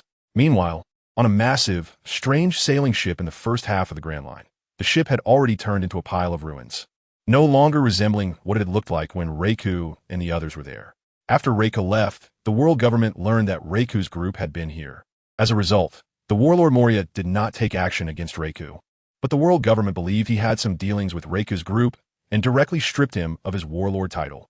Doflamingo led the pacifista army to eliminate Moria, and Moria, who should have been doomed, was successfully rescued by the transparent Absalom and escaped disaster. One of the three freaks, Perona, was flung away by a bear and disappeared without a trace. After destroying Moria's lair, Doflamingo and the others searched for a while, but did not find any other signs of life before leaving. After escaping this calamity, Absalom expressed his desire to go out and see, which Moria naturally agreed to. Subsequently, Moria and Hogback, using Orochimaru's scroll, continuously researched and improved his zombie army. After a period of cautious development, Moria sacrificed nearly 70% of his zombies to finally create 2 incredibly powerful zombie guards. The remaining hundreds of zombies had also become several times stronger than before, and Moria had no shortage of strength. In fact, their power was several times greater than his own. The most crucial aspect was that these 2 zombies would not be knocked down. Any damage they received would be restored to their original state within the next second. Just like the characters summoned by Orochimaru's Edo Tensei, extremely perverse. At this moment, Moria looked at the newspaper in his hand, his body trembling slightly, and a hint of killing intent flashed in his eyes. Kaido was severely injured by Raijin. This is my opportunity. It should be noted that decades ago, it was Kaido who killed all of Moria's companions. From that moment on, Moria had regarded Kaido as his lifelong enemy. He swore that he would make Kaido pay, and now he seemed to see a glimmer of hope for revenge. "Sir, are we setting sail?" Hogback asked from the side. Yes. Let's head directly to the New World. I've heard that Absalom has gone there too. Let's find him first." Saying this, he took his zombie army and Hogback aboard a ship of normal size, abandoning the strange sailboat that resembled a small island, and set sail towards the New World. Meanwhile, in the marshal's office at Navy headquarters, Akainu, Kizaru, and Fujitora sat there with serious expressions, the atmosphere extremely tense. "What do you think of the content in the newspaper?" Akainu was the first to break the silence. "Yo, Raijin is terrifying. He's actually grown to this extent," Kizaru said, crossing his legs, still appearing nonchalant. "Humph. What I mean is, can we trust the information in the newspaper?" Akainu was irritated by Kizaru's demeanor. "Oh, who is that?" Kizaru replied, extending his finger and casually clipping his nails. Seeing Akainu's expression grow increasingly furious, Fujitora quickly spoke up. "I think it's relatively reliable." Akainu turned to Fujitora. Wanted to hear this new admiral's unique insight. "There are pictures and evidence, and the swordsman who defeated Jack the Drought on their ship is also not simple." He pointed to the second image in the newspaper, which showed Ryu defeating Jack the Drought. At first, everyone's attention was drawn to the image of Raijin defeating Kaido, and they had not noticed this picture. Now, Akainu also noticed that the title above this photo read, "A new strongman joins the gods. One sword cuts down Jack the Drought." Looking at the title and the image, Akainu's expression darkened further. The overall strength of Raijin's group had exceeded his expectations. It should be noted that Jack, with his tough skin and thick flesh, could be defeated, but killing him was still quite challenging, let alone one-shotting him. Could it be that this swordsman possesses power comparable to that of the 4 emperors? Akainu clenched his fists tightly and gritted his teeth. What does Raijin want to do? A ship with 2 emperors? No, 3 emperors. Akainu recalled the fear he felt when he was dominated by Itachi during the Marineford War. Did such a terrifying team aim to dominate the entire New World? Kizaru and Fujitora also thought of this, and for a moment, the atmosphere in the marshal's office froze again. It seemed they could do nothing about the God's pirate crew. Damn it, that cursed Raijin. Akainu roared in anger. The more he thought about it, the angrier he became, and the more frustrated he felt. Just then, a crunching sound of food being chewed reached the ears of the 3. "Yo, being a marshal isn't easy, huh?" Outside the door, Sengoku, with his white hair and riding a goat, poked his head in, looking at Akainu with a teasing expression. "Sengoku?" Kizaru looked at the old man at the door in surprise, not expecting him to show up at this time. "Shut up, you retired old man." Akainu, seated in the marshal's position, shouted angrily at Sengoku. Ha ha ha. Sengoku didn't get angry, chuckling softly before leaving. He was just passing by, after all. Anyway, he didn't need to worry about the Navy's affairs now. He could just wander around. Watching Sengoku's figure disappear from his sight, Akainu slowly closed his eyes, gradually calming down. At this moment, Fujitora's cataracts flashed. He suddenly spoke. "Do you think Big Mom invited Raijin to her tea party for a specific purpose?" "Purpose?" Akainu frowned, suddenly realizing something, his pupils contracting as he exclaimed. Could it be that they are planning to unite? Hearing Akainu's words, Cold sweat instantly soaked the backs of the three men. A crew like the God's Pirates was already so terrifying, and it seemed that Raijin had the shadow of Whitebeard behind him. If they were to unite with Big Mom's pirates, the consequences were unimaginable. That's impossible. Kizaru suddenly spoke up. At that moment, Akainu and Fujitora turned their heads simultaneously to look at this guy who had been just watching. If Raijin really severely injured Kaido, Big Mom would definitely not ally with him. She might even take action against him. Hearing Kizaru's words, Akainu couldn't help but be taken aback. It was the first time he had seen this guy say something so useful. Then, Kizaru's eyes sparkled as he took a deep breath and continued, "Don't forget, Big Mom and Kaido were once members of the same pirate crew." After hearing Kizaru's words, Akainu's body couldn't help but tremble slightly, fear flickering in his eyes as he murmured, "Rocks." It seemed that Fujitora was also momentarily stunned. It was clear that he knew certain things as well. When Akainu uttered the name Rocks, the temperature in the entire office suddenly dropped significantly. It was easy to imagine the fear the Navy felt when they faced the Rocks pirates back in the day. After a while, Akainu regained his composure, his eyes shining with light again, and a cold smile appeared on his lips. "So you're saying that the God's crew is very likely to spark something with Big Mom, right? What do you want to do?" Kizaru felt that something significant was about to happen, staring intently at Akainu. Akainu continued to speak to himself. If those two could fight to a standstill, then wouldn't we have a chance?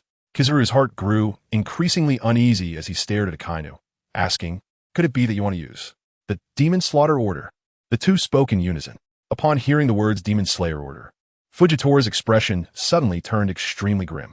This kind of indiscriminate destructive attack order on signal-emitting areas was not his sense of justice. The emergence of the Demon Slayer Order meant that a large number of innocent people would be swept into this disaster. "No, this is too risky." Kizaru directly vetoed Akainu's crazy idea. "I think what Admiral Kizaru said is right. We should think it over," Fujitora said from the side.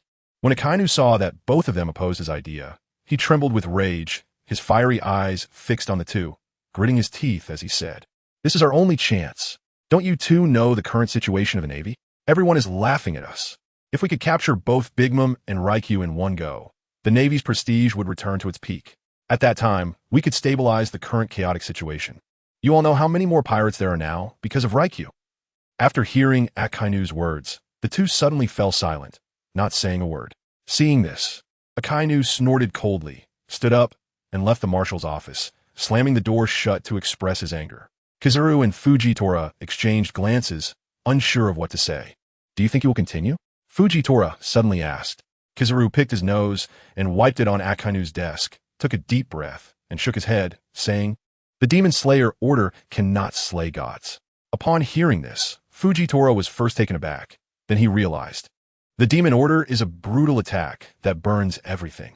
10 warships, 5 vice admirals, and the elite fighting force of the Navy.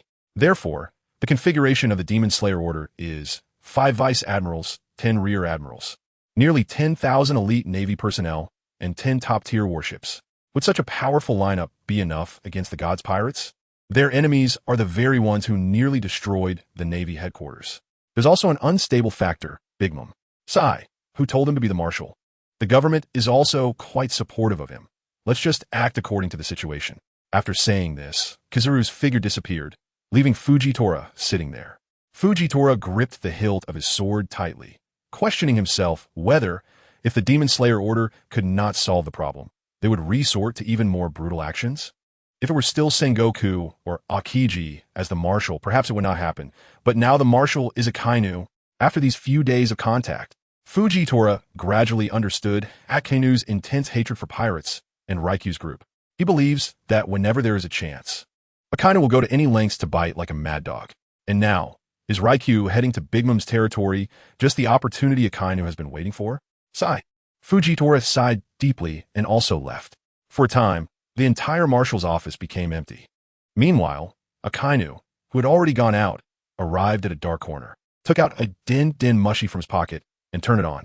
After a while, the din mushi was connected, and he said, "Kaido has been defeated by Raikyu. You should know that, right? This is still the result of your navy being too wasteful." On the other end of the line, a voice filled with authority and age directly scolded. Upon hearing this, Akainu clenched his fists tightly and retorted without hesitation, "You government have the strength, so go deal with him." It was obvious that the other side was choked by Akainu's words.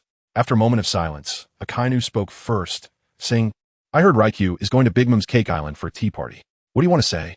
At this moment, another aged voice came through. At that time, if Raikyu has heavily injured Kaido, you know the relationship between Kaido and Big Mom. They might have conflicts then. This is our opportunity. Akainu's expression grew increasingly serious. If successful, it could completely resolve the Navy's current predicament. All right, we understand. After a moment of silence, the other side hung up the phone without giving Akainu any face.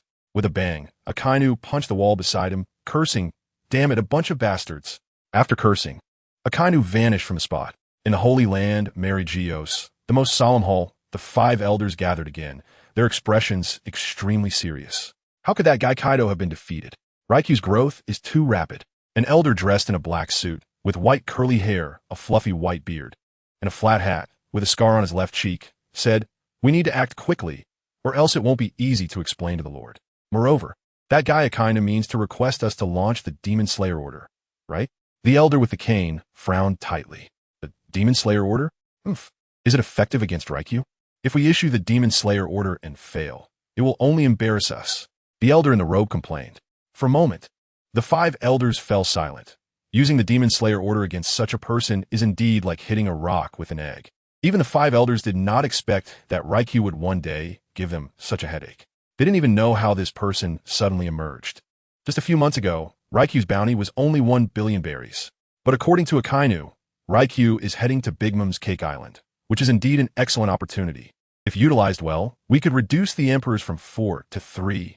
An elder with a birthmark suddenly opened his eyes, filled with killing intent, and said, Why not deploy all combat power, send the CP0 group over, and directly eliminate Big Mom and the gods?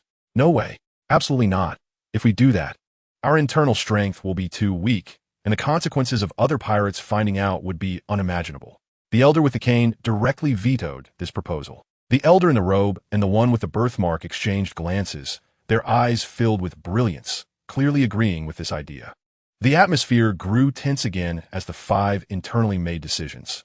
What if we acted secretly, disguised ourselves, and didn't let too many people know? After a while, the elder with a scar on his left cheek suddenly spoke, choosing to support this idea. However, this is too risky. The elder with the cane shook his head. If we miss this opportunity, how will you explain it to the Lord? The birthmark elder snorted coldly. It's settled then. All admirals and vice admirals of the Navy will be mobilized, and we will also dispatch CP0. Everyone surrounding Cake Island will disguise themselves as pirates, and we will act according to the situation. The elder with long white hair and a long beard, who had mostly been silent, suddenly spoke, and among the 5, for support of this plan. Seeing this, the birthmark elder said no more. I will also go over just in case. The robed bald elder wiped the blade in his hand that exuded a demonic aura and said, You? All right, let's be cautious. If we hadn't let you go during the Ace incident, perhaps none of this would have happened. The scarred old man sighed, and the rest agreed. I don't believe it. With this lineup, how could Lei Yu's group possibly escape? The old man with the birthmark slammed the table. All right, let's temporarily call our Operation God Slayer order. Once the old man with the long beard said this, the others nodded in agreement. Starting today, the demon-slaying order would add a new God Slayer order.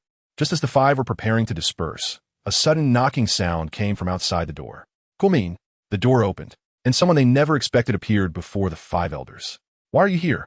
Is there something going on? It's not polite to barge in without a greeting, red-haired.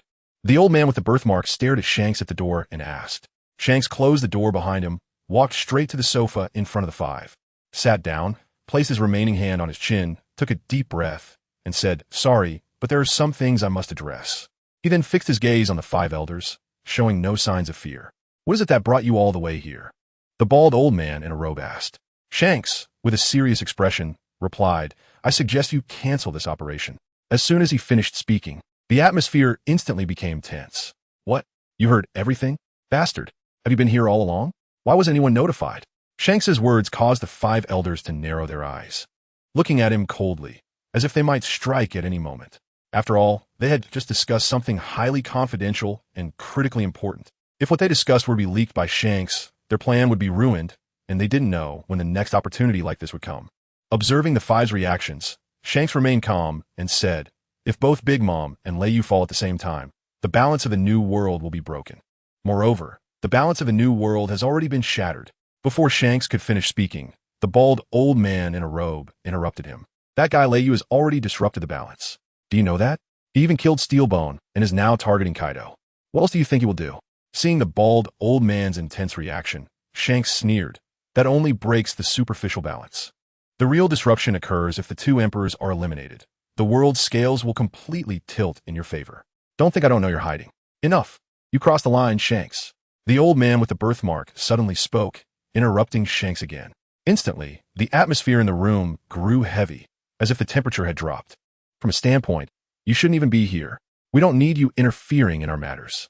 Seeing that the person before him was genuinely angry, Shanks merely smiled faintly. Leiyu is no simple character. You should wish for the best in this operation. If it comes to a last resort, I might intervene. As he said the last sentence, Shanks unleashed a hint of his supreme conqueror's haki. What do you mean? Do you want to take action against us? The bald old man felt Shanks's haki and stood up, slightly drawing his sword, confronting Shanks as the two powerful auras clashed, causing the atmosphere to drop to freezing point. After a while, Shanks glanced at the five old men and said, "It seems my arrival hasn't made anyone happy."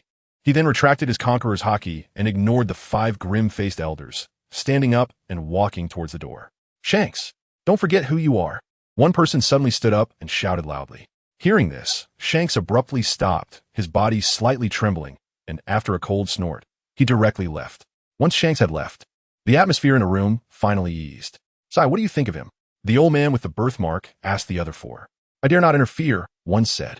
"If you dare to interfere, humph," the bald old man replied coldly, his meaning clear. This guy has become increasingly brazen over the years. After all, he has become one of the four emperors. We must be cautious. All right, relay today's content down. Remember to keep it confidential. Disperse. The old man with the long beard said, and the others nodded slightly, concluding the meeting. Meanwhile, Shanks had already left Mary Geos and arrived on land, looking at the endless sea below, feeling as if he had forgotten something. After a while, Shanks suddenly slapped his forehead and said to himself with a wry smile, I forgot to mention the main point. Forget it, next time then. Leiyu, oh Leiyu, how did you emerge as such an anomaly? And what about those incredibly strong companions? Where did they come from? I've never heard of them before. Shaking his head as he thought, Shanks left the place. After 3 days of sailing, Leiyu's group finally arrived at Big Mom's territory, Whole Cake Island. Whole Cake Island was constructed of gigantic cakes and cream, resembling a towering multi-layered cake, looking like something you want to take a bite out of and shout Ollie give. Surrounding it were 34 islands, all home to various races of the world, excluding giants. Thus, Big Mom's nation was also known as the nation of many nations. At that moment, deep within Whole Cake Island, Big Mom twisted her enormous 10-meter frame, eagerly grabbing a piece of cream cake and stuffing it into her mouth. In her other hand, she held a piece of secret intelligence. So Leiyu is really coming? He actually managed to injure that Kaido guy. He is quite impressive. At this time, Napoleon, the hat with the soul that Big Mom wore, suddenly asked, Mom, did Leiyu really fend off Kaido? All by himself? Who knows? I haven't been able to contact Katakuri these days. I really don't know what he is up to. With that, Big Mom stuffed another piece of cream cake in her mouth. So what are you planning to do when Leiyu arrives, Mom? Napoleon's skeletal mouth opened and closed. Leiyu's bloodline seems quite interesting. Big Mom's eyes sparkled with excitement as she pointed at the newspaper showing Leiyu's candle dragon form and said, But Mom, didn't you say you were going to arrange for Leiyu to marry Smoothie? Zeus, the cloud that Big Mom had also given a soul, chimed in from the side. Strong bloodlines can only merge with other strong bloodlines to produce excellent offspring. Smoothie isn't worthy of Leiyu. Big Mom's eyes sparkled. So Mom, do you mean you're going to? Little son Prometheus also emerged from behind Big Mom, looking at Lin Lin with an incredulous expression. Big Mom merely nodded and said nothing more. But what if that guy Leiyu is ungrateful and unwilling? Prometheus cautiously asked from behind. Suddenly, a strong killing intent emanated from Big Mom, scaring Prometheus, Zeus, and Napoleon into trembling. Then Big Mom coldly said, unwilling? Then let him stay in Wano forever. After saying that, Big Mom began to eat the delicious cream cake beside her. At this moment, Leiyu and his group were already approaching Cake Island on the surface of the sea, and as they got closer, the unique aroma of the cake wafted into everyone's nostrils. Rayleigh was sitting at the bow of the boat, smelling the appetizing aroma, and his stomach started to growl. By the way, I remember that the purpose of Big Mom's tea parties is usually to form alliances or arrange marriages. Which party is she going to ally with this time? Rayleigh suddenly turned to Katakuri behind him and asked. As soon as Leiyu said this, Katakuri was first taken aback, and then he looked at Leiyu with a strange expression without saying a word. Leiyu also felt uneasy being stared at by Katakuri, and with that unspoken gaze, he seemed to instantly understand something. For a moment, Leiyu felt his whole scalp go numb, and looking at the dazed Katakuri, he asked, No, it can't be me. Just thinking about having to deal with Big Mom made Leiyu gag a little. If it were the S-shaped Big Mom from decades ago, he might still be able to accept it, but the current Big Mom was like an armored tank. How would he possibly go through with that? Meanwhile, Katakuri looked at Leiyu with a puzzled expression, not understanding why he was reacting so strongly. His sister Smoothie seemed pretty good, right? Well, Katakuri, I think I'll skip the tea party and just stroll around Cake Island for now. Leiyu said seriously while looking at Katakuri. Hearing this, Katakuri was shocked. How could that be? Mom probably already knew Leiyu had arrived. And if he let him go now, wouldn't he be skinned alive by Big Mom? Thinking this, he quickly stepped forward and grabbed Leiyu, saying, Don't rush. My sister is actually quite nice. What do you mean, your sister? What does my relationship with your sister have to do with anything? Leiyu looked at Katakuri in confusion, wondering why he was bringing up his sister when it was supposed to be about the marriage alliance with Big Mom. This family connection is quite complicated. Of course my sister has something to do with you. Katakuri couldn't control himself and shouted at Leiyu. It was as if he forgot about Leiyu's identity and strength. Seeing his overreaction, Leiyu was even more confused about what was going on. After Katakuri calmed down his complex emotions a bit, he fixed his gaze on Leiyu and spoke slowly. Big Mom wants to betroth Smoothie, my sister, to you. That's why the tea party is being held, understand? Ah, so Smoothie is going to be betrothed to me? Ryu finally realized that it wasn't Big Mom who wanted to marry him, which startled him. Otherwise, who did he think it would be? Katakuri rolled his eyes at Ryu in disbelief, and Ryu awkwardly chuckled, of course not admitting that he had just thought that he wanted to marry Big Mom. That Big Mom wanted to marry him. So what to say? Are you going or not? Katakuri asked Ryu, knowing that if he was determined not to go, there was nothing he could do. They couldn't fight, so what could they do? Ryu sat at the bow of the ship, lost in thought for a while, and finally made up his mind, saying with righteous determination, Let's go. There are many heroes and legends at the tea party, and I can take the opportunity to meet them. Of course, Ryu's goal was definitely not the long-legged Smoogie, as he had no interest in girls, even if they were long-legged. As for Princess White Star of Fishman Island, well, that was an unexpected surprise. After all, she was just too big. Even the readers in front of the screen would struggle to handle that. Ryu simply wanted to see what Big Mo's tea party was like and conveniently sign in for a chance to get something for free. Katakuri let out a sigh of relief, agreeing was good enough. At this time, they arrived at the port of Cake Island, and after docking the ship, the group entered the cake with great enthusiasm. However, at this moment, Ryu and Katakuri were unaware that after Big Mom witnessed Ryu's powerful candle dragon form, she had changed her mind about marrying Smoogie to Ryu. Meanwhile, far away in a distant sea, Blackbeard sat on the deck of his pirate ship with his helmsman, combat champion Jesus Burgess, behind him. The former head jailer of Impel Down, Shiryu of the Rain, and other strong fighters were also on the ship. Clearly, although Blackbeard Teach did not gain anything from the Marineford War, with Ryu attracting the Navy's attention and the internal strife between Aokiji and Akainu, Blackbeard's power had also expanded significantly in just 2 months. At this moment, Blackbeard Teach was looking seriously at the black-robed figure in front of him, while the captains of the various divisions behind him looked grave as they stared at this person. Clearly, despite being just one person, the pressure he brought was immense. Blackbeard Teach, however, looked at him without any fear and sneered, What are you doing here? Are you here for revenge? That scar must still be aching, right? Hee. Let's not talk about that for now. I'm not here to fight you. How about I tell you an interesting piece of news? The black-robed figure also sneered. Humph. What is it? Teach did not refuse. Although this person did not reveal his full face, Teach still recognized him. The man then approached Blackbeard Teach and whispered, Government Tea Party Annihilation Order. After saying this, Blackbeard Teach was stunned for a moment. Then his eyes burst with greed, licking his lips and asking, You're not lying to me, are you? Whether you believe it or not, just go and see. By the way, this news is only for you. Otherwise, you might expose the secret of how you can consume multiple devil fruits, the mysterious figure said. Upon hearing this, Blackbeard Teach's pupils constricted, and his gaze turned cold, a murderous intent suddenly erupting from him, even though he knew he might not be able to deal with this person. He was still ready to kill this individual who knew his secret. All right, as long as you don't spill it, I won't say anything either. After saying this, the mysterious man leaned back and jumped into the sea, disappearing from sight. Blackbeard stared at the spot where he vanished, his fists clenched tightly, trembling with anger. Captain, what should we do now? Jesus Burgess asked as he approached. Turn around. Head to Cake Island. Blackbeard Teach said without looking back, then returned to his cabin. Jesus Burgess followed his orders and set sail. Back in his cabin, not long after, there was a sudden knock on the door. Teach frowned slightly and shouted, Who is it? Komin. It was Shiryu of the Rain who walked in.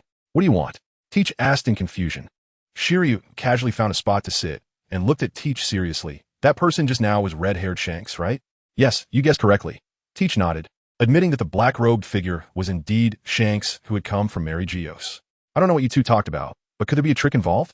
Shiryu was puzzled as to why Shanks had a conversation with Teach, which led to Teach changing his course directly to Cake Island instead of heading to Wano. He wouldn't lie to me. After all, his identity is quite complicated. Besides, this is sort of a deal between him and me. He might not want to get involved in this matter. Blackbeard Teach coldly chuckled. His identity? All right, I'll leave now. Shiryu muttered and did not ask further. Then left Teach's room, leaving Blackbeard alone in the room, lost in thought. Although he did not know Shanks' goal, he was very clear that Shanks merely wanted to use him as a pawn to stir up the situation. Moreover, the condition Shanks offered was something he truly could not refuse. After all, this could be an expedition even more thrilling than the Marineford War. He might even have the chance to consume a certain admiral's devil fruit. Akainu's magma fruit was also quite good. If he could obtain Big Mum or Ray usabilities, that would be even better. As he thought about this, Blackbeard licked his lips, his eyes revealing a chilling, wolf-like hunger.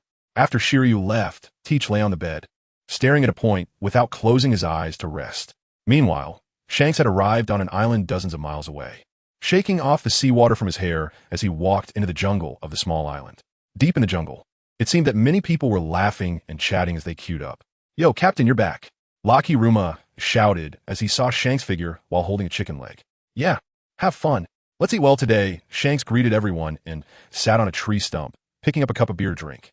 By the campfire, Yasu's brows furrowed when he saw Shanks return.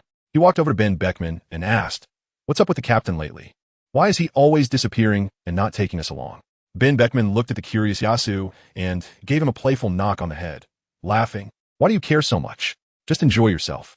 Oh, Yasu thought little of it and just asked casually, then went to join the other crew members. Ben Beckman, however, watched Shanks' figure, his eyes flashing with light, and sighed deeply. Although Shanks usually appeared carefree and lighthearted, he knew that the captain must have something weighing heavily on his mind that he didn't want to express. Especially in recent times, Shanks had seemed much more haggard, even gloomy all day long. Then Ben Beckman picked up a cup of drink beside him and walked over, sitting next to Shanks. After taking a big gulp, he said, If there's something, you can say it out loud. Don't bear it alone. Aren't we partners? The kind you can rely on with your life. Drinking in silence. Shanks was momentarily stunned by these words. He slightly turned his head and exchanged a glance with Ben Beckman, as if a mental barrier had been broken, and a pure, innocent smile returned to his face as he laughed. Cheers to our friendship. At this moment, Katakuri brought Raikiri and the others to the palace where Big Mom was located. Looking at Raikiri, he said, Mama's inside, you can go in first. Raikiri nodded and walked deeper into the palace. After watching Raikiri enter, Katakuri turned to Orochimaru and the others behind him and asked, Do you want something to eat? The desserts here are all from Fishman Island, and they are very delicious. It's known that the desserts from Fishman Island are considered the best in this ocean, and no one dislikes them. However, Orochimaru and his group had eaten so many desserts during their month on Fishman Island that they had gotten sick of them. So, Orochimaru turned his head aside and said dismissively, Humph, the dessert from Fishman Island are just average. Seeing this, Katakuri felt a bit awkward and thought, Doesn't this guy know how to be polite? Can't he chat a little? Fortunately, Itachi noticed the awkward atmosphere and spoke up to ease the tension, saying, All right, let's go have something to eat. Everyone is hungry after this journey. Let us see if there's any good wine here. Yasuo also chimed in, and the remaining Rimuru and Ryoma nodded in agreement. They then followed Katakuri to another hall. At this time, Raikiri had reached the innermost part of the palace. Looking at the huge pink door in front of him, he stepped forward and knocked on it, saying knock, knock, knock. Suddenly, a pair of eyes appeared on the door, staring intently at Raikiri. Are you Raikiri of the Straw Hat Pirates? The door even formed a mouth and spoke. Raikiri thought to himself that this must be the ability of Big Mom's fruit. He nodded and replied, "Yes, I am Raikiri." "All right, Mom is waiting for you inside," the door said, and then it opened by itself. After a flash of white light, Raikiri could see the scenery inside the room, which was entirely pink, truly fitting for Big Mom's cute girl image. He saw Big Mom still eating a cream cake. Looking at Raikiri, she said, "You're here, the 5th Emperor Raikiri."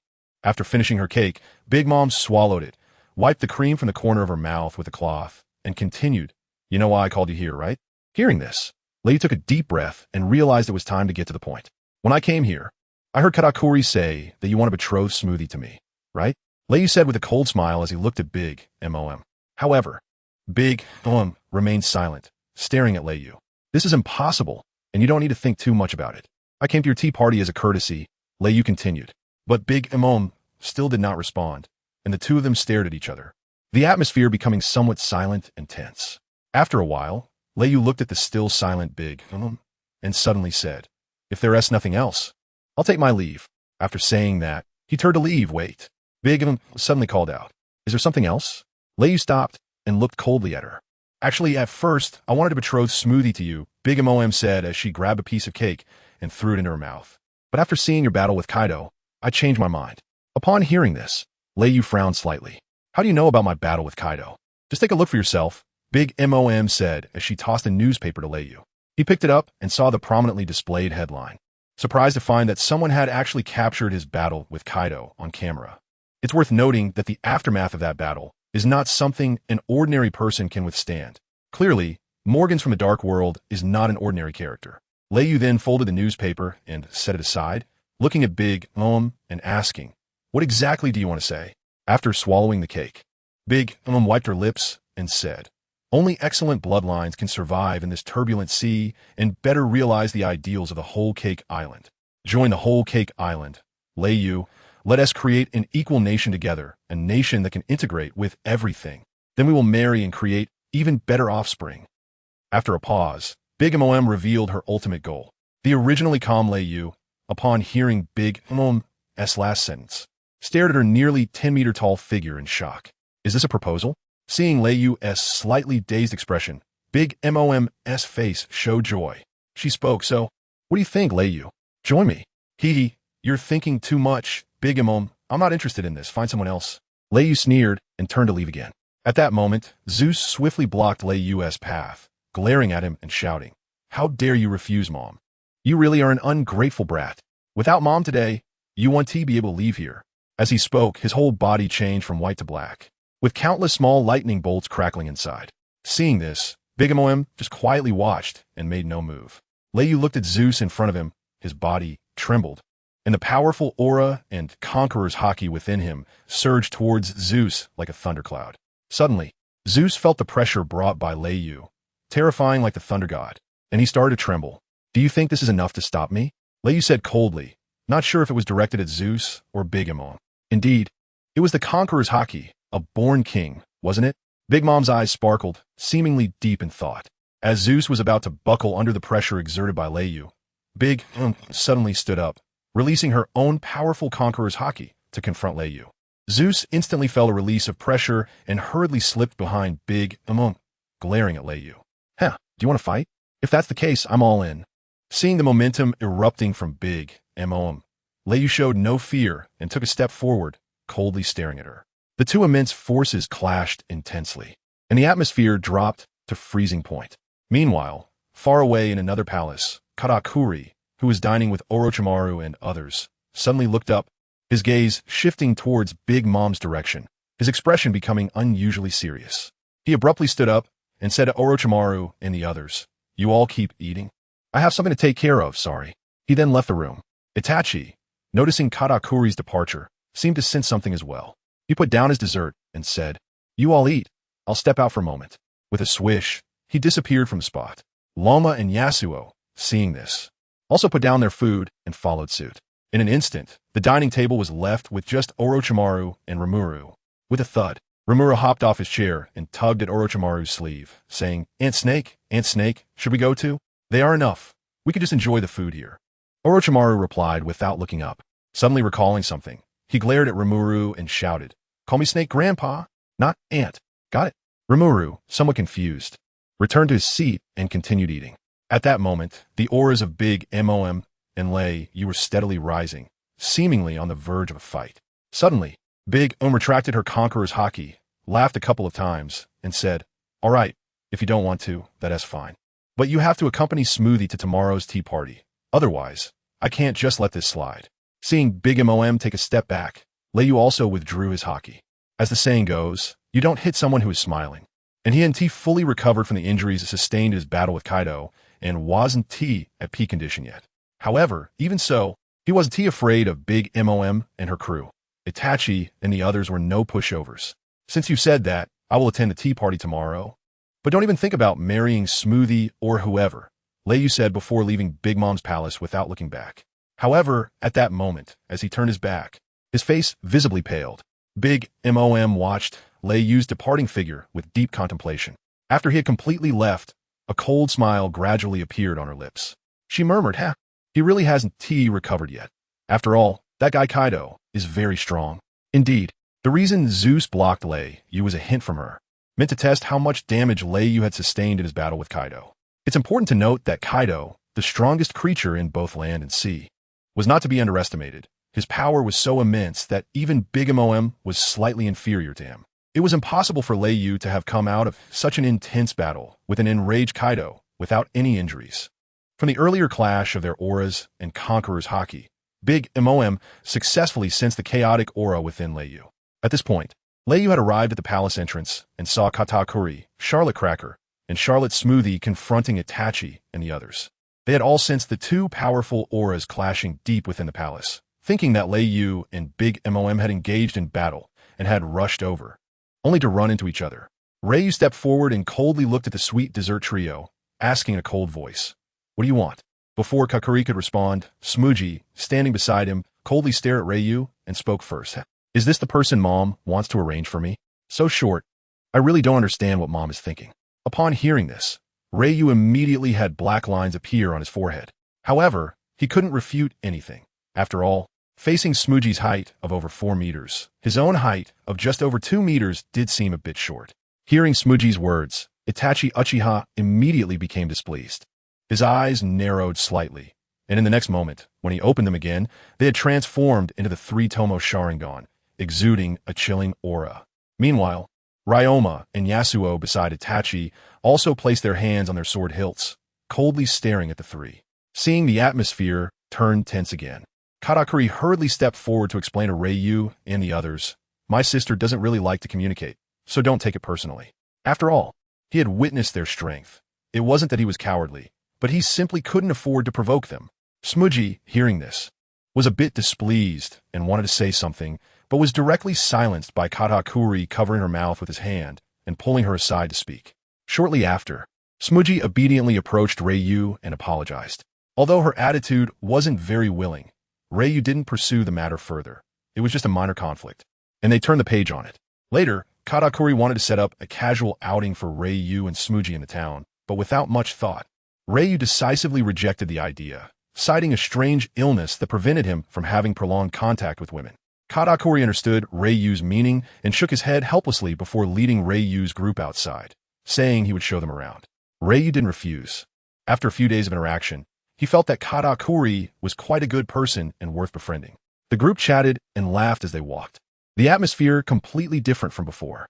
Even Katakuri didn't notice that he felt relaxed and happy being with Rei and the others.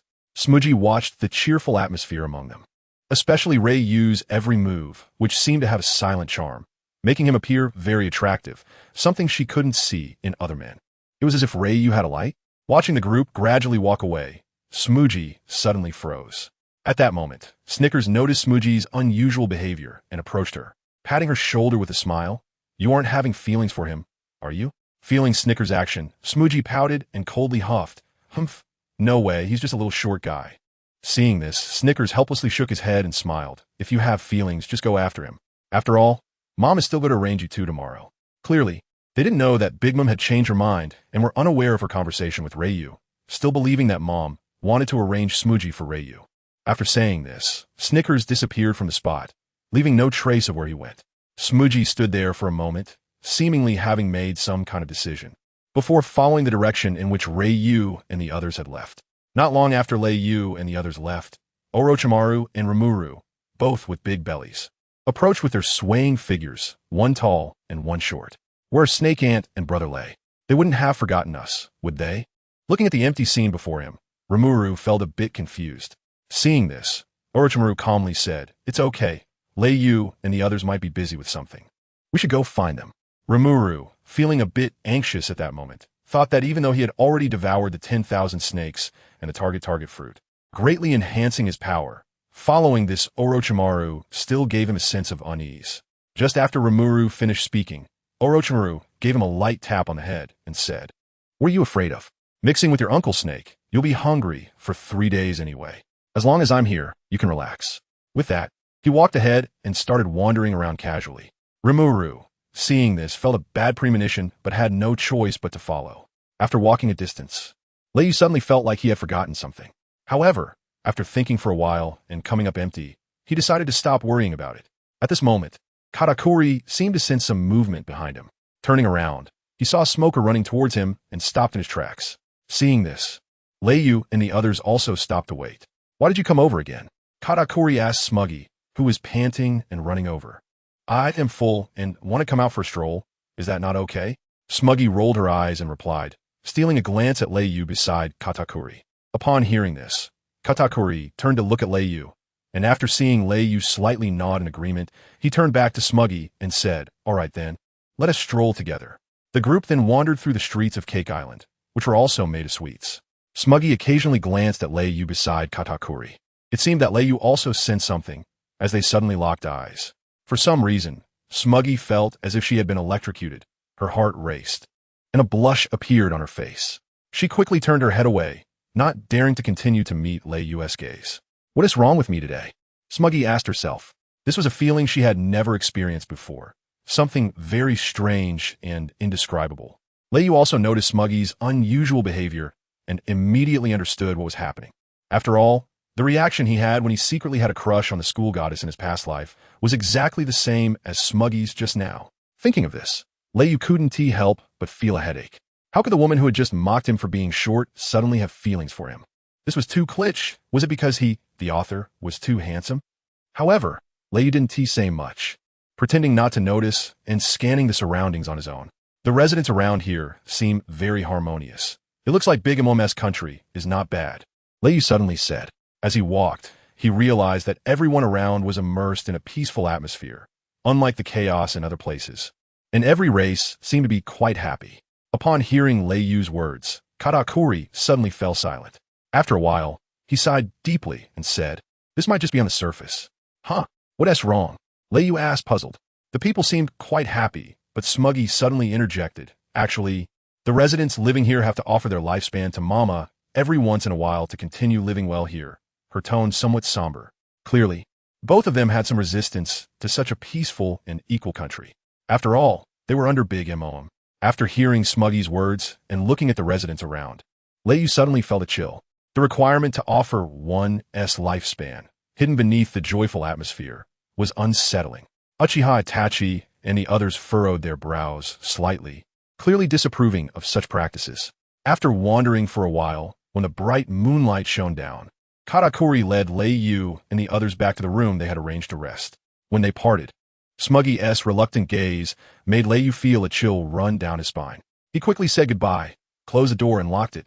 He then lay down on the bed to rest. However, none of them noticed that while they were wandering, a figure in the town's alley had been watching them closely.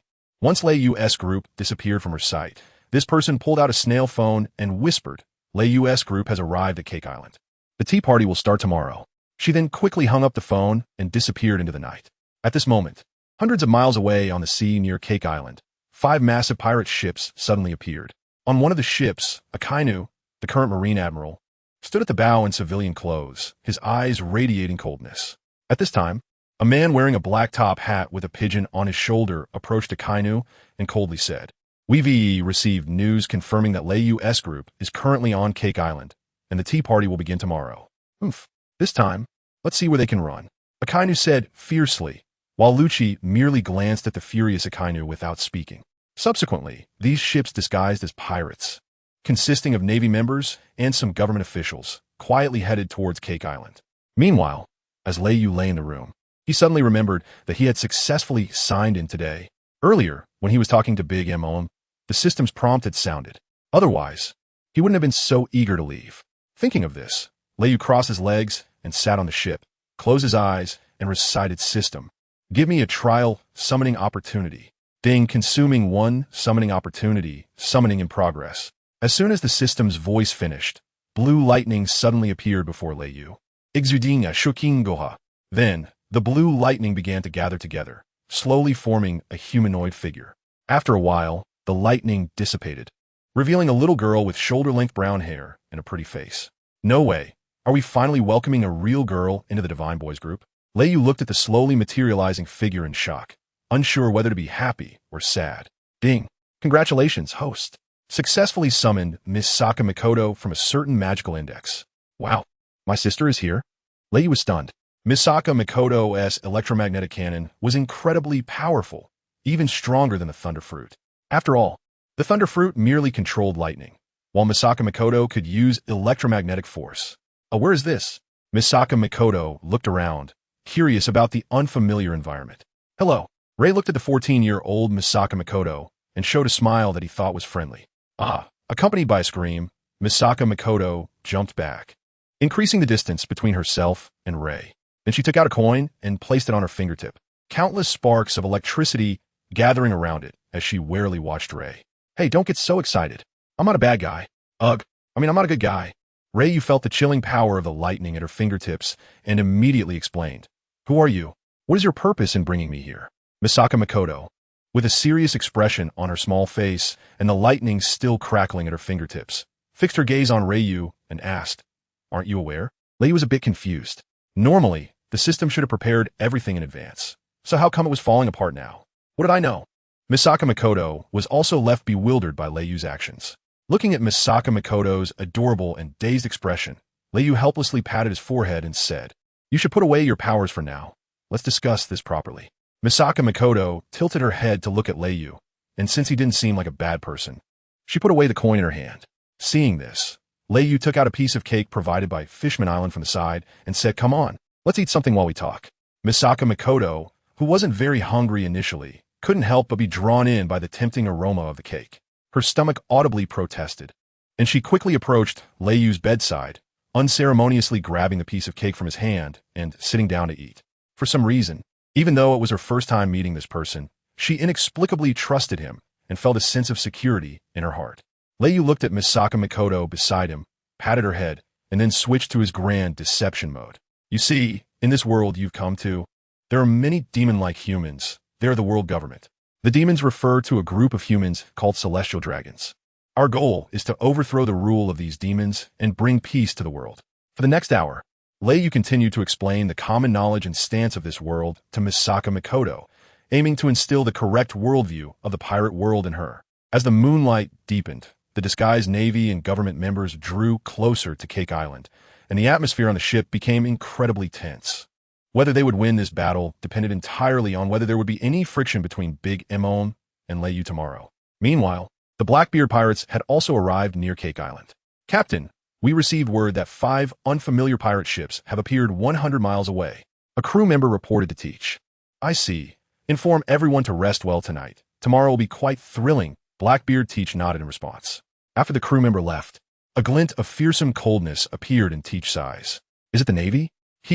The muddier the water, the better. The first rays of sunlight in the morning shone down on Cake Island. At this time, Uchiha Itachi, Longma, Yasuo, and Katakuri all gathered at Lei Yu's door, looking strangely at Lei Yu and the little girl still sleeping on his bed. No, you misunderstand. She is just someone we don't have anything with. Lei Yu hurriedly stepped forward, blocking the door, and anxiously explained. No, you don't need to say anything, we understand. Looking at Lei Yu, who was gesticulating in explanation, the others spoke in unison. Oh, really? You all understand, right? It's just like you guys. At this moment, Lei Yu was already flustered and red-faced. While Itachi and Yasuo naturally knew what was going on, it must be something Lei Yu had caused. They simply wanted to tease Lei Yu, so they said, Captain, she's still just a child. How could you? Oh, Captain, we misjudged you. You were acting all noble on Fishman Island, but we didn't expect that when you came here, you would actually—" Katakuri then looked at Leiyu, and then at Misaka Mikoto, who was still sleeping. It seemed he realized something significant.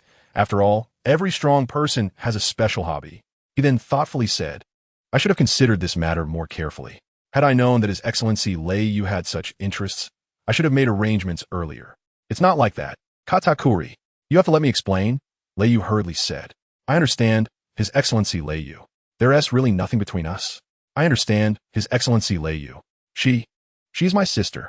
Sister. His Excellency Leiyu has such refined taste." Ryu found it difficult to explain himself and Katakuri, so he helplessly shook his head and looked at Itachi with a pleading gaze. Ryu didn't want his lifelong reputation to be ruined like this. Itachi chuckled, stopped teasing Ryu, and helped explain, "She's actually one of our crew members. She wasn't with us before and just arrived yesterday." "Oh, is that so? I was wondering why I hadn't seen her before. I thought she was a special attendant chosen by Lord Ryu." Katakuri believed Itachi's words.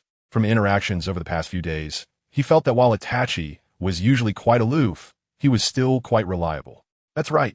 She came on her own last night." Ryu could only laugh awkwardly at this, while Katakuri furrowed his brow slightly. There were monitors like egg tarts and sea slugs around Cake Island, so any outsiders would be warned immediately if they entered. However, he didn't think too much of it, as Ryu's crew had unique abilities. Even if he had objections, it wouldn't matter. The strength of that crew meant they could go wherever they pleased in these waters. At that moment, a loud scream pierced the air, reaching almost a high C pitch, startling everyone. Ryu recognized that familiar voice and immediately turned to look. Smack!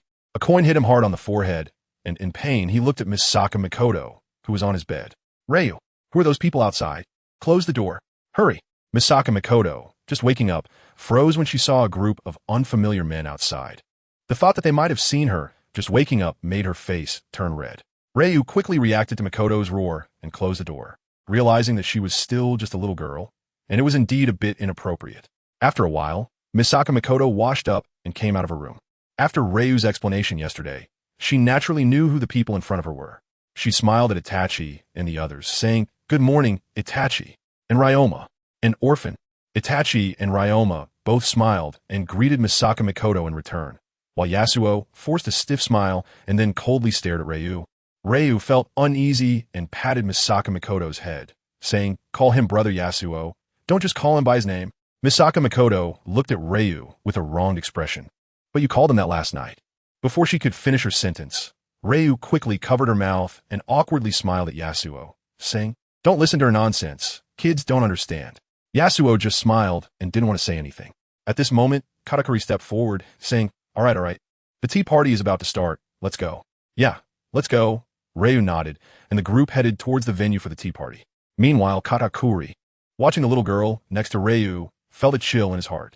He could sense a power from that seemingly 13 or 14-year-old girl that left him astonished.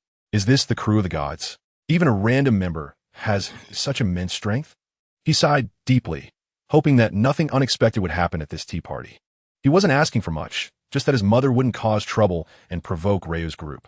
At this time, in a certain sea area of the New World, a massive pirate ship, as large as a white whale, was cutting through the waves and moving forward slowly.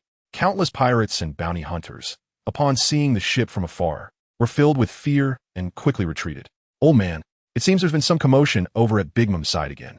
They say there's a wedding tea party, and Charlotte Smoothie is to be married to Big Brother Ryu." Ace approached Whitebeard, who was seated in the main chair, handing him a report. Other division captains on the deck couldn't help but look over, as Ryu was part of the family, and they were quite concerned about his movements. Whitebeard took the report from Ace, glanced at it casually, and then tossed it on the ground with a dismissive laugh. "Gwahaha, this crazy woman actually wants to marry my little brother? With his personality, he definitely won't agree to that. This is going to be a good show. What should we do then, old man?" Marco, with his pineapple hair, came over to ask. "Let's go. We need to check on Cake Island." Saying this, Whitebeard lifted a jug of wine and tilted his head back to drink.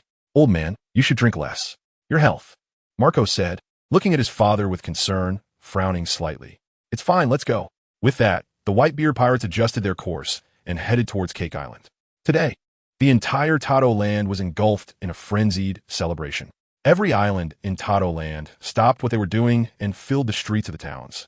celebrating the tea party wedding of the Big Mom Pirates. Today, they also received news that Big Mom was marrying Charlotte Smoothie to the recently rising figure, the 5th Emperor Ryu. Great! Smoothie is finally getting married.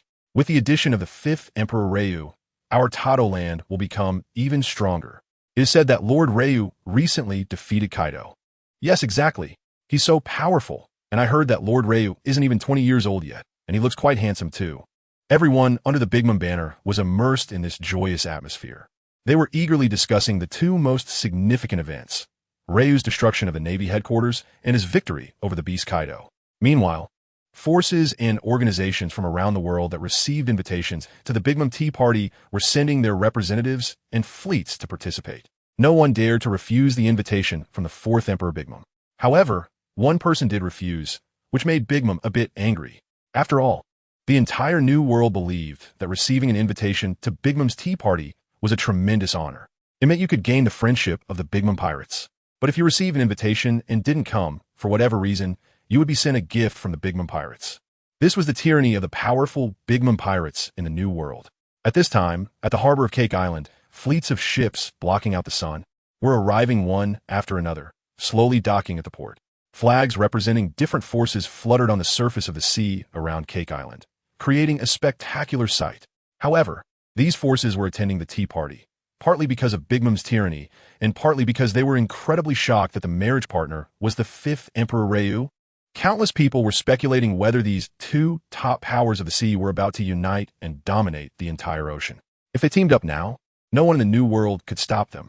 After all, the Navy had become a joke for the pirates, and they could take the opportunity to ride the coattails of Ryu and Big Mom's newly formed alliance, recklessly roaming the seas. However, there's a small group of people who sense the crisis of this marriage alliance, feeling that it may not be as smooth as imagined. This is because Ryu has never publicly announced any connection with the Big Mom Pirates. This marriage might just be a one-sided wish of Big Mom. If that's the case, things could get much more interesting. On the streets of Cake Island, countless citizens have come to welcome the event. The streets are flooded with people, bustling with a variety of races and different appearances, each face adorned with joyful smiles. Countless desserts decorate the entire street, and brilliant fireworks light up the sky, making it look magnificent. Various forces and representatives from around the world are gradually arriving at the sea. Everyone is amazed by the spectacular scene, continuously praising it. At this moment, several luxurious carriages slowly stop in front of the Cake Island Castle. A pair of pale hands, painted with bright nail polish, gently lifts the curtain at the carriage door, and a head suddenly pops out. Curly golden short hair frames a pair of enchanting, beautiful eyes, and a long gown perfectly highlights her figure. She is none other than Stussy, the Queen of Pleasure Street, and also a member of the government SCP-0. Stussy, I didn't expect you to receive an invitation from Big Mom as well. A voice with an authoritative tone comes from the side. A figure with a bird-like head steps out of the carriage, dressed in a black suit, exuding a strong presence. He is Morgans, the president of the World Economic Newspaper and an information tycoon. It looks like this time we might get quite a few big news stories, Morgan chuckles, as recent major news has all come from Ryu, and this time might yield good results. It's been a while since we VE gathered, hasn't it? Morgan smiles at Stussy. Yeah, but this time there are quite a few old acquaintances missing, and we probably won't see them again, Stussy replies coldly. Morgans is slightly taken aback, and then realizes that Stussy is referring to the 3 old friends who controlled different industries and were taken out by that guy, Xie-sun. Although he has no proof that the murderer is Xie-sun, he suspects there is definitely a connection. By the way, do you know who Xie-sun really is? Morgans leans in closer. Stussy sighs deeply, shakes her head, and says, I don't know. This person is very mysterious, and seems to have suddenly appeared, and his strength seems extraordinarily powerful. However, I heard that he was invited to this tea party, but it seems he didn't accept. What? He actually refused? Morgans is stunned. He can't believe someone would dare to decline an invitation from Big Mom. TSK. Once the tea party ends, we can let Big Mom investigate his background. Morgans says, shaking his head while lighting a cigar. Oh, you all are here. It's really lively. At this moment, a figure holding a sickle and wearing a mask appears, laughing heartily. Big Hand Undertaker, Dorag Picro, is here too. The arrival of the 3 causes quite a stir in the streets. They're here. These people are the Dark Emperors of the Underworld in the New World. They are big figures of powerful factions. Hey, have you noticed that 3 people are missing? Suddenly someone asks, I feel like I've seen them before. Recently, the underworld suffered a huge change. The Sea Transport King, Currency King, and Goods Storage King all suddenly died, and their industries were taken over by someone named Siesno. Why isn't that Sieson here? Well, I don't know. Maybe Big Mom didn't invite him at this moment. Several figures appear in front of the three Dark Emperors, and the leading one is oddly shaped, slender, and wearing a top hat filled with lollipops. Look, it's Perispero. He is here to welcome the distinguished guests. Someone in the crowd recognizes him and shouts. This person is Perispero, the eldest son of the Charlotte family and the candy minister among the 34 ministers. Perispero looks at the three Dark Emperors before him, along with representatives of various forces behind him, and smiles slightly, saying, Thank you all for coming. On behalf of Mama, I extend the warmest welcome to everyone. The tea party wedding is about to begin. Please follow me. Saying this, he licks his lollipop and waves his candy cane. And a beautiful staircase made of candy suddenly appears, leading directly to the rooftop of Cake Island. The tea party will be held on the rooftop of the castle. Everyone, follow me and enjoy this joyful day. He then leads a large crowd towards the rooftop. At this time, in the waters 30 miles away from Cake Island, the Navy is gradually approaching, carefully hiding their presence. The radios in the hands of various officers suddenly crackle to life. Hello, calling all units. The tea party is about to start, and all important figures have entered the venue. Please pay attention, everyone. This operation must not fail. Only success is allowed. Operation Codename, Annihilation. Meanwhile, on the rooftop of Cake Island, every corner is decorated with exquisite and luxurious adornments, shining brightly. Countless desserts on the tables emit an enticing aroma, increasing everyone's appetite. The invited guests, led by members of the Charlotte family, enter and take their seats one after another. Sitting in the VIP section is Lei Yu, who watches the people on the rooftop holding fine wines and enjoying lively conversations, slightly furrowing his brows. Itachi, have you seen Orochimaru and Rimuru? Upon hearing this, Uchiha Itachi shakes his head and replies, I haven't seen those two since last night. Okay. Ryu didn't know why, but he always had a feeling that something bad was going to happen. At this moment, Katakuri was at the entrance of the rooftop, where many guards from the Big Mom Pirates were patrolling back and forth. Are you all ready? Don't make any mistakes. Katakuri looked at a person beside him, dressed in pink with egg-shaped pants, leaning on a cane, and sporting a mustache. He was Baron Egg, a member of the Big Mom Pirates, known for his considerable strength. Baron Egg respectfully said to Katakuri, Rest assured, Lord Katakuri, I will do my utmost and won't make any mistakes. Hearing this, Katakuri nodded expressionlessly and went off to patrol elsewhere. For some reason, looking at the harmonious scene before him, he couldn't shake off the ominous premonition that something was going to happen. Then, a flash of crimson flickered in his sharp gaze. Clearly, he had activated his top-tier observation haki. After scanning the surroundings, he found nothing unusual. Is it just my illusion? Katakuri shook his head and murmured in confusion. However, looking at the capable guard around him, along with soldiers dispatched from Whole Cake Island also patrolling nearby, and all the main combatants of the Big Mom Pirates being in position, such a powerful lineup would make it difficult for any of the other emperors to attack here. At this moment, Katakuri seemed to realize something, and his mind jolted. He slowly turned to look at Ryu's position. The only one who could bring such unease to him, or even the entire Big Mom family, was him. I hope nothing happens. On the other side of the rooftop tea party wedding, Smoothie took a sip of her drink and secretly glanced at Ryu, a blush involuntarily appearing on her face.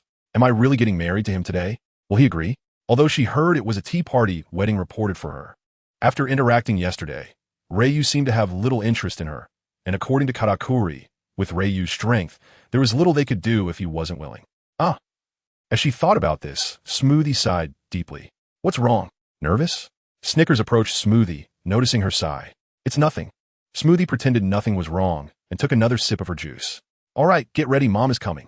Just as Snickers finished speaking, a large door in the center of the rooftop slowly opened, and a pink figure gradually emerged from the darkness behind the door.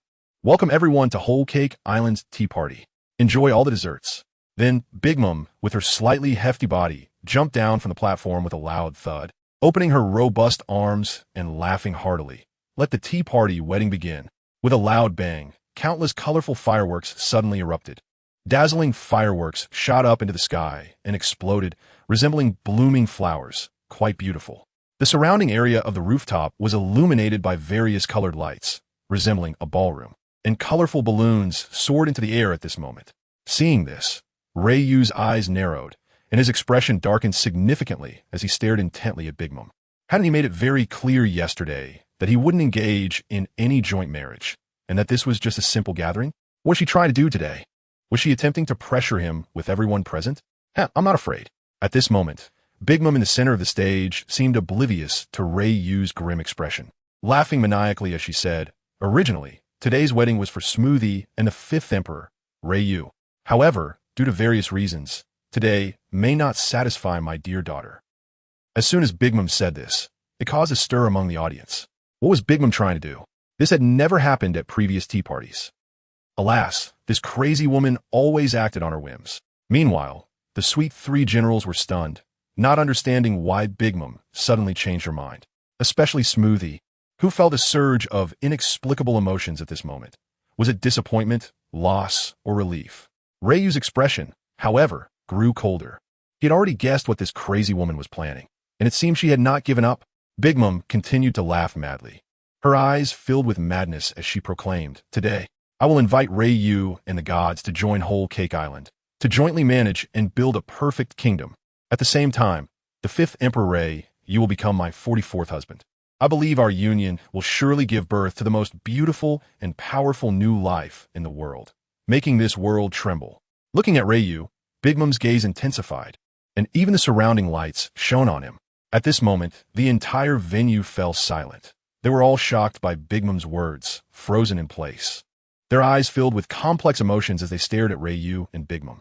After a brief silence, the crowd erupted into excited screams. The Big Mom pirates were about to take off. With Ryu's addition, wouldn't they leap to become the strongest pirate crew? This was indeed a crazy woman breaking news. Was the world about to change? In that instant, all the guests attending the tea party wedding cheered. The members of the Big Mom pirates cheered, and the residents of Whole Cake Island cheered. But Katakuri and Smoothie had grim expressions. Smoothie never expected her mother would want her to marry Ryu. In that moment, she felt a mix of emotions, as if she had been betrayed. Katakuri was worried that a conflict between Big Mom and Ryu might lead to Charlotte Pudding and the other siblings, as well as all the residents of Whole Cake Island, losing their lives in such a conflict. Although many of his family members were present, in reality, few were capable fighters. If a fight broke out with the gods, perhaps only the two quasi-emperors on their side could hold off their group. "Ryu, we can create a better future together. Join me." Seeing Ryu remain silent, Big Mom invited again. Hearing this, Ryu stood up without hesitation, coldly staring at Big Mom. At that moment, the atmosphere fell silent again, and everyone's gaze was fixed on Ryu, waiting for his response. After a few seconds, a flash of cold light flickered in Ryu's eyes, and he slowly spoke. "Was I not clear enough yesterday? You're playing with fire, Big Mom." In an instant, everyone present gasped in shock, staring at Ryu in disbelief. How dare he? This is Big Mom's territory. It's over now. Could it be that Ryu, having just entered the new world, is about to offend two veteran emperors? Would they end up fighting, and would we suffer the consequences? Everyone couldn't believe their ears, unable to comprehend that Ryu actually rejected Big Mom's enticing offer. After all, she was proposing to co-manage the whole Cake Island with him, placing them at the same level. If the two teamed up, wouldn't they dominate the new world? But Ryu directly refused. At this moment, Katakuri's expression also turned extremely grim as he sensed the faint killing intent emanating from Ryu. Clearly, Big Mom's actions had angered him. Big Mom, noticing this, seemed unfazed and laughed maniacally, saying, "I'll give you one last chance, Ryu. Join me, and together we can give birth to an incredibly powerful life." How wonderful that would be. Then, a cold glint flashed in Big Mom's eyes as she continued. "You should know that you have completely offended that guy Kaido, even if you're what you call the new fifth emperor. If you want to survive in the new world, you'll have to figure it out." The threat in Big Mom's words was evident. As long as Ryu dared to refuse her, Big Mom would ally with Kaido to target him together. At this point, the atmosphere on the rooftop had dropped to freezing point. Members of the Big Mom pirates rushed over, surrounding the entire rooftop, and all the guests present dared not utter a sound, the tension reaching its peak. Among the crowd, Stussy watched this scene with a hint of gloom in her eyes. She secretly clenched a small button in her hand. As soon as the two started fighting, she would use this button to notify the Navy lurking in the waters outside, ready to reap the benefits. Meanwhile, beside Stussy, Morgan secretly pulled out a small camera, frantically pressing the shutter button, his eyes filled with excitement. This was going to be another big scoop. Hearing this, Lei slowly walked in front of Big Mom, looked up at her enormous and robust figure, and coldly said, "I'm glad you invited me to the tea party, but I really dislike the tone you're using to speak to me. It's always been my gods threatening others, and no one threatens my gods." As soon as he finished speaking, bang, the Conqueror's haki on Lei body was instantly released, enveloping the entire rooftop and wreaking havoc on everything around. This is bad. This is the Conqueror's haki. I can hardly breathe, damn it. What a powerful Conqueror's haki. In an instant, most of the weaker guests present felt as if their throats were being choked by an invisible hand, making it difficult to breathe. A few exceptionally weak individuals were directly knocked unconscious, rolling their eyes and foaming at the mouth. Even strong figures like Katakuri, Shiryu, and Smoker felt a significant sense of oppression. Damn it, Mom really isn't planning to attack Lei here, is she? If so, whole Cake Island will be destroyed. Katakuri trembled all over, unwilling to witness the two clash. After seeing Lei directly release his aura without giving her any face, Big Mom's expression gradually darkened. "It seems you made your choice, Lei." As soon as she finished speaking, a similarly strong and oppressive aura slowly emanated from Big Mom, and the two stared coldly at each other, their powerful conqueror's haki clashing in the void. In an instant, everyone on the rooftop felt an increased pressure.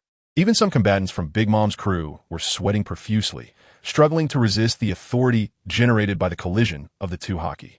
At this moment, Uchiha Itachi Longma and others who had been seated in the VIP area suddenly flashed to Lei's side, each releasing their own aura. In an instant, 3 extremely powerful auras surged into the sky. Meanwhile, Big Mom's massive body seemed to tremble slightly, beads of sweat beginning to form on her forehead. Clearly, the 4 of them had directly suppressed Big Mom's Conqueror's haki, and at this moment, everyone in the arena truly felt the pressure from the God's Pirate Crew. Frozen in place, incredulously staring at the 3 beside Lei, they sensed the auras emanating from these 3, none of which seemed weaker than an admiral. Previously, they only knew the gods were strong, but they never expected them to be this powerful. No wonder they could topple the Navy headquarters. Katakuri and the others by the edge of the rooftop also noticed Big Mom's abnormality. With a swish, the sweet commanders and a group of formidable ministers simultaneously arrived by Big Mom's side, releasing their auras to counter Lei's group, seemingly in a stalemate. "You gods do have some strength, but this is my whole Cake Island." With that, Big Mom stepped forward, and with a loud bang, the ground began to crack. Immediately, a crimson glint flashed in Big Mom's eyes, and strands of pink energy began to emanate from her body, surrounding her. Then, Big Mom swung her arms, her eyes gradually becoming frenzied as she shouted, "Thundercloud Zeus. Here it comes, Mom." Then, Zeus, appearing behind Big Mom, was enveloped in her pink energy, transforming into a pitch-black cloud. The lightning within it held a terrifying power, and Zeus glared at Lei's group, a massive bolt of lightning exploding from his body. "Mom, let this ungrateful guy face the judgment of thunder." Boom! That massive lightning struck down towards Lei's group like heavenly thunder. Feeling Zeus's decisive action, Lei was stunned. He never expected Big Mom would actually dare to take action. Was she not afraid of harming her own people? As he prepared to confront the powerful lightning charging toward his group, Lei suddenly heard a blood-boiling BGM in his ears.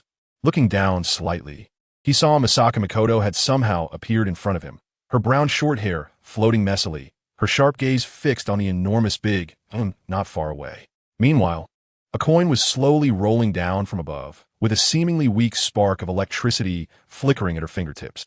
The crowd also noticed the little girl standing in front of Lei and began to discuss incredulously, "Who is that little girl? Could she also be a member of the God's Pirate Crew? I wonder if she could be Lei's illegitimate daughter? That's unlikely. Lei looks to be under 20. How could he have such a big daughter? But she seems unable to stop Thundercloud Zeus, right? Is she here to seek death?"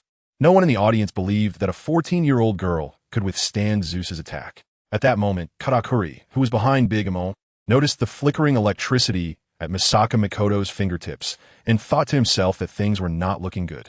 Just as he was about to warn Big Mom, it was already too late. Misaka Mikoto smiled as she watched the approaching lightning, her body surrounded by arcs of electricity. Just as the game coin landed on her fingertip, countless arcs of electricity surged into her right arm, rumbling. Then, before Misaka Mikoto's fingertip, the game coin vanished, leaving only swirling arcs of electricity flickering in the void. The terrifying speed of the railgun even left an afterimage in the air, and the orange beam shot through Zeus's released lightning directly towards Thundercloud Zeus. The next second, before Big Mom could react, she heard Zeus, floating beside Big Mom, was pierced through by the electromagnetic cannon, crashing to the ground, twitching uncontrollably, emitting black smoke, with blue sparks intermittently flashing across his body. Watching Zeus twitching on the ground from her successful shot, Misaka Mikoto tossed her brown short hair and mocked, "This thing thinks it can play with me with electricity?" Dream on hum. Even Leiyu behind her was shocked. He never expected Misaka Mikoto's electromagnetic cannon to be so powerful, nearly incapacitating Zeus in one shot. He touched his forehead, which had been hit by Mikoto's game coin that morning, and felt a cold sweat break out. This scene left all the guests dumbfounded. It should be noted that Zeus, endowed with a soul by Big Mom, was extremely powerful. Those without strength couldn't even scratch Zeus, let alone break through his lightning. Yet this little girl in front of Leiyu managed to severely injure Zeus with a single blow. Could it be that there were no weaklings in the God's pirate crew? Every time they thought they had witnessed the full extent of the God's pirate crew's strength, they realized this was merely the tip of the iceberg. Even a 14-year-old girl possessed such monstrous power. Katakuri shook his head and sighed deeply as he looked at the twitching Zeus on the ground. When he first saw this girl yesterday, he sensed a considerable amount of power within her. However, things were likely about to escalate. Indeed, after seeing Zeus knocked to the ground in Big Mom, her expression became increasingly cold, and her aura continued to rise. She fixed her gaze on Leiyu and said, "Are you planning to go to war with our Big Mom pirates, Leiyu? Hee, if you want to fight, just fight. Why say so much?" Leiyu was not afraid of Big Mom, who was on the verge of rage. He stared coldly at her, facing the overwhelming and terrifying aura that surrounded her. On the rooftop, Stussy watched the two in confrontation and quietly put the button she was holding in her pocket. It was not the right time yet. They had to wait until both sides were severely injured before the Navy would have a chance of victory. However, seeing the current situation, it was clear that Big Mom was somewhat wary of Leiyu and his crew's strength. Otherwise, with Big Mom's temperament, she would have attacked the moment Leiyu refused. It seemed that some wind was needed to turn the sparks created by these two into flames. Thinking this, Stussy's eyes flickered with light as she suddenly spoke in the quiet atmosphere. "Leiyu, you are just a new Yonko. What do you have to compare with an old Yonko like Big Mom? Lady Big Mom values you. That's your fortune. Refusing is one thing, but wanting to challenge the Big Mom pirates? Don't think I don't know that the so-called destruction of the Navy headquarters involved the white-beard and red-haired pirates. Morgan should know this too. Besides, with your so-called gods, you probably don't have the strength to challenge the Navy headquarters. Yet you still want to provoke the Big Mom pirates?" Stussy's words immediately escalated the tension in the atmosphere. She was pushing Big Mom to take action. Otherwise, it would imply that this old Yonko was afraid of Leiyu, which would significantly impact Big Mom's reputation. In this extraordinarily quiet environment, everyone heard Stussy's words. What? The two of them actually participated in the battle at the Navy headquarters? No wonder. If those two pirate crews were involved, the Navy's defeat would make sense. No one doubted Stussy's words. As the Dark Emperor, she had no need to lie, and individuals at that level certainly knew a lot of hidden truths. When Morgans, the president of the newspaper, heard Stussy mention him, he had to stand up and say, "That's right. At that time, both Whitebeard and Redhaired were indeed present in that war. But what exactly happened, I don't know." Morgan's clarification instantly stirred a huge uproar. The guests nodded in agreement, believing the two's words, realizing there was such an inside story. Katakuri looked at Big Mom after hearing Stussy's words. Her eyes clearly flashed with a hint of brilliance. Then Katakuri thought to himself that it was bad, and glanced at Stussy, his eyes flashing with a touch of killing intent. This woman is trying to incite a war and destroy whole Cake Island, isn't she? Meanwhile, Leiyu also noticed Stussy among the crowd, his gaze turning exceptionally cold. He naturally knew that Stussy, besides her identity as the Dark Emperor, was also a member of the world government's CP0. From her words, Leiyu sensed a hint of danger. But it was impossible for Stussy alone to give him such a feeling, so there must be only one possibility. Thinking this, Leiyu turned his head to look at the sea near Cake Island, scanning around and finding nothing unusual. However, the sense of crisis in his heart grew stronger. His injuries from fighting Kaido had not fully recovered yet. If a conflict broke out with Big Mom here and the Navy bastard got involved, it would be disastrous. With this in mind, Leiyu no longer hesitated, looking at Big Mom coldly and saying, "Let's end it here today, Big Mom. If you want to fight, my God's pirates will be ready to accompany you anytime in the future." His words were meant to provide a way out.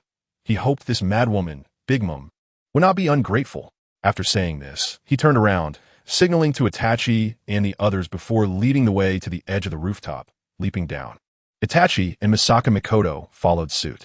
Although they did not understand why Leiyu suddenly wanted to retreat, they did not ask further and jumped down from the rooftop, preparing to leave Cake Island. What about Orochimaru and Rimuru? Should we not worry about them? Yasu, who had already jumped off the rooftop, tilted his head and asked Leiyu. Walking ahead, Leiyu seemed to stumble for a moment and then coldly said, "We need to leave first. I have a bad premonition. Staying here will lead to something bad happening. Those two might have already returned to the ship. Besides, I doubt anyone can kill them, and it would take some time to do so." Itachi, Yasu, Longma, Misaka Mikoto. The residents of Cake Island saw Leiyu and his crew leaving and did not dare to step forward to stop them, as if they were just letting them go. On the rooftop, Big Mom watched Leiyu's slowly departing figure, her killing intent growing stronger. Then, she clapped her hands and shouted angrily, "Prometheus!"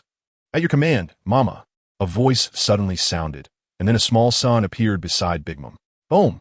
The once cute little sun, Prometheus, suddenly began to violently expand, transforming into a monstrous flaming creature with a fierce face. The intense heat from the flames instantly raised the temperature around the rooftop by dozens of degrees, making the guests feel extremely hot. Seeing Big Mom summon Prometheus, Stussy's eyes flashed with a hint of a smile.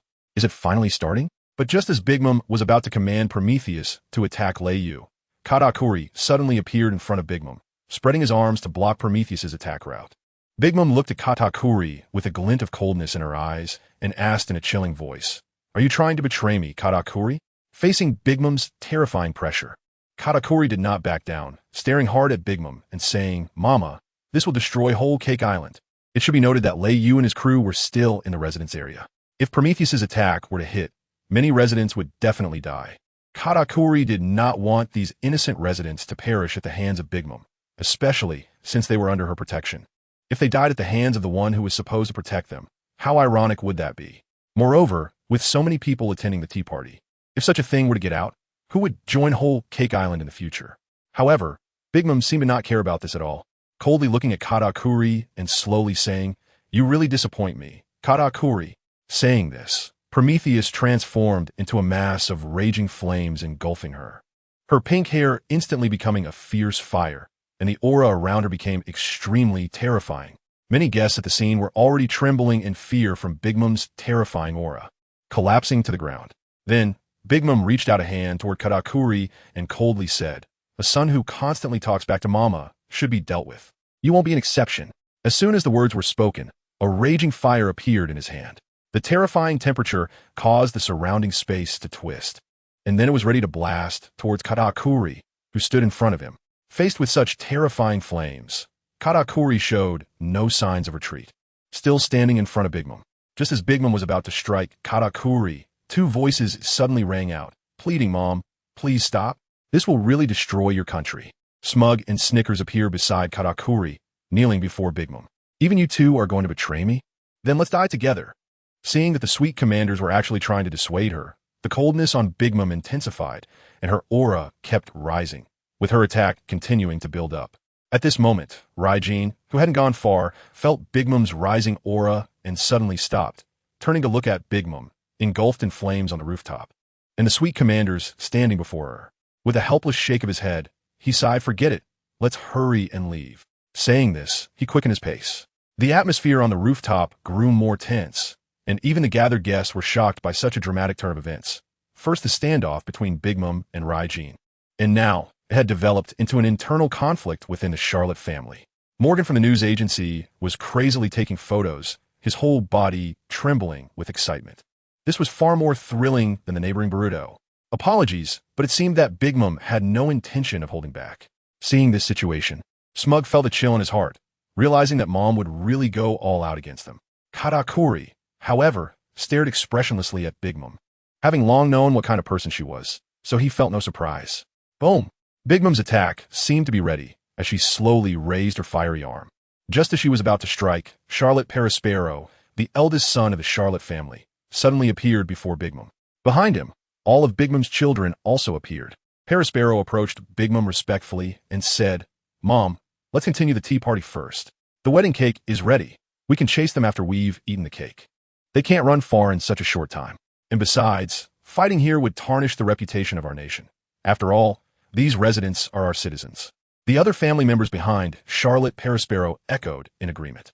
Upon hearing this, Big Mom's massive arm hovering in the air did not come down. Instead, she coldly scanned the crowd on the rooftop and the trembling residents on Cake Island before slowly lowering her hands. Prometheus, which had been hovering above her head, also detached and transformed back into a small sun, at which point Big Mom calmed down a little. If a large number of residents died in this battle, where'd she find her lifespan? Fine, let's eat the delicious wedding cake first. Big Mom then sat down in her seat, resting her chin on her hand and waiting for the delicious cake to be brought over. Seeing Big Mom relent, Katakuri and the others breathed a sigh of relief. Cold sweat soaking their backs without them realizing it. The sense of impending death was not pleasant at all. Katakuri then cast a grateful glance at Charlotte Perospero, grateful that he had no idea what the outcome would have been without him. Seeing this, Perospero quickly instructed his subordinates to hurry to the cake factory to retrieve the wedding cake. He noticed that Big Mom, who was now seated, had a large amount of stomach acid mixed with saliva flowing from her mouth, and her eyes were gradually becoming a bit dazed. Knowing Big Mom well, he realized that her craving for food was about to kick in. If Big Mom's craving kicked in, it would be the true end. At that point, everyone present might end up dying at Big Mom's hands, either being killed by her loss of control or being eaten as food. The only way to prevent Big Mom from going berserk was to quickly bring the cake and let her eat it. Thus, Perospero could only keep praying for the cake to arrive quickly and without any mishaps. None of the guests on the rooftop dared to leave, fearing that they might accidentally provoke Big Mom again. Among the crowd, Stussy watched Big Mom's sudden change in demeanor, her eyes flashing with a hint of reluctance. Could it be that the Navy and the government were really going to miss this opportunity? At this moment, Charlotte BRL, along with several members of the Big Mom Pirates, arrived at the cake factory and looked at the factory's open door, a strong sense of foreboding rising in her heart. The guards who should have been outside were nowhere to be seen. From the outside, the open factory door revealed a pitch-black interior where nothing could be seen. BRLE's pupils constricted, and without thinking about anything else, she rushed inside. When she turned on the lights in the cake factory, she saw that the guards who were supposed to be at the door were now scattered and lying inside, their fates unknown. Even the chefs who made the cakes had collapsed on the ground. He immediately looked at a round tray in the factory, which should have held the wedding cake, but now it was just an empty tray, seemingly with white snakes crawling over it, licking the leftover cream. Where is the wedding cake? BRLE's face was filled with shock. At this moment, the wedding cake going missing meant everything to her. She knew all too well what would happen if Big Mom's craving for food exploded, and she trembled all over at the thought. The members of the pirate crew also saw the empty tray, instantly freezing in place, their eyes filled with fear, countless beads of sweat dripping down their foreheads. At that moment, BRLE spotted the head chef, Longbread, who had collapsed under the tray. Longbread was their executive chef, responsible for all the chefs in the Big Mom Pirates, a renowned chef with over 60 years of cooking experience, and like Big Mom, he was a member of the Rocks Pirates. He was also the one in charge of the wedding cake, claiming to be the only one capable of modifying it. Seeing Longbread unconscious, BRLE hurriedly rushed to his side, shaking him vigorously and asking, "Where's the wedding cake?" The cake. Under BRLE's shaking, Longbread groggily came to his senses. "Where's the wedding cake Mom wanted? Why is it gone?" BRLE shouted in panic. "What? The wedding cake is gone? How is that possible?" Longbread suddenly awakened, looking in horror at the empty tray where the giant cake should have been. "Can you make another wedding cake? Mom's craving is kicking in," BRLE hurriedly asked, but Longbread could only shake his head in a daze, saying, "It's too late. To make a cake that satisfies Big Mom, it will take at least a week." Hearing the words Longbread, everyone present felt the darkness before their eyes, as if the sky had collapsed. "It's all over. Damn it, it must be those two guys who ate the cake." Longbread clenched his fists, his eyes filled with anger. "What? Which two guys?" Briley couldn't help but ask. "I don't know who they are. I just heard they were guests attending the tea party. And as soon as they came in, they knocked us out. I didn't expect them to eat the entire cake. Hey, come with me to check the surveillance footage." With that, Longbread took Bruley to the monitoring room of the cake factory. At this moment, on the rooftop, Perospero looked at Mama on the main seat, her condition becoming increasingly abnormal, her breath growing more and more frantic. He anxiously pulled out a transponder snail. Ring, ring, ring. Inside the monitoring room, Bruley took out the transponder snail and heard Perospero's anxious voice coming through. Bruley, has the wedding cake not been delivered yet? Can you hurry up? Mama can barely hold on. You have to know that Big Mom, suffering from a hunger pang, can be terrifying like a demon. So it's no wonder Perospero was so anxious. Brother, the wedding cake was eaten by someone. Bruley's voice, filled with fear, reached Perospero's ears. Perospero on the tea party rooftop was stunned. When he secretly turned to look at Mama's reaction, he found that Big Mom had somehow already stood behind him. At that moment, countless stomach acids and saliva flowed from her mouth, dripping onto the ground, and the pupils in her eyes had turned into a chilling blood red, emanating an extremely terrifying aura. Huh? You said the wedding cake was eaten by someone? My long-desired wedding cake is gone, just like that? With every word she spoke, Big Mom's aura became more frenzied, her eyes gradually losing their original rationality. No, Mama, please calm down. Perospero trembled as he spoke. Ah, damn it. Who dared to touch my cake? I want the wedding cake. Give me the wedding cake. Big Mom had completely lost her reason and began to roar madly. In the next moment, bang, her terrifying conqueror's haki erupted uncontrollably, and along with Big Mom's roar, this powerful aura completely destroyed the entire tea party venue. Some of the weaker guests were directly blown away by this overwhelming force, crashing down from the rooftop to the ground, their lives uncertain. Meanwhile, the situation for those on the rooftop was no better. In the face of this powerful conqueror's haki, those without enough strength were almost all holding their heads, kneeling in pain on the ground. Some were even knocked unconscious, blood flowing continuously from their 7 orifices. Damn it, who the hell touched the cake? Big Mom had completely lost her mind. What should we do now? Perospero also collapsed to the ground, his face pale. Although he was one of the 34 ministers, the candy minister, he had no power to resist against Big Mom's conqueror's haki unleashed in a state of hunger. Wedding cake. I want the wedding cake. Big Mom was still roaring madly, her terrifying aura becoming more intense. She took a step closer to Perospero, her red eyes fixed on him. Where's my cake? Give me the wedding cake. Saying this, she raised her fist and slammed it down towards Perospero. Feeling the terrifying power contained in Big Mom's fist, a look of despair appeared on Perospero's face. Under the pressure of her conqueror's haki, he couldn't move at all. With his punch, he would either die or be severely injured. Just as Big Mom's fist was about to land, a figure suddenly blocked in front of him. Katakuri raised his trident with both hands, helping to block Big Mom's punch. Katakuri, Perospero exclaimed, breathing a sigh of relief, his face showing a look of having survived a disaster. But the next second, cough cough, a mouthful of blood was coughed out by Katakuri, instantly staining the ground beneath him red. You have to know that Katakuri's physical fitness is also extremely strong. But facing Big Mom, just her casual punch had caused him considerable injury. You need to notify everyone to leave quickly. Retreat. Katakuri slightly turned his head and said to Perospero, but what about you? Seeing the scarf around Katakuri's neck soaked in blood, Perospero couldn't help but feel worried. Don't worry about me. I'll hold Mama off for a while. You notify everyone to evacuate. Hurry. Katakuri roared, his hands holding the trident starting to tremble. All right, take care of yourself. Perospero no longer hesitated, instructed him, and quickly left, taking the remaining family members who could still move down from the rooftop, hurriedly organizing the nearby residents to evacuate. At this time, Katakuri was desperately holding up against the pressure brought by Big Mom, trying to buy as much time as possible for the evacuating people. Wedding cake. Give me the cake. Big Mom's eyes became more and more frenzied, saliva drooling continuously. Accompanied by her roar, her aura continued to rise, and she raised her other arm to strike at Katakuri. Facing Big Mom's destructive power, a flash of red light passed through Katakuri's eyes as he desperately activated his top-tier observation haki.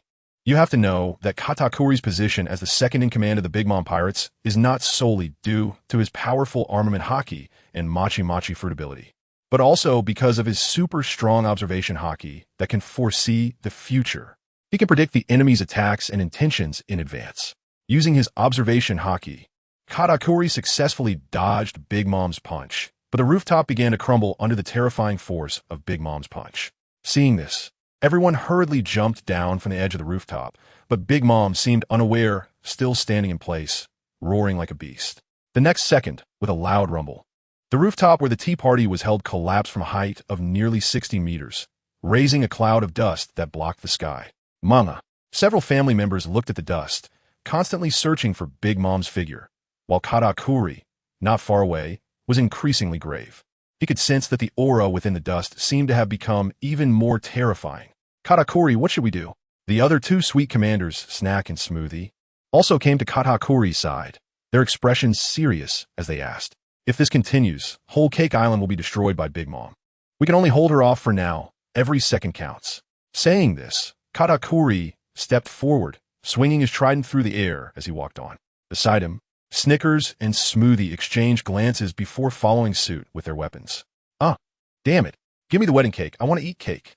Big Mom's roar emerged from the dust, her terrifying aura wreaking havoc on everything around her, spreading to a larger area. The distant residents of Whole Cake Island, who were in the process of evacuating, were knocked unconscious by the overwhelming force of Big Mom, lying on the street like corpses. Perispero, who was organizing the evacuation, saw this scene and thought to himself that it was bad. If this continued, Whole Cake Island would suffer heavy losses. Then, as if he had thought of a solution, a gleam suddenly appeared in his eyes, and he abandoned the retreat to rush towards Katakuri and the others. At this moment, a massive shadow with red eyes emerged from the rising dust. Give me the wedding cake. Big Mom's saliva fell like giant raindrops. Upon seeing the buildings of Whole Cake Island nearby, Big Mom waved her hand, wantonly destroying everything around her. Then, she seemed to notice the unconscious residents not far ahead. The red light in her eyes erupted as she drooled and walked over. Seeing this, Katakuri's pupils constricted, and he shouted, "Not good. Mom is going to attack those residents. Stop her." Saying this, he brandished a trident and charged towards Big Mom. At the same time, with a buzzing sound, Katakuri infused his armament haki into his trident and leaped into the air, raising it high to strike down at Big Mom, but she seemed completely oblivious, continuing to walk forward. Bam! The moment Katakuri's trident struck Big Mom, he was sent flying back, causing no harm to her. However, this attack successfully caught Big Mom's attention. She slowly turned her head, her crimson eyes fixating on the airborne Katakuri. "Give me the wedding cake." Big Mom roared as she turned to walk towards Katakuri. Seeing Big Mom approach, Snickers and Smoothie reached Katakuri's side. "Brother, we can't stop her," Smoothie said with a serious expression. "You all should escape," Katakuri said heavily, once again facing the already irrational Big Mom. "Kaka, brother Katakuri." Smoothie looked at Katakuri with worry, and then, as if making a decision, she drew her sword and charged forward. Seeing this, Snickers no longer hesitated and quickly followed their pace. The leading Katakuri noticed their movements, frowned, and turned back to scold them. "Didn't I tell you to retreat first?" "Hee, we're also members of the three sweet commanders. You can't just leave us behind," Snickers laughed. Hearing this, Katakuri's eyes showed a hint of a smile. But he snorted coldly, "Be careful. You know how terrifying Mom is." Saying this, he accelerated and charged towards Big Mom. At this moment, Perispero also arrived, and seeing the three about to clash with Big Mom, he hurriedly shouted, "Mom, I know where the wedding cake is." Hearing this, Big Mom froze in place, turning to look at Perispero. "Wedding cake? Where is the wedding cake? I want to eat the wedding cake." Now, only the wedding cake could capture her attention. At the moment she heard about the wedding cake, an intense desire erupted in Big Mom's crimson eyes. Seeing Big Mom stop, Katakuri and the others were also stunned, looking at Perispero in confusion, not understanding what their elder brother was planning. Wasn't the wedding cake destroyed? Looking at the irrational Big Mom due to her hunger pangs, Perispero quickly said, "It was Raijin and his gang who took your wedding cake, Mom. They're at the port now." In truth, Perispero did not know who had destroyed the wedding cake, but given the current situation, he had to find a scapegoat. And the best scapegoat was Raijin and his group who had just left. Raijin? Damn it, that bastard Raijin.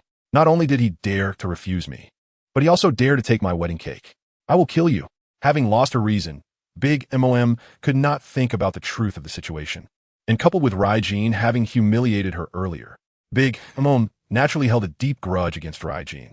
After learning that Raijin had taken her wedding cake, Big summoned Zeus, riding him as she flew towards the port of Whole Cake Island, destroying everything in her path with her terrifying conqueror's haki.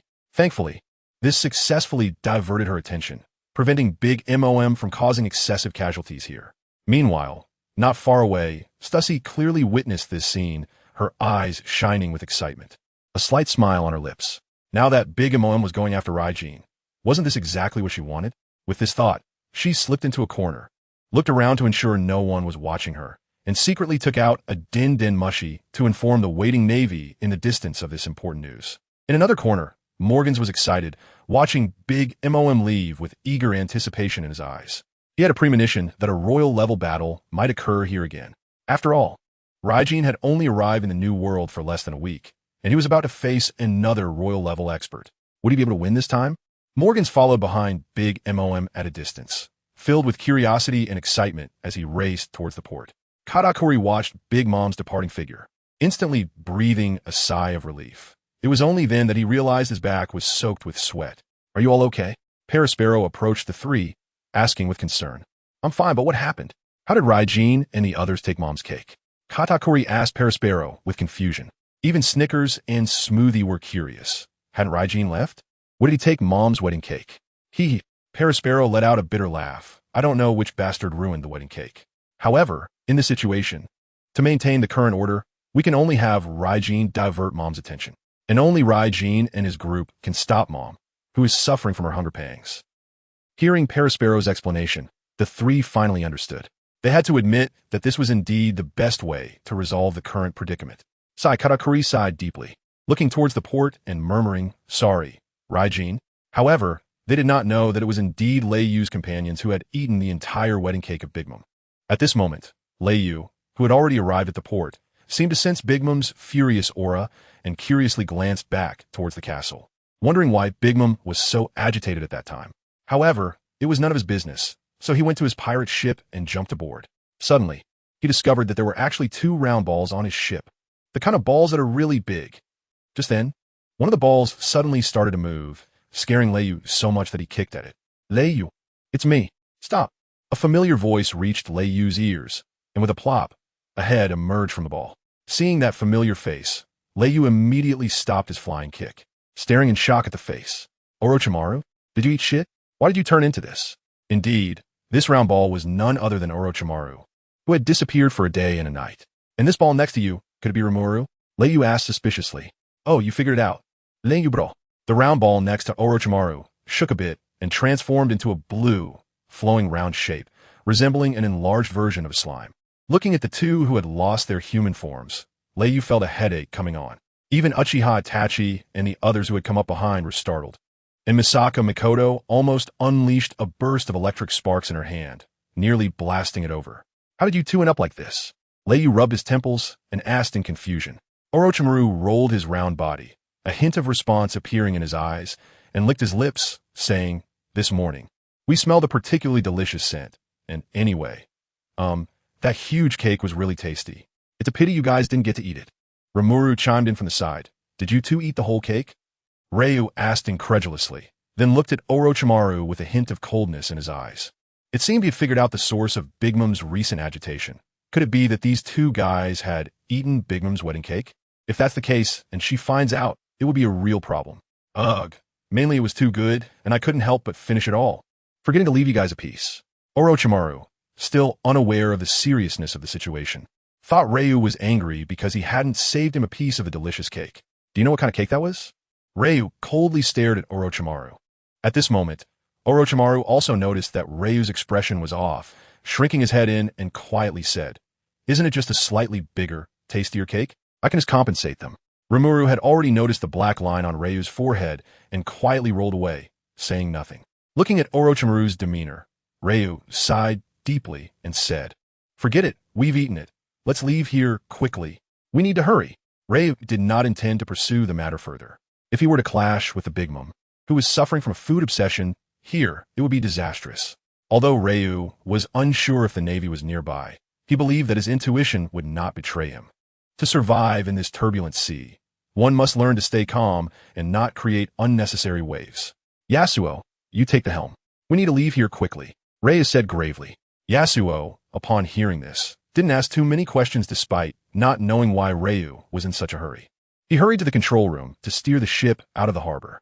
Meanwhile, Ryu went to the bow of the ship, looking solemnly towards the direction of Whole Cake Island.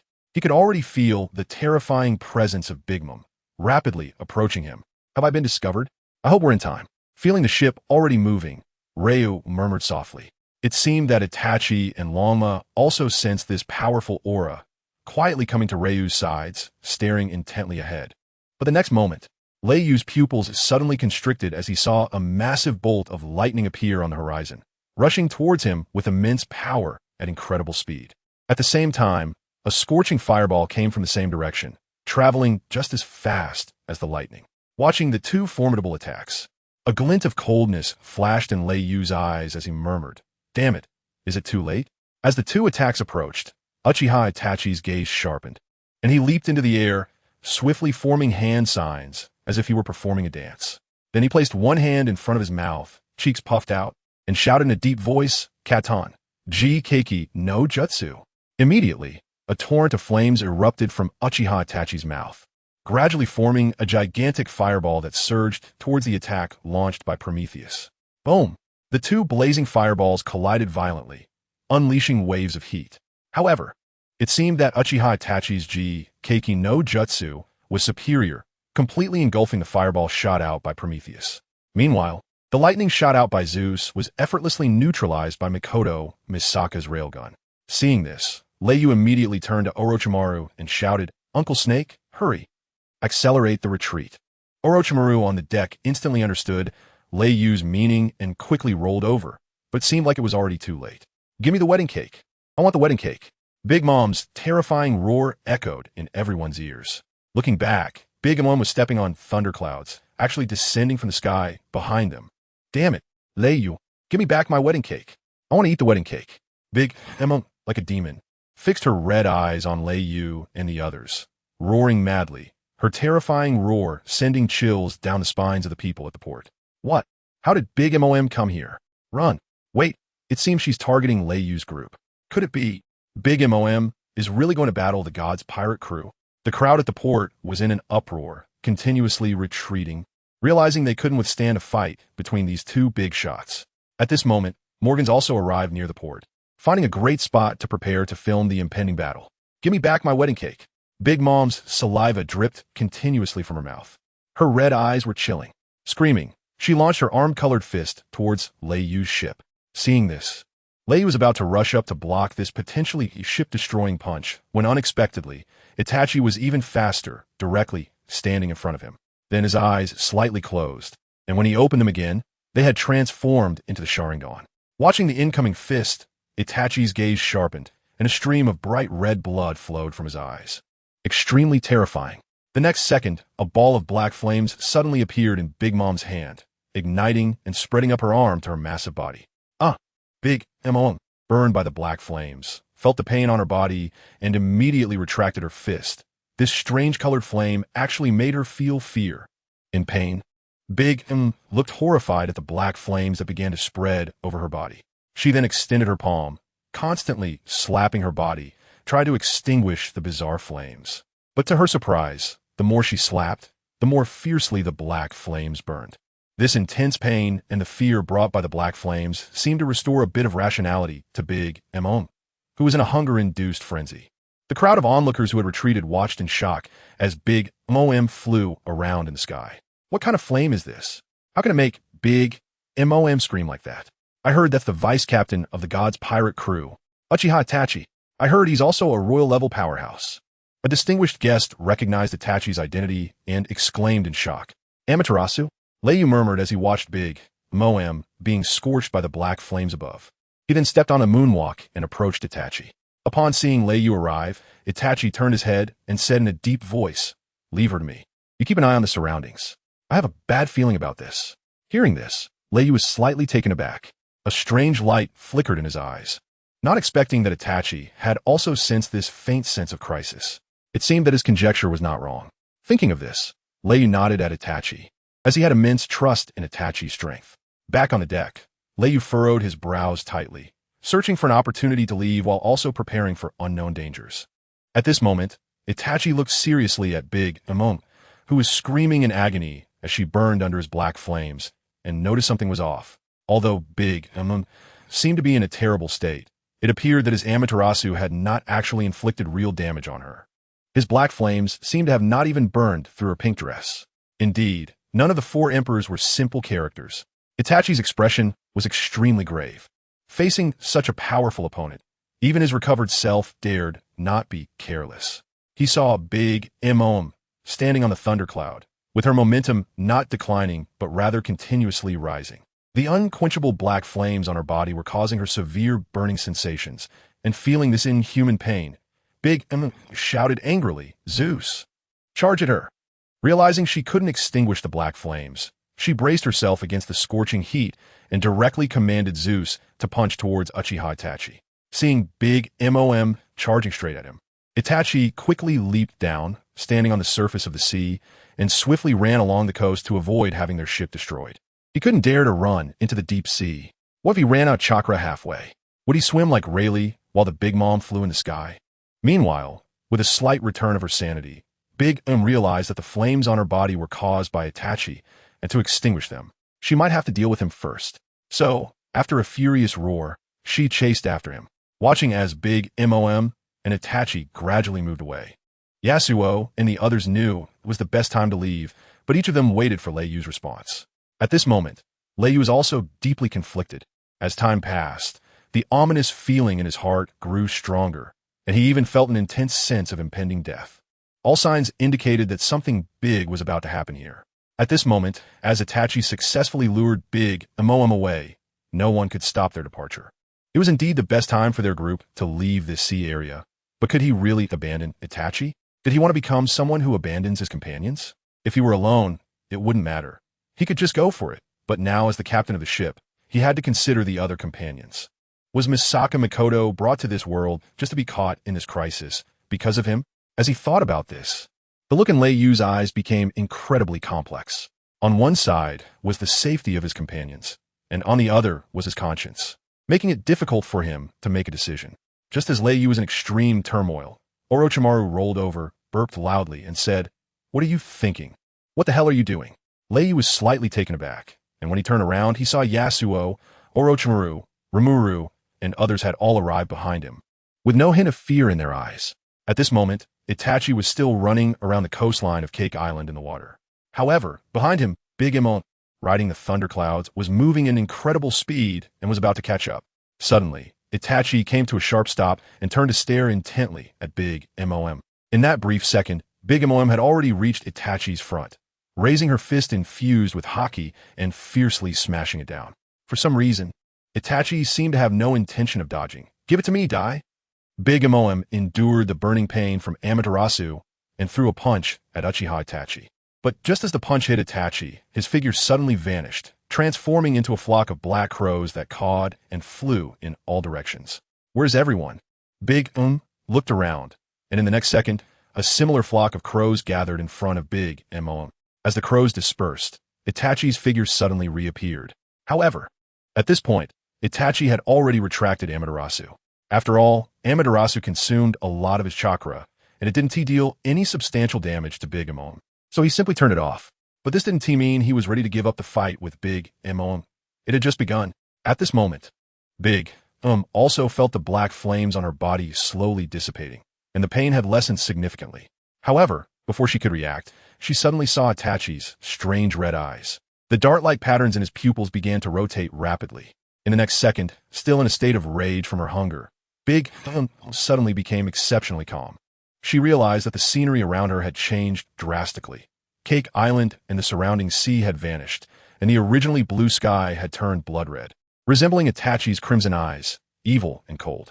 When Big Mom attempted to leave, she suddenly found her massive body bound to a gigantic cross, her limbs locked by iron chains. Unable to move, those who had come to watch were astonished to find that Big Mom and Itachi seemed to be frozen on the surface of the sea, completely motionless. What is going on? Why aren't they fighting? I don't know, it was pretty intense just a moment ago. Could this be Itachi's fruit ability? No. He was using flames just now. It should be a Logia fruit. The crowd looked at the two who were standing still and began to discuss curiously. At this moment, in the Tsukuyami space, a flock of similarly evil crows flew towards Big Mom's location, and then Itachi's figure appeared before Big Mom. When Big Mom looked into Itachi's red eyes, she couldn't help but shiver. What kind of eyes are those? They had no trace of emotion, calm like a pool of stagnant water. Various bizarre phenomena and an unparalleled sense of fear gradually brought Big back to her senses. "Where's this place? You damn brat, let me out." Big Mom roared at the approaching Uchiha Itachi. But Itachi seemed to not hear her at all, producing a kunai that radiated a cold gleam, emotionlessly walking towards Big Mom. Seeing the kunai in Itachi's hand, a trace of mockery appeared in Big Mom's eyes, and she sarcastically said, "Ha, that's useless. A little dagger like that can't hurt me." But in the next second, when Itachi cruelly and mercilessly plunged the kunai into Big Mom's body, her pupils suddenly constricted. Pain, excruciating pain. It felt as if her soul was being torn apart.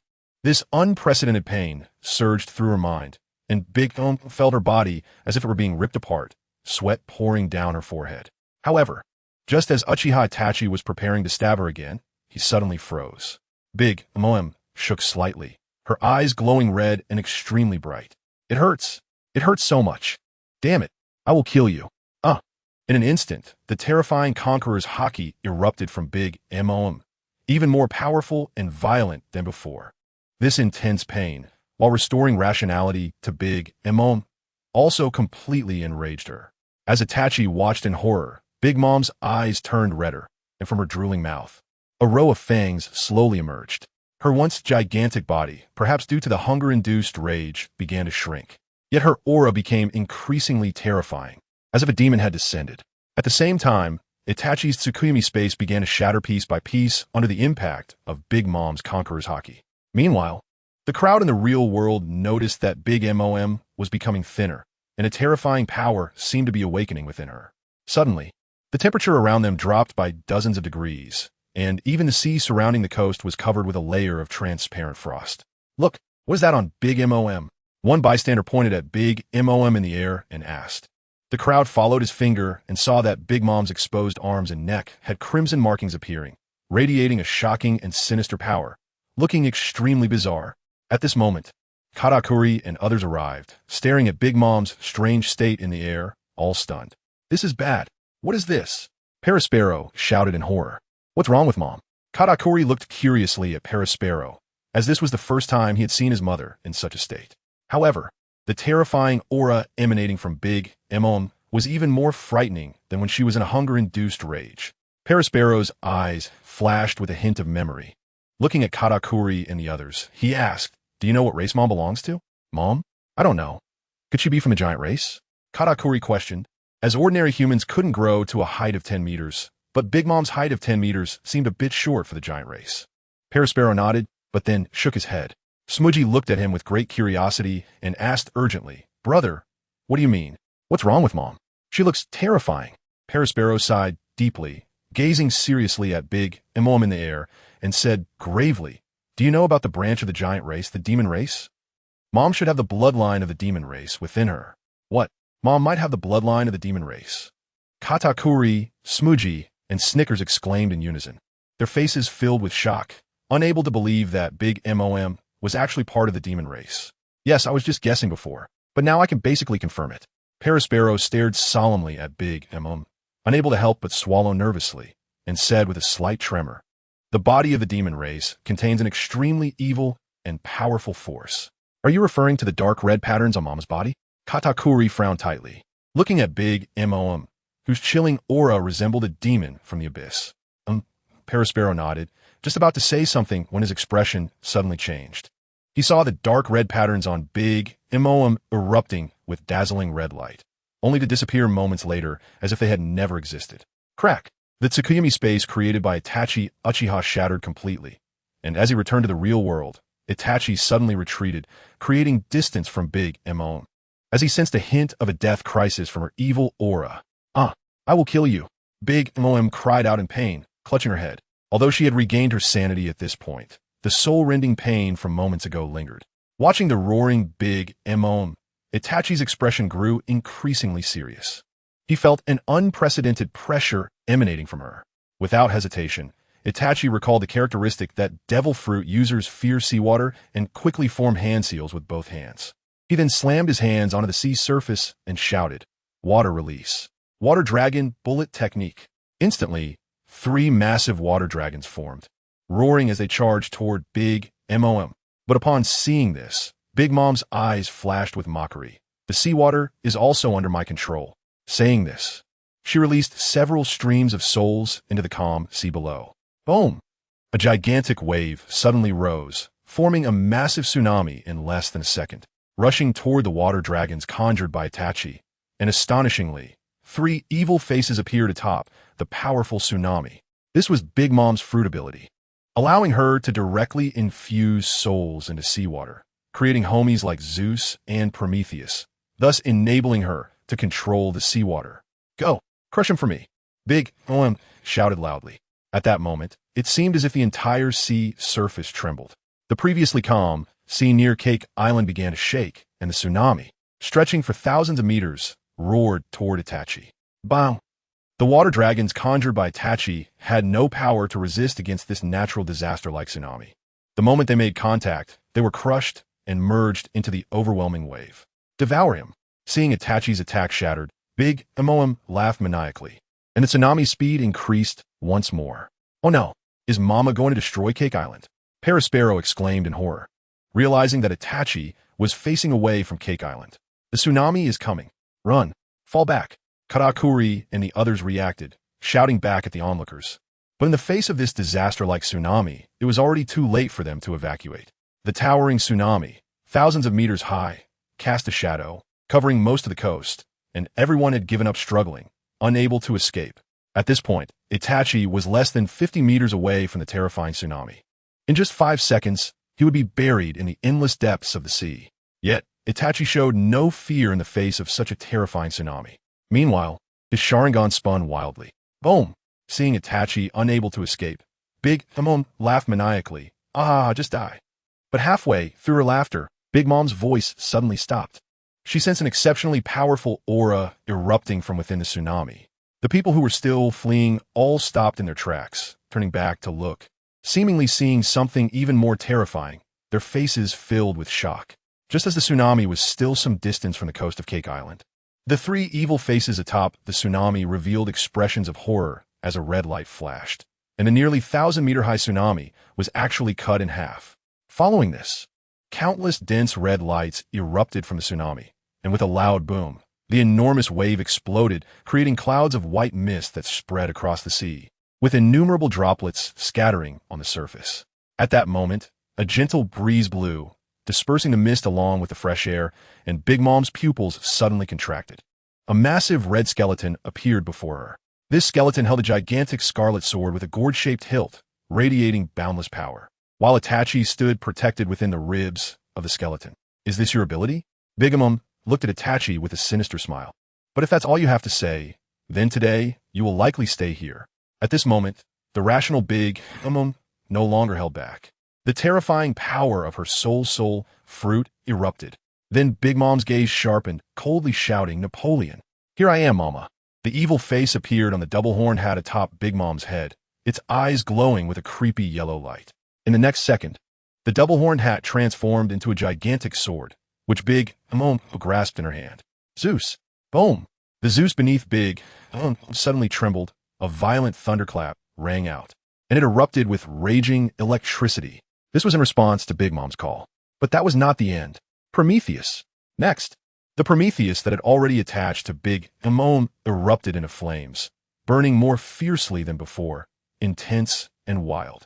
The temperature of the flames, upon appearing, caused the surrounding sea to boil, and the terrifying heat made even those hundreds of miles away feel unbearably hot. Are you ready to face death? You brat from the Big Mom pirates? Big Mom coldly stared at Itachi, who was wrapped in Susanoo. Prepara-tu-di. Big Mom's momentum continued to rise at this moment. She seemed ready to slay Itachi Uchiha. It was important to note that Zeus, Prometheus, and the double-horned hat Napoleon were warriors created using her homie's ability. And these 3 homies were the strongest among all her creations. In this moment, Big Mom stood on the thundercloud Zeus, with flames from Prometheus above her head, wielding the sword transformed from Napoleon. This was Big Mom's final and strongest form. For a moment, that overwhelming sense of oppression made everyone within a radius of several kilometers feel as if they couldn't breathe. It was as if an invisible giant hand was squeezing their necks. Is this the strongest state of Big Mom? The title of the 4 emperors is well-deserved. So strong, I couldn't even muster a hint of resistance. But perhaps this is what it means to be one of the 4 emperors. At this moment, countless people on the shore turned pale at the sight of Big Mom, her intense killing intent instilling fear in many. Face death, you little gods. Big Mom revealed an incredibly terrifying smile. Even her three homies warriors displayed an equally wicked grin. At this time, Big Mom, wielding the giant sword Napoleon and standing on the thundercloud Zeus, with the flames of the sun Prometheus clinging to her hair, charged towards Itachi like an evil old woman. Boom! Accompanied by a deafening explosion, Itachi Susanu's tensei sword collided with Big Mom's giant sword Napoleon. This terrifying clash seemed to cause a slight tremor in space. In that moment, the sky appeared to darken, and in an instant, the clouds gathered and rolled, forming a crack that gave the impression of the sky being torn apart. The residents of Cake Island were so frightened by this scene that their legs went weak, with some even losing control of their bladders. For ordinary people, the battle between these two seemed like a fight between gods, and under such terrifying impact, they could only curl up and tremble. So strong. Katakuri watched the battle between the two with a sense of dread. Even though he had previously estimated that Itachi's combat power was impressive, he never expected that he could actually contend with Big Mom. Wigaku! Big Mom roared, raising her Napoleon giant sword, and the speed of the thundercloud Zeus beneath her surged as she charged at Itachi once more. Then, Big Mom swung the giant sword in her hand, unleashing an immensely powerful slash towards Itachi. In that second, it seemed as if space itself twisted, accompanied by a massive shockwave. At this moment, Itachi controlled his Susanoo, swinging the tensei sword forward to meet the attack with a crimson slash. In the blink of an eye, the two forces collided, instantly creating a violent explosion that swept in all directions. The power generated by the explosion caused waves of varying sizes to rise on the sea, and the resulting shockwave surged towards Cake Island, toppling countless buildings in its path. Boom! Among the shocked gazes of countless people, another dull collision sound echoed, clearly the result of another clash between Big Mom and Itachi, even though they had just been at the epicenter of the two slashing explosions. It was merely a minor inconvenience for them.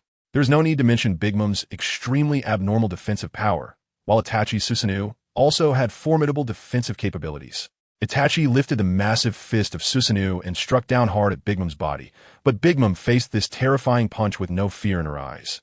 Instead, she bore a hint of mockery, saying, "If that's all you've got, you'll be staying here today." Elbaf's spear, Wigaku! Big Mom gripped the Napoleon giant sword tightly with her muscular arm and swung it forward. Then, an incredibly strong pink shockwave erupted towards Itachi. Along the way, it stirred up a whirlwind, the immense power seeming to tear apart the surrounding air. The next second, it crashed into the massive fist of Susanoo. Instantly, Itachi felt a powerful sense of pressure enveloping him, as if a 1,000-pound jack was holding back his fist. Oh no! At that moment, Itachi's pupils suddenly contracted, and then he heard a series of cracking sounds. To his horror, the right arm of his third form Susanoo began to shatter. Boom! Before Itachi could react, he was directly sent flying by the terrifying shockwave, hurtling towards the coastline of Cake Island. People on the coast saw this and hurriedly moved away, fearing being crushed by this red skeleton. With a thunderous crash, Itachi slammed into the shore, kicking up a cloud of yellow sand that obscured the sky. Cough, cough. Itachi collapsed onto the ground, coughing up blood before struggling to rise, wiping the blood from the corner of his mouth. Big Mom's strike had directly injured his internal organs. He had underestimated Big Mom as one of the 4 emperors. It seemed that the third form of Susanoo was insufficient to sustain a battle against her. Thinking this, Itachi's Sharingan suddenly retracted, returning to normal eyes. Then he closed them again, not knowing what he was about to do. Big Mom looked at Uchiha Itachi. Sensing his aura suddenly dissipating, thinking he had given up resistance, she laughed. "Boy, do you know how many years it has been since someone made me feel such pain? I will not only make you feel the same pain I do, but I will also make you know the pain of death." It should be noted that Itachi's Tsukuyomi had been the first to make Big Mom experience what it meant to feel soul-rending pain. Saying this, Big Mom stepped on Zeus and slowly flew towards the shore. As she got closer, the crowd of onlookers quickly retreated. Suddenly, the vast coastline was left with only Uchiha Itachi, whose eyes were slightly closed. Meanwhile, in the distance, Katakuri also had his eyes tightly shut, emanating a strange and powerful aura.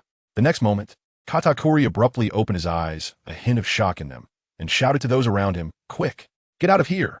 Everyone retreat! Don't stay in this area!" Perispero looked at the greatly reacting Katakuri with confusion, asking, "What's happening? Is something about to occur?" Katakuri murmured, "I just saw a glimpse of the future, a giant clad in red armor, fighting fiercely with Mom here. Such a battle. Even the residual waves will be too much for most to withstand, and some may even die here. Hearing this, Parasparrow was taken aback. A giant in red armor. He murmured, casting a deep glance at Itachi in the distance, then led the family members to retreat. Are we leaving too? Smoothie asked Katakuri. Yes. At this level of battle, we can no longer interfere, Katakuri replied, and the sweet three generals also began to retreat, clearing the battlefield for Big Mom and Itachi. At this moment, Big Mom drew nearer, her terrifying aura crashing down on the Uchiha Itachi, standing on the shore. In that moment, Uchiha Itachi suddenly opened his eyes, calmly staring at Big Mom, and said, "The real battle has just begun." Although the tone did not change much, the coldness in Itachi's eyes became even sharper. Itachi's body shook, and his powerful aura gradually rose.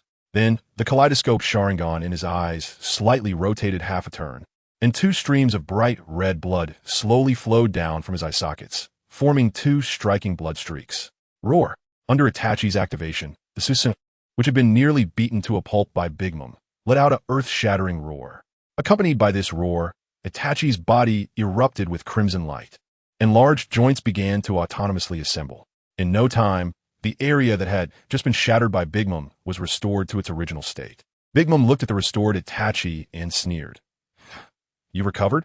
But if that's all you have, then I'll completely shatter you this time. Hearing this, Itachi coldly glanced at Big Mom, who was rapidly approaching, and stepped forward. Suddenly, the originally skeletal Susanoo underwent another transformation. In the hollow pupils, flames suddenly appeared, flickering in the position of the pupils. The Susanoo, which originally only had an upper body, now had pieces of crimson skeleton outlining its lower body in the void. With a loud rumble, the skeletal giant formed by the Susanoo slowly stood up, reaching a terrifying height of several dozen meters, more than double that of Big Mom. But the transformation of Susanoo seemed far from over. The standing red giant suddenly trembled. A layer of incredibly cool armor covered the surface of the skeletal body. In the blink of an eye, this striking red armor completely enveloped the skeleton. At this moment, Susanoo had become a real figure, exuding an overwhelming and suffocating aura. The onlookers in the distance felt a fear of death similar to that of Big Mom upon witnessing this scene. What is this thing? What kind of monster is he? What kind of devil fruit user is this? Such a powerful aura. Seeing Itachi use the fourth form of Susanoo, everyone trembled once again. Moreover, the deep, cold, and evil aura emanating from Itachi on Susanoo instilled a primal fear in them. He seems to have become stronger again. Parasparrow looked at Itachi from a distance and murmured. Katakuri nodded in agreement, but his expression remained extremely serious, because he knew that although Itachi's strength seemed to have increased significantly once more, even so, it was still not comparable to Big Mom in her peak state. Boom! The right hand of Susanoo stretched out, and with a step forward the entire ground shook. At the same time, a similarly crimson wine gourd appeared in Susanoo's hand. Then, holding the wine gourd, a stream of red energy poured out, transforming into a giant sword held by Susanoo. Looking at the fourth form of Susanoo, Big Mom suddenly paused. She could also sense that Itachi was now several times stronger than before. What kind of devil fruit ability is this? It's quite interesting. Could be a newly discovered type of paramecia fruit? Big Mom looked at Itachi, curiously asking, as she could not recall any devil fruit that matched the red armor before her, though it seemed somewhat similar to Sengoku's golden Buddha form. Hearing Big Mom's words, Itachi remained expressionless and did not wish to offer any explanation. Seeing Itachi ignore her words, Big Mom's face showed a hint of annoyance, and she raised the great sword in her hand, coldly looking at him. But even so, you still can't defeat me. Vigyu! She shouted, and struck down fiercely at the Susanoo that Itachi had conjured. This shockwave seemed faster and stronger than before. The shockwave, accompanied by a series of sonic booms, tore through the surrounding air, rapidly rushing toward Itachi. The speed was so fast that Itachi had no time to react, and even the arcane mirror could not be summoned in time, as it was already upon him. Unable to dodge, Itachi could only control Susanoo to extend its right arm to block the shockwave. With a loud bang, Itachi, enveloped in Susanoo's remnants, spat out a mouthful of thick blood once again. The red flames on Susanoo flickered at that moment, as if they were about to extinguish. The right arm that blocked the shockwave was suddenly shattered halfway. Even the fourth form of Susanoo could not withstand Big Mom's full power. Does this mean I have to use that form? although that form of Susanoo could enhance my strength several times. However, I have never used that form of Susanoo before. One reason is that I have not unlocked the eternal Mangekyou Sharingan, making it impossible to use the Mangekyou Sharingan without any side effects. The second reason is that my physical condition previously was not sufficient to support the activation of full-body Susanoo. Being able to use the fourth state of the Yatagarasu armor form of Susanoo is already my limit. However, thinking about it now, Itachi's Mangekyou Sharingan seemed to have quietly turned a circle. Just that alone, huck it. Big Mom looked down at Itachi, mocking, if that's all you have, then this next blow will completely erase you. After all, your companions, Raijin and the others, seem to be coming here soon. Saying this, Big Mom slightly tilted her head to look at the sea on the right side. She could sense Raijin's aura rapidly approaching. I must kill Itachi before Raijin arrives. Otherwise, if that guy intervenes, it will be troublesome. Then, Big Mom raised her Napoleon sword again. A tremendous aura surged upwards, coldly staring at Itachi below, with a dense killing intent appearing in her eyes. However, this time, she did not hastily strike down, but continued to increase her aura, concentrating all her power into this single strike. This shows Big Mom's determination to slay Itachi. Feeling Big Mom's rising aura, the entire world darkened under her shock. It seems there is no other way. Looking at Big Mom, whose aura was growing stronger, Itachi murmured, with a hint of coldness appearing in his eyes. Then, Itachi's Mangekyou Sharingan seemed to slightly distort. Following that, bright red blood slowly flowed from his eye sockets, and a similarly powerful aura suddenly erupted from him. Roar! Susanoo let out a long howl toward the sky, and it actually underwent another transformation. The Susanoo clad in Yatagarasu armor no longer resembled the high and armored form, but looked more like a person dressed in samurai attire, and its size grew once again, far exceeding the previous fourth form's height of several dozen meters, directly reaching an astonishing height of 100 meters, surpassing even the giants. Bang! Suddenly, two enormous wings appear behind the Yatagarasu form of Susanoo, also radiating crimson energy. Not only that, but even the right arm that was just shattered by Big Mom has regrown. Itachi slowly raised his head and then seemed to defy gravity, slowly flying upwards. He arrived in front of a hexagonal object on top of Susanoo's head, and then a flash of red light appeared, causing Itachi's figure to suddenly vanish into thin air. In the next second, he appeared inside that hexagonal gem, similar to entering the control room of a Gundam. The eyes of Susanoo, resembling a human form, flashed with a hint of brilliance, and with a wave of both hands, two streams of chakra gathered in his palms. Then the two divine tools, the Tenketsu sword and the Yata mirror, appeared directly in Susanoo's hands, emanating boundless power. From a distance, he looked like a red war god holding two divine artifacts, and the immense chakra spilling out created a sense of awe among countless people, reminiscent of the suffocating feeling they experienced facing Big Mom. If I, the author, could name him, I would call him Bloodthirsty Dragon Shao. And this is Itachi's final trump card, the complete form of Susanoo. However, this is also the first time Itachi used this form of Susanoo, and he could feel that his power had increased more than several dozen times compared to before. This astonishing amplification left Itachi himself in shock. It is evident that there is a world of difference between the incomplete Susanoo and the complete Susanoo. However, maintaining this state of Susanoo consumes an enormous amount of energy. After just about a minute, Itachi felt that his chakra had already been depleted by 1/10. Not only that, but the burden on his Sharingan was also immense. If it weren't for having the miraculous heart of the celestial dragon, he would have been unable to maintain or even activate this state. What kind of thing is that? Such monstrous power. Are all of Thunder Feather's companions freaks? What kind of fruit can grow to such an astonishing level? Not far away, a crowd of people who had retreated to the outskirts of Cake Island could see the towering 100-meter red giant from afar. Moreover, even at this distance, they could feel the immense and terrifying power of Susanoo, and couldn't help but marvel at the strength of the gods.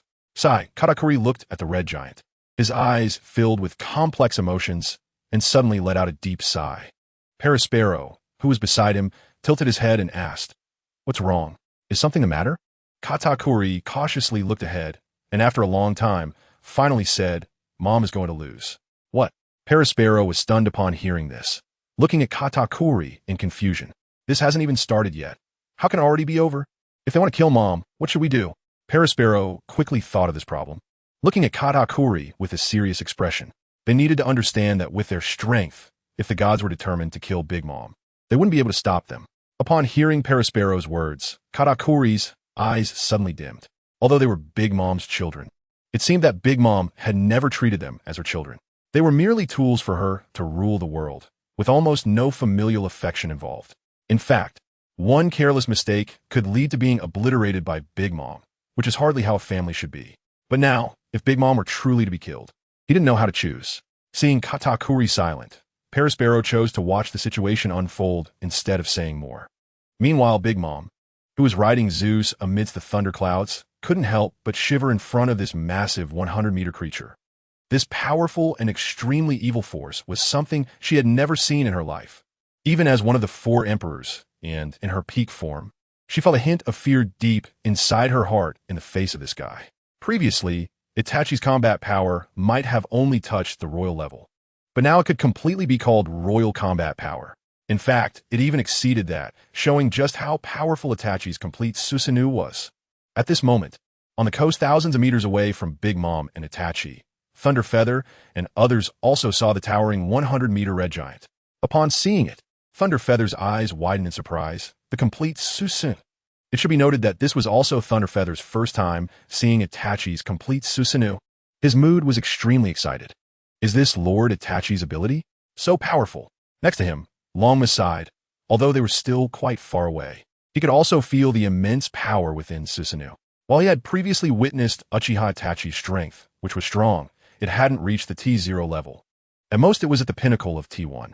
However, in this state, Itachi had already entered the ranks of T0, and even Longma himself didn't know if he could defeat him in this form. As for Orochimaru, upon seeing this form of Susanoo and the 2 weapons in Susanoo's hands, his legs went weak from instinctive fear. Quick, let's hurry over. Thunderfeather shouted with shining eyes. Huh, do we really need a rush? Itachi shouldn't fear Big Mom now, right? Yasuo asked in confusion beside him. There's no time to explain. Get in the car. Saying this with a whoosh, Thunderfeather's figure transformed into an afterimage, disappearing before everyone. Seeing this, the others had no choice but to speed up and follow. At this moment, Itachi looked down from inside Susanoo at the tiny Big Mom, who was originally 10 meters tall. In the complete Susanoo's eyes, she appeared as small as a little dog. Looking at Itachi, who seemed triumphant, Big Mom's expression grew more serious. Is this all your strength? You've indeed reached the royal level. Big Mom licked her lips, acknowledging Itachi's strength at this moment. But I am one of the 4 emperors. Accompanied by Big Mom's roar, her aura had now reached its peak, and the power contained in the giant Napoleon sword she held had reached an extremely terrifying level. A strand of energy emanating from within had already shaken the surrounding space. With a loud boom, Prometheus's flames were seen wrapping around the blade, emitting waves of heat. Not only that, but with a crackling sound, terrifying bolts of lightning began to appear on the blade, entwined with flames. With the combination of Zeus and Prometheus's powers, the aura emanating from Napoleon, the giant sword wielded by Big Mom became increasingly fearsome. The intense heat from the giant sword directly evaporated the seawater on the surface, with wisps of white smoke continuously rising from the sea. Furthermore, the lightning attached to the blade seemed to directly affect the weather, causing the entire world to darken. Countless dark clouds gathered above Big Mom, and a massive bolt of lightning suddenly struck down, converging on Napoleon in Big Mom's hand. In an instant, the 2 powerful forces, one red and one white, merged in the giant sword, seemingly holding endless power. Big Mom's strike was so formidable that it even invoked the forces of nature. You brat! Accompanied by her roar, the giant sword in her hand, infused with the lightning from the sky and the intense flames, struck fiercely towards Itachi within Susanoo. Watching this terrifying strike infused with the power of nature, a hint of mockery flashed in Itachi's eyes as he raised the Yata mirror in his hand to meet Big Mom's attack. Boom! Big Mom's giant sword, charged with the lightning and fire from above, struck hard against the Yata mirror. At that moment, the entire world seemed to tremble. Following a thunderous roar, a violent explosion resounded, and the terrifying shockwave caused the ground underwater within 100 miles to crack open. Countless underwater volcanoes erupted in response to this shock, and the entire sea surface became scalding hot. The aftermath of the collision surged outward. The distant spectators, caught off guard, were struck by the powerful shockwave, spitting blood and collapsing to the ground. Even powerful figures like Katakuri gritted their teeth and struggled to resist. Yet, even such a tremendous force seemed utterly insufficient before Itachi's Yata mirror, which remained completely unmoved, absorbing Big Mom's strike without even a slight tremor. Damn it, break through! Big Mom, seeing the Yata mirror remain unfazed, flushed with rage, and her aura erupted once more, increasing her strength even further. But even so, she couldn't break the Yata mirror, let alone kill Uchiha Itachi. What a terrifying strike. If it weren't for my current state, I might have actually died at your hands, Itachi coldly remarked, observing Big Mom struggling with all her might to break his Yata mirror. Damn it! Big Mom roared again, her cold words sounding like mockery in her ears, and she shouted, "Fire from the heavens!" In an instant, Big Mom's eyes narrowed, and a massive fireball suddenly appeared in the sky, plummeting toward Itachi like a meteor. The terrifying heat scorched the land black. Just as the fireball was about to fall before him, Big Mom suddenly retreated, and the enormous fireball crashed into Itachi's Yata mirror. With a thunderous roar, Susanoo sank into the ground under the immense pressure, and the massive fireball shook Cake Island, incinerating all plants within several dozen miles into ash. Even some of the cake buildings in the towns of Cake Island began to melt into liquid due to the intense heat. It could be said that Big Mom's attack almost destroyed half of Cake Island. Before the dust from the explosion could settle, Big Mom, with her eyes glowing red, looked at the figure buried in the debris and shouted, "Thunderous might."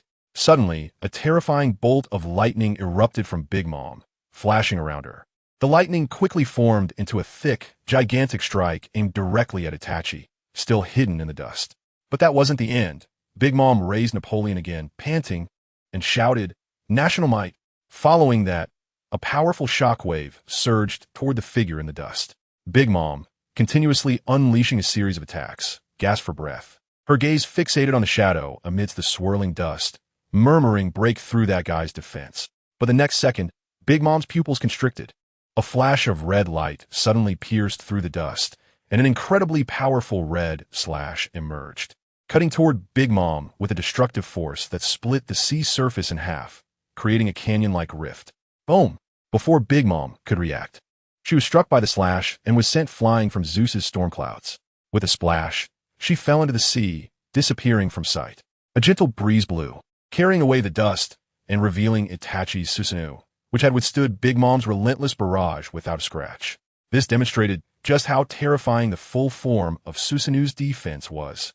From the head of Susanoo, Itachi frowned tightly as he saw Big Mom plunge into the sea, muttering, "Is it over?" Clearly, Itachi understood the weakness of devil fruit users. Contact with seawater would render them powerless. However, watching Big Mom being knocked into the sea so easily made him feel it was almost too simple. But he didn't think too much about it. After letting out a sigh of relief, he slightly closed his eyes, and 2 streams of blood flowed from his eyes. Even though he had the heart of a celestial dragon providing him with immense vitality, it was ultimately not enough to counterbalance the toll of using the Manjiki Sharingan. The cost of maintaining the complete form of Susanoo was something ordinary people could hardly imagine. "Mom, did she lose?" Parasparrow exclaimed, eyes wide in shock as he witnessed Big Mom fall into the sea. Although Katakuri had mentioned earlier that their mother would lose to Itachi, he didn't expect it to happen so easily. "What should we do? Do we need to go into the sea to save Mom?" Parasparrow asked Katakuri beside him. Katakuri, after a moment of silence, suddenly burst with intensity in his eyes and gravely replied, "No, it's not over yet." As soon as he finished speaking, the once calm sea surface began to churn once more. "Maw, maw, maw, maw, maw."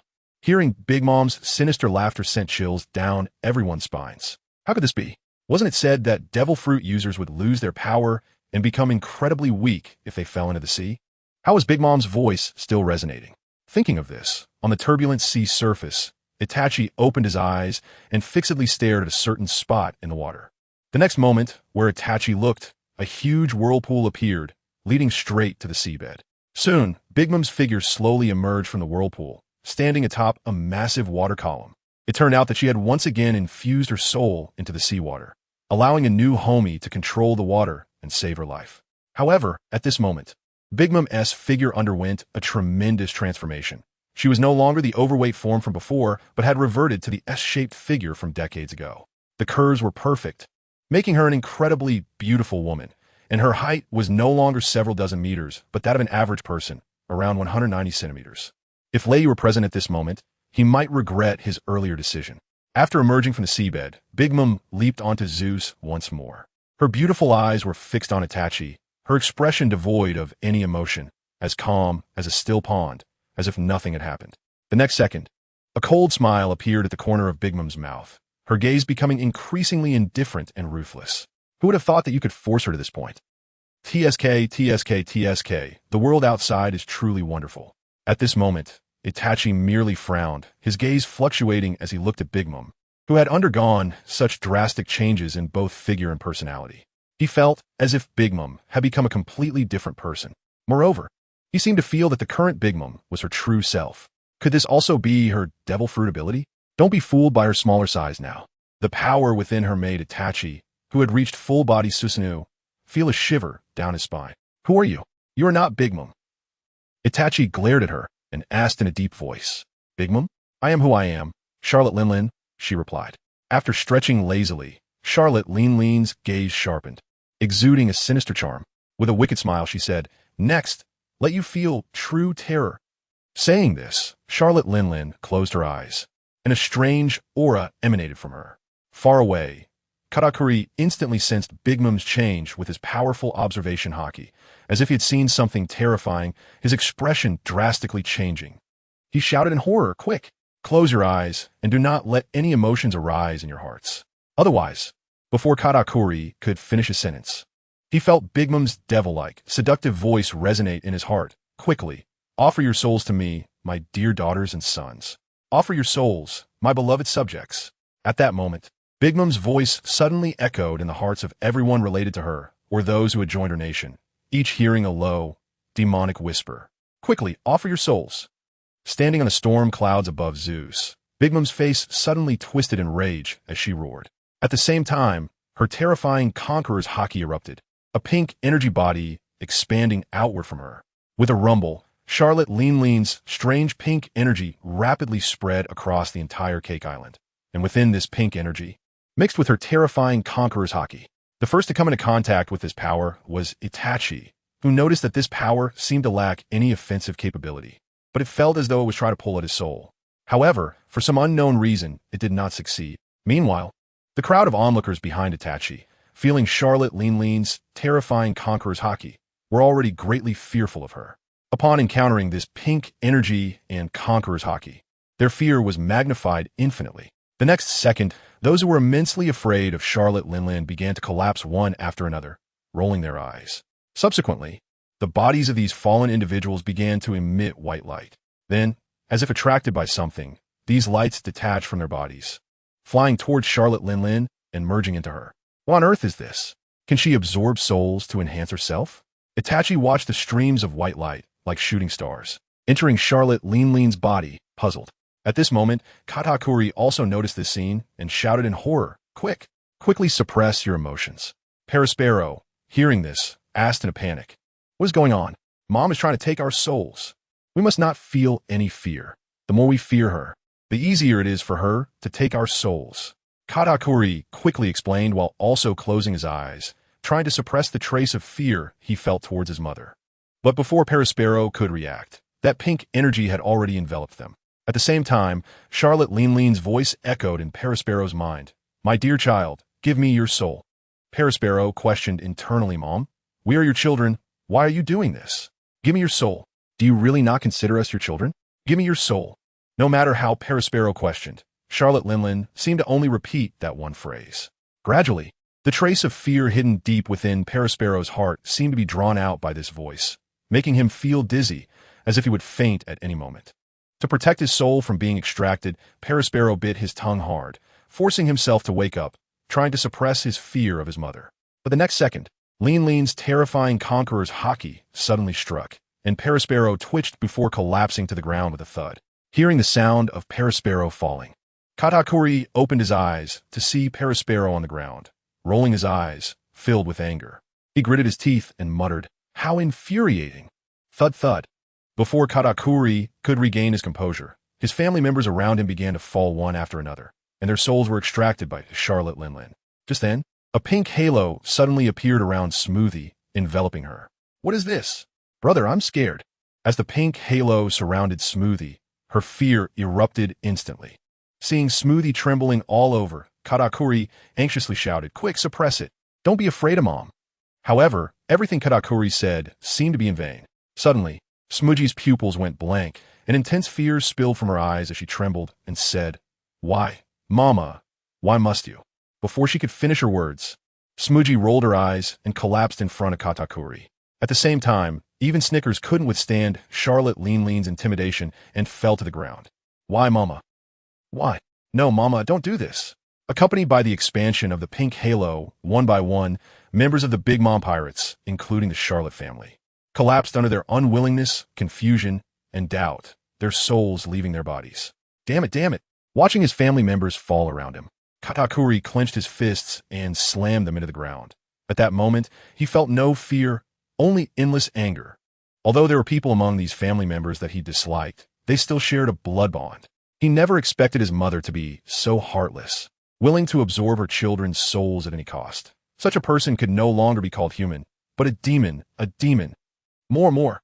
These souls are still far from enough. Hand over all your souls to me. Charlotte Lin roared greedily, and at the same time, the range covered by the pink halo expanded rapidly. In no time, the entire whole cake island was enveloped by this pink energy, and those caught within it could hear Charlotte Lean's terrifying voice, which devoured their souls like a curse. Inside the cake factory, Charlotte Pudding, along with others like Sanji, were also covered by this pink halo and froze in place. The next second, they heard Charlotte Lean's demonic whispers in their ears, and then their eyelids rolled back, collapsing to the ground. The same scene appeared all over whole Cake Island. One by one, more and more people had their souls taken by Charlotte Lin. Even some guests who had come to the tea party, those with weak wills, had their souls absorbed by Charlotte Lin. At this moment, Morgan, who was taking photos from a distance and preparing a big news story, also put down his camera, tightly closed his eyes, and beads of sweat dripped down his forehead as he barely suppressed his fear of Charlotte Lin. Otherwise, even he, the Emperor of the Dark World, might end up here. Stussy was not in a better situation, hiding in a corner, gasping for breath, her face full of anxiety as she cursed. Why hasn't Big Mom come to this state yet? This is not good. In the blink of an eye, almost the entire whole Cake Island was covered by this pink energy, and nearly 90% of the people lay on the ground unwillingly, having lost their souls. Delicious, really tasty food. Charlotte Lin looked at the sky, thousands of souls continuously flowing into her body, her face full of enjoyment. Itachi, watching Charlotte Lin in the sky continue to absorb souls, had an extremely serious expression, tightly gripping the Tensigen. He knew he couldn't allow Charlotte Lin to continue absorbing like this. If she absorbed most of the souls here, then things would become difficult for him. Itachi also noticed that with the continuous influx of souls, Charlotte Lean's aura was steadily rising, and even her 3 weapons had become stronger, as if through some medium. The souls absorbed by Charlotte Lin could feed back to Zeus, Prometheus, and others. Then could he... Thinking of this, a glint flashed in Itachi's eyes, and he made a decisive move. Gripping the Tensigen tightly, he suddenly appeared in front of Charlotte Lin and slashed at her, who was still absorbing souls. Charlotte Lin, seeing this, revealed a mocking expression and calmly extended a hand. Bang! This time, Itachi's strike was surprisingly caught by Charlotte Lin with one hand. She didn't even need Napoleon's giant sword. Just like that, she caught the strike of the Tensigen's tensei without any weapon, and Itachi, standing atop Susanoo, was momentarily stunned. It seemed that even he hadn't expected someone could catch his Tensigen's sword strike barehanded. Seeing Itachi's astonished expression, Charlotte Lin seemed very satisfied and laughed. In this state, I am invincible. Even Kaido has never seen me like this. Today, you will die here.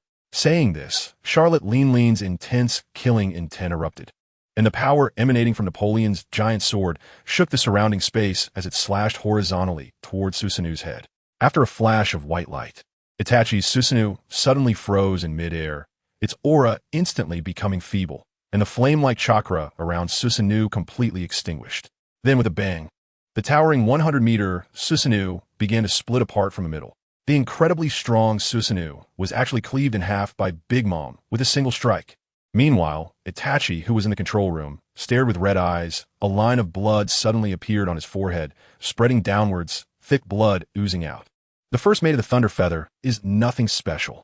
Charlotte Lin laughed triumphantly at the shattered Susanoo. At the same time, souls continued to flow into her body, and Charlotte Lean's strength continued to rise.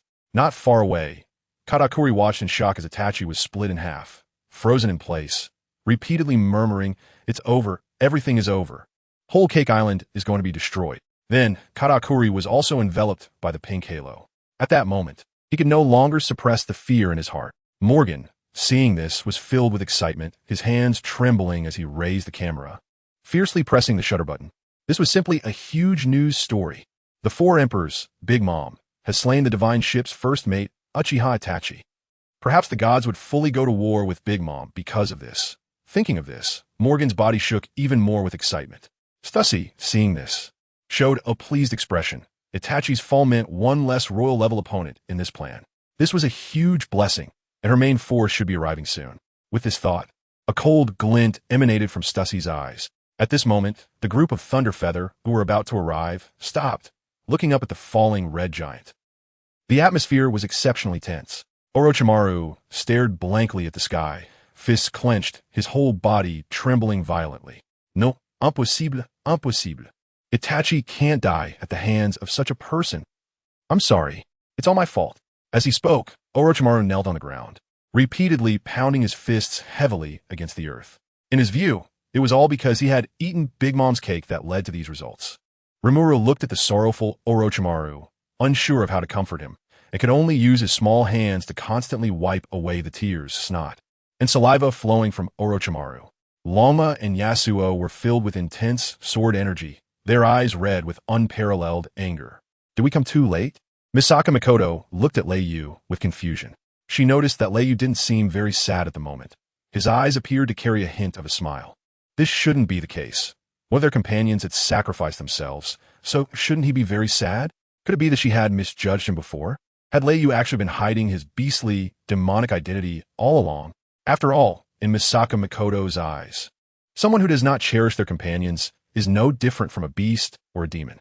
With that thought, a spark of electricity quietly appeared at her fingertips. Reiyu looked at the expressions of the crowd, chuckled lightly, shook his head, and slowly said, "This isn't over yet. Itachi should win." Upon hearing this, everyone was taken aback and quickly looked up at Reiyu, unsure of what he meant. However, Reiyu didn't elaborate further, but slowly raised his head to look at the sky, where a faint blood moon seemed to be hiding behind the sun. TSK, TSK, TSK. Itachi's illusion technique has become even more powerful. I almost fell for it myself. Charlotte Lingling, watching as Itachi within his Susanoo was split in half by her blade, slowly retracted her smile and turned to Reiyu and his group not far away. How about it, Reiyu?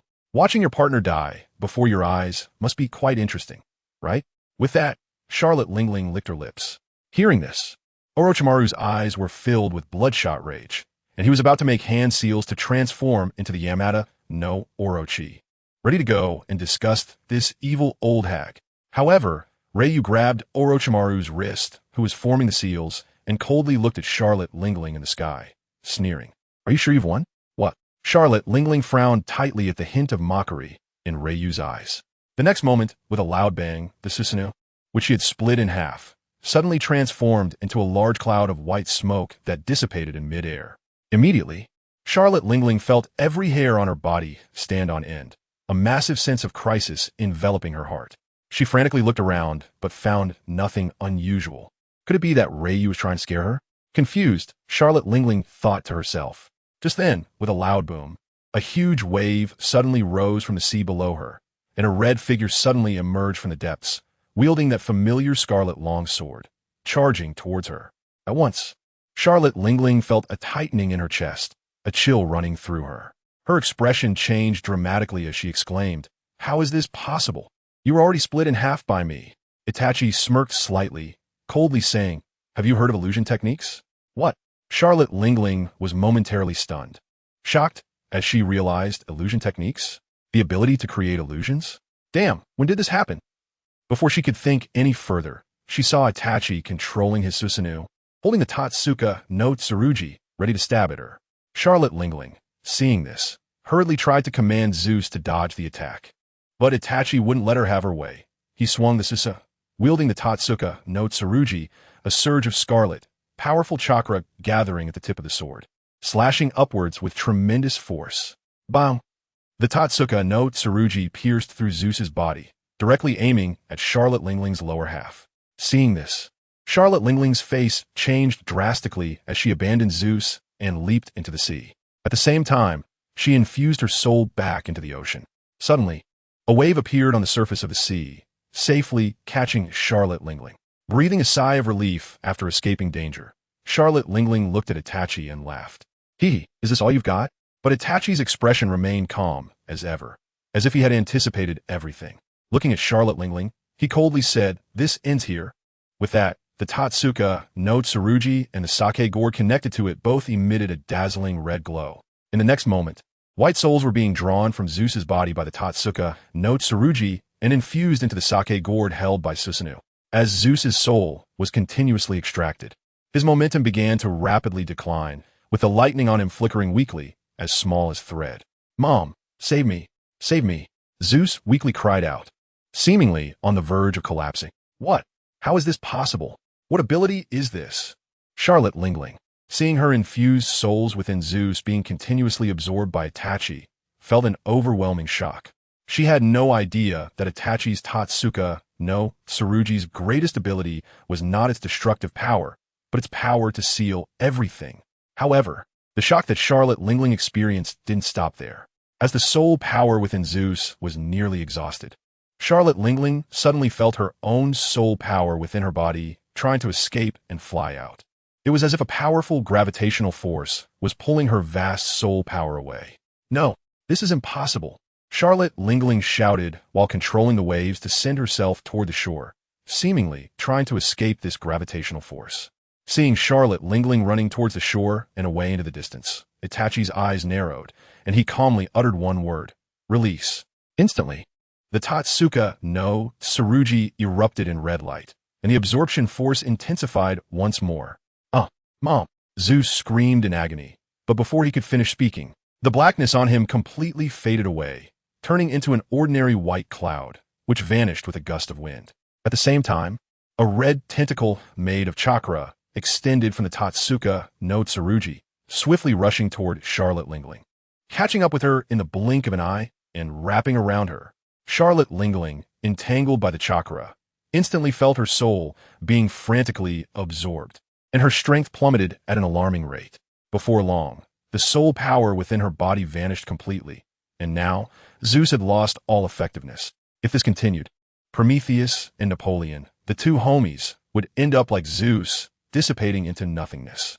Realizing this, Charlotte Lingling shivered involuntarily. It was the first time she encountered such a strange opponent as Itachi, who could actually absorb the souls within her. Absorbing the souls she had absorbed. What kind of nesting doll situation is this? No, I can't let it continue like this. Then, Charlotte Lingling's eyes flashed with a hint of madness as she coldly shouted, "Soul fusion."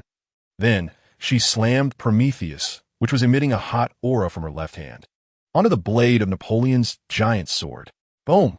Instantly, a scorching flame ignited on Napoleon's giant sword, and two incredibly evil, smiling faces appeared on the blade. The terrifying flames and aura from the sword directly caused the surrounding space to begin shattering. In the distance, Orochimaru noticed this and looked at Reikage, worriedly saying, "Aren't we going to help Itachi?" Reikage smiled and shook his head, saying, "Can't you see that Itachi is quite excited right now?" Orochimaru turned to look at the Susanoo, which was flying in mid-air with its enormous wings, and he noticed that Itachi, at the head of the Susanoo, seemed to have a look of enjoyment on his face. Powerful individuals enjoy fighting and killing. We don't need to interfere as long as he's not in danger of losing his life. Reikage's words floated into Orochimaru's ears. Unfortunately, Orochimaru, the old schemer, probably wouldn't feel that way. The only things that brought him joy and satisfaction were making others uncomfortable and stealing engines. Lost in thought, Orochimaru suddenly felt a bit of itchiness in his hand. It seemed like he hadn't visited the Navy's warships in a long time. During their conversation, Charlotte Linlin had completely fused her two most powerful homies together, staring intently at Itachi, hovering above the sea, and coldly smiled. "I didn't expect you to force me to this point. Next, let me show you my strongest strike." As she spoke, the flames on Napoleon's giant sword suddenly turned a ghostly white. Its aura became incredibly cold, and it grew even stronger than before, giving an overwhelming sense of being burned in the 18th layer of hell. Then, Charlotte Linlin struggled to lift the giant sword, spinning in place like a top. 9 Nethersoul, Fire Slash. Accompanied by Charlotte Linlin's roar, the Napoleon giant sword flew from her hand, spinning like a wheel of fire towards Itachi. The moment the sword left her hand, Charlotte Linlin felt as if her body had been emptied, collapsing to the ground, her aura deflated. A mouthful of blood spewed from her mouth. This was the result of her overextending the life, and even the soul of this body for this strike. Because she knew that if she didn't kill Itachi, her own fate wouldn't be any better. After all, Raikage and the others were watching her closely. The final victor would still be Raikage's group. Only by killing Itachi could she reclaim the nearly 60% of her soul power that he had absorbed. As long as that massive soul power returned to her body, then in the end, she would still be the one laughing. And now this body would be completely under her control, without worrying about any accidents. If it weren't for the incident that happened 30 years ago when she was still on a rock ship, it wouldn't have taken her so long to regain control of this body. As for creating another country, she could do that too. As long as she had her own place, it would be a nation. With that thought, Charlotte Linlin's lips curled into a dark smile. At that moment, Charlotte Linlin suddenly felt a sharp pain in her mind, as if her soul were being torn apart. How infuriating, especially at this time. Then, Charlotte Linlin immediately closed her eyes, clutching her head tightly, as if she were struggling against something.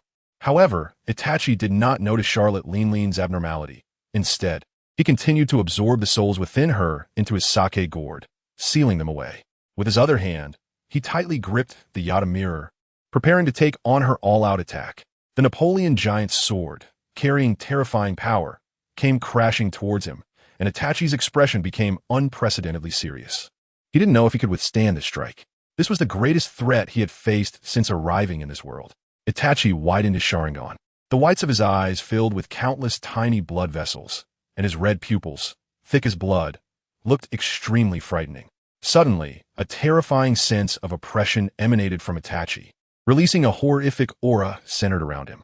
At that moment, Katakuri trembled, his eyes regaining clarity. Itachi directly interrupted Charlotte Linlin's soul absorption. The now clear-headed Katakuri, along with Stussy, Morgans, and others, stared blankly at Itachi, as this powerful aura was different from Conqueror's haki or armament haki. It was filled with unparalleled brutality, evil, and heavy negative emotions. To them, Itachi seemed to transform into a blood moon, with several swirling patterns resembling Magatama on it, extremely eerie. Come on, let me show you the power of these eyes. As he spoke, the Yata mirror held by Susanoo glowed red, with massive chakra pouring into it, and the entire mirror exuded an ancient and stable aura, giving a sense of unparalleled safety just by looking at it from afar. Divine artifact, Yata mirror. The moment Itachi shouted the name of the artifact, Susanoo let out a long howl. In an instant, the sea surface within thousands of miles erupted into monstrous waves. The various species on Cake Island that had yet to have their souls absorbed by Charlotte Linlin trembled in fear, and those about to have their souls absorbed regained clarity upon sensing this aura. Itachi's evil and powerful aura instilled a strong sense of fear in them, and it was this fear that broke their terror of Charlotte Linlin. At this moment, Charlotte Linlin seemed to have regained a bit of composure. Looking at the raging Susanoo, she suddenly felt that she might be in trouble. The spinning Napoleon giant sword, wrapped in flames, slashed down with the power to split mountains and seas.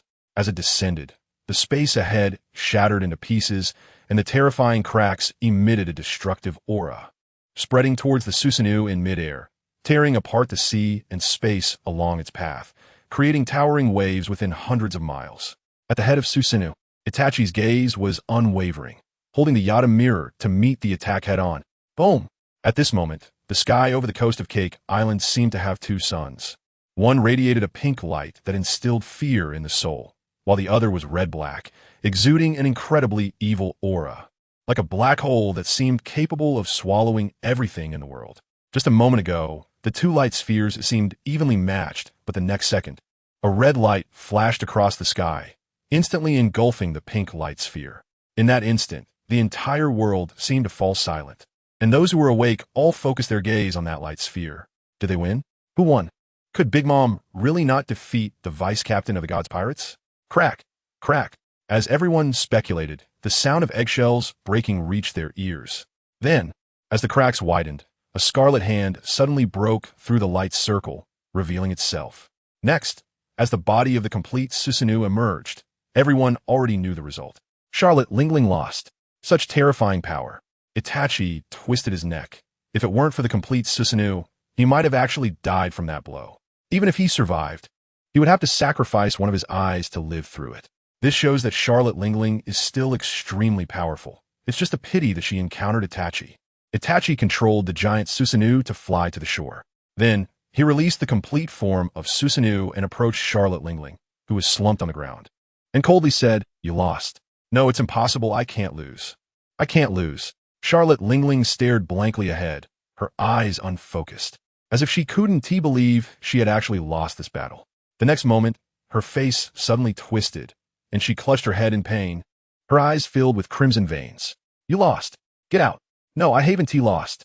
"You've already lost. Now get out." "No, I haven't lost." Itachi frowned tightly. He heard two voices coming from Charlotte Lingling. Her body suddenly inflated and became fat, then slimmed down again, which was extremely bizarre. "Help me. Get her out." The now overweight Charlotte Lingling suddenly opened her eyes wide and stared furiously at Itachi, shouting at him in rage. The next second, she returned to her slender form, looking panicked at Itachi, and terrifiedly screamed, "Don't touch me. Don't come over. Don't come near me." Itachi watched the bizarre Charlotte Lingling, who was like a madwoman, constantly talking to herself. Moreover, he seemed to sense that there were two different personalities within her, which was very strange. Then, a flash of inspiration struck Itachi. He seemed to think of something, his gaze sharpened, and he used Susanoo again. However, it was only the upper half of the fourth form, the Yatagarasu armor. He then walked step by step to Charlotte Lingling and summoned the Tensigen once more. When Charlotte Lingling saw the crimson Tensigen in his hand, her pupils suddenly contracted, trembling as she said, "What are you going to do?" Itachi remained silent. In the world scene through his Sharingan, there were actually two souls within Charlotte Lingling. Not the kind that absorbs other souls, but truly her own souls. One was a strange pink color, while the other was a normal white human soul. Then, Itachi controlled Susanoo, took out the Tensigen, and fiercely thrust it into Charlotte Lingling's body. Seeing this, Charlotte Lingling immediately tried to escape, but unfortunately, in her current state, she was only slightly stronger than an ordinary person. After all, the final blow had exhausted all her strength. Itachi looked coldly at the woman before him, gently shaking the Tensigen in his hand. "I'll help you end your suffering."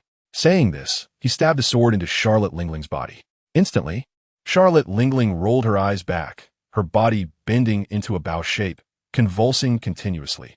Not far away, Katakuri witnessed this scene and thought Itachi was preparing to kill Charlotte Lingling. However, he did not choose to save her, but sighed deeply. When Charlotte Lingling disregarded everything to absorb the souls of her family members, he had already seen everything clearly. After a while, Katakuri shook his head. After all, he was her son. But now, the entire family was left with him alone. He thought. A hint of coldness flashed in his eyes. "Let me send her off for the last time." Then, he picked up a trident and walked forward. At this moment, Itachi looked at the twitching Charlotte Lingling before him. His gaze sharpened, and he suddenly pulled the Tensigen out. "Ah!"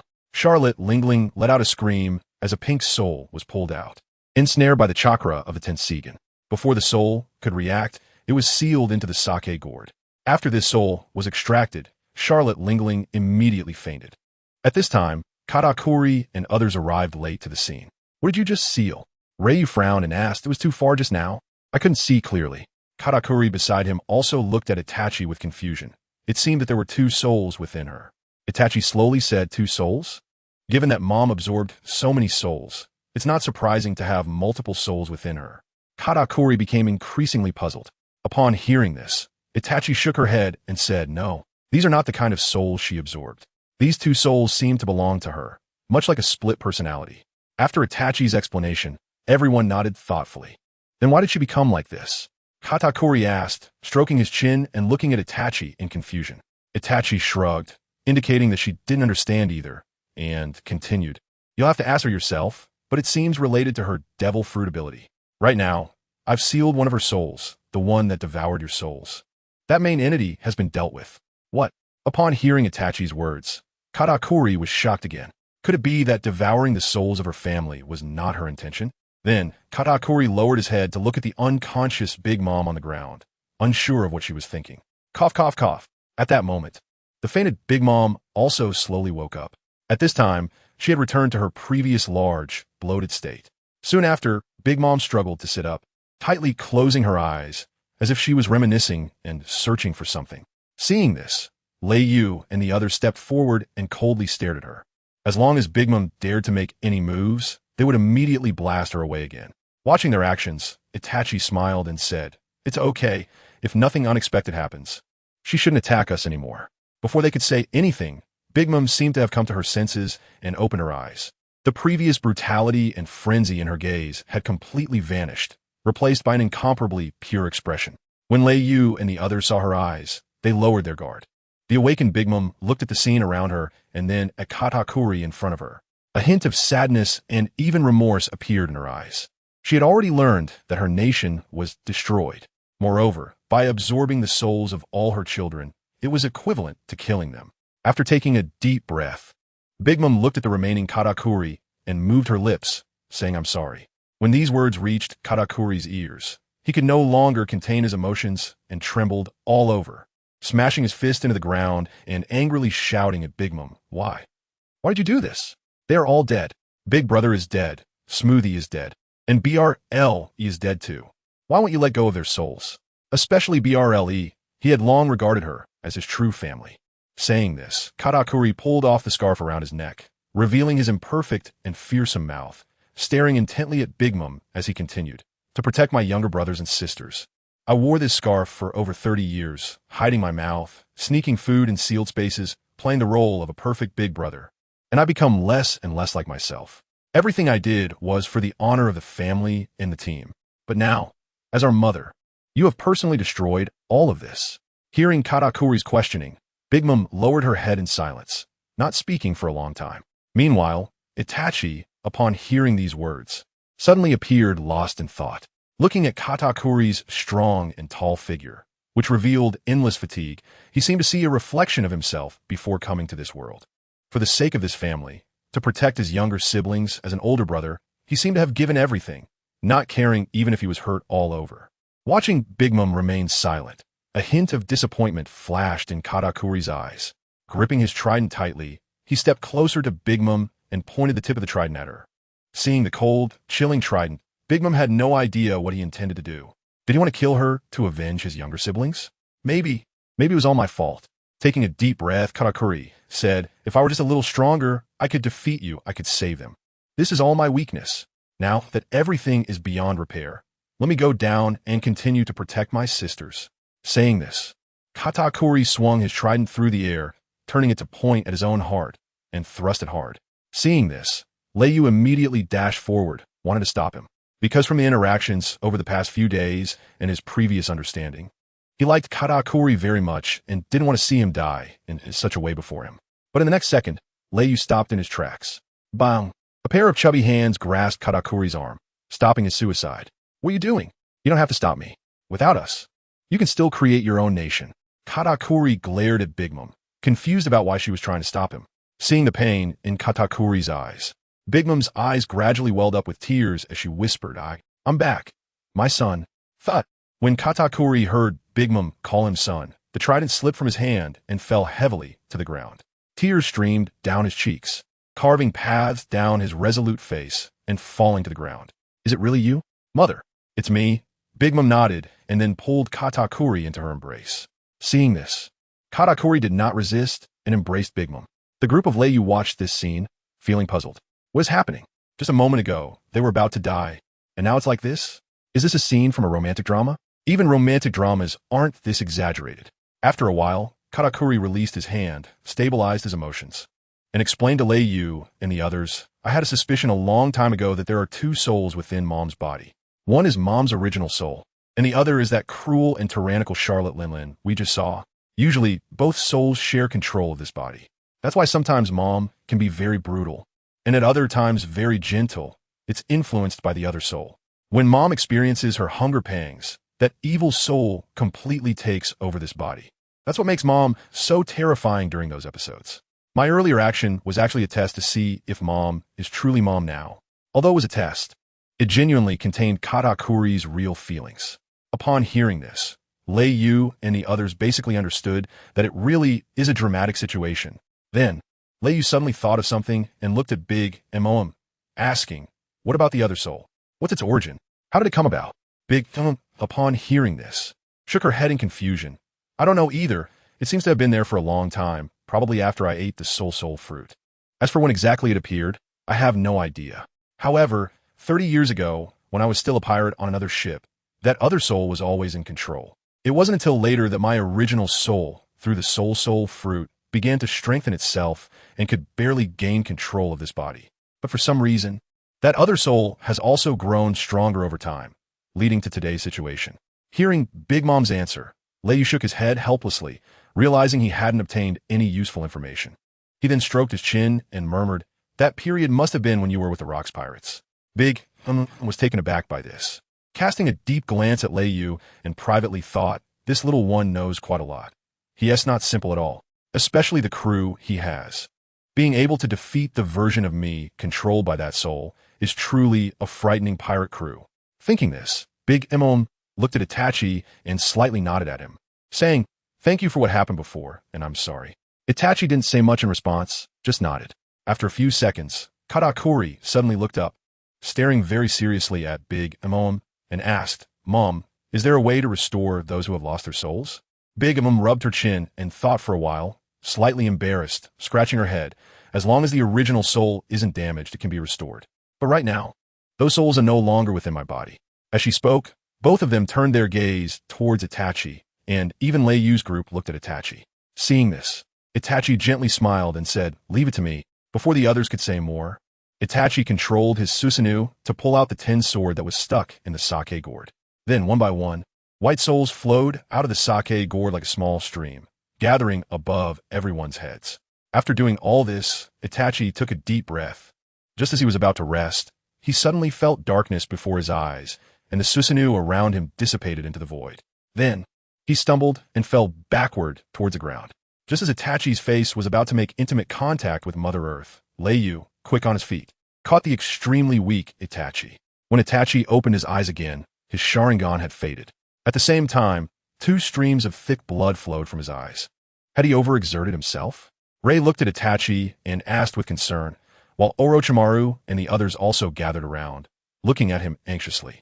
Itachi didn't hide anything and nodded. After all, using the complete body Susanoo with the Mangeki Sharingan was already a very strenuous task.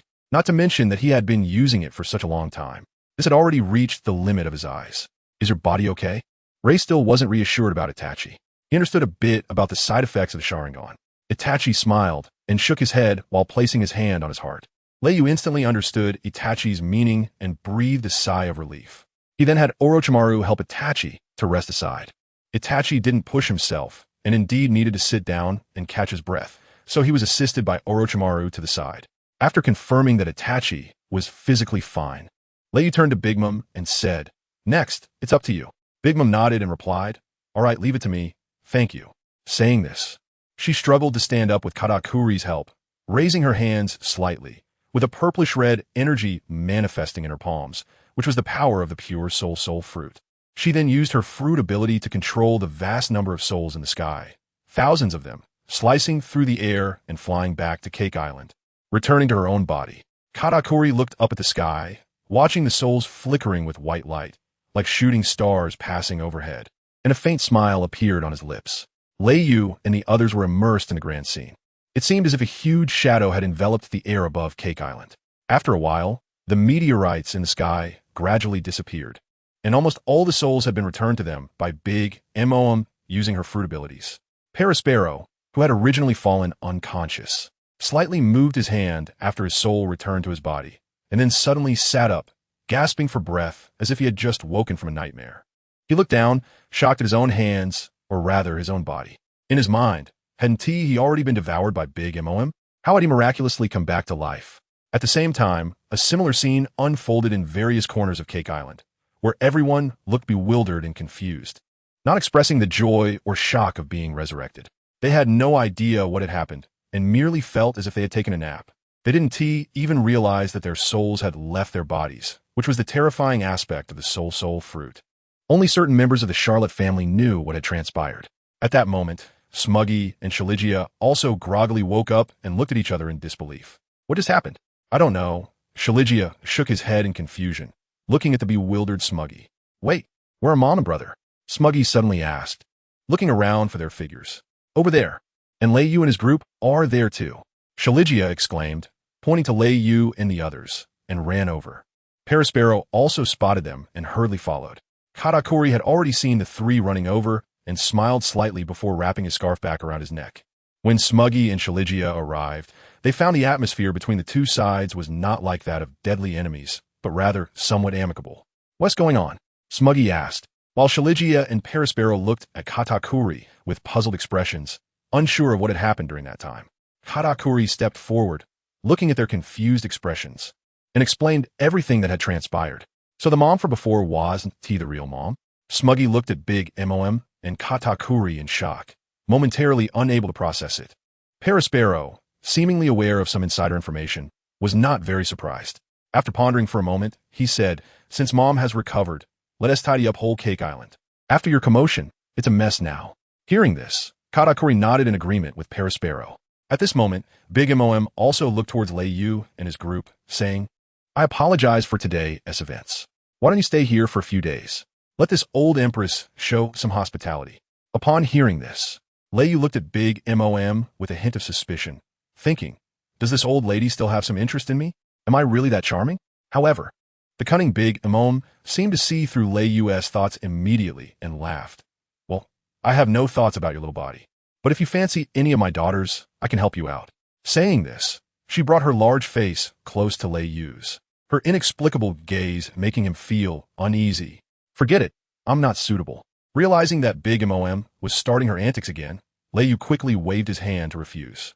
After giving Lei Yu a deep look, Big Mom laughed again. So what are your plans next? Hearing Big Mom's question, Lei Yu fell into contemplation. Initially, he planned to set sail directly to Wano country, but now he had changed his mind. It wasn't that he was tempted by Smuggy or Brin's bodies. But to be honest, Brin was quite good looking. Ahem, but is Lei Yu that kind of person? Clearly not. As for whether the readers think so, he didn't know. In fact, after witnessing Big Mom's power after absorbing a massive soul, Lei Yu felt that the four emperors were indeed not simple characters. He had previously underestimated them. He had a premonition that if Big Mom were given enough souls, she would undoubtedly be unstoppable. Even he and Lama would need to join forces to defeat her. If Big Mom had such depth, then what about Kaido, who was called the strongest creature in the sea, land, and air? Was he using all his strength when he fought him before? Did he have hidden depths yet to be revealed? All of this was unknown to him. And concerning his battle with Kaido, if it weren't for Itachi and Longma, his situation would have truly become desperate. After contemplating all of this, Lei Yu decided to stay at the cake shop for a while. Once his group's strength improved sufficiently, they could set off for the next destination. Moreover, since Big Mom had no hostility toward his group anymore, and no one came to disturb them on Cake Island, it was a good place for closed-door training. Thinking of this, Lei Yu said to Big Mom, we plan to rest here for a while, if you don't mind. Big Mom naturally did not refuse this request, happily saying, of course not, boom. Just then, a sudden change occurred, and a series of loud, rumbling noises interrupted Big Mom's words. The immense sound even caused the once calm sea to boil again. The group turned to look in the direction from which the noise came, only to see countless small black dots flying towards them from the sky. This scene caught the attention of not only them, but also a crowd on the coast. What are those things? I don't know, but they look a bit like as time flew by, the dense, small black dots were now in front of them, and they clearly saw what they were. Suddenly, their faces became rigid bombs. Run, they're all bombs. Who the hell is firing? Instantly, the entire scene descended into chaos, with those without strength scrambling to escape. However, by the time they realized those things were bombs and tried to flee, it was already too late. The overwhelming artillery fire bombarded the coastline and even the entire cake shop. Boom! In an instant, the coastal area was filled with the sound of cannon fire, smoke billowing, and dust rising, obscuring their vision. Countless residents who couldn't escape were engulfed in the explosions, with blood painting the entire coast, a horrific sight. Seeing countless people dying in the distance, Katakuri roared in anger. Who is it? He then grabbed a trident, leaped into the air, and used all his strength to destroy the nearby artillery fire midair. Although he was very powerful, even a casual strike could obliterate a large number of bombs. However, These artillery pieces, batch after batch, seemed to endlessly rain down here, and in the end, many people were still hit by the shells. Perospero and Katakuri looked at the figure of Katakuri in the sky, then exchanged glances and took out their weapons to block the incoming rain of shells. Meanwhile, the family members present, seeing Katakuri blocking the shells, seemed to be inspired and rushed forward to do their part in protecting the residents of Whole Cake Island. Big Moem saw that all three of her sons had gone. Her expression tightened, and she shakily stood up, wanting to help them. But just as she was about to use her devil fruit powers, she suddenly spat out a mouthful of blood, and her vision darkened for a moment. With a thud, she collapsed to the ground. Smoker, who had already run out, saw Big Moem suddenly fall and immediately ran back to help her up. Perospero, who was ahead, also noticed this scene and frowned tightly. He and T expected that their mother seemed to be seriously injured at this moment. Could it be the aftereffects of extracting another soul? Boom! At that moment, another round of cannon fire came, interrupting Perospero's thoughts. He immediately shouted to Smoker, "Smoker, you take care, Mom. We'll handle this." Saying that, he jumped into the air without looking back to block the incoming artillery fire. Watching Perospero's departing figure, Smoker nodded secretly and turned to Big Moem, saying, "Mom, let me take you to a safe place first." But Big Moem decisively shook her head and firmly looked at Smoker, saying, "I just need to rest for a while. You go help them." "No way. In your current state, it's dangerous to stay here." Smoker firmly rejected her, saying, "I'm a Yonko, Big Moem. What could happen to me? You don't have to worry about me." "No, my brother told me to take care of you for a moment." The two of them actually began to argue like this. Although it was an argument, the atmosphere contained a bit more familial feeling. In the past, Smoker wouldn't have dared to speak to Big Moem like this. Even Smoker and Big Moem didn't notice the subtle change in their mother-son relationship. Meanwhile, Rayleigh observed the two arguing, frowning tightly, and following his gaze, one could see that Rayleigh was examining a part of Big Mom's thick thigh. Of course, it wasn't what you think it is. A group of old perverts. Rayleigh noticed a slight abrasion on Big Mom's thigh, with a few drops of blood seemingly oozing out, likely a result of a recent fall. If it were someone else, Rayleigh might not have paid much attention. But such an injury on Big Mom was extremely unusual. One must understand the hardness and strength of her body, which is quite abnormal. Even if she stood still and allowed an average person to poke her, they wouldn't be able to break through. Could this be a side effect of the disappearance of a soul? Ryu scratched his head, unable to understand. He then sighed deeply, having already guessed who was initiating the next round of attacks. He glanced at the incapacitated Big Mom, giving a helpless smile, as if he was prepared for another fierce battle. However, he was a god. The gods were destined to become the deities of this sea. How could a god fear any enemy? If they wanted to fight, then let be. With this thought, a burst of brilliance ignited in Ryu's eyes. If the Navy insisted on seeking their own demise, then it was not his fault. He turned to the two who were still arguing, shaking his head helplessly. He stepped forward to interrupt their quarrel, saying, "You two stay here. We will handle this." He then exchanged glances with Yasuo, Rimuru, and others beside him. Subsequently, they entered the fray, joining the Guardians faction, especially Misaka Mikoto, who seemed unable to contain her sense of justice, quickly dove into the battlefield, firing an electromagnetic cannon that obliterated many of the incoming projectiles in an instant. Seeing this, Big Mom also stopped arguing and thanked Ryu. Ryu then threw himself into the fight, doing his part. After about 5 minutes of relentless cannon fire, it finally ceased, leaving the sky above the coast filled with the smoke of explosions. Fortunately, with the involvement of the Charlotte family and Ryu, the casualties among the civilians under this ruthless bombardment were minimized. As the smoke and dust slowly dissipated, Katakuri's eyes were filled with endless rage as he approached the shore, staring intently at the sea ahead, the place where the shells had been fired. "Who dares to attack our Big Mom pirates?" Perospero stood before Katakuri, gritting his teeth. He knew that with Big Mom's current state, this chaos was happening at a time when the whole Cake Island needed to be stabilized. But at this critical moment, outsiders were attacking. Who wouldn't be furious? In response, Katakuri swung his trident violently, cutting through the air, his eyes radiating a chilling glare as he coldly declared, "Whoever it is today, anyone who dares to invade the whole Cake Island will know what cruelty is. My brother is right. We Big Mom pirates are not soft persimmons." At this moment, Snakeman stood beside Katakuri, speaking fiercely. Instantly, a crowd of combat members from the Charlotte family and the Big Mom pirates gathered behind Katakuri, blocking the shoreline to protect their homeland. Each person, influenced by Katakuri's emotions, had their eyes filled with murderous intent. In that moment, the ferocity of pirates was displayed in them. The overwhelming killing intent, instilling deep fear in others. From a distance, Big Mom witnessed this scene and nodded in satisfaction at Katakuri, as if he had already become a qualified leader. As long as he was given some time to grow, even if something happened to her, the whole Cake Island would stand firm under his leadership.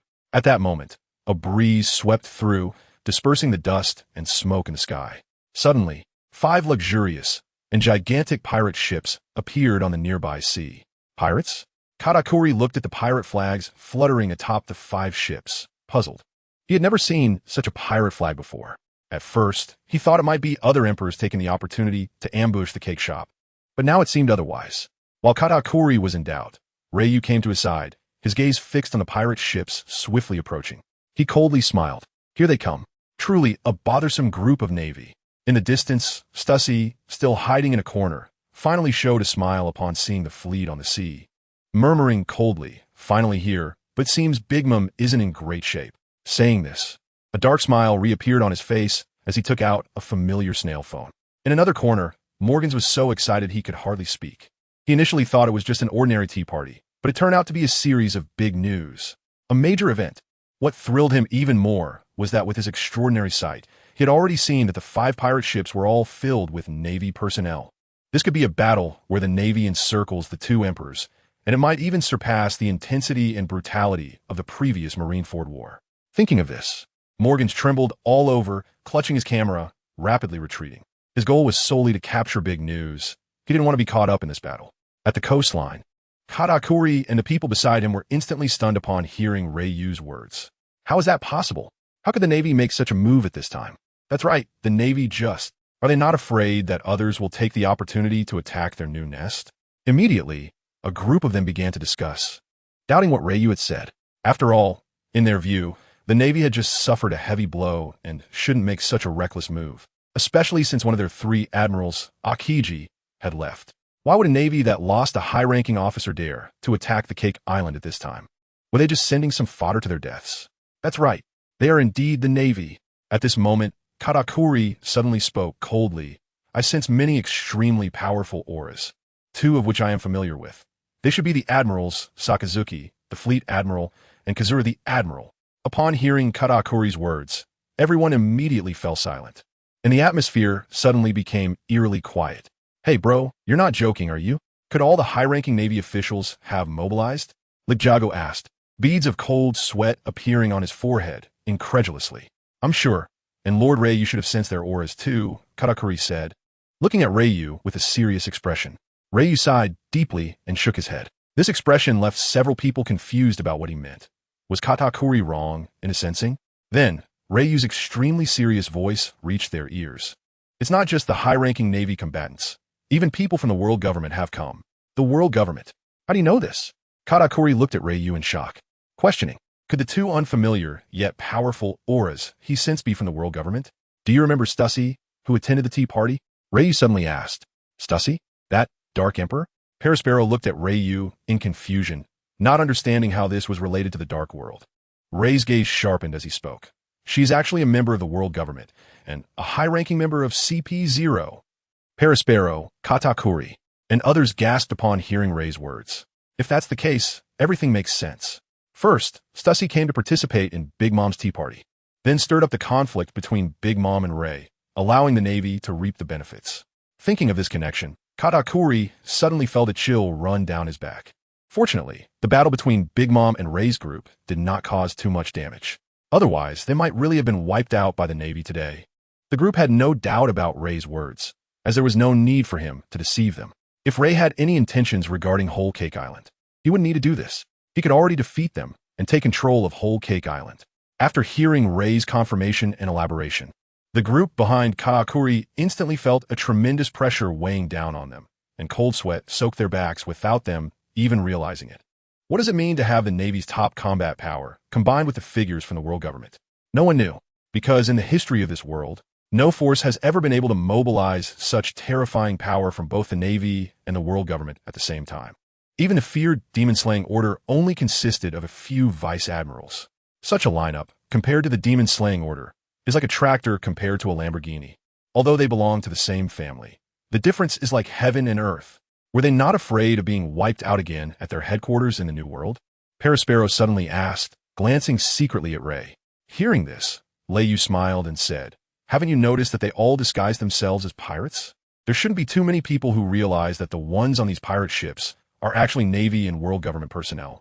Moreover, the two old guys at the Navy headquarters in the New World probably don't want to get involved. They should be enjoying themselves at headquarters right now, while also keeping an eye on Akaino's doghouse. Generally, pirates wouldn't dare to stir up trouble. After hearing Leiyu's opinion, Perospero and Katakuri nodded in agreement. It was indeed the case. Sigh, but such a terrifying lineup is really a headache, Katakuri sighed, slightly pressing his temple. Seeing this, Leiyu patted Katakuri's shoulder and smiled, saying, aren't we also in this together? This time, let's make the world government truly remember. As he spoke, his aura suddenly erupted, and his cold, stern eyes were filled with intense, fighting spirit. Soon after, the others looked solemnly at the Navy ships that were getting closer, their eyes revealing not a hint of fear. However, Katakuri was momentarily taken aback. What Leiyu had just said was to make the world government remember, not the Navy. Was it a slip of the tongue, or? But seeing the massive Navy formation slowly closing in, Katakuri didn't dwell on it any longer. What he was thinking about now was how to repel the Navy and defend whole Cake Island. What should we do now? Katakuri turned to Leiyu, wanted to ask for his opinion. He knew very well that to drive back the attacking Navy, they had to rely on Leiyu and his group's strength. Given that Big MOM was in such poor condition, it was clear that she had lost her combat capability, and relying on just his own group's strength was obviously not enough to withstand the incoming Navy. Leiyu looked at the naval formation ahead, a cold glint flashing in his eyes. We take the initiative. Let's bury them in this sea. As he spoke, fiery flames suddenly appeared in his hands. Just as Leiyu was about to launch an attack on the nearby Navy, a dazzling purple sword energy sliced through the sky from a certain warship, soaring upwards before vanishing from sight. What was that? I don't know, but be careful. I sensed something unusual. Many were startled by the sudden burst of sword light, thinking it was an attack from a Navy. Leiyu frowned slightly upon seeing the purple light, feeling as if he had seen it somewhere before. Suddenly, a flash of inspiration struck him, and he turned around, shouting, "Look out above!" Everyone was startled and hurriedly looked up at the sky, frantically searching for something. However, nothing seemed to be happening. The sky remained as pure as my love for you, without any impurities. Just as doubts about Leiyu's judgment began to arise, Katakuri's expression hardened, and he suddenly shouted, "It's coming. Be careful." Instantly, everyone felt a tremendous weight pressing down on them, making it hard to breathe, as if their organs were being crushed together, causing extreme discomfort. Among them, a member of the Charlotte family suddenly turned pale, looking up at the sky, horrified. "Ah, what is that in the sky?" Then, everyone looked up simultaneously, and in the distant sky, 3 or 4 black dots were slowly descending. What were those? Could they be Navy shells? No way. How could shells fly so high? Unless it's the second lieutenant's Italian cannon. As they debated what the black dots above could be, Leiyu's expression suddenly grew serious, and he said sternly, "Everyone pay attention. The people coming this time are not simple." He had already guessed that the purple light was emitted by Fujitora, who possessed the gravity fruit ability. According to the timeline, Fujitora should have joined the Navy later. But now, due to his own reasons, it seemed the timeline had advanced significantly. Katakuri and Perospero were startled by Leiyu's words, wondering how he seemed to know everything. As they spoke, the small black dots in the sky began to grow enormous during their descent, speeding up continuously. Due to the ultra-high speed of the meteors falling and the strong friction with the air, the surfaces of these massive meteors caught fire, adding to their already formidable power. These are meteors. Meteors are falling. What the hell? How could there be meteors falling? Damn it. Could this also be a power of the Navy? Watching the terrifying scene of meteors falling like a natural disaster, many timid individuals were already so scared that their legs turned weak, trembling uncontrollably. Brothers, don't be afraid. This is just a little cannon fire. Let's smash it together. One person shouted loudly, try to boost everyone's morale. But as the meteors descended, they realized things were far from simple.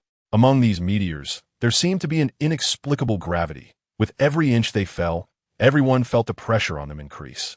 Many, under this powerful gravitational pressure, found it increasingly difficult to bear and collapsed. In just a moment, many members of the Charlotte family and the big MOM pirates fell to the ground, unconscious. At this moment, Perispero seemed unable to withstand the immense gravity, kneeling down. His arms braced on the ground to support himself against the weight of the meteors. Not only him, even the sweet Commander Snack was sweating profusely, hunched over, unable to straighten up under this force. Who is this? What a powerful presence. Katakuri looked around at everyone's reactions, feeling utterly shocked. He hadn't expected there to be such a formidable character in the Navy. Seeing Katakuri's confusion, Leiyu scratched the back of his head and said, "Ah, this is truly troublesome. If my guess is correct, this should be the newly recruited Admiral Fujitora during this period of mass recruitment in the Navy. Did you not say you sensed 4 powerful forces? One of them should be him." "What? An admiral?" Katakuri was completely stunned. He hadn't expected the Navy to recruit a powerhouse with admiral-level strength in such a short time. It seemed there were indeed many talented individuals among the populace. "But how do you know this information?" Katakuri looked at Leiyu suspiciously, feeling that this guy knew too many hidden secrets. "Oh well." After hearing Katakuri's question, Leiyu was momentarily stunned. He certainly couldn't tell him that he was the legendary time traveler, the invincible protagonist with a golden finger, right? Then, with a sly smile, Leiyu said, "You know the Golden Lion King, Xie Sun, who's been making waves in the dark world lately, right?" Katakuri replied, "Of course I know. I've heard his strength is extremely formidable. Why do you mention him? Do you have some connection with him?" Suddenly, Katakuri realized, looking at Leiyu in surprise. Not expecting him to have ties with someone from the dark world, Leiyu smiled mysteriously and whispered in Katakuri's ear, "I am him. Let your imagination run wild." Then, Katakuri's pupils constricted, and he trembled slightly, surprised that Leiyu's hand could reach that far. It seemed he had underestimated him. "All right, enough talk. First, let's deal with these meteors." As he spoke, Leiyu looked up at the sky. At this moment, the 4 meteors had come down to about 2,000 meters above Cake Island's coast, each one as large as a small island. If they fell like this, half of Cake Island would be gone. Then, with a loud bang, Leiyu's figure vanished from before him, rushing towards the falling meteors, leaving only a deep pit in his place. Watching Leiyu use his incredibly fast moonwalk to ascend into the sky, they soon heard a massive dragon roar, followed by a dazzling red light illuminating the entire sky. Then came a tremendous explosion, and one of the giant meteors suddenly burst apart, turning into countless dust and rubble that fell down. Katakuri, watching this scene from the coast, was once again astonished by Leiyu's incredible power. Under such immense gravity, he felt his movements limited, but for Leiyu, it seemed like gravity didn't exist at all. In just a few seconds, he had destroyed such a terrifying meteor. Looking at the remaining 3 meteors, Katakuri's eyes narrowed, preparing to destroy them, when suddenly, 2 blue sword energies appeared out of nowhere, slicing towards the sky. Within moments, 2 massive explosions sounded, and those 2 meteors were also shattered, exploding into thick clouds of smoke and debris that fell down. Katakuri couldn't help but breathe a sigh of relief. He recognized that those 2 sword energies, identical in color but with different nuances, were undoubtedly from his companions, Lama and Yasuo. Glancing at Leiyu's partners, and then at some of his own members lying on the ground pretending to be dead, Katakuri shook his head helplessly. People are really infuriating. The last meteor was also directly pierced through by Leiyu. In no time, all 4 meteors were effortlessly dealt with by Leiyu and his companions. However, the dust from the meteor explosions once again filled the entire coast, obscuring everyone's vision. Realizing this, Leiyu thought to himself, not good.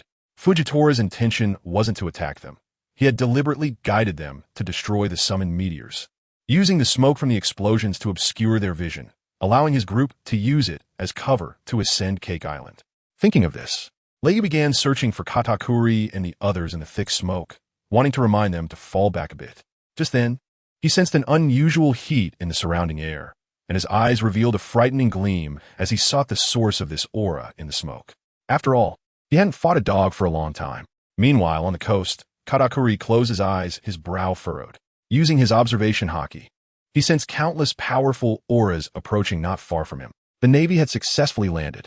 Suddenly, a brilliant yellow light appeared not far from him. Seeing this faint yellow glow, Katakuri's heart trembled, and his expression turned grave. He never expected that Admiral Kizaru would act so quickly. As the yellow light flickered, it swiftly flew towards him. But Katakuri remained calm, using his observation haki to evade the light orbs. Then, he stared intently at the dust ahead, coldly saying, "As a Marine Admiral, Kizaru, Are you afraid to show yourself and fight me? Saying this, he summoned his trident and swung it down, fixating on the front. After a brief wait, Kizaru's lazy voice came through. Oh, didn't hit you? Using your observation haki. Huh? No wonder you're the first after big MOM in the big MOM pirates. Truly terrifying. As the dust in front of Katakuri cleared a bit, Kizaru's figure appeared before him. Kizaru, while saying how scary it was, only revealed a lecherous look in his eyes. At that moment, he was trimming his nails with a small nail clipper. Seeing Kizaru like this, Katakuri dared not let his guard down. Although he had never fought him, no admiral was a pushover. What do you Navy people want? Katakuri coldly questioned. What do we want? Kizaru raised an eyebrow, smiling at Katakuri. Oh, nothing much. I just came to take a look. However, that a kind of fellow seems to want to invite you all to impel down for a little sit down. Impel down? You really underestimate us, the big MOM pirates. With that, Katakuri swung his trident, fiercely stabbing towards Kizaru. But Kizaru didn't seem to notice Katakuri's attack at all, continuing to trim his precious nails. Katakuri felt that this person was insulting him, and a murderous intent flashed in his eyes. With a roar, the tip of his trident turned dark purple, emanating a terrifying power. Facing a Logia-type fruit user, Katakuri naturally had to use armament haki to counter.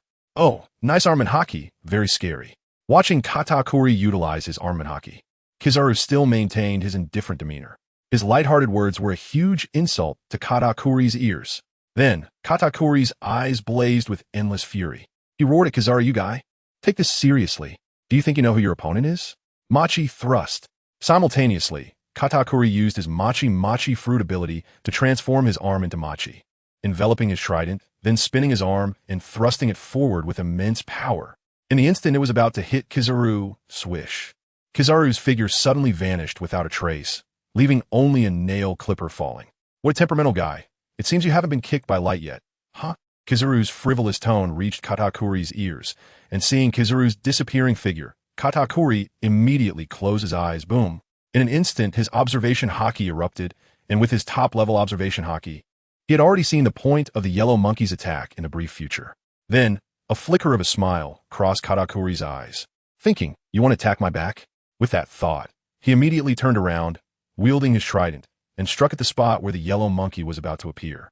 At the same time, countless yellow light points gathered behind Katakuri, and indeed, the yellow monkey's figure appeared behind him. However, in the next second, the smile on Katakuri's face suddenly froze, his pupils constricted, trembling slightly. This was bad. How could this be? Before he could finish his words, a flash of yellow light appeared, and the yellow monkey kicked heavily into Katakuri's back, sending him flying. Blood sprayed from his throat, forming a parabola in midair before crashing heavily onto the ground a short distance away, creating a large pit.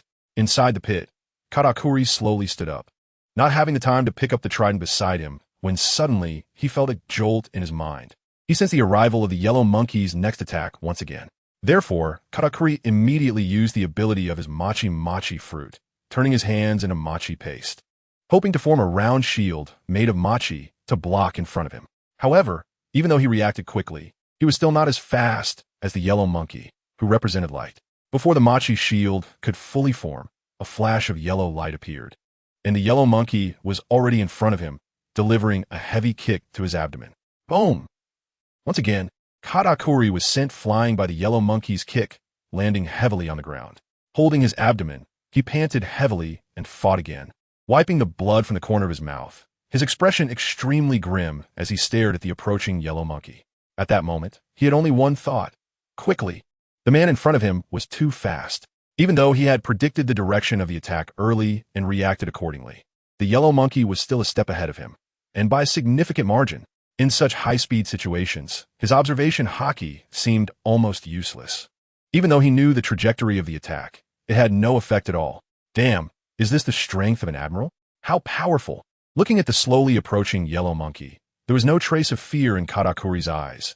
Instead, a strong fighting spirit ignited within him. Even though his strongest observation haki lost its effect in front of the yellow monkey, his other abilities were no joke. After all, he was the strongest under Big Mom in the Big Mom Pirates. Subsequently, Katakuri picked up the trident and, with a flash of crimson in his eyes, took the initiative to meet the yellow monkey. At the same time, it wasn't just Katakuri facing a formidable opponent. Everyone on the coast was facing the navy that had landed. Not far away, many powerful individuals from various countries were heading this way to provide support. After all, the number of Navy soldiers this time was quite large, and the minor soldiers could deal with the minor soldiers. At this moment, the clouds of dust began to slowly dissipate, and visibility gradually improved, becoming more open. Rick and Perispero also noticed Katakuri, who had been knocked to the ground by the yellow monkey, and their expressions changed dramatically as they exclaimed, "Second brother," or "Second brother." They immediately ran over to help him, but suddenly a strong sword energy sliced through the dust nearby, blocking their path. "Damn, who is this navy?" The two looked around, but the smoke and ash were still thick, and they could only see black figures buried in the dust, unable to distinguish who was navy and who was their own. Just then, a cold female voice reached their ears. "Die? Pirates of the Big Mom Pirates." Hearing this, the two looked in the direction of the voice and saw a woman wearing a navy justice coat, a pink V-shirt underneath, and super short shorts, striding over with her long white legs. Seeing this beautiful woman, Rick's mouth curled into a cold smile. "Is there no one left in the Navy? Have they sent a little girl out?" "I am Vice Admiral and Admiral Candidate Peach Rabbit from the Navy headquarters," Peach Rabbit coldly shouted, introducing herself before drawing the long knife in her hand and charging at Rick without saying a word. When Perispero saw the long knife in Peach Rabbit's hand, his pupils constricted. He gravely warned Rick, "Be careful, that seems to be a famous sword. This girl is not simple." "A famous sword? Huh? I see. And she's an Admiral Candidate too. How interesting." Rick twisted his neck, a glint of cold light and fighting spirit flashing in his eyes as he focused on the charging Peach Rabbit. "Big brother, you go help second brother. I'll handle her." Saying this, he controlled his cookie warrior body to meet Peach Rabbit, who was wielding the famous sword. Perispero witnessed this and said nothing more. He naturally understood that his younger brother preferred to deal with enemies alone without interference from others. He then turned and rushed towards Katakuri and the yellow monkey. Watching the armored Rick with his long, strange neck charging at her, Peach Rabbit tightly gripped her famous sword and leaped into the air, delivering a powerful strike. Clang! To her surprise, her slash did not inflict any harm on Rick. Instead, it was deflected by the cookie-shaped shield in his hand, and the recoil sent Peach Rabbit flipping through the air before she landed steadily on the ground. Looking at Rick seriously, she said, as expected of Rick, "One of the 3 sweet generals of the Big Mom Pirates. Your strength is quite impressive." "You know me?" Rick looked at Peach Rabbit with interest, thinking she had specifically researched him. However, Rick did not know that before this battle began, everyone in the Navy had memorized the images and characteristics of some important figures. Peach Rabbit did not reply to Rick, merely covering her famous sword, Jinbaira, with both hands as a powerful aura erupted from her. The cold air from the famous sword became even more imposing. Observing Peach Rabbit's powerful sword intent, Rick's earlier nonchalance faded, and he murmured, "A swordsman, huh?" As soon as the words left his mouth, Peach Rabbit leaped into the air again, delivering another powerful horizontal slash.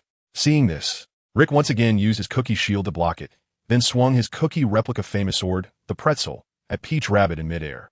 When Peach Rabbit saw the massive sword sweeping toward her, she agilely twisted her body to successfully evade Rick's counterattack.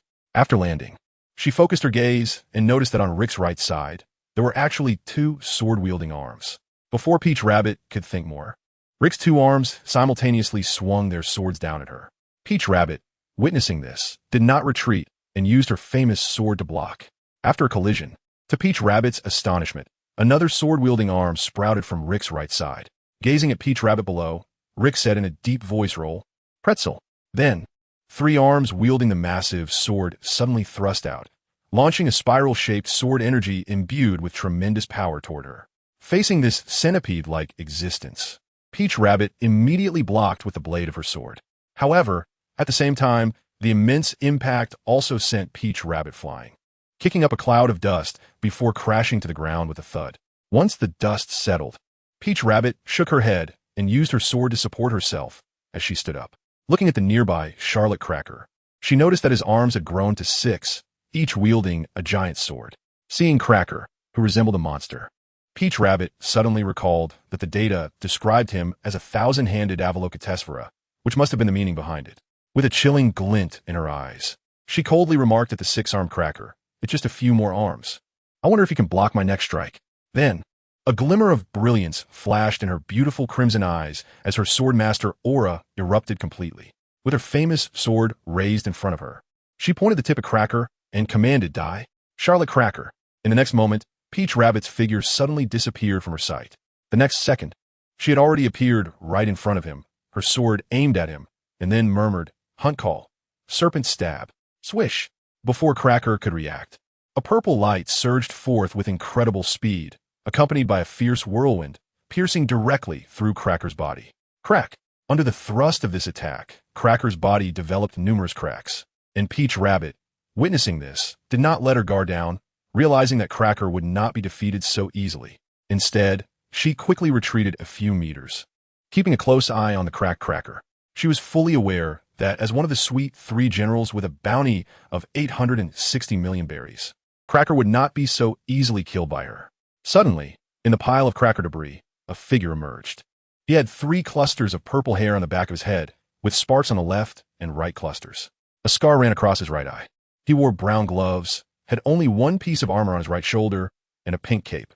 His lower body was clad in loose trousers and brown boots, with a sword hanging from his waist. "Who are you?" Peach Rabbit coldly questioned, and he smirked, twisting his neck with a crack. "I didn't expect you to shatter my armor." Quite a surprise, but it only damaged my armor. Armor? Upon hearing the man's words and looking at the debris beneath him, Peach Rabbit instantly understood what had happened, her expression changing drastically as she exclaimed, "Why, you are Cracker." After seeing Cracker's true appearance, Peach Rabbit was utterly shocked because this face was completely different from the one she had just seen, and even the photo on the bounty was not his true visage. Cracker laughed uproariously. Then his smile faded as he coldly regarded Peach Rabbit. "Your swordsmanship is quite strong. If it weren't for my armor, it would hurt a lot if you hit me." In fact, it seemed that Cracker, who had extremely high defense, hated the sensation of pain the most. He avoided it by wrapping himself in biscuit soldiers. Just a coward hiding behind armor. "Since I can break your armor, you will be my next target." Saying this, the sword intent from Peach Rabbit erupted once again as she stared coldly at Cracker, her aura continuously rising. At that moment, the sound of clapping echoed in her ears, and in her puzzled gaze, she saw Cracker suddenly applauding in the ruins. What does this mean? Is he mocking me? However, she couldn't afford to think too much about it. She needed to defeat Cracker quickly to help the others and take down the big MOM Pirates and the Thunder Feather Group. With that thought, she gripped the sword hilt tightly, raised it above her head, and fiercely brought it down towards Cracker. Her gaze focused as she softly chanted, "Inu, serpent slash." Then, a powerful crimson sword aura ripped through the surrounding air, propelling countless streams of energy forward.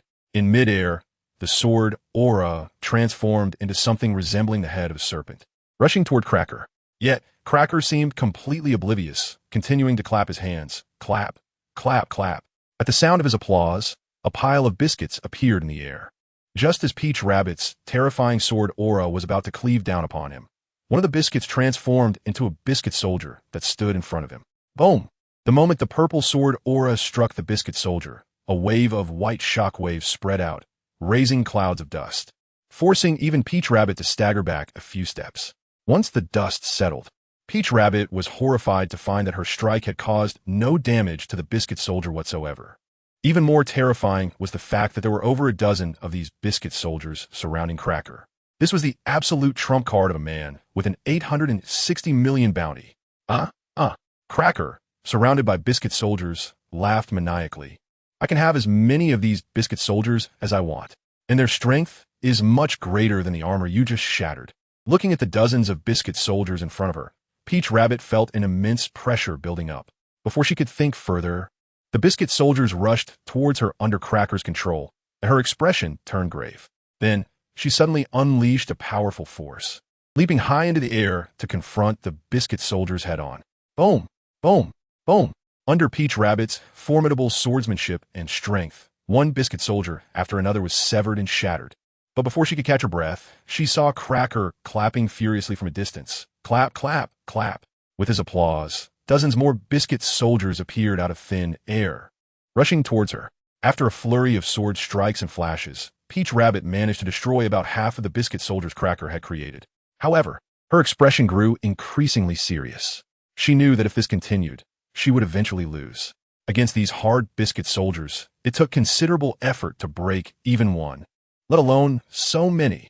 To destroy these soldiers, she would have to defeat Cracker first, but that guy kept his distance, surrounded by 3 or 4 biscuit soldiers. Most importantly, she couldn't rely on anyone else to help her right now.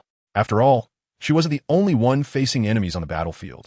At that brief moment when Peach Rabbit was lost in thought, a cookie soldier suddenly materialized behind her and swung down a large sword fiercely. Caught off guard, Peach Rabbit was immediately struck and sent flying, crashing to the ground. However, instead of quickly getting back up, she lay there, hoping to take the opportunity to recover some stamina. Just then, another group of cookie soldiers appeared around her. Just as Peach Rabbit was preparing to counterattack, a commander wearing a spotted dog mask suddenly appeared and said in a deep voice, "General Peach Rabbit, let me help you deal with these guys."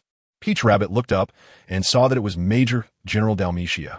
Okay, Peach Rabbit nodded slightly and moved forward with Dalmatia to smash those annoying cookie soldiers. However, after a while, Peach Rabbit realized that Dalmatia's arrival didn't seem to help much. The two of them were actually entangled by a single cracker. With all her strength, Peach Rabbit could destroy a cookie soldier in 3 or 4 strikes, while Dalmatia could only manage 2 or 3 and was getting hit back in return. No wonder he almost died in the first episode. Nevertheless, 2 people were better than 1, and taking advantage of Dalmatia sharing the firepower, Peach Rabbit observed the entire battlefield. Initially believing that the Navy would have the upper hand, her expression turned grave as she clearly saw the situation on the battlefield. Her heart sank. This surprise attack seemed to be much more difficult than she had imagined. On the coast of Cake Island, the battlefield was ablaze, with countless Navy soldiers clashing with members of the big MOM pirates and the guards from various nations. Pechi's Peki, who was supposed to support Karakuri, had unexpectedly been attacked and lay on the ground, gasping for breath, covered in blood, with a look of unwillingness in his eyes. Not far from Perispero, Navy Rear Admiral Brown Pig, Captain Ghost Spider, and Captain Doberman were coldly watching him. Clearly, he had been ambushed by these 3 on his way to support Karakuri. However, due to the numerical disadvantage, Perispero was being thoroughly overwhelmed and pressed to the ground by Brown Pig and others.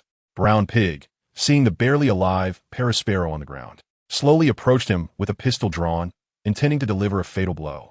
Suddenly, he felt a chill on his back. Turning around, he saw a huge lamp demon appearing behind him, delivering a heavy punch to his back.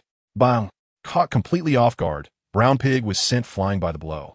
Seeing this, Ghost Spider and Doberman noticed that the 3rd son of the Charlotte family, the Bean Minister from Totland, the Paramecia-type steaming fruit user Charlotte Daifuku, had arrived, accompanied by 2 powerful allies, Charlotte Oven, the 4th son and one of the 34 ministers, who possessed the heat-hot fruit ability, and Charlotte Opera, the 5th son and one of the 34 ministers, who had the cream fruit ability.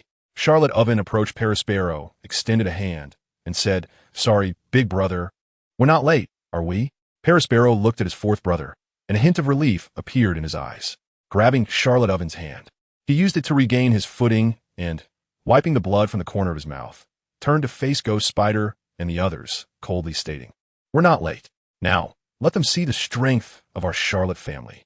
Saying this, disregarding his injuries, he led the charge, and after exchanging glances, Charlotte Oven and the others immediately joined in. Brown Pig, witnessing this, was filled with endless rage, and a powerful aura erupted from him as he charged into the fray, starting a chaotic battle among the few of them.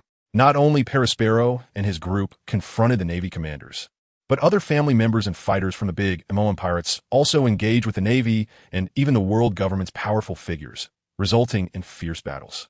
As for the strongest members of the Navy, they also sought out the opposing experts. Admiral Kazuru faced Karakuri, while Admiral Fujitora faced off against the Dragon Horse of Raikyu. However, due to Fujitora's overwhelming fruit ability, the Dragon Horse found it difficult to exert its power and was temporarily at a disadvantage. Rimuru, witnessing this, chose to help relieve some pressure from the Dragon Horse, but it seemed to have little effect. Under the immense gravitational pressure, Rimuru was directly compressed into a puddle of blue, solidified fluid. The Dragon Horse continued to fight and spar with Fujitora under the latter's super strong gravity. At this moment, Yasuo was also busy. His opponent was Lucci from CP0. After transforming, Lucci's terrifying speed and explosive power put Yasuo at a slight disadvantage, but it wasn't a big problem. As long as he waited for an opportunity to knock back, he could turn the tide. Mikoto Misaka was constantly moving around the battlefield, firing shots wherever needed to help relieve the pressure on the crew on Cake Island. Meanwhile, Orochimaru stood guard beside the exhausted Uchiha Itachi, unleashing various ninjutsu against anyone who dared to approach without any hesitation. At this moment, Raikyu was in the center of the battlefield, looking around as if searching for something. So far, it seemed that the situation was evenly matched between his side and the Navy. After all, in such a war, personnel below the rank of captain were almost like cannon fodder. The outcome depended entirely on the high-level combat power. Thanks to the presence of his group, they filled the gap in high-end combat power. However, looking at the even situation, Raikyu felt something was off. Mainly, the Navy's attack strategy was a bit strange, coming in with full firepower right from the start, showing no signs of holding back, as if the war had immediately entered a heated phase. What puzzled Raikyu even more was that he had yet to see Akainu. If he hadn't just sensed the intense heat from Akainu's fruit ability, he would have thought this guy hadn't shown up. However, since Akainu wasn't making an appearance, Raikyu couldn't find him. So, he contemplated for a moment and decided to not worry about him for now, just keeping an eye out. Then he planned to help Katakuri first and deal with Kizaru. After all, he could see that Katakuri was under immense pressure facing Kizaru, directly using his awakened ability to turn the surrounding material into machi or give it a sticky quality, transforming the area into his home turf. Yet even so, he was still being overwhelmed by Kizaru, who had turned into light, leaving Katakuri in a dire situation. Raikyu was surprised to see how strong Kizaru actually was. To know, although Katakuri's strength is not as good as that of the four emperors, the gap between them is not as vast as the difference between heaven and earth. However, being easily defeated by Kizaru indicates that his strength may be far more complicated than what he knows. He immediately took action to support Katakuri. What Leiyu didn't know was that as he rushed to the front lines to aid Katakuri, a figure emerged from the distance with cold eyes. Sneering at Leiyu's departing back. After Leiyu moved further away, the figure concealed his aura again and quietly ran toward the rear of the battlefield, where Big Mom and Smoothie were located. At this moment, Stussy also noticed that her brothers seemed to be in a stalemate with a group of Navy vice admirals in the battlefield. She then turned and said, "Mom, I'm going to help my brothers. Are you okay?" Upon hearing Smoothie's words, Big Mom laughed heartily. "Go ahead. Although I can't use my devil fruit powers right now, I won't be afraid of some small fry. After all, I'm one of the four emperors." Smoothie nodded and turned to join the battle. She knew that although Big Mom couldn't currently utilize her devil fruit abilities to create powerful homies, her strong haki was enough to handle some unexpected incidents. After watching Smoothie leave, Big Mom sat down, ate a little cream cake that Broly had brought, regained some stamina, and prepared to rise and join the battle to defend Cake Island. After all, as a four emperor, Big Mom couldn't just sit back and watch her children like Katakuri and Smoothie fight in front while she stayed behind. After finishing the cream cake, Big Mom wiped the cream from her lips, her eyes filled with immense killing intent. Just as she was about to head to the front lines, Smoothie's figure suddenly rushed over from a distance. "Why are you back?" Seeing Smoothie panting, Big Mom frowned in confusion. Smoothie, with a hint of panic in her eyes, hurriedly said, "Mom, quick, we need to go back to Cake Island. I just saw my second brother, and he said a group of Navy vice admirals, along with countless Navy soldiers, quietly bypassed the coast, intending to directly enter the center of Cake Island and massacre the residents from the inside to undermine us." Upon seeing the anxious Smoothie, a trace of suspicion flashed in Big Mom's eyes as she asked sternly, "What about that guy Katakuri?" Smoothie was taken aback for a moment and then quickly replied, "I don't know. I couldn't find him. We can't worry about that now. We need to go back and support. There are almost no combatants left inside the country. If those despicable Navy succeed in breaking through to the interior, it will cause us severe losses. If you're concerned about here, then I'll go first." Saying this, Smoothie turned and sprinted toward the distant forest, which was a shortcut to the interior of the country. Big Mom watched Smoothie's rapidly departing figure, a mysterious smile appearing on her lips, her eyes radiating a chilling aura. "Hee, a trap from the Navy?" Then she quickly followed the direction Smoothie had left. As Smoothie ran ahead, she glanced back slightly, a fleeting smile crossing her eyes. But then panic appeared on her face, and her speed increased. At this moment, Smoothie, leading Big Mom, quietly arrived in a forest far from the coast, making their way toward the direction of Cake Island Town. Suddenly, Smoothie stopped and turned to look at Big Mom, her eyes showing concern as she asked, "Mom, how are you doing? Should we stop and rest for a while?" Big Mom tightly furrowed her brows. Glancing around at the dense forest and seeing that there was no one around, she fixed her gaze on Smoothie and coldly laughed. "Who exactly are you? What is your purpose in bringing me here?" Hearing Big Mom's words, Smoothie was momentarily startled. Panic flickered in her pupils, but was quickly concealed. And she feigned calmness as she said, "Mom, I'm her daughter, Charlotte Smoothie." Looking at the Smoothie who was still defending herself, Big Mom's eyes narrowed, and with a grunt, she coated her arm with Haki and charged at Smoothie. The powerful burst of Haki created a gust of wind that rustled the surrounding branches. Smoothie, seeing Big Mom suddenly erupt, hurriedly retreated. Bang! Big Mom's Haki-covered fist struck the ground, creating a large pit instantly, with cracks spreading all over. Having dodged the attack, Smoothie laughed and said, "Ha, it seems the battle with Uchiha Itachi really inflicted some injuries on you. Not only can you not use your devil fruit powers, but even your physical strength has decreased significantly. You have to know that in her peak state, even a casual strike from Big Mom would carry destructive power. Yet now, using a full force punch with Haki only created a pit in the ground. This shows that Big Mom's strength has indeed declined significantly." Big Mom, upon hearing this, revealed a mocking expression. "Even if I'm not at my peak, dealing with someone like you, who hides and shows themselves, is more than enough." Seeing Big Mom like this, Smoothie realized she was completely exposed and stopped pretending. With a bang, a puff of white smoke appeared, and Smoothie transformed back into her true form. Big Mom's pupils suddenly constricted in shock as she exclaimed, "How could it be you?" The person who had pretended to be Smoothie was Stussy, one of the Dark Emperors who had attended the tea party before. Stussy took out a lipstick and slowly applied it to her lips, her big eyes calmly looking at Big Mom as she curiously asked, "How did you figure out I wasn't Smoothie?" "Katakuri is the second brother you just mentioned." "Katakuri is just an old nickname of his," Big Mom replied. Upon receiving her answer, Stussy nodded thoughtfully.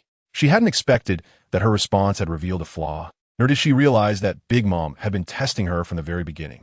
As expected of one of the four emperors, her level of cunning is truly terrifying. "What do you want by luring me here?" Big Mom asked, puzzled. She was already quite familiar with Stussy.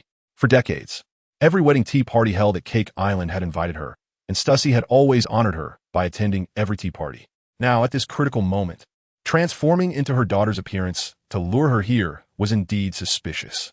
Purpose? Stussy slowly raised her head, her lips painted with bright red lipstick resembling blood. A glint of cold, killing intent flashed in her eyes. "Of course, it's to invite you to take a look and impel down." As soon as the words left her mouth, before Big Mom could react, Stussy suddenly sprang up and called out in a delicate voice, "Shave." Then with a whoosh, she appeared behind Big Mom. This incredible speed even surprised Big Mom herself, as her observation Haki failed to catch Stussy's movement. Stussy, now behind Big Mom, softly uttered, "Raging foot. Chaos." Following that, she executed a 180-degree backflip in the air, using the vacuum created by her rapidly kicking legs to slash downwards with terrifying force towards Big Mom's back. Feeling a chill on her back, Big Mom immediately turned around, blocking her front with her arms coated in armament Haki. Bang! Bang! Bang! Countless vacuum slashes struck Big Mom's arms. However, they did not cause any real damage. Still, the barrage of slashes made Big Mom feel sharp pain and numbness in her arms. Seeing that her raging foot was ineffective against Big Mom, Stussy quickly changed her attack.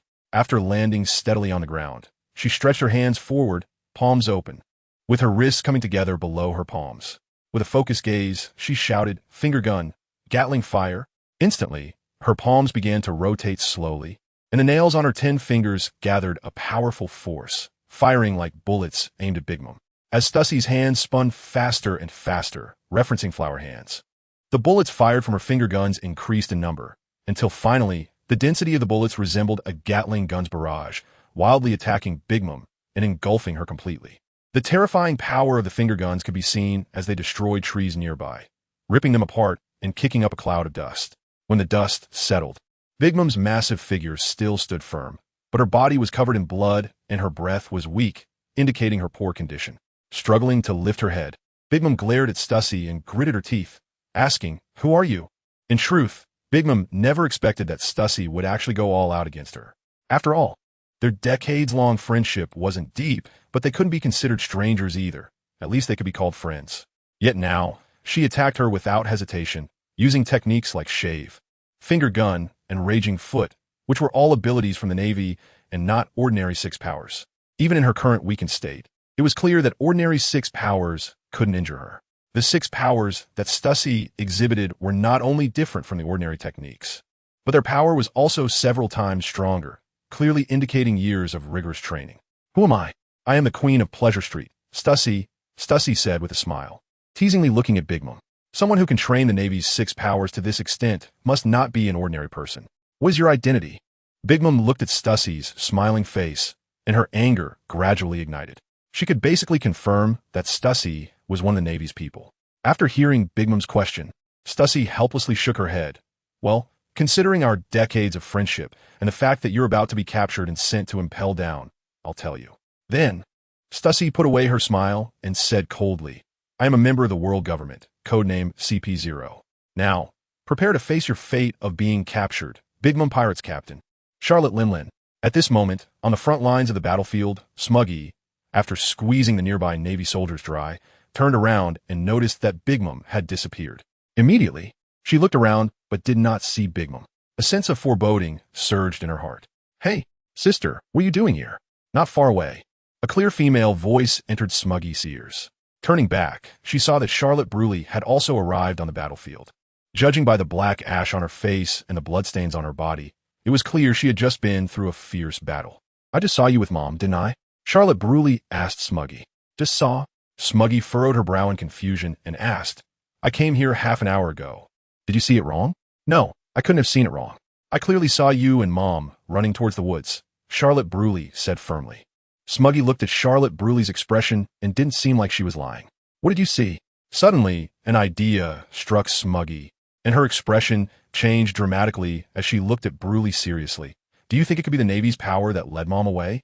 Upon hearing this, Bruley's face turned ashen. She also knew that Mom was in a terrible state right now, and the Navy's intention to lure Big Mom away was self-evident. Which direction did Mom go? Smuggy hurriedly asked. Bruley pointed to the forest where Big Mom had just rushed, saying, I saw her heading towards that forest. Without saying a word, Smuggy dashed towards the direction Bruley pointed. Bruley watched Smuggy's retreating figure and contemplated for a moment before deciding to inform her brothers about this news first. At this point, the battle between Big Mom and Stussy was becoming increasingly intense, completely destroying the woods within several miles. The land was littered with chaos, with no intact area left. Big Mom's expression grew more serious as her strength had severely declined, coupled with Stussy's already impressive abilities. The two were locked in a fierce stalemate, unable to determine a victor. Meanwhile, Stussy was internally shocked, not expecting that Big Mom, unable to use her fruit abilities, would still be so powerful. However, Stussy remained calm, a hint of a smile hidden in her eyes as she looked at Big Mom maliciously and said, If I calculate the time right, he should be arriving here soon. Upon hearing Stussy's words, Big Mom's heart jolted, and she quickly asked, What? Who is he? Before Big Mom could finish her question, she felt an extremely hot aura approaching from behind. At the same time, Stussy's voice lightly floated into her ears. He's finally here. Big Mom turned around to see a massive ball of magma, radiating intense heat, right in front of her. It was too late to block it, so Big Mom had no choice but to use her armament hockey to withstand a massive magma fireball. Bang, bang, bang. Soon, Big Mom was engulfed by the magma fireball, being pushed backward and smashing through trees one after another, until after flying several hundred meters, it suddenly exploded. This intensely hot magma incinerated the surrounding flowers, plants, and trees, turning everything into ruins. Even the ground became charred black. In the center of the explosion, Big Mom let out a gasp as she spewed a mouthful of thick blood. Her entire body had no intact skin. She was almost completely charred black, tinged with a hint of red, with a little blood oozing out. Are you done for, Big Mom?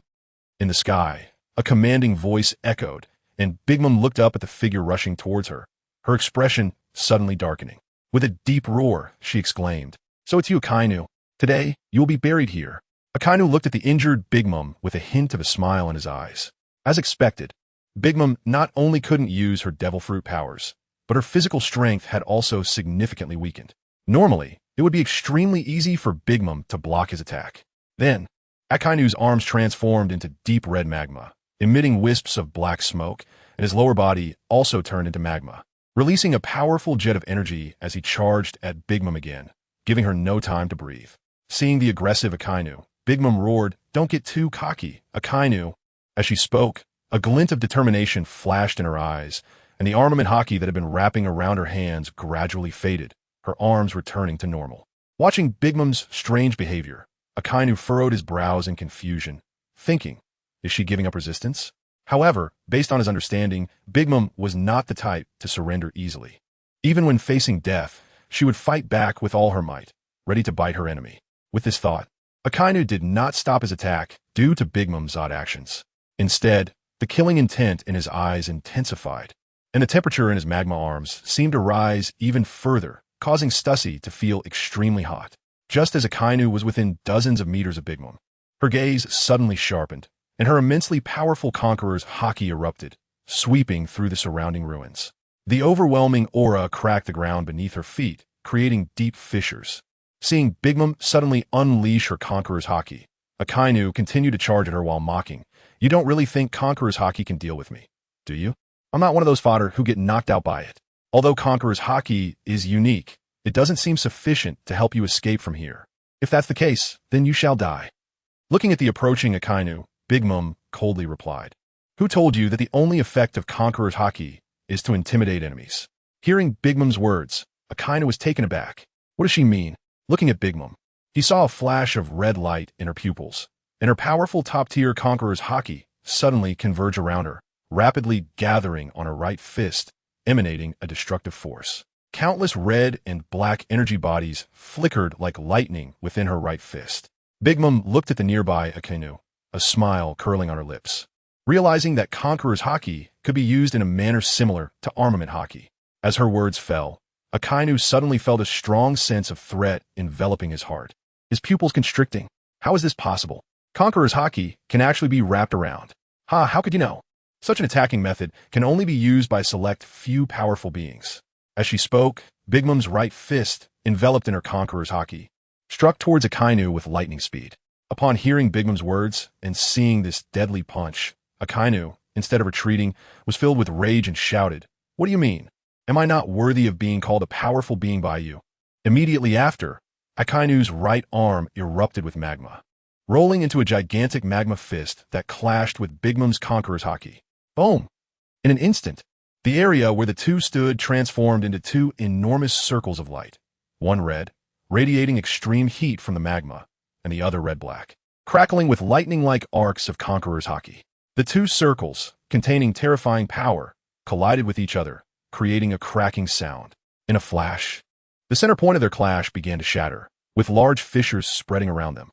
The forest within a radius of several dozen miles was completely destroyed by the shockwave from this powerful energy explosion. Even Stussy struggled to withstand the force. Blood trickling from her mouth, her eyes filled with horror. The massive sound of the explosion made the entire Cake Island tremble, and the moment the dazzling light erupted, it drew the attention of the coast and the whole Cake Island. Those fighting in the center of the battlefield, whether Navy or pirate, instinctively stopped, shocked as they looked towards the two glaringly bright spheres in the distance. What terrifying power! What happened over there? How can there be such an overwhelming pressure even from so far away? I can hardly breathe. Who is fighting whom over there? Is this power even humanly possible? Under the clash of such immense forces, nearly everyone couldn't help but tremble slightly, fear filling their eyes. Meanwhile, Bruley, who was searching for her brother, was stunned in place. Is it too late? Has Mommy encountered an enemy? With a determined glint in her eyes, she immediately turned and ran towards the direction of the forest. It was too late to find her brothers now, but they should be able to figure out what happened upon seeing this scene, and they would definitely come. For now, she could only go help her mother. Even a second she could buy would count. As Katakuri, Perispero, and other familiar family members of Big Mom saw the red-black light circle, their expressions changed dramatically, exclaiming, "This is Mommy's aura, Mommy's conqueror's haki. Why is she over there? Wasn't she with Smoothie? Damn it, who is she fighting against? We must rush to support Mommy. She can't face any accidents."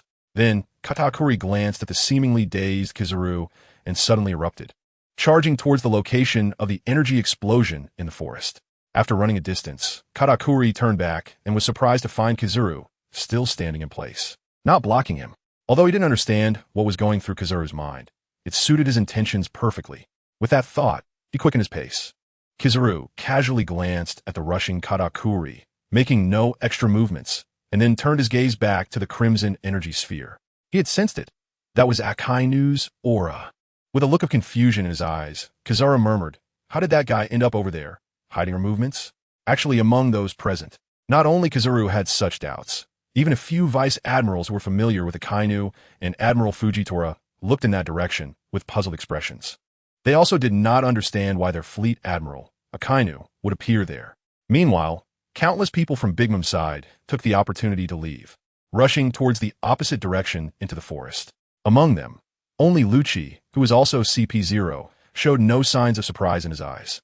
He furrowed his brow, and there seemed to be a hint of discontent in his gaze as he muttered in a voice only he could hear, "I hope that guy pulls through and doesn't mess up. Otherwise, if that lord takes action, it will be." He glanced fearfully at a ship anchored by the shore.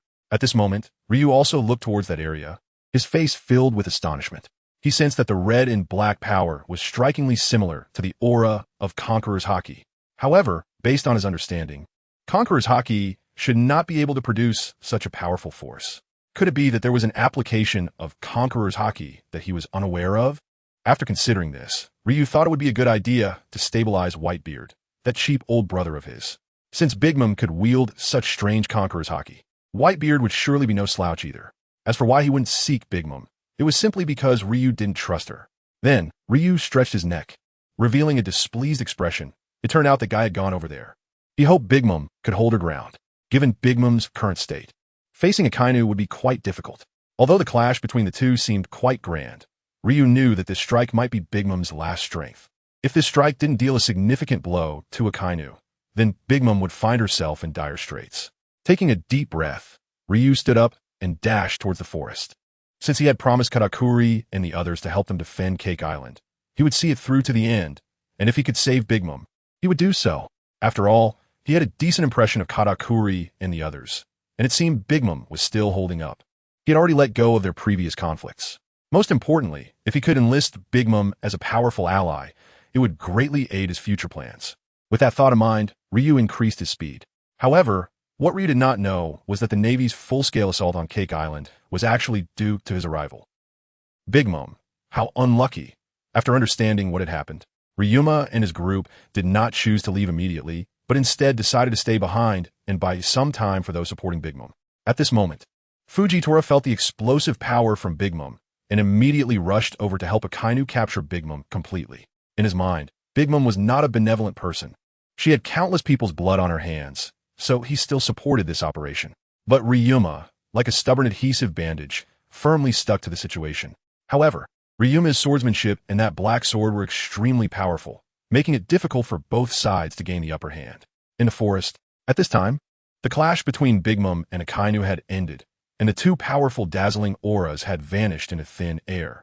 The vast, lush forest had disappeared in their collision, reduced to a pile of ruins.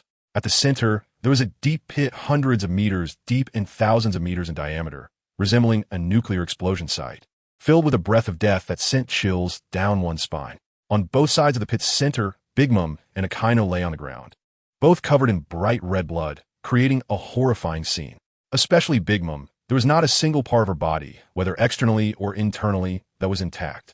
After having her condition worsened and losing a significant portion of her soul, using the Conqueror's Haki in such a demanding way was already a struggle. Coupled with being at the center of the explosion, the impact she endured was the strongest.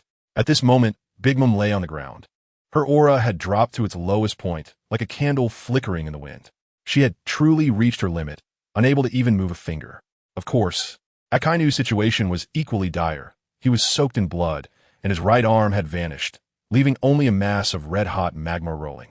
However, unlike Big Mom, his aura did not seem as weak.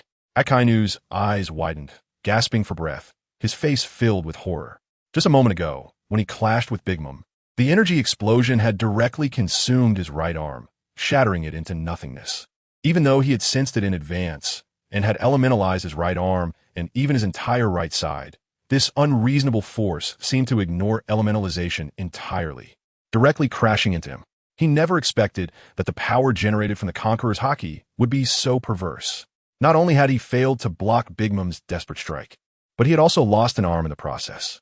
It was important to remember that he represented the Navy, and let alone the fact that he still held the position of Fleet Admiral. Now, facing a significantly weakened Big Mom and losing an arm, how could he bear this? The more he thought about it, the angrier he became, and the shock in his eyes was gradually overshadowed by rage. Using his remaining left arm to support himself, he shakily stood up and limped towards Big Mom's direction, his blood dripping on the ground. But he paid no mind, his eyes only on Big Mom. Although Big Mom lay on the ground, unable to move, her mind was still clear. Hearing Akainu's footsteps and the sound of blood dripping on the ground getting closer, a hint of helplessness flashed in her eyes. She slightly closed her eyes, wondering if she was really going to fall here. No matter how unwilling she was, she had no way out. At that moment, she truly had no strength left at all. After a while, Akainu finally struggled to reach Big Mom's side. Looking at her massive body, he gathered his strength and leaped onto Big Mom's belly, looking down at her with a cruel glint in his eyes. After a cold laugh, he spoke, "Are you ready to accept the judgment of justice, Charlotte Linlin, captain of the Big Mom Pirates?" Hearing Akainu's words, Big Mom slowly opened her eyes, glancing at Akainu's empty right arm, and mockingly replied, "How does it feel to lose an arm, kid?" Big Mom's words seemed to have struck a nerve with Akainu, who let out a hysterical roar, his eyes filled with an endless killing intent. He clenched his left fist and slammed it down into Big Mom's stomach. Already on the brink of death, Big Mom spat out a mouthful of blood with a gasp, her breathing becoming erratic, as if she could only exhale and not inhale. Seeing Big Mom in such a pitiful state, Akainu appeared to find immense satisfaction, laughing maniacally. If someone were present at that moment, witnessing the madness in Akainu's eyes, his grotesque expression, and his frenzied laughter, they would certainly not see him as the justice representing the Marine Corps. After a bout of laughter, Akainu looked at Big Mom with a smug expression, a wicked smile on his face as he continued. "Today, this is not just your grave. Everything you have, including your children and your nation, will be erased by me. You are all evil beings, pirates who commit all sorts of atrocities.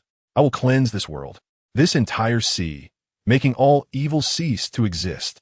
As he spoke the last words, Akainu's smile twisted into something terrifying, resembling a demon. Upon hearing Akainu's cruel words, Big Mom narrowed her eyes, her gaze toward Akainu still filled with disdain. Taking a deep breath, mixed with blood, she said, "Haha, just a dog of the celestial dragons, barking here? You want to change this world? Do you have the strength for that? Do you deserve it? And even if I die, don't forget, Reiju is still on this island. I will wait for you in hell." Every word Big Mom spoke pierced Akainu's heart like knives.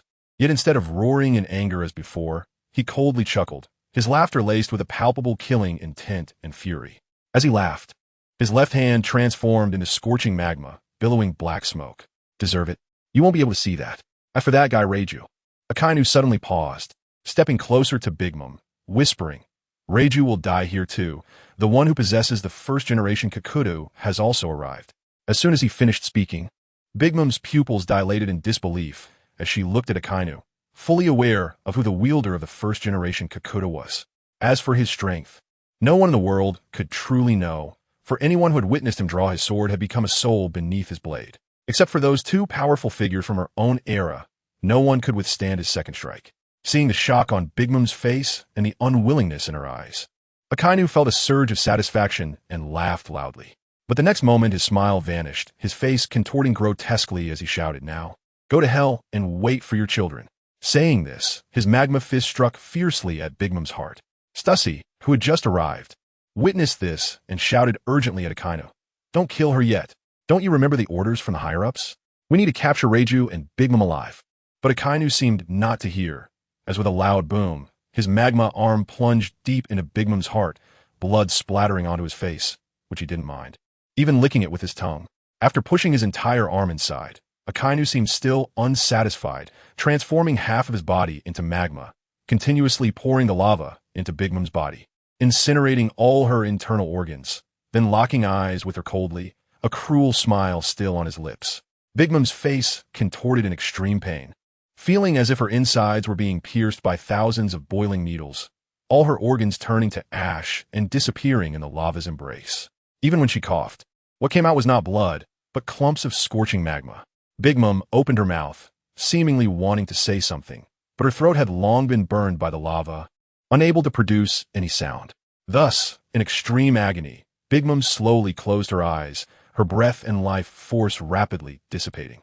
As she closed her eyes, the faces of her children, Perisparrow, Kakuri, Smoothie, Bruley, and others, flashed through her mind, followed by thoughts of what Akainu had said about the one who possessed the first-generation Kakutu, Reiju.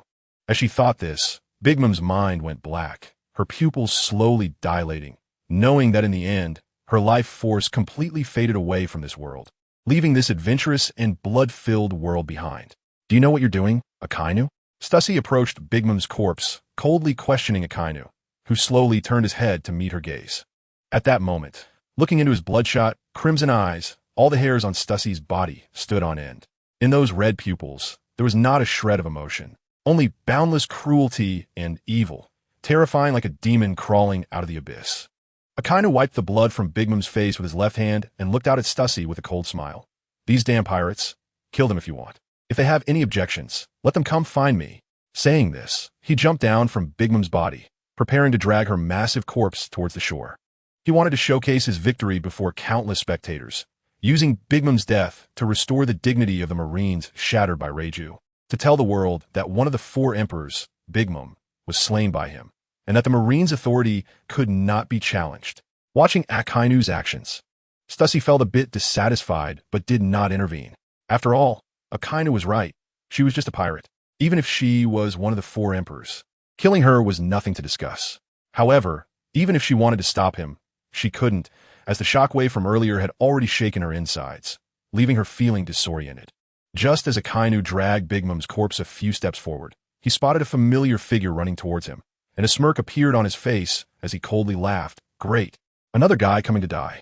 From a distance, Smoothie had already seen Akainu's figure and the Big Mom being dragged behind him.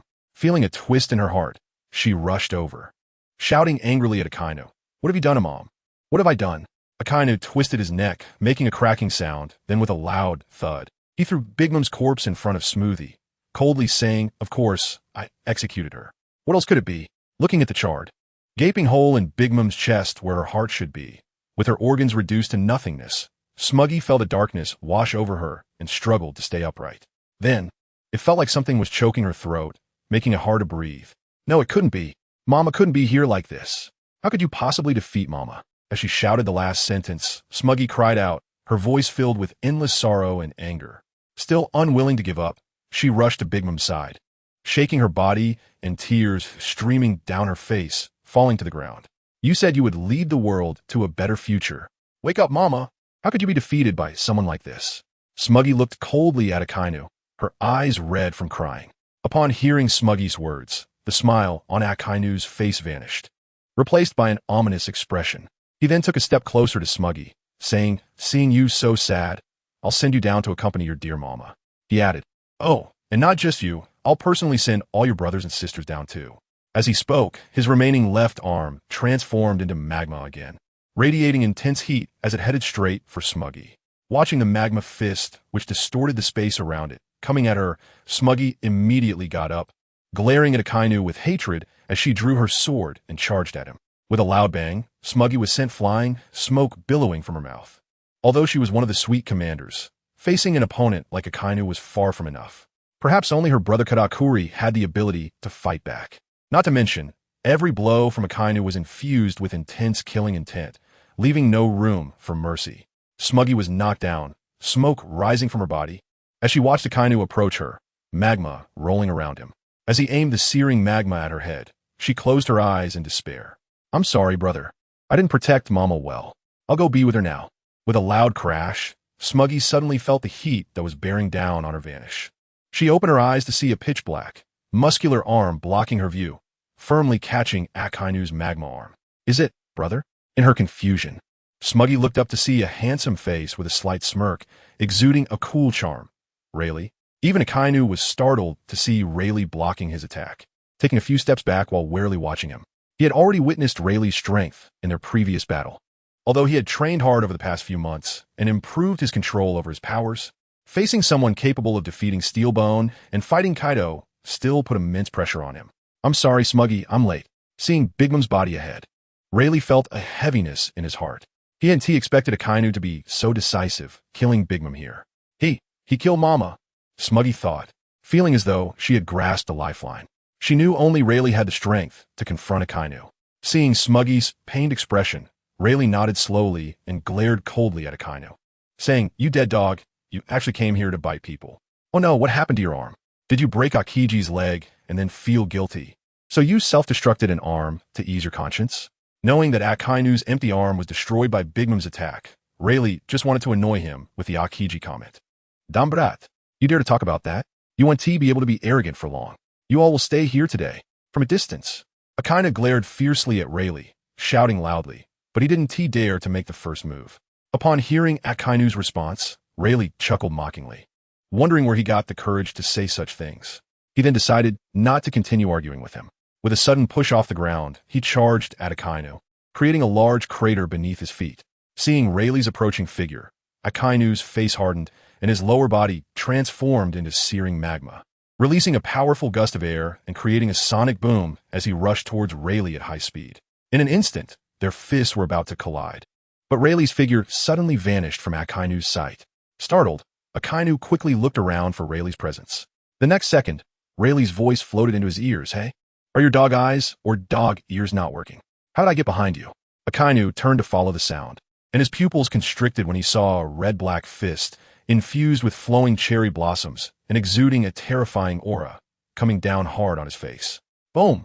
With that terrifying punch, Rayleigh smashed Akainu's head into the ground, creating a massive crater. At that moment, Akainu felt his face sting, and when he touched it, blood gushed from his nose. This punch not only broke his nasal bone, but also knocked out his 2 front teeth, which he couldn't find.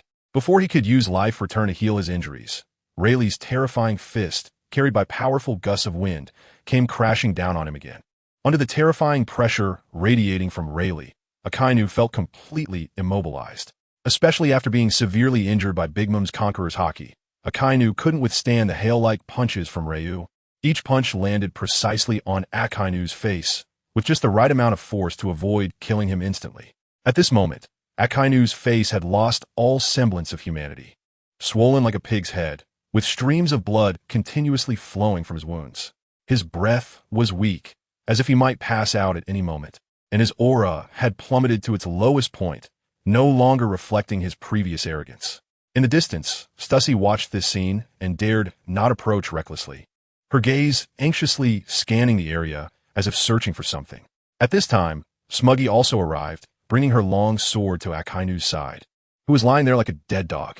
Ryu, witnessing this, knew her intentions and said nothing, simply making space for her. Smuggy then stepped next to Akainu and forcefully stomped on his lower body, her crimson eyes fixed on him without uttering a word. With a whoosh, she infused her weapon with armament haki and swung her long sword. The sound of air being sliced was followed by a sharp slash, and bright blood sprayed out, exploding in the air. My hand! Immediately, Akainu's cries echoed through the forest, and even the naval officers on the battlefield faintly heard his scream. Countless naval leaders realized something was wrong and ignored the group of gods blocking their way, charging directly towards the forest. Kizaru also clearly heard the scream. After a brief moment of shock, a faint smile appeared on his lips as he followed the crowd toward that direction. However, his speed did not live up to his title of light. At this moment, Akainu's pig-like face was twisted in pain. His left arm had been destroyed by an overwhelming force, completely crushed, which meant he hadn't felt intense pain then. But this time, the sharp pain in his right arm stimulated every cell in his body. Looking at his empty arms and seeing Smuggy stepping on his brother, Akainu felt an unprecedented sense of humiliation surge in his heart. With his bloodthirsty eyes, he glared at Smuggy and Ryu, gritting his teeth and saying, "You wait. I will definitely kill you." Haha, even in this state, you're still trying to act tough? Ryu mocked coldly, then glanced back and said to Smuggy, "Finish off this dead dog. The Navy should be arriving soon." Ryu has sensed the presence of Fujitora and others, rapidly approaching this way. Although he also felt that Katakuri and the others were not far from here. In order to prevent any unexpected changes, it was better to take action directly.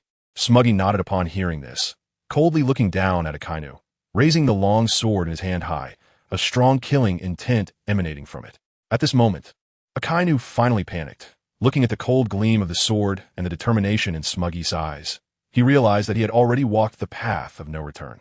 He then struggled in a panic under Smuggy's feet, trying to escape this place in vain. Watching Akainu struggle beneath him, Smuggy slightly closed his eyes, thinking, "Mom, I have avenged you." He then suddenly opened his eyes, his aura erupting violently, tears flickering in his eyes. and the long sword above his head swung down fiercely towards Akainu's head. He had to cleave the one who killed Big Mom in half to relieve the pain in his heart. In the distance, Stussy saw this scene, his pupils constricting in surprise at how decisive Ryu and the others were. A hint of resolution flashed in his eyes, and he immediately rushed forward, preparing to delay for Akainu. Although he didn't quite get along with Akainu, he was still the admiral. If he died here, the Navy would truly lose face, and it could even implicate the world government. But the short distance of a few hundred meters felt incredibly far at this moment. Watching the sharp blade rapidly descend, Stussy shook his head helplessly. It was too late. Akainu, lying on the ground, had given up struggling, feeling the cold chill piercing his forehead like a needle. The sensation of death enveloping his heart. His eyes went blank, lost in thought, and just as Smuggy's sword was only 1 meter away from Akainu's head, a purple-black light flashed before his eyes. With a clang, it smashed Smuggy's sword in half, the sharp blade embedding itself in the ground. Just 1 millimeter away from Akainu's forehead, Ryu recognized the aura of the purple light that had just flashed by, identical to the purple sword energy that had been unleashed when they left the Sabeti archipelago months ago. Realizing this, Ryu turned to look at the still unresponsive Smuggy, who was still stepping on Akainu. Then, his gaze sharpened, and his left arm transformed into a dragon claw, fiercely attacking Akainu's heart. Ryu was determined to kill Akainu. But at that moment, a massive purple-black slash, radiating fear and accompanied by a powerful howling sound, ruthlessly slashed towards Ryu's position. In an instant, Ryu felt a chill down his back, his body's hair standing on end. However, looking at Akainu beneath him, a look of determination flashed in Ryu's eyes, and the speed of his claw increased a few notches. In just that moment, the distance to Akainu's heart was only 1 centimeter, enough to kill him.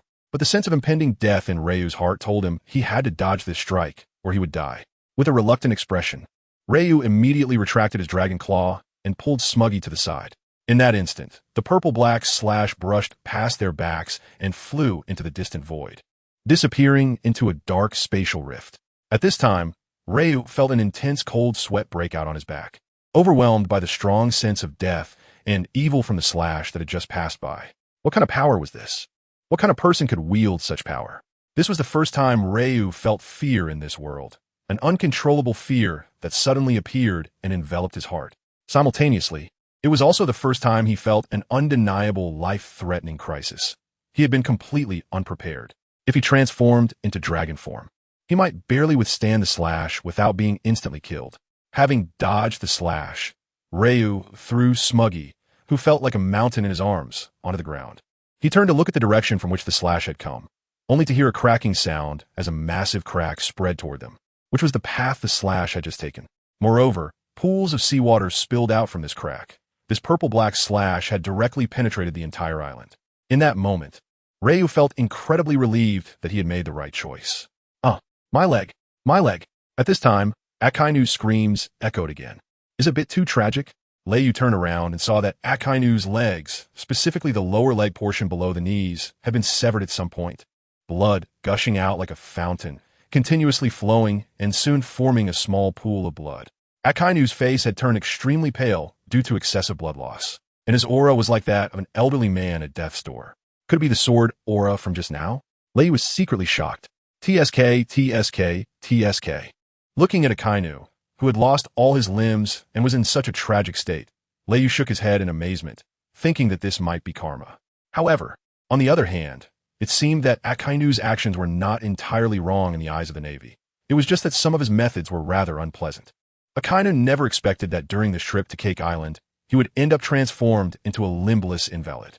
The once dignified former admiral, now the fleet admiral of the Navy, had become like this. Was it laughable? Ryu did not continue to pay attention to the desolate Akainu beside him, but instead focused his gaze on a void ahead.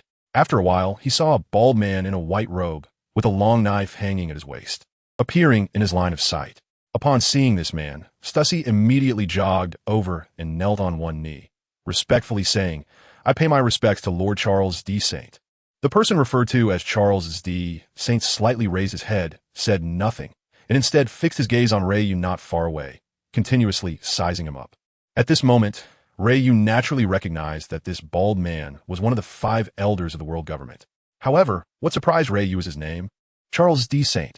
To his knowledge, such a format of name was exclusive to the celestial dragons, with the suffix saint for males and princess for females. It was clear that this person was indeed a celestial dragon. What puzzled Ryu was that other celestial dragons all appeared to be disgusting individuals with underdeveloped minds. Yet this man, as well as the 5 elders, was clearly different from other celestial dragons. They seemed completely unrelated to the foolishness typically associated with them, and even went out without wearing anything to shield themselves from what they considered impure air. Thinking of this, Ryu suddenly felt that the celestial dragons were a rather interesting group. They could be said to be the smartest, yet also the dumbest people in the world, with the ruling 5 elders being the most cunning strategists. No one knew whether they possessed combat strength, while the average celestial dragons were the epitome of stupidity, lacking even basic common sense and combat awareness.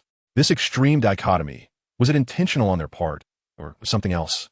Moreover, based on what Dragon Horse had said before, Ryu could basically infer that the 5 elders had visited Wano country 500 years ago. But how could these 5 men have survived for hundreds of years? Was it due to the surgery fruit?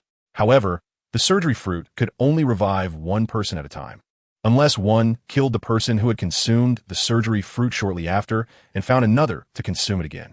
Or was it that the 5 elders were merely code names? No one knew the truth.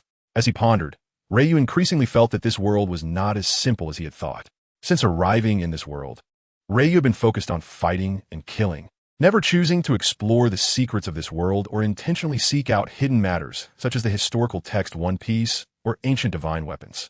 Perhaps throughout history, he had only thought about defeating the celestial dragons and overthrowing their rule. But now, after seeing Charles D. Saint, he felt that there were significant secrets within the celestial dragons themselves. With that thought, Ryu forcibly cut off his train of thought and redirected his gaze back to Charles D. Saint, his expression extremely serious. Although he did not sense even a hint of stronger aura emanating from him, if it weren't for the robe and the long knife at his waist, he would have thought he was just an ordinary person. But the more it was like this, the heavier Ryu's mood became. Were not the peerless powerhouses in novels often like this? Like a sweeping monk, a begging beggar, or an ordinary old man? One more thing was that the aura of the strike that had just instilled fear and the sensation of death in him was strikingly similar to that of the long knife at his waist. Was it the legendary first-generation demon blade, Kakudo? Ryu frowned slightly, unsure if that knife was indeed the legendary first-generation demon blade Kakudo. These inferences were all based on what he had seen on a platform called Penguin Viewpoint. Just then, Charles D. Saint suddenly moved not far away. His facial expression changed as he took steps toward Ryu. Even though he did not emit any aura, he still brought an intense sense of oppression to Ryu. Such pressure had never been felt even from Whitebeard. At this moment, Stussy beside Ryu also calmed down, glancing at the robed bald man not far away. Then, Atakainu sprawled in a pool of blood. He could see that Atakanu's vitality was incredibly strong. Although he had not injured any vital organs, he was still alive after losing so much blood. Then Stussy's eyes flashed, and just as he was about to go up and finish off Akainu, he was stopped by Ryu's gaze. Ryu knew that Charles D. Saint would not allow Akainu to die at the hands of pirates today, or rather, die at the hands of pirates because of Akainu's identity as an admiral. If he died like this at the hands of pirates, it would only continue to embolden the spirits of various pirates. This would be unfavorable for them. However, in Akainu's current state, perhaps death would be a release for him. It might be better to let him live in pain. As Charles D. Saint gradually approached, the invisible pressure grew stronger. By the time he reached Akainu's side, beads of sweat had already formed on Ryu's forehead. Charles D. Saint kept staring at Ryu without making a move or saying anything. And Ryu did not dare to act rashly. Facing an opponent of this level, acting rashly would only expose his flaws. The two maintained a distance of about 10 meters, staring at each other, confronting each other's imposing pressure like Mount Tai. Ryu unleashed his conqueror's haki and aura without reservation to counter this powerful aura. Crack, crack. The ground beneath their feet slowly began to crack under the overwhelming pressure and the shock of the conqueror's haki, spreading out in all directions. Suddenly, the sky darkened. Clouds gathered, and terrifying lightning split the sky, producing a deafening roar. Even Stussy instantly felt a strong sense of suffocation and immediately retreated, distancing himself from the two's aura. The initial clash between the two lasted only a few seconds, after which a strange smile appeared at the corner of Charles D. Saint's mouth as he withdrew his powerful aura, retracting it to the level of an ordinary person. Ryu, witnessing this, also retracted his overwhelming conqueror's haki, making no further movements. On that day, the sky instantly cleared, the clouds gradually dissipated, and just as Charles D. Saint was about to speak, a kindness suddenly erupted beside him, biting at the robe below him, frantically shouting, "Why? Why don't you kill me? You ruined me! You ruined me! Hurry and kill me! Hurry, you damn it, kill me!" Charles D. Saint suddenly frowned, looking at the red dog that resembled a dead dog, his eyes revealing a hint of disdain and impatience. He bent down, reached out, and lifted the red dog's collar, causing blood to drip and splash onto the pool of blood below, creating ripples.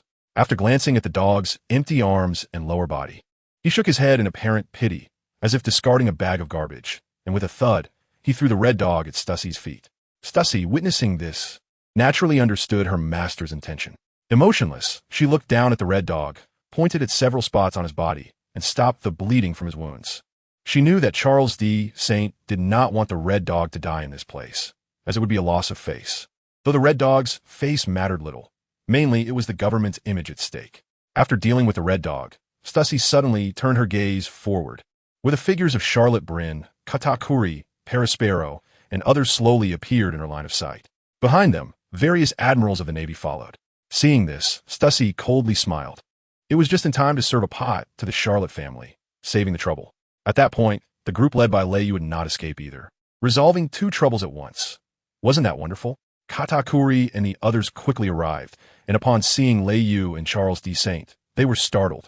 Then, upon noticing Big Mom's enormous body ahead, they felt her life force had completely dissipated, her skin terrifyingly pale. A surge of powerful anger erupted in their eyes. An overwhelming killing intent gathered, aggressively surging towards the light confronting Lei Yu. Charles D. Saint's eyes narrowed, and the terrifying pressure emanating from him bypassed Lei Yu, striking at Katakuri and his group. In an instant, it shattered the powerful killing intent they had gathered. This immense pressure suddenly bore down on everyone, causing many to feel a sickly sweetness in their throats, blood spraying from their mouths, their faces turning pale. Only Katakuri was able to withstand this overwhelming pressure. However, after giving the Charlotte family a small lesson, Charles D. Saint retracted his pressure. After all, these people were nothing more than ants to him, and Lei Yu might only be seen as a slightly larger ant. He then expressionlessly looked at Lei Yu and spoke. "So it turns out you are the one stirring up this sea recently, huh? You must be one of the 5 elders." Lei Yu coldly snorted in response. And upon hearing this, surprise flickered in Charles D. Saint's eyes as he gazed intently at Lei Yu. "It seems you know quite a bit." However, he continued, "But your journey ends here today." As soon as he finished speaking, he reached for the long knife hanging at his waist and slightly pulled it out. In an instant, purple-black smoke began to slowly emanate from it. Feeling the evil, bloodthirsty, and frenzied power of the knife, Lei Yu's expression grew extremely serious. It seemed this was indeed the legendary demon sword, Shodai Kitetsu, with a crackle, as the knife was pulled out just a short distance. The terrifying power shattered the surrounding space, creating pitch-black spatial rifts. "It's over, Lei Yu. Fear this knife, named Demon Sword Kitetsu, Shodai." In the depths of Charles D. Saint's voice, the knife exuding a strange, yet powerful aura was instantly drawn out. Buzz! A purple sword energy suddenly appeared before Charles D. Saint, continuously gathering power, shattering the void, filled with purest evil, madness, and killing intent, slashing towards Lei Yu. Instantly, an overwhelming sense of fear spread through everyone's hearts. Even Lei Yu felt a hint of fear in his eyes under this sword energy's influence. However, he did not retreat due to the intense fear. Instead, he felt his blood boiling, staring at the purple-black sword energy that was about to strike him. His eyes filled with intense battle intent. "Come on, show me the power of Shodai Kitetsu." Lei Yu roared loudly, his eyes filled with madness. With a roar, Lei Yu's body suddenly surged to a height of 4 to 5 meters, scarlet dragon scales appearing all over his skin, an aura of a primal beast radiating from him. Seeing such a powerful Lei Yu, Charles D. Saint was not surprised. If he did not possess such strength, he would indeed be shocked. After all, how could someone on a list of those to be eliminated by the master be a simple character? Then, a glint of light flashed in Charles D. Saint's eyes. And suddenly, veins bulged on his forehead, his eyes widened in anger as he roared, "Demon Phantom Slash!" With a swish, the purple-black sword energy that had been brewing before him suddenly vanished. The next second, As if crossing through space, it appeared directly in front of Lei Yu, bringing with it boundless power as it slashed down, accompanied by eerie forces. Seeing this scene, Lei Yu's pupils contracted. He did not expect this strike to come so suddenly and strangely. Moreover, the bizarre power felt as if it did not belong to this world or surpassed it. A higher level of power. There was no time to think. Lei Yu's claws instantly infused with flowing Sakura haki, meeting this terrifying sword energy with an equally formidable aura. But the next second brought an unexpected turn. Just as his claws were about to collide with the purple-black sword energy, that sword energy vanished into the void once more. Before Lei Yu could react, he felt a ripple in the space before him. A flash of purple light appeared, and a stream of bright red blood spurted forth like an arrow, bursting into the air. Lei Yu stood frozen in place, slowly lowering his head to see a horrific gash on his chest, blood gushing out like a fountain. When had this happened? To this day, Lei Yu still could not understand how that slash had hit him. Demon Phantom Slash, is this what it means? Reflecting on the previous attack, Lei Yu revealed a wry smile. This time he had indeed encountered an extremely terrifying opponent. This was the first time he felt a genuine sense of powerlessness. Even with the strength to forcibly clash with him, what would happen after the struggle? Could he withstand it? Then, Lei Yu suddenly felt a piercing pain in his chest, a strange force continuously destroying his cellular structure. His vision darkened, and after staggering a few steps, he steadied himself with smug support. However, that strange force continued to invade his chest wound, causing Lei Yu's strong recovery abilities to fail in stabilizing his injuries. As blood continued to flow, his face turned deathly pale. With his crimson eyes fixed on Charles D. Saint, he brushed Smug's support aside, clutching his chest, and struggled to ask what. What is this power? Hee, a power you have never encountered and will never have the chance to. As he spoke, Charles D. Saint slowly approached Lei Yu. Step by step, the demon sword in his hand had unknowingly been sheathed at some point. As he watched Charles D. Saint slowly approach, Katakuri's expression hardened. He stepped forward to shield Lei Yu and slightly tilted his head, saying to Lei Yu, "You go first. We'll hold them off for you. You've done enough for us already." Smoker, Kizaru, and the others also stood in front of Lei Yu. Although they knew that the person in front of them, who could injure Lei Yu with a single strike, was not someone they could handle, they still wanted to buy time for Lei Yu to escape. Just from that one sword strike, they could tell that this person was on a completely different level than them, and there was no need for Lei Yu to risk his life for them. Seeing this scene, Charles D. Saint sneered, "Don't rush, none of you will leave today." With that, he stopped moving, gripped the sword hilt once more, and after his gaze sharpened, a terrifying purple sword energy began to slowly coalesce in front of him again. As he regained his composure, Lei Yu noticed and pulled Katakuri back, coldly stating, "I'll handle him. You guys going up will only get yourselves killed. I'm not that weak. Haha, this kind of battle is exactly what I've been looking forward to." Upon hearing this, Katakuri was about to say something to Lei Yu when he suddenly changed his expression drastically, pointing to where Stussy was and exclaiming, "How is that guy here?" Hearing this, Lei Yu looked in the direction Katakuri pointed, and he was equally startled, his brows furrowing tightly as a hint of doubt arose in his heart. How could that guy be here? At the same time, Stussy's scream came over, "Charles Zad, Lord Saint, help." Upon hearing this, Charles Zad, the Saint, was also momentarily stunned. He slightly turned his head and saw several figures appearing over there. A flash of surprise crossed his eyes, and then a monstrous killing intent and rage suddenly erupted from him. In that instant, the entire world was affected by the power he unleashed, becoming exceedingly dark again, filled with cracks in space. Then, Charles Zad, the Saint, looked at that person and spoke slowly. "Are you here to seek death too?" Marshal Ditich. He didn't even notice that Blackbeard had actually arrived here. In the distance, the figure of Blackbeard Marshal D. Teach appeared beside Stussy, and at his feet lay a canoe, with a pitch-black hole where his heart should be, from which eerie black smoke was emanating. He had already lost all his breath. It was unknown when Blackbeard had appeared here and killed him. Stussy was kneeling on the ground, and Rangy Lu was beside her, holding a sword radiating a cold gleam, pressing it against Stussy's neck. Meanwhile, Blackbeard Teach stood with his hands crossed, grinning at her, seemingly unafraid of the sword's aura, looking at her with an ambitious and greedy gaze, saying, "I have no other purpose for coming here. As long as you hand over Big Mom's corpse to me, I won't interfere with your affairs." Seeing Blackbeard's arrogant demeanor, a surge of anger rose in Charles Zad, the Saint's heart, but before he could do anything, Katakuri's voice shouted first, "We can never hand over our mother's corpse to you. Give up on that idea." It should be known that Big Mom was the pillar of their Cake Island and whole Cake Island. Although she had now passed away, Big Mom's dignity would not allow anyone to trample on it. Smoothie, Cracker, and Perispero glared at Teach, not expecting that this guy would be interested in their mother's corpse. Leyu also looked deeply at Teach. He certainly did not believe that Teach wanted Big Mom's corpse for anything normal. Oh no, it was definitely for something strange.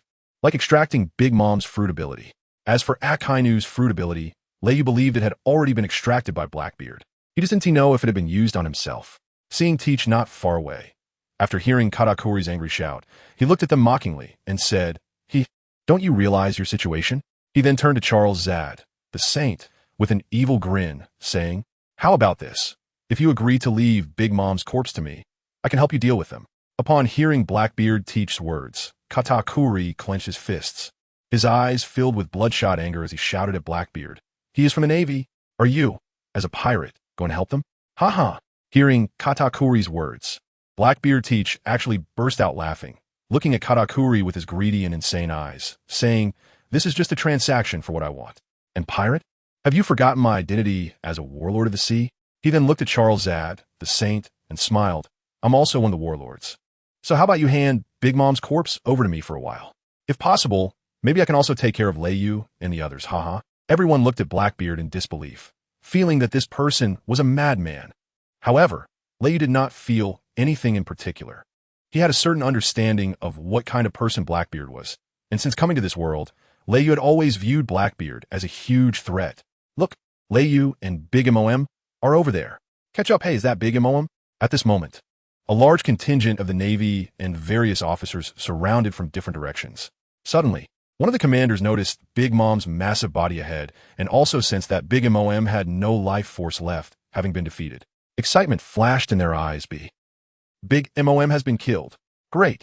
Next, we just need to capture all members of the Big Mom pirates in one go. Look, Leyu seems to be injured. Suddenly, another person exclaimed after seeing the pool of blood under Leyu and the gruesome scar on his chest. What great news! Seeing the severely injured Leyu, several officers showed joy. This meant they could capture Leyu as well. Is this the power of Admiral Akainu? So strong. He actually killed Big Mom and severely injured Leyu. Are we finally going to rise in the Navy? Some hawkish figures naturally attributed all of this to Akainu, clearly not realizing where Akainu was currently lying dead. At that moment, another Navy Vice Admiral seemed to notice Charles Zad, the saint, in front of Leyu and others, and curiously asked, "Who is he?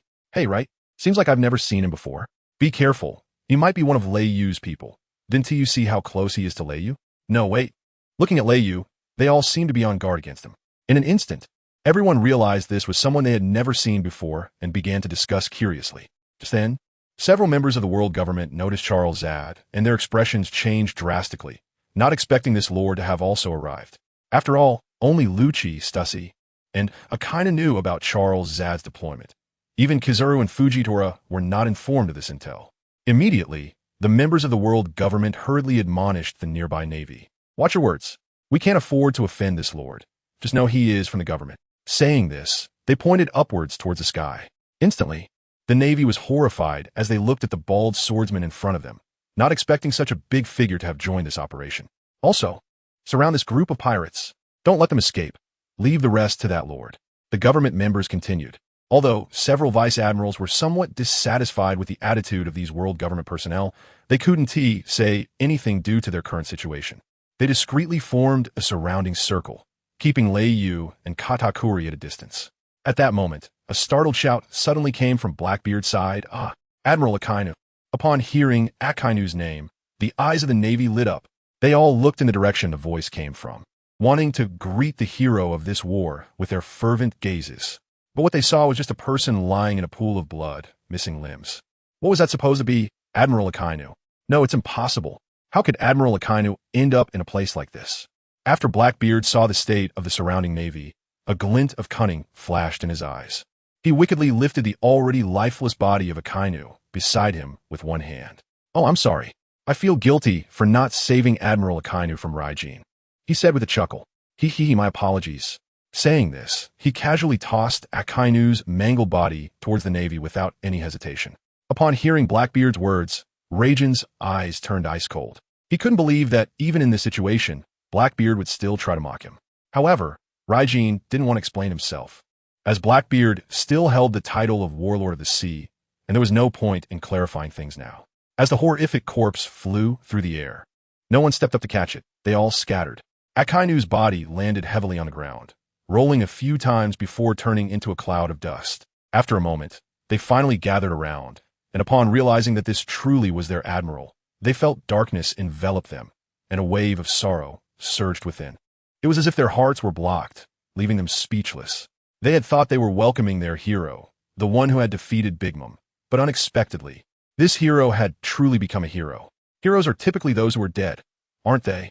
Although countless pirates hated Akainu for his extreme ruthlessness to the Navy, he was indeed a hero who embodied his justice to the fullest. Perhaps for ordinary people, being protected by him brought a sense of security. But his sense of justice was simply too extreme, becoming less just in the process. At this moment, all the Navy stood in shock, staring at the already deceased Akainu, feeling lost and confused. Some gazed blankly at the sky, deep in thought, while others knelt on the ground, frantically pounding the earth with their hands, filled with hatred for Raijin's group. Some shook their heads helplessly, praying with a look of pity, sending their admiral off on his final journey. At this moment, they all felt that the Navy was doomed. Meanwhile, Kizaru had also arrived, while Fujitora was held back at a distance by Ryuma and unable to break free. When Kizaru saw the grotesque body of Akainu, his pupils clearly showed shock. He hadn't expected that Akainu had truly died here. However, there was no sadness or other emotions in his eyes regarding Akainu's death. He maintained his usual lewd and lazy demeanor. But the glint hidden deep within his eyes kept flickering, and no one knew what Kizaru was really thinking at that moment. Hee, old man of the world government. How are your considerations coming along? Can I borrow Big Mom's corpse for a while? Blackbeard Teach repeated once more. This time, Charles Z. Saint finally spoke up, looking at Blackbeard with his emotionless eyes, coldly saying, Marshal D. Teach, right? You're just in time. Now, 2 names can be removed from the Master's elimination list. Upon hearing this, Raijin was taken aback. He thought to himself, Master, the elimination list, is it that guy? Rayleigh was certain that he had already caught him's attention, and he must be on the elimination list. From the images in his mind, it seemed that the only 3 people him considered as lethal targets were Marshal D, Teach, Monkey D, Luffy, and Princess Shirahoshi. In fact, Rayleigh did not expect to be included in him's blacklist. Based on the words of St. Charlos earlier, Rayleigh knew that his ultimate goal this time was not Big, but himself. As for the actions against the big MOM pirates, it was merely a side task. Meanwhile, Blackbeard, upon hearing St. Charlos's words, had not yet reacted to what was happening when he saw St. Charlos's gaze sharpen, suddenly drawing his sword. A powerful purple sword energy instantly condensed, slicing towards Blackbeard Teach with immense force. However, facing this formidable sword energy, Teach's expression showed no change. As he looked at the rapidly approaching purple sword energy, Blackbeard Teach slowly extended his right hand, releasing strands of black energy that coalesced in front of him into a spiral-shaped black vortex. When the purple sword energy struck the black vortex, it suddenly halted, as if it had fallen into a swamp, slowly being engulfed by darkness until it disappeared completely. When Leiyu saw this, his mind shook, and he frowned tightly, feeling quite incredulous. Didn't Blackbeard's dark fruit ability only allow him to devour devil fruits? But why could he now swallow this powerful sword chi? Could it be that his fruit ability had awakened and become even stronger? Or were there still many aspects of the dark fruit that he didn't understand? Not only Leiyu, but even Charles Z. Saint didn't expect that Blackbeard could so easily dissolve his attack. After giving Blackbeard a deep look, he coldly snorted, I'll deal with you later. Saying that, he turned his attention back to Leiyu. After all, Leiyu had just been hit by his sword, and the demonic energy from his cursed blade was continuously damaging Leiyu's body. Clearly, dealing with Leiyu first was the best choice. However, Blackbeard seemed not to give up, insisting, I advise you to agree quickly, otherwise when he arrives. Before he could finish his sentence, Charles Z. Saint suddenly turned around, glaring at Blackbeard Teach, and coldly asked, Are you threatening me? No. How could I dare to threaten you, Lord Five Elders? Blackbeard Teach laughed heartily. Upon hearing that Blackbeard recognized his identity, Charles Z. Saint's pupils slightly contracted. He knew that he had never revealed his identity in front of him, nor had Leiyu. Both of them recognized each other upon meeting. Indeed, none of Lord M's targets are simple characters. Once I deal with Lei Yu, you won't escape either. Saying this, Charles Z. Saint gently placed his hand on the cursed blade again, and the purple sword chi began to condense fiercely in front of him. He no longer wanted to continue entangled with Blackbeard. Everything would be discussed after he dealt with Lei Yu. In the next second, Charles Z. Saint's gaze sharpened, and he called out in a low voice, "Demon Phantom Slash." Then he drew his sword from his waist and swung it fiercely forward, sending the condensed, incredibly powerful purple-black sword chi slashing towards Lei Yu, before immediately sheathing the strange cursed blade. After taking a deep breath, a trace of barely noticeable purple light flickered in his eyes. At that moment, when Lei Yu saw this incredibly strange slash coming at him, his eyes narrowed as he prepared to unleash all his strength for a desperate fight. Suddenly, he felt an incredibly familiar and powerful aura coming from behind him. Before the purple slash could reach him, he heard a crack sound, and spiderweb-like cracks suddenly appeared on the sword chi. Then with a bang, this immensely powerful sword chi exploded, turning into countless purple dust that vanished into the void. Not far away, Blackbeard watched this scene with flickering eyes, murmuring, "Is he here?"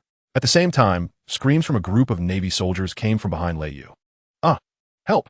How is this possible? When did you arrive?" Amidst the horrified screams, countless Navy officers were sent flying, forcibly creating a path towards Lei Yu. Shatter Zit. Saint's expression turned extremely dark as he saw a tall, imposing figure appear ahead. In an icy tone, he said, "I didn't expect you to join in on the fun, Whitebeard." Edward Newgate. The Navy behind Lei Yu was being beaten to the ground by Ace, Marco, and the other division commanders who were crying out in pain. A group of Navy officers in the distance rushed over for support. However, the Whitebeard pirates were incredibly strong. Whether they were vice admirals or ordinary officers, before Whitebeard could even make a move, they were already knocked down by Ace and the others. But they did not go for the kill, merely incapacitating these Navy officers. Meanwhile, Kizuru was also surprised, not expecting the Whitebeard pirates to have arrived here. He anticipated that this Navy operation would attract so many unexpected people. He then shook his head helplessly, flashing to the sky above Ace and the others, and shouted to the surrounding Navy, "Fall back. You can't stop them." Upon hearing this, the Navy officers quickly retreated behind Kizuru. At the same time, Kizuru's eyes narrowed, and he emanated a dazzling light, forming a star-like shape, flickering in the air like a sun. Then he crossed his arms, twisting his fingers together. A brighter light flickered at his fingertips as he said in a deep voice, "Yada no Kagami." In an instant, small light orbs shot down like a machine gun, raising a cloud of dust as the Navy took the opportunity to retreat. Meanwhile, Whitebeard walked step by step towards Lei Yu, seemingly unaware of the light orbs flying around him, casually complaining, "Oh, it's really dazzling." Marco, who was nearby, understood immediately. With a clear and crisp phoenix cry, blue flames erupted from Marco's body, forming an incredibly magnificent pair of wings as he flew up, heading towards the light orbs shot by Kizuru. With a loud boom, a blue light and a yellow light flashed by, and soon Marco, flapping his wings, returned to Whitebeard's side. Kizuru, in the sky, muttered, as expected of the captain, "So powerful." He then landed back on the ground, not wanting to continue the entanglement. The surrounding Navy officers saw Kizuru return and crowded around him. "Kizaru Admiral, should we go after that guy from the world government?" "Yes, maybe we can capture Lei Yu and even Whitebeard's crew. Even if Admiral Akainu sacrifices himself, the Navy's prestige might still be preserved." Kizaru looked at the people around him talking and sighed deeply. "You won't be able to participate in the upcoming war. You should return to the shore for now. I'll stay here to help." The Navy soldiers nodded in agreement. Indeed, with things developing to this point, they were no longer useful, and even several vice admirals had lost their effectiveness in this war. After some discussion, several vice admirals looked at Kizaru seriously, saying, "Please take care of it. You must uphold Admiral Akainu's legacy." After seeing Kizaru nod, the vice admirals led the Navy officers away, retreating towards the shore. The Navy could not afford any further losses. Once the Navy had retreated, Kizuru turned his attention back to Whitebeard. At this moment, Whitebeard had reached Lei Yu's side and looked at the bleeding scar on Lei Yu's chest with concern, asking, "How are you? Can you hold on?" Lei Yu smiled and waved his hand, saying, "I'm not that fragile. It's just a small issue, just a bit painful. By the way, how did you get here, old brother?" Whitebeard chuckled and looked at Lei Yu helplessly, saying, "When I heard you were going to attend Big Mom's tea party, I knew that wherever you are, something must be happening. Look at this, the Navy's show of force. Even I am seeing it for the first time." He. After hearing Whitebeard's words, Ryu scratched the back of his head and laughed awkwardly. Seeing Ryu's silly smile, Whitebeard shook his head helplessly and said, "All right, you just focus on healing. I'll take care of things here." As he spoke, his smile suddenly vanished, and a terrifying aura along with a powerful sense of authority emanated from his body, stirring the surrounding space and forming gusts of wind that wreaked havoc everywhere. Whitebeard coldly looked at Charles Z, Saint in front of him, and said, "Government's old dog, I'll give you a chance. Get the hell out of here while you can." Upon hearing Whitebeard's words, even Ryu was taken aback, not expecting this old brother to be so domineering. Moreover, the explosive and destructive aura he exuded made Ryu realize that this was the true Whitebeard.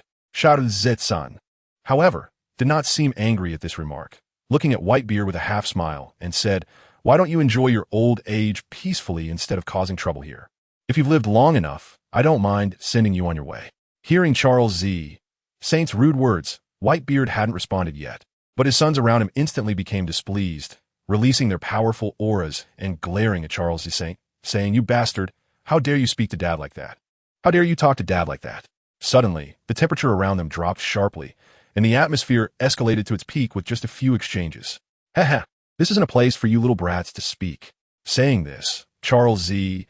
Saint's incredibly evil aura suddenly burst forth, pressing down on Ace and the other division leaders.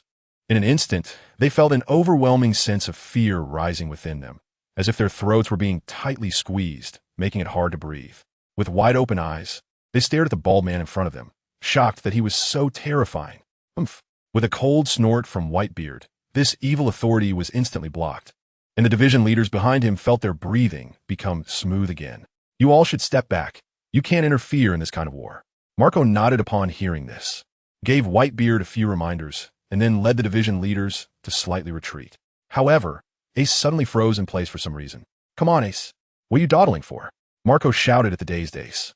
Whitebeard also noticed Ace's abnormality and slightly turned his head, seeing Ace's gaze fixed on the spot where Blackbeard had just been. Although he was already gone, Ace could still sense the unique aura of the dark fruit, and Whitebeard immediately understood, saying to Ace, "Don't move yet, that guy is very dangerous. If you don't want me or Marco to worry, train for a few years before going after that traitor." After hearing Whitebeard's words, Ace's eyes seemed to regain their light, his fists clenched tightly, and he nodded before following Marco and the others to retreat. After seeing Ace and the others leave, Ryu turned to Katakuri and the others and said, "You should leave too, protect Big Mom's body, and find Ace and the others. Just say you're my friend." Seeing Ryu's serious expression, Katakuri understood that a battle of unprecedented scale might erupt here. Even people of their caliber might not be able to get involved. He then called over Cracker and the others, and they moved forward to lift Big Mom's massive body and retreated. However, they did not heed Ryu's words to find Ace and the others. After all, both sides belonged to the Four Emperors' strength, and there had been quite a few frictions during the power struggles in the New World, even though they might not say anything due to Ryu's face. Katakuri was unwilling to do that. He had his pride and dignity. Watching Katakuri and the others carry Big Mom's body back, Charles Z. Saint subtly placed his hand on the sword hilt, but then he glanced at Whitebeard nearby and withdrew his hand from the hilt. Clearly, even such a powerful Charles Z. Saint was extremely cautious when facing Whitebeard. After both sides left the area, Whitebeard turned to Ryu and said, "You can stay here. Just don't get in your old brother's way." Hearing Whitebeard's words, Ryu nodded helplessly, knowing that Whitebeard meant not wanting him to get involved, especially since he was still considered an injured party. Looking at the empty surroundings, Charles Z. Saint sneered and said, "Whitebeard, do you really think this can stop the destruction of Cake Island and the fall of the gods? Perhaps your Whitebeard pirates will be caught up in it too. It's not worth it for a Ryu." After hearing Charles Z. Saint's words, Whitebeard looked at him disdainfully and coldly snorted, "Humph, just you? Shatter Zetsan. Moreover, Ryu is my brother. Don't you know that?" When Whitebeard called out Charles Z. Saint's name, Ryu shuddered, looking at Whitebeard in confusion. How did this old brother know his name? Did they have some prior interaction?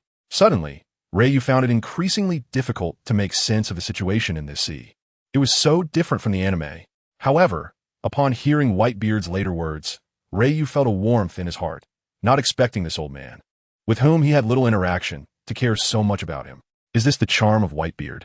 Ha ha ha. Suddenly, Charles Z. Saint threw his head back and laughed, but his laughter was filled with endless evil. Why? Just because you, Whitebeard, are getting old. Crack. Shatter zet. Saint twisted his neck and tilted his head with a wicked smile. If it were you at your peak, it might have piqued my interest. But how many swords can you withstand now? Your body probably can't handle this kind of battle anymore. Ha ha. Whitebeard also suddenly laughed, slamming the Tsong Yun cut into the ground with a bang, saying, "How come you dared to boast in front of me decades ago? And as for how many swords I can withstand, never mind that. How many can you swing now? Over the years, that cursed sword has tormented you quite a bit. Hasn't it? A few years ago, you still had some hair on your head. Is it worth it for power?" After hearing Whitebeard's words, Ryu suddenly shook, realizing that the old brother must have interacted with this person a long time ago. Then, he turned his gaze to the demon's sword in Charles D. Saint's hand, tightly furrowing his brow. Could it be that Charles D. Saint had not fully mastered and subdued this demon's sword, the original Onakiri? Or was it that the demon's sword had never been subdued by anyone? No wonder every time Charles D. Saint attacked, he would pull out the demon's sword for just a moment before quickly retracting it into its sheath. That sheath must possess some kind of power to suppress the overwhelming and bizarre demonic aura of the original Onakiri. Charles D. Saint, upon hearing Whitebeard's words, fell silent for a moment before suddenly raising his head, a flash of purple light passing through his eyes, and said in a deep voice, "I don't know how many more strikes I can unleash, but I do know that with this power, you all will become my victims today, and I can still wield this power, but what about you?" As he spoke, an immense force erupted from Charles D. Saint's body, with strands of purple-black demonic energy swirling around him, exuding an evil aura that instilled immense fear. Whitebeard, not willing to show weakness, trembled as his explosive muscles bulged with veins. Suddenly, the ground beneath him shattered and sank, creating a small pit, while a terrifying, kingly aura began to emanate from him. Seeing the states of the two, Lei knew that the final battle was about to commence. At this moment, the sky darkened under the overwhelming pressure of both fighters, and nearly everyone on Cake Island turned their attention to this side, knowing that the man known as the strongest was about to make his move. "TSK, TSK, TSK. Charles D. Saint remarked, looking at Whitebeard's powerful aura. "No wonder it's you, Whitebeard. I didn't expect your body to be like this and still be able to unleash such power. Now I really regret not fighting you when you were at your peak." Glaring at Charles D. Saint, Whitebeard replied, "Even now, I can still tear you apart. No need for a peek." With that, he drew the Tsongyun Xie from the ground, and to everyone's astonishment, Whitebeard's aura continued to rise, shaking the entire Cake Island merely due to its intensity. "Come on, Charles D. Saint. Let me see the true power of that demon sword in your hand." As soon as he finished speaking, Whitebeard, gripping the Tsongyun Xie, charged towards Charles D. Saint. Against you now, I don't even need to." With a swift motion, 3 purple sword energies coalesced in front of Charles D. Saint, and with a series of fluid movements, drawing, slashing, and retracting, the 3 purple sword energies abruptly slashed forward. Whitebeard stepped forward, unleashing a powerful wave of white light from the Tsongyun Xie, striking forward with an attack enhanced by his devil fruit abilities. Boom! The Tsongyun Xie, with the force to split mountains and overturn seas, met the 3 sword energies, creating rifts in the air as the terrifying cracks extended forward and violently collided with the sword energies. Bang bang! After a brief clash, the sword energies unleashed by Charles D. Saint shattered and vanished into the void before Whitebeard's terrifying devil fruit powers. Not only that, but the fearsome white shockwave tore through space, continuing to surge toward Charles D. Saint. Seeing this, Charles D. Saint quickly drew the original Onakiri from its sheath to block in front of him. With a resounding boom, Charles D. Saint was sent flying by the immense force, crashing into the distance and creating a massive pit in the ground. "Lord Charles D. Saint," Stussy exclaimed, rushing over immediately. Watching Stussy run towards Charles D. Saint, Whitebeard said nothing, as he knew that with this person's strength, it was impossible for him to be defeated so easily. At that moment, applause echoed in the ears of Lei and Whitebeard. As expected of a powerhouse from that era, Whitebeard, "I didn't expect you to still possess such strength." Kizaru's lewd voice reached the two, though they had not noticed when he had arrived nearby. "What do you want?" Lei coldly glared at Kizaru and asked in a deep voice. "What do I want? Hey, I'm a Marine. What else could I want?" Kizaru replied casually, stopping in his tracks and looking at Lei and Whitebeard. Upon hearing Kizaru's words, Lei frowned slightly. He did not sense any intent to fight or kill from Kizaru, and despite his words, it seemed he had no intention of attacking at that moment. Just then, Charles D. Saint's voice suddenly rang out. Borsellino, you deal with Leyu. Leave Whitebeard to me. Then, Charles D. Saint slowly stood up, a trace of blood hanging from the corner of his mouth. It was evident that Whitebeard's earlier powerful strike had already injured him. Yo, Leyu, this guy is quite terrifying. I'll take care of that, don't worry. Kazura looked at Charles D. Saint and replied, though his demeanor seemed dismissive. Charles D. Saint then fixed his gaze on Whitebeard and sneered. I didn't expect you to use your full strength right from the start. At this rate, your body will soon collapse, won't it? Whitebeard, unfazed, replied, Humph. My body can still hold out for this battle, and I'll crush you before that happens. Crush. Ha. Upon hearing Whitebeard's words, Charles D. Saint suddenly burst into laughter. But after a moment, his expression turned serious as he lowered his voice, saying, in that case, I'll take advantage of you. Next, let me show you my true power. It's time to get serious. With that, Charles D. Saint abruptly looked up, his pupils gradually covered by a shade of purple-black, and the evil purple demonic energy around him surged once more, faintly forming a purple smoke demon behind him.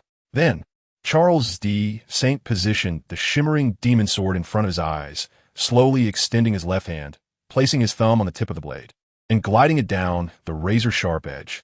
Drip, drip, drip, drops of crimson blood flowed along the blade, ultimately falling to the ground. Instantly, the eerie demon sword gained an even more sinister allure. Charles D. Saint licked his lips and murmured, it's about to begin. Prepare to accept the slaughter, Whitebeard. As soon as Charles D. Saint's words fell, one could feel the demonic aura around him grow even more powerful and evil. Soon, black lines resembling some sort of curse appeared on his palms and the back of his hands, spreading up his arms and throughout his body. Before long, these black lines, reminiscent of a certain sigil, covered his entire body. Even that bald head was covered with such patterns like a tattoo. With a loud bang, Charles D. Saint suddenly unbuttoned his jacket, revealing his lean yet powerful body, with six-pack abs and 2 pectoral muscles, all marked with black lines. These black lines formed a strange and eerie pattern over his heart, making one feel a chill. At that moment, Whitebeard's expression became serious. He could sense how astonishing the power hidden beneath Charles D. Saint's body was. Under this immense power, the Tsungyun cut in his hand seemed to tremble slightly, as if it feared the man before him. Or rather, the famous sword Oni Sage Whitebeard tightly gripped the hilt of the sword and softly murmured, Old buddy, you shouldn't be afraid. Facing such an enemy, we should be excited, right? Saying this, Whitebeard's massive frame shook, his eyes fixated on Charles D. Saint, bursting with intense fighting spirit. The Tsungyun cut seemed to have heard Whitebeard's words or was moved by his will. It stopped trembling, the tip radiating a cold glint, as if it was provoking the demon sword. Haha, just as I expected, you still possess such fighting spirit under this powerful force. I hope you can hold on a bit longer in my hands. Don't let the excitement I've worked so hard to build up fade away, he said, waving the demon sword a few times before focusing his gaze and charging at Whitebeard. Come on, I'll risk my life to shatter you right here. Subsequently, the Tsungyun cut in Whitebeard's hand gently sliced through the air, meeting Charles D. Saint. Charles D. Saint did not unleash his sword energy, but chose to clash with Whitebeard using the demon sword itself. He knew that in front of this man, all his slashes would be ineffective. Only the most primitive method, a true contest of strength, was the best way to confront him. In an instant, the two met. Boom! The two of the world's very few strong men, wielding the only famous swords in existence, collided with each other, instantly generating powerful white shockwaves that ravaged everything around them. Above the sky, flashes of lightning and thunder seemed to drum for their battle, the booming sounds resounding through the heavens. Boom! Boom! Boom!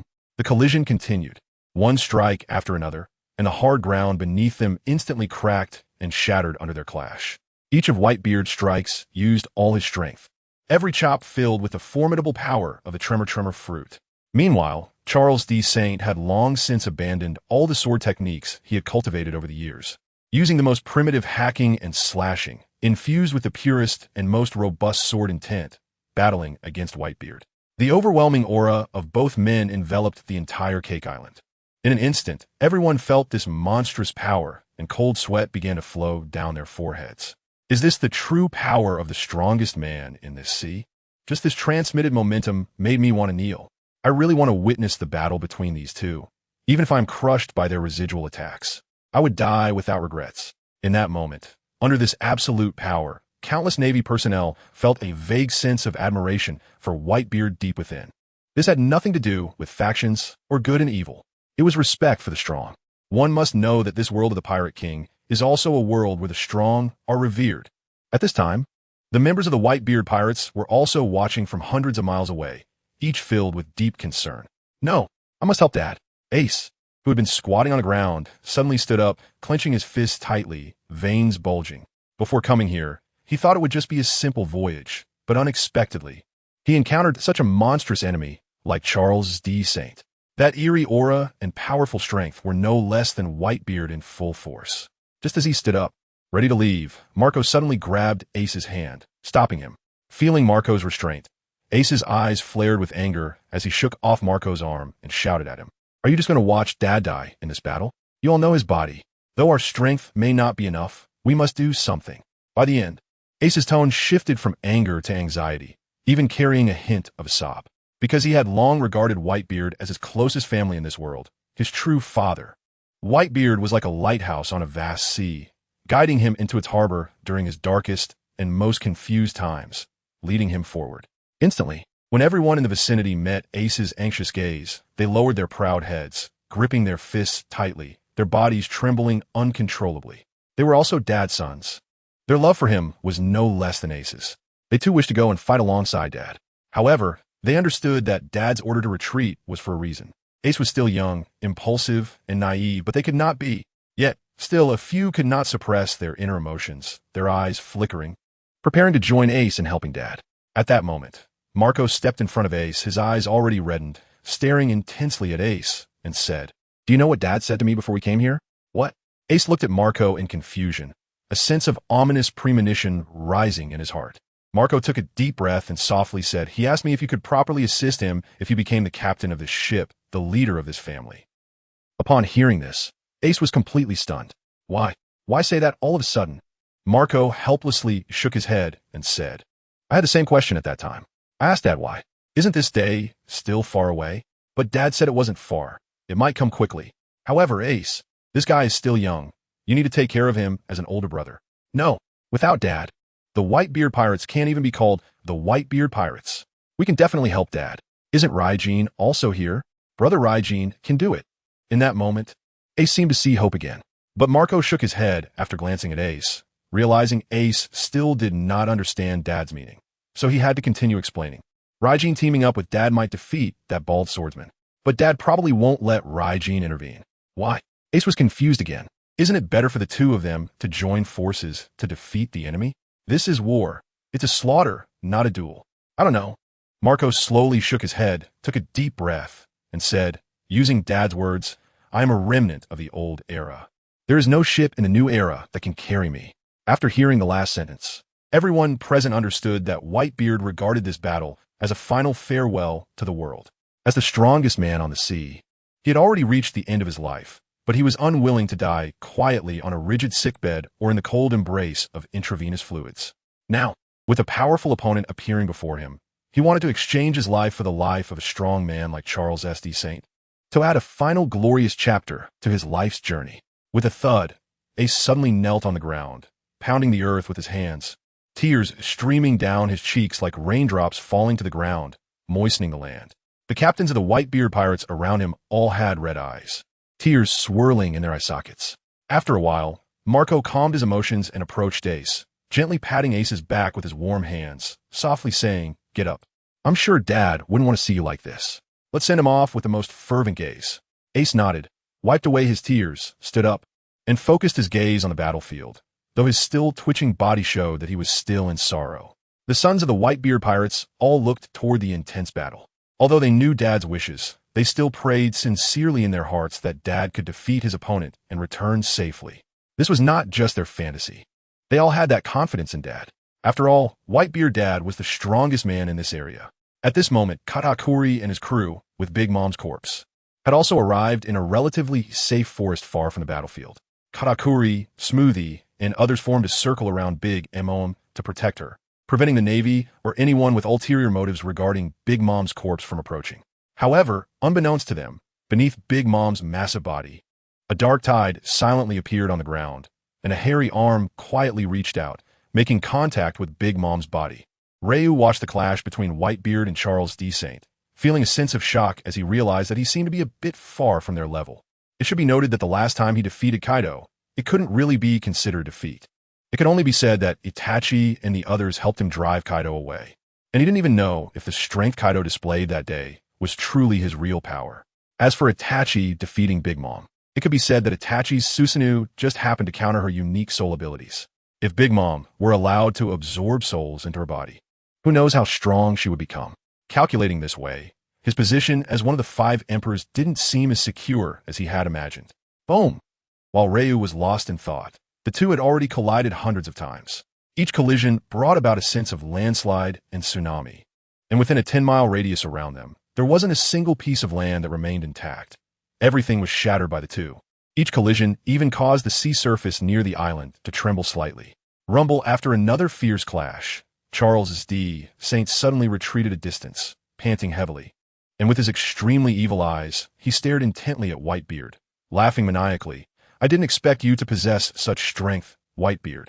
Whitebeard's massive chest muscles were heaving violently. The continuous intense collisions had consumed a considerable amount of his stamina. Ha ha ha! Whitebeard suddenly burst into laughter and said to Charles D. Saint, your strength can't be just this, right? I'm not done having fun yet. Ha ha ha! Upon hearing Whitebeard's words filled with battle intent, Charles D. Saint also laughed out loud, then twisted his neck and said, are you in such a hurry to seek death? If that's the case, then it's time to end the warm-up, Whitebeard. As soon as he finished speaking, the overwhelming demonic aura around Charles D. Saint surged again, the vast purple-black demonic energy dispersing all the smoke on the battlefield. That guy still hadn't used his full power? Seeing this scene, Ryu's pupils constricted.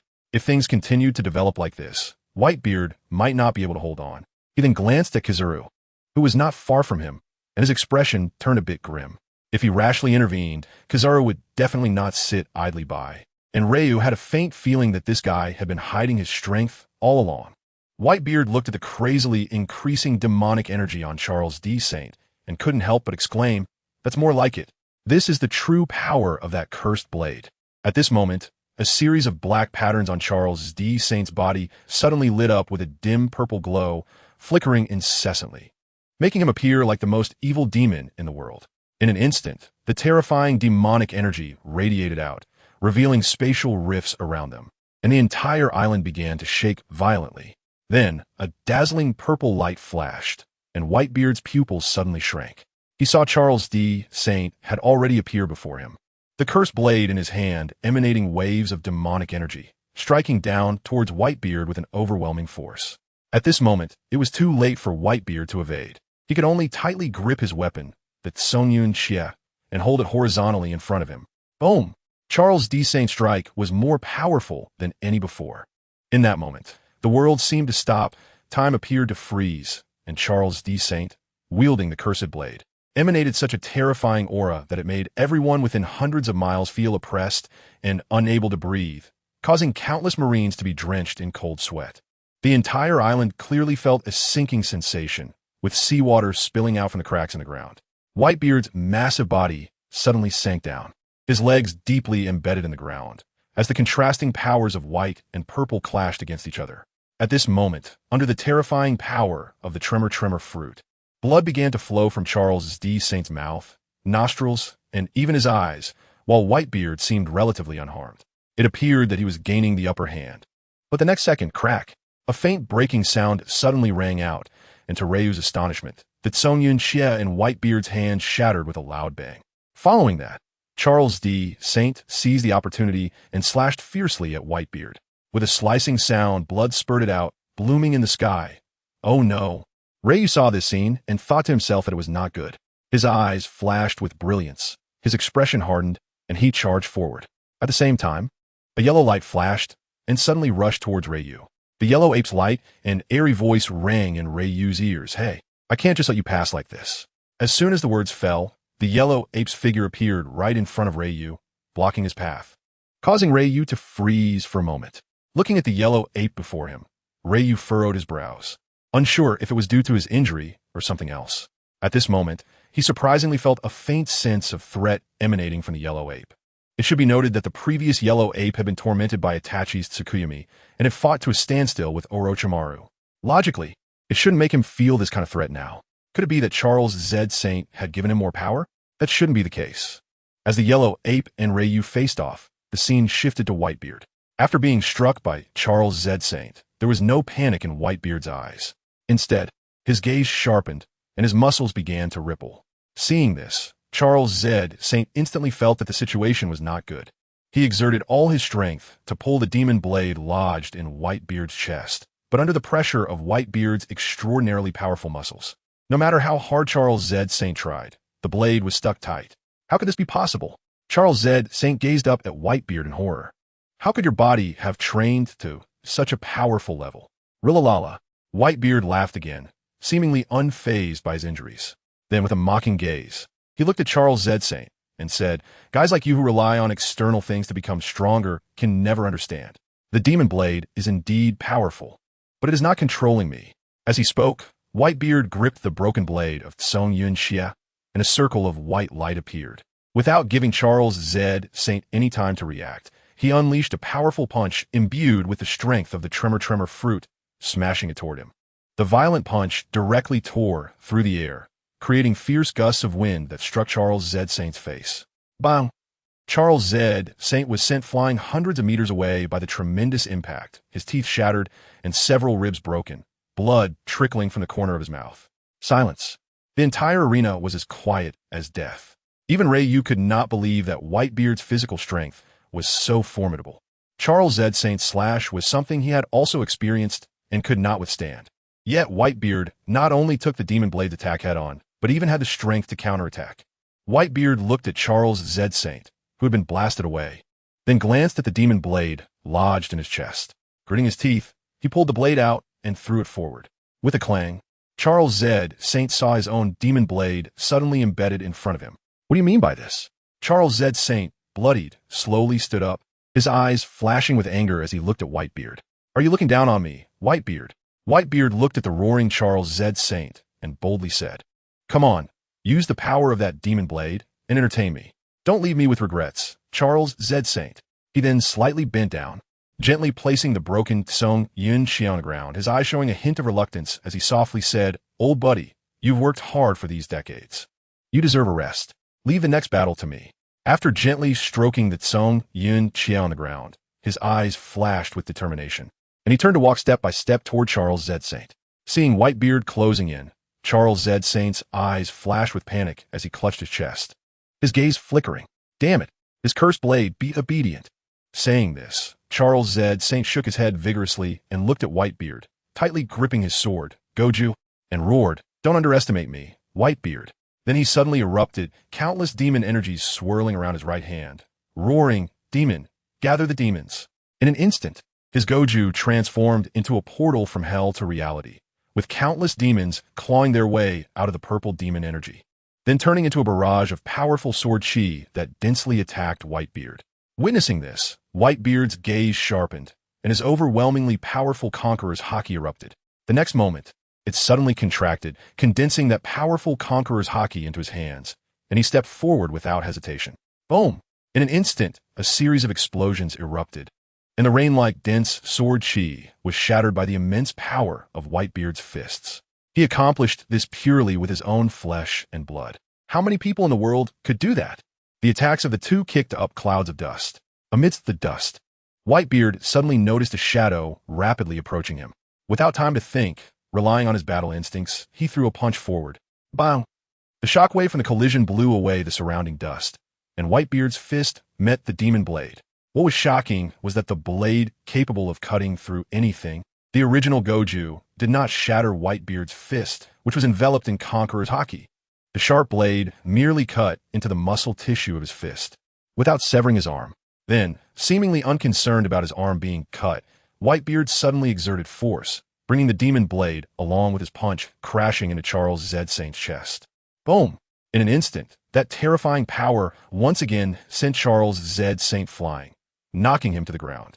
Charles Z. Saint trembled all over, his insides shaken by the overwhelming, penetrating power of the Conqueror's haki, almost turning his heart to shreds.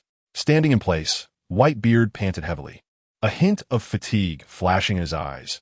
But he forced his momentum back up and stepped forward toward the almost lifeless Charles Z. Saint. Seeing this, Stussy quickly flashed to stand in front of Charles Z. Saint, blocking Whitebeard's path. But what awaited her was Whitebeard's merciless fist. With a roar, a figure flew by, and Stussy, who had blocked Whitebeard's path, vanished without a trace. Having dealt with the obstacle, Whitebeard continued to move forward. Suddenly, the demon energy emanating from the demon blade in Charles Z. Saint's hand surged into his body. Suddenly, Charles Z. Saint stopped twitching, and his injuries began to heal at an incredibly fast rate. Seeing this scene, Whitebeard's eyes narrowed, and after a white circle appeared on his tightly clenched fist, he violently hurled it towards the distant Charles Z. Saint. In an instant, the space in front of Whitebeard began to shatter, rushing towards Charles Z. Saint. Just as the power that shattered the space was about to reach Charles Z. Saint, the demonic sword beside him suddenly trembled violently, as if it had gained its own consciousness, and swiftly blocked in front of Charles Z. Saint, helping him deflect Whitebeard's deadly blow infused with devil fruit powers. In a split second, before Whitebeard could continue his assault, Charles Z. Saint's body suddenly stood up in an extremely strange, twisted posture, reminiscent of a zombie. His eyes bursting with purple light, and the patterns on his body flickering incessantly. Following this, purple demonic energy overflowed from his right arm, wrapping around the hilt of the demonic sword like tentacles, making it appear as if the sword had grown onto his hand, which was incredibly eerie. After witnessing this, Whitebeard sighed and said, "It seems you have ultimately been controlled by this sword." Charles Z. Saint twisted his neck in a bizarre manner, his eyes radiating a faint purple glow as he looked at Whitebeard, speaking in an extremely strange tone. "How can you say that? I'm one with it. Keek keek keek. Now face death, Whitebeard." As soon as the words fell, Charles Z. Saint floated into the air, merging with the sword like a human-sword fusion, transforming into a purple light that charged towards Whitebeard. Just as Whitebeard prepared to meet him with a punch, suddenly, Charles Z. Saint's figure vanished from his sight, not disappearing at high speed, but truly vanishing from this world, with even his aura eluding capture. Just as Whitebeard looked around, searching for his figure, a slight spatial fluctuation appeared behind him. Before Whitebeard could react, a flash of purple light zipped past Poochie. The tip of a sword radiating demonic energy pierced through Whitebeard's sturdy body, with bright red blood dripping down the blade, pat pat pat, falling to the ground and blooming into blood-colored flowers. "Keek keek keek, how does it feel, Whitebeard?" The chilling voice of Charles Z. Saint echoed from behind. Upon sensing Charles Z. Saint's presence, Whitebeard furrowed his brow and turned to throw another punch backward, but Charles Z. Saint's figure melted back into the void. In the next second, he reappeared beside Whitebeard, followed by a brutal stab into his ribcage. Pua! Blood gushed from Whitebeard's mouth, but unfortunately, it didn't hit your heart. Just as the words fell, Charles Z. Saint's figure vanished again, and despite Whitebeard activating his observation hockey, he couldn't capture even a trace of his aura. "Keek keek keek, give up. Whitebeard, this is the power of a loss. The power of space." Saying this, Charles Z. Saint reappeared. However, this time, Whitebeard didn't wait for his figure to fully materialize before launching an attack. Instead, he clenched his fists tightly, suddenly shaking them to the sides. Crack! Crack! Pieces of shattered space appeared around Whitebeard's body, and large sections of space began to collapse. Just as Charles Z. Saint's figure appeared, this terrifying force shattered his right shoulder and entire left arm. "Damn, this is troublesome." Charles Z. Saint, whose left arm was shattered, did not retreat. His eyes flashed with a fierce determination, disregarding his injuries as he tightly gripped the demonic sword and lunged toward Whitebeard's left chest. Seeing the blade aimed at his heart, Whitebeard tried to block it, but the bizarre spatial power made the demonic sword vanish instantly. In the next second, a purple light flashed by, and Whitebeard's pupils suddenly contracted, his aura plummeting, his entire body trembling uncontrollably. The demonic sword had pierced through his left chest. "Keek keek keek, your era should have ended long ago, Whitebeard." Charles Z. Saint appeared in front of Whitebeard, looking at the towering old man with a cold smile. "Hudala-puda." Whitebeard laughed maniacally, spewing out waves of blood, then glanced at the demonic sword embedded in his chest, wiping the blood from the corner of his mouth. He looked at Charles Z. Saint with a hint of mockery in his eyes. "Yes, my era should end. So, you'll accompany me to the end." Saying this, Whitebeard's massive body trembled. Then he hunched over, clenching his fists tightly, emanating an incredibly powerful, peculiar, and superior force, like a ferocious beast awakening from slumber. Rayleigh, watching Whitebeard at this moment, suddenly felt that despite the man's old age, he, just standing there, gave off a sense that he could withstand the collapse of the heavens. Charles Zide Saint witnessed this, his pupils suddenly shrinking, trembling uncontrollably under this force, stammering, How is this possible? Your body, your life force. How could it still support this power? No, it's impossible. Saying this, Charles Zide Saint abandoned the demonic sword stuck in Whitebeard's chest and scrambled away, appearing utterly disheveled. The reason for his panic was Whitebeard's power. Just a hint of it made Charles Zide Saint feel an overwhelming sense of crisis. If he didn't run, he would die. Whitebeard looked at Charles Zide Saint's fleeing back and had no intention of pursuing him. That power must have come from someone else, right? I'll show you what true law power is. Saying this, Whitebeard's eyes narrowed, the veins on his arm bulging, his palms slightly raised forward. Then he shouted in a deep voice, "Feel the power of destruction." With that, both palms faced the fleeing Charles Zide Saint and suddenly clenched. In an instant, a massive aura erupted, bringing with it tremendous pressure that wreaked havoc on everything around. Even the sky seemed to shatter at this moment, creating terrifying fissures. And the entire world, even the seabed, began to shake violently. Even the demonic sword embedded in Whitebeard's chest seemed to tremble in fear of this power. As Charles Zide Saint was fleeing, he suddenly halted, feeling an immense pressure pushing against him, making it difficult to breathe. Before he could think further, a power capable of annihilating everything erupted around him. Rumble. A tremendous roar suddenly sounded, and a massive white light circle enveloped the entire forest and coastline. Then, after a blinding white light flashed, the whole world seemed to fall into an eerie silence. Even the explosive sounds were swallowed, and all those involved in this battle turned their gazes toward this direction, knowing that the outcome was about to be determined. After a while, Rayleigh was the first to open his eyes, feeling the intense destruction and chaotic power filling the area, feeling a wave of shock. At this moment, the forest and a large expanse of land along the coast shattered, forming huge plates that floated on the surface of the sea. This terrifying blow directly destroyed nearly 100 miles of land. Old brother? White-bearded brother? Leyu looked around, searching for the shadow of Whitebeard. Suddenly, after hearing a plop, Leyu's mind focused, and he immediately ran in the direction of the sound. After about 2 to 3 minutes, he finally saw Whitebeard's massive body on one of the floating debris in the sea. Brother. Rayu witnessed a glimmer of joy in his eyes and immediately rushed over to the fallen Whitebeard. The demon's sword that had been plunged into his chest was nowhere to be seen, and fresh blood continued to flow from the wound. "Hey, old brother, are you okay?" Rayu asked with deep concern as he looked at Whitebeard's bloody body and felt his weak breath. Whitebeard grunted a couple of times before waking up slowly. After looking at Rayu in front of him and taking a deep breath, he asked, "Where's that guy?" Rayu helplessly shook his head and replied, "I don't know." Whitebeard snorted coldly, struggled to sit up, and looked at the fragments of land floating on the sea ahead, furrowing his brow as he murmured, "Damn it, didn't I turn him to pieces?"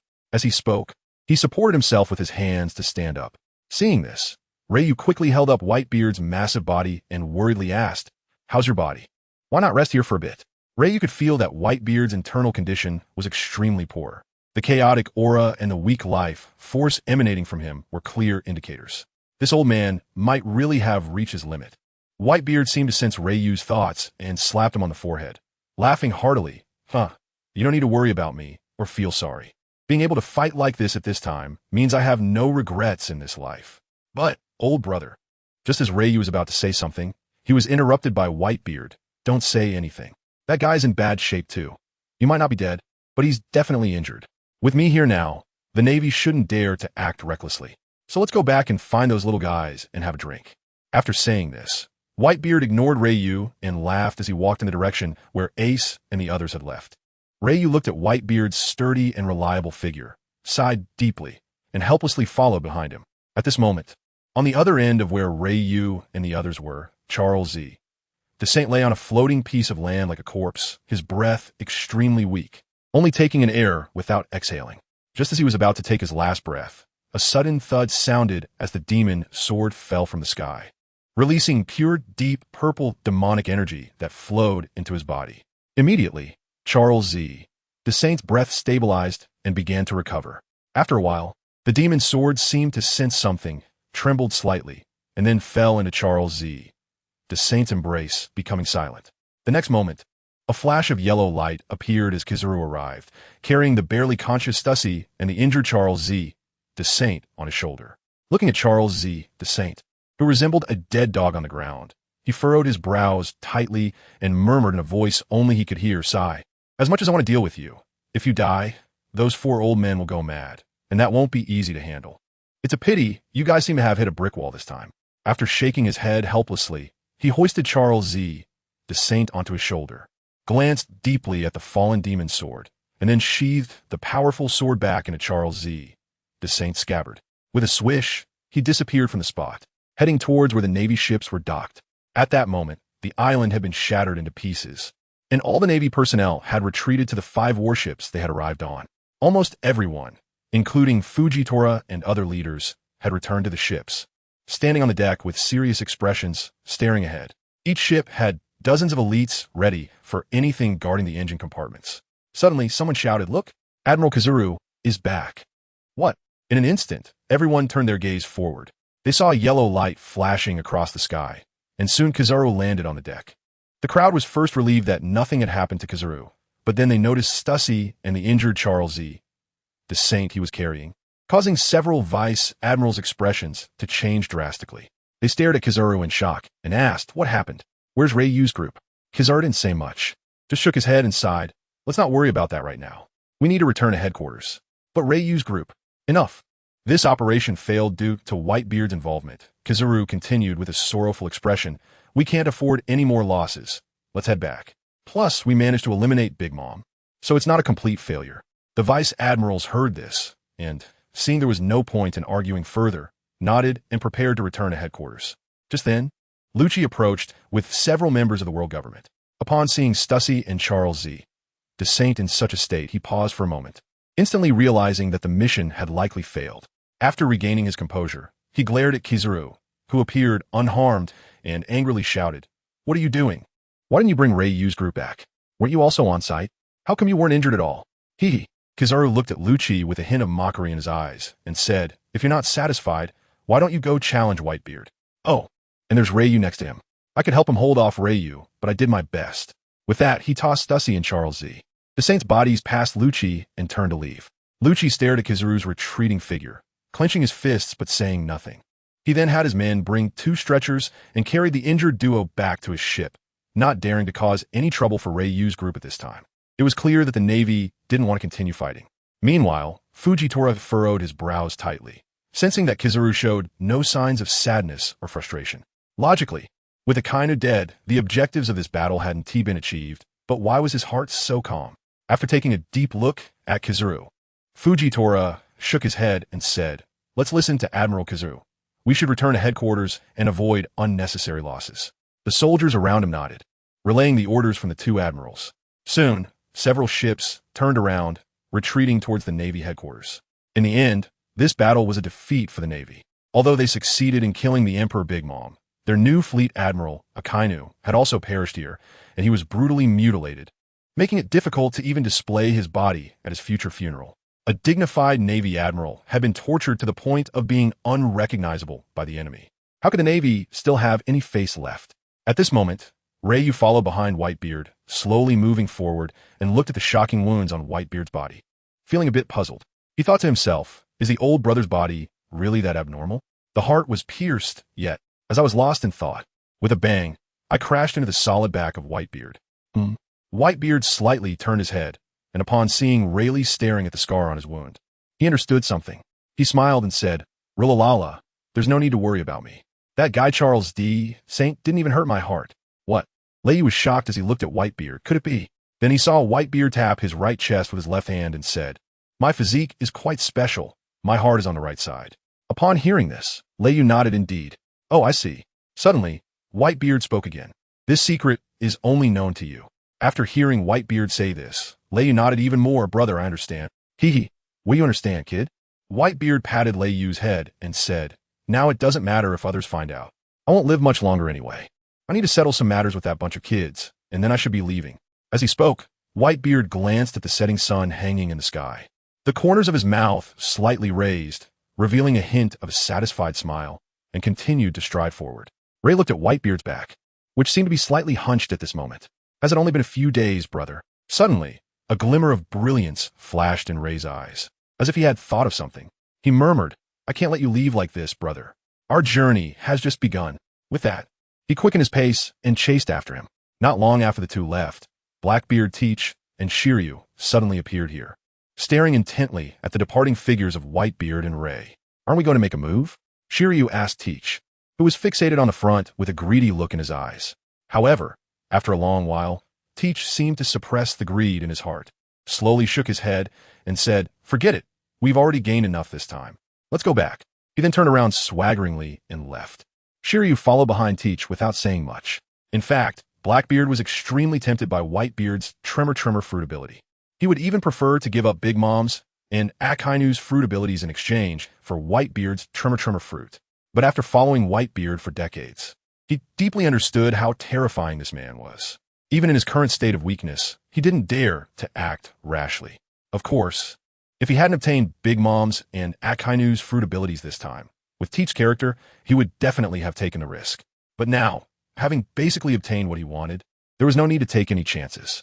After a while, the two arrived at a corner and boarded a small boat, quietly leaving Cake Island. Meanwhile, Ray and Whitebeard had also arrived at the place where Ace and the others were. Old man, when Ace saw Whitebeard's tall figure, tears of excitement streamed down his face. And the surrounding division commanders also exclaimed joyfully. They immediately rushed over, asking in a flurry, Old man, are you okay? Old man, that's great, you won. Quick, call the medical staff. Marco noticed the gruesome scars on Whitebeard's body and immediately shouted loudly. Because of Marco's shout, everyone snapped out of their joy and realized that the old man's current state did not seem good. Where are the medical staff? Hurry, come save the old man. Seeing everyone's reaction, Whitebeard frowned. What medical staff? Come have a drink with me. Be but old man, your injuries. Ace looked at Whitebeard with concern and asked. Whitebeard waved his arm and said, It's just a small injury. First, come drink with me. Seeing this, Marco shook his head, knowing his father's temperament, and helplessly said, All right. Since the old man wants to drink, let's go back to the ship and have a drink to celebrate your victory. When Ace and the other commanders heard Marco say this, they all nodded in agreement and crowded around Whitebeard, heading towards their ship. But after taking a few steps, Whitebeard suddenly stumbled and then, thud, fell directly to the ground. Marco, Ace, and the others witnessed this and panicked, crouching down and shaking Whitebeard's body, shouting, Old man, wake up. Old man, don't scare us. But no matter how they shook him, Whitebeard remained unresponsive. They saw purple, evil energy emanating from his wounds, and his face instantly turned pale. Even the faint breath he had was dissipating at a visible speed. Old man, we promised to have a drink together. Seeing Whitebeard's rapidly deteriorating condition, Ace shouted anxiously, his eyes filled with tears. Not far away, Ray witnessed this and immediately rushed over. After looking at Whitebeard's condition, his brows furrowed tightly. Judging by the aura he was losing, Whitebeard wouldn't last half an hour. When Ace saw Ray's figure, it was as if he saw a lifeline. Ray, brother, the old man. Before Ace could finish, Ray interrupted him and said immediately, Quick, you all carry the old man and follow me. Upon hearing this, they didn't dare delay and quickly lifted Whitebeard's massive body, following Ray in another direction. Running at the forefront, Ray's expression was extremely serious. The only person who could save Whitebeard's life now was Orochimaru. Although he didn't know if Orochimaru's medical skills could save Whitebeard, at this moment, Orochimaru was Whitebeard's only hope. He hoped that the strange things Orochimaru had been researching in his secret chamber would be of some use. At this time, Orochimaru, Itachi, and others were with Katakuri, walking towards the palace of Cake Island, and everyone clearly breathed a sigh of relief. Because the Charlotte family and others had seen through the monitors that the Navy had left, heading into the distance. The family members all felt a sense of surviving a disaster. Katakuri felt a weight lifted off his mind, as Cake Island had finally been saved. However, along the way, he found it strange that Orochimaru kept staring at Big Mom's corpse. Could it be that this bizarre guy had some strange obsession? Hey, should we wait a bit for Lord Ray? After a while, Katakuri asked Itachi beside him. Before Itachi could answer, Orochimaru spoke up. Oh, that guy will be fine. We can go first, he will find us. Hearing this, Itachi felt as if he had heard those words before. Katakuri hesitated for a moment after hearing this, nodded, and was about to continue, leaving, when he suddenly sensed several powerful auras rapidly approaching from behind him. Orochimaru also sensed these auras, turned to look and smile. See, here they come. As soon as the words fell, Rei, along with Ace and the others, appeared in front of them. When Katakuri saw Rei, he was first delighted. But then he noticed the body that Ace and the others were carrying behind him, and his expression tightened. Could it be that even Whitebeard, that man, also? Before he could think more, Rei and the others had already rushed over. Orochimaru, quick, help the old man take a look. Ryu didn't have time to greet Katakuri and the others, and directly shouted at Orochimaru. Ace, Marco, and the others also didn't dare to delay, quickly laying Whitebeard's massive body gently on the ground, their expressions extremely serious. The other captains of the divisions were secretly on guard against Katakuri's group, while Katakuri surrounded Big Mom's corpse, keeping a mutual watch. Ryu, not caring about the delicate situation between the two pirate crews, stepped forward and pulled Orochimaru over, saying, You need to check on what is going on with my brother. Seeing Ryu's serious expression, Orochimaru understood the gravity of the situation. Without hesitation, he went to Whitebeard's side, his hands manifesting a sphere of blue chakra energy, beginning to probe Whitebeard's condition. Ace and the others watched Orochimaru nervously, constantly praying for their father. But as Orochimaru's examination progressed, his expression grew increasingly grave.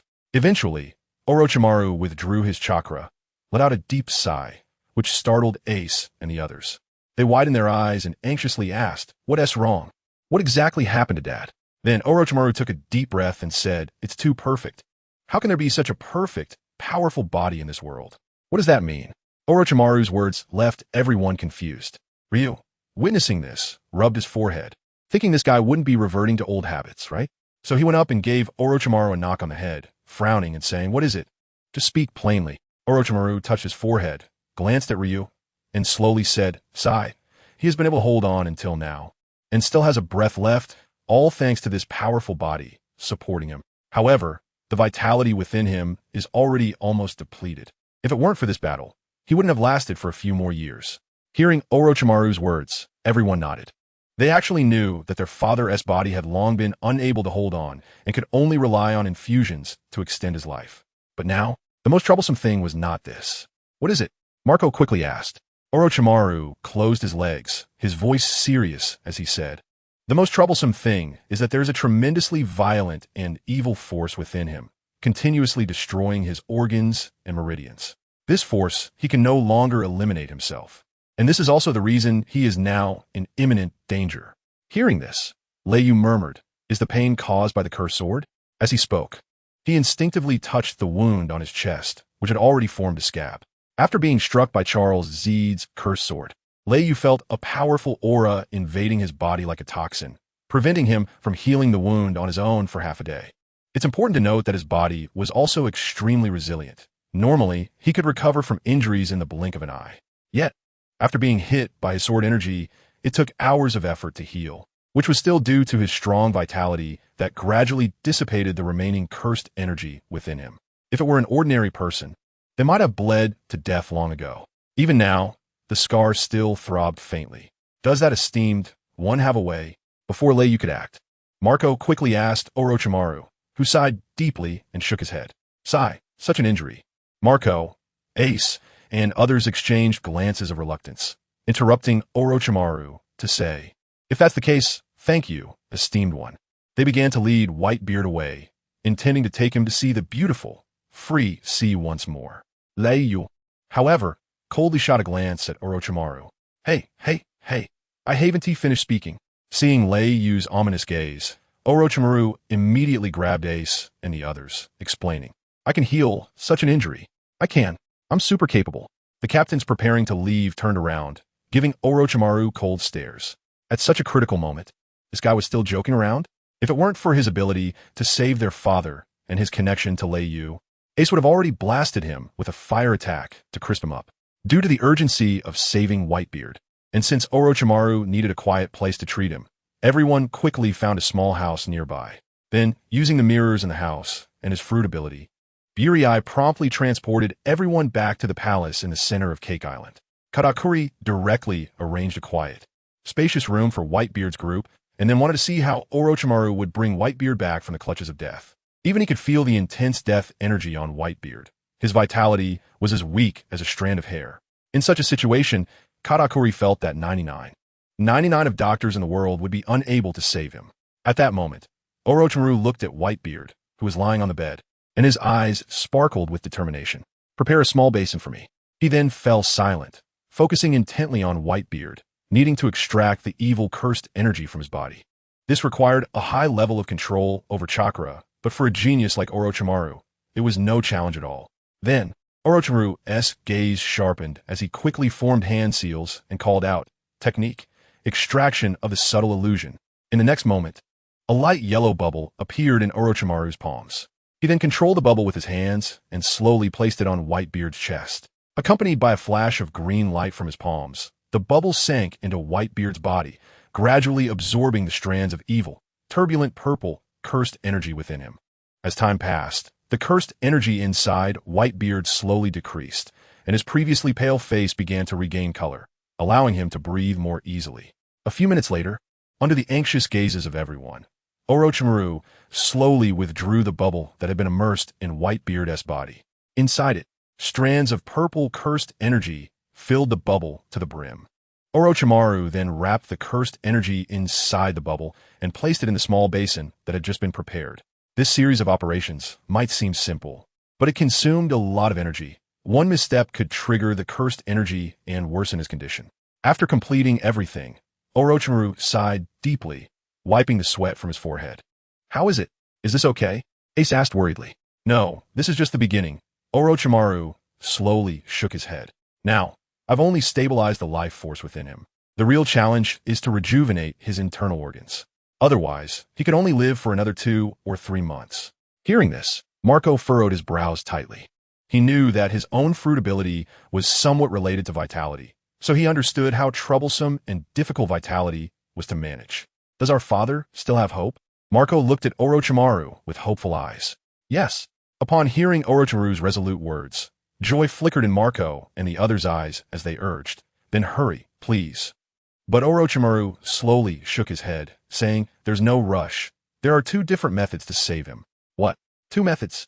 The group was shocked to hear Orochimaru's words. Didn't he expect him to be so capable, having 2 ways to treat Whitebeard? An ordinary person should have had no way to handle such a situation. Leiyu, however, was not surprised at all. Orochimaru, this genius, knew plenty of ninjutsu and forbidden techniques. Noticing the crowd's exclamations, Orochimaru smiled faintly and continued. "The first method is to infuse life force into his body. That would only allow him to survive for a few more years." The others nodded slightly upon hearing this. Being able to let their father live for a few more years would satisfy them. However, since they heard there was a second method, they continued to inquire. "What about the other method?" Orochimaru smirked twice and said, "Hee, have you ever heard of the reanimation jutsu?" Hearing this, Leiyu's eyes revealed a look of realization. Meanwhile, Ace and the others were confused, looking at Orochimaru and waiting for his explanation. Orochimaru didn't keep them in suspense and began to speak. "The Edo Tensei technique is actually about extracting a certain amount of the deceased flesh and using a living person's body as a vessel for the deceased soul. Then, the deceased spirit is summoned from the pure land of the afterlife to the present world, allowing the deceased soul to attach to the vessel, and covering the living body with earth to transform it into the appearance of the deceased in life." Upon hearing this, Katakuri was momentarily stunned.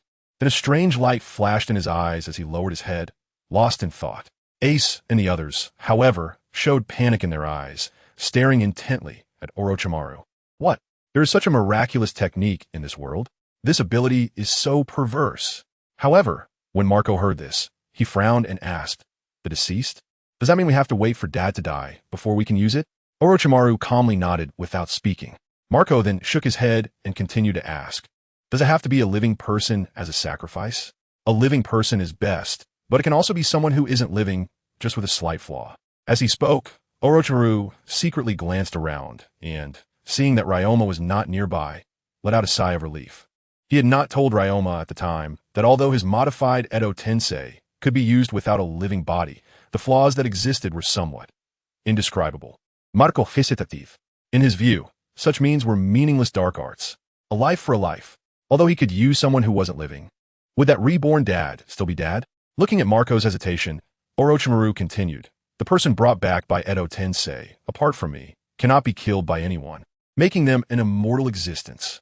I can only control this body, but given Lei Yu's relationship, I want to do anything to him. When Marco heard Orochimaru's first sentence, he was instantly moved.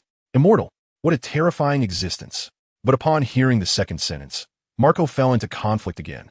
If Dad came back to life and knew that his actions would be controlled by others, even if that person was from Lei Yu's side, would a strong man like Dad accept such a fate? Would Whitebeard, the strongest man, live on like this? Thinking of this, a look of determination flashed in Marco's eyes, and he firmly said, let's choose the first option. The second one, I believe Dad himself wouldn't accept. After saying this, he glanced at Ace and the other captains, who all nodded in agreement with his decision. They knew Dad's character all too well. If Whitebeard knew they chose the Edo Tensei dark art to resurrect him, he would definitely be angry. This was the pride of Whitebeard and the spirit of the entire Whitebeard pirates. Seeing that Marco and the others had made their decision, Orochimaru said no more and turned to Whitebeard, saying sternly, you all step back. I'm going to start casting. Starting the treatment. Upon hearing this, everyone stepped back, and fortunately, the room Katakuri prepared was large enough to accommodate dozens of people. After confirming there was enough space, Orochimaru turned his gaze to Itachi and said, use a small bowl to collect some of your blood. It will be very useful.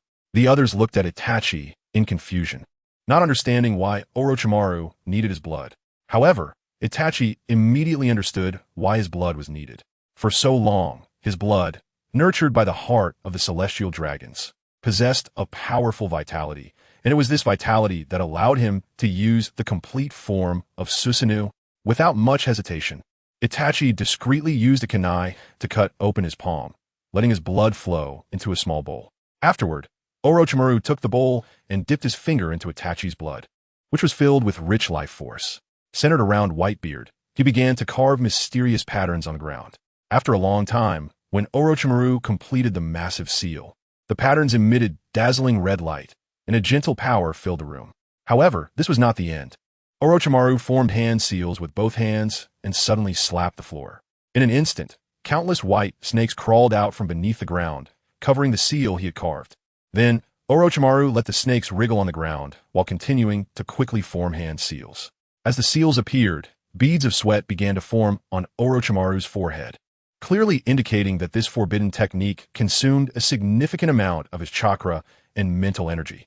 With the completion of the last seal, Orochimaru's gaze sharpened, and he flashed in front of Whitebeard, slamming his hands on a Whitebeard's chest and shouting, life technique. Ryu witnessed and thought to himself, it really is this technique. Unfortunately, I can't tell you. In the next moment, accompanied by the flickering red light of the mark, the group of white snakes on the ground suddenly began to shrink and dry up at a visible speed. Then, strands of green energy emerged from these withered white snakes, slowly flowing toward Whitebeard. These energy bodies, radiating a rich vitality, formed a green bridge of life in the room, spanning over Whitebeard. Immediately, the death energy on Whitebeard quickly dissipated, replaced by an overwhelming aura of life. The scars from the demon's sword piercing his body also began to heal slowly, and even the various hidden ailments left from years ago were gradually recovering under this immense life force. Under the tense and expectant gazes of everyone, Whitebeard, lying on the bed, suddenly moved his fingers, then slightly furrowed his brows, and slowly opened his eyes. Dad! Ace exclaimed, excitedly rushing over, looking at the awakened Whitebeard. His nose felt a bit sour. It's so great, Dad. You finally woke up. Marco and the others, witnessing this, all breathed a sigh of relief, and the heavy stone in their hearts finally fell. Katakuri, witnessing this, quietly retreated. After all, in such a situation, it was no longer suitable for him to stay here. The awakened Whitebeard looked around in confusion. What happened? Just now, he had completely lost consciousness and was unaware of everything that had happened afterward. Seeing the dazed Whitebeard, Ace excitedly began to explain to Dad. After listening to Ace's explanation, Whitebeard deeply glanced at Orochimaru and nodded, thanking him this time. This life-saving grace is truly invaluable. Although he no longer cared about life and death and intended to make this battle his swan song, being alive is still good. Dad, how you feel now? Marco also came over, looking excitedly at Whitebeard. Upon hearing this, Whitebeard nodded and closed his eyes. After a while, he suddenly opened his eyes, bursting forth with a radiant glow, staring in astonishment at Orochimaru. How is this possible? What's wrong, Dad? Marco asked worriedly, observing Whitebeard's extreme reaction. But Whitebeard took a deep breath, filled with astonishment, and said, I feel like my body has returned to the state it was in 30 years ago. I feel like I have endless strength all over. I feel like I've returned to my peak. What? In that moment, everyone from the Whitebeard pirates was stunned, staring blankly at Dad and Orochimaru. They never expected this guy's medical skills to be so terrifying. This is simply not medicine. It's metaphysics. How terrifying would Dad have been at his peak? Is this magic? Marco stared blankly at Orochimaru and asked. After all, even he, as the Phoenix, couldn't achieve this, let alone help others restore their vitality. Orochimaru, with a half-smile, shook his head and said, You must believe in science. As he spoke, he pretended to be a great master and slowly walked out of the room under everyone's gaze, disappearing somewhere. Ryu, watching Orochimaru's back, couldn't help but secretly complain, damn, I got fooled by him. Science? What science? It's forbidden techniques. At this moment, even Whitebeard, who had experienced many storms, took a moment to recover from Orochimaru's miraculous methods, and he also noticed Ryu not far away, smiling appreciatively. Thank you again this time, little brother. Ray looked at the white-bearded man who was thanking him and quickly waved his hand, saying, No, big brother, don't say that. This time, I should be thanking you. Otherwise, I might not have been able to withstand that guy's demon sword. Suddenly, the white-bearded man burst into laughter and said to Ray, That's because you, little brother, are not strong enough. You need to train more. Ray felt a bit embarrassed upon hearing this. The way the white-bearded man said it sounded strange. Seeing Ray lost in thought, the white-bearded man didn't think much of it and laughed, saying, All right. Thanks again to you and your crew today, Ray. Let's get going. We shouldn't cause any more trouble for Big Mom and her crew. With that, he stood up from the bed, preparing to take Ace and the others to leave Cake Island. The white-bearded man also knew that without Big Mom's protection, staying here would inevitably raise the suspicions of Katakuri and his crew. Then he looked at Ray and said, Little brother, it seems we'll have to drink that wine another time. Rayleigh witnessed this and quickly grabbed Whitebeard, saying, No need for next time. Katakuri has already arranged a banquet. He specifically told me to thank you for helping them fend off the Navy. Brother, just stay here for one night. Tonight we won't leave until we're drunk. Upon hearing this, Whitebeard pondered for a moment, glanced at the darkening sky outside, and nodded. All right, then let's stay for a night. He then led Ace and the others, following Rayleigh towards the banquet hall. Inside Cake Island's palace, Rayleigh and his group were toasting with Whitebeard and others. The atmosphere was harmonious and joyful. Each of the captains of the Whitebeard pirates drank to excess, one by one pulling the recently healed Orochimaru and sleepily asking, Snake brother, can you take a look at my herniated disc? Hey, Snake brother, can you treat my Mediterranean-style seborrheic alopecia? Snake brother, I have some hard-to-speak issues. I can't lift it up. Can you help me out? This time, Orochimaru became the center of attention as the members of the Whitebeard pirates shared various ailments from their years of battles, each having some more or less serious health issues. Upon hearing their illnesses, Orochimaru did not refuse and used all the medical knowledge he had to treat these common and uncommon ailments.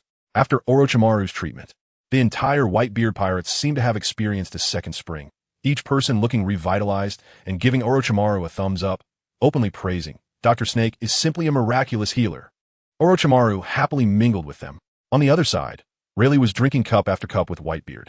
Both of them, with slightly flushed faces, had already entered a tipsy state. After chatting for a while about mundane matters, Rayleigh seemed to think of something and suddenly looked at Whitebeard seriously, curiously asking, Brother, what is that Conqueror's Hockey entanglement you guys have? I saw Big Mom can use it too. It seems pretty powerful. Whitebeard was first taken aback, then looked at Rayleigh and asked, You don't only know how to simply release Conqueror's Hockey, do you? Rayleigh was suddenly at a loss for words. Damn, can this old guy even chat? In fact, Whitebeard had long considered Rayleigh to be on the same level as himself, and naturally thought that Rayleigh would also possess such skills. After all, he had seen Rayleigh use Conqueror's Hockey. Although it wasn't particularly strong, it was sufficient. However, upon seeing Raylaigh's youthful face, Whitebeard suddenly laughed. It made sense. This little freak probably hadn't encountered such matters yet, and had only reached this level of power.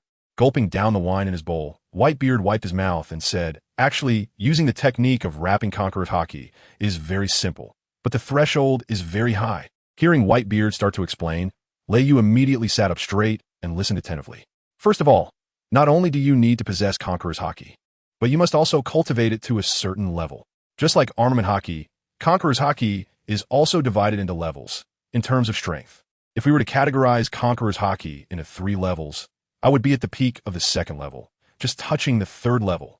He then looked at Lei, stroked his chin, and said, "As for you, you should have just touched the 2nd level, so you can barely use Conqueror's Haki wrapping." "Oh, I see." Lei nodded thoughtfully and suddenly looked up to ask, "What level is Shanks' Conqueror's Haki?" It should be noted that Shanks had initially shocked him with his fierce and unreasonable Conqueror's Haki.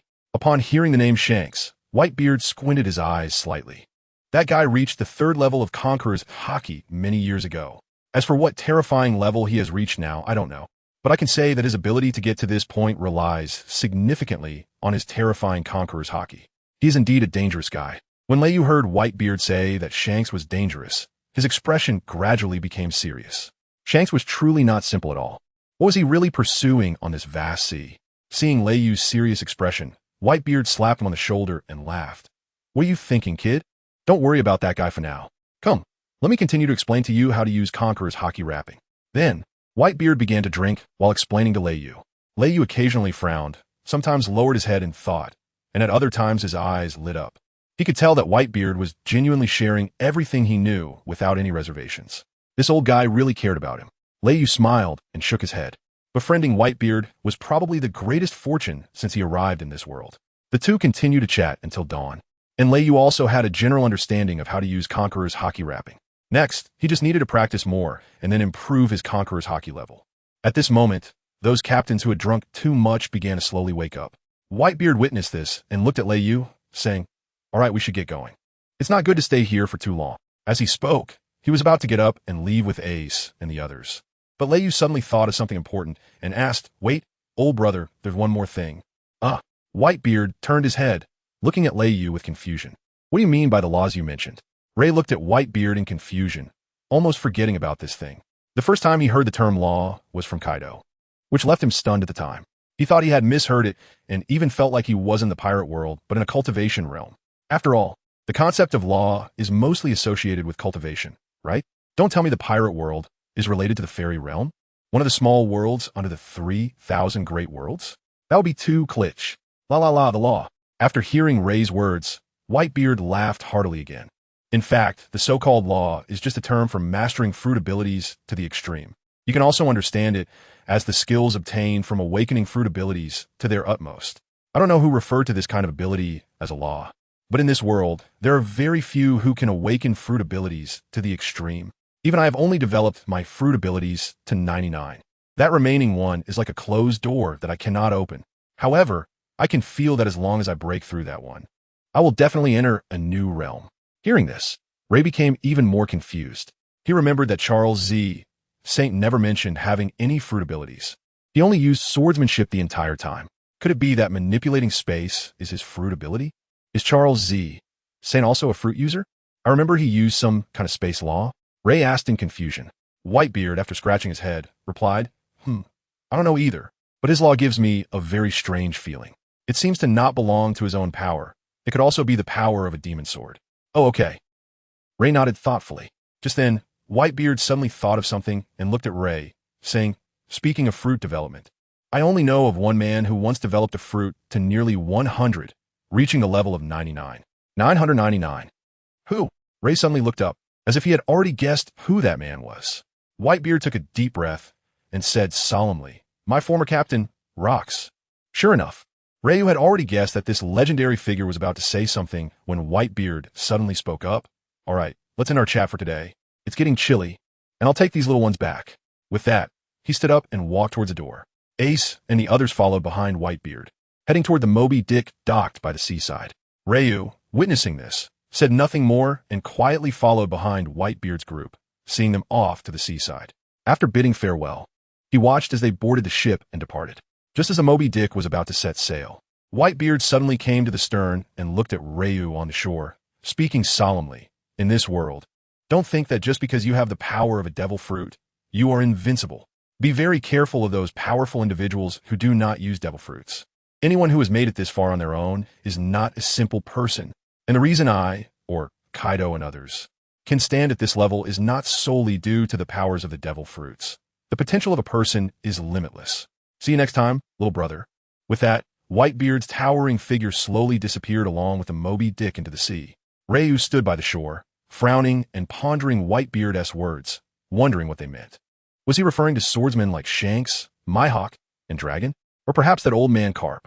As far as he knew, those were the only people who had consumed a devil fruit, yet were extremely powerful.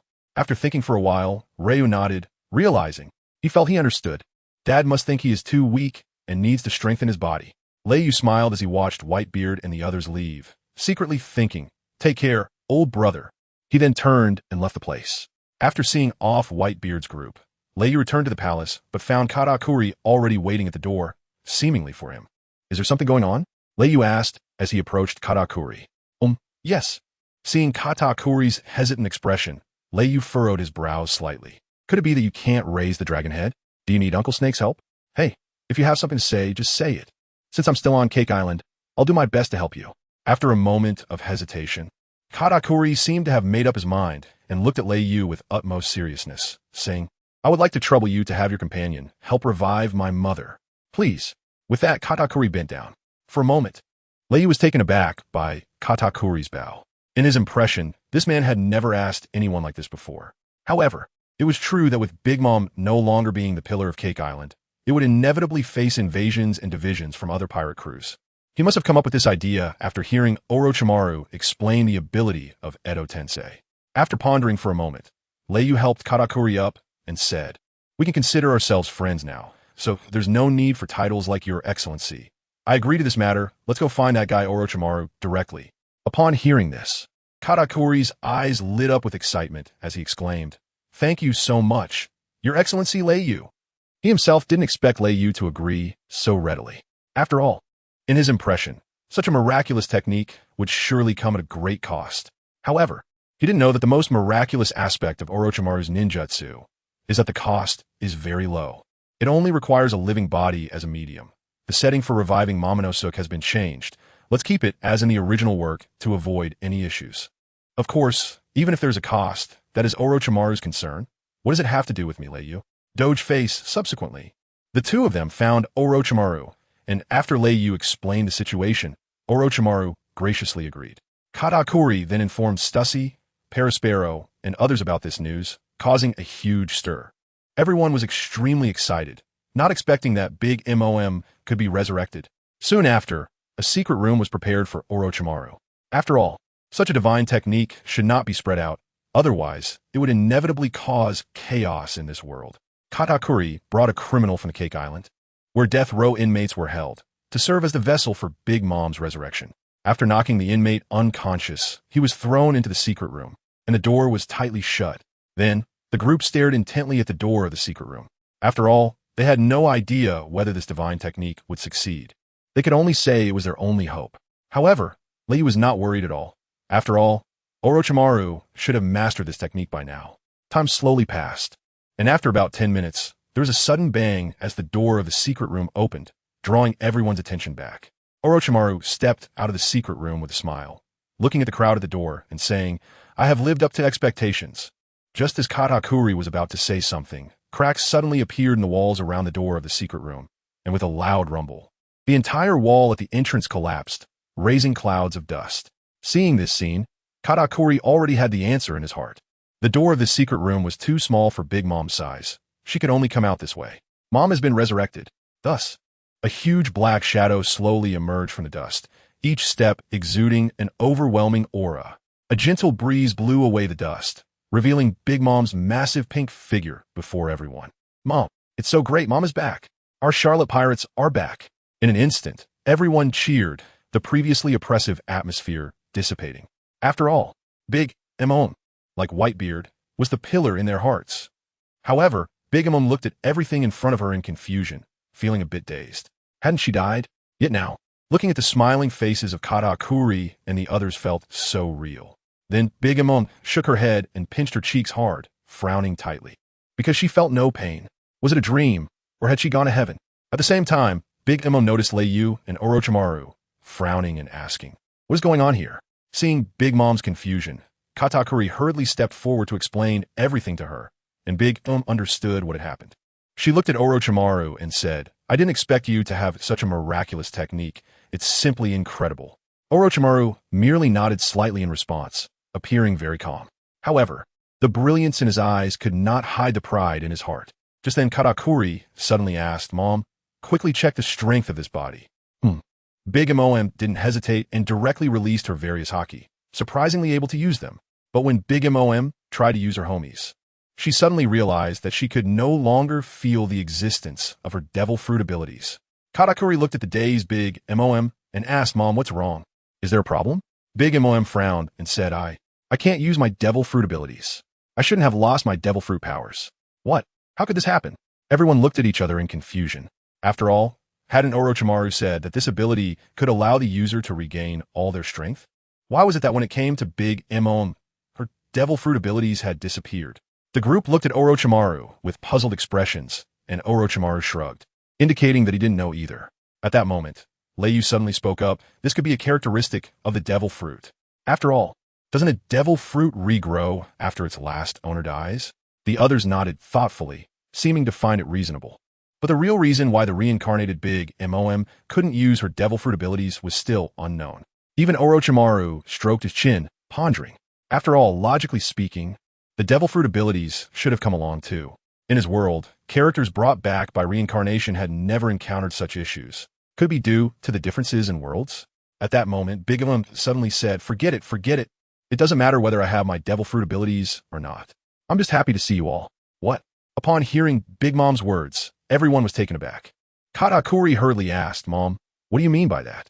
Big Mom slightly shook her head and said, living in this world in this way is quite strange.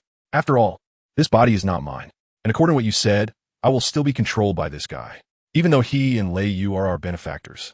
Who am I? I'm a Yonko, Big Mom. As she spoke, Big Mom burst into laughter. Upon hearing Big Mom's words, Leiyu had long anticipated such an outcome. After all, which Yonko would choose to live in such a way? Who would want to be controlled by someone else? Moreover, for the Yonko, this was their dignity and glory. Katakuri's eyes revealed a hint of worry, and he quickly said, But Mom, without you, enough.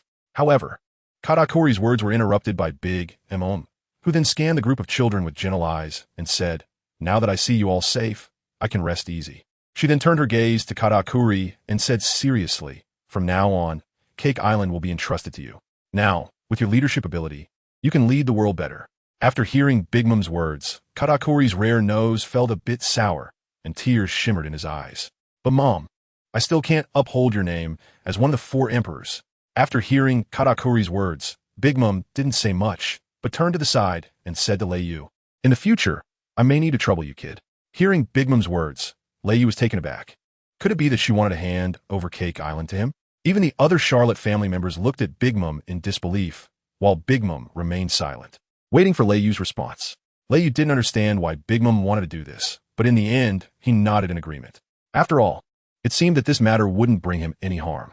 Seeing Leiyu nod in agreement, Big Mom smiled and looked at Orochimaru, asking, You should be able to lift this jutsu, right? Yes, Orochimaru nodded and said, Then I'll trouble you. Saying that, he slightly closed his eyes, welcoming his own conclusion. Seeing that Big Mom had made her decision, Katakuri didn't continue to persuade her. Instead, they all stepped forward, surrounding Big Mom in a circle and sending her off in this way.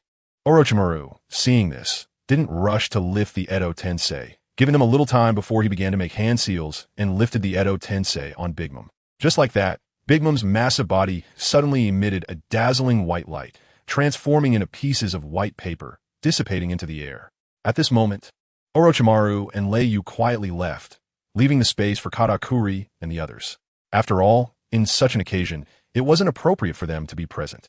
Once outside the palace, Leiyu looked at Orochimaru and suddenly said, Take it out. Orochimaru chuckled and slyly took out a strand of pink hair from his pocket. Seeing this, Leiyu shook his head helplessly. This guy really holds back in everything he does. Orochimaru said directly and nonchalantly, How could I miss the cells of such a strong being? They might come in handy in the future. Hearing this, Leiyu nodded and said, After all, the skill of impure world reincarnation has a very high upper limit. After standing at the door for a while, they saw Katakuri walk out alone. How is it? Is it all taken care of? Rayleigh stepped forward and looked at Katakuri, who nodded and said, "Well, the arrangements for the upcoming matters are almost complete. However, there's one thing I would like to trouble you with, Lord Rayleigh." What is it? Rayleigh asked Katakuri. Then, he saw Katakuri suddenly kneel on one knee and say to Rayleigh, "On behalf of the entire Big Mom Pirates, I hope to join your god pirates. This decision has been made after discussions among our high-ranking officials, so you need not worry, Lord Rayleigh." Sigh. Ryu sighed deeply upon seeing this, knowing that this was also a helpless move by Katakuri and the others. After all, Katakuri was still far from reaching the imperial level. Without his protection, it was possible that one day they would be divided by other pirate crews. Thinking of this, Ryu slowly helped Katakuri up and said, "I agree. But you have to promise me one condition."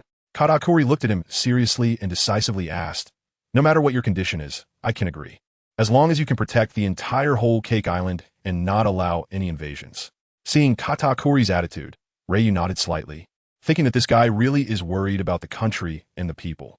Perhaps the whole Cake Island would indeed become better and turn into a true nation. And maybe by then he could transmit the 8 core values to them. The 5-star good citizen, 3 years of simulation for 5 years of college entrance examination, and other excellent traditions. The more Ryu thought about this cultural export, the more excited he became. Katakuri, noticing Ryu lost in thought, asked, "What are you thinking about? You haven't told me what condition I need to agree to." "Oh, sorry, I was thinking about other things." After pulling his thoughts back, Ryu looked at Katakuri seriously and said, "My condition is that if one day you achieve the imperial throne, Whole Cake Island and the nation will still belong to you and the Charlotte family, not to me." "Ryu, do you understand what I mean?" Upon hearing Ryu's words, Katakuri was stunned. After a long while, he suddenly smiled happily, tears of joy welling up in his eyes. This was not a condition at all. It was clearly Ryu's unconditional protection of Whole Cake Island and even the nation, even the future. When he had the strength to protect everything, Ryu would let go and not interfere. After all, what a good person. He was simply a great person. Big Mom did not misjudge him. Katakuri then wiped his tears and nodded with a smile. "Okay, I promise you I will work hard."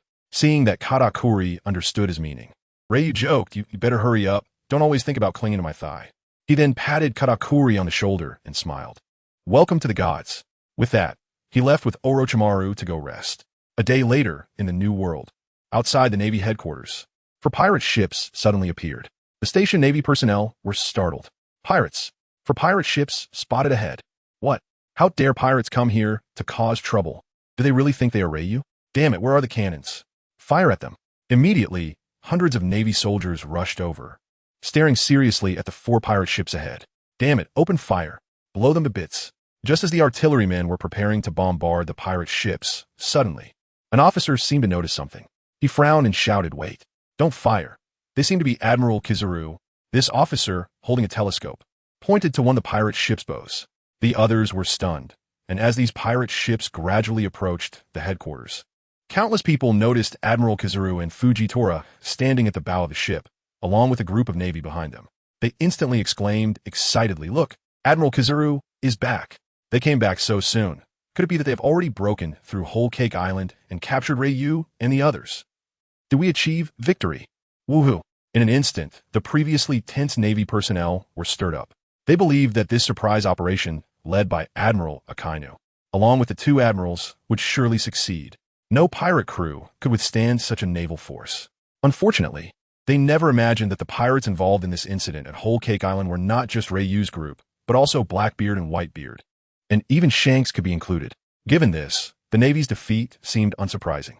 At this moment, the Navy on the pirate ship noticed the Navy welcoming them at the headquarters. And listening to their cheers, everyone felt an overwhelming sense of shame. The atmosphere instantly became awkward, and no one dared to mention their battle, which not only did not achieve a complete victory over the enemy, but even involved the loss of Admiral Akainu. A group of people, under the cheers of the headquarters Navy, slowly sailed into the port, looking exhausted as they got off the ship to rest. A few individuals seemed to sense that something was off. Returning victorious, why did everyone look so lifeless? Moreover, they did not see Admiral Akainu's figure on the pirate ship. Did something happen? Thinking of this, these few civil servants suddenly felt a chill in their hearts, as if a heavy stone was pressing down on them. However, it seemed that Kizaru and the others did not want to say much, and these individuals did not dare to ask further. silently praying in their hearts that Admiral Akainu would not encounter any issues. Otherwise, the current Navy could truly not withstand it. At that moment, several Navy soldiers followed Kizaru and Fujitora, pushing a long rectangular box covered with white cloth, slowly moving forward. What is that? It looks a bit like a coffin. Could it be that the body inside is Big Mom's? Bang! The soldier who spoke was hit on the head by an old soldier nearby. The old soldier stroked his chin and seriously analyzed. Big Mom's body? This coffin can't hold it. It should be Ryu's group's bodies. Oh, that makes sense. Thus, under the excited gazes of the crowd, they quickly moved forward, soon disappearing from the sight of the Navy remaining at headquarters. The participating Navy officers also disembarked and vanished into the crowd, saying little. Walking in front, Kizaru and Fujitora were silent, their expressions as calm as a stagnant pool of water. Behind them, several elite Navy members carrying the coffin draped in white cloth looked serious but also somewhat sad. Just then, a bleating sound reached their ears. Kizaru turned his head, slightly, to see Sengoku appearing out of nowhere, riding his little sheep, holding a bag of senbei. And looking at him, asking, "Oh, you're back. Where's Akainu? Why haven't I seen him?" Kizaru sighed deeply and replied, "Let's talk in the office later. By the way, also call Carp. This matter is a bit troublesome." Then, Kizaru and the elite Navy members took the coffin to the marshal's office. Sengoku, watching their backs, sensed that something was off. Moreover, he recognized that the rectangular box covered with white cloth seemed to be a coffin. Suddenly, a bad premonition enveloped Sengoku's mind. He saw his pupils constrict, and the hairs all over his body stood on end.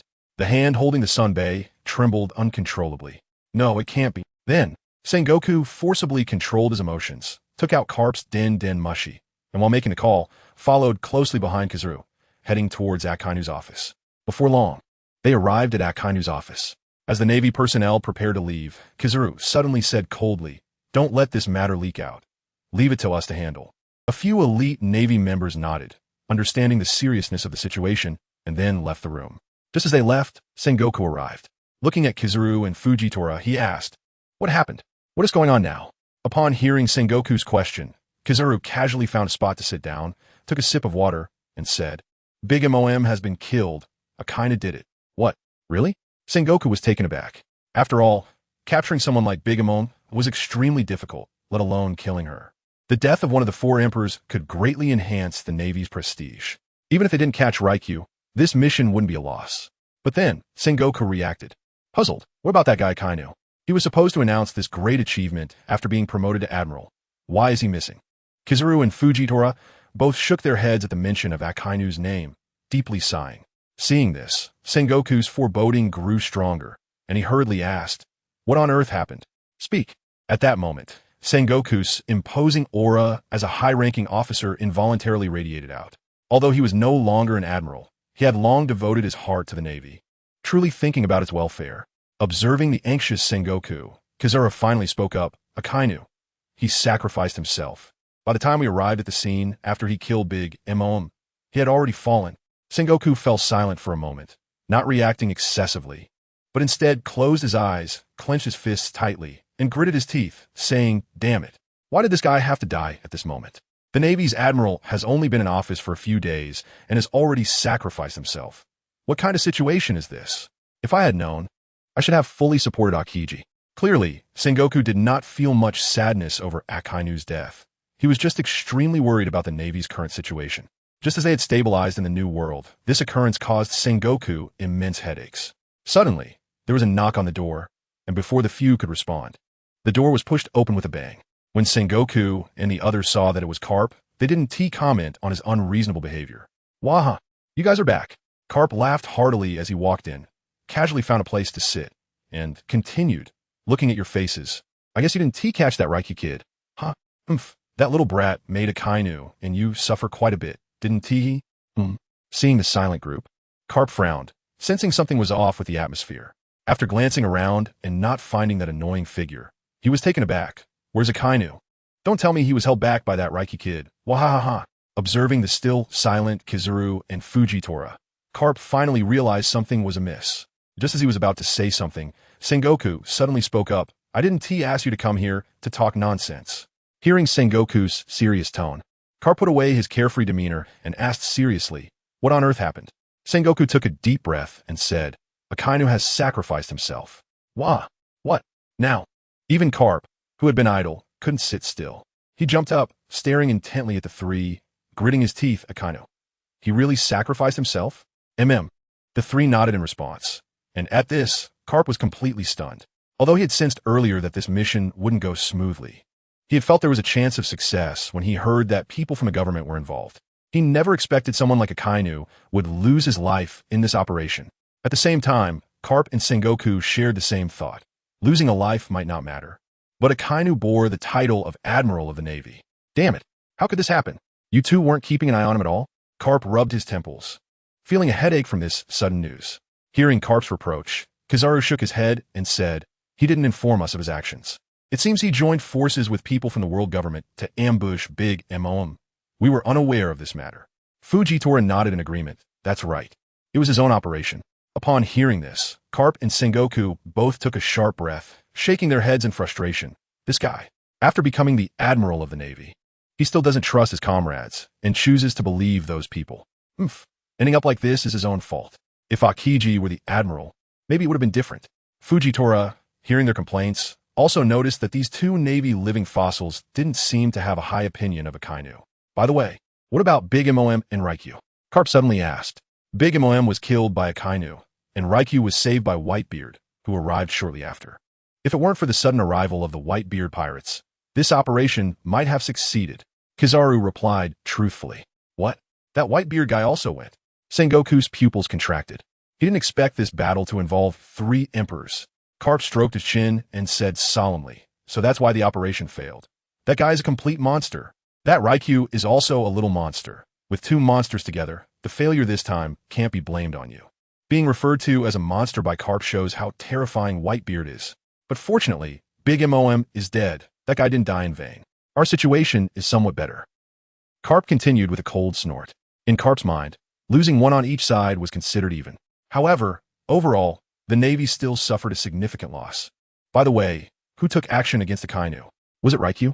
Sengoku suddenly asked, as the death of an admiral was something that needed to be taken seriously. Kizaru furrowed his brows and pondered for a moment before saying, when we were on the scene, Blackbeard was next to Akainu. At that time, Akainu had already lost his life. Although Blackbeard said it was Raikyu's doing, I always feel it's not that simple. After hearing Kizaru's analysis, the two pondered for a moment, looking at Kizaru and asking, why do you say that?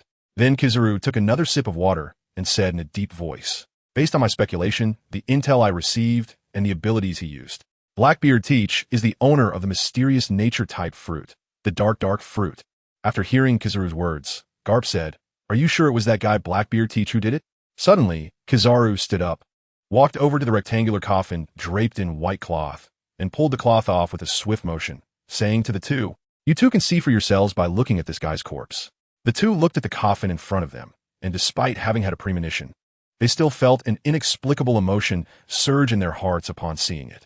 Before they could express their feelings with a crack, Kizaru opened the coffin originally prepared by Akainu for Ryu, and when Garp and Sengoku saw the horrific state of Akainu lying inside, they were momentarily at a loss for words, their eyes revealing a hint of sympathy. A Marine admiral, having been so brutally maimed, this was truly humiliating. Sigh.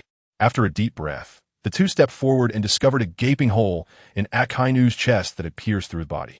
Clearly, this was the fatal blow that had taken his life. After observing carefully for a while, Garp nodded and said, it wasn't he Ryu who killed him. I've fought with Ryu a few times, and this wound wasn't inflicted by him. There's no trace of his aura left on it. Moreover, Garp continued, pointing to the area around the wound, look at these dark spots. They emit a very strange aura. Is this the ability of Blackbeard's fruit that you mentioned? Kizaru nodded and said, yes, it should be correct. I've seen Blackbeard use his fruit ability, and this aura is identical. Upon hearing this, Sengoku believed their inference and angrily scolded, damn it, I didn't expect that guy would dare to lay hands on the Marines. Isn't he a warlord of the sea? Upon hearing Sengoku's complaint, Garp sneered, I've said it before, the warlords of the sea are nothing but a flaw. After Garp's words, Sengoku said nothing further. It wasn't the time to argue with him. What should we do now? Kizaru asked the two. Sengoku sighed deeply again and said, sigh. This matter can't be hidden for long. At the very least, we should prepare a lavish funeral for Akainu. After all, he did kill Big Mom. which is a significant achievement. As for the admiral's matter, we'll have to wait on the government S side. After saying this, the few of them nodded and left, fully preparing for the impact of the forthcoming news. They all sensed that the storm brought by this battle would be even more intense and ferocious than that of the Marineford War. Meanwhile, in Mary Geos, Lucci supported the weakened Charlos, arriving at the entrance of a magnificent palace. Charlos waved his hand and said, "You can go now." Lucci nodded and left. Then, Charlos pushed the door open and saw the other four elders waiting for him inside. Just as Charlos was about to say something, he suddenly spat out a mouthful of red-black blood, which was quite abnormal. Following that, Charlos's aura became extremely chaotic, and a purple light flickered in his eyes, giving him a confused appearance. Among them, the shortest elder with a birthmark on his face frowned and looked at Charlos, saying in a deep voice, "I didn't expect that Whitebeard would force you to this extent. You must have been severely affected by that knife."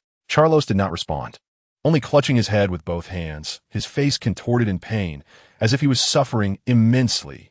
Witnessing this scene, the elder sighed and looked at the elder next to him, who had scars on his face and white curly hair, saying, "Corfusudo, go help him." The elder known as Corfusudo nodded, saying little, and came to Charlos's side, bending down and gently placing his palm on Charlos's forehead. Then his gaze sharpened, and his palm emitted a bluish-green energy. Immediately, a strong cyclone appeared, and Charlos's condition visibly improved at an observable speed. Even his wounds eased significantly, and the chaotic aura within him gradually calmed down. After a while, the eerie purple light in Charlos's eyes slowly faded, and after regaining his senses, he looked at Corfusudo beside him and said, "Thank you." Corfusudo nodded and stepped back, seemingly not fond of talking much. Then Charlos turned to the elder with the birthmark in the middle, ready to say something, but the birthmark elder spoke first. "All right, we all know what happened. This failure can't be blamed on you. Who knew that Whitebeard would show up there? And losing one big MOM doesn't mean we gain nothing. Besides, after fighting you, that old guy Whitebeard shouldn't last much longer, right? My demon blade is not to be trifled with." Charlos tightly gripped the hilt of his sword, gritting his teeth. The birthmark elder nodded, so we could say that 2 of the 4 emperors were taken down in one battle, which is quite impressive. Even if we spread the news that we severely injured Whitebeard, there should be quite a few interested parties. As he spoke, a sinister glint appeared in the birthmark elder's eyes, and after swallowing hard, he continued, "As for that guy Akainu, whether he is dead or not, it doesn't matter to us. It's just his marine's disgrace. While it does have some impact on our government, it's not significant." The others nodded in agreement with his statement. Seeing this, Charlos furrowed his brow tightly and asked, "What did the Lord say?" "The Lord said that once the matters on his side are settled, the variable of Ryu will be handed over to him, and he didn't blame you for anything." Hearing the birthmark elder's words, Charlos finally let out a sigh of relief. After all, the pressure from that lord was no joke. The group fell into silence for a moment, seemingly lost in thought, when suddenly the birthmark elder spoke again. "What is the situation with the admiral on the marine side?" However, upon hearing this, they exchanged glances, with one suggesting, "Why don't we let Sengoku hold the fort for a while?" "I also think letting Sengoku resume his position would be better. This matter is quite difficult to handle." The birthmark elder frowned and narrowed his eyes slightly, saying, "Sengoku probably wouldn't want to take the position again now, and that guy. Never mind. Let Kizaru take over. He is usually proper and isn't part of any faction. His background is quite clean. Plus, he has been in the Marines for so many years. He has some credibility. Let him hold the fort for a while." After hearing the birthmark elder's suggestion, the others contemplated for a moment and nodded in agreement. It seems that Kizaru was the only one suitable to take the position of admiral now. Fujitora, although also a general, had joined the Marines for too short a time. It wouldn't be appropriate for him to become admiral just like that. Thus, the 5 of them decided on the next admiral. And they didn't expect that just 2 months later, they would have to change the admiral again. Well, let us leave it at that for now. Is there anything else? The old man with the birthmark scanned the room and asked.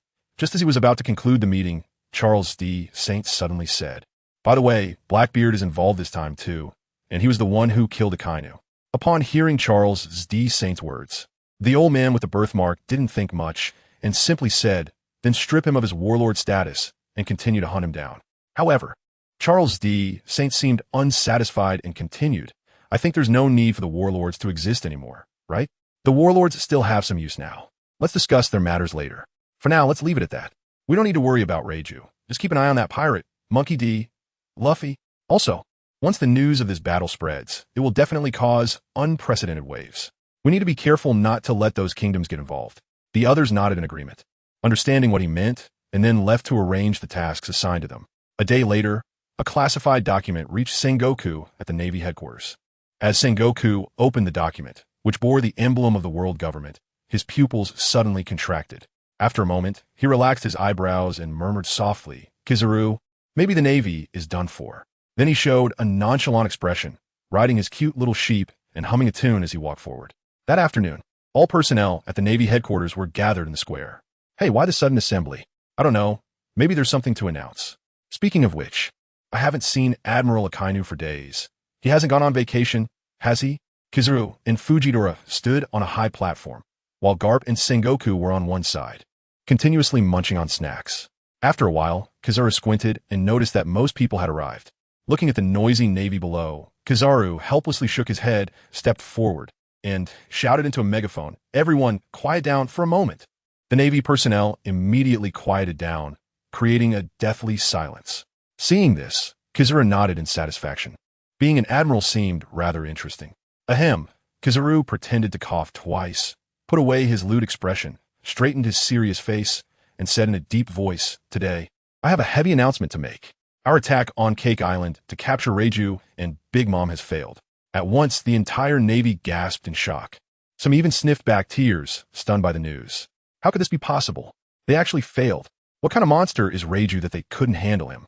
Watching the panicking Navy officers below, Kizaru suddenly shouted, "But it wasn't a complete failure. Under Admiral Akainu's brave leadership, we successfully killed the captain of the Big Mom Pirates, Charlotte Linlin." After saying this, Kizaru quickly wiped the cold sweat from his forehead, nearly saying the wrong thing. The Navy below was first stunned, and then they erupted in cheers. "What? The Emperor Big Mom has been killed. That kind of strong person was actually killed by Admiral Akainu? Woohoo! Admiral Akainu is the best. Akainu, Akainu, Akainu." In an instant, all the Navy personnel had excited expressions, their faces flushed, shouting Akainu's name. Because Akainu killing Big Mom represented the Navy's strength on this sea. After all, ever since Reiju destroyed the headquarters 2 months ago, the Navy had been a timid presence on the sea. This time, killing Big Mom made nearly every Navy member feel a sense of relief. Sengoku and Garp looked at this scene helplessly, not expecting that Akainu would have such high prestige. But let them shout. No matter how they shouted, Akainu wouldn't come back. Watching the cheering Navy, Kizaru sighed and pressed his hand down, and the crowd quieted down once more. Kizaru's eyes sharpened as he pretended to be serious, saying, "Unfortunately, after killing Big Mom, due to his poor condition, Admiral Akainu was ambushed and killed by Blackbeard Teach. I feel very sorry about this." He even pretended to wipe the corner of his eye. "Dead? How is that possible? Admiral Akainu is dead? I was wondering why I hadn't seen him. Turns out he died." In an instant, the once lively Navy was like a bucket of cold water poured over them, falling into a dead silence, unwilling to accept the fact of Akainu's death. Kizaru, however, continued without caring, due to the sudden intervention of the Whitebeard Pirates and Blackbeard Pirates. The plan to capture Reiju failed, and under their influence, we didn't have enough time to rescue Admiral Akainu. For this, I feel very sorry. However, in the face of this setback, we cannot be disheartened by Admiral Akainu's death. We must learn from Akainu's fearless spirit of exchanging one for one, continue to move forward, and work together to create a better future. After a pause, Kizaru raised his voice. "A head must lead the dragons. This time, the world government has nominated me to become the admiral. I originally refused, but in order to stabilize the Navy's position in this ocean, I reluctantly accepted this heavy responsibility. The unfinished mission of Admiral Akainu and the previous admirals will continue with me. Please trust me." After saying this, Kizaru deeply bowed and stopped speaking, waiting for their response. The Navy below was once again stunned, not knowing what to do. Who could withstand such waves of shocking news? Watching the awkward situation, Sengoku helplessly covered his head.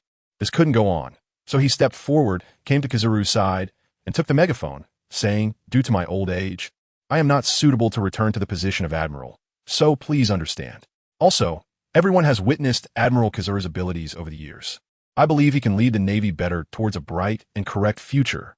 After Sengoku finished speaking, Garp immediately stepped forward, took the megaphone, and said, "Wah, Kizaru becoming admiral is also a reluctant decision. However, I, along with Admiral Sengoku and Vice Admiral Tsuru, will be watching over him, so everyone can rest assured. We need to stabilize the current situation. We can't do without Kizaru. Hearing former Admiral Sengoku and Garp, two of the most authoritative figures in the Navy, say this, the Navy personnel bowed their heads and thought for a moment before shouting, Kizaru! Kizaru! The officers such as the Vice Admirals and Rear Admirals also had nothing to say. After all, with Akiji having defected, Akainu dead, and Fujidora being strong but lacking experience, the only remaining candidate for the position of Admiral is Kizaru. Everyone had no choice but to raise their hands in agreement. After seeing that everyone had agreed, Sengoku and Garp handed the megaphone to Kizaru and stepped back. Kizaru continued to speak in a megaphone, saying that although Admiral Akainu had sacrificed himself, the spirit of the Navy will endure for eternity. To commemorate Admiral Akainu's heroic deeds in killing Big Mo, we have decided to hold a grand funeral for him in 1 month to send him off on his final journey. That's all for today, and I hope everyone will continue to support us in the future. After finishing, Kizaru tossed the megaphone back to Sengoku and hurriedly left. Once out of sight, Kizaru returned to his usual lewd demeanor, wiped his cold sweat, and said, "Wow, that was quite nerve-wracking. I almost slipped up. How scary." He then completely disappeared, leaving the rest to Sengoku and the civil officials to handle. Sengoku, after taking the megaphone, looked helplessly at Garp and then hurriedly instructed on what to do next. Concluding the meeting, a group of naval soldiers continued to stand there, processing the shocking news.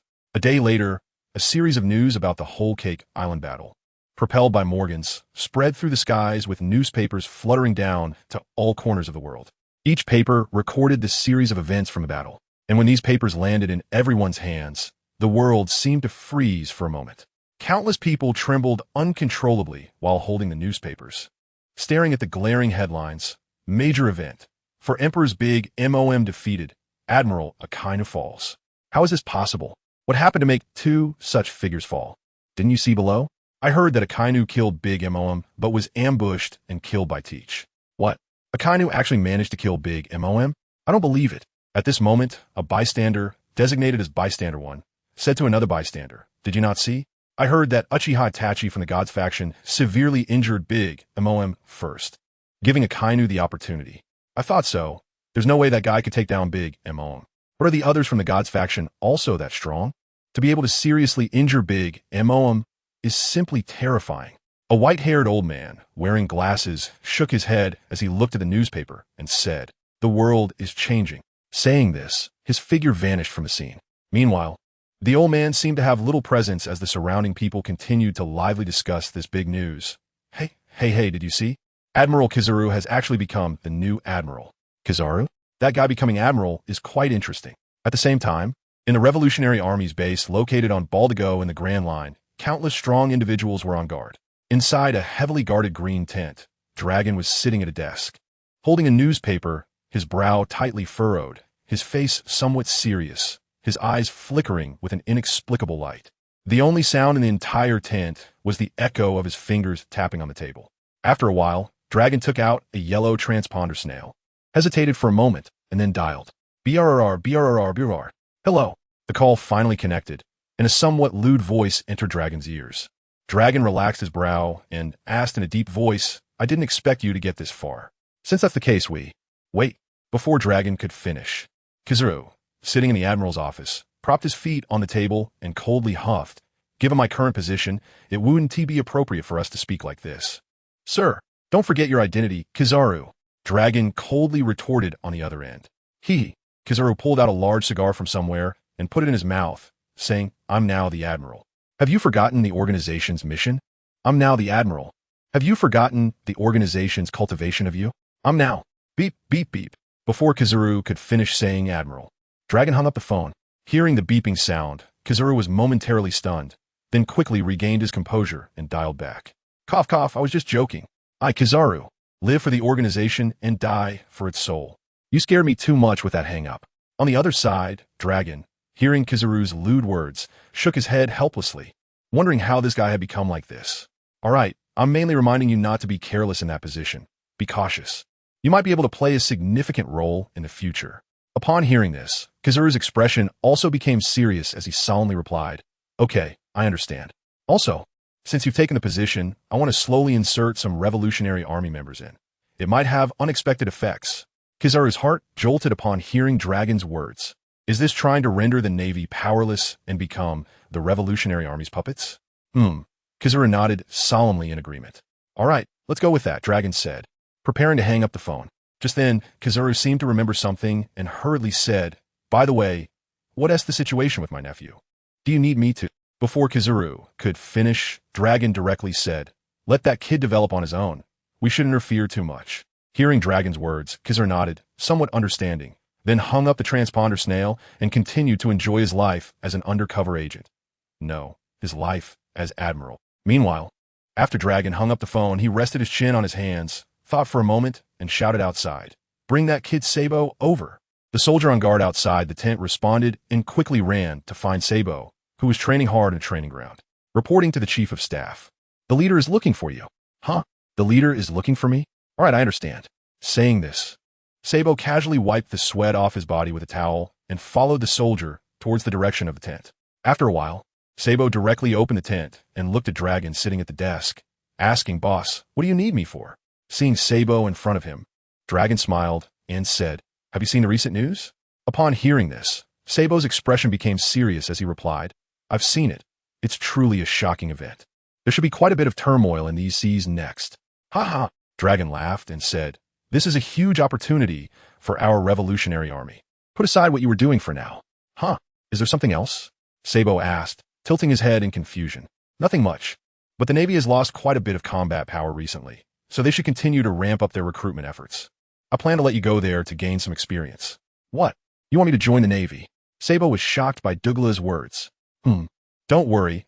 I've arranged everything for you. You'll know once you go. I've also arranged your identity for you. If you encounter an old man named Carp and he asks you anything, just explain to him what's on this document. Saying this, Douglas took out a letter and handed it to Sabo. Carp? Sabo looked at the document in his hand, feeling an inexplicable sense of familiarity with this person named Carp. All right, you must memorize everything in this document before you leave. Don't make any mistakes. Once you've memorized it, you can set off. Sabo, holding the document, nodded seriously, I understand. Then, seeing that there was nothing else, Sabo left with a head full of doubts. Watching Sabo's departing figure, Douglas' face revealed a strange smile. This is interesting. Note, since Ace is not dead, Sabo is still in a state of amnesia. The sky gradually darkened, and the whole world was in uproar today, immersed in one shocking piece of news after another. On Daughter Island in the New World, the Empress looked at the newspaper in her hand, her eyes filled with deep longing, softly murmuring, I'm glad you're okay, Rayleigh. Meanwhile, on an island to the northwest of Snake Island, a figure wearing a straw hat arrived at the shore, complaining as he searched for something. Why hasn't that old man let me leave this small island? Zoro and the others don't even know where they went. This person was none other than the Straw Hat Kid, Luffy. After the war at the top, for some unknown reason, Rayleigh directly brought Luffy to this small island to train his haki. When the Empress Hancock learned that Luffy had a good relationship with Rayleigh, she said nothing and tacitly allowed both of them to stay on the island. Luffy suddenly looked out at the distant sea, as if he had discovered something. But in the pitch-black night, he couldn't see clearly what it was. After a while, with a splash, Rayleigh emerged directly from the cold sea water, and after coming ashore and wiping the remaining seawater off his body, he looked at Luffy and asked, why aren't you training properly? What are you doing here? Luffy scratched the back of his head, then his expression became serious as he looked at Rayleigh and said, I don't want to train anymore. I want to find my friends. Looking at Luffy's serious face, Rayleigh shook his head helplessly and said, you can't go out to sea yet. Why not? Hee. With your current strength, if you appear in this turbulent sea, a single wave could wash you away. Hearing Rayleigh's merciless words, Luffy's face showed a stubbornness. No, I am already strong enough. I want to find my friends. Hearing this, Rayleigh sneered twice and asked, powerful? Do you think the Yonko Big Mom and Admiral Akainu are strong? Although Luffy didn't understand what Rayleigh meant, he pondered for a moment and said, strong, very strong, but they'll eventually be knocked out by me. Seeing the determination in Luffy's eyes, Rayleigh shook his head and said, you'll never have the chance to knock them out in your lifetime. Upon hearing this, Luffy's eyes narrowed, and he pointed at Rayleigh, shouting, what do you mean, old man? Are you looking down on me? Be careful, or I'll knock you out right now. With that, he rolled up his sleeves, his eyes filled with fighting spirit. Sigh. Rayleigh took a deep breath and continued. That's not what I meant. What I mean is that both of them are already dead. Nanny. Luffy's expression changed, and he shouted in shock. Akainu is dead. What happened? I was planning to knock him out myself. Seeing Luffy's reaction, Rayleigh said coldly. The current sea is still too turbulent for you, so just train here for 2 years before going out. After hearing Rayleigh's words, Luffy fell into deep thought, realizing that Rayleigh was right. With his current strength, he couldn't guarantee his friend's safety. To take risks, he needed to have enough power. After considering all of this, Luffy nodded and then asked, but what about my companions? Haha, you don't have to worry about your companions. Leave everything to me. Just focus on your training here. Saying this, Rayleigh slung his coat over his shoulder and walked into the depths of the forest. Watching Rayleigh's back, Luffy clenched his fists and murmured, I will get stronger. Just wait, Zoro, Sanji, Nami. Then, disregarding the night, Luffy continued to throw himself into intense training. Meanwhile, in the palace of Whole Cake Island in the New World, Ray and Katakuri's group sat around a large round table, their expressions somewhat serious. It seemed that Morgans had spread the news, and there would likely be many who had ideas about this territory. Katakuri said in a deep voice, Now that Big Mom is gone, I naturally have become the leader of the Charlotte family, and no one has any objections. After hearing this, Ray knocked on the table and sneered, You can rest assured, with me here on Cake Island, no one dares to provoke us. Moreover, I also plan to settle here for a while. After all, some strong individuals are quite dangerous. Upon hearing Ray's assurance, Katakuri's expression relaxed slightly. Indeed, as long as this freakish guy Ray was around, very few dared to cause trouble here. Even if they did, they wouldn't return. Just then, while Ray was enjoying the delicious desserts from Fishman Island, he suddenly thought of something, raised his head abruptly to look at Katakuri, and asked, Are there any vacant islands near Cake Island, preferably larger ones? Katakuri was taken aback for a moment and asked in confusion, Huh? Yes. There was a nice island that Mom had cleared nearby, intended to accommodate members of Heart's crew. What do you plan to do? If it's useful, feel free to use it. After all, I am also your subordinate now. Ha ha ha, what subordinate? We are partners, understand? Ray laughed heartily. After hearing Ray's words, Katakuri felt even more that siding with Ray was indeed a wise choice. After he announced his allegiance to Ray, he treated himself and everyone in the crew as brothers. Very amiable. Although Katakuri didn't ask much about what Ray intended to do, after taking a bite of dessert, Ray explained, Do you know Fishman Island? Of course. Our desserts are all transported from Fishman Island, Katakuri replied, not caring about his ugly big mouth as he ate the dessert.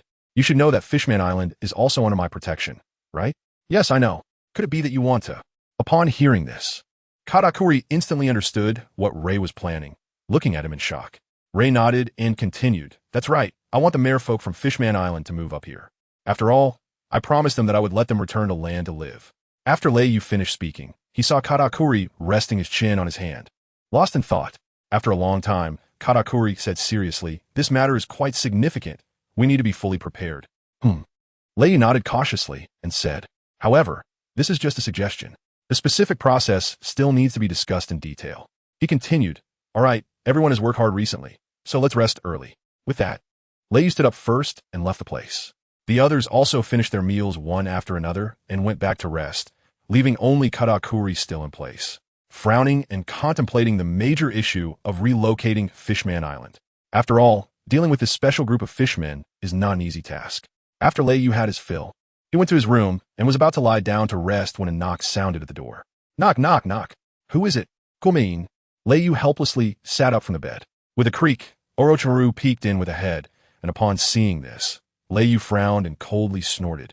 What are you doing here at night? He. After a couple of ambiguous laughs, Orochimaru opened the door and walked in, locking it behind him. Looking at Leiyu with a smile, he said, Yu, I just what? Spit it out. Seeing Orochimaru stammering, Leiyu said impatiently. After all, he was still looking forward to having sweet dreams. Noticing that Leiyu seemed a bit angry, Orochimaru quickly said, I'm planning to go out to sea in a few days. Out to sea? What are you going to do? Leiyu was a bit confused about why this guy suddenly wanted to go out for a stroll. He saw Orochimaru say seriously, the world is so big. I want to go out and take a look. Be serious. What exactly do you want to do? Leiyu asked Orochimaru, looking puzzled. Orochimaru sighed and replied, I just want to go out and see this world. It seems quite interesting. Anyway, you're here lately, and I have nothing to do. Who knows? Maybe if I go out, I can make a name for you. After hearing Orochimaru's words, Leyu finally understood that Orochimaru was just restless and wanted to go out and stir things up. After thinking for a while, Leyu felt that Orochimaru wasn't wrong, since he would not be leaving Cake Island anytime soon, and since Orochimaru wanted to go out and cause some trouble, he might as well let him do it. Leyu nodded and said, "Since you want to go out, go ahead. By the way, are you going alone?" Hearing this, Orochimaru felt delighted and quickly replied, "No. Rimuru and Misaka Mikoto also want to go out and see." Sigh. After letting out a sigh, Leyu said, "All right, if you want to go, then go. With your strength, there shouldn't be any major problems. It's good for you to gain more experience." Hearing Leyu's agreement, Orochimaru nodded and prepared to turn and leave. Suddenly, Leyu seemed to think of something and called out to him, asking, "By the way, when do you plan to set off?" Probably in the next few days. We'll set off as soon as we're ready." Orochimaru replied, scratching his head. "Do you know how to navigate? Don't go out and then not be able to come back." Leyu suddenly thought of how, when he first arrived in this world, he and Orochimaru, who was hopelessly lost, were truly drifting at sea, just going wherever the waves took them. Orochimaru, feeling embarrassed by Leyu's comment, chuckled awkwardly. "Well, in the past few days, Meichin and Rimuru have been studying this stuff. Once they figure it out, we'll set off. Besides, we could just get some record pointers from Katakuri when the time comes. Ask Itachi and Ryoma if they want to go too. If they do, we can all go together. As long as I'm here, it's enough," Leyu said, waving his hand. "All right, let's leave it at that. Just let me know when you set sail." After that, Orochimaru happily left Leyu's room. Leyu was sitting on the bed, lost in thought, and eventually fell asleep after a while. 3 days later, one morning, Leyu, Itachi, and others arrived at the seaside of Cake Island, silently watching a pirate ship flying the god's flag slowly sail out of the port. As they looked at the ship drifting further away, Leyu cupped his hands to his mouth and shouted, "Rimuru Mikoto, you two keep an eye on Orochimaru. If there's any danger, run immediately. Don't worry about that guy. He won't die." With Leyu's greetings, the figures of Orochimaru and the others gradually disappeared from everyone's sight. Time flew by, and in the blink of an eye, over 20 days passed. Orochimaru and the others had been traveling and arrived near the new Marine headquarters. From a distance, looking at the Marine headquarters buildings, Orochimaru murmured thoughtfully, "It seems like it's only a few days until Akainu's funeral, right?" Then, a hint of conspiracy flickered in Orochimaru's eyes as he called Rimuru and Mikoto over, whispering something. Under Orochimaru's murmurs, Rimuru's eyes also emitted the same brilliance, while Mikoto frowned and said doubtfully after Orochimaru finished, "Isn't this a bit inappropriate?" Upon hearing this, Orochimaru looked at Mikoto and said, "You just stay on the ship and wait for us. The Marines, he. Soon after, Orochimaru and the others quickly took down the pirate flag and disappeared from the sea. 10 days later, another big news broke over the sea. Shocking. During the funeral of the Marine Admiral, Akainu's corpse mysteriously vanished. Is this a loss of conscience, a decline of morals, or a distortion of human nature? Next, let us follow the camera to interview the Marines present at the scene. Marine, I'm just as baffled. At that time, I was still setting off fireworks. I didn't expect that when the coffin was opened, it was empty, nothing inside. Marine B, don't let me know who did this. If I catch them. Marine C, hey, don't shove the microphone in my face, I'm MP. Marine D, what? JK, I don't wear JK, what? Akainu likes little girls in JK. Then I'll burn a few for Admiral Akainu when I have time. Meanwhile, hundreds of miles away from the Marine headquarters, Orochimaru stood at the bow of the ship, and Rimuru beside him seemed to have become significantly stronger. A terrifying power emanated from him. At this moment, Kizaru looked at Sengoku and Garp, trimming his nails while saying, "I don't know who did this. Why are you two looking at me like that? It can't be that I hid Akainu's corpse, right? Am I that kind of person? Sigh, is the heavens trying to destroy the Marines?" Sengoku sighed deeply and shook his head helplessly. Garp also looked gloomy, wondering how a perfectly good corpse could just disappear. Now, the Marines were in quite a mess. But fortunately, they'd gotten used to these big events. Just then, a sudden knock on the door interrupted them. Knock, knock, knock. "Kumin," Kizaru said flatly. With a creak, an officer rushed in with a joyful expression, hurriedly saying, "Admiral Kizaru, good news, good news." Instantly, Sengoku and Garp looked at Kizaru with suspicion. "Good news? Is this guy plotting something behind our backs?" Kizaru frowned and said coldly, "What's the good news? Speak properly." The officer realized he had misspoken, but didn't care much anymore, and quickly said, "We have recruited 2 powerful civilian fighters." "What?" Before Kizaru could respond, Sengoku stood up and shouted, "Who is it? What's their strength?" They knew that if the Marines could recruit two powerful members right now, it would be like a timely help. Garp, seeing Sengoku's reaction, shook his head helplessly. Although this guy said he wouldn't worry about the Marines' mess anymore, the fact was, he couldn't let go. The officer, seeing Sengoku speaking, immediately said, "One is called Pros, and according to Admiral Fujitore's testing, his strength is at least at the level of an admiral." "Great," Sengoku exclaimed, his eyes shining with excitement. "Has he been background checked?" Garp asked. "Yes. I'm sure there are no problems," the officer replied, then turned to Kizaru, who slowly placed his nail clippers on the table, and said, "Not bad. What about the other person?" "Report, Admiral, the other person is a strong young man. Although he may not yet be at Admiral Fujitore's level, he is close." "There is such a young genius among civilians?" Garp asked, tilting his head in confusion. "He should be around 20 years old, seems to be called Sabo, and there are no issues with his identity." "What? Sabo?" Garp's pupils constricted as he stood up directly, looking at the officer with confusion. "Are you sure it's Sabo? A young man in his 20s? "I'm sure. You can go see for yourself." Let us talk later." Garp returned to his seat, stroking his beard, deep in thought. Kizaru took a deep look at Garp. He certainly knew who Sabo was, but didn't he understand why Garp would be so excited upon hearing that name? It seemed he needed to be more cautious in the future. At this moment, Sengoku suddenly looked at Kizaru and said, "Let us go meet these two guys. After all, we really need talent right now." Seeing Sengoku say this, Kizaru didn't say anything else and nodded in agreement. So the few of them were led by the officer to meet these two powerful new recruits of the Marines. After a few hours, Kizaru and Sengoku returned together. And Sengoku looked at Kizaru with joy, saying, "Great. With Pros joining, we can finally breathe a sigh of relief." Kizaru didn't say much, just nodded. "By the way, I think Pros can be directly promoted to Admiral. What do you think?"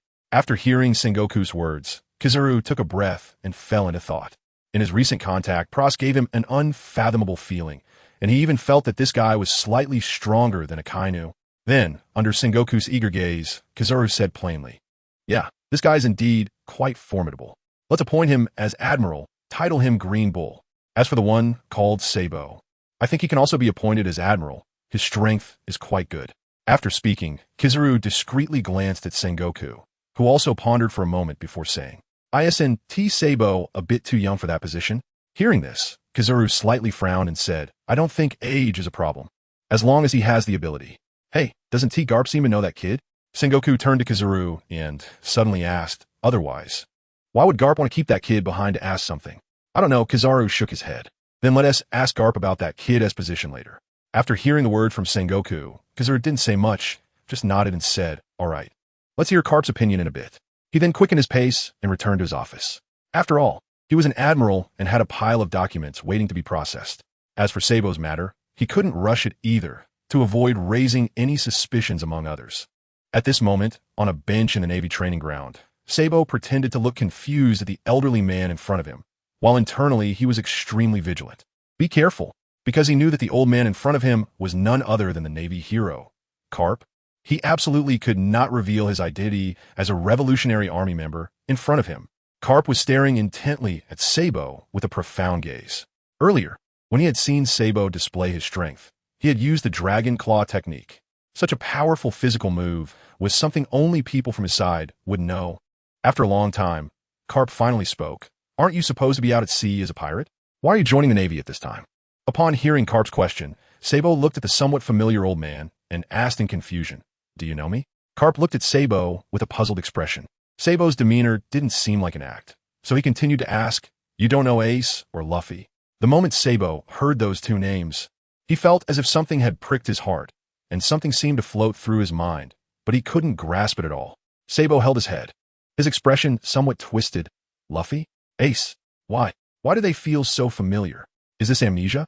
Garp thought to himself. Seeing Sabo's state, Garp seemed to have thought of something and didn't continue to press, instead calming Sabo, and after Sabo's emotions stabilized, Garp gently asked, "I heard you encountered a shipwreck and then woke up on a small island?" When Garp asked him this, Sabo didn't dare to be careless and revealed a hint of nostalgia as he said, "Yes, I remember being rescued by a big uncle. That uncle told me he found me by the beach, saying I'd encountered a shipwreck, but I don't know what exactly happened." "Big uncle? What kind of big uncle?" Garp frowned and asked. After pretending to think for a moment, Sabo replied. He was a fierce-looking uncle, with a tattoo on his face that looked like a slipper print. It's definitely him. Before Sabo could finish his sentence, Carp blurted out. When he saw Sabo use the Dragon Claw technique, he had guessed that Sabo must have some connection to that man. At this time, Sabo tilted his head and looked at Carp in confusion. Do you know that uncle as well? Carp shook his head and said, It's nothing. You can continue. Hearing this, Sabo had no choice but to continue telling his story. After that uncle rescued me, I felt his strength was very powerful, and I followed him a train. After a few years, he suddenly disappeared. Before he vanished, he told me to join the Navy, so here I am. After Sabo finished recounting, Carp fell into deep thought. After a long while, he looked at Sabo and said, You can go back now. Train hard. Although your strength is not bad, being an admiral is not that easy. Upon hearing this, Sabo's face lit up with joy, not expecting Carp to actually acknowledge his admiral status. He quickly bowed to Carp and said, Thank you, Mr. Carp. I will work hard. After saying this, Sabo turned and left. Carp, however, continued to gaze at Sabo's departing figure with his profound eyes, murmuring softly, What exactly do you mean, Dragon? Thus, Carp remained there until dusk before slowly standing up, shaking his head and sighing deeply as he left. Meanwhile, in the marshal's office, Sengoku looked at Kizaru and said, Since Carp also believes that kid can handle the position of admiral, then give him a code name. Sitting at the desk, Kizaru pondered for a moment and said, In that case, his code name will be Purple Dragon. Time passed day by day, and 6 months later, Orochimaru and his companions encountered the commander of the Inyo Navy, the former highest combat power of the world government, Admiral Black Arm Zephyr. Although Zephyr was exceptionally strong, he was still defeated by Orochimaru and his companions, causing quite a stir and shocking many people with the strength of Rei's group once again. After that, the Navy dispatched numerous personnel, even sending several admirals to capture Orochimaru and his companions, but every Navy unit sent out had vanished without a trace. At this moment, on a barren little island, hundreds of Navy soldiers and a rear admiral were trapped. The rear admiral looked at the warship anchored not far away, clenched his fists, and shouted angrily, Damn you. The god Orochimaru, if you have the ability, don't run. Even if you run, what are you stealing the engines of my warship for? The other Navy soldiers were also furious, but did not dare to speak out against Orochimaru, their hatred for him reaching extreme levels. However, Orochimaru and his group had already arrived in another sea area. At this moment, Orochimaru was looking seriously at a small boat with a strong technological field that had appeared in front of him, or more accurately, at a person on that small boat. Beside him, Rimuru and Mikoto also wore serious expressions. The person who appeared before them was none other than one of the 7 warlords of the sea, Bartholomew Kuma, from the previous Marineford War. However, Orochimaru looked at Kuma with a hint of doubt in his eyes. This guy seemed different from what he had seen during the Marineford War. Now, this guy gave him a strange feeling, as if he were not human, and his eyes lacked any human expression. What do you want? Orochimaru asked the large figure in a deep voice. But Kuma's eyes flashed with a strange red light, and he leaped onto Orochimaru's ship, stepping slowly towards him. Rimuru and Mikoto, witnessing this, immediately assumed a combat stance on guard against him. Yet, when Orochimaru saw the red light in Kuma's eyes, he felt a sense of familiarity, as if it was the same red glow he had seen in the eyes of the myriad snakes. While Orochimaru was still pondering, Kuma had already reached his side, pulled out a note from his pocket, and handed it to Orochimaru. Looking at Kuma's strange behavior, Orochimaru took the note in confusion and asked, What does this mean? Seeing that Kuma still hadn't said a word, Orochimaru had no choice but to helplessly open the note. In an instant, Orochimaru's expression changed drastically, and he exclaimed, There are actually such people in this world. Seeing this, Rimuru and Mikoto quickly stepped forward, looking at Orochimaru with concern. What happened? Orochimaru took a deep breath, suppressing the shock on his face, and looked at Rimuru and Mikoto, saying, I have something to take care of for a while. You two should head back to Rei. Just tell him that I went to pursue the truth. After that, Orochimaru stopped speaking, nodded at Kuma, and said, All right, let's go. Wait, Uncle Snake, what are you doing? Rimuru loudly questioned Orochimaru from behind.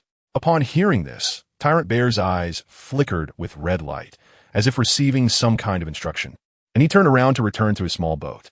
Orochimaru, seemingly ignoring Rimuru's words, followed closely behind and boarded the ship with Tyrant Bear, swiftly sailing away into the distance. Left on the ship, Rimuru and Mikoto stared blankly at Orochimaru's departing figure. Could it be that this guy has switched sides? After a long while, Mikoto looked at Rimuru and asked, "So what should we do now?" Rimuru lay on the deck, looking at the sky, and said nonchalantly, "What else can we do? Let's go back and tell Brother Leiyu about this. Let him make the decision." That despicable snake ant actually ran away like this. Although Rimuru had an indifferent expression on his face, the worry deep in his eyes was unmistakable. After hearing Rimuru's words, Mikoto nodded and said, "Well, let's go back to Cake Island. That Orochimaru really is something," leaving without saying a word. After saying this, Mikoto helplessly shook her head and could only drive her boat back. Due to Orochimaru's sudden departure, their journey had to end here. At this moment, Tyrant Bear's small boat sped away as if powered by nuclear energy, covering dozens of kilometers in no time. Orochimaru stood at the bow of the boat, staring straight ahead with a hint of intriguing amusement, murmuring, "Vegapunk, interesting, very interesting." Days passed, and Tyrant Bear brought Orochimaru to a remote island. Looking at the desolate island, Orochimaru asked the silent Tyrant Bear, "Is he here?" But Tyrant Bear remained silent and continued walking forward until he stopped in front of a dark cave entrance.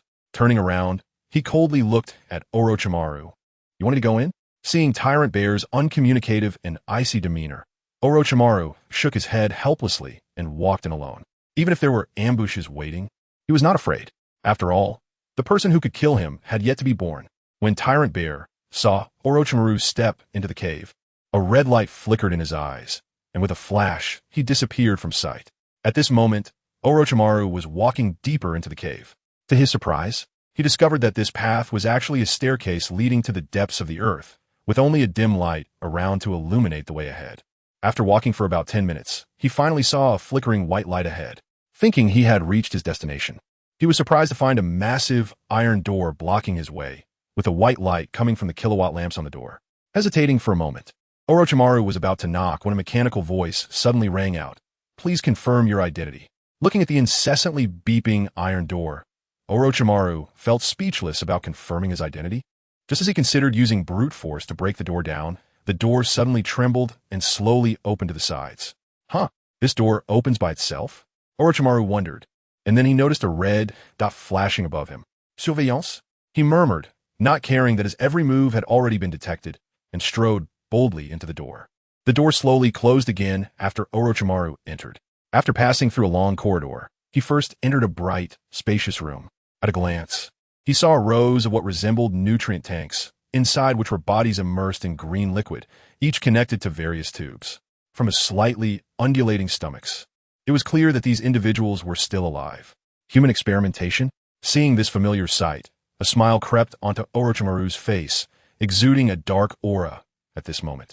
He seemed to truly be himself. At this time, a group of researchers in white coats, with serious expressions, were gathered around a nutrient tank discussing something, completely unaware of Orochimaru's presence. "Are you ready?" "Beginning the injection." "Ready, subject number 1 is starting the 350th injection of the devil gene." They manipulated precision instruments to inject a certain liquid into the human body, and in an instant, the man's face in the nutrient tank twisted in agony. If any readers were present, they would recognize the subject, known as number 1, as a kin. Before Orochimaru could observe the situation of the experiment further, he saw Tyrant Bear approaching him. "Hey, weren't you already inside?" Orochimaru asked in confusion, but this time, Tyrant Bear spoke. "Mr. Vegapunk is waiting for you inside. Follow me." After saying this, he turned around and continued walking deeper. Watching Tyrant Bear's back, Orochimaru seemed to realize something. This Tyrant Bear in front of him had a hint of human essence compared to the one he had seen before. With his eyes glinting coldly, Orochimaru murmured, "Was it a cyborg just now?" He then followed behind him and continued onward. They reached a small room at the deepest part, where Tyrant Bear stopped and gestured for Orochimaru to enter. Nodding in acknowledgement, Orochimaru entered the small room, finding a figure in a white coat sitting at a desk piled with documents, still facing away from him. The figure then spoke in a deep voice, "You finally arrived. What do you mean by calling me here?" Orochimaru frowned and asked, "What do you mean? Ha, don't you understand?" Vegapunk's voice rose to a near-crazed pitch. "We are the same kind. That little snake of yours has already told me. We are both born for science." Then, with a click, the door to the small room suddenly closed, and the scene inside was no longer visible. At this moment in the New World, a massive warship cruised majestically across the sea, with countless pirates fleeing in all directions upon seeing the figure standing at the front of the warship. This figure was the newly promoted Marine Admiral, Sabo, who had made a name for himself in the New World over the past 6 months. After Akainu's death, many pirates believed the Marines were finished, merely a soft target, and they acted arrogantly, almost squatting on the Marines' heads to defecate.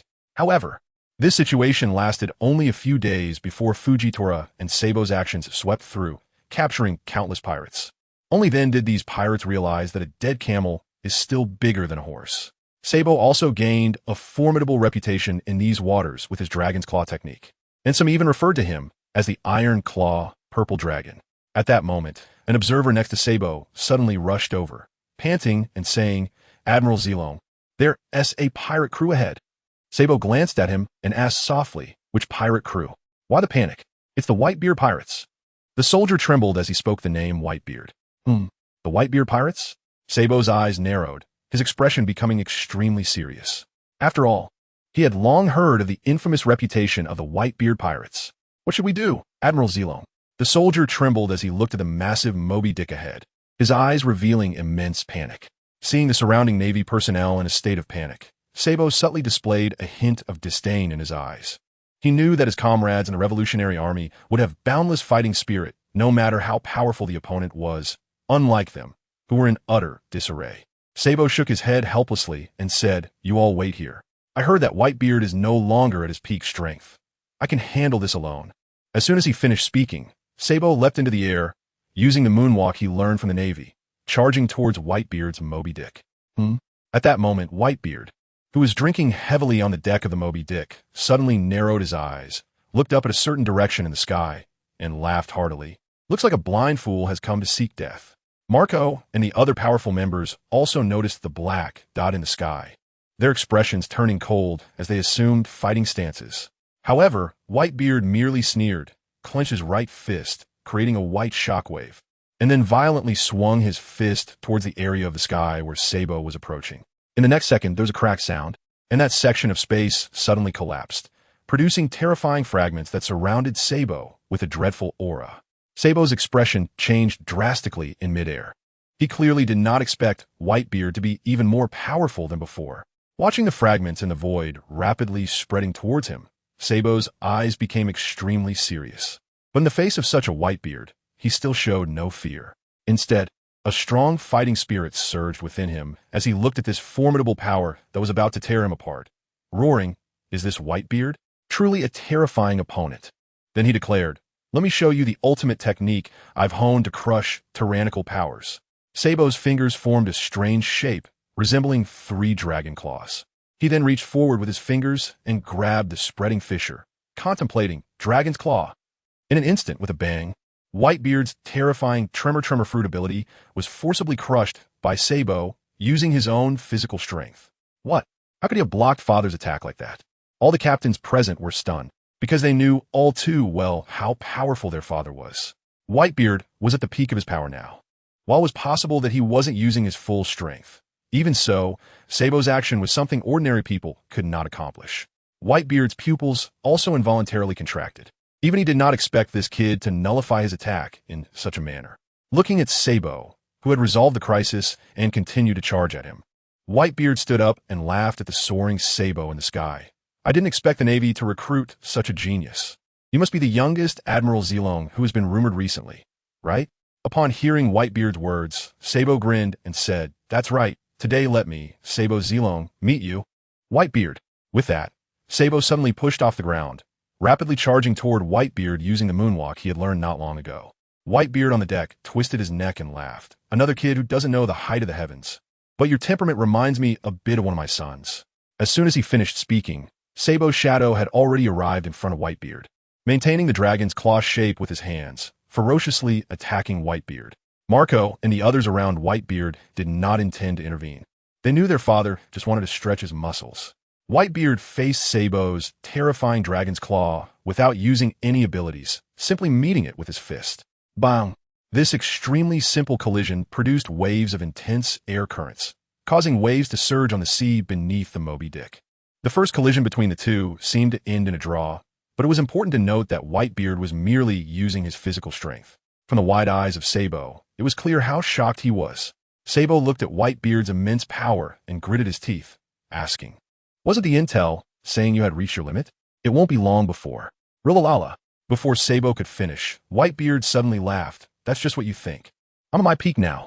Whitebeard was not afraid of this information leaking out. After all, under absolute power, all conspiracies would turn to nothing. What? Peak? At this moment, Sabo was completely shocked. If the news of Whitebeard being at his peak spread, it would be terrifying and alarming. In an instant, Sabo suddenly felt a bit of sympathy for those pirates eyeing the One Piece throne. If Whitebeard set his mind to it, that position would certainly belong to him. However, despite his shock, Sabo's eyes still did not show any complacency, and his fighting spirit only grew stronger. Taking a small step back, Sabo unleashed the powerful aura of armament hockey from his hands, roaring Dragon's Hook Claw. With a bang, this move, stronger than the Dragon's Claw, was still easily neutralized by Whitebeard. However, Whitebeard still did not use his abilities and continued to confront Sabo with his physical body. Rilalala. Watching Sabo, who was brimming with fighting spirit, Whitebeard's eyes flashed with appreciation, but he mocked, "Kid, are you just tickling me? With such strength, you become an admiral? Seems like the Navy is really going downhill." After hearing Whitebeard's taunts, a flicker of anger appeared in Sabo's eyes. However, Whitebeard was indeed correct. He did seem too weak in front of him. Sabo took another step back and smiled at Whitebeard, saying, "You are indeed very strong, but don't underestimate me." As he spoke, Sabo's forearms were enveloped in armament hockey, and with a flash of determination in his eyes, he vanished from his position in an instant. The next second, he appeared above Whitebeard, roaring Dragon's Breath. Suddenly, he attached his armed color hockey to his arms and fiercely punched towards Whitebeard's head with incredible speed. Whitebeard, facing Sabo's powerful attack, flashed a glimmer of seriousness in his eyes, as if he was finally willing to take things seriously. A powerful conqueror's hockey emanated from him, causing the surrounding deck to shatter and the sea to churn, exuding an overwhelming might. Then, Whitebeard wrapped the conqueror's hockey around his right fist and slammed it toward Sabo, who was above him. In that moment, Sabo understood what death truly meant. Boom! Sabo's frail body crashed to the ground like a released arrow, creating a large hole in the wooden deck that went straight to the bottom of the ship. If not for Whitebeard's fear of his ship sinking, this blow would have been enough to send Sabo to the depths of the sea. Nearby, the Navy soldiers felt the terrifying conqueror's hockey from Whitebeard and trembled in fear, not daring to approach to check. After a long while, Sabo, covered in blood, crawled up from the bottom of the ship through the hole in the deck. Clearly, this blow had inflicted significant damage on him, but not too bad, kid. However, it was time to end this. I still want a drink. Saying this, Whitebeard clenched his fist and walked step by step towards Sabo, who had just crawled to the ground, looking at the overwhelming conqueror's hockey swirling in Whitebeard's hand. For the first time in his life, Sabo felt an irresistible thought, just as Whitebeard's massive fist was about to smash into his face. A familiar yet unfamiliar shout reached Sabo's ears. "Dad. Wait. Ace." Upon hearing Ace's call, Whitebeard's fist aimed at Sabo suddenly halted. He turned to Ace and asked with a smile, "What's wrong, Ace?" Huff, huff, huff. Ace, panting heavily, rushed to Whitebeard's side. He didn't answer his father's question right away, but stared incredulously at Sabo, who was lying on the deck. Upon seeing Sabo's familiar face, Ace froze and shouted with a trembling voice, "Sabo, you're Sabo. You're not dead." Whitebeard, noticing that Ace seemed to recognize the person before him, and that their relationship was quite special, stepped back, deciding to leave the matter to Ace and take a break from the fight. At this moment, Sabo, lying on the deck, struggled to lift his head and looked at Ace's familiar yet strange face, puzzled. Do you know me?" It should be known that since he joined the Navy, he had always used the title Purple Dragon, and very few people knew his real name. Yet this boy, who was about the same age as him, recognized him at a glance. "How could I not know you, Sabo? I'm Ace. Ace. Ace." Sabo's small eyes were filled with great confusion, feeling that the name Ace was incredibly familiar, as if it belonged to someone extremely important, but he just couldn't recall. Seeing Sabo's bewildered expression, Ace anxiously shouted, You haven't forgotten me, right? I still have you and that brat Luffy. We've been together since we were kids." Luffy? When Sabo heard Luffy's name, his heart trembled again. What was this inexplicable sense of familiarity and warmth? Ace's eyes were already streaming with tears, shaking Sabo and continuing to shout, "You remember Garp, Andy Curly Dayton, and Village Chief Upless? They have always taken care of us in Windmill Village. Curly Dayton, Windmill Village. Sabo murmured softly, lost in thought. With Aces shouting, memories slowly resurfaced in Sabo's mind, bringing back the small island in the East Blue, the town filled with various memories, and a face with a pure smile. Have you forgotten our dream of going to sea together since childhood? Have you forgotten how we defeated wild beasts in the forest with that stick? Saying this, Ace picked up the pipe beside Sabo and held it in front of him, looking at the familiar pipe and Ace's freckled face. The two innocent faces with pure smiles gradually appeared in Sabo's mind. Have you forgotten the sake we drank to become brothers? We are brothers. Our bond will never be severed. With that, Ace pulled Sabo into a tight embrace. In Ace's arms, Sabo felt his intensely beating heart. His gaze slowly regained clarity, and the memories of their childhood began to liberate from the depths of his mind. Suddenly, Sabo smiled, just as pure and innocent as he did in childhood. He slowly raised his hands and tightly hugged Ace. Sensing this, Ace's pupils suddenly constricted, and just as he wanted to say something, Sabo's gentle voice reached his ears. It's good to see you, Ace. Hearing Sabo's words, Ace trembled all over. He could no longer control his emotions and burst into tears like a child. Sabo looked at Ace, who was crying uncontrollably, shook his head helplessly, and gently patted Ace's head, saying, "Why are you crying? You're already this big and still crying. Don't you have any pride?" However, as he spoke, tears also streamed down Sabo's eyes uncontrollably. The two brothers embraced and cried for a while. When they saw each other's snotty, tear-streaked faces, they suddenly paused, and both started to laugh through their tears, laughing so joyfully as if they had returned to 10 years ago. After Sabo regained his memories, Ace explained Sabo's situation to Whitebeard. Upon hearing this, Whitebeard didn't mind Sabo's identity as a Navy and let Ace bring Sabo over to drink together. So Sabo began to drink with Ace and the others. Then the two of them exchanged stories about their childhood, making all the captains, even Whitebeard, laugh heartily. However, everyone was also deeply moved by the friendship between Ace and Sabo. As they drank, Ace suddenly looked at Sabo and said, "Where have you been all this time? I thought you had died, leaving me heartbroken for so long." After hearing Ace's question, Sabo scanned the surrounding Whitebeard and others before saying, at that time, "I was saved by an old man, and then I lived on a small island." "An old man? What kind of old man?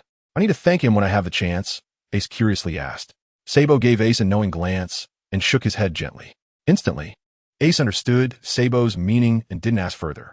The others, having been drinking for a while, were now a bit tipsy and didn't notice the actions and words of the two, but Whitebeard observed everything silently, without saying much. After a while, Ace asked again, "So why did you suddenly become a Navy? You didn't say that when we were kids. I really didn't expect that the Admiral Zelong would actually be you." After saying that, before Sabo could respond, Ace suddenly said with a glint in his eyes, "Why don't you stop being an admiral and join our Whitebeard pirates?" He then whispered into Sabo's ear, "It seems like Dad has a good impression of you. What do you think? Do you want to join us?" Don't be fooled by Dad's fierce demeanor. He's actually a good person. Watching Ace chatter away, Sabo felt his caring heart and helplessly smiled as he said, "Forget it. I won't trouble Dad and the others. Having you is enough for them to worry about." Ha ha ha. Hearing Sabo's words, everyone burst into laughter and looking at Ace. They said, "It seems you've been quite mischievous since you were little, Ace." Sabo is right. Having you is enough for us to worry about. Hearing what Marco and the others said, Ace became a bit annoyed, glared at Sabo, and then started wrestling with Marco and the others. Whitebeard didn't intervene. He just watched the group play around, drinking and laughing. This warm, family-like scene struck a chord in Sabo's heart, and for a moment, he almost couldn't help but join the big family of Whitebeard, but he also had his own mission. Sabo could only take big gulps of the wine in his bowl, feeling a bit lonely for a while. After Ace and Marco had enough fun, they returned to their places. Sabo looked at Ace, who had a bruised face, and laughed. "Haha, didn't you manage to beat them?" Ace angrily took a big gulp of wine and sulked. "Humph, it's just that there are too many of them." But the next second, Ace's familiar smile returned, and he looked at Sabo expectantly, saying, "So how about we join together?" "Forget it, I really can't." Hearing Sabo's refusal, Ace still wouldn't give up, asking again and again, but since Whitebeard and the others were present, Sabo couldn't tell Ace the truth and could only keep refusing. However, Whitebeard had already noticed Sabo's unusual demeanor and spoke to Ace. "Ace, you two have had enough to drink. Why don't you take your brother around? Show him the strength of our Whitebeard pirates. Who knows, he might just be tempted." Hearing Whitebeard's words, before Ace could react, he was grabbed by Sabo, "Right? Take me to see the famous Whitebeard pirates. It's definitely better than the Navy." Upon hearing this, Ace felt that Dad was right and led Sabo to walk over to admire the magnificent Moby Dick. Seeing that Ace didn't understand Whitebeard's intention, Sabo could only turn back and give Whitebeard a grateful look, nodding. The two then walked forward together. Meanwhile, Whitebeard looked deeply at Sabo's back, murmuring, "You three brothers are all quite extraordinary." After a while, a loud exclamation of shock came from the end of Moby Dick. "What? You are actually the revolutionary." Before Ace could finish speaking, Sabo immediately covered Ace's mouth, and after scanning the surroundings seriously and finding no one, he let out a sigh of relief. Helplessly looking at Ace, he said, "You need to be more cautious, okay?" He then released his hand from Ace's mouth, and Ace looked at him with great concern, saying, "If I say that, isn't your situation very dangerous?" Seeing that Ace was worrying about him right away made Sabo feel that he wasn't alone in this world. He still had two brothers. Sabo then pretended to be relaxed and said, "It's not dangerous at all. I'm now Admiral Zilong, haha." Looking at Sabo's laughter, Ace didn't feel relieved. Instead, he became even more worried about Sabo's safety. If the Navy found out about his identity, the consequences would be unimaginable. Seeing that Ace was still not at ease, Sabo had to say, "Fine, let me tell you a secret." "What secret?" Ace frowned tightly. Sabo then leaned close to Ace's ear and said mysteriously, "Monkey D." "What?" At this moment, Ace was completely stunned, not expecting it to be like this. Seeing Ace's shocked expression, Sabo joked, "Just don't tell anyone this secret, or else." "I won't." Although Sabo said this in a joking tone, Ace's expression was extremely serious. Ace would never do anything harmful to his brother, and Luffy and Sabo felt the same way. It was precisely because of this that the three could become brothers who would risk their lives for each other. Once Ace came back to his senses, he looked at Sabo with a very complicated expression and said earnestly, "Your circle is really chaotic." After wandering around a bit more, Sabo glanced at the time and said, "I have to go now. After all, I'm Admiral Zilong, huh?" Now that Ace knew Sabo's identity, he didn't try to keep him any longer, just looked at Sabo with concern and advised, "You still have to be careful, after all." "All right, stop being so sentimental. I'll be careful. You take care too." After saying that, Sabo turned and headed for his warship, resolutely using Moonwalk to fly away. Watching Sabo's departing figure, Ace shouted loudly, "Sabo, stay safe. You haven't met that kid Luffy yet. We must all get together sometime."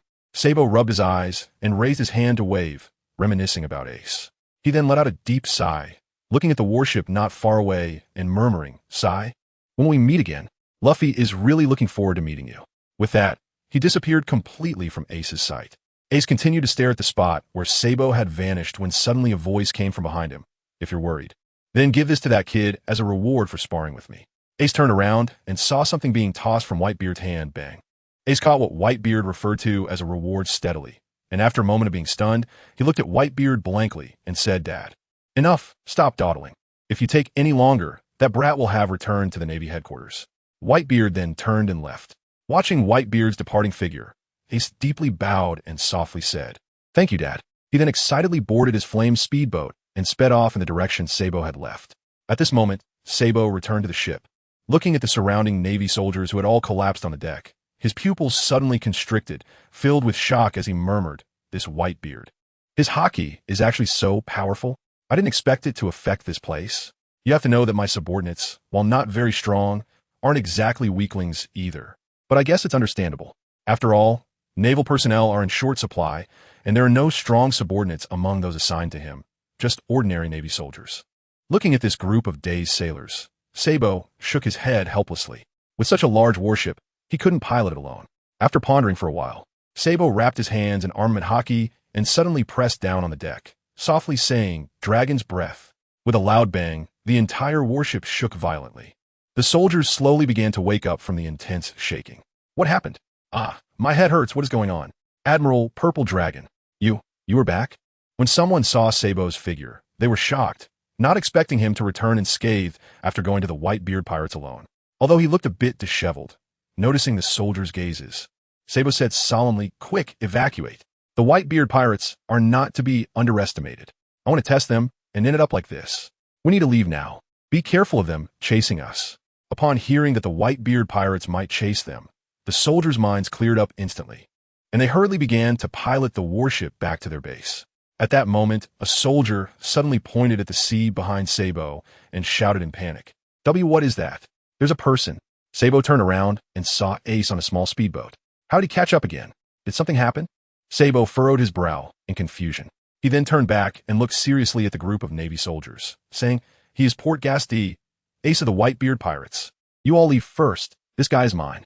Sabo's eyes revealed a hint of ferocity as he stepped into the air and leaped towards Ace on the surface of the sea. The Navy soldiers were moved by Sabo's selfless spirit. "This is our Admiral, the Purple Dragon. I have decided to follow Admiral Purple Dragon for the rest of my life." Looking at Sabo approaching him from above, Ace grinned and shouted, "Catch this, Admiral Purple Dragon. Fire Fist." Just as he finished speaking, a giant fireball appeared in front of Sabo and shot towards him at high speed. The intense heat evaporated the surrounding seawater, creating thick layers of steam. The Navy on the warship felt Ace's power and started to worry about Sabo. Seeing this overwhelming attack, Sabo was even more confused. What does Ace want to do? Is he trying to put on a show for me? Thinking this, Sabo felt it was likely. He pressed down his hat and smiled helplessly. "There's no need to go this far for a show. Are you trying to spar with me, Ace?" After forming the dragon's claw hand gesture, Sabo's eyes flashed with determination as he shouted, "Dragon's Claw." He caught the blazing fire fist in his hand, and with a sudden force bang, Ace's fire fist was deflected by Sabo. Suddenly, Sabo felt something in his palm. Looking down, he was stunned to see a purple devil fruit lying quietly in his hand. At this moment, Sabo finally understood that Ace was there to bring him warmth. The next second, Sabo looked up and realized Ace was already gone from the surface of the sea. Knowing all this, Sabo looked in the direction Ace had come from and smiled helplessly. "I'll accept your kindness, Ace." After hiding the devil fruit in his clothes, he returned to the warship using the moonwalk technique. "Admiral Purple Dragon, woo!" Before Sabo could catch his breath, a group of Navy soldiers surrounded him, exclaiming, "Admiral Purple Dragon is so strong. He actually drove Ace away with one blow. Yes, Fire Fist Ace is already so powerful. And I didn't expect Admiral Purple Dragon to be even stronger. Admiral Purple Dragon is invincible. Admiral Purple Dragon is invincible." Watching the Navy's praise, Sabo shook his head helplessly again. He didn't explain anything, but said seriously, "Don't underestimate them. We need to leave quickly. Otherwise, it will be troublesome if other members of the Whitebeard Pirates catch up." Hearing Sabo's words, the Navy immediately returned to their posts and continued heading towards their headquarters. Sabo stood at the bow of the ship, feeling the devil fruit in his clothes and murmuring, "What kind of fruit is this? I'm really looking forward to it." However, he decided to wait until they returned to headquarters to use it, as it wasn't very convenient here. Meanwhile, Ace had already returned to the Moby Dick on his fast speedboat. Seeing Dad still drinking, he shook his head helplessly and walked over. Recently, after being treated by Orochimaru, Dad had been drinking more recklessly, often for an entire day at a time. However, no one said anything. They all knew that although Whitebeard was physically healthy and at his peak power, his actual lifespan was only around 50 years. Since that was the case, let Dad do whatever he likes and enjoy a few good years. "You're back." Whitebeard looked at Ace and said in a deep voice, Ace nodded and then furrowed his brow, asking Whitebeard, "Dad, what kind of fruit is that fruit?" "Oh, that fruit? I found a while ago. Did you forget?" "A while ago?" Ace looked at Dad in confusion. Hadn't he just gone to the Grand Line? But he hadn't heard of Dad acquiring any fruit. He only fought a few guys, one of whom seemed to be quite strong. Whitebeard took a big swig of alcohol and said, It was a few months ago. That guy driving the flying ship, what was it called?" "Arkansas. There was a kid who could manipulate electricity on it, calling himself a god. I just wanted to spar with him, but I didn't expect him to be so fragile. I used a bit of force, and he was done for." "Calling himself a god? Does he think he's Enel?" Finally, Ace remembered. That guy was called Enel. "But I didn't see you let us find that fruit, Dad?" Ace continued to ask. Ralala, Whitebeard laughed and explained, "Originally, I wasn't interested in this fruit, but later Marco found it somewhere and brought it back. I think it's called the Rumble fruit, a pretty good fruit ability." "Oh." Ace nodded, suddenly looking forward to how Sabo would be after swallowing this fruit. "Let's do our best, Sabo." 3 months later, besides the title of Purple Dragon, everyone gave Sabo another title, Thunder Dragon. With the Thunder Fruit, Sabo's strength has grown rapidly, and he is now fully capable of handling the position of Admiral. With his personal charisma, he has also gained many Navy soldiers who are willing to follow him to the death, forming his own faction within the Navy. Sengoku, Carp, and others heard that this fruit was accidentally found by Sabo while he was away, and they did not ask further. However, Carp felt strange as he sensed that Sabo seemed to be avoiding him lately, without knowing the reason why. During this time, There are also two issues that cause headaches for both the Navy and the world government. The first was the news that Whitebeard had not weakened, but instead increased in strength. It seemed that after Sabo left, the Whitebeard pirates encountered Barrett, who had escaped from prison. Somehow, a conflict arose between them, and Barrett was defeated by Whitebeard with a single punch. Upon learning this news, certain forces that had been eyeing the Whitebeard pirates immediately withdrew their plans, realizing that this man was not to be trifled with. Even the Navy ordered to refrain from provoking the Whitebeard pirates for the time being. The second issue was the recent mysterious disappearances of a large number of people, mostly youths. The Navy launched an investigation into this missing persons case, but found nothing. This outcome led to widespread fear among the populace. Some astute individuals, however, noticed that there seemed to be shadows of the world government behind these disappearances. Upon hearing this news, Leiyu on Cake Island furrowed his brow tightly. Through Rimuru and Mikoto, he had learned that Orochimaru had left with the Tyrant Kuma, and Leiyu also knew that the one who modified Tyrant Kuma was Vegapunk. Given the recent events and his understanding of Orochimaru, Leiyu was certain that this matter was closely related to him. But now, he had no time to deal with this guy, as he had more important things to do. A year later, after having faded from public view, Leiyu shocked the entire ocean once again. Shockingly, with Leiyu's help, Fishman Island began to relocate around Cake Island. Reiyu has renamed the world government to the Republic of All Things. Countless people are incredulous about this. Who would have thought that Reiyu would make such a bold move right off the bat? Moreover, the name Republic of All Things seems quite appealing. Is Reiyu really trying to create a nation where all kinds of beings can coexist and live in harmony? Recently, many forces have sent people to scout the area near Cake Island, but without exception, all have vanished without a trace. Even several notorious pirates with bounties over 100 million have perished in these waters. The entire vicinity of Cake Island seems to have become a forbidden zone, with no one daring to provoke Reiyu's territory. All of this seems to have piqued the interest of the veteran Carp. However, 3 days later, after Carp returned from Cake Island, a statement from him leaked out of the Navy headquarters, shocking the entire world and even alarming a few old-timers in the world government. Carp, all Navy personnel are to avoid Cake Island. We are powerless against Reiyu and his gods. His current strength has left me in awe. Upon hearing Carp's words, the 5 elders began to feel uneasy. After all, they somewhat understood Carp's strength. In the solemn buildings of the Holy Land, the 5 elders sat around a round table, the atmosphere extremely tense. The scarred elder looked at Charles Zede and coldly snorted. Didn't you say Whitebeard wouldn't live much longer? Why does the intel say he's not only alive and well, but has even returned to a terrifying peak of power? Hearing the scarred elder's question, Charles Zede's eyes showed defiance, but he couldn't say anything as he didn't know why Whitebeard's situation had changed. It was said that Whitebeard had a unique relationship with Reiyu. If the two teamed up, it would be troublesome, Kolstadt suddenly said. Well, let's leave Reiyu to the adults. As for Whitebeard, we need to send someone to test whether he has truly recovered to peak strength. If he has recovered, we need to ascertain just how strong he is now. The others nodded in agreement at the scarred elder's words. What about the relocation of Fishman Island? An elder with a cane suddenly asked. Let's wait on that for now. We should prepare for the World Conference in the next 2 years, and we can discuss the Fishmen then when they return. All right, let's leave it at that. Recently, we should pay attention not only to Whitebeard and Reiyu, but also to Blackbeard Teach, the scarred elder concluded, and the others organized the meeting's content before leaving. The world seemed to fall silent once again. Time quickly passed, and 2.5 years had gone by since Reiyu took over Cake Island. During these years, with Reiyu and several other emperors going silent, many pirates have made a name for themselves on the seas. First and foremost, the most famous and shocking is Blackbeard's crew, led by Teach. Especially recently, it was discovered that former Admiral Akiji had joined the Blackbeard pirates, leading some to dub Blackbeard the new emperor of the seas. Blackbeard himself seems to have taken this to heart, continuously expanding his territory in the New World. However, no one has seen Blackbeard take action himself.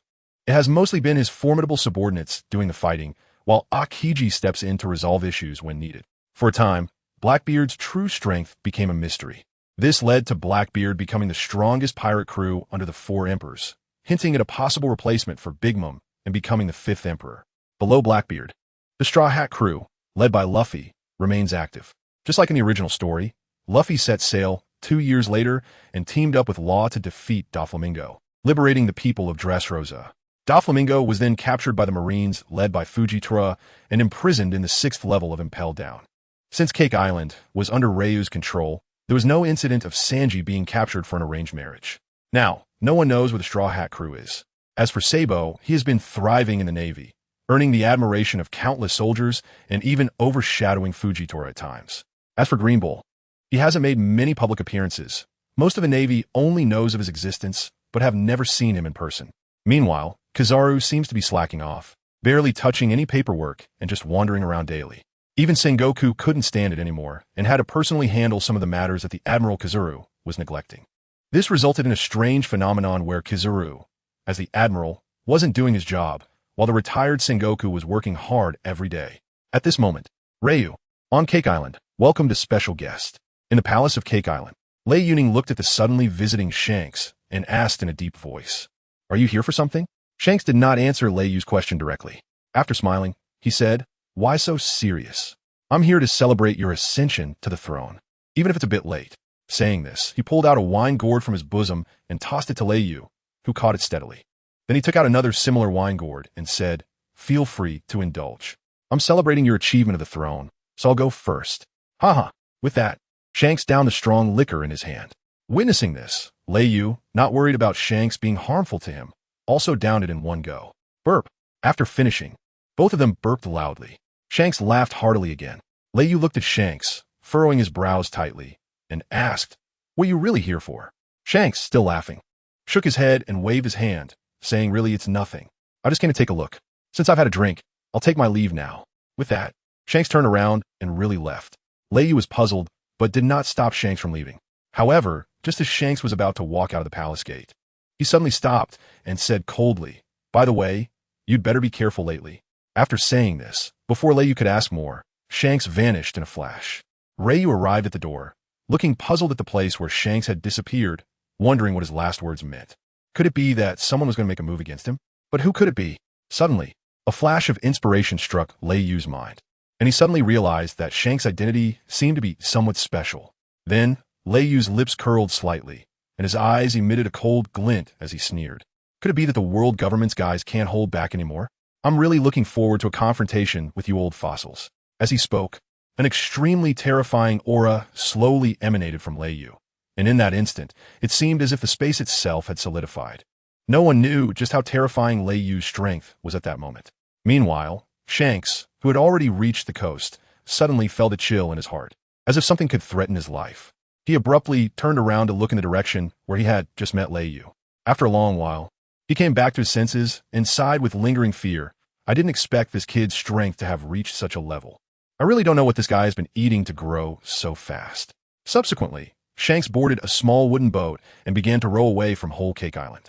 After a while, Lei Yu called Itachi, Rimuru, and Katakuri over to announce a shocking piece of news. Upon hearing this, Rimuru exclaimed in surprise, "What? We're setting sail tomorrow?" "Yeah," Lei Yu nodded. "Oh yeah, that's great," Rimuru said excitedly as he bounced up and down. Even the others smiled, as they had been cooped up on Whole Cake Island for so long, and the thought of finally going to sea made them all extremely excited. "By the way, what about Aunt Snake? Aren't we waiting for her to come back?" Mikasa asked, looking at Lei Yu with confusion. Hearing Mikasa mention Orochimaru, Lei Yu was momentarily taken aback. To be honest, he was still a bit unaccustomed to Orochimaru being gone for such a long time, as he could be said to have watched him grow up all along. Sigh. Lei Yu let out a deep sigh and said, "We don't need to worry about that guy for now. Nothing will happen to him. Besides, didn't Longma just get taken by him recently?" "Oh, right," Rimuru nodded thoughtfully. As for Longma, a coffin had suddenly appeared a few months ago, directly covering him, and then it disappeared from there. Lei Yu speculated that Orochimaru must have encountered some trouble and needed Longma's help, so he didn't say much. After that, Lei Yu looked at Katakuri and said, "While I'm away, Cake Island and the Republic will be your responsibility." Upon hearing this, Katakuri nodded seriously and said, "Don't worry, nothing will happen with me here." Lei Yu also nodded. Katakuri's strength had grown significantly over the past 2 years, and now he was capable of facing an admiral in battle. After that, he let everyone go back to rest and prepare for tomorrow's journey. As for why they suddenly had to leave Cake Island, of course, it was because the long-awaited system finally spoke up and issued a new sign-in task. 3 days later, a massive dragon-shaped pirate ship suddenly appeared in the seas of the New World, causing a stir in the entire ocean. The reason was simple. The pirate flag flying from this dragon-shaped ship represented the gods' pirate crew. Countless people were surprised that Lei Yu, who had been silent for more than 2 years, reappeared on the ocean. They thought he would stabilize on Cake Island for 5 or 10 years before taking action. But they did not expect this day to come so quickly. Although Lei Yu and his crew had reappeared on the sea, the Navy made no statements regarding it. This was not only due to Karp's words, but also because the current Navy had Kizuru as the admiral. 7 days passed, and, at this time, Lei Yu was lying bored on the deck, looking at the blue sky. Just thinking about the task given by the system made him a bit of a headache, because the island for this sign-in task couldn't even be called an island. The sign-in location was Yuzo Island, home to the Fur Tribe. And this island was built on the back of a millennial-old elephant, changing its position as the elephant moved. Therefore, it was difficult to find its exact location using a log pose. This giant elephant, known as the Elephant Lord, was said to have not only survived for 1,000 years, but also reached a size of over 10,000 meters, making it impossible for the ocean to submerge it. Thus, this giant elephant could float Yuzo Island on the sea, which also made it impossible for the log pose to record this constantly moving island. Brother Lei Yu, where exactly are we going this time? We've been wandering around here for several days. Limulu came to Lei Yu's side, looking just as bored. He thought this time at sea would involve more thrilling adventures, but instead, Lei Yu had them just drifting in this ocean, supposedly searching for something. This was already the 5th day in the sea area. Faced with Limula's question, Lei Yu replied, "Just wait a bit longer. It won't be long now." Hearing Lei Yu's words, Limula couldn't help but roll his eyes at him. This was already the 999th time he had heard "just wait a bit longer." At this rate, even the flowers would wither. In fact, not only Limulu but Lei Yu himself was starting to feel a bit impatient. According to his memory, the Drought Jack had encountered the Elephant Lord in this sea area, and based on the timeline, it should be around this time. Why had they not encountered it yet? Could it be that his luck was not good? Just as Lei Yu was lost in thought, suddenly there was a rumble, and he felt the deck tremble slightly. Startled, Lei Yu quickly got up and scanned the surroundings, finding nothing unusual, nor was it the noise from Itachi or others training. Before Lei Yu could gather his thoughts, there was another rumble, and this time he noticed that not only was the deck of his ship shaking, but the entire ocean trembled at that moment. Moreover, this tremor seemed to come from the seabed, like an earthquake. However, an underwater earthquake shouldn't happen like this. It should be a series of tremors. While Lei Yu was pondering this, another rumble occurred, and the entire sea area shook again. Not only that, but Lei Yu also noticed that the seabed beneath him seemed to be filled with countless marine creatures, even sea kings, fleeing as if they had been startled by something. At this moment, a flash of inspiration crossed Lei Yu's mind, and he seemed to have figured something out, his eyes shining with excitement. The only thing that could cause such a commotion in this sea area was one: the Elephant Lord, known as the strongest sea king. Thinking of this, Lei Yu no longer hesitated. After observing the direction in which the fish were fleeing, he commanded Limulu to steer the ship quickly in the opposite direction of the fleeing fish. Lei Yu excitedly murmured, "Finally found you, Elephant Lord. I really wonder what kind of new partner I will encounter this time at Yuzo Island for the sign-in." Suddenly, Lei Yu seemed to think of something else, and a cold smile appeared on his face. He wondered if that little brat was there too. If he was also at Yuzo Island, then I won't hold back. This could also fulfill a wish from my past life, right? In his thoughts, Lei Yu soon spotted a small black dot on the ocean not far away.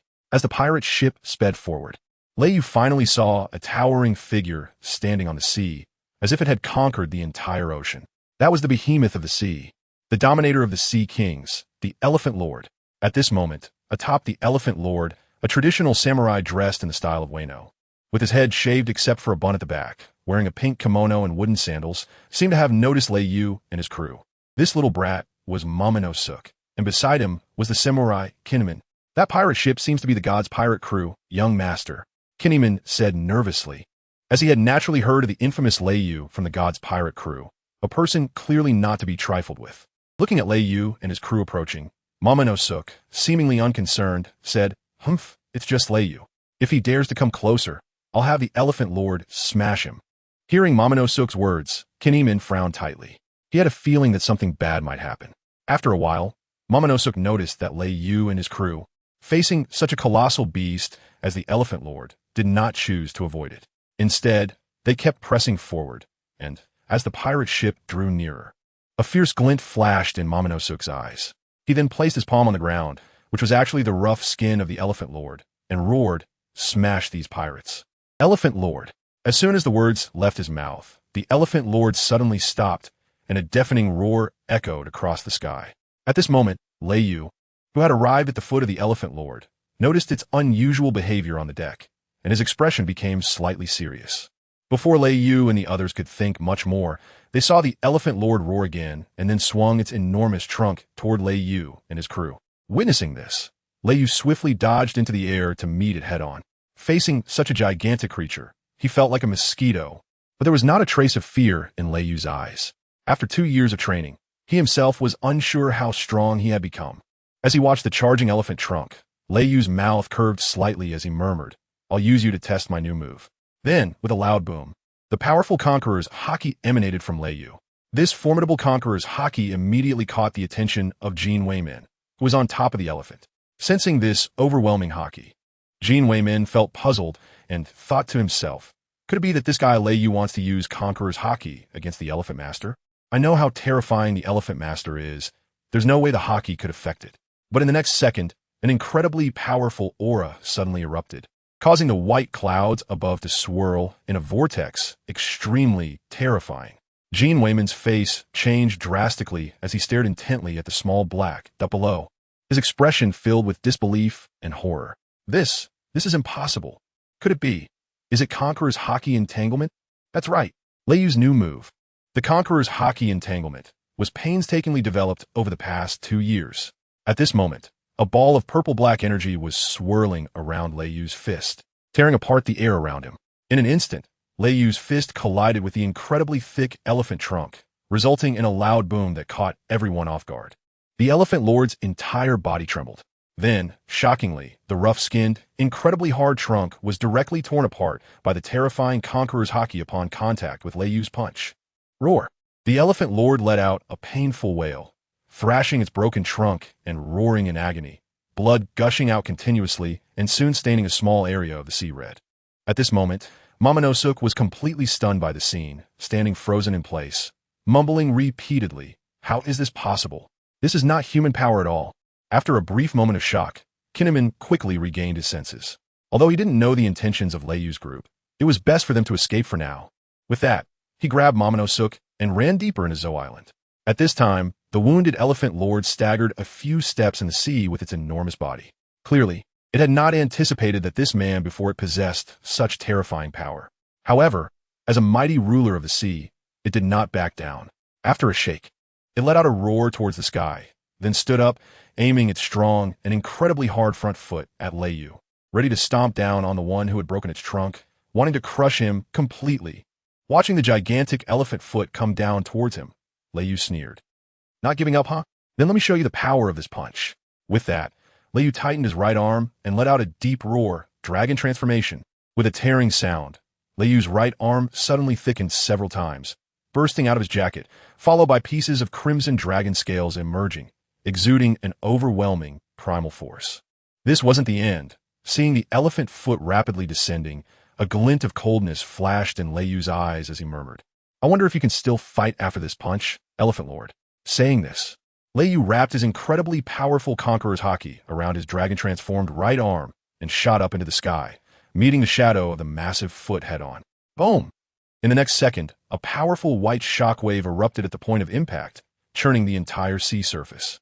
On the deck, Itachi Yasuo and the others were not worried about Lei Yu's safety at all, for even they did not know how strong Lei Yu had become. However, they were certain that Lei Yu could definitely take down any admiral in the Navy in an instant. Lei Yu's power seemed to break through the heavens, and with a loud bang, the two forces collided once more, creating a thunderous roar that echoed across the sky, causing the entire ocean to tremble violently, raising monstrous waves. Then with a bang, accompanied by the Elephant Lord's screams, blood rain suddenly poured down from the sky. In the astonished eyes of everyone, the Elephant Lord's thigh, where it collided with Lei Yu, was directly shattered by Lei Yu's terrifying force. The Elephant Lord let out a painful roar, losing one of its legs, and slowly tilted towards the sea, crashing down. In an instant, all the long-haired tribe members living on Zou Island felt the island's tilt and became panicked, wondering what was happening. Damn it! Did the Elephant Lord encounter an enemy? How could anyone shake the Elephant Lord? Everyone felt the angle of the tilt increasing and the speed quickening, but unfortunately, they had no strength to change it. At this moment, the Elephant Lord seemed to realize that if it fell like this, the species deep on its back would surely face disaster. Thus, it exerted all its remaining strength, kneeling on the sea with its 3 remaining legs, the seawater barely reaching most of its body, preventing Zou Island from being submerged. After seeing this, Lei did not continue to take action. After all, his purpose for this trip was not to kill the Elephant Lord.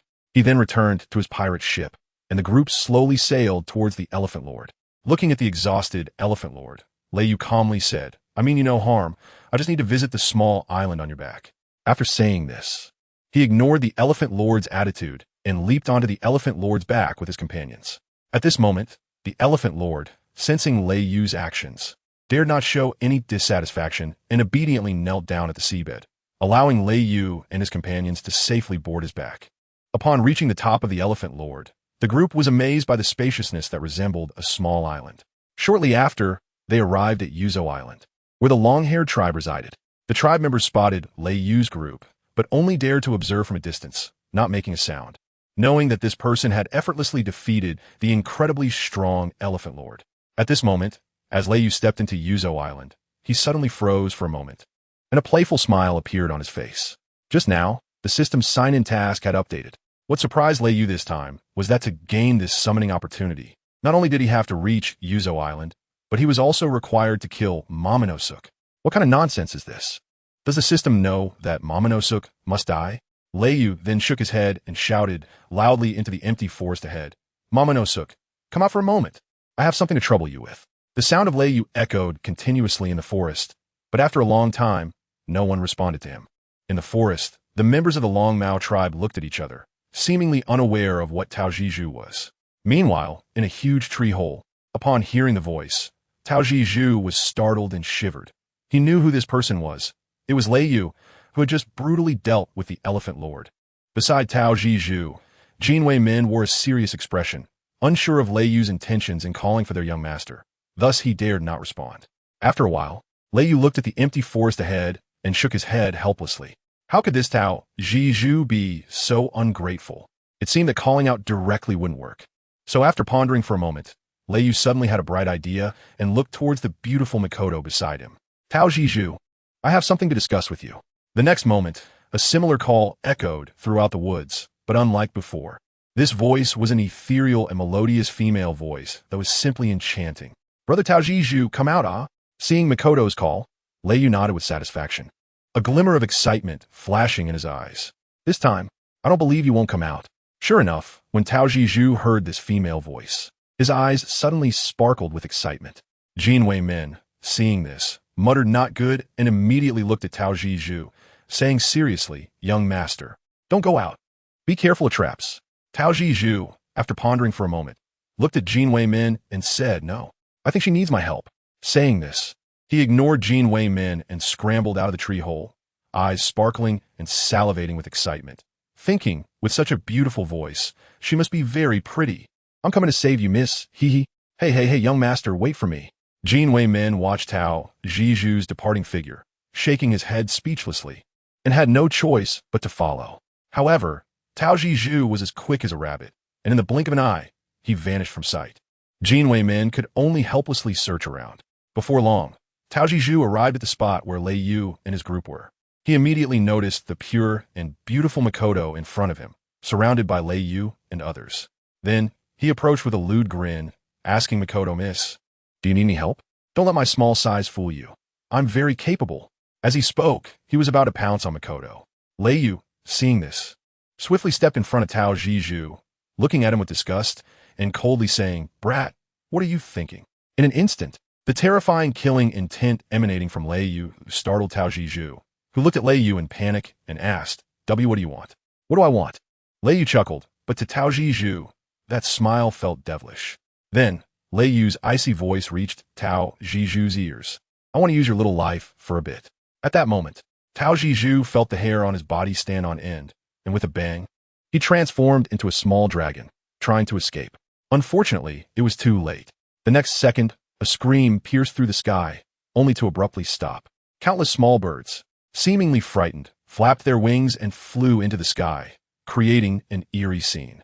Meanwhile, Jinwei men, searching for Tao Jiju in the forest, heard that scream, and his face turned pale. Gritting his teeth, he rushed towards the source of the scream, filled with anxiety. Don't let anything happen. Young master. Hold on. I'm almost there. But no matter how fast Jin Wei Min ran, it was already too late. Why, young master? At this moment, Jin Wei Min arrived at the spot where Lei Yu and his group had been, looking at the small dragon lying in a pool of blood not far away. Filled with disbelief, Tao Zhu was lifeless, covered in bright red blood. Even the dragon tendons inside him had been ripped out. Damn it.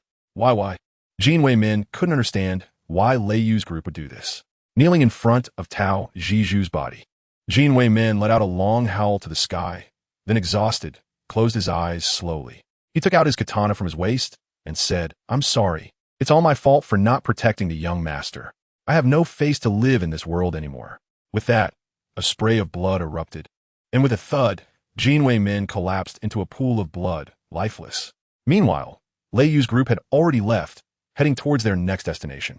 At that moment, on the ship, Uchiha Itachi, Yasuo, and others were curiously looking at a figure that was not quite human, but rather a large skeleton draped in a black cloak. They hadn't expected Lei Yu to bring back something like this, something that wasn't even human. At this time, Bone King Ain's Ulgaon was also bewildered, having inexplicably arrived in a strange world. After a round of explanations from Lei Yu and others, Bone King accepted the fact that he had crossed over again. Looking at the group in front of him, he scratched his head and awkwardly said, Since that's the case, please take care of me. Seeing another newcomer join, Rimuru approached Bone King, hands on her hips, and said, No need to be polite. With us around, you can walk through this world with ease. Upon hearing Rimuru's words, Bone King was surprised.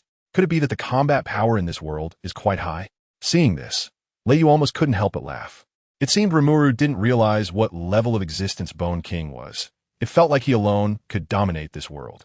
In fact, even Lei Yu hadn't expected the system to give him such a powerful partner. Given the situation, the plan to overthrow the world government could now be put on the agenda. According to Lei Yu's calculations, the strength of his group was already sufficient to confront the world government. In these past 2 years, not only had Lei Yu's strength improved, but Itachi, Yasuo, and others had grown significantly as well. Just as Lei Yu was lost in thought, ripples suddenly appeared on the sea's surface. The next second, with a thud, a gigantic sea monster leaped up. Not knowing if it had hit its head, the sea monster charged straight at the ship where Lei Yu and the others were, opening its massive jaws to reveal sharp fangs as it flew towards them. As Yasuo witnessed this, he intended to draw his sword to fend off the massive sea creature. But the recently joined Bone King stepped forward calmly, saying, Leave this to me. Yasuo frowned slightly, unsure if this newcomer could defeat the sea monster. After all, the Sea Kings are still considered very powerful beasts to some ordinary people. Seeing this, Lei Yu nodded towards the two, tacitly agreeing with Bone Outyen's actions. He also knew that Bone Outyen wanted to showcase his strength first. As he spoke, the Sea King was getting closer to the group, only a few hundred meters away. Yet Bone Outyen still showed no signs of action. Rimuru frowned slightly, thinking to himself, could this guy be scared silly? At that moment, Bone Outyen looked at the giant Sea King ahead with a serious expression. He had just arrived in this world and couldn't afford to be careless. He then made up his mind and smiled at Lei Yu and the others, saying, Wait, let me buff myself first. Buff? What's that? Following this, Bone Outyen began to demonstrate what it meant to add a buff. He stared blankly at the approaching Sea King and boldly declared, I am Ain's Ulgaon. With this title, today I shall behead you. As he spoke, Ain's Ulgaon entered his buffing mode. Flight, Blessing of the Spellcaster, Infinite Barrier, Holy Magic Barrier, Essence of Life, Advanced All Attribute Enhancement, Freedom. With each spell that flowed from Bone Outyen's mouth, he radiated colorful magical light, and his aura rapidly surged, becoming extremely powerful. Watching this, Rimuru and Yasuo were secretly astonished, not expecting this newcomer to be so impressive. However, it was just a Sea King. Did he really need to be this serious? Bone Outyen completely ignored the look from the others and continued to buff himself, muttering incessantly, False Information, Life Penetration, Super Sense, Advanced Hardening, Celestial Spirit Energy, Absorption, Penetration Enhancement. Ray looked at Bone King, who was constantly buffing himself, and shook his head helplessly. He stepped forward to advise, Hey, Brother Bone, that's enough. It's just a Sea King, not the end of the world. But it seemed that Bone King was addicted to buffing and completely ignored Ray's words, continuing to chant, Essence of Magic, Triple magic enhancement. Critical strike landmine. At this moment, Rimuru and Mikoto looked at Bone King with completely dazed expressions. Is this what he calls a buff? It must be a billion of them. Moreover, these buffs stacked on him resulted in a terrifying aura that even Itachi felt shocked. He estimated that with Bone King's arrival, their second strongest on the ship, Ray, might not be able to hold on anymore. Itachi had to admit defeat facing Bone King in such a state. As one magic buff after another stacked on Bone King, the attacking Sea King seemed to sense something was off. This guy seems to be more than he can handle. It immediately turned around and retreated quickly. Triple magic transformation. High-level magic seal. Triple strongest rank elevation. Magic arrow. After muttering this, Bone King finally stopped his improper behavior. Looking at the blue magic array around him and above his head, he thought to himself, this should be enough. Then he confidently looked at the fleeing Sea King and said, all right, here I come. Hearing this, the others wondered if it was finally over. Looking at the billion buffs on Bone King, they thought to themselves, this guy should be able to finish it with one punch, right? Just when they thought Bone King would rush in for a melee, suddenly, Bone King's eyes flashed with a red glow, and he raised his hands abruptly. Seeing this scene, Ray immediately realized what this guy was about to do, but it was too late to stop him now. So Ray hurriedly shouted to Rimuru and the others, get down. Hold on to the railing. Upon hearing this, everyone quickly held onto the nearby railing, feeling that terrifying, invincible aura of destruction emanating from Bone King. The next second, Rimuru and the others, even Itachi, witnessed a scene they would never forget. Bone King, with his hands raised high, coldly gazed at the fleeing Sea King beast in the distance, slowly uttering a few words. Super-level magic. The next moment, the magic array beside Bone King erupted with dazzling blue light. Immediately, not far in front, a vortex with a strong aura of death appeared on the sea surface surrounding the Sea King. Powerful magic slowly coalesced and continuously collided, while the Sea King at the center of the vortex remained motionless. It wasn't that it was frozen in fear. It was directly scared to death by the aura emitted from this super-level magic. But that wasn't the end. Suddenly, a towering blue beam of light appeared in the center of the vortex, shooting straight up into the sky. In an instant, it stirred up monstrous waves, engulfing Ray and his crew's ship. The power of the super-level magic emitted by the beam made the entire world tremble in fear. When this blue beam fully erupted, the blue light completely obscured the sunlight, turning the whole world blue and white. The Sea King, scared to death, instantly turned to dust, never imagining that there was indeed someone in this world who could start a fight with a super move right from the beginning. However, dying under super-level magic was also a form of glory for it. At that moment, the area within thousands of miles shook violently, and the heavens seemed to shatter, resembling the end of the world. This terrifying tremor lasted for several dozen seconds before gradually subsiding. Rimuru, who had fallen on the deck, stood up unsteadily after the shock and wanted to say something, but suddenly stopped, his expression turning to one of immense horror, mouth agape and frozen. Mikoto, who was beside Rimuru, also fell to the deck due to the enormous tremor. If Ray hadn't warned them in advance to hold on to the ship's railing, they might have been thrown into the sea. Looking at Rimuru's frozen expression, Mikoto wanted to say something, but her expression suddenly changed, and she too became frozen. Not just the two of them. Even Yasuo and Itachi stood dazed in place, while Ray had been prepared but was still shocked by the scene before him. Before them, a pit nearly 2,000 meters in diameter appeared on the sea surface, with countless seawater flowing down the edges of the pit. Looking down, one could see endless darkness, and no one knew how deep this pit was. All they knew was that decades later, this pit still existed and had not been filled by seawater. This great pit would later be known as the Bone King Estivine Pit, becoming a spot for countless tourists and adventurers. Of course, that was all in the future. At this moment, Ray and the others looked at Bone King in awe, speechless for a long time. This attack was merely to kill a Sea King. Yet this guy nearly pierced through the world. This wasn't just using a sledgehammer to crack a nut. This was using a cleaver to kill a mosquito. Meanwhile, the commotion had long been sensed by countless people. First, there was Kaido, who was closest to Ray and the others in Wano. He was holding a crushed wine barrel, which he hadn't intentionally crushed. He was scared when Bone King unleashed the super-level magic. The fear in his eyes seemed not to have faded, and after a moment, he picked up another barrel of strong liquor and gulped it down, seemingly trying to drown his inner fear with alcohol, because he could sense that the aura from earlier could directly kill him. That's right, it was a one-hit kill. After drinking several dozen barrels in a row, he finally stopped, burped, and slightly tipsily murmured, I must have been drunk. There's no way a human could unleash such an attack. I must be dreaming. As he spoke, Kaido fell asleep. But even in his sleep, his occasionally shivering body showed that he had indeed been frightened enough to have nightmares.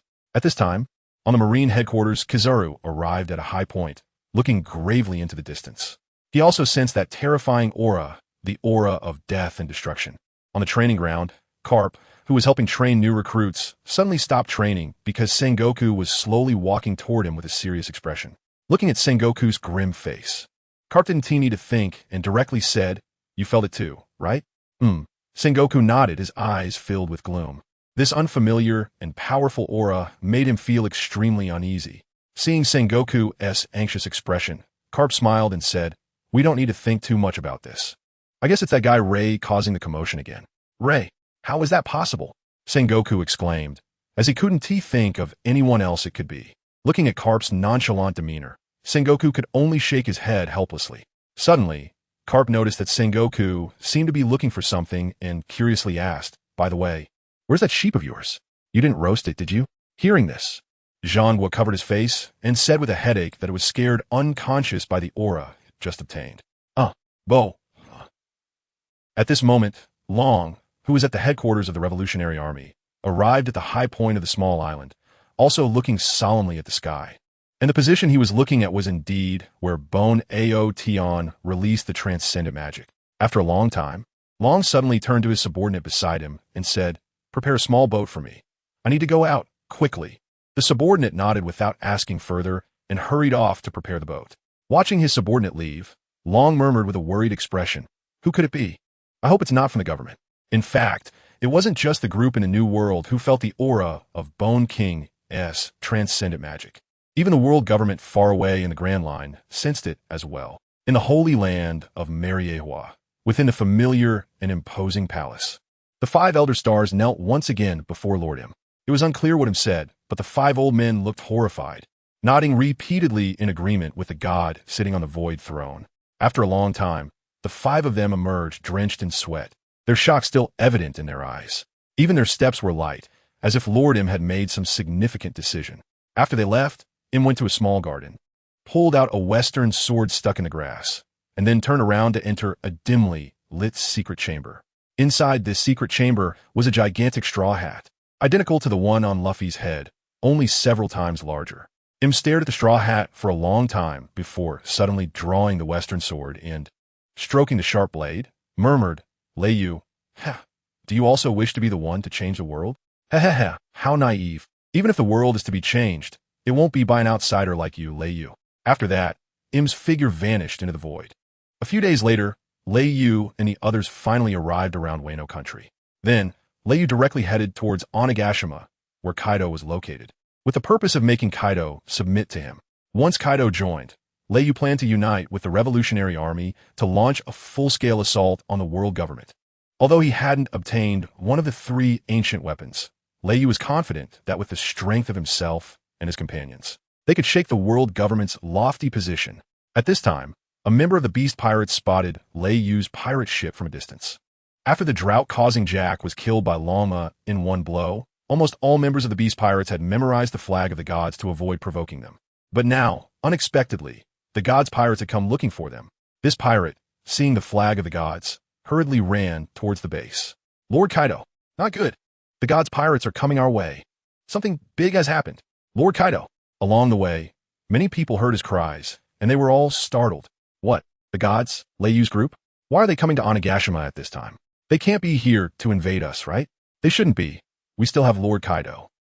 At this moment, Kaido, who was holding a barrel and drinking, heard the commotion outside and frowned slightly, putting down his liquor and walking out. What's all the panic about?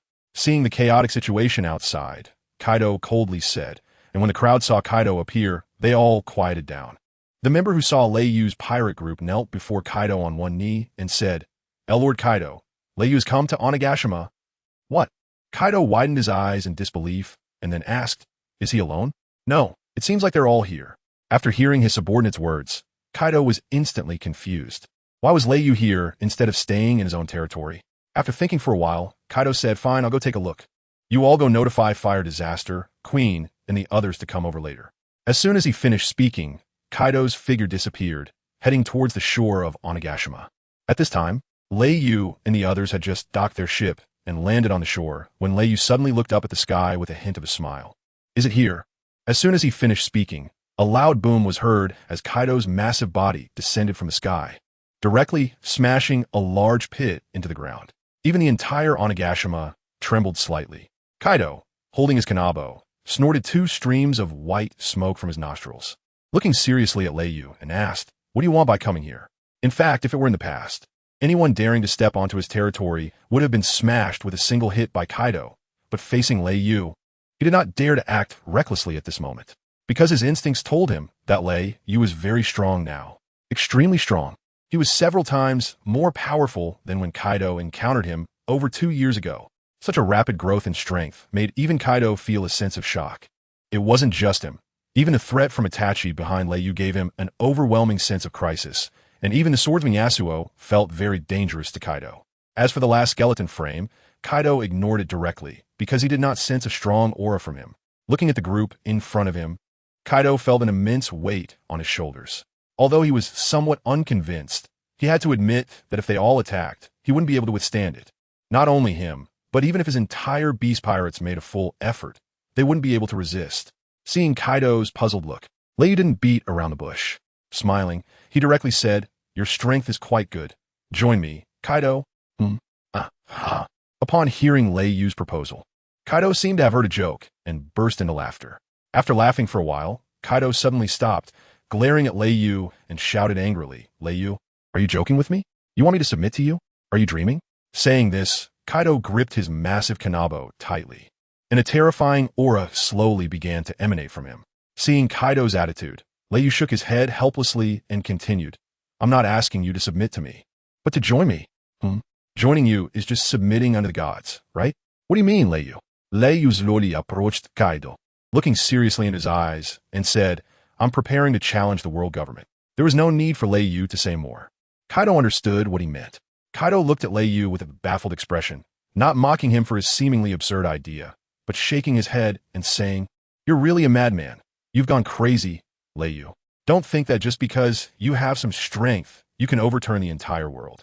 I admit that you are strong now, but the world government is very deep." After hearing Kaido's words, Leiyu let out a cold laugh and continued, "The world government should step down.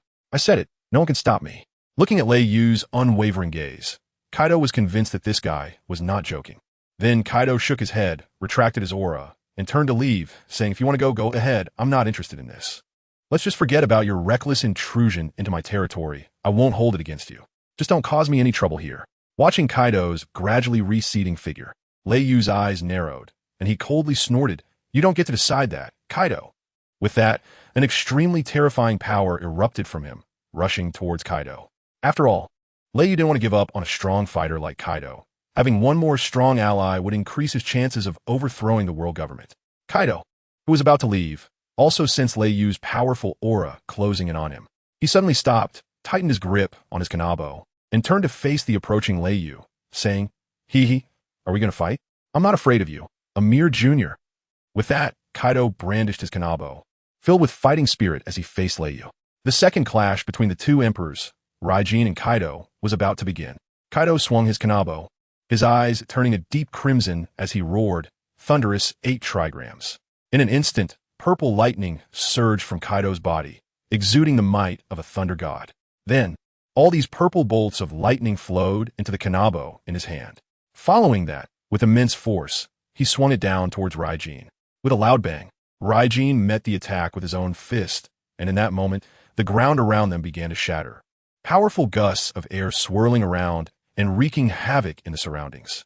Suddenly, a faint cracking sound reached Kaido's ears, and his expression froze in shock. To his astonishment, the seemingly indestructible kanabo was actually shattered by Raijin's punch.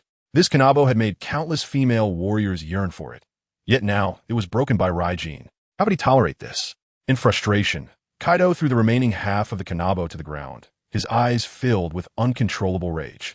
Then, a deafening roar echoed through the sky as Kaido activated his devil fruit ability, transforming into an astonishing azure dragon, coiling in the sky above Onigashima, emanating a fierce aura reminiscent of an ancient beast.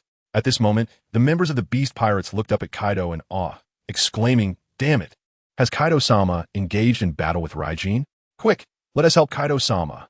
Fire Disaster and Plague Q, realizing the situation was dire upon seeing Kaido in dragon form, rushed over without hesitation.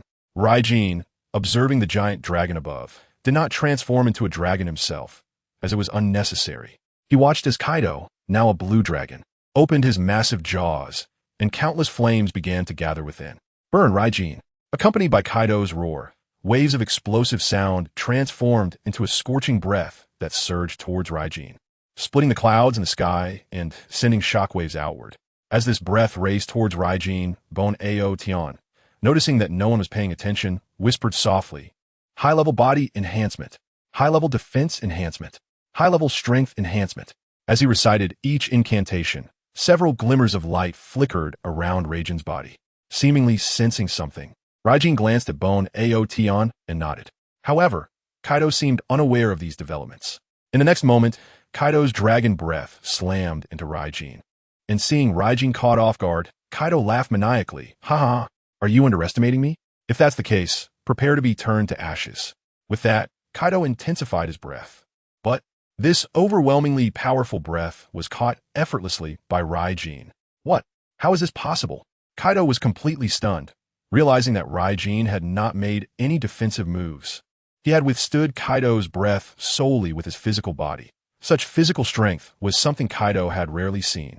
Little did he know, the reason Raijin could withstand his attack so easily was because Bon Ao Tian had quietly given him slight buff. In fact, even without Bon Ao Tian's assistance, Raijin could have easily absorbed Kaido's attack. After all, the strength of his body was terrifying. Perhaps even Raijin himself was unaware of how formidable it had become. Seeing Raijin's abnormal physique, Kaido finally recognized that Raijin was no longer the same Raijin from 2 years ago. He had truly reached the level of an emperor, and even surpassed it. Reflecting on this while observing Raijin's slightly matured face, Kaido shook his head in resignation, exclaiming, "Truly formidable, Raijin." He then returned to his human form. Seeing this, Leiyu looked at Kaido with confusion and asked, "What do you mean? Why did you stop fighting halfway?" Kaido laughed heartily and replied, "I just don't want to fight anymore. Is that a problem? As for what you just said about attacking the world government, that's impossible for me. But I can choose not to help them when you launch your attack, right?" After hearing this, Leiyu stroked his chin and fell into contemplation. He actually knew that Kaido, or rather Wano country, might have some trade dealings with the world government. Perhaps Kaido was afraid that if he joined Leiyu and his actions failed, his position would be a bit awkward. After thinking this, Leiyu nodded at Kaido to show his understanding. Seeing this, Kaido breathed a sigh of relief, but Leiyu then said, "If that's the case, then you can die." Upon hearing Leiyu's words, Kaido was clearly stunned, looking at Leiyu's small eyes filled with great confusion. Can be played like this? This guy is breaking the rules. I'm the one who stepped back, and he's pushing it? However, during the time Kaido was in a daze, Leiyu stopped talking about martial ethics and directly flashed, delivering a flying knee strike hard to Kaido's face. It's important to note that the buffs given to Leiyu by Bon Ao Tian not only included physical strength, but also enhanced his overall power. Leiyu's own strength was already incredibly powerful, and with the additional buffs, suddenly, Kaido's facial fat was directly smashed flat by Leiyu's punch. And the terrifying impact sent Kaido flying hundreds of meters away, knocking down countless small hills along the way and kicking up a cloud of dust. At that moment, Fire Disaster Jean, Plague Quinn, and others arrived at the scene just in time to see their Lord Kaido being knocked away by Leiyu, and in an instant, the atmosphere of the Beast Pirates froze. How is it possible that Lord Kaido was actually knocked away? Looking at the fallen Kaido, Jean hurried over, worriedly asking, "Kaido boss, what happened?"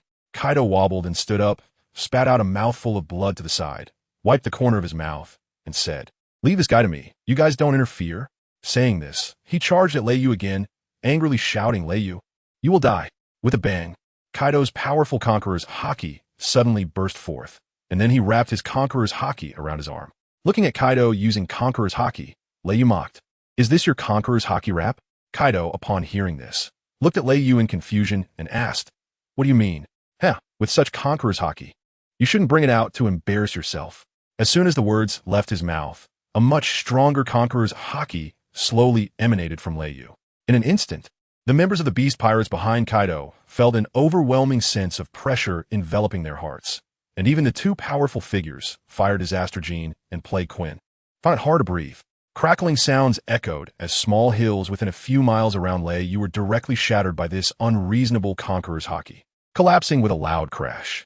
Even the dark clouds in the sky were stirred up by Lei Yu's conqueror's haki, turning into whirlpools. After seeing this, Kaido was completely stunned. He suddenly stopped, looking at Lei Yu not far away in horror, shouting, "How is this possible? Your conqueror's haki has actually reached this level. This is impossible." In Kaido's perception, Lei Yu's conqueror's haki was far beyond his own. "Hey, don't get knocked out with one punch, little blue dragon." That would be too boring, Lei Yu said with a chuckle as he suddenly compressed all his conqueror haki into his right fist and charged at Kaido. Of course, he couldn't tell him that over the past 2 years, his conqueror's haki had been upgraded to an extremely terrifying level by the system. Lei Yu believed that even Shanks, who was famous for his conqueror's haki, might not be as strong as he was. After hearing Lei Yu's words, Kaido forcibly suppressed the fear in his heart, and a fierce killing intent reignited in his eyes as he glared at Lei Yu and roared, "Then come on, Lei Yu. Today, I'll let you see the power of the strongest creature in this world." Saying this, Kaido's physique underwent a huge transformation. His muscles began to squirm, and patches of azure dragon scales appeared on his skin. Soon, the sides of Kaido's forehead bulged, and in no time, they turned into 2 horns. Looking at Kaido now, he had transformed into the dragon-human form that Lei Yu had used before. After completing his transformation, Kaido crossed his arms and said to Lei Yu, "This is my strongest form, half-beast form. Now, let you see the power of the ruler of this sea." Immediately after, Kaido wrapped his conqueror's haki around his dragon arm and charged straight at Lei Yu. Seeing Kaido's appearance, Lei Yu was a bit puzzled. Wasn't his strongest form complete dragonization? Why was Kaido's strongest form different from his? Perhaps it was because the devil fruits were different.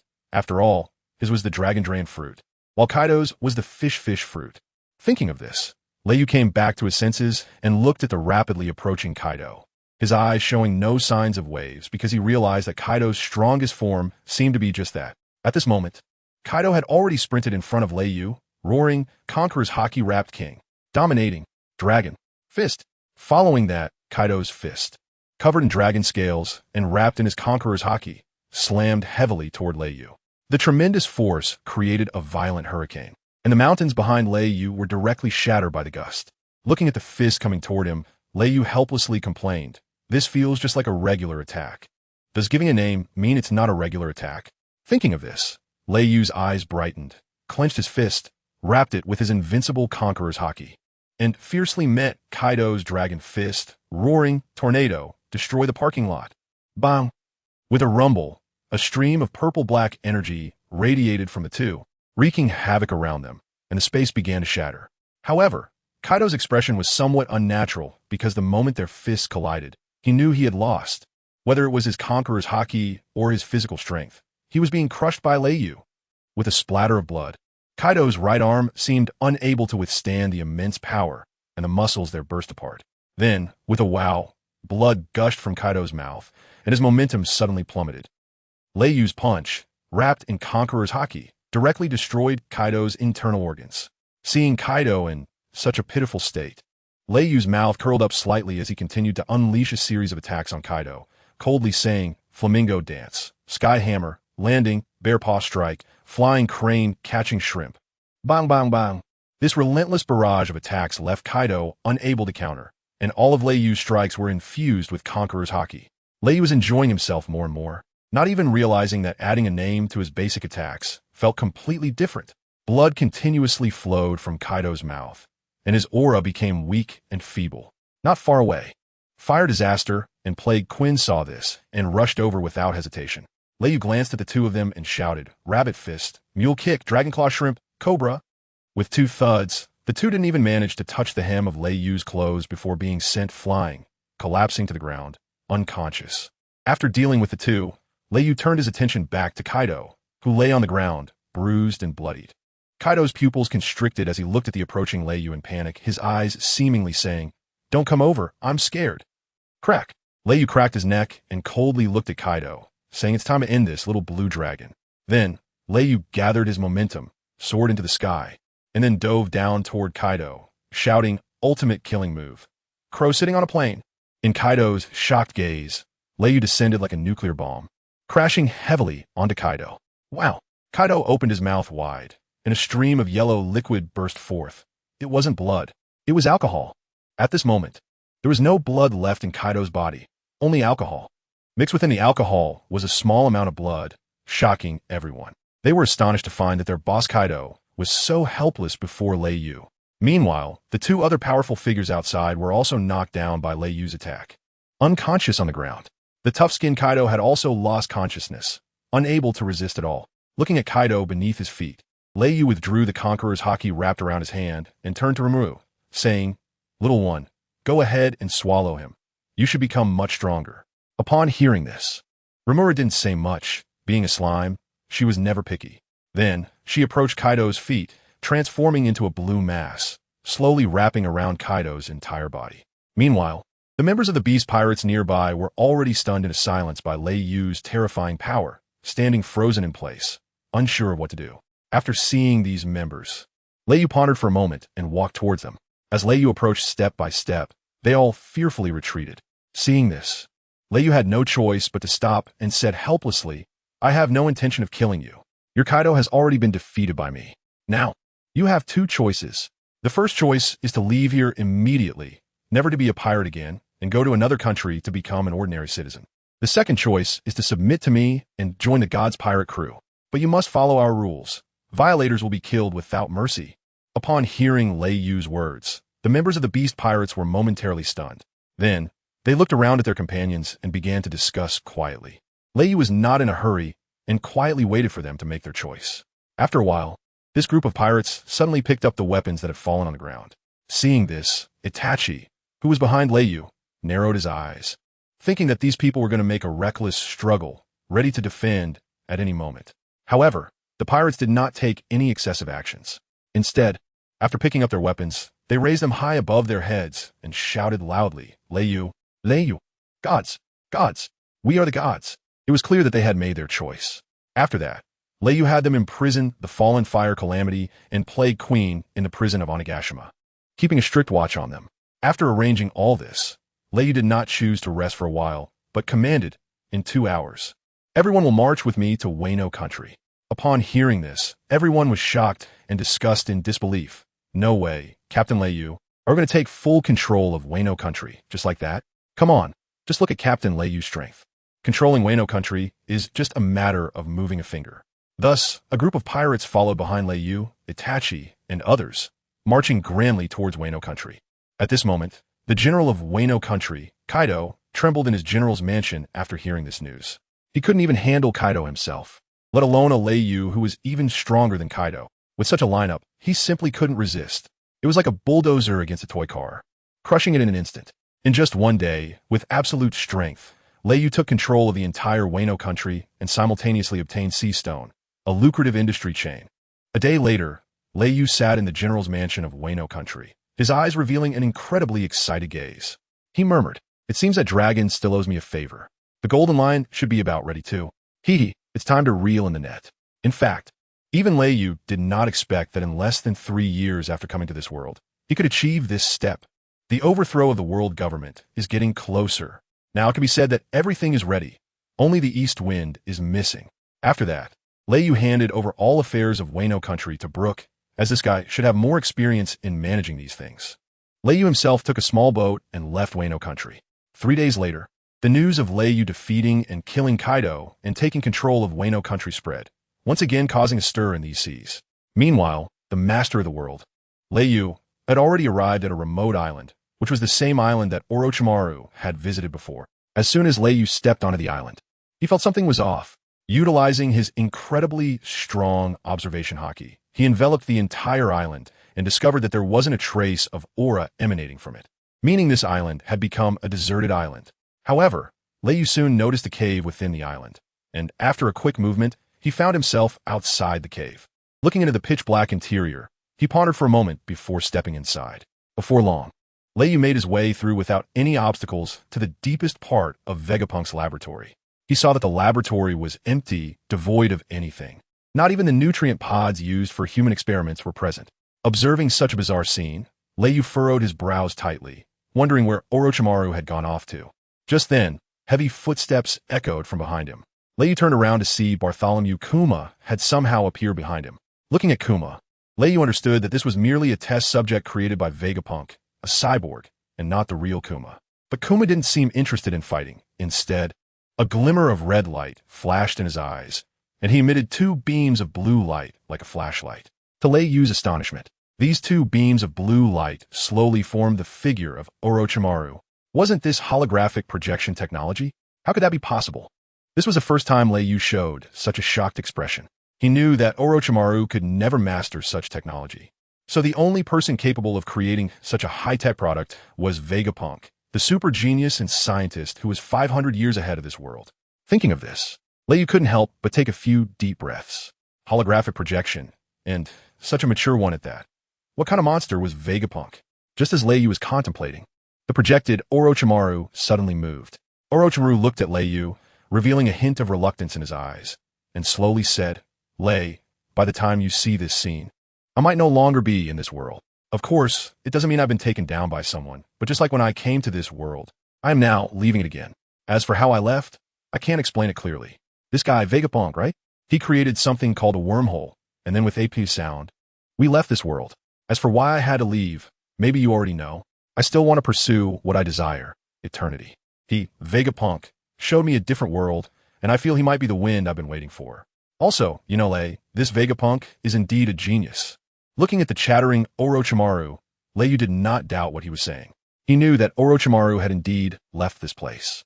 Gazing at the projected figure of Orochimaru, Leiyu's thoughts suddenly drifted back 3 years to when he first summoned him and witnessed the towering figure of the 10,000 snakes.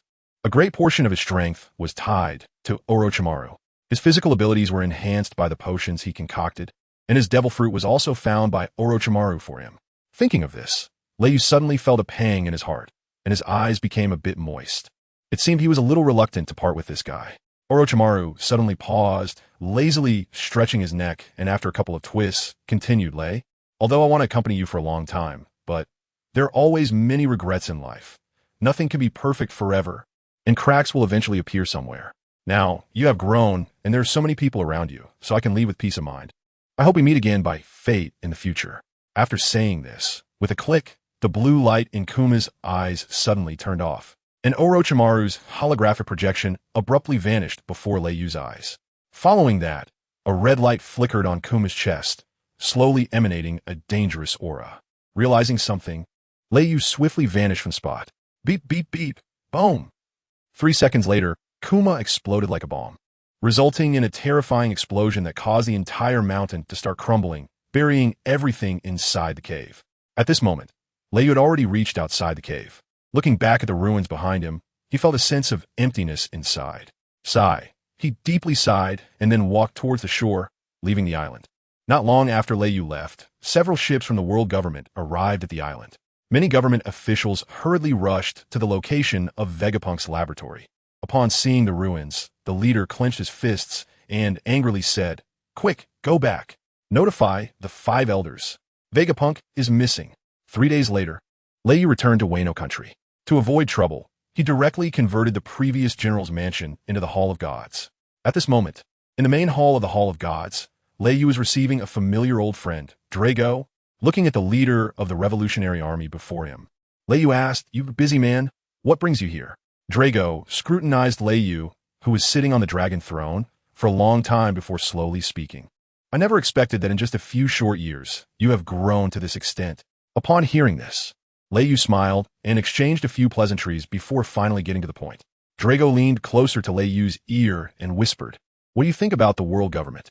Leiyu pondered for a moment, his gaze sharpened, and suddenly spoke, "Fight. We must fight. Good, let's fight. Damn it." Dualage was taken aback, filled Leiyu's cup with tea, and continued, "Brother Lei, how shall we fight?" Leiyu pointed silently at the kettle set on the fire pit not far ahead. Dualage looked at the kettle, listened to the sound of the water being heated, and after closing his eyes to think for a moment, speculated, "Brother Lei is saying that the world government is like boiling water?" Then his eyes lit up in excitement as he said, "That's right. With your strength and influence, plus my revolutionary army, we can easily crush the world government. Seeing Dualage's excited demeanor, Lei Yu gently shook his head. Noticing this, Dualage looked at Lei Yu in confusion and asked, "Isn't that so? Then what does Brother Lei mean?" Lei Yu slowly took a sip of tea and said, "It's open." "Open? What does that mean, Brother Lei? Could it be that Brother Lei just wants to say the water is boiling? I don't believe it." Clearly, Dorag thought Lei Yu's words should not be so superficial. Of course not. After lightly chuckling twice, Lei Yu's gaze became serious as he said, "What I mean is, I have leveled up. You leveled up? What does that mean?" Looking at Lei Yu, who was being cryptic, Dorag felt a bit of a headache. Then, Lei Yu suddenly slammed the table and exclaimed, "I have cheated." "Cheated? What does that mean?" Upon hearing the term cheated, Dorag became even more confused and could only look at Lei Yu with an expectant gaze, hoping to hear his explanation. Sigh. Lei Yu let out a long breath, took another sip of tea, and said, "Hanging means using a cheat, and opening a cheat means I have activated the cheat. As for the cheat, you can understand it as a very powerful thing." "A very powerful thing? Could be a weapon?" Upon hearing this, Dorag frowned and pondered, saying, "Yes, that's right, a very powerful thing. You can also understand it as an ancient weapon like the Underworld King or the Heavenly King. Something very powerful." "What?" Now Dorag was completely shocked, holding the teacup in his hand, unable to stop trembling, and asked in astonishment, "Could this so-called cheat be something like an ancient weapon?" "No." After hearing Dorag's words, Lei Yu said decisively, "It is more powerful than ancient weapons. Several times more powerful." With a crack, as soon as he finished speaking, Dorag's teacup suddenly fell to the ground, shattering into pieces, and his eyes were filled not only with shock, but also with excitement. It could be said that what he was most worried about now was whether the world government had gained control over one of the ancient weapons, the king.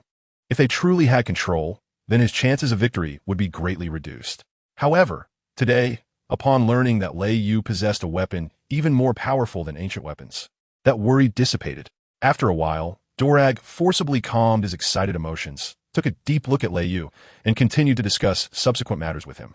The two talked from noon until sunset, and only then did Dorag leave. Looking at Dorag's somewhat buoyant footsteps, it was clear that he was very happy. After Dorag left, Lei Yu returned to his room and lay down to rest for only a few minutes when suddenly, Lei Yu jumped up from the bed, his eyes radiating a coldness as he scanned the surroundings with a serious expression. Then, as if sensing something, he disappeared from the room in a flash. At the same time, Itachi, who had already fallen asleep, was suddenly awakened and came to the window, looking into the distance in confusion. However, not finding anything unusual, Itachi had to close his eyes again. After opening them once more, he activated his Sharingan and scanned the surroundings again, then similarly vanished from his room.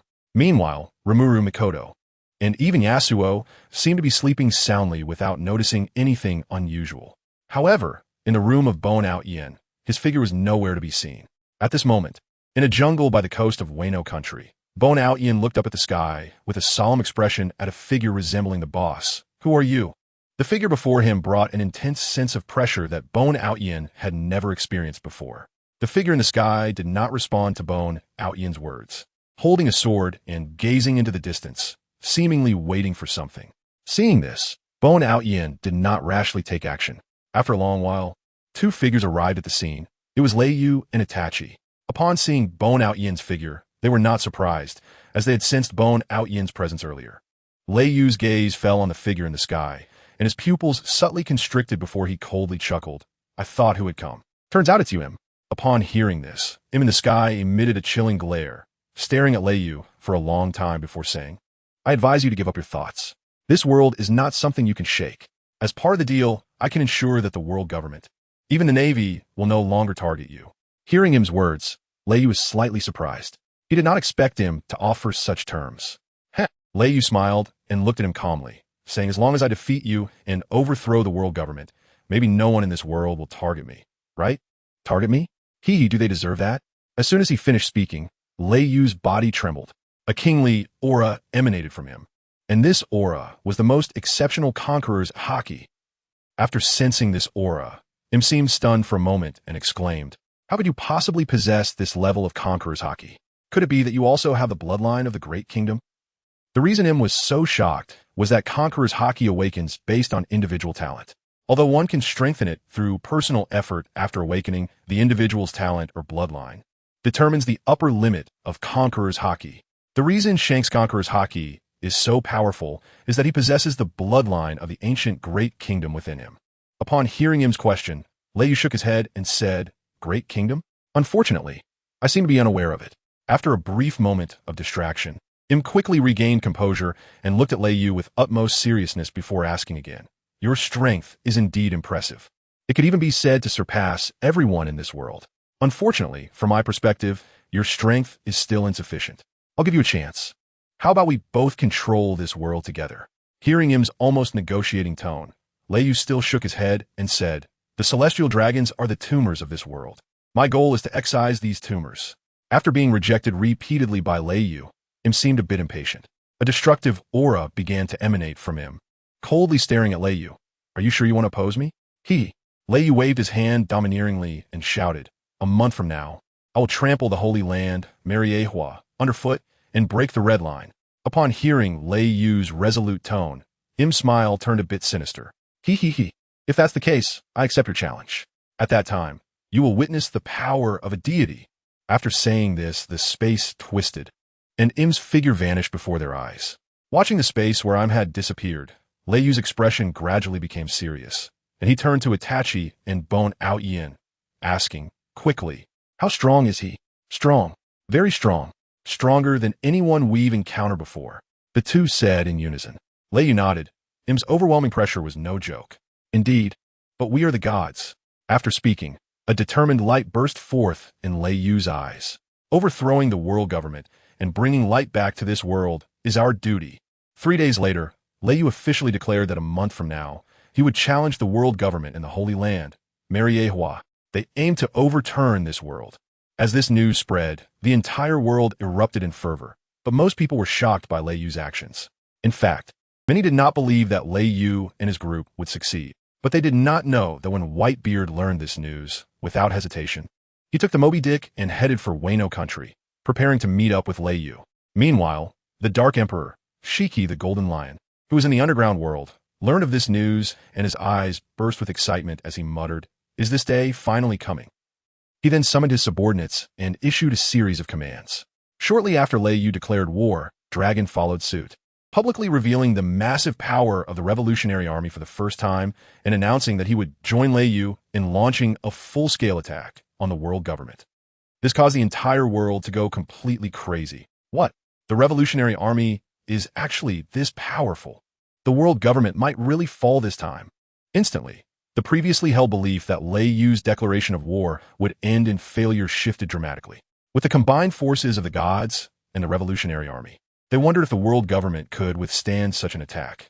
Upon learning that both Leiyu and the Revolutionary Army were challenging the world government, Admiral Kizaru immediately convened a meeting. Looking at the naval soldiers and various generals below, he solemnly asked, "Everyone is aware of the situation with Leiyu, the Revolutionary Army, and the world government. According to our positions, we should stand with the world government and defeat Leiyu and the Revolutionary Army. However, you all know about some of the actions of the world government and the celestial dragons. What are your thoughts on this battle that could change the world situation?" After Kizaru finished speaking, the naval personnel below erupted in intense discussion. To be honest, those celestial dragons are really not good people. Sigh. It feels like neither pirates nor celestial dragons are good things. But I still hope there won't be a war.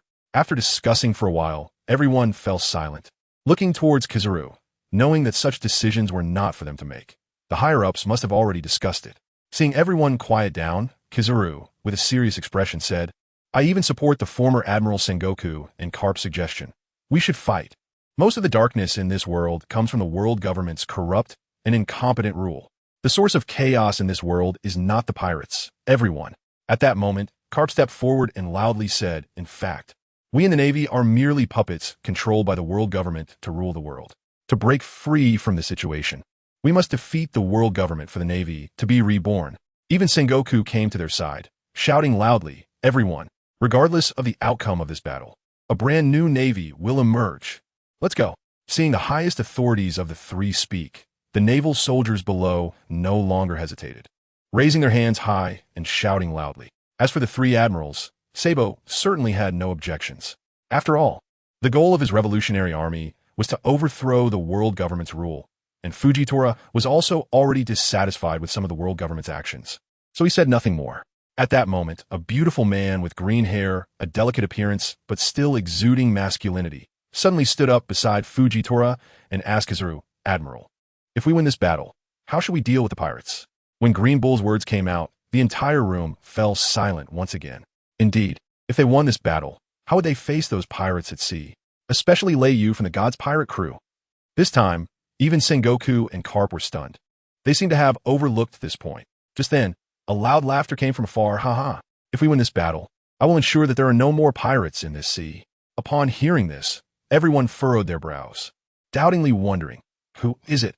How could they be so bold? In the next moment, upon seeing the newcomer, they instantly understood why he had such a big attitude. They saw the figure of Lei Yu slowly descending from the sky, landing directly on the high platform where Kizaru and the others were.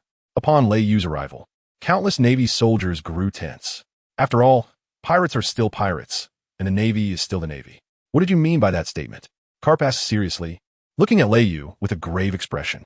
Lei Yu chuckled lightly and, facing the group of Navy officers below, loudly proclaimed, "As long as you all march with my gods and the Revolutionary Army to the Holy Land Mariewa, I, Lei Yu, guarantee that after our victory, there will be no more pirates in this world.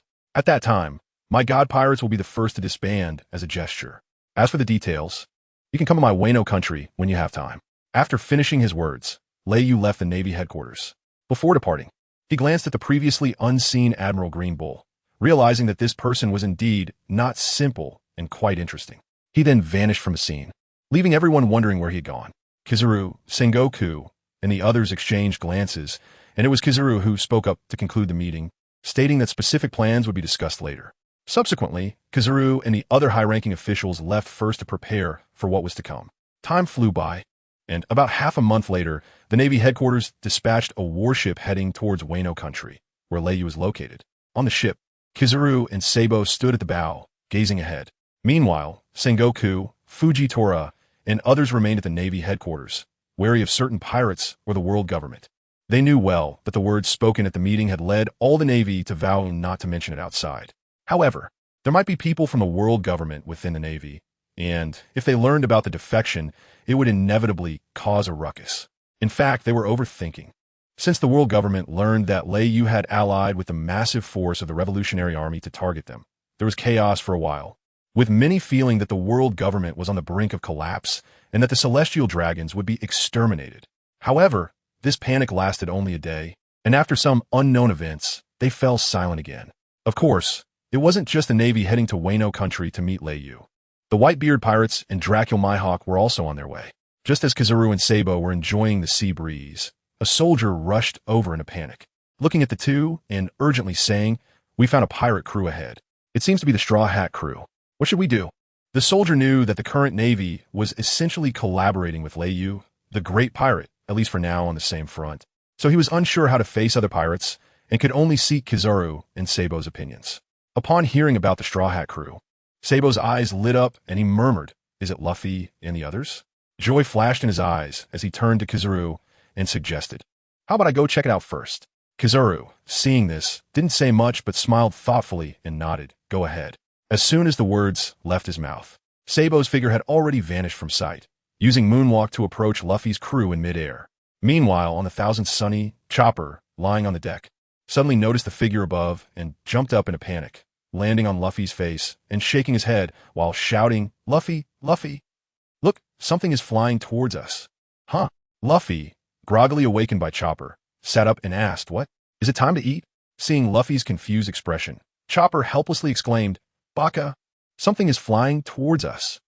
At that moment, Sanji, Zoro, and the others also noticed the anomaly in the sky, immediately putting down what they were doing and preparing to face the black dot above. Usopp also took out his weapon, aiming at the shadow above, and suddenly said, "That looks like the Navy." "What? The Navy is coming after us?"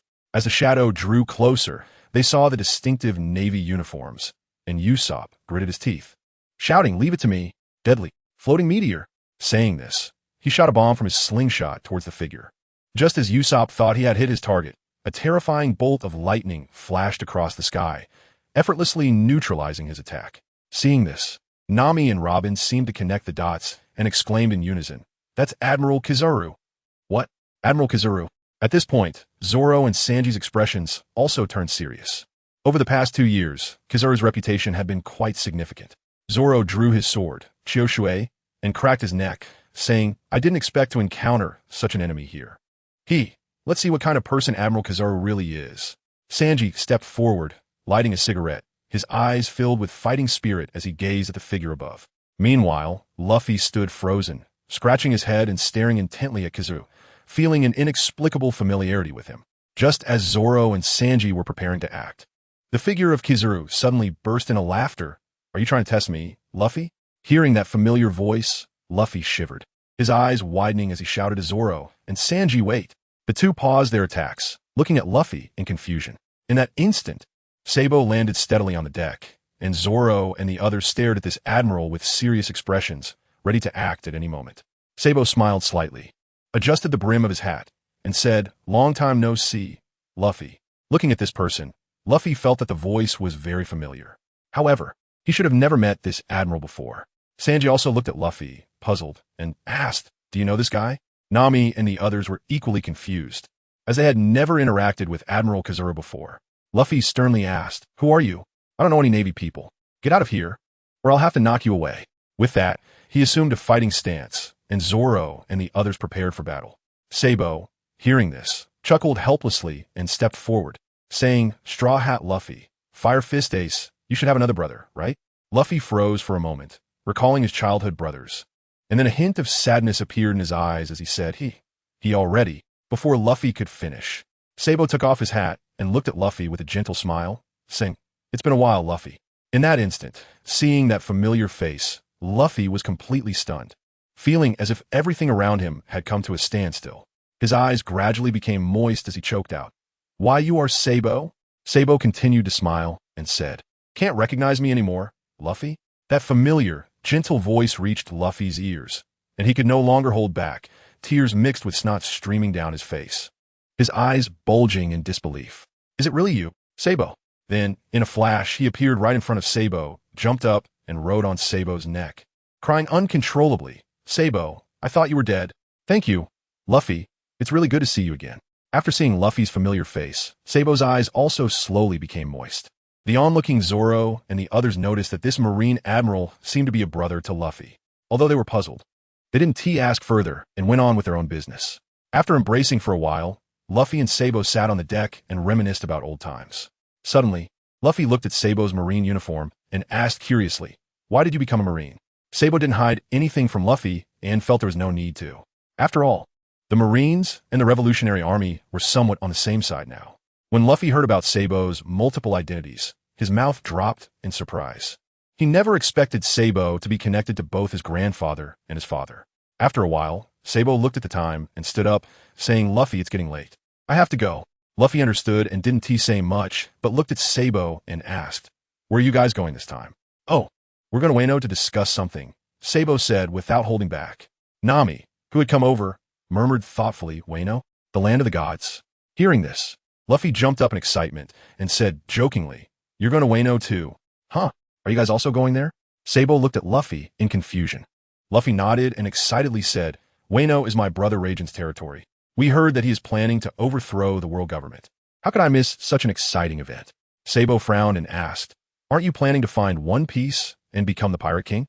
That thing can be found sooner or later. If I miss this event, it could be a lifelong regret." Luffy laughed heartily.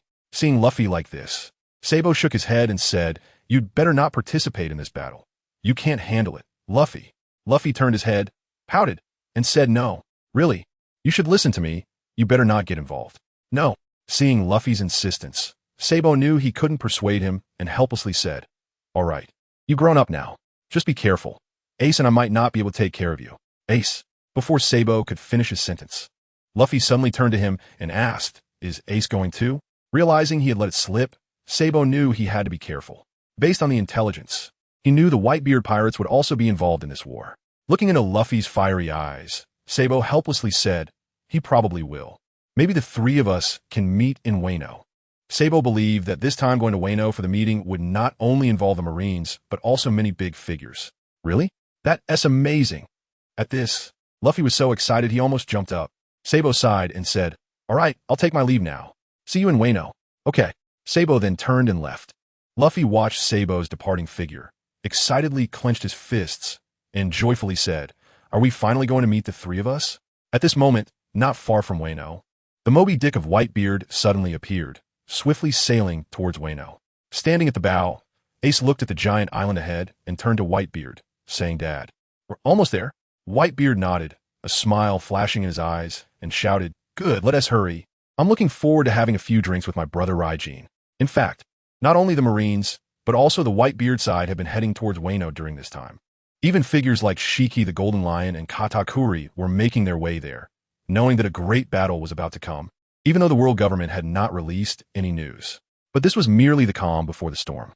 Meanwhile, Shanks, another Yonko, was not present in the waters around Wano, but was heading towards an unfamiliar sea with all his might. With a worried expression, he sighed and murmured, "You're too hasty, Raijin."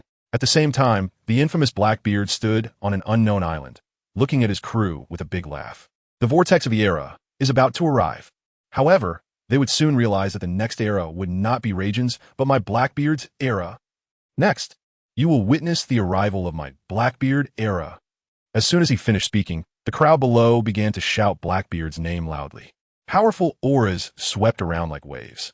If there were outsiders present, they would surely be stunned by the scene before them.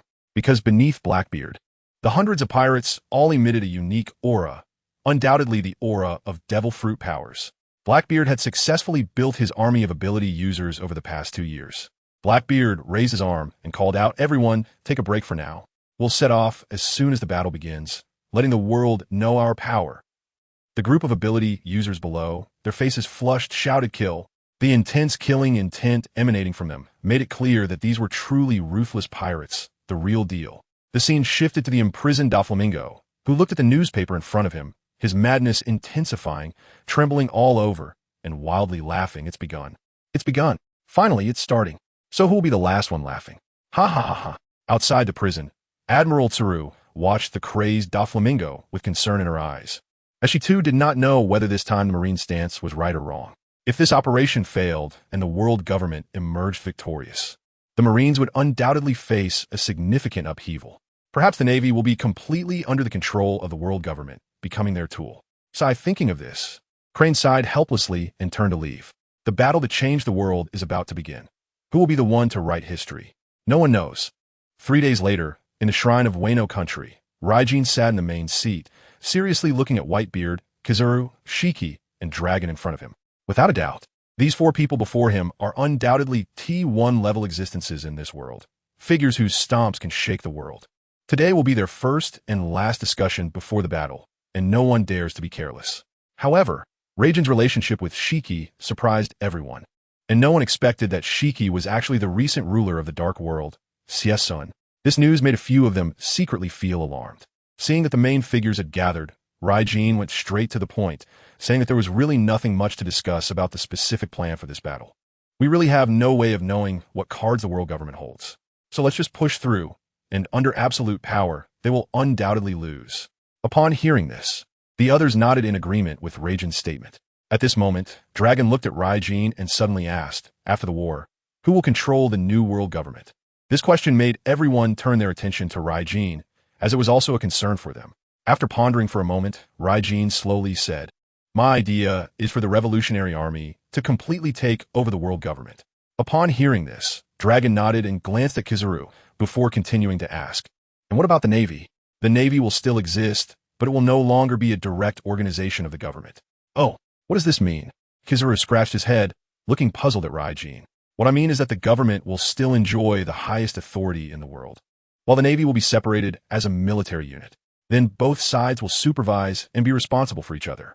If there are significant events, or if military force is to be used, both leaders must agree together. At the same time, both sides will also have a veto power. In short, that's how it is." Raijin then brought out the management methods from his previous life and explained them to everyone. After a long time, he finally clarified everything to them. Dragon, Kizaru, and even Whitebeard looked at Raijin with astonished eyes, as if they were looking at a monster. Dragon took a deep breath and exclaimed, "Raijin, I really didn't expect you to come up with such a set of ideas. I really don't know what is in your head." "Yeah, I didn't expect you to have such an understanding of governance. Even Whitebeard was amazed by Raijin's advanced governance method. Kizura nodded repeatedly, feeling that this was a good idea. All right, let's do it your way. After thinking for a moment, Dragon nodded in agreement with Raijin's plan. Then, as if he thought of something, he looked deeply at Raijin and continued to ask, what about the pirates? Upon hearing Dragon's question, everyone held their breath. After all, both Raijin and Whitebeard are part of the pirate faction, and asking such a sensitive topic at this time, no one knows what changes might happen. You don't have to worry about this. On the day the new government is established, I will disband my god's pirate crew. Then, Raijin looked at Whitebeard and said, as for your Whitebeard pirates, they can be changed to something like an adventure team. In other words, they will simply be adventurers on this ocean, exploring and adventuring in this vast sea. Adventurers? Upon hearing this new term, everyone was surprised, and Whitebeard felt a chill in front of him. He laughed and said, all right, an adventure team sounds great. I think it's a good idea. The pirates searching for One Piece is just an adventure and exploration, isn't it? Dragon, Kizuru, and the others understood Raijin's meaning and all nodded in agreement. After discussing a series of details about the war, Raijin noticed that it was getting late and said, let's stop here for today. We will discuss the rest after we win the battle against the world government in 3 days. Now let's go have a big feast, have a banquet, and relax a bit. Saying this, he led Whitebeard, Dragon, and others to the banquet hall. During the banquet, many people drank heavily, and Sabo, Luffy, and Ace finally reunited here, all 3 brothers getting completely drunk. Regarding Luffy's desire to participate in the battle, Raijin did not refuse. Although Luffy's current strength is not very strong, he is, after all, the child of destiny, and he might play an unexpected role, so Raijin naturally did not refuse. Looking at the roaring bonfire in front of him, Raijin felt a bit tipsy. In fact, he couldn't guarantee whether the battle in 3 days would defeat him and change the pattern of this world. As he thought this, Raijin fell into a dream. 3 days passed in the blink of an eye, and more than 30 huge ships sailed out of Wano country. Leading the way was Raijin's Dragon Roar, followed by Whitebeard's Moby Dick, Dragon's Revolutionary, and Kizuru's warship. A total of over 10,000 elite personnel participated. In fact, if the personnel of the Revolutionary Army and the Navy were all deployed, the scale should be several times larger. However, they all knew that this battle will be decided only by Raijin, Whitebeard, Dragon, and others. The participation of those below the elite level would only become cannon fodder. At this moment at the Navy headquarters, Carp stood alone by the sea, gazing ahead, lost in thought. So, you don't hate those guys very much? This is your chance to beat them. Why aren't you going? Sengoku, riding a goat, slowly approached Carp's side. Carp shook his head and said, I'm an old bone now. I won't meddle. Besides, aren't Fujidora and Green Bull going too? Sengoku stroked the goat's beard, a hint of worry in his eyes. Do you think they will succeed? How would I know? Carp shook his head. After 2 days of sailing, Raijin and the others' army arrived at the majestic Red Line, and the holy land, Mary Geos, which holds the highest power in the world, stood tall above. Standing at the bow of the ship, Raijin looked at the towering Red Line and softly murmured, Whitebeard has quietly arrived. Is this day finally coming? At this moment, it would be a lie to say that his heart was completely calm. Raijin felt a bit excited. After all, he might become the person to change the world. Just then, Whitebeard quietly approached Raijin, frowning tightly and whispering, Raijin, do you think our journey has been a bit too peaceful? Because they had sailed this entire way without encountering any world government forces to block them. Whitebeard found this hard to understand. Hearing this, Lady took a deep breath and reassured, don't worry, they should also be waiting for today to come. Everyone is conserving their energy for this decisive battle.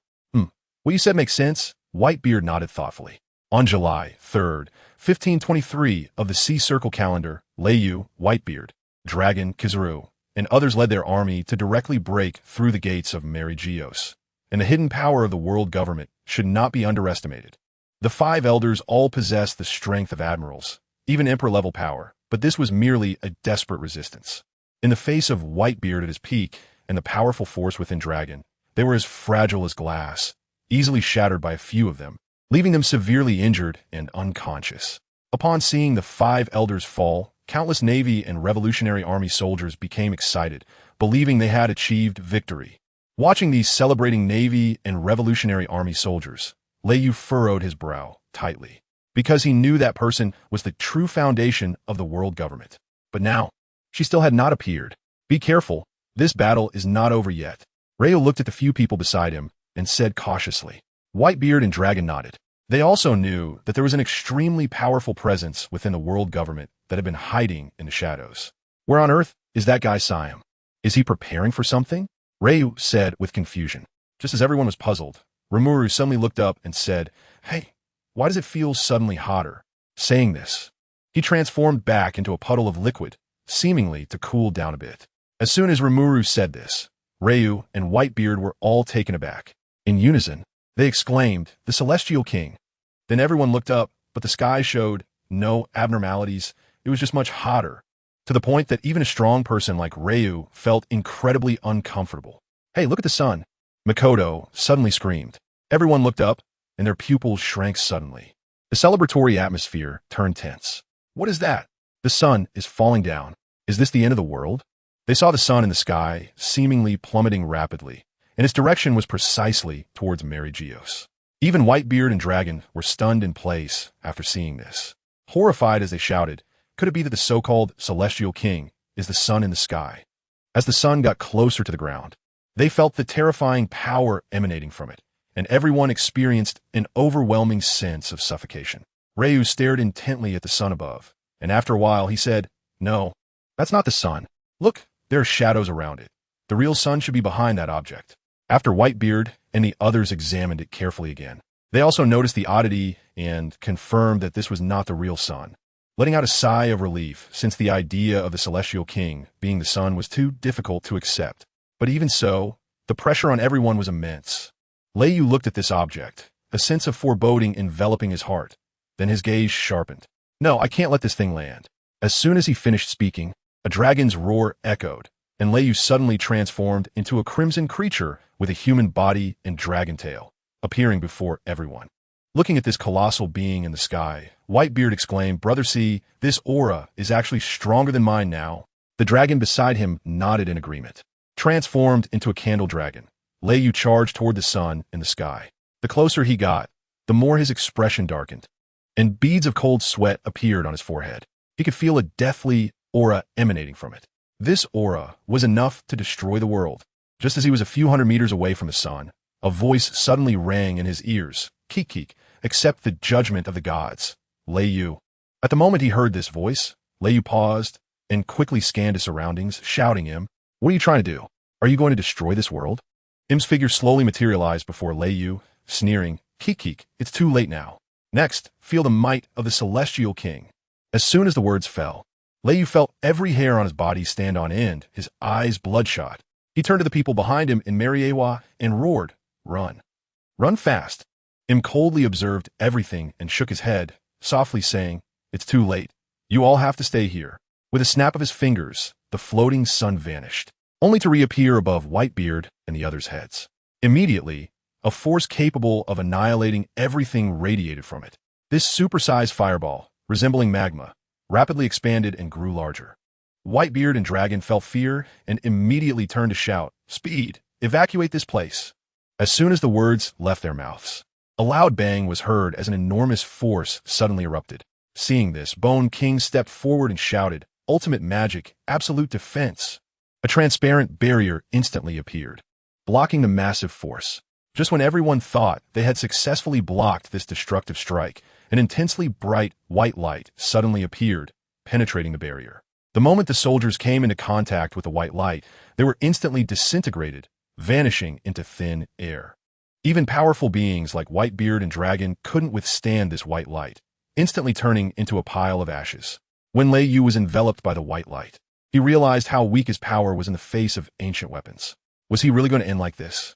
Meanwhile, this intense white light continuously spread throughout the world, and all objects that came into contact with it were, without exception, disintegrated and vanished between heaven and earth.